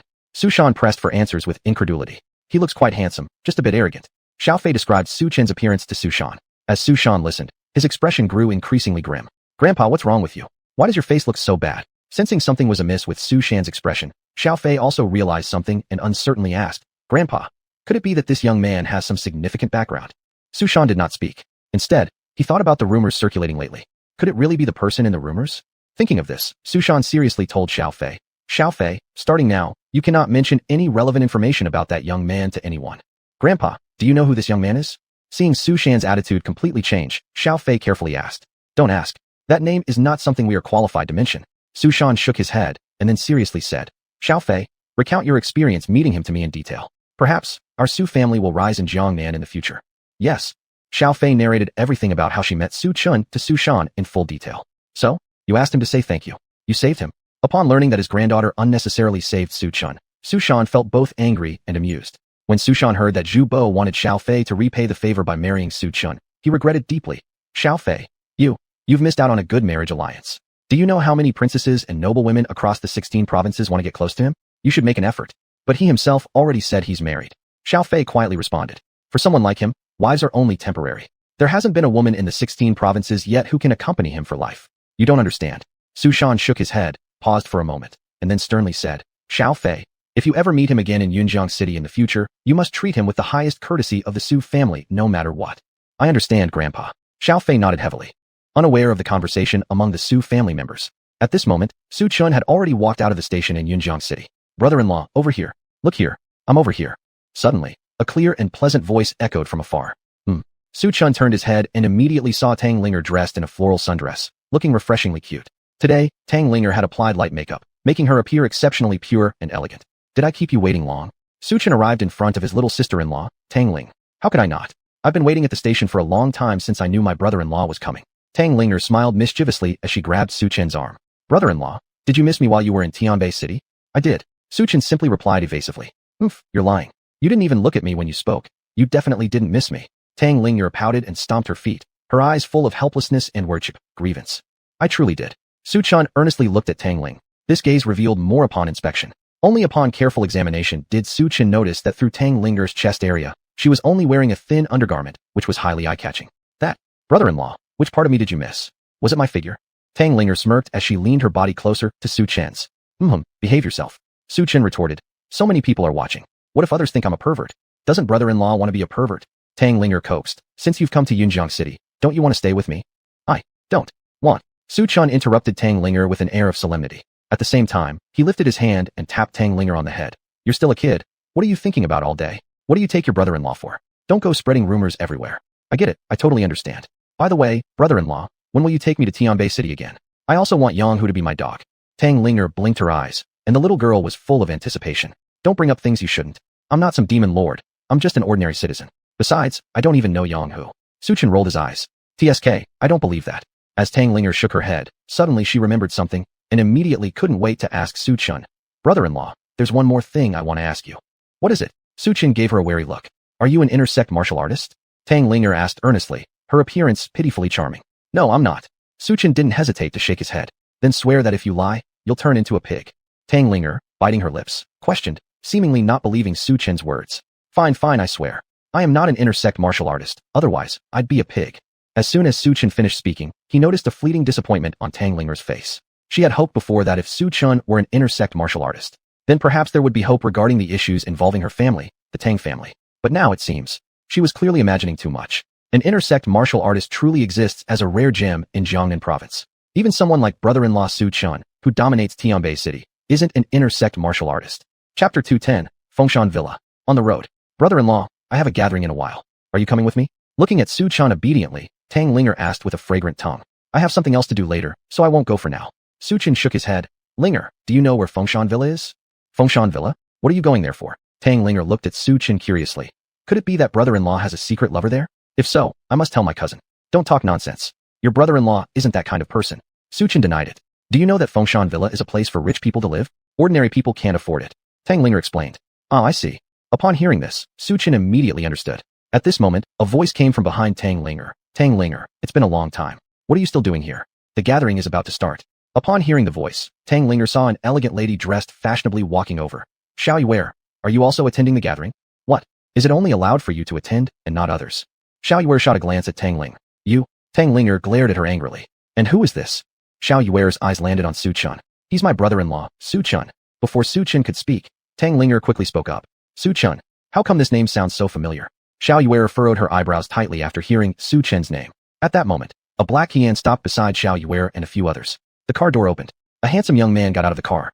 Ah, it's young Masterly. Upon seeing the person, Xuanhuan's eyes brightened instantly. Her legs, clad in stockings, were deliberately exposed as she struck a seductive pose. Shameless. Seeing Xuanhuan being so low, Tang Linger immediately criticized her. Tang Linger, how dare you? Xuanhuan glared at the other party fiercely upon hearing Tang Linger insult her. Are you Su Chen? Li Tao didn't look at the two girls, but instead looked at Su Chen. Young Masterly, do you know him? Xuanhuan looked at Li Tao full of surprise. She was shocked when she heard young Masterly actually knew Su Chen. Just as she was stunned, Li Tao's next words made her slightly dazed. Of course I know him. Do you know Shen Xiuxue from the Shen family? He was publicly rejected by Shen Xiuxue and became a famous person in Tianbei City overnight. He married cousin Shun Biao of Tang Ling. When Li Tao said the word famous, he emphasized it slightly. You? How do you know about brother-in-law? Tang Linger gave Li Tao a strange look. If she hadn't gone to Tianbei City, she probably wouldn't even know about Su Chen being abandoned by Shen Xiuxue. How would I not know? Shen Xiuxue, the noble goddess of Tianbei City. All of Jiangnan province focuses on Shen Xiuxue, and I am her ardent fan, so I know everything about Shen Xiuxue. When Li Tao talked about Shen Xiuxue, his eyes showed deep affection and admiration. He wished he were Shen Xiuxue's boyfriend right now. Humph, what kind of lofty goddess of Tianbei? To me, Shen Xiuxue is just a blind fool. Tang Linger scoffed disdainfully. Tang Linger, I warn you, don't speak ill of my goddess. Li Tao immediately became upset. You're the one who spoke ill of my brother-in-law first. Why shouldn't I criticize Shen Xiuxue? Also, Li Tao, let me tell you, since Shen Xiuxue didn't marry my brother-in-law, she will eventually regret it. Do you believe me? Tang Linger said irritably. I don't believe it at all. Shen Xiuxue constantly complains about your brother-in-law on social media platforms, saying that not marrying him is the greatest blessing of her life. How could she possibly regret it? After Li Tao finished speaking, Su Chen nearby then revealed an odd expression and interjected. Shen Xiuxue complains about me on social media? Yes, you check yourself. Li Tao found Shen Xiuxue's social account and showed Su Chen the content she posted. Actually, Su Chen was better off not checking. Once he did, he laughed instead. It was merely the same old mockery from before. As for these accusations, back at the Shen residence, Su Chen had heard them so many times that he almost developed a callus on his ears, but he simply refused to pay any attention to Shen Xiuxue. Li Tao, let me warn you, my brother-in-law is incredibly capable, far beyond your imagination. Shen Xiuxue will end up paying a heavy price for her ignorance. Tang Linger, having seen the post Shen Xiuxue published, clenched her teeth in rage. Oh, since your brother-in-law is so capable, why doesn't he help your family resolve their trouble with the Su family? Before Wang Tao could say anything, Xiao Yuer interjected casually from the side. How do you know about that? At the sound of this, Tang Linger looked curiously at Xiao Yuer. Your sister told me. Naturally. Xiao Yuer wore a meaningful smile. What's wrong with the Tang family? Su Chen glanced sideways at Tang Ling. The Tang family is doing just fine. Li Tao was about to speak, but Tang Linger cut him off and instead shook her head at Su Chen. Xiao Yuer is just talking nonsense. Brother-in-law, don't take it seriously. You have things to do, right? Go ahead and handle them. I'm going to the gathering. We'll talk on the phone later. With that, she turned around and left, leaving Su Chen standing there lost in thought. After Tang Linger left, Su Chen took out his phone and called Lu Tsong, the owner of the Haishang Minghua branch. Who are you looking for? Soon, a rather cold voice from the other end of the line asked. How did you get my number? I am Su Chen. As soon as Su Chen spoke, there was a loud thud on the other end of the phone. The next moment, the man on the phone no longer sounded cold, but rather polite and servile. Oh, Mr. Su, have you already arrived in Yunjiang City? Lu Tsong, let me ask you, who among the big shots lives in Fengshan Villa? Any intersect martial artist? Su Chen said expressionlessly. Fengshan Villa, according to Black Honored One, was the meeting place of the Witch God sect. He had gradually figured out the division of power within the Witch God sect. Golden Honored One was likely an intersect martial artist, with roughly equal strength to Black Honored One. Intersect martial artist? Lu Tsong inhaled sharply upon hearing this. Mr. Su, please wait a moment. I'll have someone check who lives there immediately. After flattering Su Chen a little, Lu Tsong fell silent. About 5 minutes later, Su Chen's tone became impatient. Lu Tsong, is it ready yet? Su, Mr. Su, it has been found out. It's Master Wu, one of the 3 great intersect martial artists in Yunjiang City, who resides in Fengshan Villa. Lu Xiao hurriedly replied. He was afraid of angering Su Chen, the boss of the Haishang Minghua Hotel. Just recently, Manager Chen had told him that not only did Su Chen have the backing of the Jiang family, but Su Chen himself was rumored to be an intersect martial artist. If he were to upset Su Chen, he, Lu Tsong, would probably never be able to stay in Jiangnan province again. Chapter 211. Where did the person go? Mr. Wu. Su Chen silently remembered this name, just as he was about to hang up the phone. But Lu Tsong flatteringly said, Mr. Su, it's rare for you to come to Yunjiang City. Our Yunjiang City branch of Minghua Seafood wants to throw you a welcome banquet. What do you think? I'm busy these 2 days. We'll talk about the banquet later. After finishing his sentence, Su Chen directly hung up the phone. On the other end, in an upscale villa complex in Yunjiang City, the female model who came with Lu Tsong saw him politely hanging up the phone and asked curiously, President Lu, who were you calling? I've never seen you so cautious before. Don't ask what you shouldn't. Lu Tsong changed from being solicitous towards Su Chen to once again appearing cold and haughty. Go, take off your clothes for me, and do it yourself in a bit. President Lu is so mean. The sexy long-legged female model coquettishly smiled as she lay in Lu Tsong's arms, softly saying, President Lu must be gentle with me later. Half an hour later, Su Chen arrived at Fengshan Villa. Outside the Fengshan Villa at the moment, there were several luxury cars parked, all $1,000,000 class, and even $100,000 class cars were not considered high-end. Moreover, Fengshan Villa could be described as highly fortified. Just at the gate alone, there were dozens of security guards standing guard. Among them, one security guard was robust, with highly prominent muscles, containing tyrannical chi blood force within his body, clearly a martial artist. Boy, what do you want? Stop right there. Fengshan Villa, this is not a place where you can casually visit. If you know what's good for you, leave immediately. Seeing Su Chen get out of a taxi, the leading guard immediately shot him a warning look. I'm looking for intersect martial artist, Mr. Wu. Su Chen glanced at the guard with the domineering chi blood force, then lightly said, Go tell Mr. Wu that I need to see him. You want to see our Mr. Wu? Upon hearing this, the guards outside Fengshan Villa first hesitated, then burst into laughter together. Haha, boy, are you daydreaming? You're a small fry who takes a taxi to Fengshan Villa, and you have the audacity to meet someone like our Mr. Wu, a bigwig in Yunjiang City. If you haven't woken up yet, better hurry up and leave. Don't make a fool of yourself here. Do you think this is a place where any random person can enter? Faced with the mockery of these security guards, Su Chen only said firmly, I will repeat this once more, go tell Mr. Wu to come see me. If he doesn't appear in 3 minutes, don't blame me for being impolite. How presumptuous. What are you qualified to shout orders here? Slap yourself, or else you'll be wheeled into the hospital. Just when the security guards were making loud noises, the leading martial artist frowned and stepped forward. He inspected Su Chen for a second, then unexpectedly asked, "Do you have an invitation letter?" Bull brother, asking this guy if he has an invitation letter isn't redundant? Asking would be meaningless anyway. How could he possibly have an invitation letter to Fengshan Villa? Hearing Bull brother's words, a few security guards all had faces filled with confusion. However, Bull brother didn't explain. Originally, Bull brother also didn't want to ask whether Su Chun had an invitation letter, but for some reason, his sixth sense told him that the young man in front of him wasn't simple. Because of this vague premonition, Bull brother decided to ask Su Chun. Invitation letter? Looking at the muscular Bull brother, Su Chun indifferently shook his head. I don't have an invitation letter. If you don't have one, then you naturally cannot enter Fengshan Villa. If you know what's good for you, leave quickly. At the same time as Bull brother spoke, his demeanor once again turned cold and intimidating. Mr. Wu, you are certainly unworthy to see. What if I must see Mr. Wu tonight? Looking at Bull brother whose eyes carried a threat and warning, Su Chun shrugged indifferently and asked, "Must see." A heavy shadow flashed through Bull brother's sinister gaze. As he spoke, he suddenly attacked Su Chun. Then you can die. Pung. Bull brother's punch hurled towards Su Chun's face. Sensing the terrifying pressure transmitted through the air, the other Fengshan Villa security guards were all forced to retreat together. Is Bull brother really going for the kill? This is unnecessary, isn't it? To deal with such a nobody, he needs to be this serious? With this punch from Bull brother, that guy will surely be flattened like a pancake. Such a reckless fool, daring to make trouble at Fengshan Villa, angering Bull brother now, truly getting what he deserves. Gazing at Su Chun's figure, at this moment, all the security guards present regarded Su Chun as a dead man. They looked pityingly at him, feeling both sorry for him and schadenfreude. After all, Bull brother was no ordinary person, but rather a fifth-level martial artist in Yunjiang City. A fifth-level martial artist, even in the bustling Yunjiang City, could dominate a region and be the overlord of a territory. But Brother Nyo willingly stayed as a guard at Fengshan Villa. Su Chun met Brother Nyo purely by misfortune, blaming himself for not checking his luck before stepping out. Just as these guards were about to call the hospital to collect Su Chun's remains, they realized there was no body left. Su Chun had vanished into thin air. Huh? Where's that guy? How did he disappear? How could this happen? That guy just vanished. Could it be? We've encountered a ghost.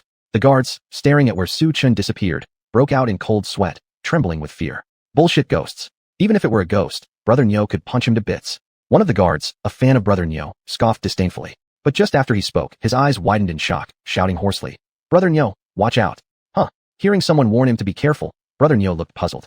Glancing around, he saw no sign of Su Chun, so he coldly asked, "What am I supposed to watch out for?" "Above. There's something above." The guard's voice quivered with terror, but before he could finish his sentence, Brother Nyo froze with a pale face, whispering, "What is this?"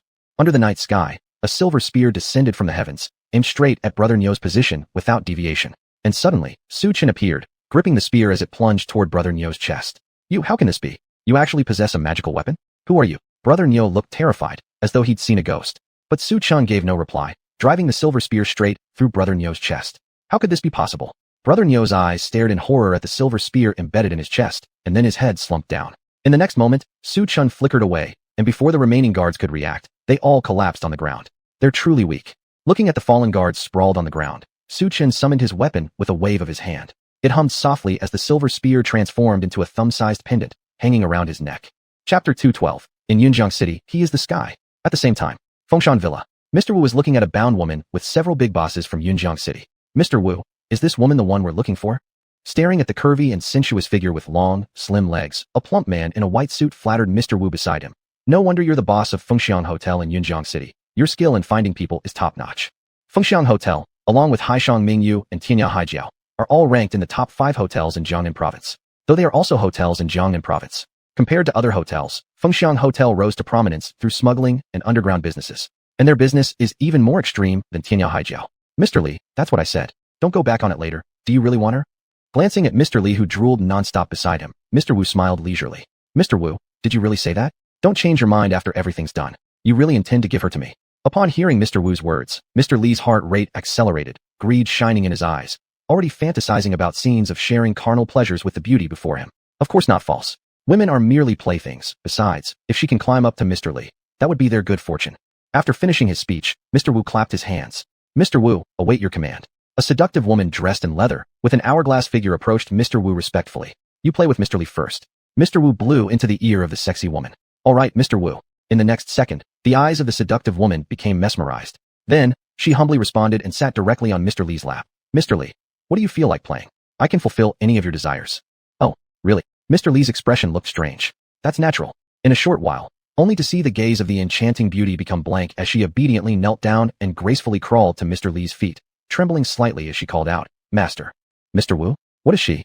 Seeing the seductive woman kneeling, Mr. Li's expression looked odd.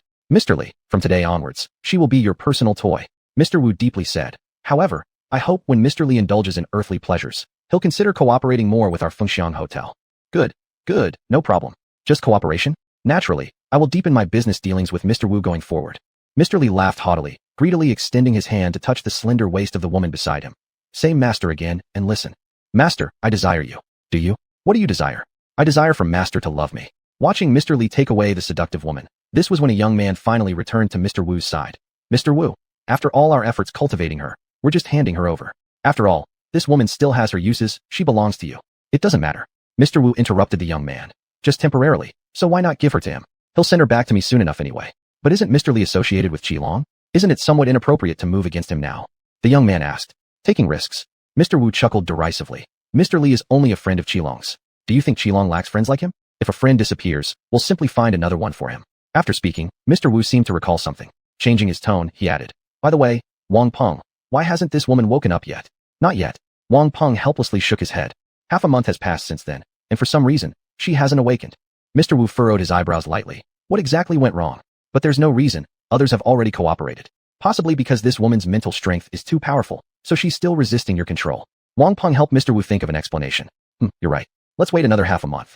If after another half a month this woman hasn't awoken yet, we'll switch to someone else. She'll vanish from the world forever. Mr. Wu's eyes flickered with overwhelming coldness. As soon as his voice faded, one of his subordinates dragged a young girl inside. Let me go. Let me go. I don't want to offer myself to you. You devils. You will surely be punished. A 20-something-year-old girl, with black ponytails, wearing a white miniskirt, and stockings on her legs kept struggling and shouting.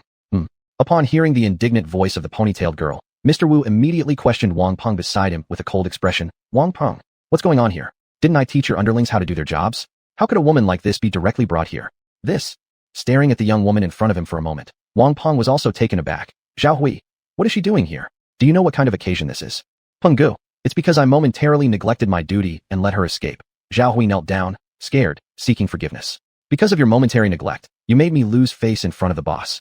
Take him away and deal with him. Wang Peng gave instructions to one of his subordinates with no change in his expression. Hearing this, despair was all over Zhao Hui's face, and he was soon dragged away. Go and grab her for me. A shadow of gloom flickered in Mr. Wu's eyes as he ordered Wang Peng in a commanding tone. Yes. Wang Peng replied. On the other side, the young woman had already been brought to Mr. Wu.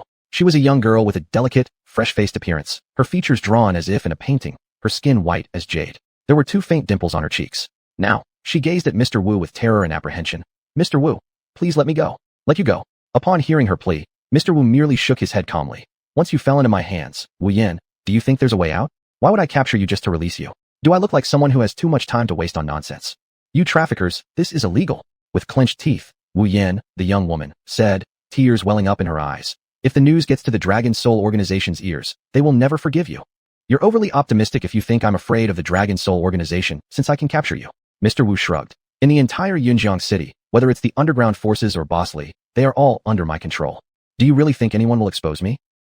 Facing Mr. Wu's fearless demeanor, Wu Yin suddenly opened her mouth but couldn't find the words. Because she understood. Wu Yingqi was right. In Yunjiang City, he is the sky. Chapter 213. Mr. Wu is an intersect martial artist. Mr. Wu, what exactly do you want in order to let me go? I can't take it anymore. After hesitating for a moment, Wu Yin changed her previous hard attitude and began to beg Mr. Wu pitifully. Wu Yin, I've already said it. Since you've come here, I never planned to let you leave alive because you are the medicinal catalyst for me. A look of excitement appeared on Mr. Wu's face. While speaking, he raised Wu Yan's chin and ordered with an authoritative tone. So just listen obediently and spare yourself some suffering. I am in a very bad mood right now. Wu Yin bit her thin lips tightly. She understood the meaning behind Wu Yingsam's words. Slap. Wu Yingsam slapped Wu Yin across the face. I'm in a very bad mood right now. Don't you understand what I mean? I won't help you cool down. Wu Yin covered her face. Her eyes were red as she glared at Wu Yingsam. If you need cooling down, find someone else. Very good. You, Wu Yin, are the most disobedient person I have ever met. Wu Yingsam's gaze turned cold as he clapped his hands. Bring someone. Tap tap. 2 8th-rank warriors respectfully approached Wu Yingsam and saluted. Mr. Wu, please give us your instructions. This woman Wu Yin is too arrogant. The 2 of you, defile her for me. Pausing briefly, Mr. Wu added another sentence. Defile her right here. Let's see if such a haughty woman like her will still dare to speak to me in this tone. Yes, Mr. Wu. The 2 8th-rank warriors walked towards Wu Yin simultaneously. Tear. One bald man tore Wu Yan's clothing directly, exposing her shoulders. Is Mr. Wu preparing some other entertainment today? Mr. Wu is really considerate. Seeing the 2 8th-rank warriors tearing Wu Yan's clothes, Many bosses present from Yunjiang City all revealed excited expressions at this sensual scene. No, no touching me. You scoundrels, go away. As her clothes were being torn, Wu Yin used her hands to cover herself while her delicate body kept retreating backward. But those two 8th-rank warriors pursued relentlessly. Very soon, Wu Yin was forced to the end of Phoenix Mountain Villa. She had nowhere to retreat. Help me. Is there anyone who can save me? I beg you, save me. Take me away from the Phoenix Mountain Villa. She looked pleadingly toward the group of bosses from Yunjiang City. However, all she received in return were endless mockery and derision. Surprisingly, not a single person was willing to help her. Young lady, wake up. The whole Yunjiang City is ruled by our Mr. Wu. To rely on others to save you, I advise you to forget about it. Resign yourself to be defiled honestly. This is the only fate that allows you to survive. Otherwise, death. The two 8th-rank warriors stood before Wu Yin, whose face was full of despair. Knowing there was no escape from humiliation, Wu Yin stared blankly and shed tears. But just as Wu Yan's heart was filled with despair and sorrow, suddenly, tap tap, a calm footstep resounded within the Phoenix Mountain Villa. Then, a voice without any emotion emanated through the villa. Who is Mr. Wu? Step out and meet me yourself. SSS. Hearing this sharp, defiant voice, in an instant, the entire Phoenix Mountain Villa fell into an eerily silent stillness. Everyone couldn't believe their own eyes as they looked at the young man who had arrived at Phoenix Mountain Villa. Who is this kid? Is he insane? How dare he show disrespect to Mr. Wu? Truly fearless. Fearless indeed. To be so young yet challenge an intersect martial artist. Truly like a calf, not fearing tigers due to its ignorance. He'll probably die an ugly death soon. Or perhaps, this guy's appearance is specially arranged by Mr. Wu as part of the entertainment? That's quite plausible. After a brief silence, many powerful bosses from Yunjiang City mistook Su Chen for a clown set up by Mr. Wu. But who would have thought? Seeing Su Chen appear, Wang Peng questioned angrily. Impudent. Who are you? How dare you call our Mr. Wu by name? Fall to your knees and strike your mouth immediately. Apologize to Mr. Wu. Otherwise today, you won't leave this place alive. Are you Mr. Wu? With a dispassionate glance towards Wang Peng, Su Chen slowly asked. Naturally, I am not Mr. Wu. Wang Peng shook his head. Since you're not him, then what qualifications do you have to speak to me? Su Chen squinted slightly, a hint of a smile playing on his lips. What did you say? Do you mean I don't qualify? Hearing this, Wang Peng burst into rage instantly. Wang Peng, could it be? This guy isn't a clown specially arranged by Mr. Wu to come to the Phoenix Mountain Villa? Seeing Wang Peng didn't recognize Su Chen, all the rich bosses from Yunjiang City present were slightly stunned. Mr. Wu has not arranged such a program. Wang Peng coldly said, then swung his fist and struck towards Su Chen. I heard Wang Peng's strength has already reached the level of an 8th-rank martial artist. Some bosses from Yunjiang City looked at Su Chen with regret in their eyes. Wang Peng is handling it personally. This kid is done for. Amidst the sarcastic chatter, in the eyes of these Yunjiang City elites, Su Chen was already a dead man. How dare anyone make trouble on Mr. Wu's territory? Wang Peng's gaze turned cold as he aimed his fist towards Su Chen's chest. Just as everyone watched, the punch was about to land squarely on Su Chen's chest when something strange happened. Su Chen's figure began to blur, and in the next second, he vanished from Phoenix Mountain Villa. What? He's gone. Where did he go? Could that guy have some kind of disappearing skill? Seeing Su Chen disappear, many wealthy and powerful bosses from Yunjiang City were startled. Where did he go? Even Wang Peng frowned deeply at the spot where Su Chen had disappeared. Did you hear that? Are you looking for me? A calm voice came from behind Wang Peng. What? Before Wang Peng could turn around, a sharp pain hit his chest. What's going on? Why does my chest hurt so much? Then he realized that Su Chen's spear had pierced through his chest. How dare you kill me? Wang Peng shrieked. Mr. Wu, avenge me. With a spurt of blood. After uttering these words, Wang Peng fell at Su Chen's feet. He was actually dead. What?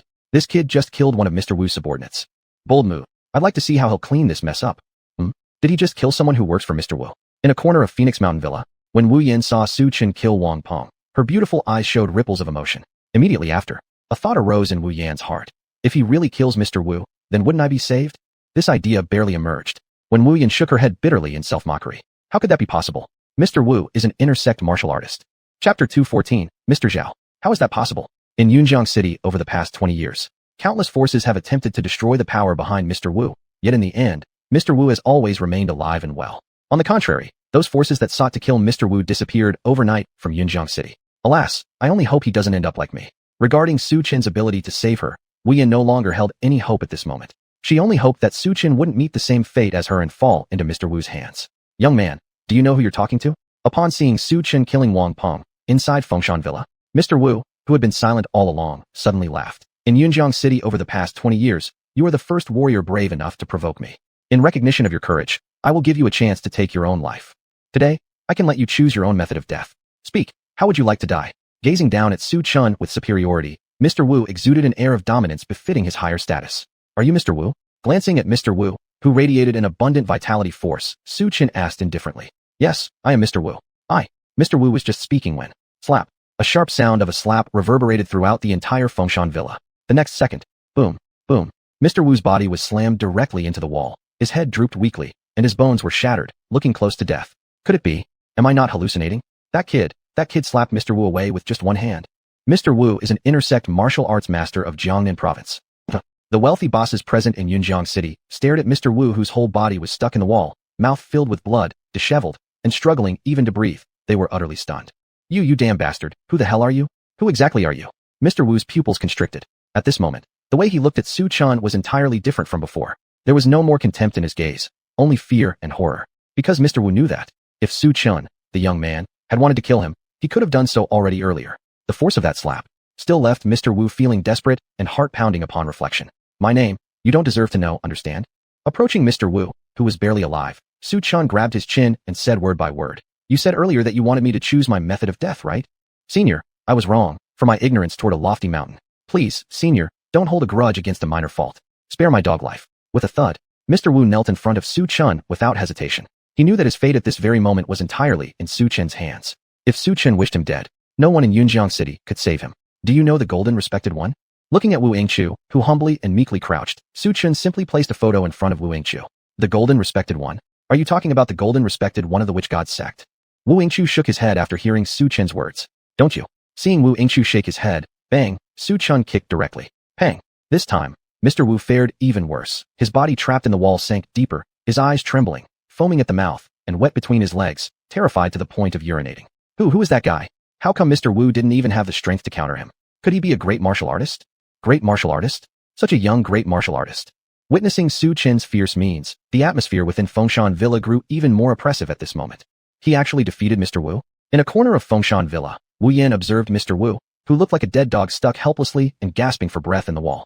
Her clear gaze instantly rippled with shock. Previously, although Wu Yan saw Su Chen kill Wang Peng, she did not think Su Chen could kill Mr. Wu. But unexpectedly, Su Chen's prowess turned out to be so terrifying. 2 moves? He incapacitated an intersect martial arts master of Yunjiang City. Is he a great martial artist? After regaining her senses, Wu Yan made a completely new judgment about Su Chen's identity. Apart from the rumored great martial artists, she couldn't think of anyone else who could act so recklessly before Mr. Wu. Senior, I truly don't know the golden respected one. I swear, I'm not lying to you. Please, spare my life.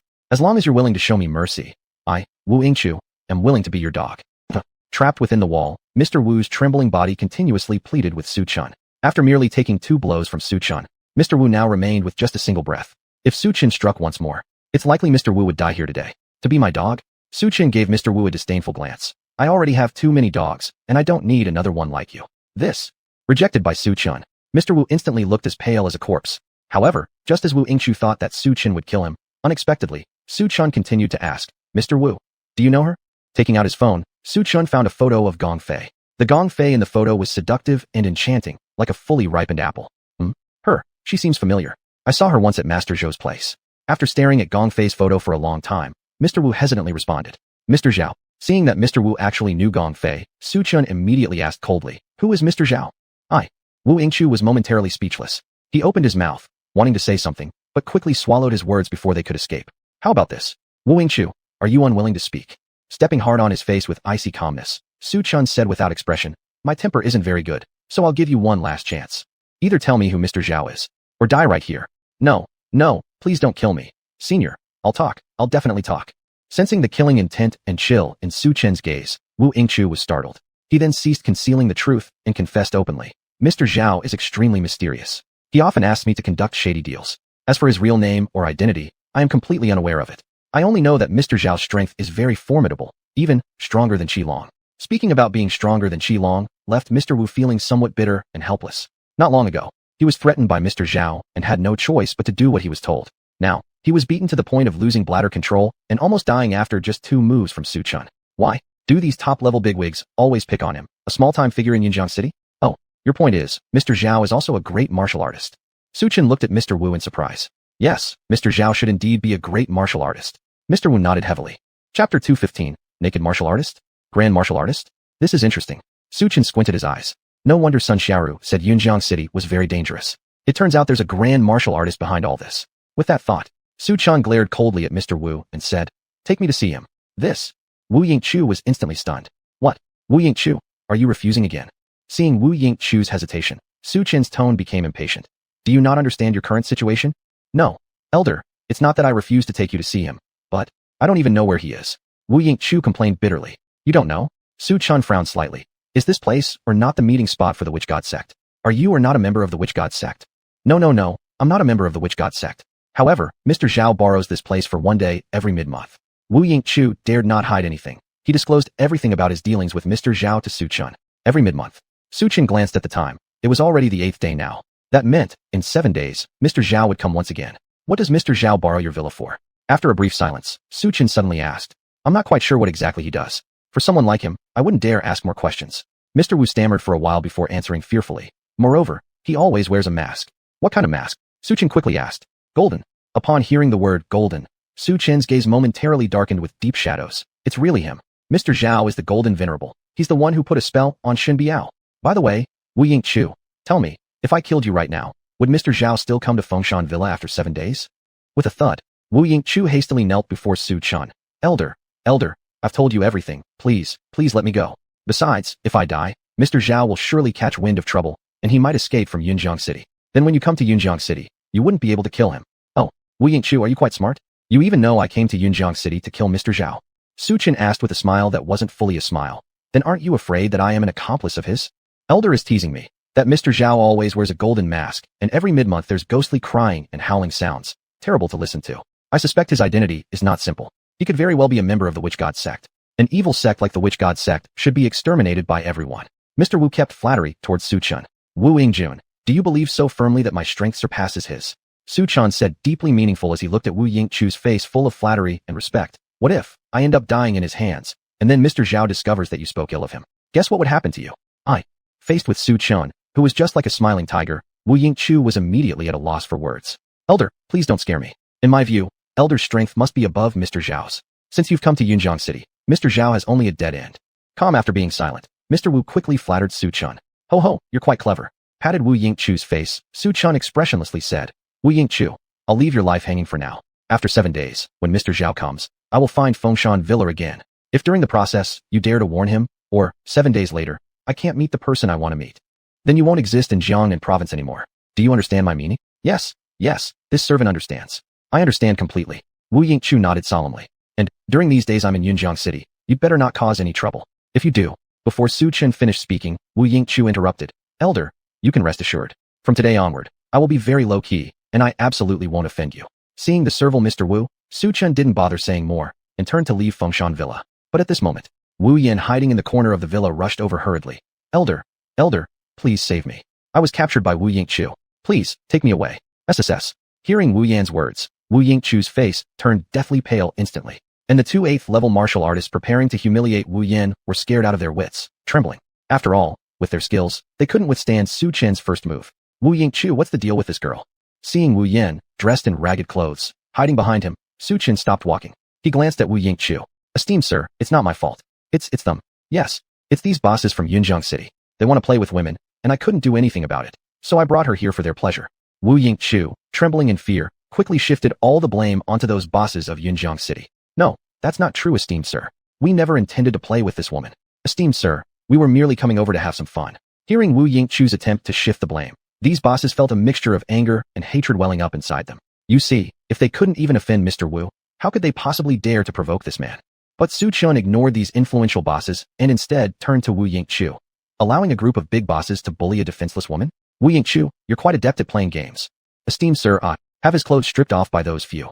Su Chun pointed at the 2 8th-rank martial artists with an order-like tone. This.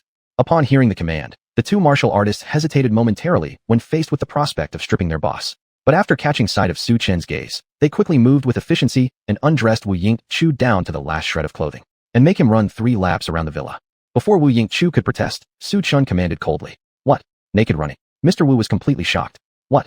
You don't want to? Su Chun approached Wu Yingqiu closely. It's not like that, esteemed sir. I am a man, Do you intend to run or not? If you refuse, you'll bear the consequences. Su Chun stated emotionlessly. Yes, I'll start running.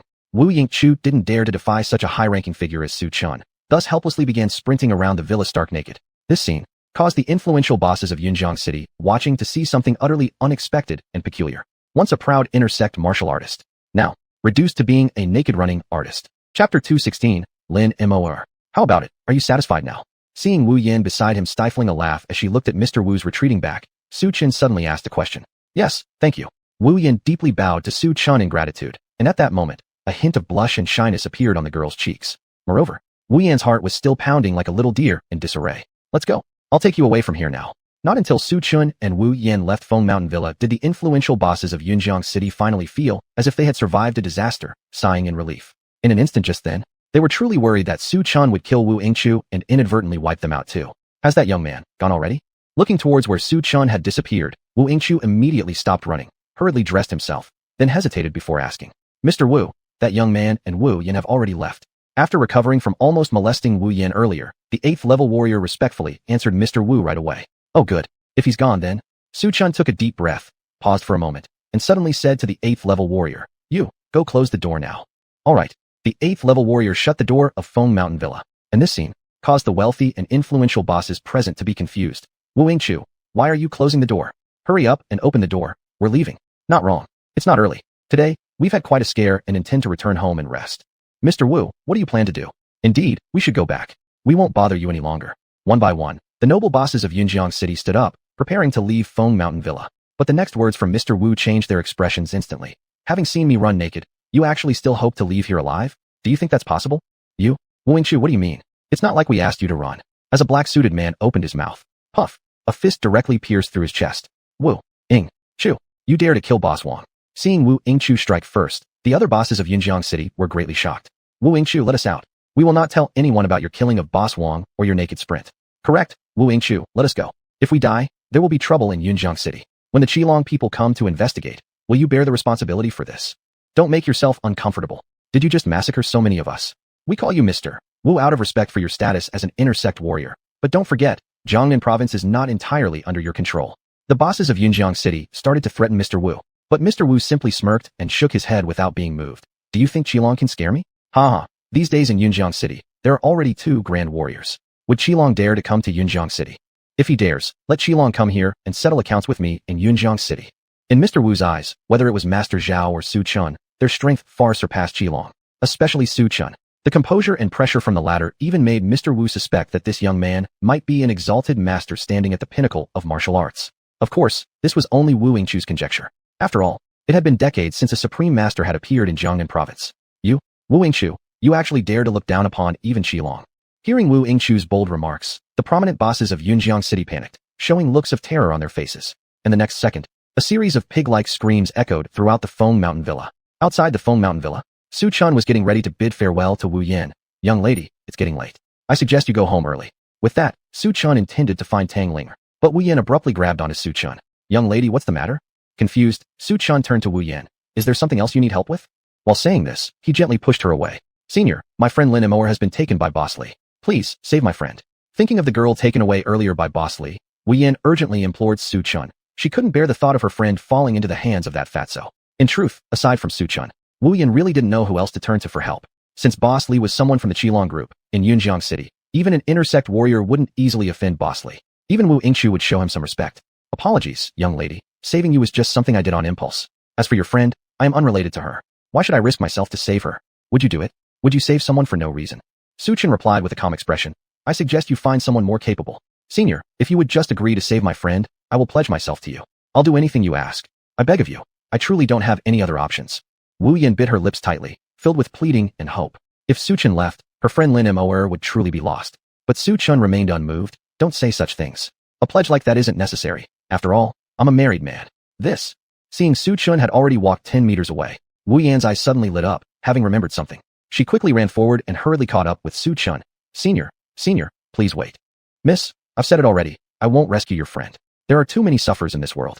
I'm not Lei Feng. Why must you put me through this? With a look at Wu Yan's reddened eyes, Su Chen turned around, earnestly saying, Senior, I know who you're looking for before. If you save my friend, I can lead you to her. Wu Yan looked expectantly into Su Chen's eyes. The person I'm searching for? Su Chen pulled out Gong Fei's photograph. You mean her? Wu Yan nodded vigorously. Even before Su Chen could speak, Wu Yan continued. I may actually know where this woman is. Oh, where? Upon hearing Wu Yan knew Gong Fei's whereabouts, Su Chen was immediately surprised. Please, save my friend first, then I will surely tell you. Looking at the picture of Gong Fei, Wu Yan pleaded. Fine, since you know where Gong Fei is, it shows that your friend is fated to survive. Lead the way, take me to see Boss Li. This time, Su Chun didn't refuse Wu Yan's request and accepted. Hearing Su Chen's words, Wu Yan couldn't help but smile slightly. Thank you, senior. Chapter 217, Regret to the Core. Yunjiang City. Inside a high-end, spacious villa. At this moment, Lin Moer knelt on a bed with an empty gaze, her neck encircled by a collar. Shoo! The sound of running water could be heard. Soon, Boss Lee emerged from the bathroom after finishing his shower. Seeing the stunning and sexy woman before him, Boss Lee's lips curled into a grin as greed spread across his face. Lin Moer, crawl over here like a dog. Yes, master. With a vacant and dull expression, Lin Moer crawled over to Boss Lee. Very obedient.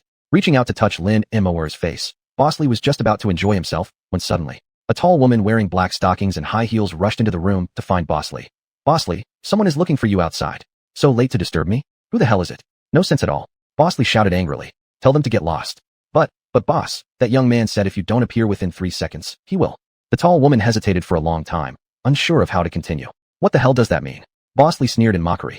Destroy your entire family. A cold voice cut through the air. It turned out that Su Chun had arrived at Boss Lee's villa with Wu Yan, Sister Moer. Seeing the sexy woman kneeling before Boss Lee, Wu Yan quickly ran over to shake her. Sister Moer, wake up. Are you alright? Aye. Raising her head, Lin Moer looked at Wu Yan with an empty gaze. She wanted to say something, but ultimately, she couldn't manage to utter a word. Li Dequan, are you even human?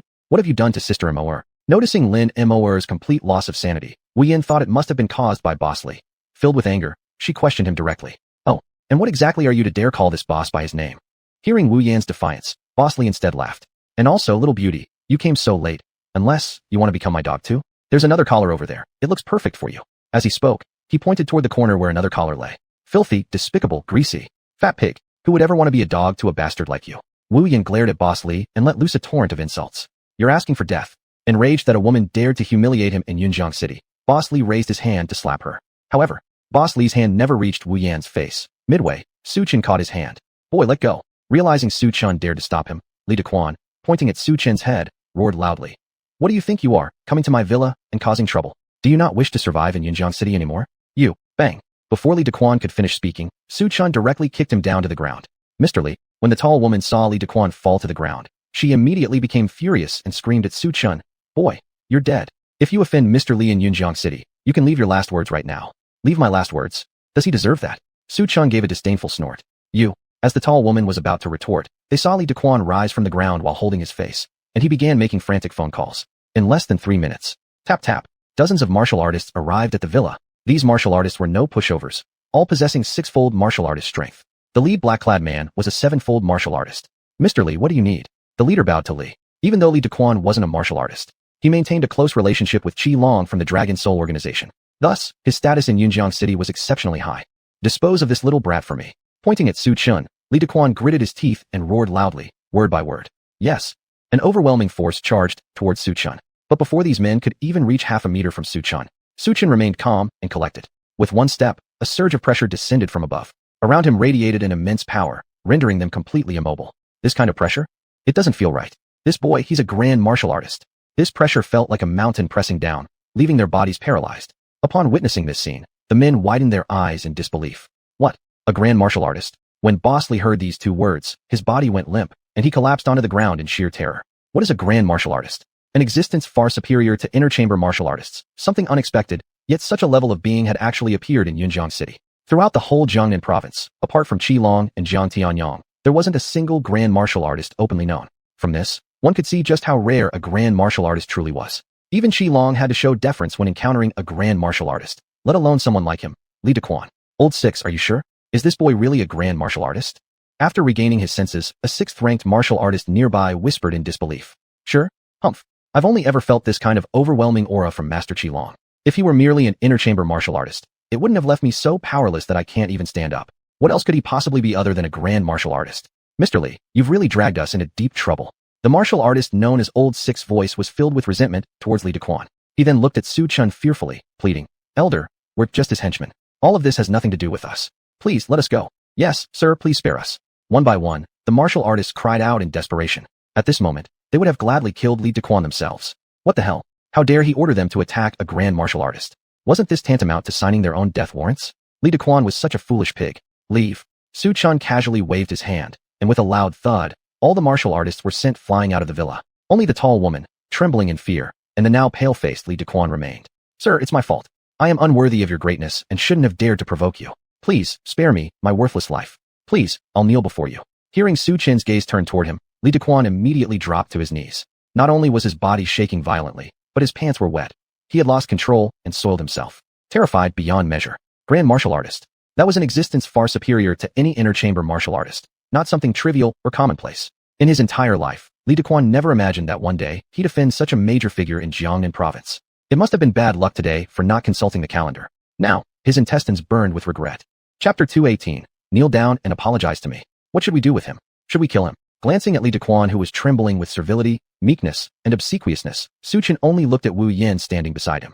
After all, he was brought here by Wu Yin to help rescue someone. Miss, please don't kill me. I beg you to say a good word for me to this gentleman. As long as you don't kill me, I, Li Dequan, will certainly repay you like an ox or a horse. I can give you money, power, fame, everything you want. Whatever you want, I, Li Dequan, can give it to you. Seeing Su Chen looking at Wu Yin, Li Dequan realized that his fate now rested entirely in the hands of the beautiful young lady before him. Humph, Li Dequan, stop pretending to be something you're not. Let me ask you, what happened to Sister Imo? Wu Yin glared coldly at Li Dequan and asked icily. Lady Lin was subjected to Mr. Wu's mental hypnosis. She has now become a person, a puppet who listens only to men. Li Dequan originally intended to say bitch, but fearing offending Wu Yin, he quickly changed his words. What? Didn't Mr. Wu subject my sister Imo to mental manipulation? Upon hearing Li Dequan's statement, Wu Yan's fair complexion turned pale. Standing nearby, Su Chen curiously asked, mental manipulation? Yes, he mentally controlled us. While Wu Yin was speaking, she showed signs of fear. In recent years, he captured quite a few girls and subjected them to mental control, supposedly using dual cultivation to help Master Wu break through as a great martial artist. I was also under his mental control, but I guess my mental power is very strong, so my consciousness could repair itself. Oh. Upon hearing Wu Yan's words, Su Chen instead gave a disdainful smile. That guy Wu Yingqiu, is he attempting dual cultivation to absorb yin and replenish yang? Yes, that's exactly it. I heard Wu Yingqiu mention that his martial way is about absorbing yin to replenish yang. Wu Yin quickly added more information. Just some heretical nonsense. Su Chen seemed completely unconcerned. He stepped forward and lightly tapped on Lin Mo's forehead. Whoosh! A streak of white light flickered between Su Chen's palms. The next moment, Lin Mo, who had previously had vacant and soulless eyes, suddenly woke up. Sister Imo, are you awake?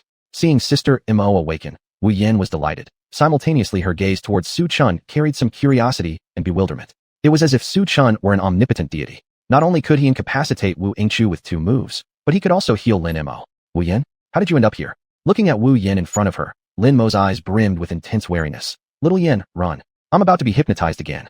Just go, Wu. As she spoke, Lin Mo's eyes became full of helplessness, tears streaming down her cheeks uncontrollably. That's enough, Sister Imo. No one will ever control our minds again. It's Uncle Su who saved us. Wu Yin recounted the incident where Su Chen humiliated Wu Yingqiu.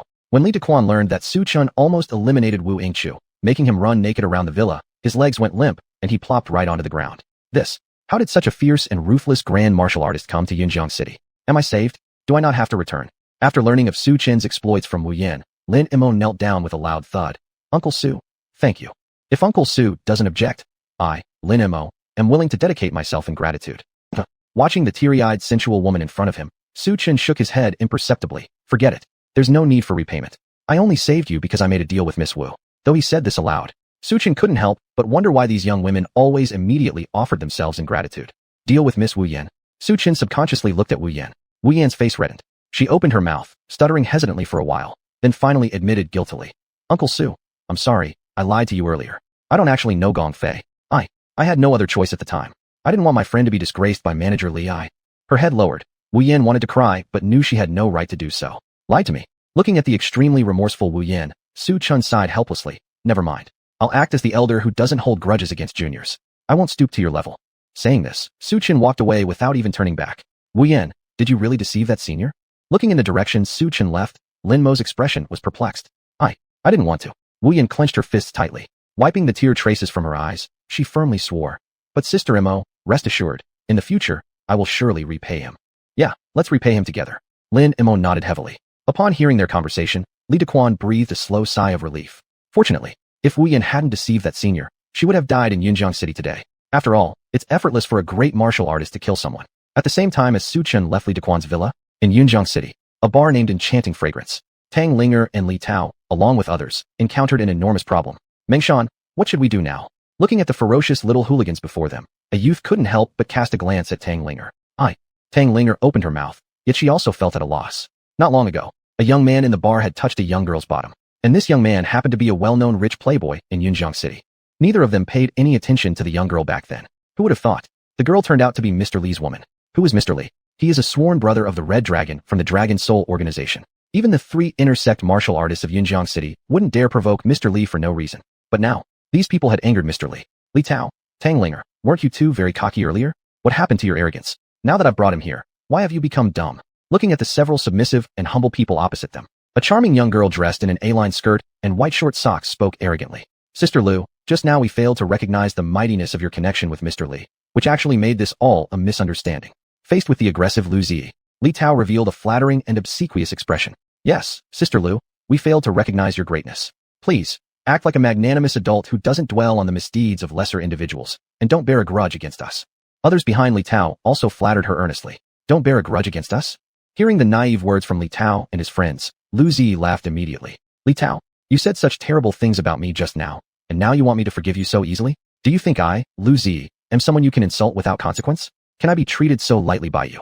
If you want me to forgive you, kneel down right now and apologize. Otherwise, none of you will leave here today. Lu Zi coldly declared.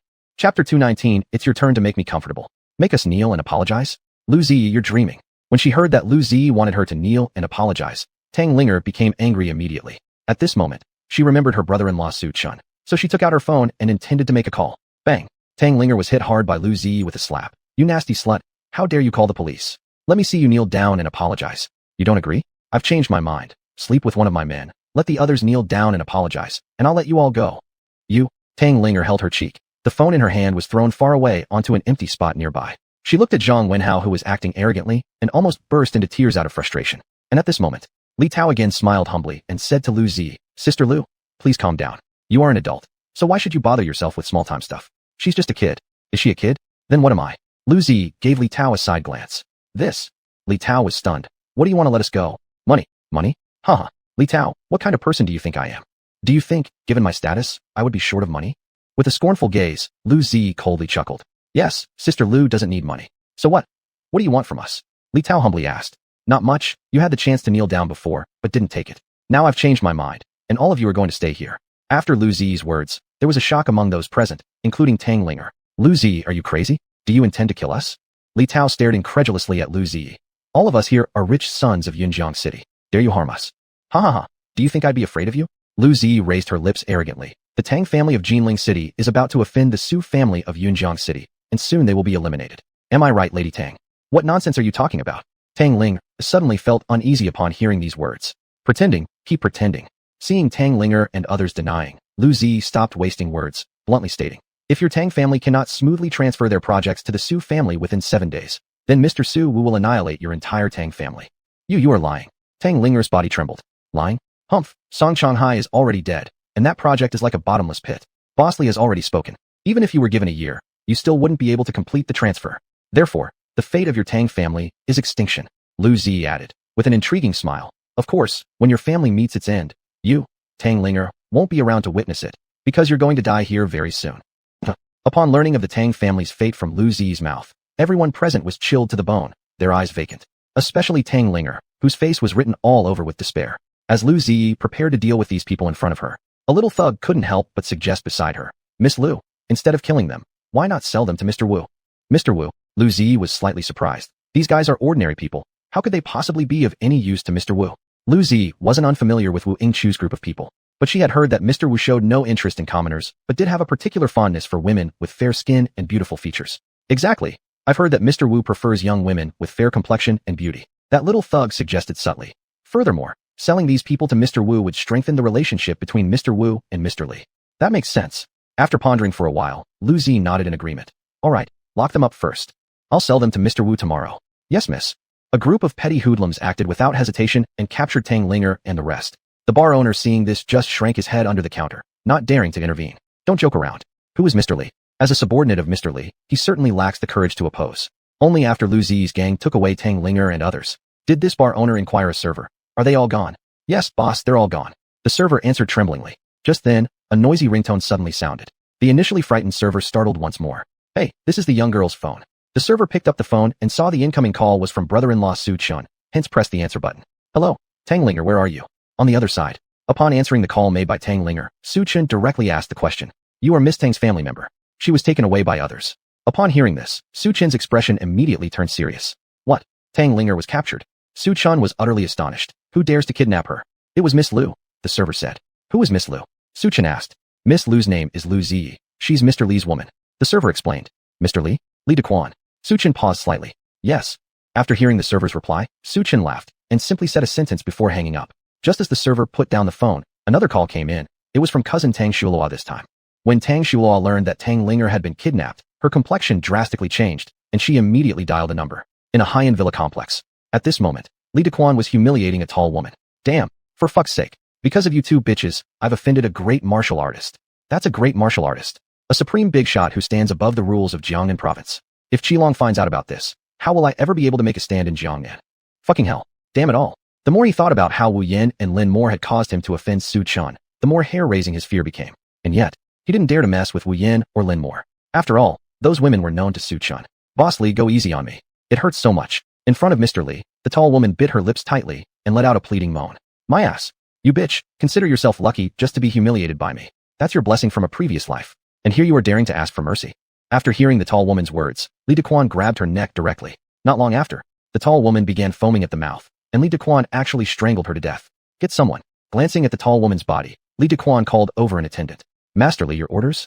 As soon as the attendant saw the tall woman's corpse, he knelt down instantly, trembling all over. Take her and bury her. Also, bring that little tramp Liu Zi here to accompany me. I'm feeling extremely pissed off today. Clutching his fists, Master Li's eyes gleamed red as he roared word by word. Yes, I'll get Miss Liu here immediately. After the attendant took away the tall woman's body, around 5 minutes later, tap tap tap, a pure and beautiful girl wearing white heels and dressed in a JK uniform appeared before Mr. Li. Boss Li, you called me? Seeing the furious face of Mr. Li, Liu Zi flashed a sweet smile. Come over. Li Dequan yanked Liu Zi into his embrace and ordered her in a commanding tone. Kneel down. You know what to do. Brother Li, what's wrong? Who made you so angry? Liu Zi pouted cutely and knelt before Mr. Li. Oh, and there's something I need to tell you. Today in the bar, I captured a few people, planning to deliver them early tomorrow morning to Mr. Wu. Will you blame me? Just a few people? Capture whoever you want. How could I possibly blame you? The boss lifted Liu Zi's chin, grinning evilly. You're my sweetie pie? Now it's your turn to make me comfortable. Chapter 220, Wang Tong, Yunjiang City, high-end villa. Just as Li Dequan was being intimate with his lover, Liu Zi, somewhere, in the basement warehouse on the negative first floor, Tang Linger and the others who were detained here kept trying to contact the outside world for rescue. Is it working, Li Tao? Have you made the call? Watching Li Tao constantly making calls, a teenage girl a few years younger than Tang Linger sniffled softly. This girl is named xuanhuan. She is 20 years old this year, a university student yet to graduate. No, this rotten warehouse, there's no signal at all. My phone can't get through. Seeing the phone with no signal, with a bang, in a fit of rage, Li Tao threw the phone directly and asked a youth dressed in casual clothes beside him. Wang Hui, what about you? I remember your phone can still make calls even without a signal. Have you contacted your family? Let me try. Being reminded by Li Tao, Wang Hui suddenly remembered that his newly bought phone could still make calls even without a signal, so he quickly said, wait a moment, I will call my dad right away. A moment later, Wang Hui connected with his father on the phone. Wah, Dad. Save me, save us. Me and a few friends were captured by the boss's woman. Liu Zi locked us in the underground warehouse. It's so cold, so dark here. Dad, I'm scared. Hearing his father Wang Zhao's voice on the phone, Wang Hui couldn't hold back his emotions and immediately burst into wailing cries. Influenced by Wang Hui's crying, many present also had red eyes from wiping their tears. What the hell are all of you crying for? Amidst everyone's weeping, bang, the door to the underground warehouse was kicked open. Next, a black-clad thug with a Qilin pattern tattooed on his shoulder walked in and slapped Wang Hui across the face. Why don't you give me one more sob to see what happens? After being slapped, Wang Hui retreated backward out of fear, not daring to utter a sound anymore. You, listen carefully, anyone who dares to disturb my sleep again will end up like him. Grabbing Wang Hui's hair and giving him a few hard slaps before leaving, bang, that black-clad thug gave Wang Hui 2 heavy kicks in the stomach. It wasn't until Wang Hui knelt on the ground unable to rise for a long time that the black-clad thug turned around and left with a sinister look on his face. Wang Hui, are you okay? Upon hearing the closing of the warehouse door, Li Xiaohan quickly ran to Wang Hui. I'm fine. Wang Hui replied, gritting his teeth. All beaten up, and you're still putting up a front? Lie down and rest a bit. Tang Linger helped Wang Hui to the corner and then asked, by the way, Wang Hui, what did your dad say when you called him earlier? Yeah, Brother Hui, what did your father say? The others also directed their attention toward Wang Hui. My father said he would find a way to rescue us, telling us not to be afraid, that my brother would come to save us soon. Mentioning this matter, Wang Hui's dim gaze clearly lit up. Your brother? Could it be Wang Tong? Ah, I know him. He's quite a famous young master in Jiangnan province. And it seems like he is pursuing Tang Shuala, Linger's elder cousin. Then does that mean it's cousin Linger who has sought Wang Tong to save us? Upon learning that the Wang family had dispatched rescuers, Li Tao and others instantly became excited. That's great. With Master Wang Ting stepping in, I suppose Lu Zi wouldn't dare to torment us any longer. Oomph, that trash. Just because she managed to cozy up to Mr. Li, she thinks she can act lawlessly in Yunjiang City and bully us? Sooner or later, I will make her pay for this. Right, let that slut pay. Just as these people were feeling relieved, bang, the thug who left earlier came back, holding an iron rod in his hand. Now his gaze was dark, and his expression malevolent. I told you all to keep quiet? Are you deaf? As he spoke, the black-clad thug approached Li Tao. You, what are you going to do? Li Tao trembled uncontrollably, full of terror and fear. What am I going to do? I'm going to kill you. The thug raised the iron rod in his hand, ready to smash it down on Li Tao's head. But at this moment, a cold and stern female voice abruptly echoed in the basement warehouse. Stop this immediately. Sister Xuelua? Brother Wang Tong, you're here? Seeing Tang Xuelua appear with a group of people, Tang Linger finally sighed in relief. While Li Tao, who was frightened out of his wits, ran like crazy to hide behind Wang Tong and his group. At this moment, the black-clad thug glanced around and eventually fixed his gaze on Tang Xuelua. Oh, a woman actually showed up voluntarily? Your figure, your legs, ha, they're quite good. I've never seen such a beautiful woman in Yunjiang City. Beautiful lady, if you want to save them, that's fine. Just strip yourself and spend a night with me. I might consider. Smack. Before the black-clad thug could finish his sentence, Tang Xuelua slapped him hard across the face. You bastard, shut your filthy mouth. Shit, how dare you hit me, you bitch? Do you have any idea where you are? After suffering the slap from Tang Xuelua, the thug wasted no time in taking out his phone. Hey, someone quick. Underground warehouse, right where those little brats are held. There's someone trying to save them. Tap, tap, tap. A moment of hurried footsteps echoed outside the basement warehouse. In a flash, hundreds of black-clad thugs stormed into the underground warehouse, completely surrounding Tang Xuelua and her group. You tramp, my men have arrived. I'd love to see how you're planning on walking out alive today. The thug waved his iron rod arrogantly, mockery gleaming in his eyes. Are you crazy enough to cause trouble on Mr. Li's turf? You obviously want to die, don't you? The black-clad thug with the Qilin tattoo on his shoulder sneered imperiously at Tang Xuelua, barking loudly. Strip yourself and spend one night with me, or you'll never leave here with them. Not letting me leave alive? On what basis? Her cold gaze sweeping across these thugs, Tang Xuelua's expression was filled with disdain and contempt. After all, she was a graduate of Huantian Academy, with the strength of a fourth-grade martial artist. These mere hundreds of street ruffians were far from a match for her. Xuelua, stand down. This kind of thing can't be left for you to deal with. Leave it all to me. Before Tang Xuelua could make a move, Wang Tong stepped forward, elegantly dressed and handsome, addressing the Qilin-patterned thug. Did you just say you wanted my girlfriend to sleep with you? Ripple. At the word girlfriend, Tang Xuelua blushed bright red in an instant. And the black-clad thug with the Qilin tattoo didn't even catch a glimpse of Wang Tong yet, so he still acted as arrogant as ever. That's right. I want your girlfriend to sleep with me and turn your head into a vast green prairie. And I will. Thud. Before the thug could finish his words, his eyes bulged wide open as he looked down. A hole had appeared in his chest, unknowingly pierced through by Wang Tong's punch. Chapter 221, Beyond Compare. You dare to kill in Mr. Li's villa? Do you want to die? Upon seeing Wang Tong kill the black-clad thug, the other goons present were momentarily stunned. Because of the techniques that Wang Tong had just displayed were obviously those that only a martial artist would possess. Why you? I warn you not to mess around.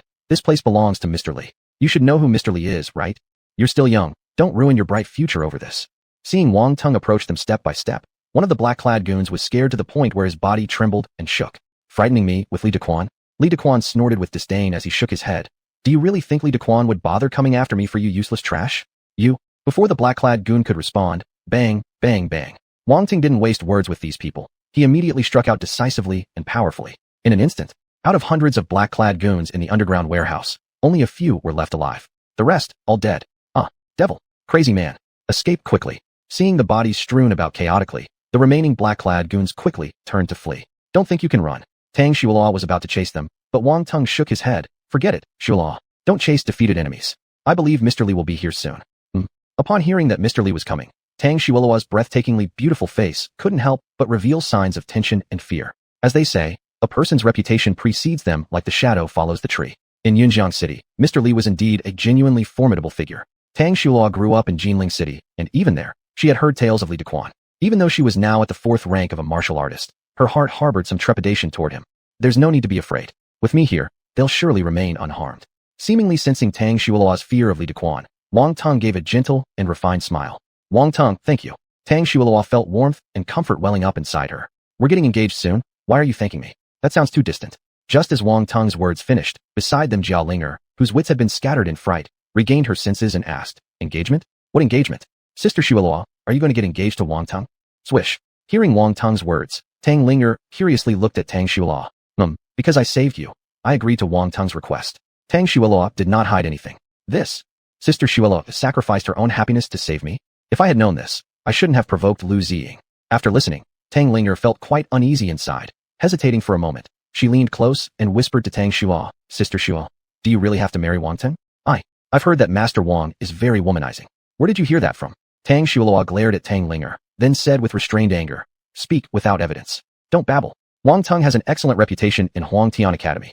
How could he be fickle? Seeing Tang Xueluo disbelieving her, Tang Linger dared not say more. At this moment, tap tap, footsteps were heard again from outside the underground warehouse. Is it Mr. Li Dequan? Tang Xueluo and others were extremely tense. Even Wang Teng's face revealed a look of seriousness. However, the next second, instead of waiting for Mr. Li, they saw Su Chen walk in instead. Brother-in-law. Tang Linger thought she might have seen wrongly when Su Chen appeared. Brother-in-law, how did you come here? If I don't come, would you want to be sold to Wu Yingqiu? Su Chen replied rather irritably. But Sister Xueluo has already summoned Master Wang Teng to save us. He can't save you. Before Tang Linger could finish her sentence, Su Chen casually dismissed the idea with a shake of his head. Upon hearing Su Chen's words, Tang Xueluo, unfamiliar with Su Chen, turned to Tang Linger. Linger, who is this? Before Tang Linger could speak, Li Tao beside her immediately answered. He is Su Chen, who was publicly dumped by Shen Qiuxua. Oh, it's him. I remember. He ended up marrying Shen Biao, Shen Qiuxua's younger sister. How can he claim Master Wang Teng can't save us? Could he possibly save us? Su Chen, it's enough that you perform theatrics at the Shen family estate. Do you also dare to cause a ruckus at Mr. Li's villa? After hearing Su Chen say that Tang Xua couldn't save Tang Linger and the others, a tall and elegant beauty behind Tang Xua immediately spoke coldly. This beautiful woman was named Wang Qing. She was Wang Hui's cousin and also Wang Teng's elder sister. After hearing Su Chen's words, she naturally felt dissatisfied. Exactly, Su Chen, refrain from speaking nonsense here. If we weren't willing to forgive you, we'd have taught you a lesson. But if you lack awareness and end up offending Mr. Li later, then it's on you. No one can save you. A similarly condescending beauty beside Wang Qing spoke harshly. Haha. Instead of saying that no one can save me, you should worry about who can save you and how to appease Mr. Li's anger. Don't wait until you realize that Wang Teng's influence doesn't work here and then come crawling back to me for help. It'll be a real disgrace. Su Chen smirked as he spoke. Seeking our help? Saving us? Su Chen, were you asleep or something? Why would we seek your help? Do you think you're so amazing? Or do you have some lofty identity that could even make Mr. Li fear you? Wake up. You're just a pitiful person discarded by Shen Qiuxua. Wang Qing sneered with derision on her face. Upon seeing Wang Qing targeting Su Chen like this, Tang Linger grew angry and snapped. My brother-in-law is not a bumpkin. His status is incomparable by you people. Oh, what kind of status is it then? Wang Ting looked intrigued, his lips curling into a smirk as if amused. Could it possibly be that your brother-in-law is an intersect martial artist? My brother-in-law is not an intersect martial artist, but he only knows Yang Hu from Tianbei City, right? This kind of connection, and you dare to claim an incomparable status? Before Tang Linger could finish speaking, Tang Xueluo shook her head without any reaction. Linger, do you know what connections Wang Teng has? I don't know. Tang Mingshan hesitated for a while before shaking her head again. Wang Teng's connections range from the intersect martial artist down to the Huangtian Academy. Even our prestigious Tang family now seeks favor with the Wangs. So what does Su Chen base himself on to even compare with Wang Teng? Tang Xueluo looked at Tang Linger and said word by word. Moreover, if even Wang Teng cannot convince Mr. Li to let someone go, may I ask you, what makes you think Su Chen can do it? This. In the face of Tang Xueluo's aggressive questioning, Tang Linger was completely speechless. And right at this moment, Wang Teng smiled and interjected. Forget it, Xueluo, there's no need to explain things to your cousin. If she thinks that worthless trash discarded by Shen Qiuxua is untouchably great, then I won't save her. Let her brother-in-law rescue her. When she admits that her brother-in-law is insignificant, I will naturally speak to Mr. Li on her behalf and let her leave. This, Wang Teng, why not forget it? She is my cousin after all. Why involve Su Chen in rescuing Tang Ling? Tang Xueluo appeared hesitant. Why should we drop it? I think Brother Wang is absolutely right.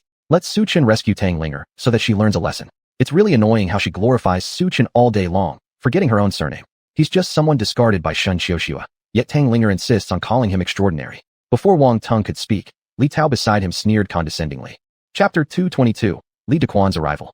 Yes, let Su Chen save Tang Linger. I want to see how capable Su Chen really is. How dare he look down on young Master Wang Teng, saying that Wang Teng can't save us. It's ridiculous. Li Tao's words had just finished when another young man spoke arrogantly. This young man was Li Tao's follower, showing him utmost respect and following his every word. Let my brother-in-law save her if he will. I, for one, am not even interested in Wang Teng saving me. Seeing everyone looking at her with schadenfreude, Tang Linger felt a little cheat, unwillingness. How impertinent. Tang Linger, those were your own words. We did nothing to force you. Wang Hui glared at Tang Linger, coldly sneering. We originally intended to rescue you, but since you don't want it, there's nothing we can be blamed for. Yes, let your useless brother-in-law save you. I'd like to see what methods he has. Another girl said through gritted teeth. This girl always considered Wang Teng as her idol and could naturally not stand Tang Linger defaming her idol. Aye. Just as Tang Linger wanted to explain, she noticed Tang Xuelao giving her a warning glance. Reluctantly, Tang Linger chose silence, while at the same time, with a sense of injustice, she approached Su Chun, revealing a frail and pitiful demeanor, gently saying, "Brother-in-law, now I only have you. You must save me." While speaking, Tang Linger bit her thin lips, tears in her eyes as she hugged Su Chen's arm. Pay attention to appearances. I am your brother-in-law after all. Feeling the softness of Tang Linger's body, Su Chen subtly pushed her away without making a fuss. I wasn't taking advantage of you at all. Exposed by Su Chen, Tang Linger's face turned especially red, but she refused to admit it, instead fretfully asking, "Brother-in-law, are you really able to save me? I don't want to lower myself to Wang Tong. Rest assured, as long as I am here today, a mere Mr. Li means nothing." Su Chen gave Tang Linger an assuring glance. For some reason, when Tang Linger saw Su Chen's eyes, she inexplicably felt reassured, and at the same time, she envied her cousin Shen Biao even more. Alas, why does cousin have such a reliable brother-in-law by her side? A mere Mr. Li? What nonsense. Su Chen, can you speak any bigger lies? Do you know who Mr. Li is? Seeing Su Chen boast in front of Tang Linger, Li Tao couldn't help but ridicule. Mr. Li works for Qilong of Jiangnan. Even the 3 great interdisciple martial artists of our Yunjiang city dare not underestimate Mr. Li. Only someone like Wang Tong, the pride of heaven, can say a few words in front of Mr. Li. And you? A waste that even Shun Qiushua looks down on. Do you deserve to challenge Mr. Li? Truly, ignorance is bliss. Enough, Li Tao. Why waste your breath talking to this self-important clown, Su Chen? When Mr. Li arrives later, you'll have no place to cry. A young man nearby said to Li Tao. Anyway, he isn't from Yunjiang City. Why should you care whether he lives or dies? That's true, we aren't related. Why should I care whether he lives or dies? Li Tao suddenly realized this upon hearing the youth's words. Just as everyone was doubting Su Chen, the previously silent Li Xuanhuan quietly said, "Shall we, brother?" Tang Linger was just throwing a tantrum. "You should still let your brother save Sister Linger." "You shut up," Wang Hui replied in a very unfriendly tone. "My brother has already said it. When Tang Linger admits that Su Chen is insignificant as sand, then he will act. And you? You're not qualified to interfere here." But, refused by Wang Hui, Li Xuanhuan was about to say more, but Wang Hui impatiently said, "Li Xuanhuan, I told you to shut up. Can't you understand human speech? Or do you also want Su Chen to save you?" "No, I want your brother to save me. I didn't ask Tang Linger's husband to save me." Li Xuanhuan kept shaking her head. "If you don't, then you better keep quiet. Don't make things difficult for yourself here." Wang Hui coldly snorted. Just after he spoke, Wang Qing behind him mocked. "Little Hui, why are you so kind? At this moment, you still care about her life and death. Do you know how many favors your brother owes by saving more people?" "Exactly. The people we're going to save are already too many. Wouldn't it be better if she finds Tang Linger's brother-in-law?" Li Tao echoed mockingly. "Never mind. It doesn't matter if we save one more person." At this moment, Tang Xuelao suddenly spoke out. "What do you mean? It doesn't matter if we save one more person. Don't you know that the favor owed to Brother Teng has to be repaid? However, since none of you are willing to say anything, then I, this older sister, will step in." Wang Qing said this while stepping her elegant high heels towards Li Xuanhuan, and then haughtily declared, "Somebody like you who has no value, go to Su Chen's side. Wang Teng won't save you." Thud. Li Xuanhuan, frightened, hurriedly knelt in front of Wang Qing. "Sister, don't abandon me." Slap. Wang Qing slapped Li Xuanhuan across the face. "Shut up, you damn brat. Who asked you to play the good guy just now? You like playing the good guy so much, here's your chance." Aye. Having endured a slap from Wang Qing, Li Xuanhuan covered her face and started crying in pain. Amidst her cries, no one in the underground warehouse showed any sympathy for Li Xuanhuan. Instead, some were gloating. Cry. Go cry over there with Su Chen. Don't bother us anymore."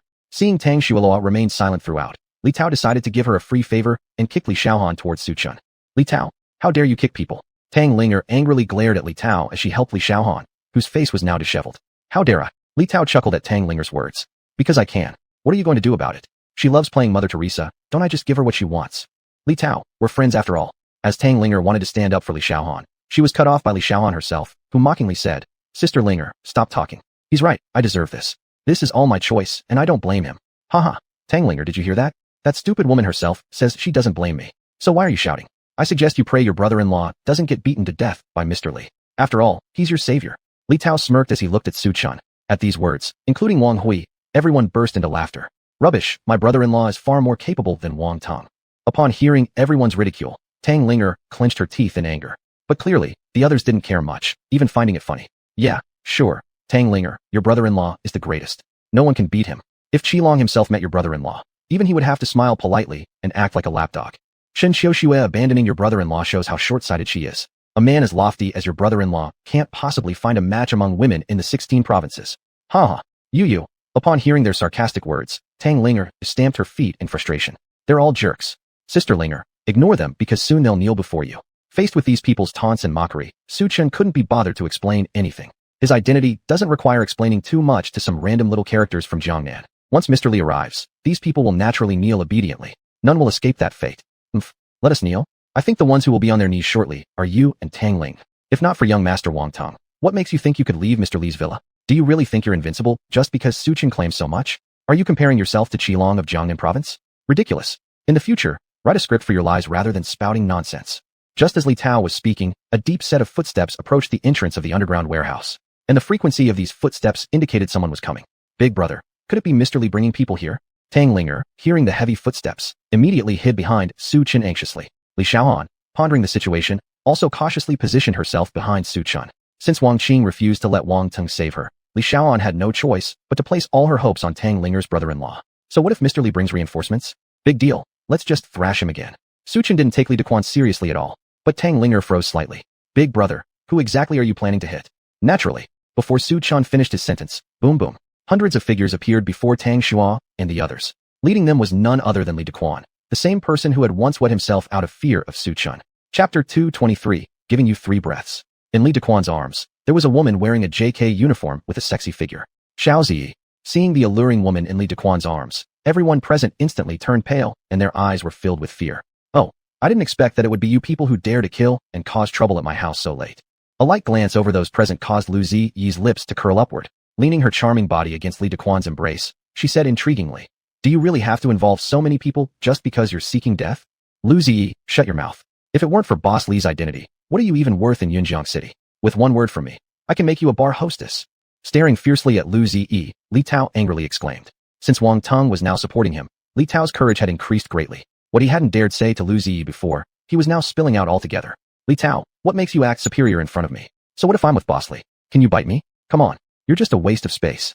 Lu Ziyi contemptuously retorted at Li Tao, why don't you find a badass woman to be your male concubine instead of closing your mouth when you have nothing better to offer? I'll find shit. You whore. As Li Tao was yelling this, suddenly he saw matriarchally stepping forward beside Xiao Ziyi. Kid, what did you just call my woman? Aye. Sensing the terrifying aura emanating from Li Dequan, Li Tao found himself speechless. Although Boss Li wasn't a martial artist, hearing stories about him since childhood had long established psychological dread towards his name. Now upon meeting him personally, it became difficult to suppress inner fear. What? Too scared to speak. Seeing Li Tao crumble, Boss Li slapped him across the face. You're nothing but trash. Kneel down for me. Insulted and frightened, Li Tao immediately hid behind Wang Teng. At this moment, Li Dequan's gaze fell once more on the numerous bodies of hired thugs lying beneath him. Damn, who the hell did this? Counting the dead henchmen, they numbered 312. Then, Li Dequan slowly raised his head, his voice devoid of emotion as he asked. Silence, the atmosphere oppressive. Facing Li Dequan's inquiry, not a single person dared to speak up in the underground warehouse. Even Wang Teng frowned slightly, because, with his understanding of Li Dequan, the death of a few useless men shouldn't have upset him this much. My God, let me ask again, who did this? Feeling disregarded, Li Dequan's voice immediately became full of coldness and murderous intent. Boss Li, it was that guy. He is the one who killed our brothers. Before Wang Teng could speak, a thug who had fled from the underground warehouse earlier pointed accusatorily at Wang Teng, saying, that's him. Please seek justice for us, sir. Relax, no worthless cat or dog should kill one of my men. For killing them, blood must be repaid with blood. While speaking, Li Dequan looked up at Wang Teng. Young man, you look familiar. Have we met before? Boss Li, I am Wang Teng of the Wang family. We previously met at Chief Qilong's banquet. In response to Li Dequan's question, Wang Teng proudly announced his family without being overly humble. Wang family. Li Dequan recalled, and indeed, remembered having seen Wang Teng before. Ah, now I remember why you seemed familiar. It's normal for someone of higher status like Boss Li to forget. Wang Teng attempted to flatter. However, the next words from Li Dequan made his expression drastically change. Humph, some highborn young master of the Wang family thinks he can come here and kill my people? What? Do you truly believe Jiangnan province belongs solely to your family? No, Boss Li, that's not what I meant. Wang Teng panicked inwardly, quickly shaking his head. Not that. Then exactly what did you mean? Boss Li condescendingly gazed down at Wang Teng. So, you're Wang Teng, correct? Even your father wouldn't dare act so rudely in front of me. Yet here you are, quietly coming to my villa, slaughtering my subordinates, acting like you're someone important. Call the Wang family now for people to clean up the bodies. You have 3 breaths of time to think how you wish to die. I'll help fulfill your decision. Witnessing Li Dequan's arrogant demeanor, Wang Teng momentarily froze. Besides him, the ones behind Tang Xueluo could only look at each other dumbfounded. The looks on these people's faces were filled with bewilderment. What's going on? Wang Teng, an esteemed son of heaven killing a few unimportant lackeys. Shouldn't Boss Li be angry? Wang Teng, 1 breath of time has already passed. Are you sure you won't call the Wang family? Seeing Wang Teng standing rigidly in place, Li Dequan wore a mocking smile. Boss Li, are you really going to take things to the extreme? After taking a deep breath, Wang Teng furrowed his brow and asked Li Dequan, "My father is a semi-step intersect warrior master, and he's just one step away from becoming a full intersect warrior master. You, smack." Before Wang Teng could finish his sentence, Li Dequan kicked him down to the ground. "Oh? Are you trying to scare me with your father, Wang Teng? Let me tell you, as long as your father isn't an intersect warrior master, I will never put the Wang family in my eyes. A semi-step intersect warrior master dares to threaten me. Do you think I, Li Dequan, grew up being scared? You kicked me?" Wang Teng clutched his stomach, his body trembling in anger. As a distinguished 6th realm warrior in the whole Jiangnan province, he was a powerful figure. And now, before Tang Xuelaw and a few Wang family members, he was publicly humiliated by Li Dequan, a mere civilian? As a martial artist, he felt his dignity was greatly offended. "What if I kick you? Aren't you Bufuchit? Do you want to hit me?" Seeing Wang Teng glare at him angrily, Li Dequan mocked. "You only have one breath of time left. If you don't call the Wang family to collect the bodies, then your corpse will be dragged out by me to feed the dogs. I'll feed your mom." Once again ridiculed and insulted by Li Dequan, Wang Teng's youthful arrogance turned into anger. Raising his hand without saying a word, he delivered a punch straight towards Li Dequan's temple. Die. At this moment, the killing intent Wang Teng harbored for Li Dequan had already overflowed. Patience was tested beyond limits. Even though Li Dequan knew Qilong, but Wang Teng couldn't care less about that right now. Wang Teng only wanted to remove Li Dequan immediately. This? Young Master Wang actually made a move against Boss Li. How could it turn out like this? Isn't young Master Wang here to save us? Witnessing Wang Teng's sudden decisive action, the others present were completely thrown into chaos. Chapter 224, Su Da Master? With the death of Li Dequan, the Red Dragon in Jiangnan province would certainly investigate this matter. When it comes to that point and the investigation leads back to them, their families will absolutely not let them off easily. How dare you? A mere 6th rank warrior dares to harm our Mr. Li. As Wang Teng's fist was about to crush Mr. Li's head, just at this critical moment, buzz, a man appeared out of nowhere, standing in front of Mr. Li, and effortlessly gripped Wang Teng's fist. What? An 8th rank warrior? There is actually such a powerful warrior beside Mr. Li? Seeing his fist being intercepted by someone, Wang Teng's expression kept changing. Because as far as he knew, the top warriors around Mr. Li were only 5th rank level. Therefore, Wang Teng acted recklessly toward Mr. Li, daring to attack him. But Wang Teng could never have imagined that there was an 8th rank warrior hidden by Mr. Li's side. I'm doomed. I am completely finished. Upon seeing the appearance of the 8th rank warrior, Wang Teng immediately pulled out his mobile phone, preparing to call the Wang family for help. However, just when he pulled out the phone, but before he could press any number, boom, Mr. Li destroyed his phone with a strike. "What are you doing, Li Dequan?" Wang Teng asked Mr. Li with trepidation and unease. Li Dequan stepped forward, delivering a kick to Wang Teng's abdomen, knocking him down to the ground. Mockingly laughing, he said, "Wang Teng, earlier I told you to call the Wang family. You refused. Now you want to call? Don't you think that's somewhat absurd? What about you wanting to go back on your word?" After taking a deep breath, Wang Teng pretended to be calm while looking at Li Dequan. "Or is it because you're afraid and don't dare to let me call the Wang family?" He used this method to provoke Li Dequan. But alas, having dominated Yinchang City for dozens of years and able to become friends with Qilong already showed how capable Li Dequan truly was. In such a minor situation, how could Wang Teng successfully provoke Li Dequan? Lifting his foot, Li Dequan stomped on Wang Teng's face while pulling out a dagger, teasingly drawing it across Wang Teng's face. "What kind of person do you consider yourself to be, Wang Teng, to play tricks in front of me? Do you believe that once I act, I could take the life of an ant like you? Understand, Li Dequan, if it weren't for you having an 8th rank warrior under you, what are you anyway? Have the guts to duel with me." Wang Teng roared in utter despair and restlessness. "To duel with you? Haha, why should I waste my skills and connections when I am Li Dequan? How dare you even imagine dueling with me? Don't be naive." Glancing at Wang Teng with interest, Li Dequan then ordered the stoic 8th rank warrior beside him. "You, duel with him. Let me see exactly what this young man is capable of." "Yes, Mr. Li." That 8th rank warrior dragged Wang Teng by the hair, leading both of them to the empty space inside the underground warehouse. Then, pong, pong, pong, a flurry of rapid strikes and punches. Within less than 3 rounds, just in a blink of an eye, Wang Teng was beaten to near death, left with just a last breath. "Master Wang Teng, brother?" Seeing Wang Teng's pitiful and tragic state, people like Li Tao drew a sharp breath, frightened and not knowing what to do. You see, they were counting on Lu Wudong to save them from the Zhu family. But given the current situation, Wang Teng was unable to even save himself. How could he possibly lead them all away? Is it really impossible? Did Tang Linger's brother-in-law's words come true? Did he correctly predict Wang Teng couldn't save us? Recalling the words Su Chen mentioned earlier, his face darkened, and his body slightly trembled. Damn it. All thanks to Su Chen for predicting disaster. If it weren't for his nagging, how could young Master Wang end up in such a wretched state? So what do we do now? In all of Jiangsu province, who can still come and rescue us? When everyone present felt utterly desperate, they watched as Li Dequan took steady steps towards Wang Teng, who had been reduced to merely holding onto his final breath. With mockery and disdain, Li Dequan sneered. "Wang Teng, I thought you were something? Just this pathetic? Worthless, more like it. You're nothing. Now speak. Why did you come to my house to kill? Be honest. If you tell me the truth, I might give you a quick death. Otherwise, I'll make you wish you'd never been born." "Got it. I will tell everything. I came to kill in the Li family to save my younger brother. The The Tang family's Tang Shua pleaded with me, At this point, Wang Teng was thoroughly scared. In response to Li Dequan's inquiries, he nearly confessed everything without reservation. Oh, so your meaning is these members of the Wang family instructed you to carry out killings at the Zhu household? Hearing Lu Wudong's reply, Zhu Doan was somewhat astonished. Yes, Mr. Li, it was them who sent me. Damn, I've already told them that I can't afford to offend you, Mr. Li, but they wouldn't listen. If you must kill, then kill them. For the sake of our Wang family, please spare my dog life. If Mr. Li spares me, I will willingly work like a cow or a horse to repay you. At this point, Wang Ting no longer retained any of his previous arrogance. Instead, he bowed his head, displaying a demeaning attitude like that of a grandson before his grandfather. Wang Teng, what nonsense are you talking? When did we ever instruct you to commit murder? Wang Qing was startled when she saw Wang Teng rambling on. You cheap bitch, wasn't it you who told me to kill? Wang Teng struck a slap across Wang Qing's face, looking arrogantly at her. Now, call your father and give him your last words. You. Holding her face after Wang Teng suddenly turned against her, Wang Qing looked aggrieved as she pleaded with Tang Shua. Shua, you explain this to Mr. Li. Wang Teng, what do you mean by this? I asked you to rescue someone, not betray me. After taking a deep breath, Tang Shua looked at Wang Teng, feeling a mixture of resentment and dissatisfaction. Previously, she had thought Lu Wudong was a decent person, and even marrying him would lead to happiness in Jiangnan province. But now, Tang Shua thought differently. A man who could betray himself couldn't possibly be of good character. Perhaps Tang Linger's assessment earlier wasn't wrong. This Wang Teng might indeed be extremely promiscuous. Betrayal?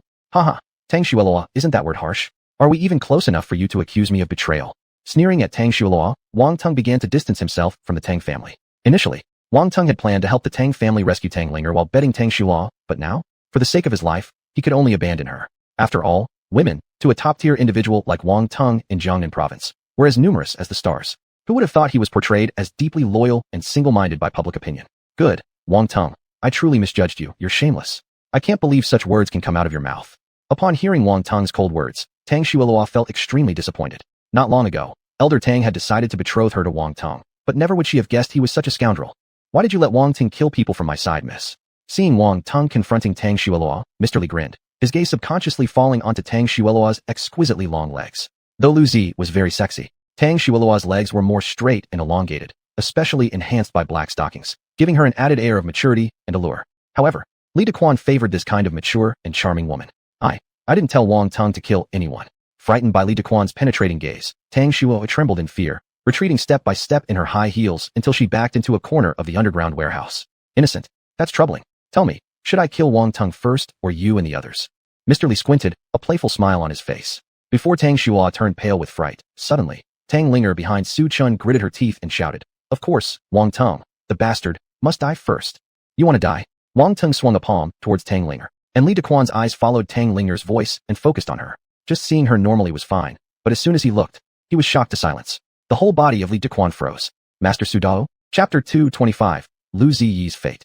The terrifying presence that nearly killed Wu Yingqiu, could it really still be in his villa right now? Damn it, Wang Teng, you bastard, stop. The moment Su Chun was spotted, the boss Li immediately ordered someone to stop Wang Teng.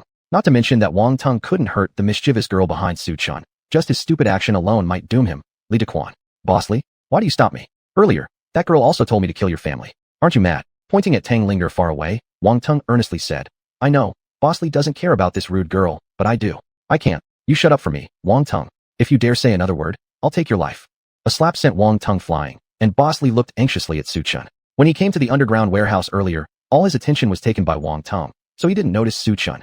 But now, Li Dequan finally understood that even if Wang Teng hadn't killed his men, they were likely already doomed.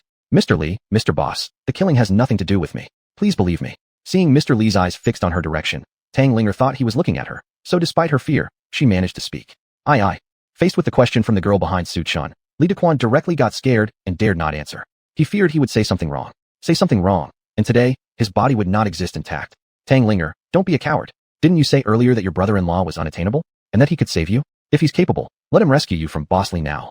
Talking is easy. Anyone can talk big, right? While Boss Li remained silent and fearful, a young man suddenly spoke out. This youth was none other than Li Tao. Yes, Tang Linger. Even your sister's husband himself said that he didn't take Boss Li seriously. Show us how he disregards Boss Li. Another youth also snorted. The reason they directed the criticism at Tang Linger was to shift everyone's focus to her. You guys this. As others pointed fingers at her, Tang Linger stammered for a while. Then she had no choice but to bravely turn to Su Chun, saying, Brother-in-law, it depends on you now. If you truly manage to save me from in front of Boss Li, tonight, I'll show you something good. Something good? What exactly is it? Su Chun asked curiously. After you've saved me, we'll talk about it. Right now, you haven't saved me yet. Tang Linger said, blushing. All right, saving you. Isn't it as easy as turning over my hand? Su Chen smiled faintly. Then, glancing at Li Dequan whose body trembled, he revealed a meaningful smile and issued an order in a commanding tone. Li Dequan, will you kneel down on your own, or should I help you? What? Is Su Chen crazy? He actually asks Boss Li to kneel. My goodness. This guy, it's more than being mouthy. He's just begging for death. Just a fool. We were almost dragged into trouble because of him. Poor Tang Linger. Having such a brother-in-law who talks about saving her?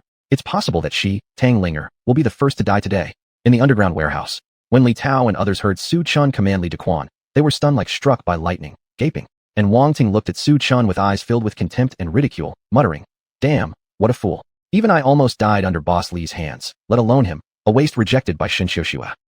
Thud. Just when Wang Tung showed disdain and mockery, an incredible thing happened. Li Dequan actually knelt down instantly before Su Chen, his entire body shaking uncontrollably. Boss Li, Lu Ziyi saw Li Dequan kneeling down. Her expression turned surreal. Old Li, why are you kneeling?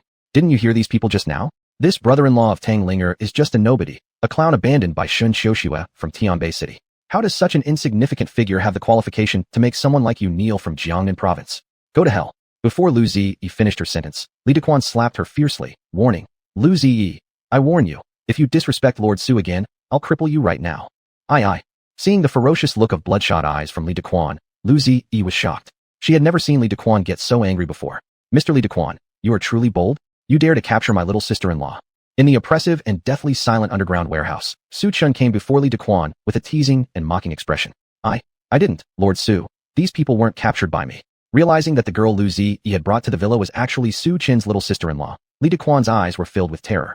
It wasn't you? Then why is my little sister-in-law locked up here?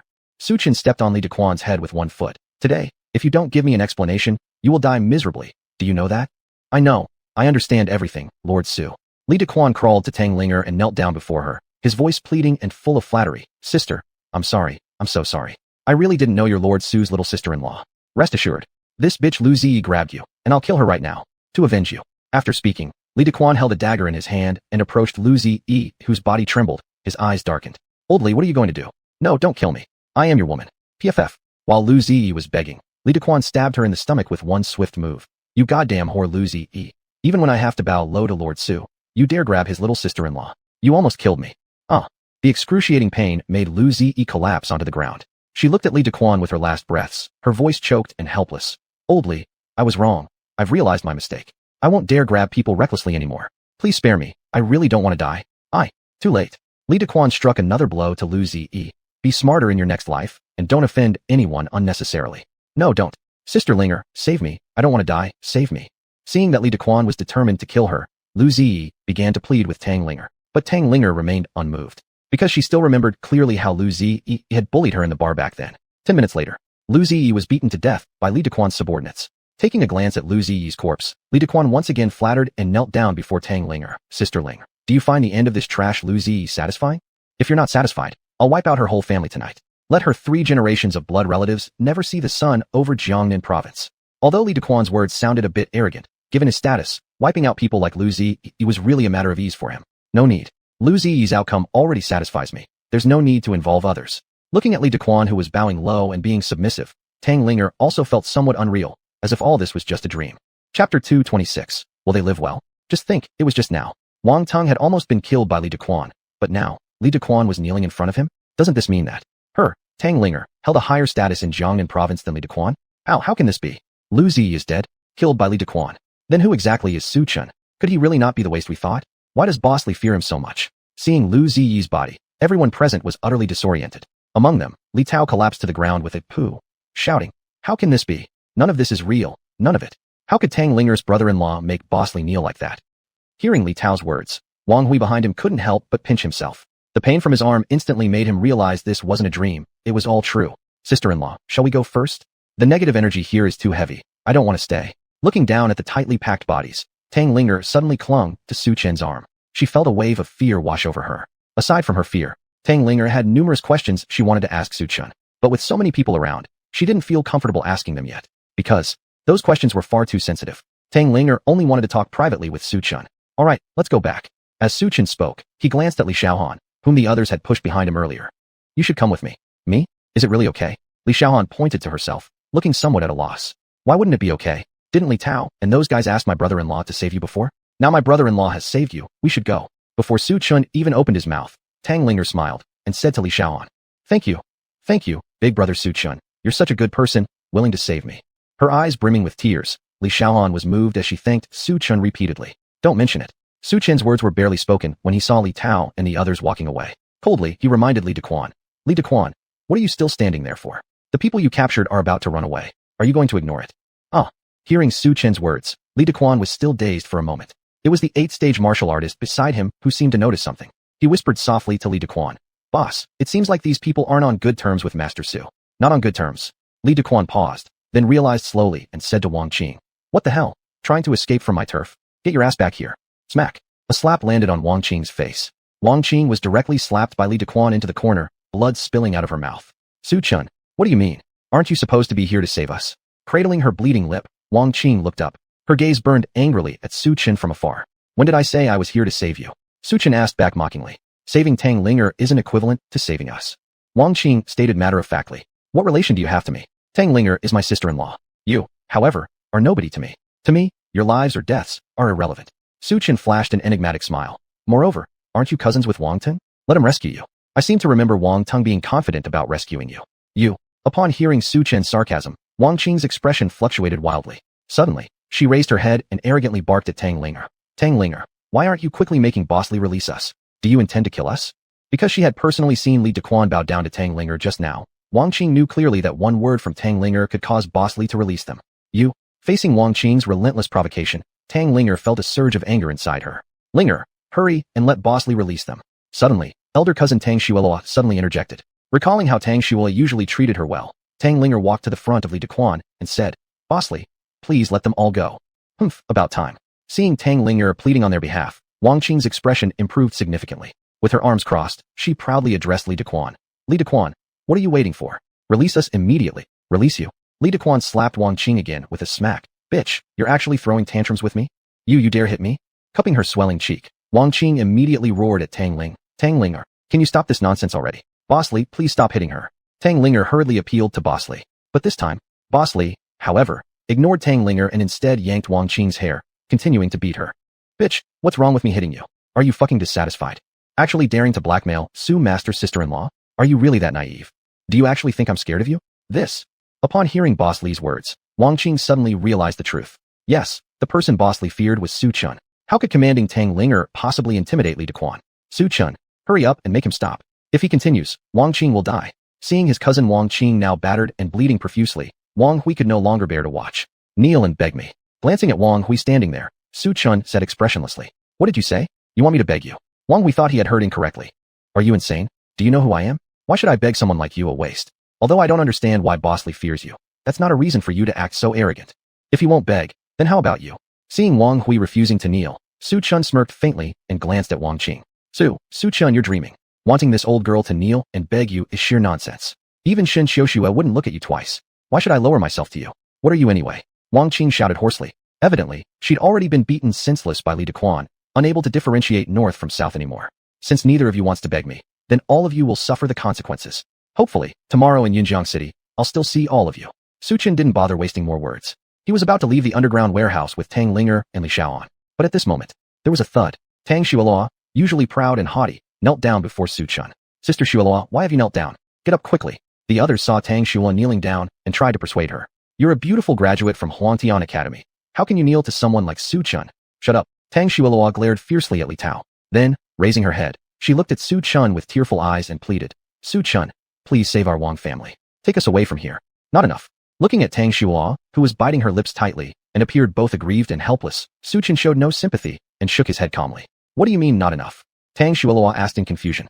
The number of people kneeling isn't enough. Su Chun said with deep meaning. Either everyone present kneels and begs me, or you stay obediently in Li Dequan's mansion. On what grounds? Wang Qing angrily shouted. Then may I ask, on what grounds should I save you? Su Chun shot back. You are Tang Linger's brother-in-law, and Li Tao knows Tang Linger. How can you stand idly by when someone's dying? Tang Xuelua has even knelt down before you. This honorable 4th-level martial artist. Isn't it an honor for you? Don't you immediately command Boss Li to release us? Are you forgetting your place? Aren't you just a worthless nobody dismissed by Shen Xiuxue? In response to Su Chen's questioning, Wang Qing articulated quite convincingly. When the others present applauded her reasoning and felt Wang Qing had made perfect sense, Li Dequan, upon hearing their words, gave a glance to one of his 8-stage martial artists. The next second, an 8-stage martial artist delivered a palm strike to Wang Qing's chest. You dared attack me? Wang Qing stared at Li Dequan, her eyes wide with disbelief. Fuck, you bitch, trying to morally coerce my Su master here? Now since Su master hasn't taken you along, your life belongs to me, Li Dequan. As soon as those words left his mouth, Wang Qing's body fell backward heavily onto the ground. Sis Qing, are you alright? Seeing Wang Qing lying in a pool of blood, barely clinging to life as if death was imminent, Wang Hui and the rest were instantly stupefied. Before, they had all assumed that the first person to die here would be Tang Ling, but never would they have imagined it would be Wang Qing. In her final moments, Wang Qing saw Su Chun looking distant and indifferent from afar. At this moment, regret overwhelmed her completely. Why didn't she choose to kneel and beg Su Chen? If only she had knelt. Would she be alive right now? Chapter 227, not qualified yet. Wang Qing. This Wang Qing is dead. After Wang Qing's death, the others present immediately became panicked, and their looks towards Li Dequan became even more filled with fear. With a thud, a young man could not bear the terror. He directly knelt before Su Chun. Su Chun, please, save us. I don't want to die. I don't want to die. Thud, thud, thud. Seeing someone kneeling, Li Tao and others also didn't want to become the next Wang Qing. They all knelt before Su Chun and begged for mercy. In the end, only Wang Tung remained standing without kneeling. Don't you want to kneel? Su Chen glanced at Wang Tung and revealed an interesting smile. Aye. Wang Ting opened his mouth several times. Ultimately, with a thud, he also knelt before Su Chun. Brother Su, save me. In fact, you don't need to kneel. Li Dequan won't kill you. Squinting his eyes, Su Chun said to Wang Tung with a hint of a smile. After all, you're going to be his dog. You fucking tricked me? Wang Tung's face turned serious. But Su Chun ignored him and said to Tang Linger, let's go. Before leaving, Su Chun then said to Li Dequan, let them go. Yes, Master Su.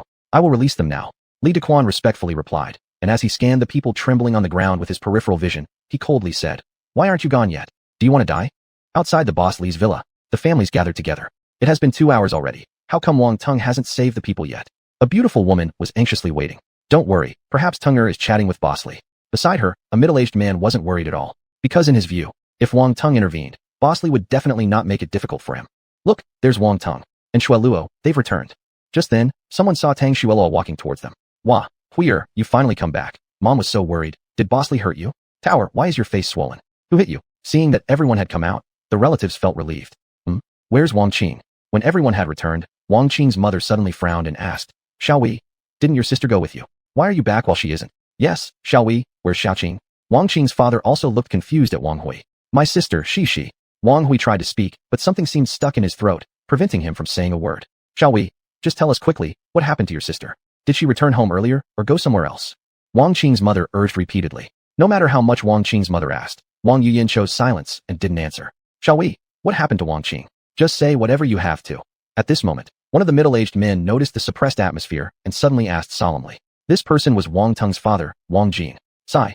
Wang Hui sighed heavily. Then his eyes turned red as he said, Grandpa, sister Wang Qing is dead. She was killed by Mr. Li. What? My daughter Qing is dead. Wang Qing's mother couldn't handle the shock. She fainted right away. And Wang Qing's father fell heavily to the ground with a thud, his hair instantly turning white. That despicable Mr. Li. How could he be so cruel? Killing someone from our family. Actually, my sister wouldn't have needed to die. Seeing Wang Qing's father lost in despair, Wang Hui gritted his teeth and glared with venom. It's all his fault. He refused to save her when she was dying. Him. Who is he? Wang Qing's father slightly paused. He is called Su Chun, a waste of a man who was publicly dumped by Shun Xiuxue from Tianbei City. Just when Wang Qing's father was puzzled, Li Tao beside added details. Wang Qing's father slightly paused. Explain what exactly happened. It went like this. Li Tao didn't hold back. He recounted everything that happened at the Li residence truthfully. When everyone learned that their children had all knelt before Su Chun, their gazes were filled with endless fury. Su Chun, huh? What qualifications do you have to make my son kneel down? Wang Hui's mother burst out in anger. I never forced them to kneel. Su Chen calmly replied. Wang Hui could have not kneeled unless he wanted to die. You. Wang Hui's mother wanted to say more, but Wang Jin frowned and asked, Sir, may I ask why Master Li fears you? If I am not mistaken, your status is such that even Shin Xiuxue looks down on you. You don't have the qualification to know my background yet.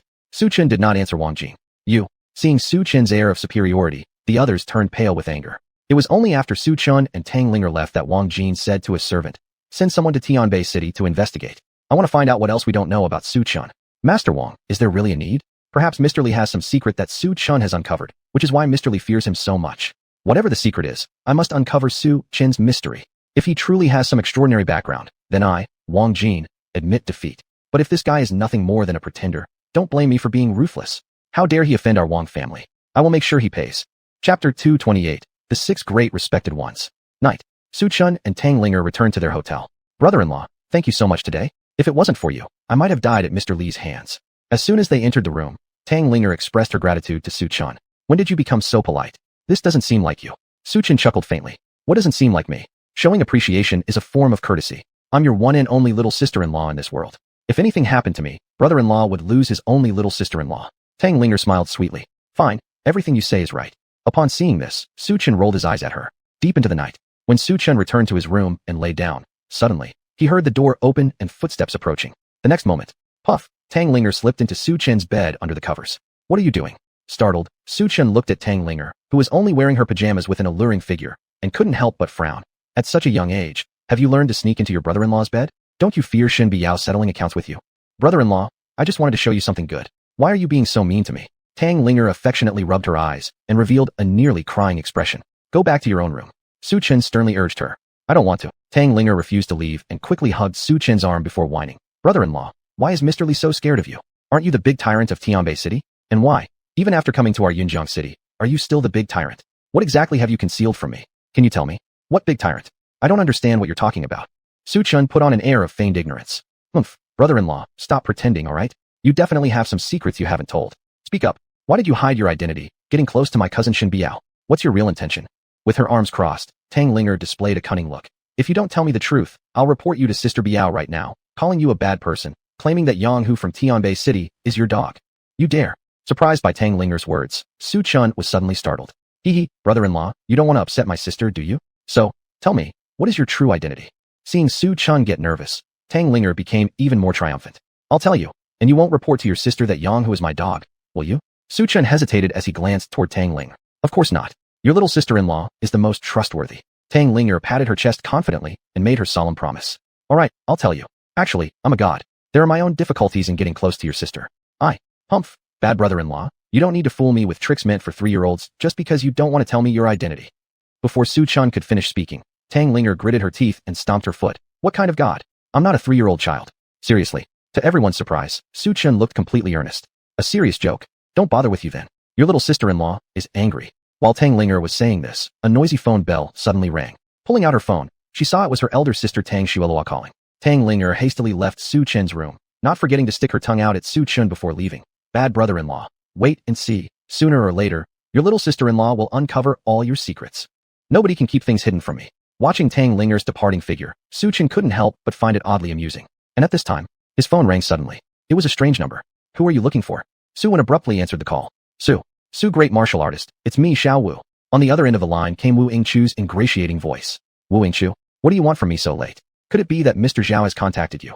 Subconsciously, Su Chen asked. No, Su, great martial artist. Earlier, didn't you show me a photo asking if I recognized her?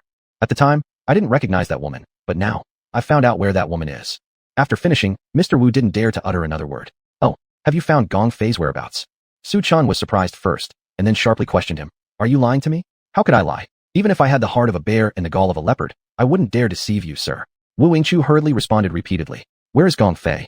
Su Chen's voice grew cold. She's in the Su family of Yunjiang City. Wu Yingchu said each word clearly. The Su family? Alright, I've understood. I'll visit the Su family tomorrow morning. Su Chen hung up the phone after finishing. On the other side, a handsome man wearing a golden mask appeared, his demeanor graceful. Seeing Wu Yingchu hang up the phone, his lips curled upward, revealing an amused look. Have you delivered all the information to him? Yes, Mr. Zhao. I've already told him that the woman Gong Fei is at the Su family. Wu Yingchu kept his head bowed. His forehead was drenched in sweat, and even his legs were trembling. Since that's the case, then you no longer have a reason to stay in Yunjiang City. As soon as Mr. Zhao finished speaking, Wu Yingchu's pupils contracted sharply. Mr. Zhao, what do you mean by that? I've served you for many years, with great effort, yet now that I've lost my utility, you want to kill me? What else? Seeing Wu Yingchu's anger and embarrassment, the man in the golden mask smirked leisurely. Not killing you would mean letting you keep betraying me, right? You. Realizing he was certainly going to die today, Wu Yingchu boldly threatened the gold-masked man. Mr. Zhao, if things go wrong, you're probably the gold elder of the witch god sect. If you kill me, the Red Dragon organization won't let you off. Ho ho, since I decided to kill you, do you think I'd be afraid of the Red Dragon? The gold elder revealed a profound smile. A mere intersect martial artist dares to threaten me. His gaze flashed with faint streaks of golden light.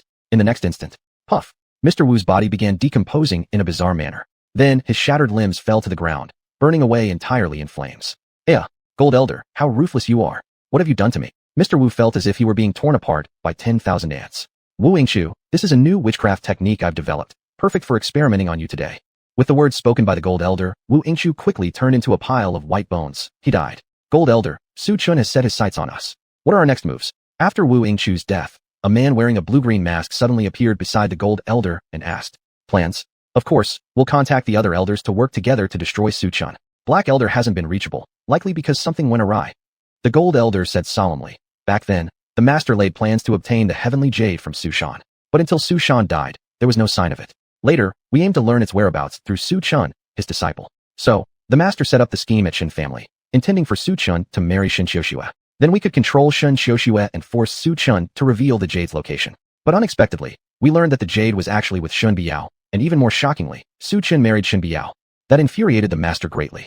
Shen Biao and Shen Bai are both Shen family members. Controlling Shen Biao wouldn't allow us to retrieve the jade's whereabouts equally well. The green-masked man asked in confusion. Equally? Ho ho, how can it be equal? Shen Biao, isn't a member of the Shen family at all. So, the ancestor sent me to Tianbei City to kill her and take the jade directly. But I didn't expect this Su Chun. In just a few short years, he has already ascended to the extraordinary realm. Genius, truly a genius. In direct confrontation, I am not a match for Su Chun, even for one move. That's why I secretly cast a witch curse on Shen Biao, hoping to slowly drain her life force. However, Su Chun found out about Yunjiang City so quickly. All the better that he's here. Once the other 6 elders arrive, then we'll play with him. Let's see if he can leave the Su family alive. Having spoken, the Gold Elder directed his deep gaze forward. Chapter 229, Meeting Gong Fei again. The next day, early morning, Su Chun was awakened by a knock on the door. Brother-in-law, don't sleep anymore, it's already. The sun is shining on your butt. Get up quickly. Hearing Tang Linger's voice, Su Chun opened the door and asked in confusion, "What do you want? Why do you lock your door, brother-in-law?" Tang Linger didn't answer his question. Instead, she pouted and asked unhappily, "Who are you guarding against?" "Who I'm guarding against? Isn't it obvious?" Su Chun looked at Tang Linger twice. "You." Tang Linger stomped her foot angrily. "Bad brother-in-law. I got up so early to call you for breakfast, and you still suspect me? My heart hurts so much. I feel like an unloved little girl. Now I will tell Sister Bai Yao, Stop. Su Chun interrupted Tang Linger from continuing. Then he smiled and said, "Linger, what did you prepare for breakfast?" "Here, all of it's here." Tang Linger pushed Su Chun towards the dining table. On the table were lamb kidneys, wolfberry soup, scrambled eggs with leek. "Is this what you prepared for me?" Seeing the lavish spread before him, Su Chun instinctively took 2 steps back. "This? How about that, brother-in-law? Am I good as your little sister-in-law? Are you touched yet? If you are, after I marry you too, I will cook for you every day." Tang Linger gazed at him tenderly. "That's not possible." Su Chun solemnly rejected her. "One woman, your sister, is enough for me." "You're lying. My friends all say, the more capable a man is, the more fickle he is. You're the great devil of Tianbei City. Even Lita fears you, so you must be fickle." Tang Linger bit her thin lips tightly. "If you weren't fickle, that could only mean you haven't faced enough temptation. What kind of disreputable friends have you made? Why are they teaching you such nonsense? Tell me their names, and I'll have a word with them." Su Chun coldly questioned. "I can't possibly do that, As Tang Linger spoke, her phone rang. Coming, I know." After hanging up the call, Tang Linger reluctantly told Su Chun, "Brother-in-law, Sister Shui Luo invited me out today, so I will go first. Remember to think of me. Hurry up and go." After his little sister-in-law left, Su Chun ate a little breakfast randomly, and then headed to the Su family residence in Yunjiang City. Because Mr. Wood called him last night and told him that Gong Fei was at the Su residence, so he needed to go there and see what was going on. After all, finding Gong Fei and bringing her back to Yunjiang City was also what he had promised Sun Xiaoru. Half an hour later, Su Chun arrived at the summer retreat villa of Yunjiang City. The entire villa was located on a small island in the middle of a lake. From afar, the whole island was shrouded in mist, looking like a fairyland on Earth. But isn't it, Mr. Su? As soon as Su Chun arrived at the boarding point of the summer retreat villa, a tall woman wearing black stockings and a black pencil skirt walked towards him. "Do I know you?" Su Chun glanced at the tall woman twice, but he couldn't remember ever meeting her. "Mr. Su, you are joking. Your fame, known by everyone in Jiangnan province. How could I not recognize you?" Upon confirming his identity, the stocking-clad woman bowed, politely gesturing him forward. "Mr. Su, our general manager Su has been waiting for you for a long time inside the villa. Please come this way." "All right." Su Chun truly hadn't expected that he had gained such renown across Jiangnan province so quickly. Was it because he nearly crippled Wu Yingqiu last night? Or because he forcefully did to kneel? Shaking his head, Su Chun didn't dwell on it further. He followed the tall, uniformed woman and went towards the summer retreat villa. Just as he approached the Su residence, Su Chun furrowed his brow slightly and looked toward the front of the villa with an uncertain expression. Because at this moment, in the villa, Su Chun suddenly felt an extremely terrifying curse force. Could Golden Honored One actually be at the Su residence? This thought just came into Su Chun's mind, and he clenched his fists. If so, nothing could be better. By killing the Golden Honored One, the witchcraft cast on his wife, Shen Biao, would naturally vanish without a trace.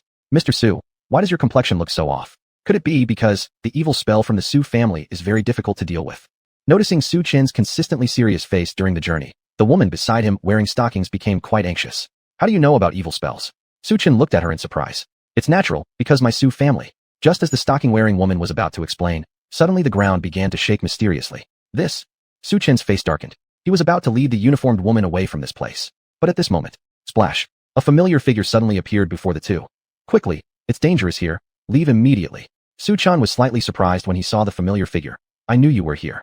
This person was none other than Gong Fei. Su Chen, how did you find this place? Hearing Su Chen's voice, Gong Fei was momentarily taken aback, revealing a trace of surprise in her eyes. Wu Yingqiu told me. Su Chen explained without any concealment. Upon hearing this name, Gong Fei's delicate brows furrowed. She had also come here due to a letter from him, and now that Su Chen was here as well, it gave her a feeling of conspiracy. Miss Gong, do you know Mr. Su? The stockings-clad woman looked at the two with some surprise. Yes, I know him. Is he the Mr. Su you wanted to invite? Gong Fei asked, somewhat puzzled. The stockings-clad woman said happily.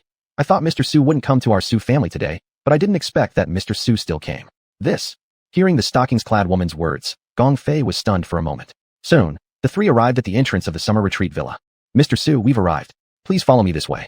The woman in stockings was exceptionally courteous to Su Chen. Very soon, Su Chen arrived at the Villa Bishu. As the top residence of Yunjiang City, the Villa Bishu should have been extravagant, with decorations that would not have fallen short of the Fengshan Villa. But when Su Chen entered the interior of the Villa Bishu, he was shocked to find that the entire Villa Bishu was actually a 7 stars array. Normally, the 7 stars array is only used for grave sites for the dead. Why does your Villa Bishu use the 7 stars array? Watching the stunning woman in stockings ahead who was brushing water droplets from her hair, Su Chen asked casually. Mr. Su, members of our Su family were frequently ill before, so we hired a feng shui master who changed the layout, and after that, our illnesses improved, the woman in stockings explained. Su Chen, what you just said has reminded me why I felt strange since staying here for a few days. The place is indeed laid out as per the 7 stars array, Gong Fei said, realizing something suddenly. Before Gong Fei could finish, the silk stocking woman shivered, saying, in recent days, my grandfather has remained unconscious, leaving us no choice but to ask for Mr. Su's help. Let me help. Su Chen paused slightly. He had come merely to look for Gong Fei, and now having found Gong Fei, he felt there was no need to stay longer. Just as Su Chen was about to speak and prepare to leave with Gong Fei, the main door of the villa suddenly opened. A bone-chilling coldness surged forth from within the villa. The temperature inside the villa began to drop eerily. It's so cold. The woman in stockings trembled all over, instinctively tightening her body and unconsciously hugging her arms tightly. Oh, by the way, the two of you. Why are you the only one here from the Su family? Where are the others? Seeing the open doors revealing an empty Villa Bishu without any other members of the Su family in sight, Su Chen asked curiously. Reporting to Mr. Su, because negative energy has targeted Villa Bishu, we followed Miss Gong Fei's advice to let 80% of the Su family evacuate temporarily outside. Even Zhu Xiaofei, who came to our home not long ago, has gone. 80% want to take refuge. Su Chen hesitated slightly. When did this woman get so smart? What are you looking at? Never seen me before. Gong Fei gave him a disdainful glance as she noticed Su Chen scrutinizing her carefully. I just sense some kind of evil energy here, but I'm not sure which type. Because according to the current situation, if Su Chen hadn't come to the Su family today, within 3 days, the entire villa would have turned into a mountain of corpses and rivers of blood. Mr. Su, shall we start now? At this moment, the woman in stockings spoke up. Start. Su Chen looked surprised momentarily. Naturally, it's about exorcising the evil. Could it be Mr. Su has forgotten? Seeing Su Chen's expression of hesitation, the woman in stockings explained immediately. I never said I would come to drive away evil spirits. I'm here to find her. Su Chen pointed at Gong Fei standing next to him. Not here to exorcise? The woman in stockings was somewhat startled. Before she could respond, Gong Fei suddenly interjected. Didn't you say earlier that Wu Yingqiu sent you to find me? That's correct. Su Chen nodded. At this time, the woman in stockings' phone rang. All right, I understand. She hung up with a serious look on her face. What's wrong? Gong Fei noticed the serious expression on the woman in stockings' face. Just received the news. The so-called one of the 3 internal sect martial artists of Yunjiang City, Master Wu, is dead. What? Wu Yingqiu is dead? When did this happen? Su Chen was greatly shocked. He wondered if it was because his attack last night had been too harsh. Had it caused Wu Yingqiu's injuries to become too severe for him to survive? But that shouldn't make sense. Each slap Su Chen delivered to Wu Yingqiu, he controlled perfectly. It shouldn't have killed Wu Yingqiu. It happened last night. The woman in stockings didn't know the relationship between Su Chen and Wu Yingqiu. Patiently, she explained. Besides Wu Yingqiu, all 2,000 of his followers are also dead, no survivors. All dead. Su Chen narrowed his eyes. By this point, it wasn't hard for him to deduce that the person who had brought infinite calamity to Master Wu must be the golden dignitary he sought. And precisely because of this, when Su Chen arrived at the Su family residence, he could feel the curse power was extraordinarily dense. Intriguing. It appears the golden dignitary must have known I was coming to Yunjiang City to find him. Su Chen spoke while pulling out a tattered statuette from his bosom. The surface of the statuette was inscribed with many characters unfamiliar to the woman in stockings, appearing very mysterious. However, just as Su Chun was about to use the statuette to force the golden dignitary to show himself, with a creak, two middle-aged women suddenly walked out from inside the Villa Bishu. These women, dressed in cheongsams and adorned with riches, upon seeing the gates wide open, let out frenzied screams of shock. Su Simon, have you gone mad? Who told you to open the door like this? Do you want to let evil spirits in and kill us all? We can't even leave the Su family to escape calamity, and now you're targeting us. Su Simon, your heart is so cruel. If we die, then as ghosts, we will never let you go. Madam 3, Madam 4, I certainly didn't mean to harm you. Master Su from Jiangnan province has come to suppress the malevolent forces for our family. Rest assured, with him here, you will be safe. He also said that while he's here, those impure beings won't dare cause trouble in the Villa Bishu. Su Simon, looking at these infuriated cheongsam-dressed matrons, explained calmly. However, the moment her words trailed off, the matrons at the gate grew even angrier. A younger woman in white knee-high stockings went so far as to curse. Su Simon, what nonsense are you spouting? What Master Su? Do you think we're 3-year-old kids who can be deceived by this guy? He's not even a feng shui master. Su Yanhai. What? He's not Su Yanhai. Upon hearing the words of the woman in white knee-high stockings, the stocking-clad woman named Su Simon flinched slightly at the corner of her mouth, disbelief evident on her face. Young man, you're not Su Yanhai? Su Simon hesitated a moment before asking Su Chun. I indeed am not Su Yanhai. Su Chun didn't conceal anything. My name is Su Chun. What? Su Chun. Su Simon froze, dumbstruck. Thinking about it now, how could a feng shui master be so young? It was all her own fault for being too hasty and not checking his name back then. Miss Gongfei, since you know him, why didn't you warn me that he wasn't Master Su Yanhai? Su Simon cast an accusing look at Gongfei. You guys didn't tell me the Master Su's full name either. It happens that Su Chen's surname is Su, so I assumed the person you were looking for was him. Gongfei shrugged innocently. It turned out their Su family had made an absolutely colossal mix-up. The young man before them was not the feng shui master from Jiangnan province. Chapter 231. You are the same as him, you will die. Sorry, it was my mistake. I thought he was Master Su Yanhai. Seeing the questioning look from the white-socked woman, the silk-socked woman immediately lowered her head to apologize, full of guilt and self-reproach. Su Simon, what are you standing there for? Why don't you drive this little guy away and invite the real Mr. Su? Do you want to watch us all die here? At the same time, the white-socked woman angrily scolded Su Chun. Young man, you're pretty bold, huh? Daring to come to our Su family house pretending to be a deity and impersonating others for gain. I don't know what you're talking about. Su Chun calmly spoke up. Don't know? The white-socked woman burst out laughing right away. Young man, wasn't it you pretending to be Master Su Yanhai, deliberately cheating and impersonating in my Su family? President Su, I think you made a mistake. First, I didn't disguise myself as Master Su Yanhai. Second, I didn't commit any deception or fraud. Su Chun said slowly. You didn't commit fraud? You obviously aren't a feng shui master, yet you pretend to be Mr. Su at the Su family estate. What's your intention? The white-socked woman glared at Su Chun. But next, Su Chen's words left the white-socked woman stunned. Did I ever say that I didn't understand feng shui? What? Don't you also understand feng shui? The white-socked woman slightly paused, while the silk-socked woman beside her brightened her gaze, asking, Mr. Su Chun, do you mean that the evil energy at our summer retreat, you can resolve? Who told you that the summer retreat is being affected by evil qi? Su Chun once again squinted his eyes and counter-asked. Our Su family has been haunted for several days now, always hearing strange noises at night. If this isn't evil energy, then what is it? If you don't understand feng shui, get out quickly. Don't embarrass yourself here.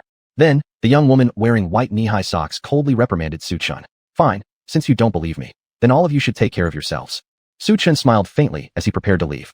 After all, Su Chun had come to the Su family to find Gongfei. Now that Gongfei was found, there was no reason for him to continue staying. But just as Su Chun turned around, Su Chun, could you help them?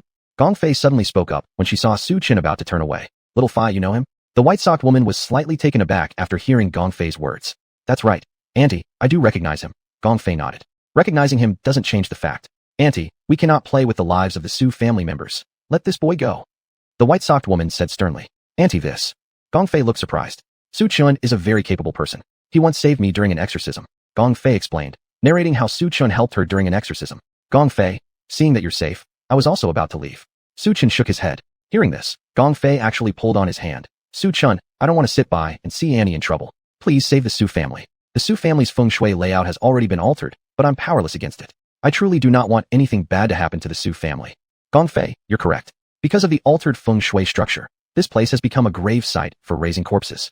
Evil energy can only enter, not exit. Su Chun still had no intention of intervening, but Gongfei refused to let go of his hand for a long time. Instead, she wiped her eyes and choked back tears, saying, Su Chun, if you're willing to save the Su family, I'll do anything you ask. Even if marrying you. Do you not know that I am already married? Su Chun responded to Gongfei's words with a serious face. And so what if I'm married? Gongfei no longer showed the haughty attitude she once had. He firmly rejected her, saying, Gongfei, there's no way I can marry you. This.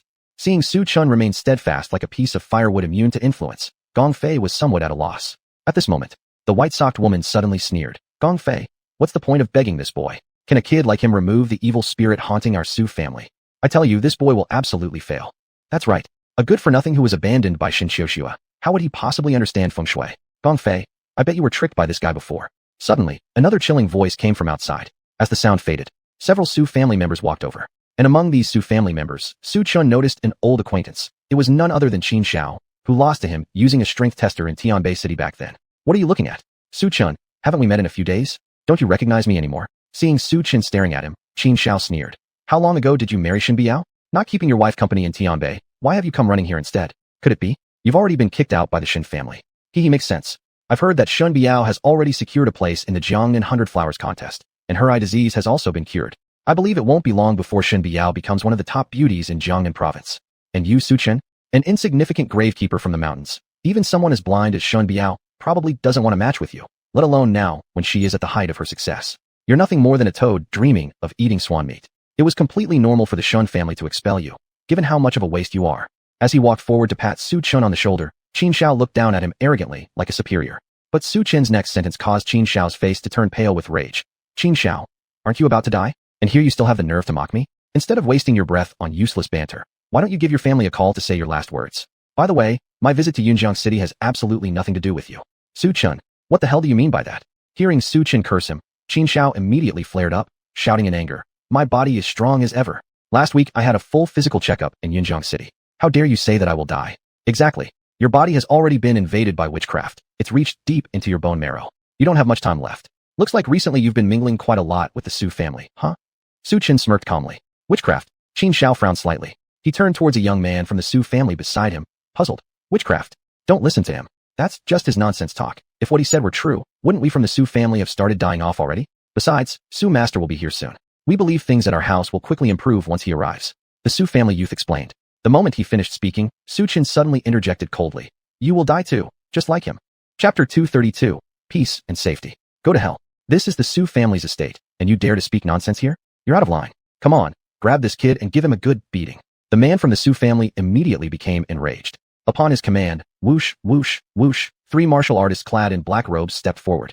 Moreover, these 3 martial artists were not weak.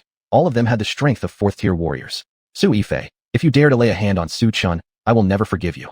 As the Su family warriors were about to harm Su Chun, Gong Fei suddenly stepped forward, firmly blocking Su Chen from harm. Gong Fei, get out of my way. Don't meddle where you're not wanted. Su Yifei glared at Gong Fei with a dark gaze, gritting his teeth as he scolded her. I call you cousin to show respect, but don't think I won't do anything to you. Su Yifei, since Su Chun said you would die, there must be a reason for it. If I were you, I wouldn't be so impulsive now, but rather beg Su Chun to save your life first. Lifting her head and locking eyes with Su Yifei, Gong Fei spoke each word deliberately. Ask him for salvation? Haha, a worthless person abandoned by Shen Xiuxua. Does he deserve to save me? What is he anyway? Su Yifei's face showed mockery. Just moments ago, he had learned of Su Chen's identity from Qin Xiao. He was merely a poor fellow holding a marriage certificate, seeking refuge in the Shen family of Tianbei City. Without even mentioning Su Chun, the Shen family of Tianbei City was just a minor clan that could be crushed effortlessly before the Su family, let alone considered significant. Seeing Su Yifei look down on Su Chun like this, Gong Fei also got angry, saying, Su Yifei, Su Chen's feng shui technique is truly impressive. He saved my life before. Haha. If he really had such skills, why isn't his name on the list of Jiangnan province's great feng shui masters? Dare you claim Su Chun can save the Su family? This isn't about one life. Can you afford to take such a gamble? Qin Xiao smirked mockingly beside them. But Gong Fei wanted to say more. But at this moment, the girl in white stockings suddenly asked Su Yifei, Yifei, didn't you say earlier that Master Su would come to help us exorcise evil spirits at the Su family residence? That's correct. Uncle, this morning, Master Su called me and said he was already on his way. Calculating the time, Master Su should be close to our home by now. Before Su Yifei finished speaking, thump thump, outside the villa came a low and heavy sound of footsteps. Next second, an old man with white hair appeared, looking ethereal and wise. Wearing a bamboo hat, a black-robed man slowly walked toward the Su family estate. Behind this black-robed man, followed a male and female Taoist apprentice. The 2 apprentices looked young, only around 10 years old or so, but their foreheads were uniformly imprinted with a lotus flower pattern. Master Su, you finally arrived. Seeing this black-robed man leading the apprentices, Su Yifei immediately warmly welcomed him. Master Xuanhuan, I've been waiting for you. Su Yifei flattered with a smile. Is he Xuanhuan? The woman in white socks glanced at Xuanhuan, then respectfully greeted him with clasped hands, very courteous. Meeting Master Su. Meeting Master Su. The nearby woman in stockings also quickly lowered her head to greet. There's something wrong with the arrangement at your Su family retreat. Xuanhuan's piercing gaze swept over the cooling villa laid out in a 7-star formation. He immediately sensed something and abruptly questioned those present from the Su family. Oh, what makes you say that, master? Su Yifei asked curiously. The layout of the 7-star array should not be used on the living. Xuanhuan explained. Master, what you mean is that this layout is meant for the dead. Upon hearing Xuanhuan's words, Su Yifei immediately paled, his complexion turning pale. We sincerely request Master Su's help to save our Su family. Please, Master Su, help us. Others, upon hearing this, grimaced as they agreed one after another. Just as everyone thought Xuanhuan would intervene to rescue them. Suddenly, Su Chen coldly remarked, he cannot save you. I can't save them. Ho! At the sound, Xuanhuan followed the source of the voice towards Su Chen, curiously asking, young friend, you say I can't save them. Could it be that you're also a feng shui master? Master Su, he's no feng shui master, just a tomb guard from the mountains. Before, when he went to the Shen family in Tianbei City to marry, he ended up being spurned by Shen Qiushua. Such a character. How could he possibly understand feng shui? Before Su Chen could speak, Qin Xiao rudely interrupted. If he were really a feng shui master, wouldn't Shen Qiushua have married him? Ah, so that's how it is. Learning Su Chen's identity, Xuanhuan's expression slightly hardened. He saw fit to school Su Chen, saying, young friend, since you don't understand feng shui, why do you talk nonsense? Do you know the consequences of your recklessness? Consequences? Su Chen suddenly smiled. Do you think someone of my standing would fear petty repercussions? Your identity? Haha, a waste that's been discarded. How could you have any extraordinary identity? Su Chen, you should know your place. Here is the Su family estate, not the Shen family estate. If you want to show off and make a fool of yourself, go to the Shen family. Stop embarrassing yourself here in the Su family estate, okay? Qin Xiaoyang said mockingly. Hearing this, Su Chen only replied coldly. Mr. Qin, considering you won't live much longer, today I will not bother with someone who is dead. I die? Your mother dies. Su Chen, I see that you are asking for death. Qin Xiaoyang was thoroughly enraged by Su Chen's provocation. He rushed forward to attack Su Chen. But suddenly, blood started oozing out of his 7 orifices bizarrely. In pain, Qin Xiaoyang collapsed on the ground, twitching and wailing. Mr. Qin, seeing the sudden pathetic condition of Qin Xiaoyang, Su Yifei beside him was instantly startled.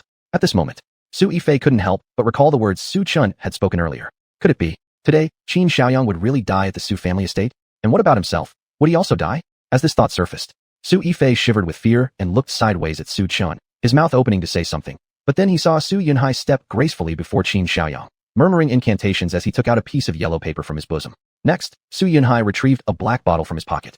The smell that came out upon opening it was pungent and foul. He carefully poured the liquid from the small bottle onto the yellow paper. The next second, the yellow paper was stuck on Qin Xiaoyang's forehead, and Su Yunhai slowly turned around and smiled at Su Yifei, saying, Yifei, your friend was simply possessed by evil qi invading his body.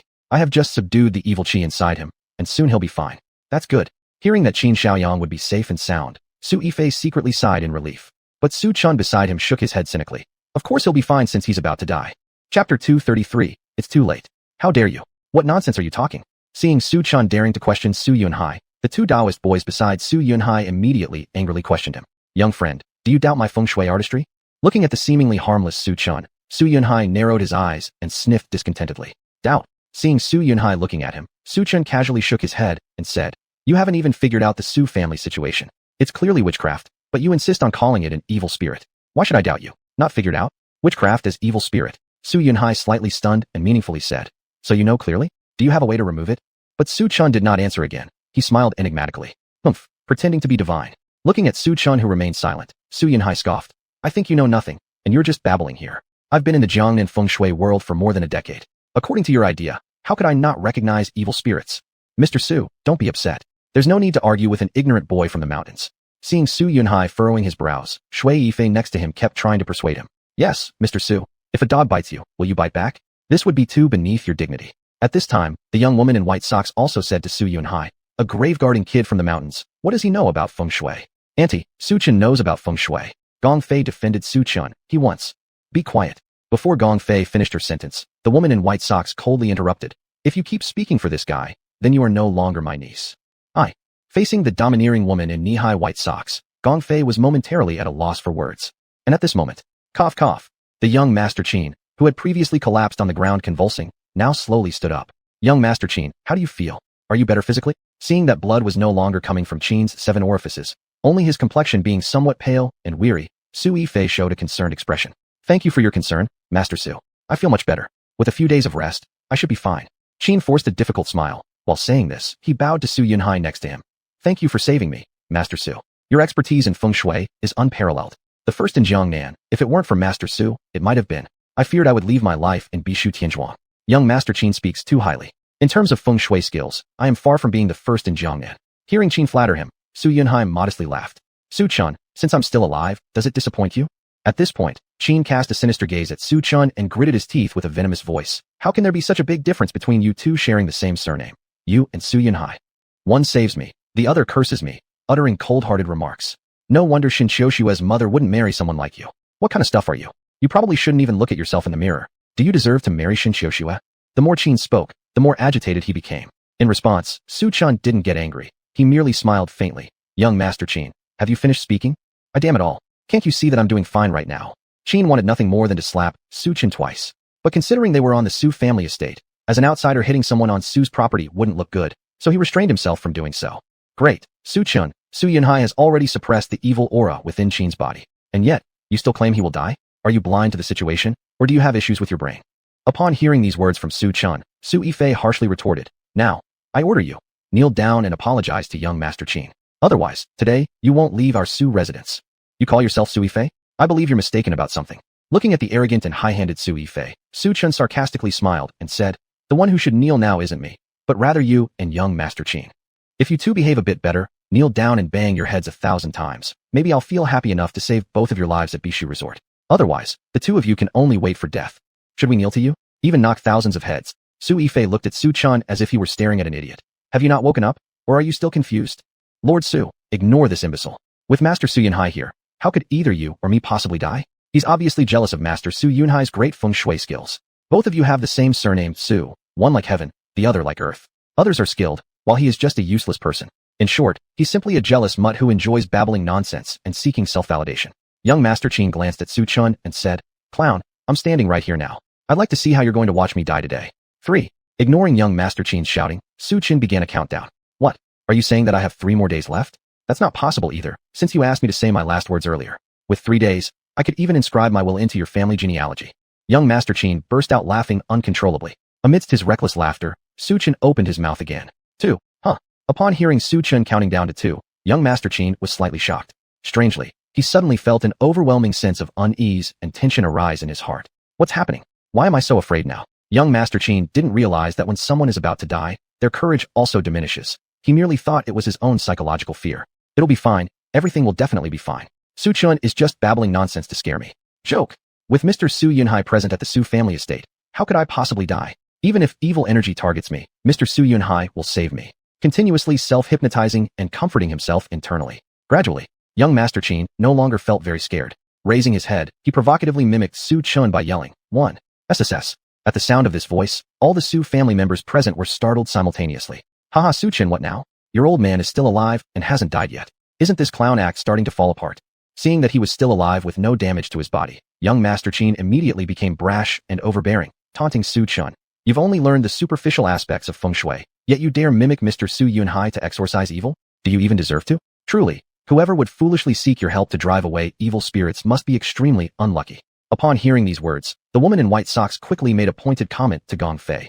Gong Fei, has young Master Qin understood clearly? I. Gong Fei opened her mouth, but couldn't figure out how to respond for half a day. Well then, Clown Su, the farce is over now. My father hasn't died yet, so it's your turn to suffer now. You've caused trouble repeatedly in the Su residence under false pretenses. Don't think the Su family will indulge you as much as the Shen family did. Tell me, how do you want to die today? Or should you call Shen family now, and let Shen Xiushue come to rescue you? With a casual flick, young Master Qin threw a phone in front of Su Chun, speaking arrogantly. But as soon as his words faded, Su Chun opened his mouth enigmatically. 1. Aren't you still not letting go? You want to keep up this clown act? Do you truly believe that Bishu Tianzhuang is a theater? Just as he was talking, suddenly there was a thud. Young Master Qin's heartbeat abruptly ceased. What's happening? As he sensed his breathing becoming increasingly difficult, an overpowering sensation akin to drowning surfaced. Startled, young Master Qin yelled out, Mr. Su Yunhai, save me, quick, save me. My heart has stopped, my heart hurts so badly, Thudding to the ground with a crash, young Master Qin painfully managed to articulate a few words before discovering that his lips had become sealed. He couldn't speak anymore. All he could hear was Su Yifei's urgent voice. Master Su Yunhai, please save young Master Qin.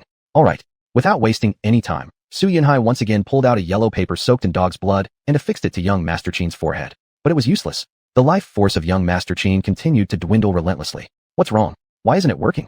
Reluctant to accept defeat, Su Yunhai subsequently produced 3 additional sheets of yellow paper. However, pasting these 3 papers onto young Master Qin's forehead, they proved not only ineffective but further weakened the dwindling vitality of young Master Qin. No, it's impossible. I can't save him. Realizing his inability to revive young Master Qin, Su Yunhai, for a moment, exhibited some anxiety and unease. An evil presence that even he couldn't resolve was undoubtedly terrifying. Failing to save young Master Qin was a small matter. But worst-case scenario, even Su Yunhai himself might perish in the Su family compound. What? Su Yunhai cannot save me. On the ground, struggling for each breath, young Master Qin heard those words, and his pupils constricted instantly. His heart turned cold with despair. How could this happen? Why was this happening? Previously, Su Yunhai had confidently proclaimed that he could suppress the evil aura at the Su residence. But now, young Master Qin would die needlessly due to Su Yunhai's overconfidence. No, I don't want to die. I can't die. I still have to inherit the wealth and prosperity of the Qin family. I haven't indulged myself enough with women from Jiangnan province. How can I die? I feel such bitterness. Under the shadow of death, using his final ounce of strength, young Master Qin turned around with eyes pleading for help towards Su Chun, seemingly seeking salvation. Because at this moment, young Master Qin had already realized Su Chen's claims that Su Yunhai couldn't save him all turn out to be true. Su Chen indeed knew feng shui. Unfortunately, in response to young Master Qin's imploring gaze, Su Chen chose to ignore it and instead said meaningfully, "Young Master Qin, you should have used your remaining time to conserve your strength and call home to arrange for your body retrieval, rather than mocking me. It's truly bothersome." In the face of death, he felt an overwhelming despair and regret. He had mocked Su Chun but was now paying with his life as the price. Had he known this would happen, he should have knelt down and kowtowed to Su Chun. Even if he had kowtowed 1,000 times, it would have been worth saving his life. Unfortunately, it was all too late now. There is no medicine for regret in this world. Chapter 234, Death Qi. Is Qin Shao dead? Looking at the summer retreat, where Qin Shao's body was no longer twisting or struggling, and lifeless, Su Yifei was completely stunned. With a thud, he almost without much thought knelt in front of Su Chun. While kowtowing, he pleaded humbly, "Master Su, save me, please save me.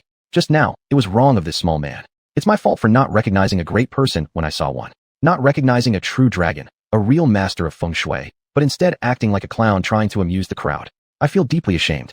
Please, Master Su, forgive my past mistakes and save me. If Master Su is willing to help me, I'm ready to pay any price." By the end of his speech, Su Yifei was almost on the verge of tears. Previously, he and Qin Shao both disregarded Su Chun as insignificant. He also believed that this country bumpkin, who had been abandoned by Shen Xiuxue, didn't possess real skills, just putting up a facade in the Su family. But after Qin Shao's death, Su Yifei no longer thought the same way. Because Qin Shao had proven with his death that Su Chun was a master of feng shui with genuine abilities. Though he did not understand whether Shen Xiuxue from Shen family of Tianbei City was blind for abandoning such a master of feng shui, but Su Yifei had no time to dwell on it. His only hope right now was for Su Chun to act and save his life. Seeing Su Yifei kneel down, all the Su family members present at the summer retreat were momentarily bewildered and froze. Especially that silk-stocking woman. At this moment, her eyes towards Su Chun were filled with shock and disbelief. She initially thought she had mistaken the person, bringing an irrelevant Mr. Su to the summer retreat. But never did she expect this unimportant Mr. Su would turn out to be a significant figure deciding the fate of the Su family. "Mr. Su, please save Yifei." "Yes, Mr. Su, save Su Yifei." Seeing Su Yifei on the ground kowtowing until blood started flowing from his forehead, the young matron wearing white knee-high socks remembered Su Chen's previous words and earnestly begged him, "Su Chun, please save my cousin. It wasn't his intention to belittle you." After considering, Gongfei also looked beseechingly at Su Chun. "After your cousin kowtows 5,000 times, we'll see." With a glance at the trembling Su Yifei, Su Chun remained expressionless. 5,000 bows. That will take until donkey year horse month. The woman with white stockings sounded somewhat discontent upon hearing this. "Su Chun, quickly save Su Yifei. When he is safe and sound, he will naturally kowtow to you 5,000 times. Do you understand?" "That's right, Mr. Su. Can you save me first? Time is pressing. I estimate I won't be able to make those 5,000 bows immediately. Once I'm fine, I'll definitely make up the bows I owe you." Su Yifei turned his eyes, and with solemn determination, echoed the sentiment. "Gentlemen, am I asking you to bow, or are you seeking my help?" Looking at these Su family members with anxious faces, Su Chun slowly smiled, and said, "Time is pressing. If there aren't enough bows, then prepare for death." Seeing Su Chun making no move to save Su Yifei, several wealthy Su women were instantly incensed. They had already advised kindly and humbled themselves. Yet, how dare Su Chun behave so arrogantly? Fine, Su Chun, 5,000 bows, I will do them. After I finish, I hope you won't go back on your word." Realizing he was battling against time, Su Yifei didn't hesitate, starting to kowtow repeatedly. Bang, bang, bang. From 2 bows per second to 5 per second, Su Yifei's speed increased. At the same time, the blood on his forehead grew increasingly red. Finally, after finishing 5,000 bows, Su Yifei directly collapsed onto the ground, exhausted and weak. "Yifei, are you alright?" Seeing Su Yifei's haggard appearance, covered in blood, All the Su family members nearby quickly came over to support him. Su Chun, I've completed my 5,000 bows. Now, can you save me? Su Yifei struggled to raise his head. Weakly looking at Su Chun, he managed to muster all his strength to speak. All right, seeing how sincerely you bowed, and taking into account my acquaintance with Gong Fei, I'll reluctantly save your life. Su Chun laughed sarcastically, then suddenly asked the nearby Gong Fei, Gong Fei, do you have statues of the 12 zodiac animals? 12 zodiac animal statues. Gong Fei was slightly surprised, unsure why Su Chun was asking this, but instinctively nodded and replied, there are some in the storage room of the summer retreat. If so, please arrange for someone to bring out the 12 zodiac animal statues. Su Chun said meaningfully. All right. Gong Fei didn't refuse, immediately instructing people to carry all the zodiac statues over. Each statue weighed at least 200 caddies. About 5 minutes passed. Mr. Su Chun, aren't you supposed to be saving Su Yifei's life? Why did you ask Gong Fei to bring these things over? The woman in white stockings furrowed her brows repeatedly as she questioned Su Chun. If Qin Shao hadn't proven with his death that Su Chun understood feng shui, she would have unhesitatingly driven Su Chun and Gong Fei out of the summer retreat by now. These statues are for saving Su Yifei's life. Facing the puzzled gazes of the Su family, Su Qin offered a cryptic explanation. What? You say these things can save my life? Su Yifei drew in a sharp breath, his expression looking very uneasy. Mr. Su Qin, are you joking? Can these statues really save my son Yifei's life? The young matron wearing knee-high white socks also wore an expression filled with doubt. In response to this, Su Chun didn't bother to explain but pointed at the statues and said, you move these statues to the position I specify. You what? You're asking me to lift these statues with my bare hands. Each statue weighs at least 200 caddies. Can I do it alone? Su Yifei nearly kicked one of the statues. If you don't move them, you will wait to die. Su Chun gave a cold snort, then began to count down. 3. You. A familiar scene emerged, and Su Yifei panicked immediately. When Su Chun had counted down before, Qin Shao had died, and now Su Chun was counting again. Wasn't that indicating that he himself was about to? 2. Just as Su Yifei was feeling uneasy and afraid, Su Chun had already counted down to 2. In other words, he, Su Yifei, only had 1 second left to live. Not. Mr. Su Chun, stop counting. I'll move them. I'll move them right away. Please stop counting, please. Unable to bear the fear of death, Su Yifei used all his strength. With great determination, he closed his eyes and lifted up the stone statue with his bare hands, staggering toward the location Su Chun pointed to. Next came the second statue, the third, the fourth. Finally, after moving all 12 statues, Su Yifei's hands were completely swollen red, with blood blisters rising one after another. Nearby, both the silk stocking woman and the white stocking woman, upon seeing Su Yifei's swollen and blistered hands, felt some pity for him.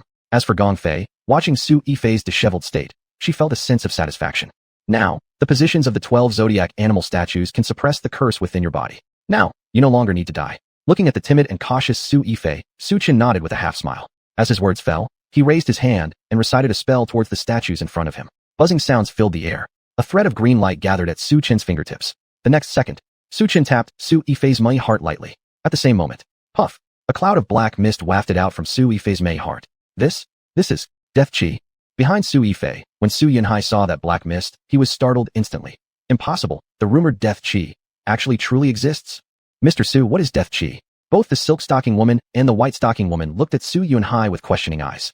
Death qi is the energy left behind just before someone dies. Once contracted, death is inevitable. At least in Jiangnan province, I've never heard of anyone who can dispel death qi. While speaking, Su Yunhai gazed admiringly at Su Chun. Then, Su Yunhai suddenly knelt down, saying, Master Su, please take me as your disciple. Chapter 235, 7 Strands of Black Mist. Master Su, considering that we share the same name, I wish to bow and call you Master. You can rest assured. From this day forward, I will regard Master Su as my father. I will take care of Master Su's retirement. As Su Yunhai knelt on the ground, he continued speaking and took a cup of tea from the Bishu Heavenly Villa to hand it over to Su Chun. Master above, please accept my respect. Su Yunhai, did I ever say that I intended to take you as my disciple? Glancing at Su Yunhai, who was showing flattery and servility, Su Chun couldn't help but find it amusing.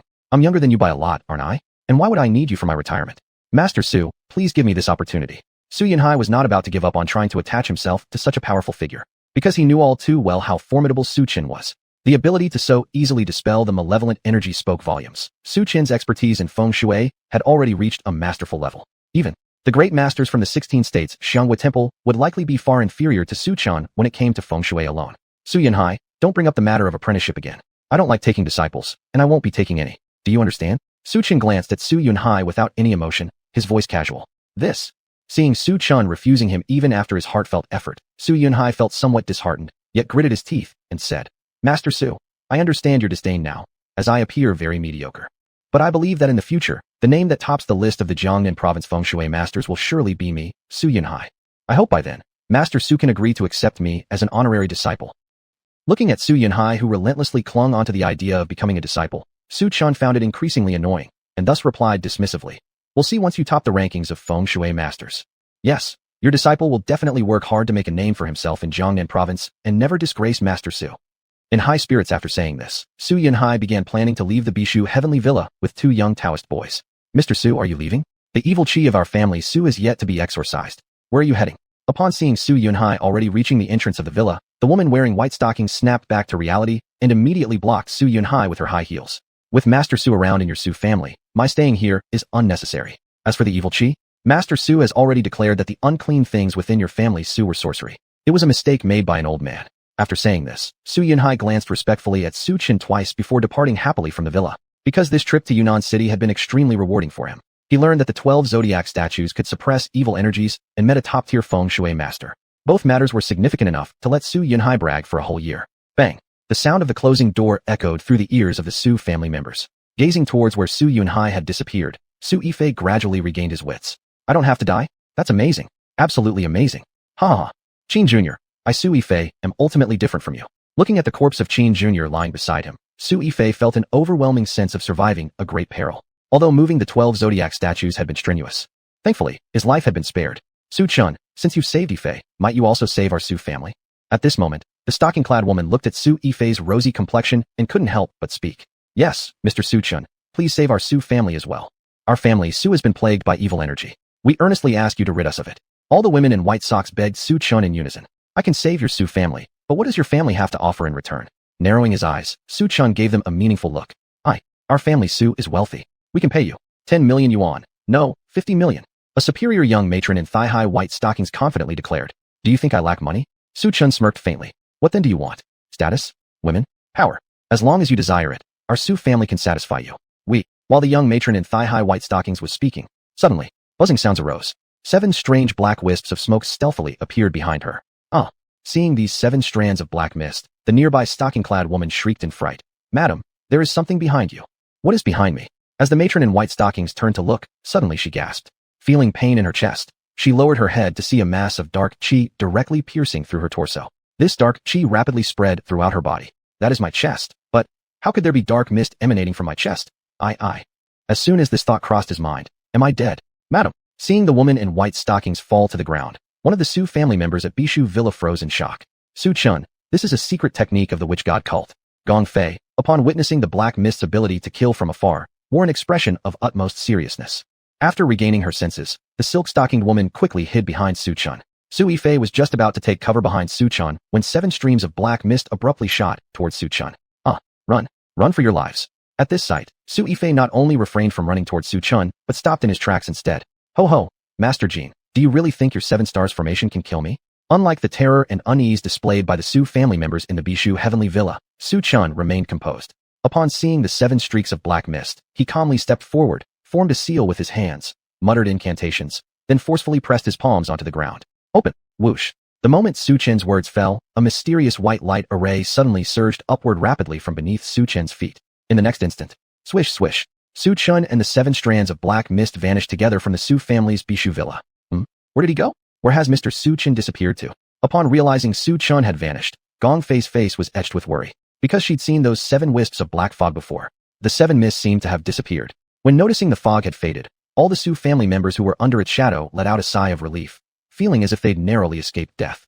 The oppressive atmosphere earlier had been absolutely terrifying. "Do you think Su Chun can suppress those dreadful mists?" At this point, amidst the heavy atmosphere at the Bishu Heavenly Villa, the silk-stockinged woman suddenly whispered, "I believe he can." Before others could reply, Gong Fei immediately clenched her fists tightly and stared intently at the place where Su Chun had disappeared. But Su Yifei narrowed his eyes coldly, seemingly lost in deep thought, his mind unclear on what he was contemplating. Chapter 236, Kill Su Chen? In the boundless expanse of stars, Su Chen was trapped in this place. 7 stars illusion formation? Seeing himself caught in an illusion array, Su Chen shook his head with a smile of disdain. "Golden respected one, do you really think that a mere 7 stars illusion formation can trap me? Isn't that a bit like a pipe dream?" "Haha, Su Chen, you underestimate me too much. Besides the 7 stars illusion formation, I have prepared other grand gifts for you." A hoarse and sinister voice suddenly sounded throughout the sea of stars. The next second, before Su Chen suddenly appeared 7 figures. These 7 figures were precisely the 7 venerables of the witch god sect. Each of the 7 venerables had the power of a great martial artist. The 7 venerables formed a 7 stars formation. In other words, these 7 venerables alone could sweep across the upper circles of Jiangnan province. 7-star array. Interesting. If my memory serves, this is the heritage of the immortal Dao lineage from Longhu Mountain, right? It seems, respected Golden One, that you are no ordinary person either. Deeply gazing at the 7 venerables before him, Su Chun did not rush to act, but curiously asked, respected Golden One, why did you use witchcraft to curse Shen Biao? I am curious, how has my wife offended your witch god sect? Su Chun, first survive the 7 stars array, and then we'll talk. The Golden Venerable laughed coldly. Attack together, and kill this kid. In an instant, the 7 venerables rushed towards Su Chun. Unfortunately, to me, it's nothing more than moths flying into fire. Looking at the 7 masked venerables, Su Chun smiled and waved his hand. SSS. A peculiar thread of green flame appeared out of nowhere behind Su Chun. As soon as the flame appeared, buzzing, the temperature of the entire dark swamp began to plummet dramatically. 20 degrees, 10 degrees, 0 degrees, minus 100 degrees, until the temperature dropped to a terrifying 300 below zero. Instantly, a thick layer of frost covered the bodies of the 7 venerables. Even so, when the Golden Venerable saw this action by Su Chun, he was startled. This? What kind of flame is this? Why haven't I ever heard the sect leader mention it? This thought had just arisen. The Golden Venerable also saw that the green flame behind Su Chun had transformed into a blooming green lotus flower. That green lotus drifted forward. Wherever it passed, it left behind a long trail of green patterns. Lend me your strength. Hurry up. Upon seeing the scene before him, the Golden Venerable's face changed instantly and said, yes. Just after the other 6 venerables spoke, the green lotus flower came rushing over, giving them no time to evade. The surfaces of their bodies began to shatter and be incinerated. Almost in the blink of an eye, the 6 venerables turned to ashes, scattering beneath Su Chun's feet. This is impossible. 6 great martial artists. How could they be so utterly powerless? Seeing Su Chun effortlessly erase the 6 venerables, the pupils of the Golden Venerable contracted sharply, and his breathing momentarily paused. At this moment, he suddenly regretted why he had decided to fight Su Chun. Golden Venerable, now it's just you left. What other tricks do you have? Su Chun slowly opened his mouth and said, Su Chun, don't get cocky. Take this move of mine. The Golden Venerable clenched his teeth. He took out a black toad from his bosom. Go. Kill Su Chun for me. Placing the black toad on the ground. The next second, that small-sized toad immediately began to grow. 10 meters, 20 meters, 50 meters, 100 meters. It only stopped growing when it reached more than 300 meters. Then, protruding its long tongue, it lunged towards Su Chun. Is this a black toad?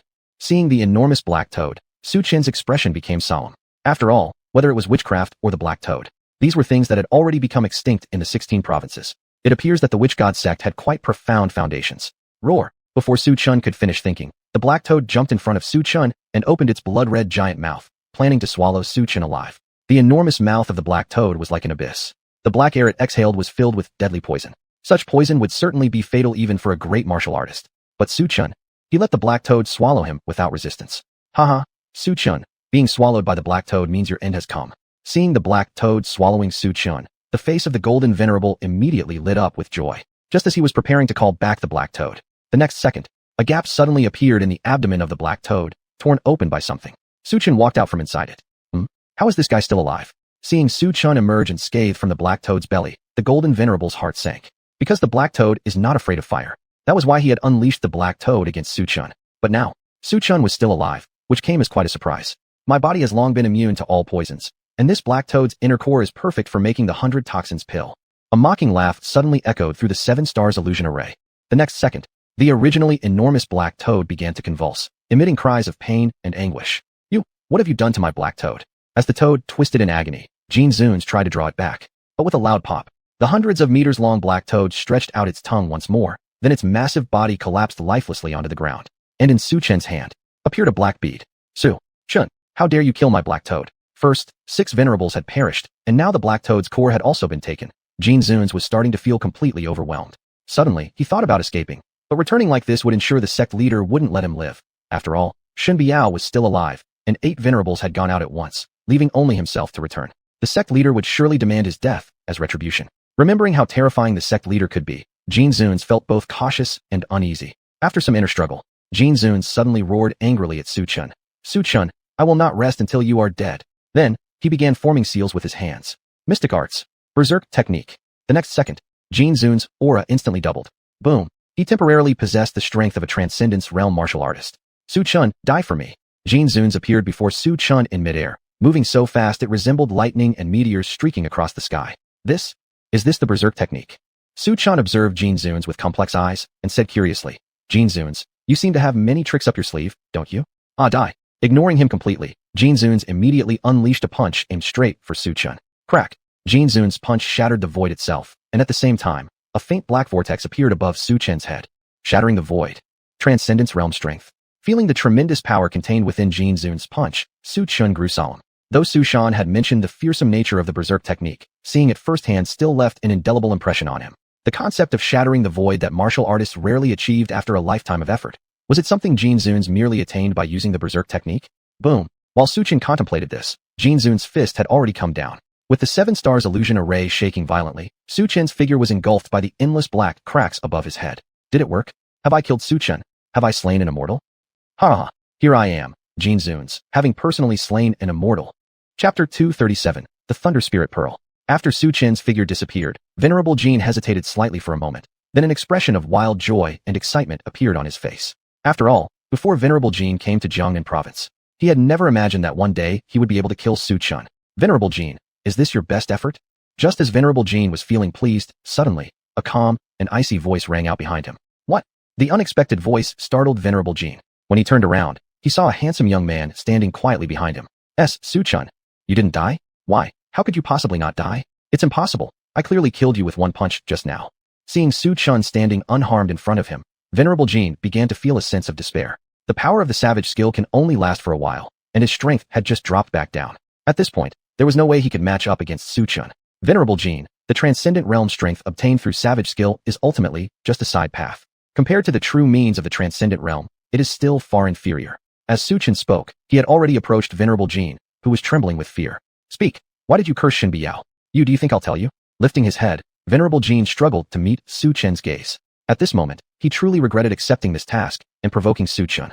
He had thought that, with the help of savage skill, he could contend with Su Chen, but now it seemed he had underestimated the transcendent realm cultivator. Do you think I wouldn't know even if you didn't say it? A hand placed itself on Venerable Jin's chest as Su Chen spoke expressionlessly. Mind-reading technique. No, you can't read minds, you. Before Venerable Jean could finish his sentence, his eyes rolled white, and his body collapsed instantly, his life fading away rapidly until there was no breath left. Oh, Venerable Jean himself has been cursed by witchcraft. Looking at the corpse of Venerable Jean in front of him, Su Chen's face remained unreadable. Because this meant, the person who cursed Shen Biao might be someone else. Could it be others from the witch god sect targeting Shen Biao? It should be said that the Shen family is just a minor clan in Jiangsu province, and Shen Biao herself was merely a marginal character within her family before I went to Tianbei City. In this situation, why would the witch god sect people curse Shen Biao? Could it be because Shen Biao harbors some secret? The more he thought, the more confused Su Chen became. But at least, now that Venerable Jean was dead, the witchcraft curse on his wife, Shen Biao, should have dissipated. After all, the moment Su Chen killed Venerable Jean, he could distinctly sense that the curse force inside Venerable Jean and the curse force inside Shen Biao originated from the same source. This indicated the witch doctor who cursed Shen Biao was very likely connected to the individuals behind Venerable Jean. Just as Su Chen was about to leave, a purple bead rolled out from Venerable Jin's chest. Purple bead. Su Chen picked up the purple bead and examined it carefully for a while, unsure of its origins, so he temporarily kept the bead. After resolving the matter with Venerable Jean, Su Chen's heart, which had been uneasy these past days, relaxed slightly, just as he thoughtfully muttered, "Return." Whoosh. In the next moment, Su Chen, who had vanished from the summer retreat, reappeared once again within Su Yifei's line of sight. Su Chen, you've returned. Upon seeing Su Chen appear seemingly from nowhere, Gong Fei's look of concern immediately vanished, and she hurried forward to ask, Su Chen, what about that mist? It has been eradicated. Su Chen replied calmly, eradicated. The woman in stockings continued speaking when, whoosh, the coldness enveloping the summer retreat began to dissipate. At the same time, a warm sensation quickly rose up within Su Yifei and the others. Warmth. Letting the warmth spread throughout her entire body, the woman in stockings noticeably hesitated. How warm it is. One member of the Su family couldn't help but marvel. Yes. The evil aura really has disappeared. No, the curse has disappeared. Haha, it's too good. Too good. I don't have to die anymore. Our clan heads can return to the summer retreat resort. Su Chen, did you defeat Venerable Jean? Gong Fei curiously asked. You knew? Su Chen paused slightly in surprise. He found me before, but I never saw his real appearance, Gong Fei explained. I discovered this thing on him. Su Chen took the purple bead out of his pocket. This is the Thunder Spirit Pearl. When Gong Fei saw the purple bead in Su Chen's hand, she looked shocked. Thunder Spirit Pearl? Su Chen was momentarily taken aback. What does this Thunder Spirit Pearl do? As for the Thunder Spirit Pearl, I don't know much about it either, and I'm unclear about its functions. Gong Fei shook her head. Before Su Chen could speak, the woman in stockings suddenly spoke up. This Thunder Spirit Pearl was originally our Su family's ancestral treasure. It was accidentally lost a while ago. Now that it has fallen into Master Su's hands, It is a sign of fate. Let this pearl be gifted to Master Su. This, if it's the Su family's treasure, it should rightfully be returned to the Su family. Master Su, you saved our lives. What is this small thunder spirit pearl compared to that? Oh, well then, I came here on someone's behalf to find Gong Fei. Now that she is safe here, I should take my leave. Su Chen said slowly. Just as Su Chun was about to turn around and leave, Su Yifei suddenly blocked his way, pointing at him and shouting, Su Chun, you think you can just take the Su family's ancestral treasure? You should take a good look at yourself. Do you even deserve it? Leave the thunder spirit pearl behind and get lost. Su Yifei, what are you doing? Have you gone mad?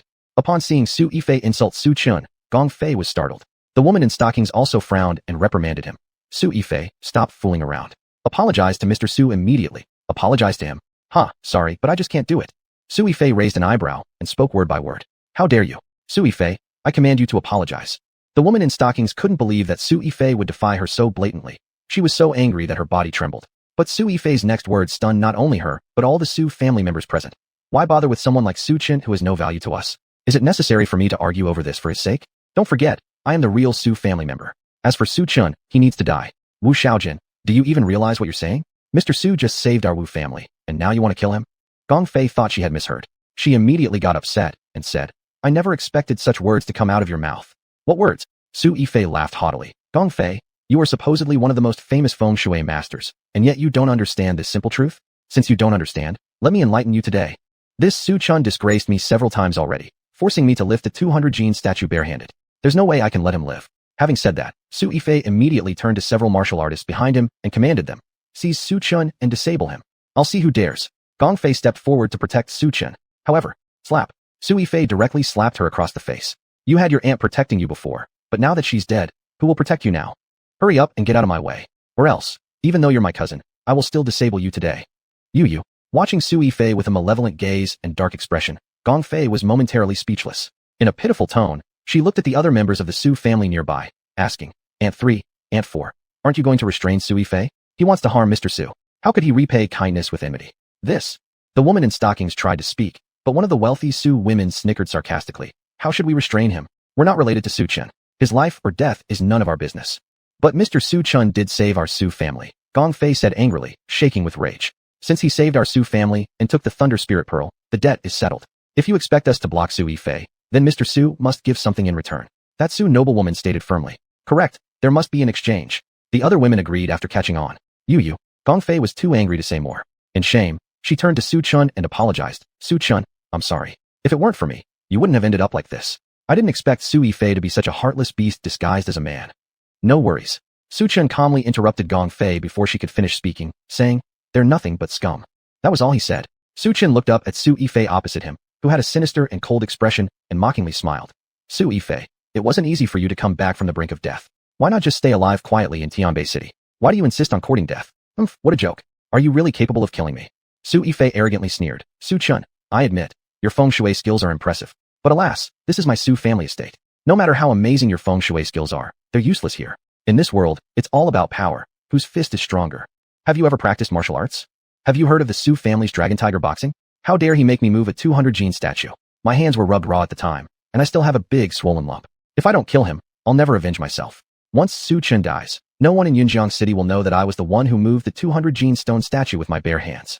With this thought in mind, Su Yifei once again ordered the martial artists beside him, attack. Yes. Swish, swish, swish. 3 martial artists simultaneously charged towards Su Chun. Su Chun, be careful. Seeing Su Chun being surrounded, Gong Fei shouted anxiously with reddened eyes. And the woman in stockings felt somewhat regretful inside. She inwardly lamented, what a pity, such an incredible feng shui master is about to die in the Su family. Su Yifei really isn't human material. Unfortunately, she couldn't control Su Yifei at all. Chapter 238. If you're man enough, make me stay. Su Yifei is far too ruthless.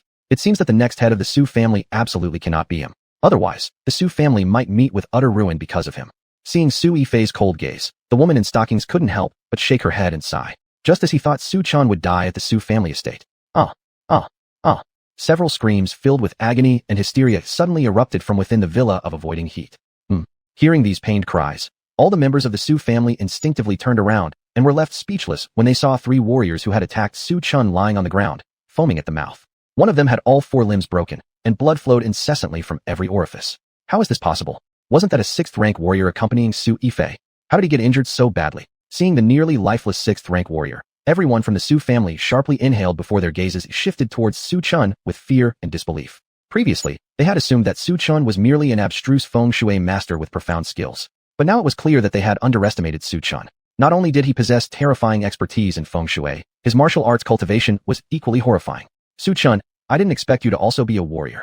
Upon seeing Su Yifei's men fall while Su Chun remained unscathed, Gong Fei sighed with relief for Su Chen's survival. You are also a warrior? If there was one person most terrified at the moment, it was undoubtedly Su Yifei. Because Su Yifei could never have imagined that Su Chen's strength would be so frightening.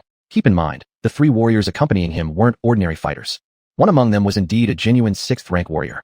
Their combined force could even match a 7th-rank warrior. But even such formidable opponents faced Su Chun without any means to defend themselves. Instead, they were incapacitated instantly. How about it, Su Yifei? Can't I be a warrior? Watching Su Yifei trembling, retreating further and further, Su Chun smirked intriguingly. No, this is impossible. If you were a warrior, how could Shen Xiuxue from Tianbei City's Shen family have abandoned you? Shen Xiuxue dreams of marrying a powerful warrior. So what kind of person are you really? At this moment, Su Yifei began doubting Su Chen's identity. However, Su Chen felt no need to explain himself. Instead, he reached out, gripping Su Yifei by the neck. Su Yifei, you said earlier that you don't want anyone to know your humiliation? I. Su Yifei struggled to breathe, gasping for air. In fact, I have a good method to ensure no one knows about your affairs. Su Chen narrowed his eyes with an ambiguous smile. What method? Su Yifei asked without thinking. If you die, naturally, no one will care. As soon as Su Chen finished speaking, there was a crackling sound as bones broke. Following that, Su Yifei's head snapped off. Su Chun, how dare you kill me? Su Yifei bellowed angrily, wild and insane. I'm the young master of the Su family. If you kill me, my grandfather will surely not let you go unpunished. Do you know who my grandfather is?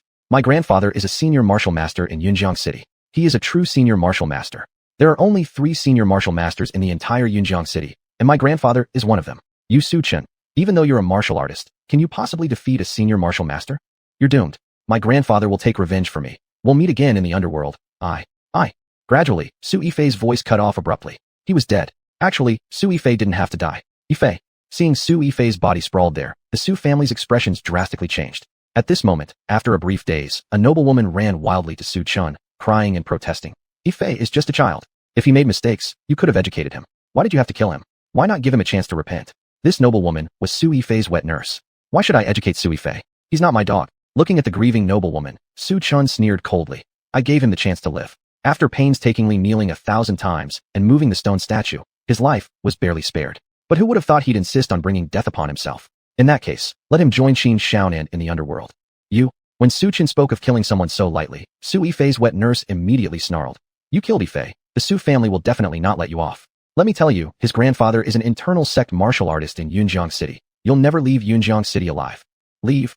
Looking at the enraged noblewoman, Su Chun wore a face full of disdain. I was planning to leave, but since you said this, I won't go now. I'd like to see how your so-called internal sect martial artist can possibly keep me here. When your internal sect martial artist comes back, tell him I'm waiting for him at Phoenix Mountain Villa in Yunjiang City. With that, Su Chen turned around and left the Su family without looking back. Chapter 239, Become Mortal Enemies. Gong Fei, are you leaving? Su Chen glanced at the other side as he was about to leave. Su Chen, how about you go first? I can't leave just yet, Gong Fei explained. Upon hearing this, Su Chen nodded and left the Su family. Su Yifei's nanny immediately took out her phone and began calling Grandpa Su. Wawa, head of the family, please come back soon.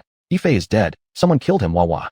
Seeing this, Gong Fei originally intended to stop her, but also realized that some things simply couldn't be hidden. Su Yifei was dead. Grandpa Su would inevitably find out the truth sooner or later.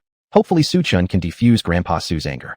Gong Fei silently prayed. At the same time, just as Su Chun had dealt with gold-honored one. In Tianbei City, Yun family. Grandpa, are you really going to die? Could it be heaven's will to doom our Yun family? F***CK. People such as Yun Rian were gathered around Grandpa Yun. They had no options available. They could only wait for a miracle to happen. If Grandpa Yun fell, then the prestige name of the Shen family in Tianbei City would be washed away, disappearing entirely. As for people like Shen Xiuxue, they would fall from being high society misses to commoners. Rian, do you think Su Chen can save Grandpa? At this moment, a member of the Yun clan asked. I don't have any assurance. Yun Rian shook her head. Just as she spoke, suddenly, Yun Rian stopped speaking mid-sentence. She saw her beautiful eyes shining and looked at Grandpa Yun with disbelief. Grandpa is awake. What? After hearing Yun Rian's words, all the Yun clan members turned their heads. Subsequently, they saw Grandpa Yun lying in bed slowly opening his eyes. Moreover, right now, Grandpa Yun's complexion was much better than before and did not look like a sick person at all. Grandpa, are you okay? Yun Rian's eyes reddened, and she choked up, hugging onto Grandpa Yun's chest. Dad, how do you feel? Another member of the Yun clan also questioned worriedly. I feel much better. Grandpa Yun spoke. He also seemed confused and didn't understand why. Because just recently, he still felt immensely weak, like he was about to die. But he doesn't know why. Suddenly, all the heaviness in his body disappeared without a trace, everything swept clean. Much better? Could it be the last gleam before fading away? One Yun clan member, upon hearing these words, immediately responded suspiciously. Tisk, TSK. What nonsense. As far as I'm concerned, father wasn't destined to perish. Yes, maybe, because our Yun family usually does good deeds and gains merit. That's why dad remains safe and sound. A middle-aged woman of the Yun family said with certainty. By the way, Rian, how about asking Hua Tuo again to check Grandpa's health? Let's see if Grandpa has fully recovered. A Yun clan member couldn't help but suggest. Yeah, Rian, trouble you to ask Hua Tuo to come to the Yun house once more. At this moment, another member of the Yun clan also agreed. Before this, it was Sister Qingsheng who arranged for Hua Tuo. I'll give it a try, see if he gives us face. But now, I think we should first visit the hospital and have a doctor check Grandpa. Meanwhile, I'll ask when Hua Tuo is free. If Hua Tuo doesn't have time, we can't keep waiting and delay Grandpa's consultation. This makes sense. The other Yun clan members heard this and thought it reasonable. Hence, they all agreed to go to the Tianbei hospital first. Very quickly, the large group of Yun clan rushed to the Tianbei hospital urgently. Result: after a series of examinations and physical tests, Grandpa Yun was truly cured, and the witchcraft on his body vanished completely. Excellent. So excellent. Grandma is completely fine. When the Yun clan member learned that Grandpa Yun was alright, he immediately sighed with relief. But shortly after, he narrowed his eyes, his voice full of mockery and disdain. Humph. That country bumpkin Su Chun previously boasted that only he could cure Grandpa Yun's illness. In the end, Grandpa Yun got better without his help. Who says otherwise? That clown Su Chun is just stubborn. He constantly boasts about how capable he is. It's as if he has some unattainable status or position. In the end, when Wei Shen family actually invited Su Chun to treat Grandpa, he backed off right away. Another member of the Yun clan chimed in agreement. You both shut your mouths. Whether Su Chun is good or bad, it's none of your business to criticize. Upon hearing the insult directed at Su Chun, Yun Rian immediately retaliated furiously. Are you Yun Rian? What's wrong with you recently? You're flipping against your own family members for the sake of an outsider. It's laughable. Yun Rian became speechless due to anger. Whatever, if she wants to treat Su Chun as a treasure despite him being garbage, let her be. Anyway, sooner or later, she will understand. Jiangnan Province, Yunjiang City. By the time Su Chun returned to his place, it was already 6 in the afternoon. Brother-in-law, you're back? In the room, Tang Linger, wearing a t-shirt and jeans, saw Su Chun come back and immediately approached with small quick steps, asking with a serious face. Brother-in-law, where were you today? Did you go on a date with another girl behind my sister's back? Looking at the earnest Tang Linger, Su Chun rolled his eyes. No, I just had some personal matters to attend to. Personal matters? What personal matters does brother-in-law have? Could it be that brother-in-law went out as the great demon lord again? Just as Tang Linger was speaking, suddenly, there came a series of urgent knocks at the door. I'll open the door. As soon as he opened the door, he saw Tang Shua's elegant figure. Sister Shua, what brings you here? Tang Linger curiously asked. Is Su Chun here? Is he in? Looking at Tang Linger, Tang Shua's complexion appeared somewhat pale and unwell. My brother-in-law is home. Bang. Before Tang Linger could finish her sentence, Tang Shualua stormed inside. She stomped over to Su Chun in high heels, calling out sharply, Su Chun. Seeing Tang Shualua standing before him, seething with anger and icy cold eyes filled with boundless coldness, Su Chun lightly asked, Ms. Tang, do you need something from me? Do I need something? Upon hearing Su Chun's words, Tang Shualua became even more enraged. Tell me, Su Chun, how can you act so calm when this is the situation? Do you even know what big trouble you've caused? Our Tang family has been ruined. As she finished speaking, Tang Shualua's voice trembled slightly. She furrowed her brows and glared fiercely at Su Chun, her breathing heavier than ever before. Sister Shualua, what exactly happened? What big trouble did my brother-in-law cause? Is it because of Mr. Li? Tang Linger asked while involuntarily shivering, because she hadn't seen Tang Shualua this furious in a long time. Mr. Li? Tang Linger, why don't you ask Su Chun yourself? Ask him what he did at the Su family today. Tang Shualua gritted her teeth, shouting every word. Brother-in-law, what did you do at the Su family? Tang Linger instinctively looked towards Su Chun. Nothing, just took care of some private matters at the Su family. Su Chun said indifferently, shrugging his shoulders with an air of nonchalance. Private matters? Haha, Su Chun, are you truly arrogant enough to think killing the Su family's young master Su Yifei counts as a private matter? Do you know? The internal sect martial artist from the Su family just called my Tang family, demanding we hand you over. She also said, if the Tang family doesn't give the Su family an explanation, then our entire family will be banished from Jiangnan province. You've completely ruined our Tang family. We already had disputes with the Su family. For days, I worked tirelessly contacting seniors from the Huangtian Academy to resolve these feuds. And you've openly confronted them, making the two families mortal enemies. Chapter 240, The Frog at the Bottom of the Well. Su Chun, what is your intention? Clenching her teeth tightly, Tang Shualo almost hysterically questioned him loudly. What? Sister-in-law killed Master Su's son? Hearing this, Tang Linger beside them trembled, equally bewildered. Though she didn't know Su Yifei, When she heard about his identity as a Master Su's grandson, she couldn't help but shake all over. Nothing else. Su Yifei was Grandmaster Su's own grandson, and it was said that Grandmaster Su intended for Su Yifei to be the next head of the Su family. Now, he was dead by Su Chen's hands? To Tang Linger, this was more shocking than hearing that the end of the world had come. Sister-in-law? Is what Sister Xuanhuan says true? Did you really kill Su Yifei? After a period of hesitation and stiffness, Tang Linger gradually came to her senses. She looked at Su Chun with eyes filled with hesitation and disbelief. Even at this moment, Tang Linger gazed at Su Chun with a hint of estrangement in her eyes. That's right. I indeed killed Su Yifei. He deserved it. I gave him a chance, but he didn't value it and instead sought death. Looking at his astonished little sister-in-law, Su Chen chuckled bitterly and explained, Linger, you shouldn't tell your older sister about this matter. Aye. Tang Linger opened her mouth, but remained silent for half a day, unsure of what to say. After a long pause, Tang Linger's eyes reddened, and suddenly she burst into tears, hugging Su Chun, and said, Wah, brother-in-law, why are you so foolish? That was Master Su's son. You've killed him. The Su family will never let you go. Run, hurry, and leave Yunjiang City and elope with my elder sister. Flee? Humph. The Su family has already blockaded the entire Yunjiang City. Su Chen now can no longer escape. Hearing Tang Linger's cries, Tang Xuanhuan shook her head disdainfully from the side. The Su family blocked Yunjiang City. Tang Linger's pupils froze. When she was at a loss what to do, she suddenly remembered something. Brother-in-law, I know there's a hidden path out of Yunjiang City leading to Tianbei City, and I guarantee it's a secret passage I discovered by accident. Let me take you away immediately. Tang Linger, are you crazy? Are you going to help Su Chen escape? Have you thought about our family, the Tang clan? If Su Chen escapes, who will bear the wrath of the Tang clan? Upon hearing Tang Linger's words, Tang Xuanhuan's expression changed drastically, and she firmly stopped Tang Linger. Xuanhuan, move aside. Staring straight at Tang Xuanhuan in front of her, Tang Linger raised her head and met her gaze. I will not move. Taking a deep breath, Tang Xuanhuan enunciated each word. I won't let Su Chen leave. If he goes, the Su family will definitely retaliate against the Tang family. He wouldn't dare. After all, the Tang family is in Jinling City, and old Master Su would have to consider whether he can eliminate the Tang family even if he wanted to go there. As Tang Linger spoke, her tone turned pleading. Sister Xuanhuan, please let me beg you move aside. My brother-in-law cannot stay here any longer. Don't forget, at Mr. Li's villa, it was my brother-in-law who saved us. How could you want to be ungrateful? Seeing Tang Linger's pleading eyes, Tang Xuanhuan gritted her teeth and reluctantly took a step back, making way for her. Brother-in-law, let's go. Brother-in-law? Why are you hesitating? Quickly, let's go before Xuanhuan changes her mind. Seeing that Su Chun had no plans to leave yet, Tang Linger became anxious. If we don't run soon, once the Su family comes after us, it might be too late for you to escape. If I leave, then what about you?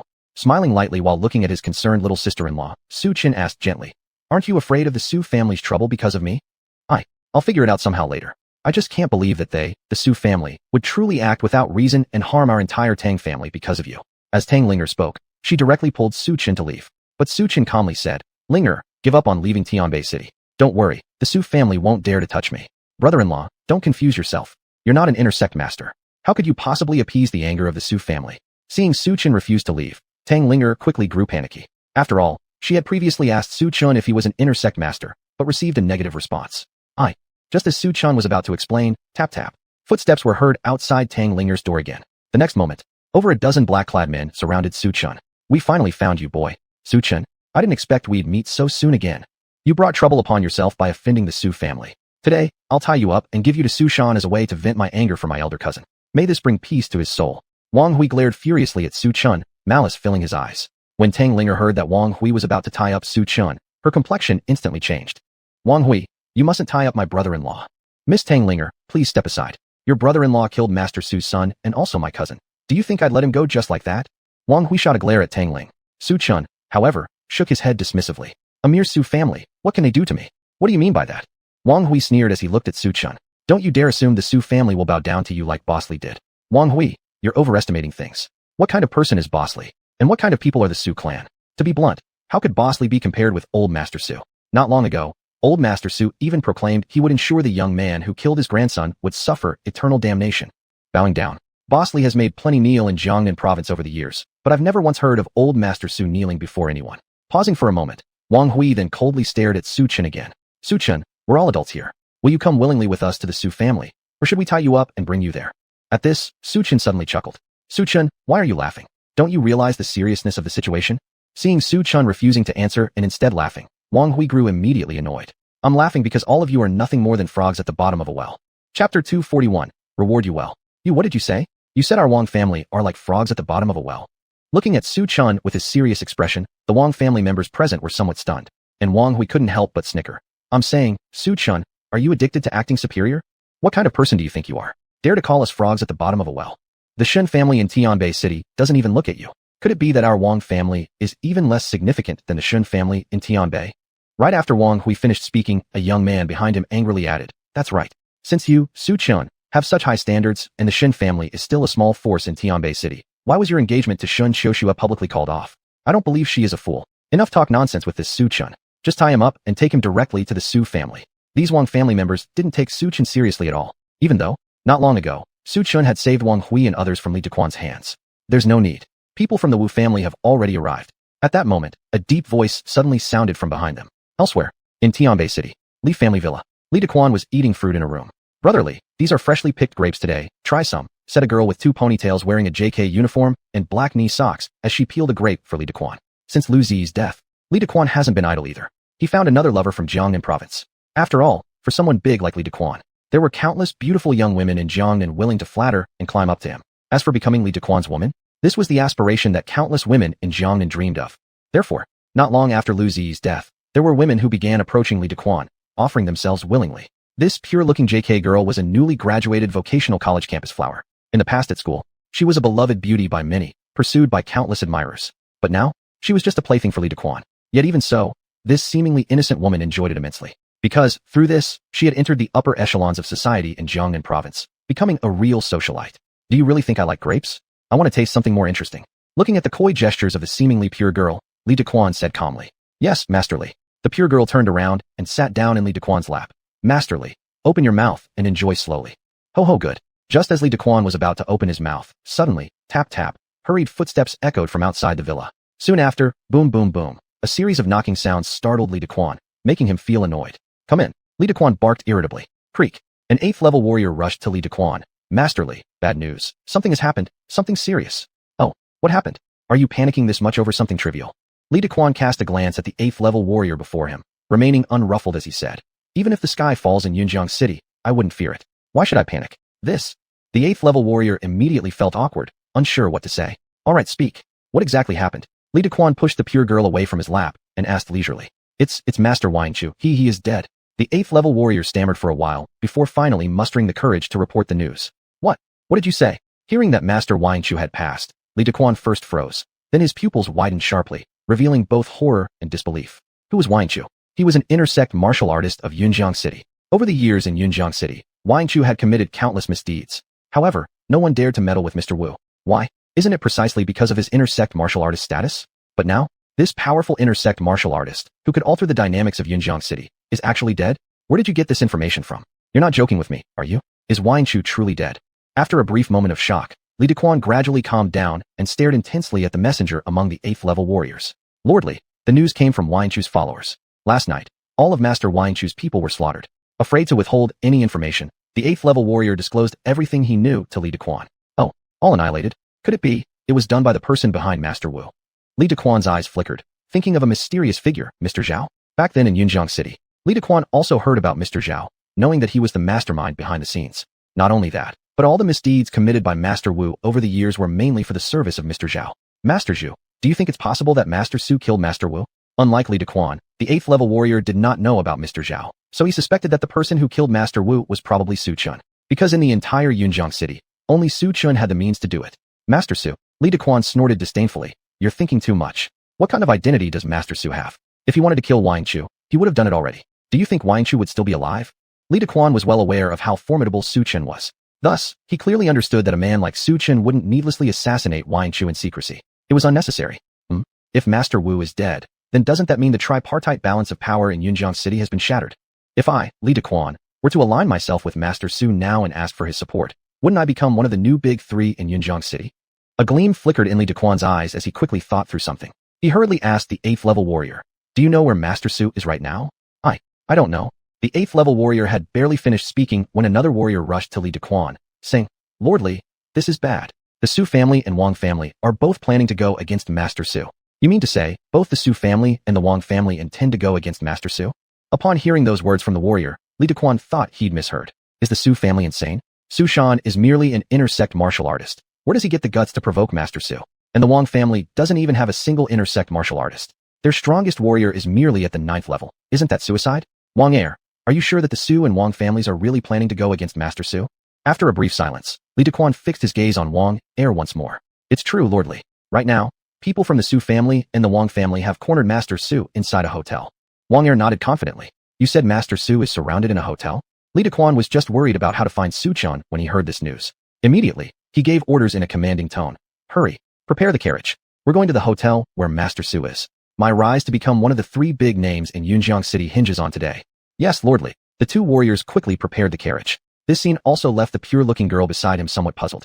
She turned back to look at Li Dequan, asking cautiously, Lord Li, who exactly is this Master Su you keep mentioning? You, a mere woman, don't have the qualifications to know who Master Su is. Li Dequan didn't bother to explain. Instead, he arrogantly ordered her, clean up at home. If I rise to glory today, I'll come back and reward you handsomely. Yes, Lord Li. Upon hearing Li Dequan's words, the beautiful double-ponytailed girl obediently nodded her head. Chapter 242, For All to See. Yunjiang City. A hotel. There were quite a number of people gathered here now. Besides the Wang family, other financial magnates and prestigious families from Yunjiang City also came to watch the commotion. Uncle, why did you come personally? At that moment, a middle-aged man walked in from outside.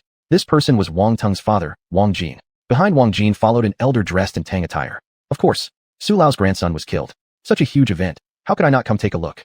I've heard that the person who killed Su Yifei is related to the Tang family from Jinling City. Now that they have offended the Su family, the Tang family will be in for a disaster.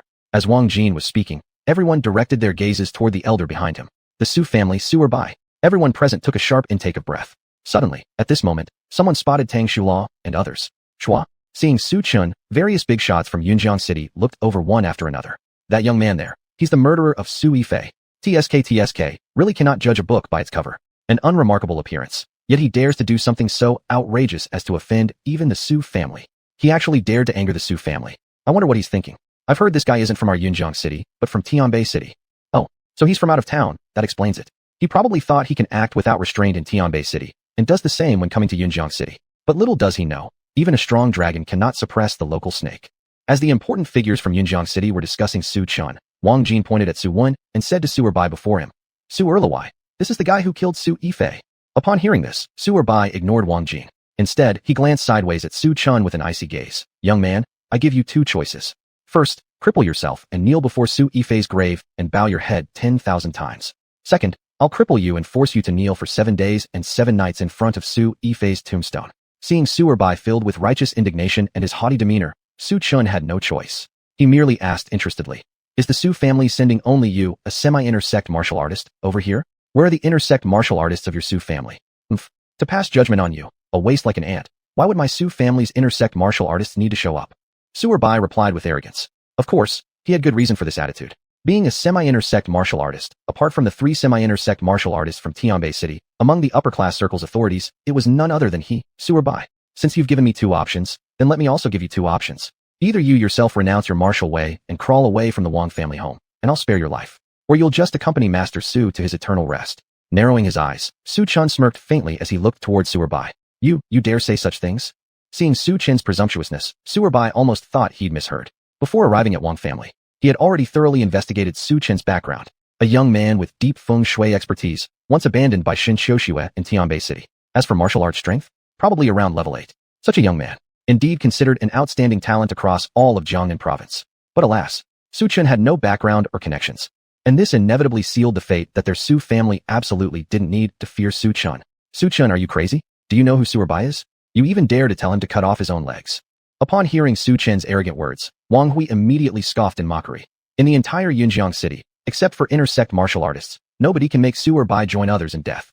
And you, Su Chun, not being an intersect martial artist, what qualifications do you have to boast so arrogantly? Also talking nonsense about us Wang family being narrow-minded fools. Look at yourself boasting loudly without substance. What kind of person are you to mock the Wang family?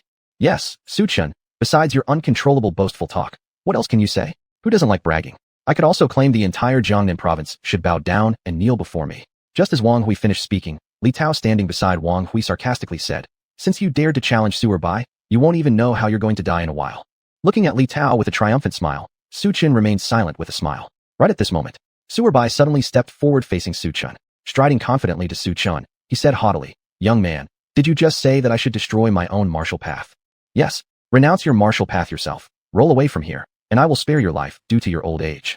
Watching the domineering Su er bai, Su Chen calmly replied, Good, good, good. A young man who knows no fear. Not only did you kill our Su family Su Yifei, but you also dared to order me to leave the Su family? Truly, you underestimate heaven and earth. As soon as the words were spoken, Su Erbai roared in anger and immediately hurled a punch towards Su Chun, ready to end his life. Brother-in-law, seeing Su Erbai make his move, Tang Linger was instantly terrified among the crowd. Her body trembled lightly, and she even closed her eyes in fear, unable to bear watching Su Chen's fate. And when Tang Xuanhuan saw Su Erbai's fist hurtling towards Su Chun, she could only sigh helplessly. Su Chun, you shouldn't have been so overconfident. If you had listened to Tang Linger and fled Yunjiang City earlier, perhaps you wouldn't need to die now. Tang Xuanhuan still harbored some gratitude for Su Chun in her heart. Not only did Su Chun rescue her from Li Dequan, more importantly, Su Chun helped her see Wang Tang's true nature. Su Chun, may you die? You killed my daughter. You deserve to be buried alive with her. Unlike Tang Xuanhuan's regret, Wang Qing's mother couldn't wait for Su Chun to die. Die. In the blink of an eye, Su Erbai's fist was about to land on Su Chen's head. But just at this critical moment, an angry roar echoed through the entire inn. Su Lao Bai, stop your hands this instant. Hearing this unexpected voice, not only were all the Wang family members stunned, but even the bigwigs from Anyang City who came to watch the commotion were bewildered.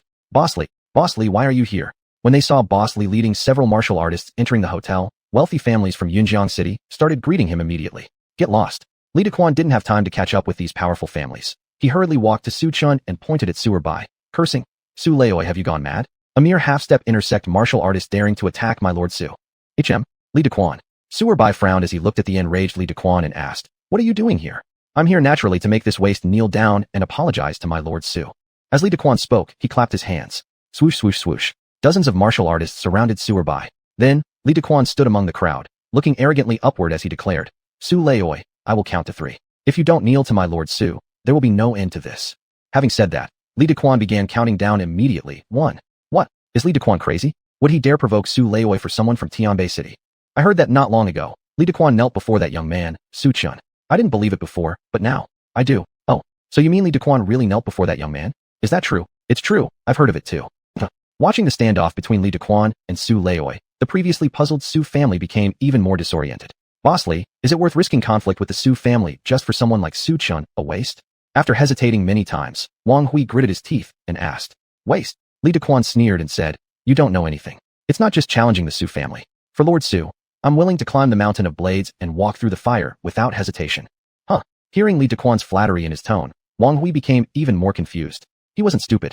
By now, Wang Hui realized that Li Dequan appeared here to fawn over Su Chun and attempt social climbing. But why? Speaking of background, Li Dequan has a good relationship with Qi Long. But behind him, after all, stands a great martial artist. There was no reason for him to try to curry favor with Su Chun. Boss Li, given your status, you probably don't need to flatter him, right? Not only did Wang Hui discover Li Dequan's purpose for coming to the Wang family, but other wealthy families present from Yunjiang City noticed this point as well. Not necessary? How could it not be necessary? Being able to associate with Lord Su is an honor beyond belief for me. The moment Li Dequan finished speaking, people nearby couldn't help but burst into laughter. Haha. Boss Li, you're truly funny. Climbing onto someone like this waste, yet considering it as great fortune? Didn't he deceive you, Su Chun? I've heard that Su Chun loves acting. Didn't you get deceived by his performance? Don't say that, it's very possible. Earlier, Su Chun put on airs saying our Wang family were frogs at the bottom of a well, likely employing the same tactics to deceive Boss Li. Who would have thought he'd actually fall for it? Wang Hui's gaze towards Li Dequan held even more sympathy. In Yunjiang City, Li Dequan is at least a prominent figure. But who would have thought he was so easily duped by Su Chun? Boss Li, could it be that when you knelt to Su Chun in the Li family before, it was also because Su Chun tricked you based on his identity? Li Tao suddenly thought of something and couldn't help blurting it out. Upon hearing this, several young men around him immediately tried to stifle their laughter. Faced with these doubts, Li Dequan's eyes flickered between light and shadow, but he didn't respond. Instead, he abruptly asked, did young Master Su just now call you all frogs at the bottom of a well? That's right, Su Chun previously called us frogs at the bottom of a well. But we're not stupid. Everyone can clearly see who the real frogs at the bottom of a well are. Upon hearing this, the other people present burst into laughter.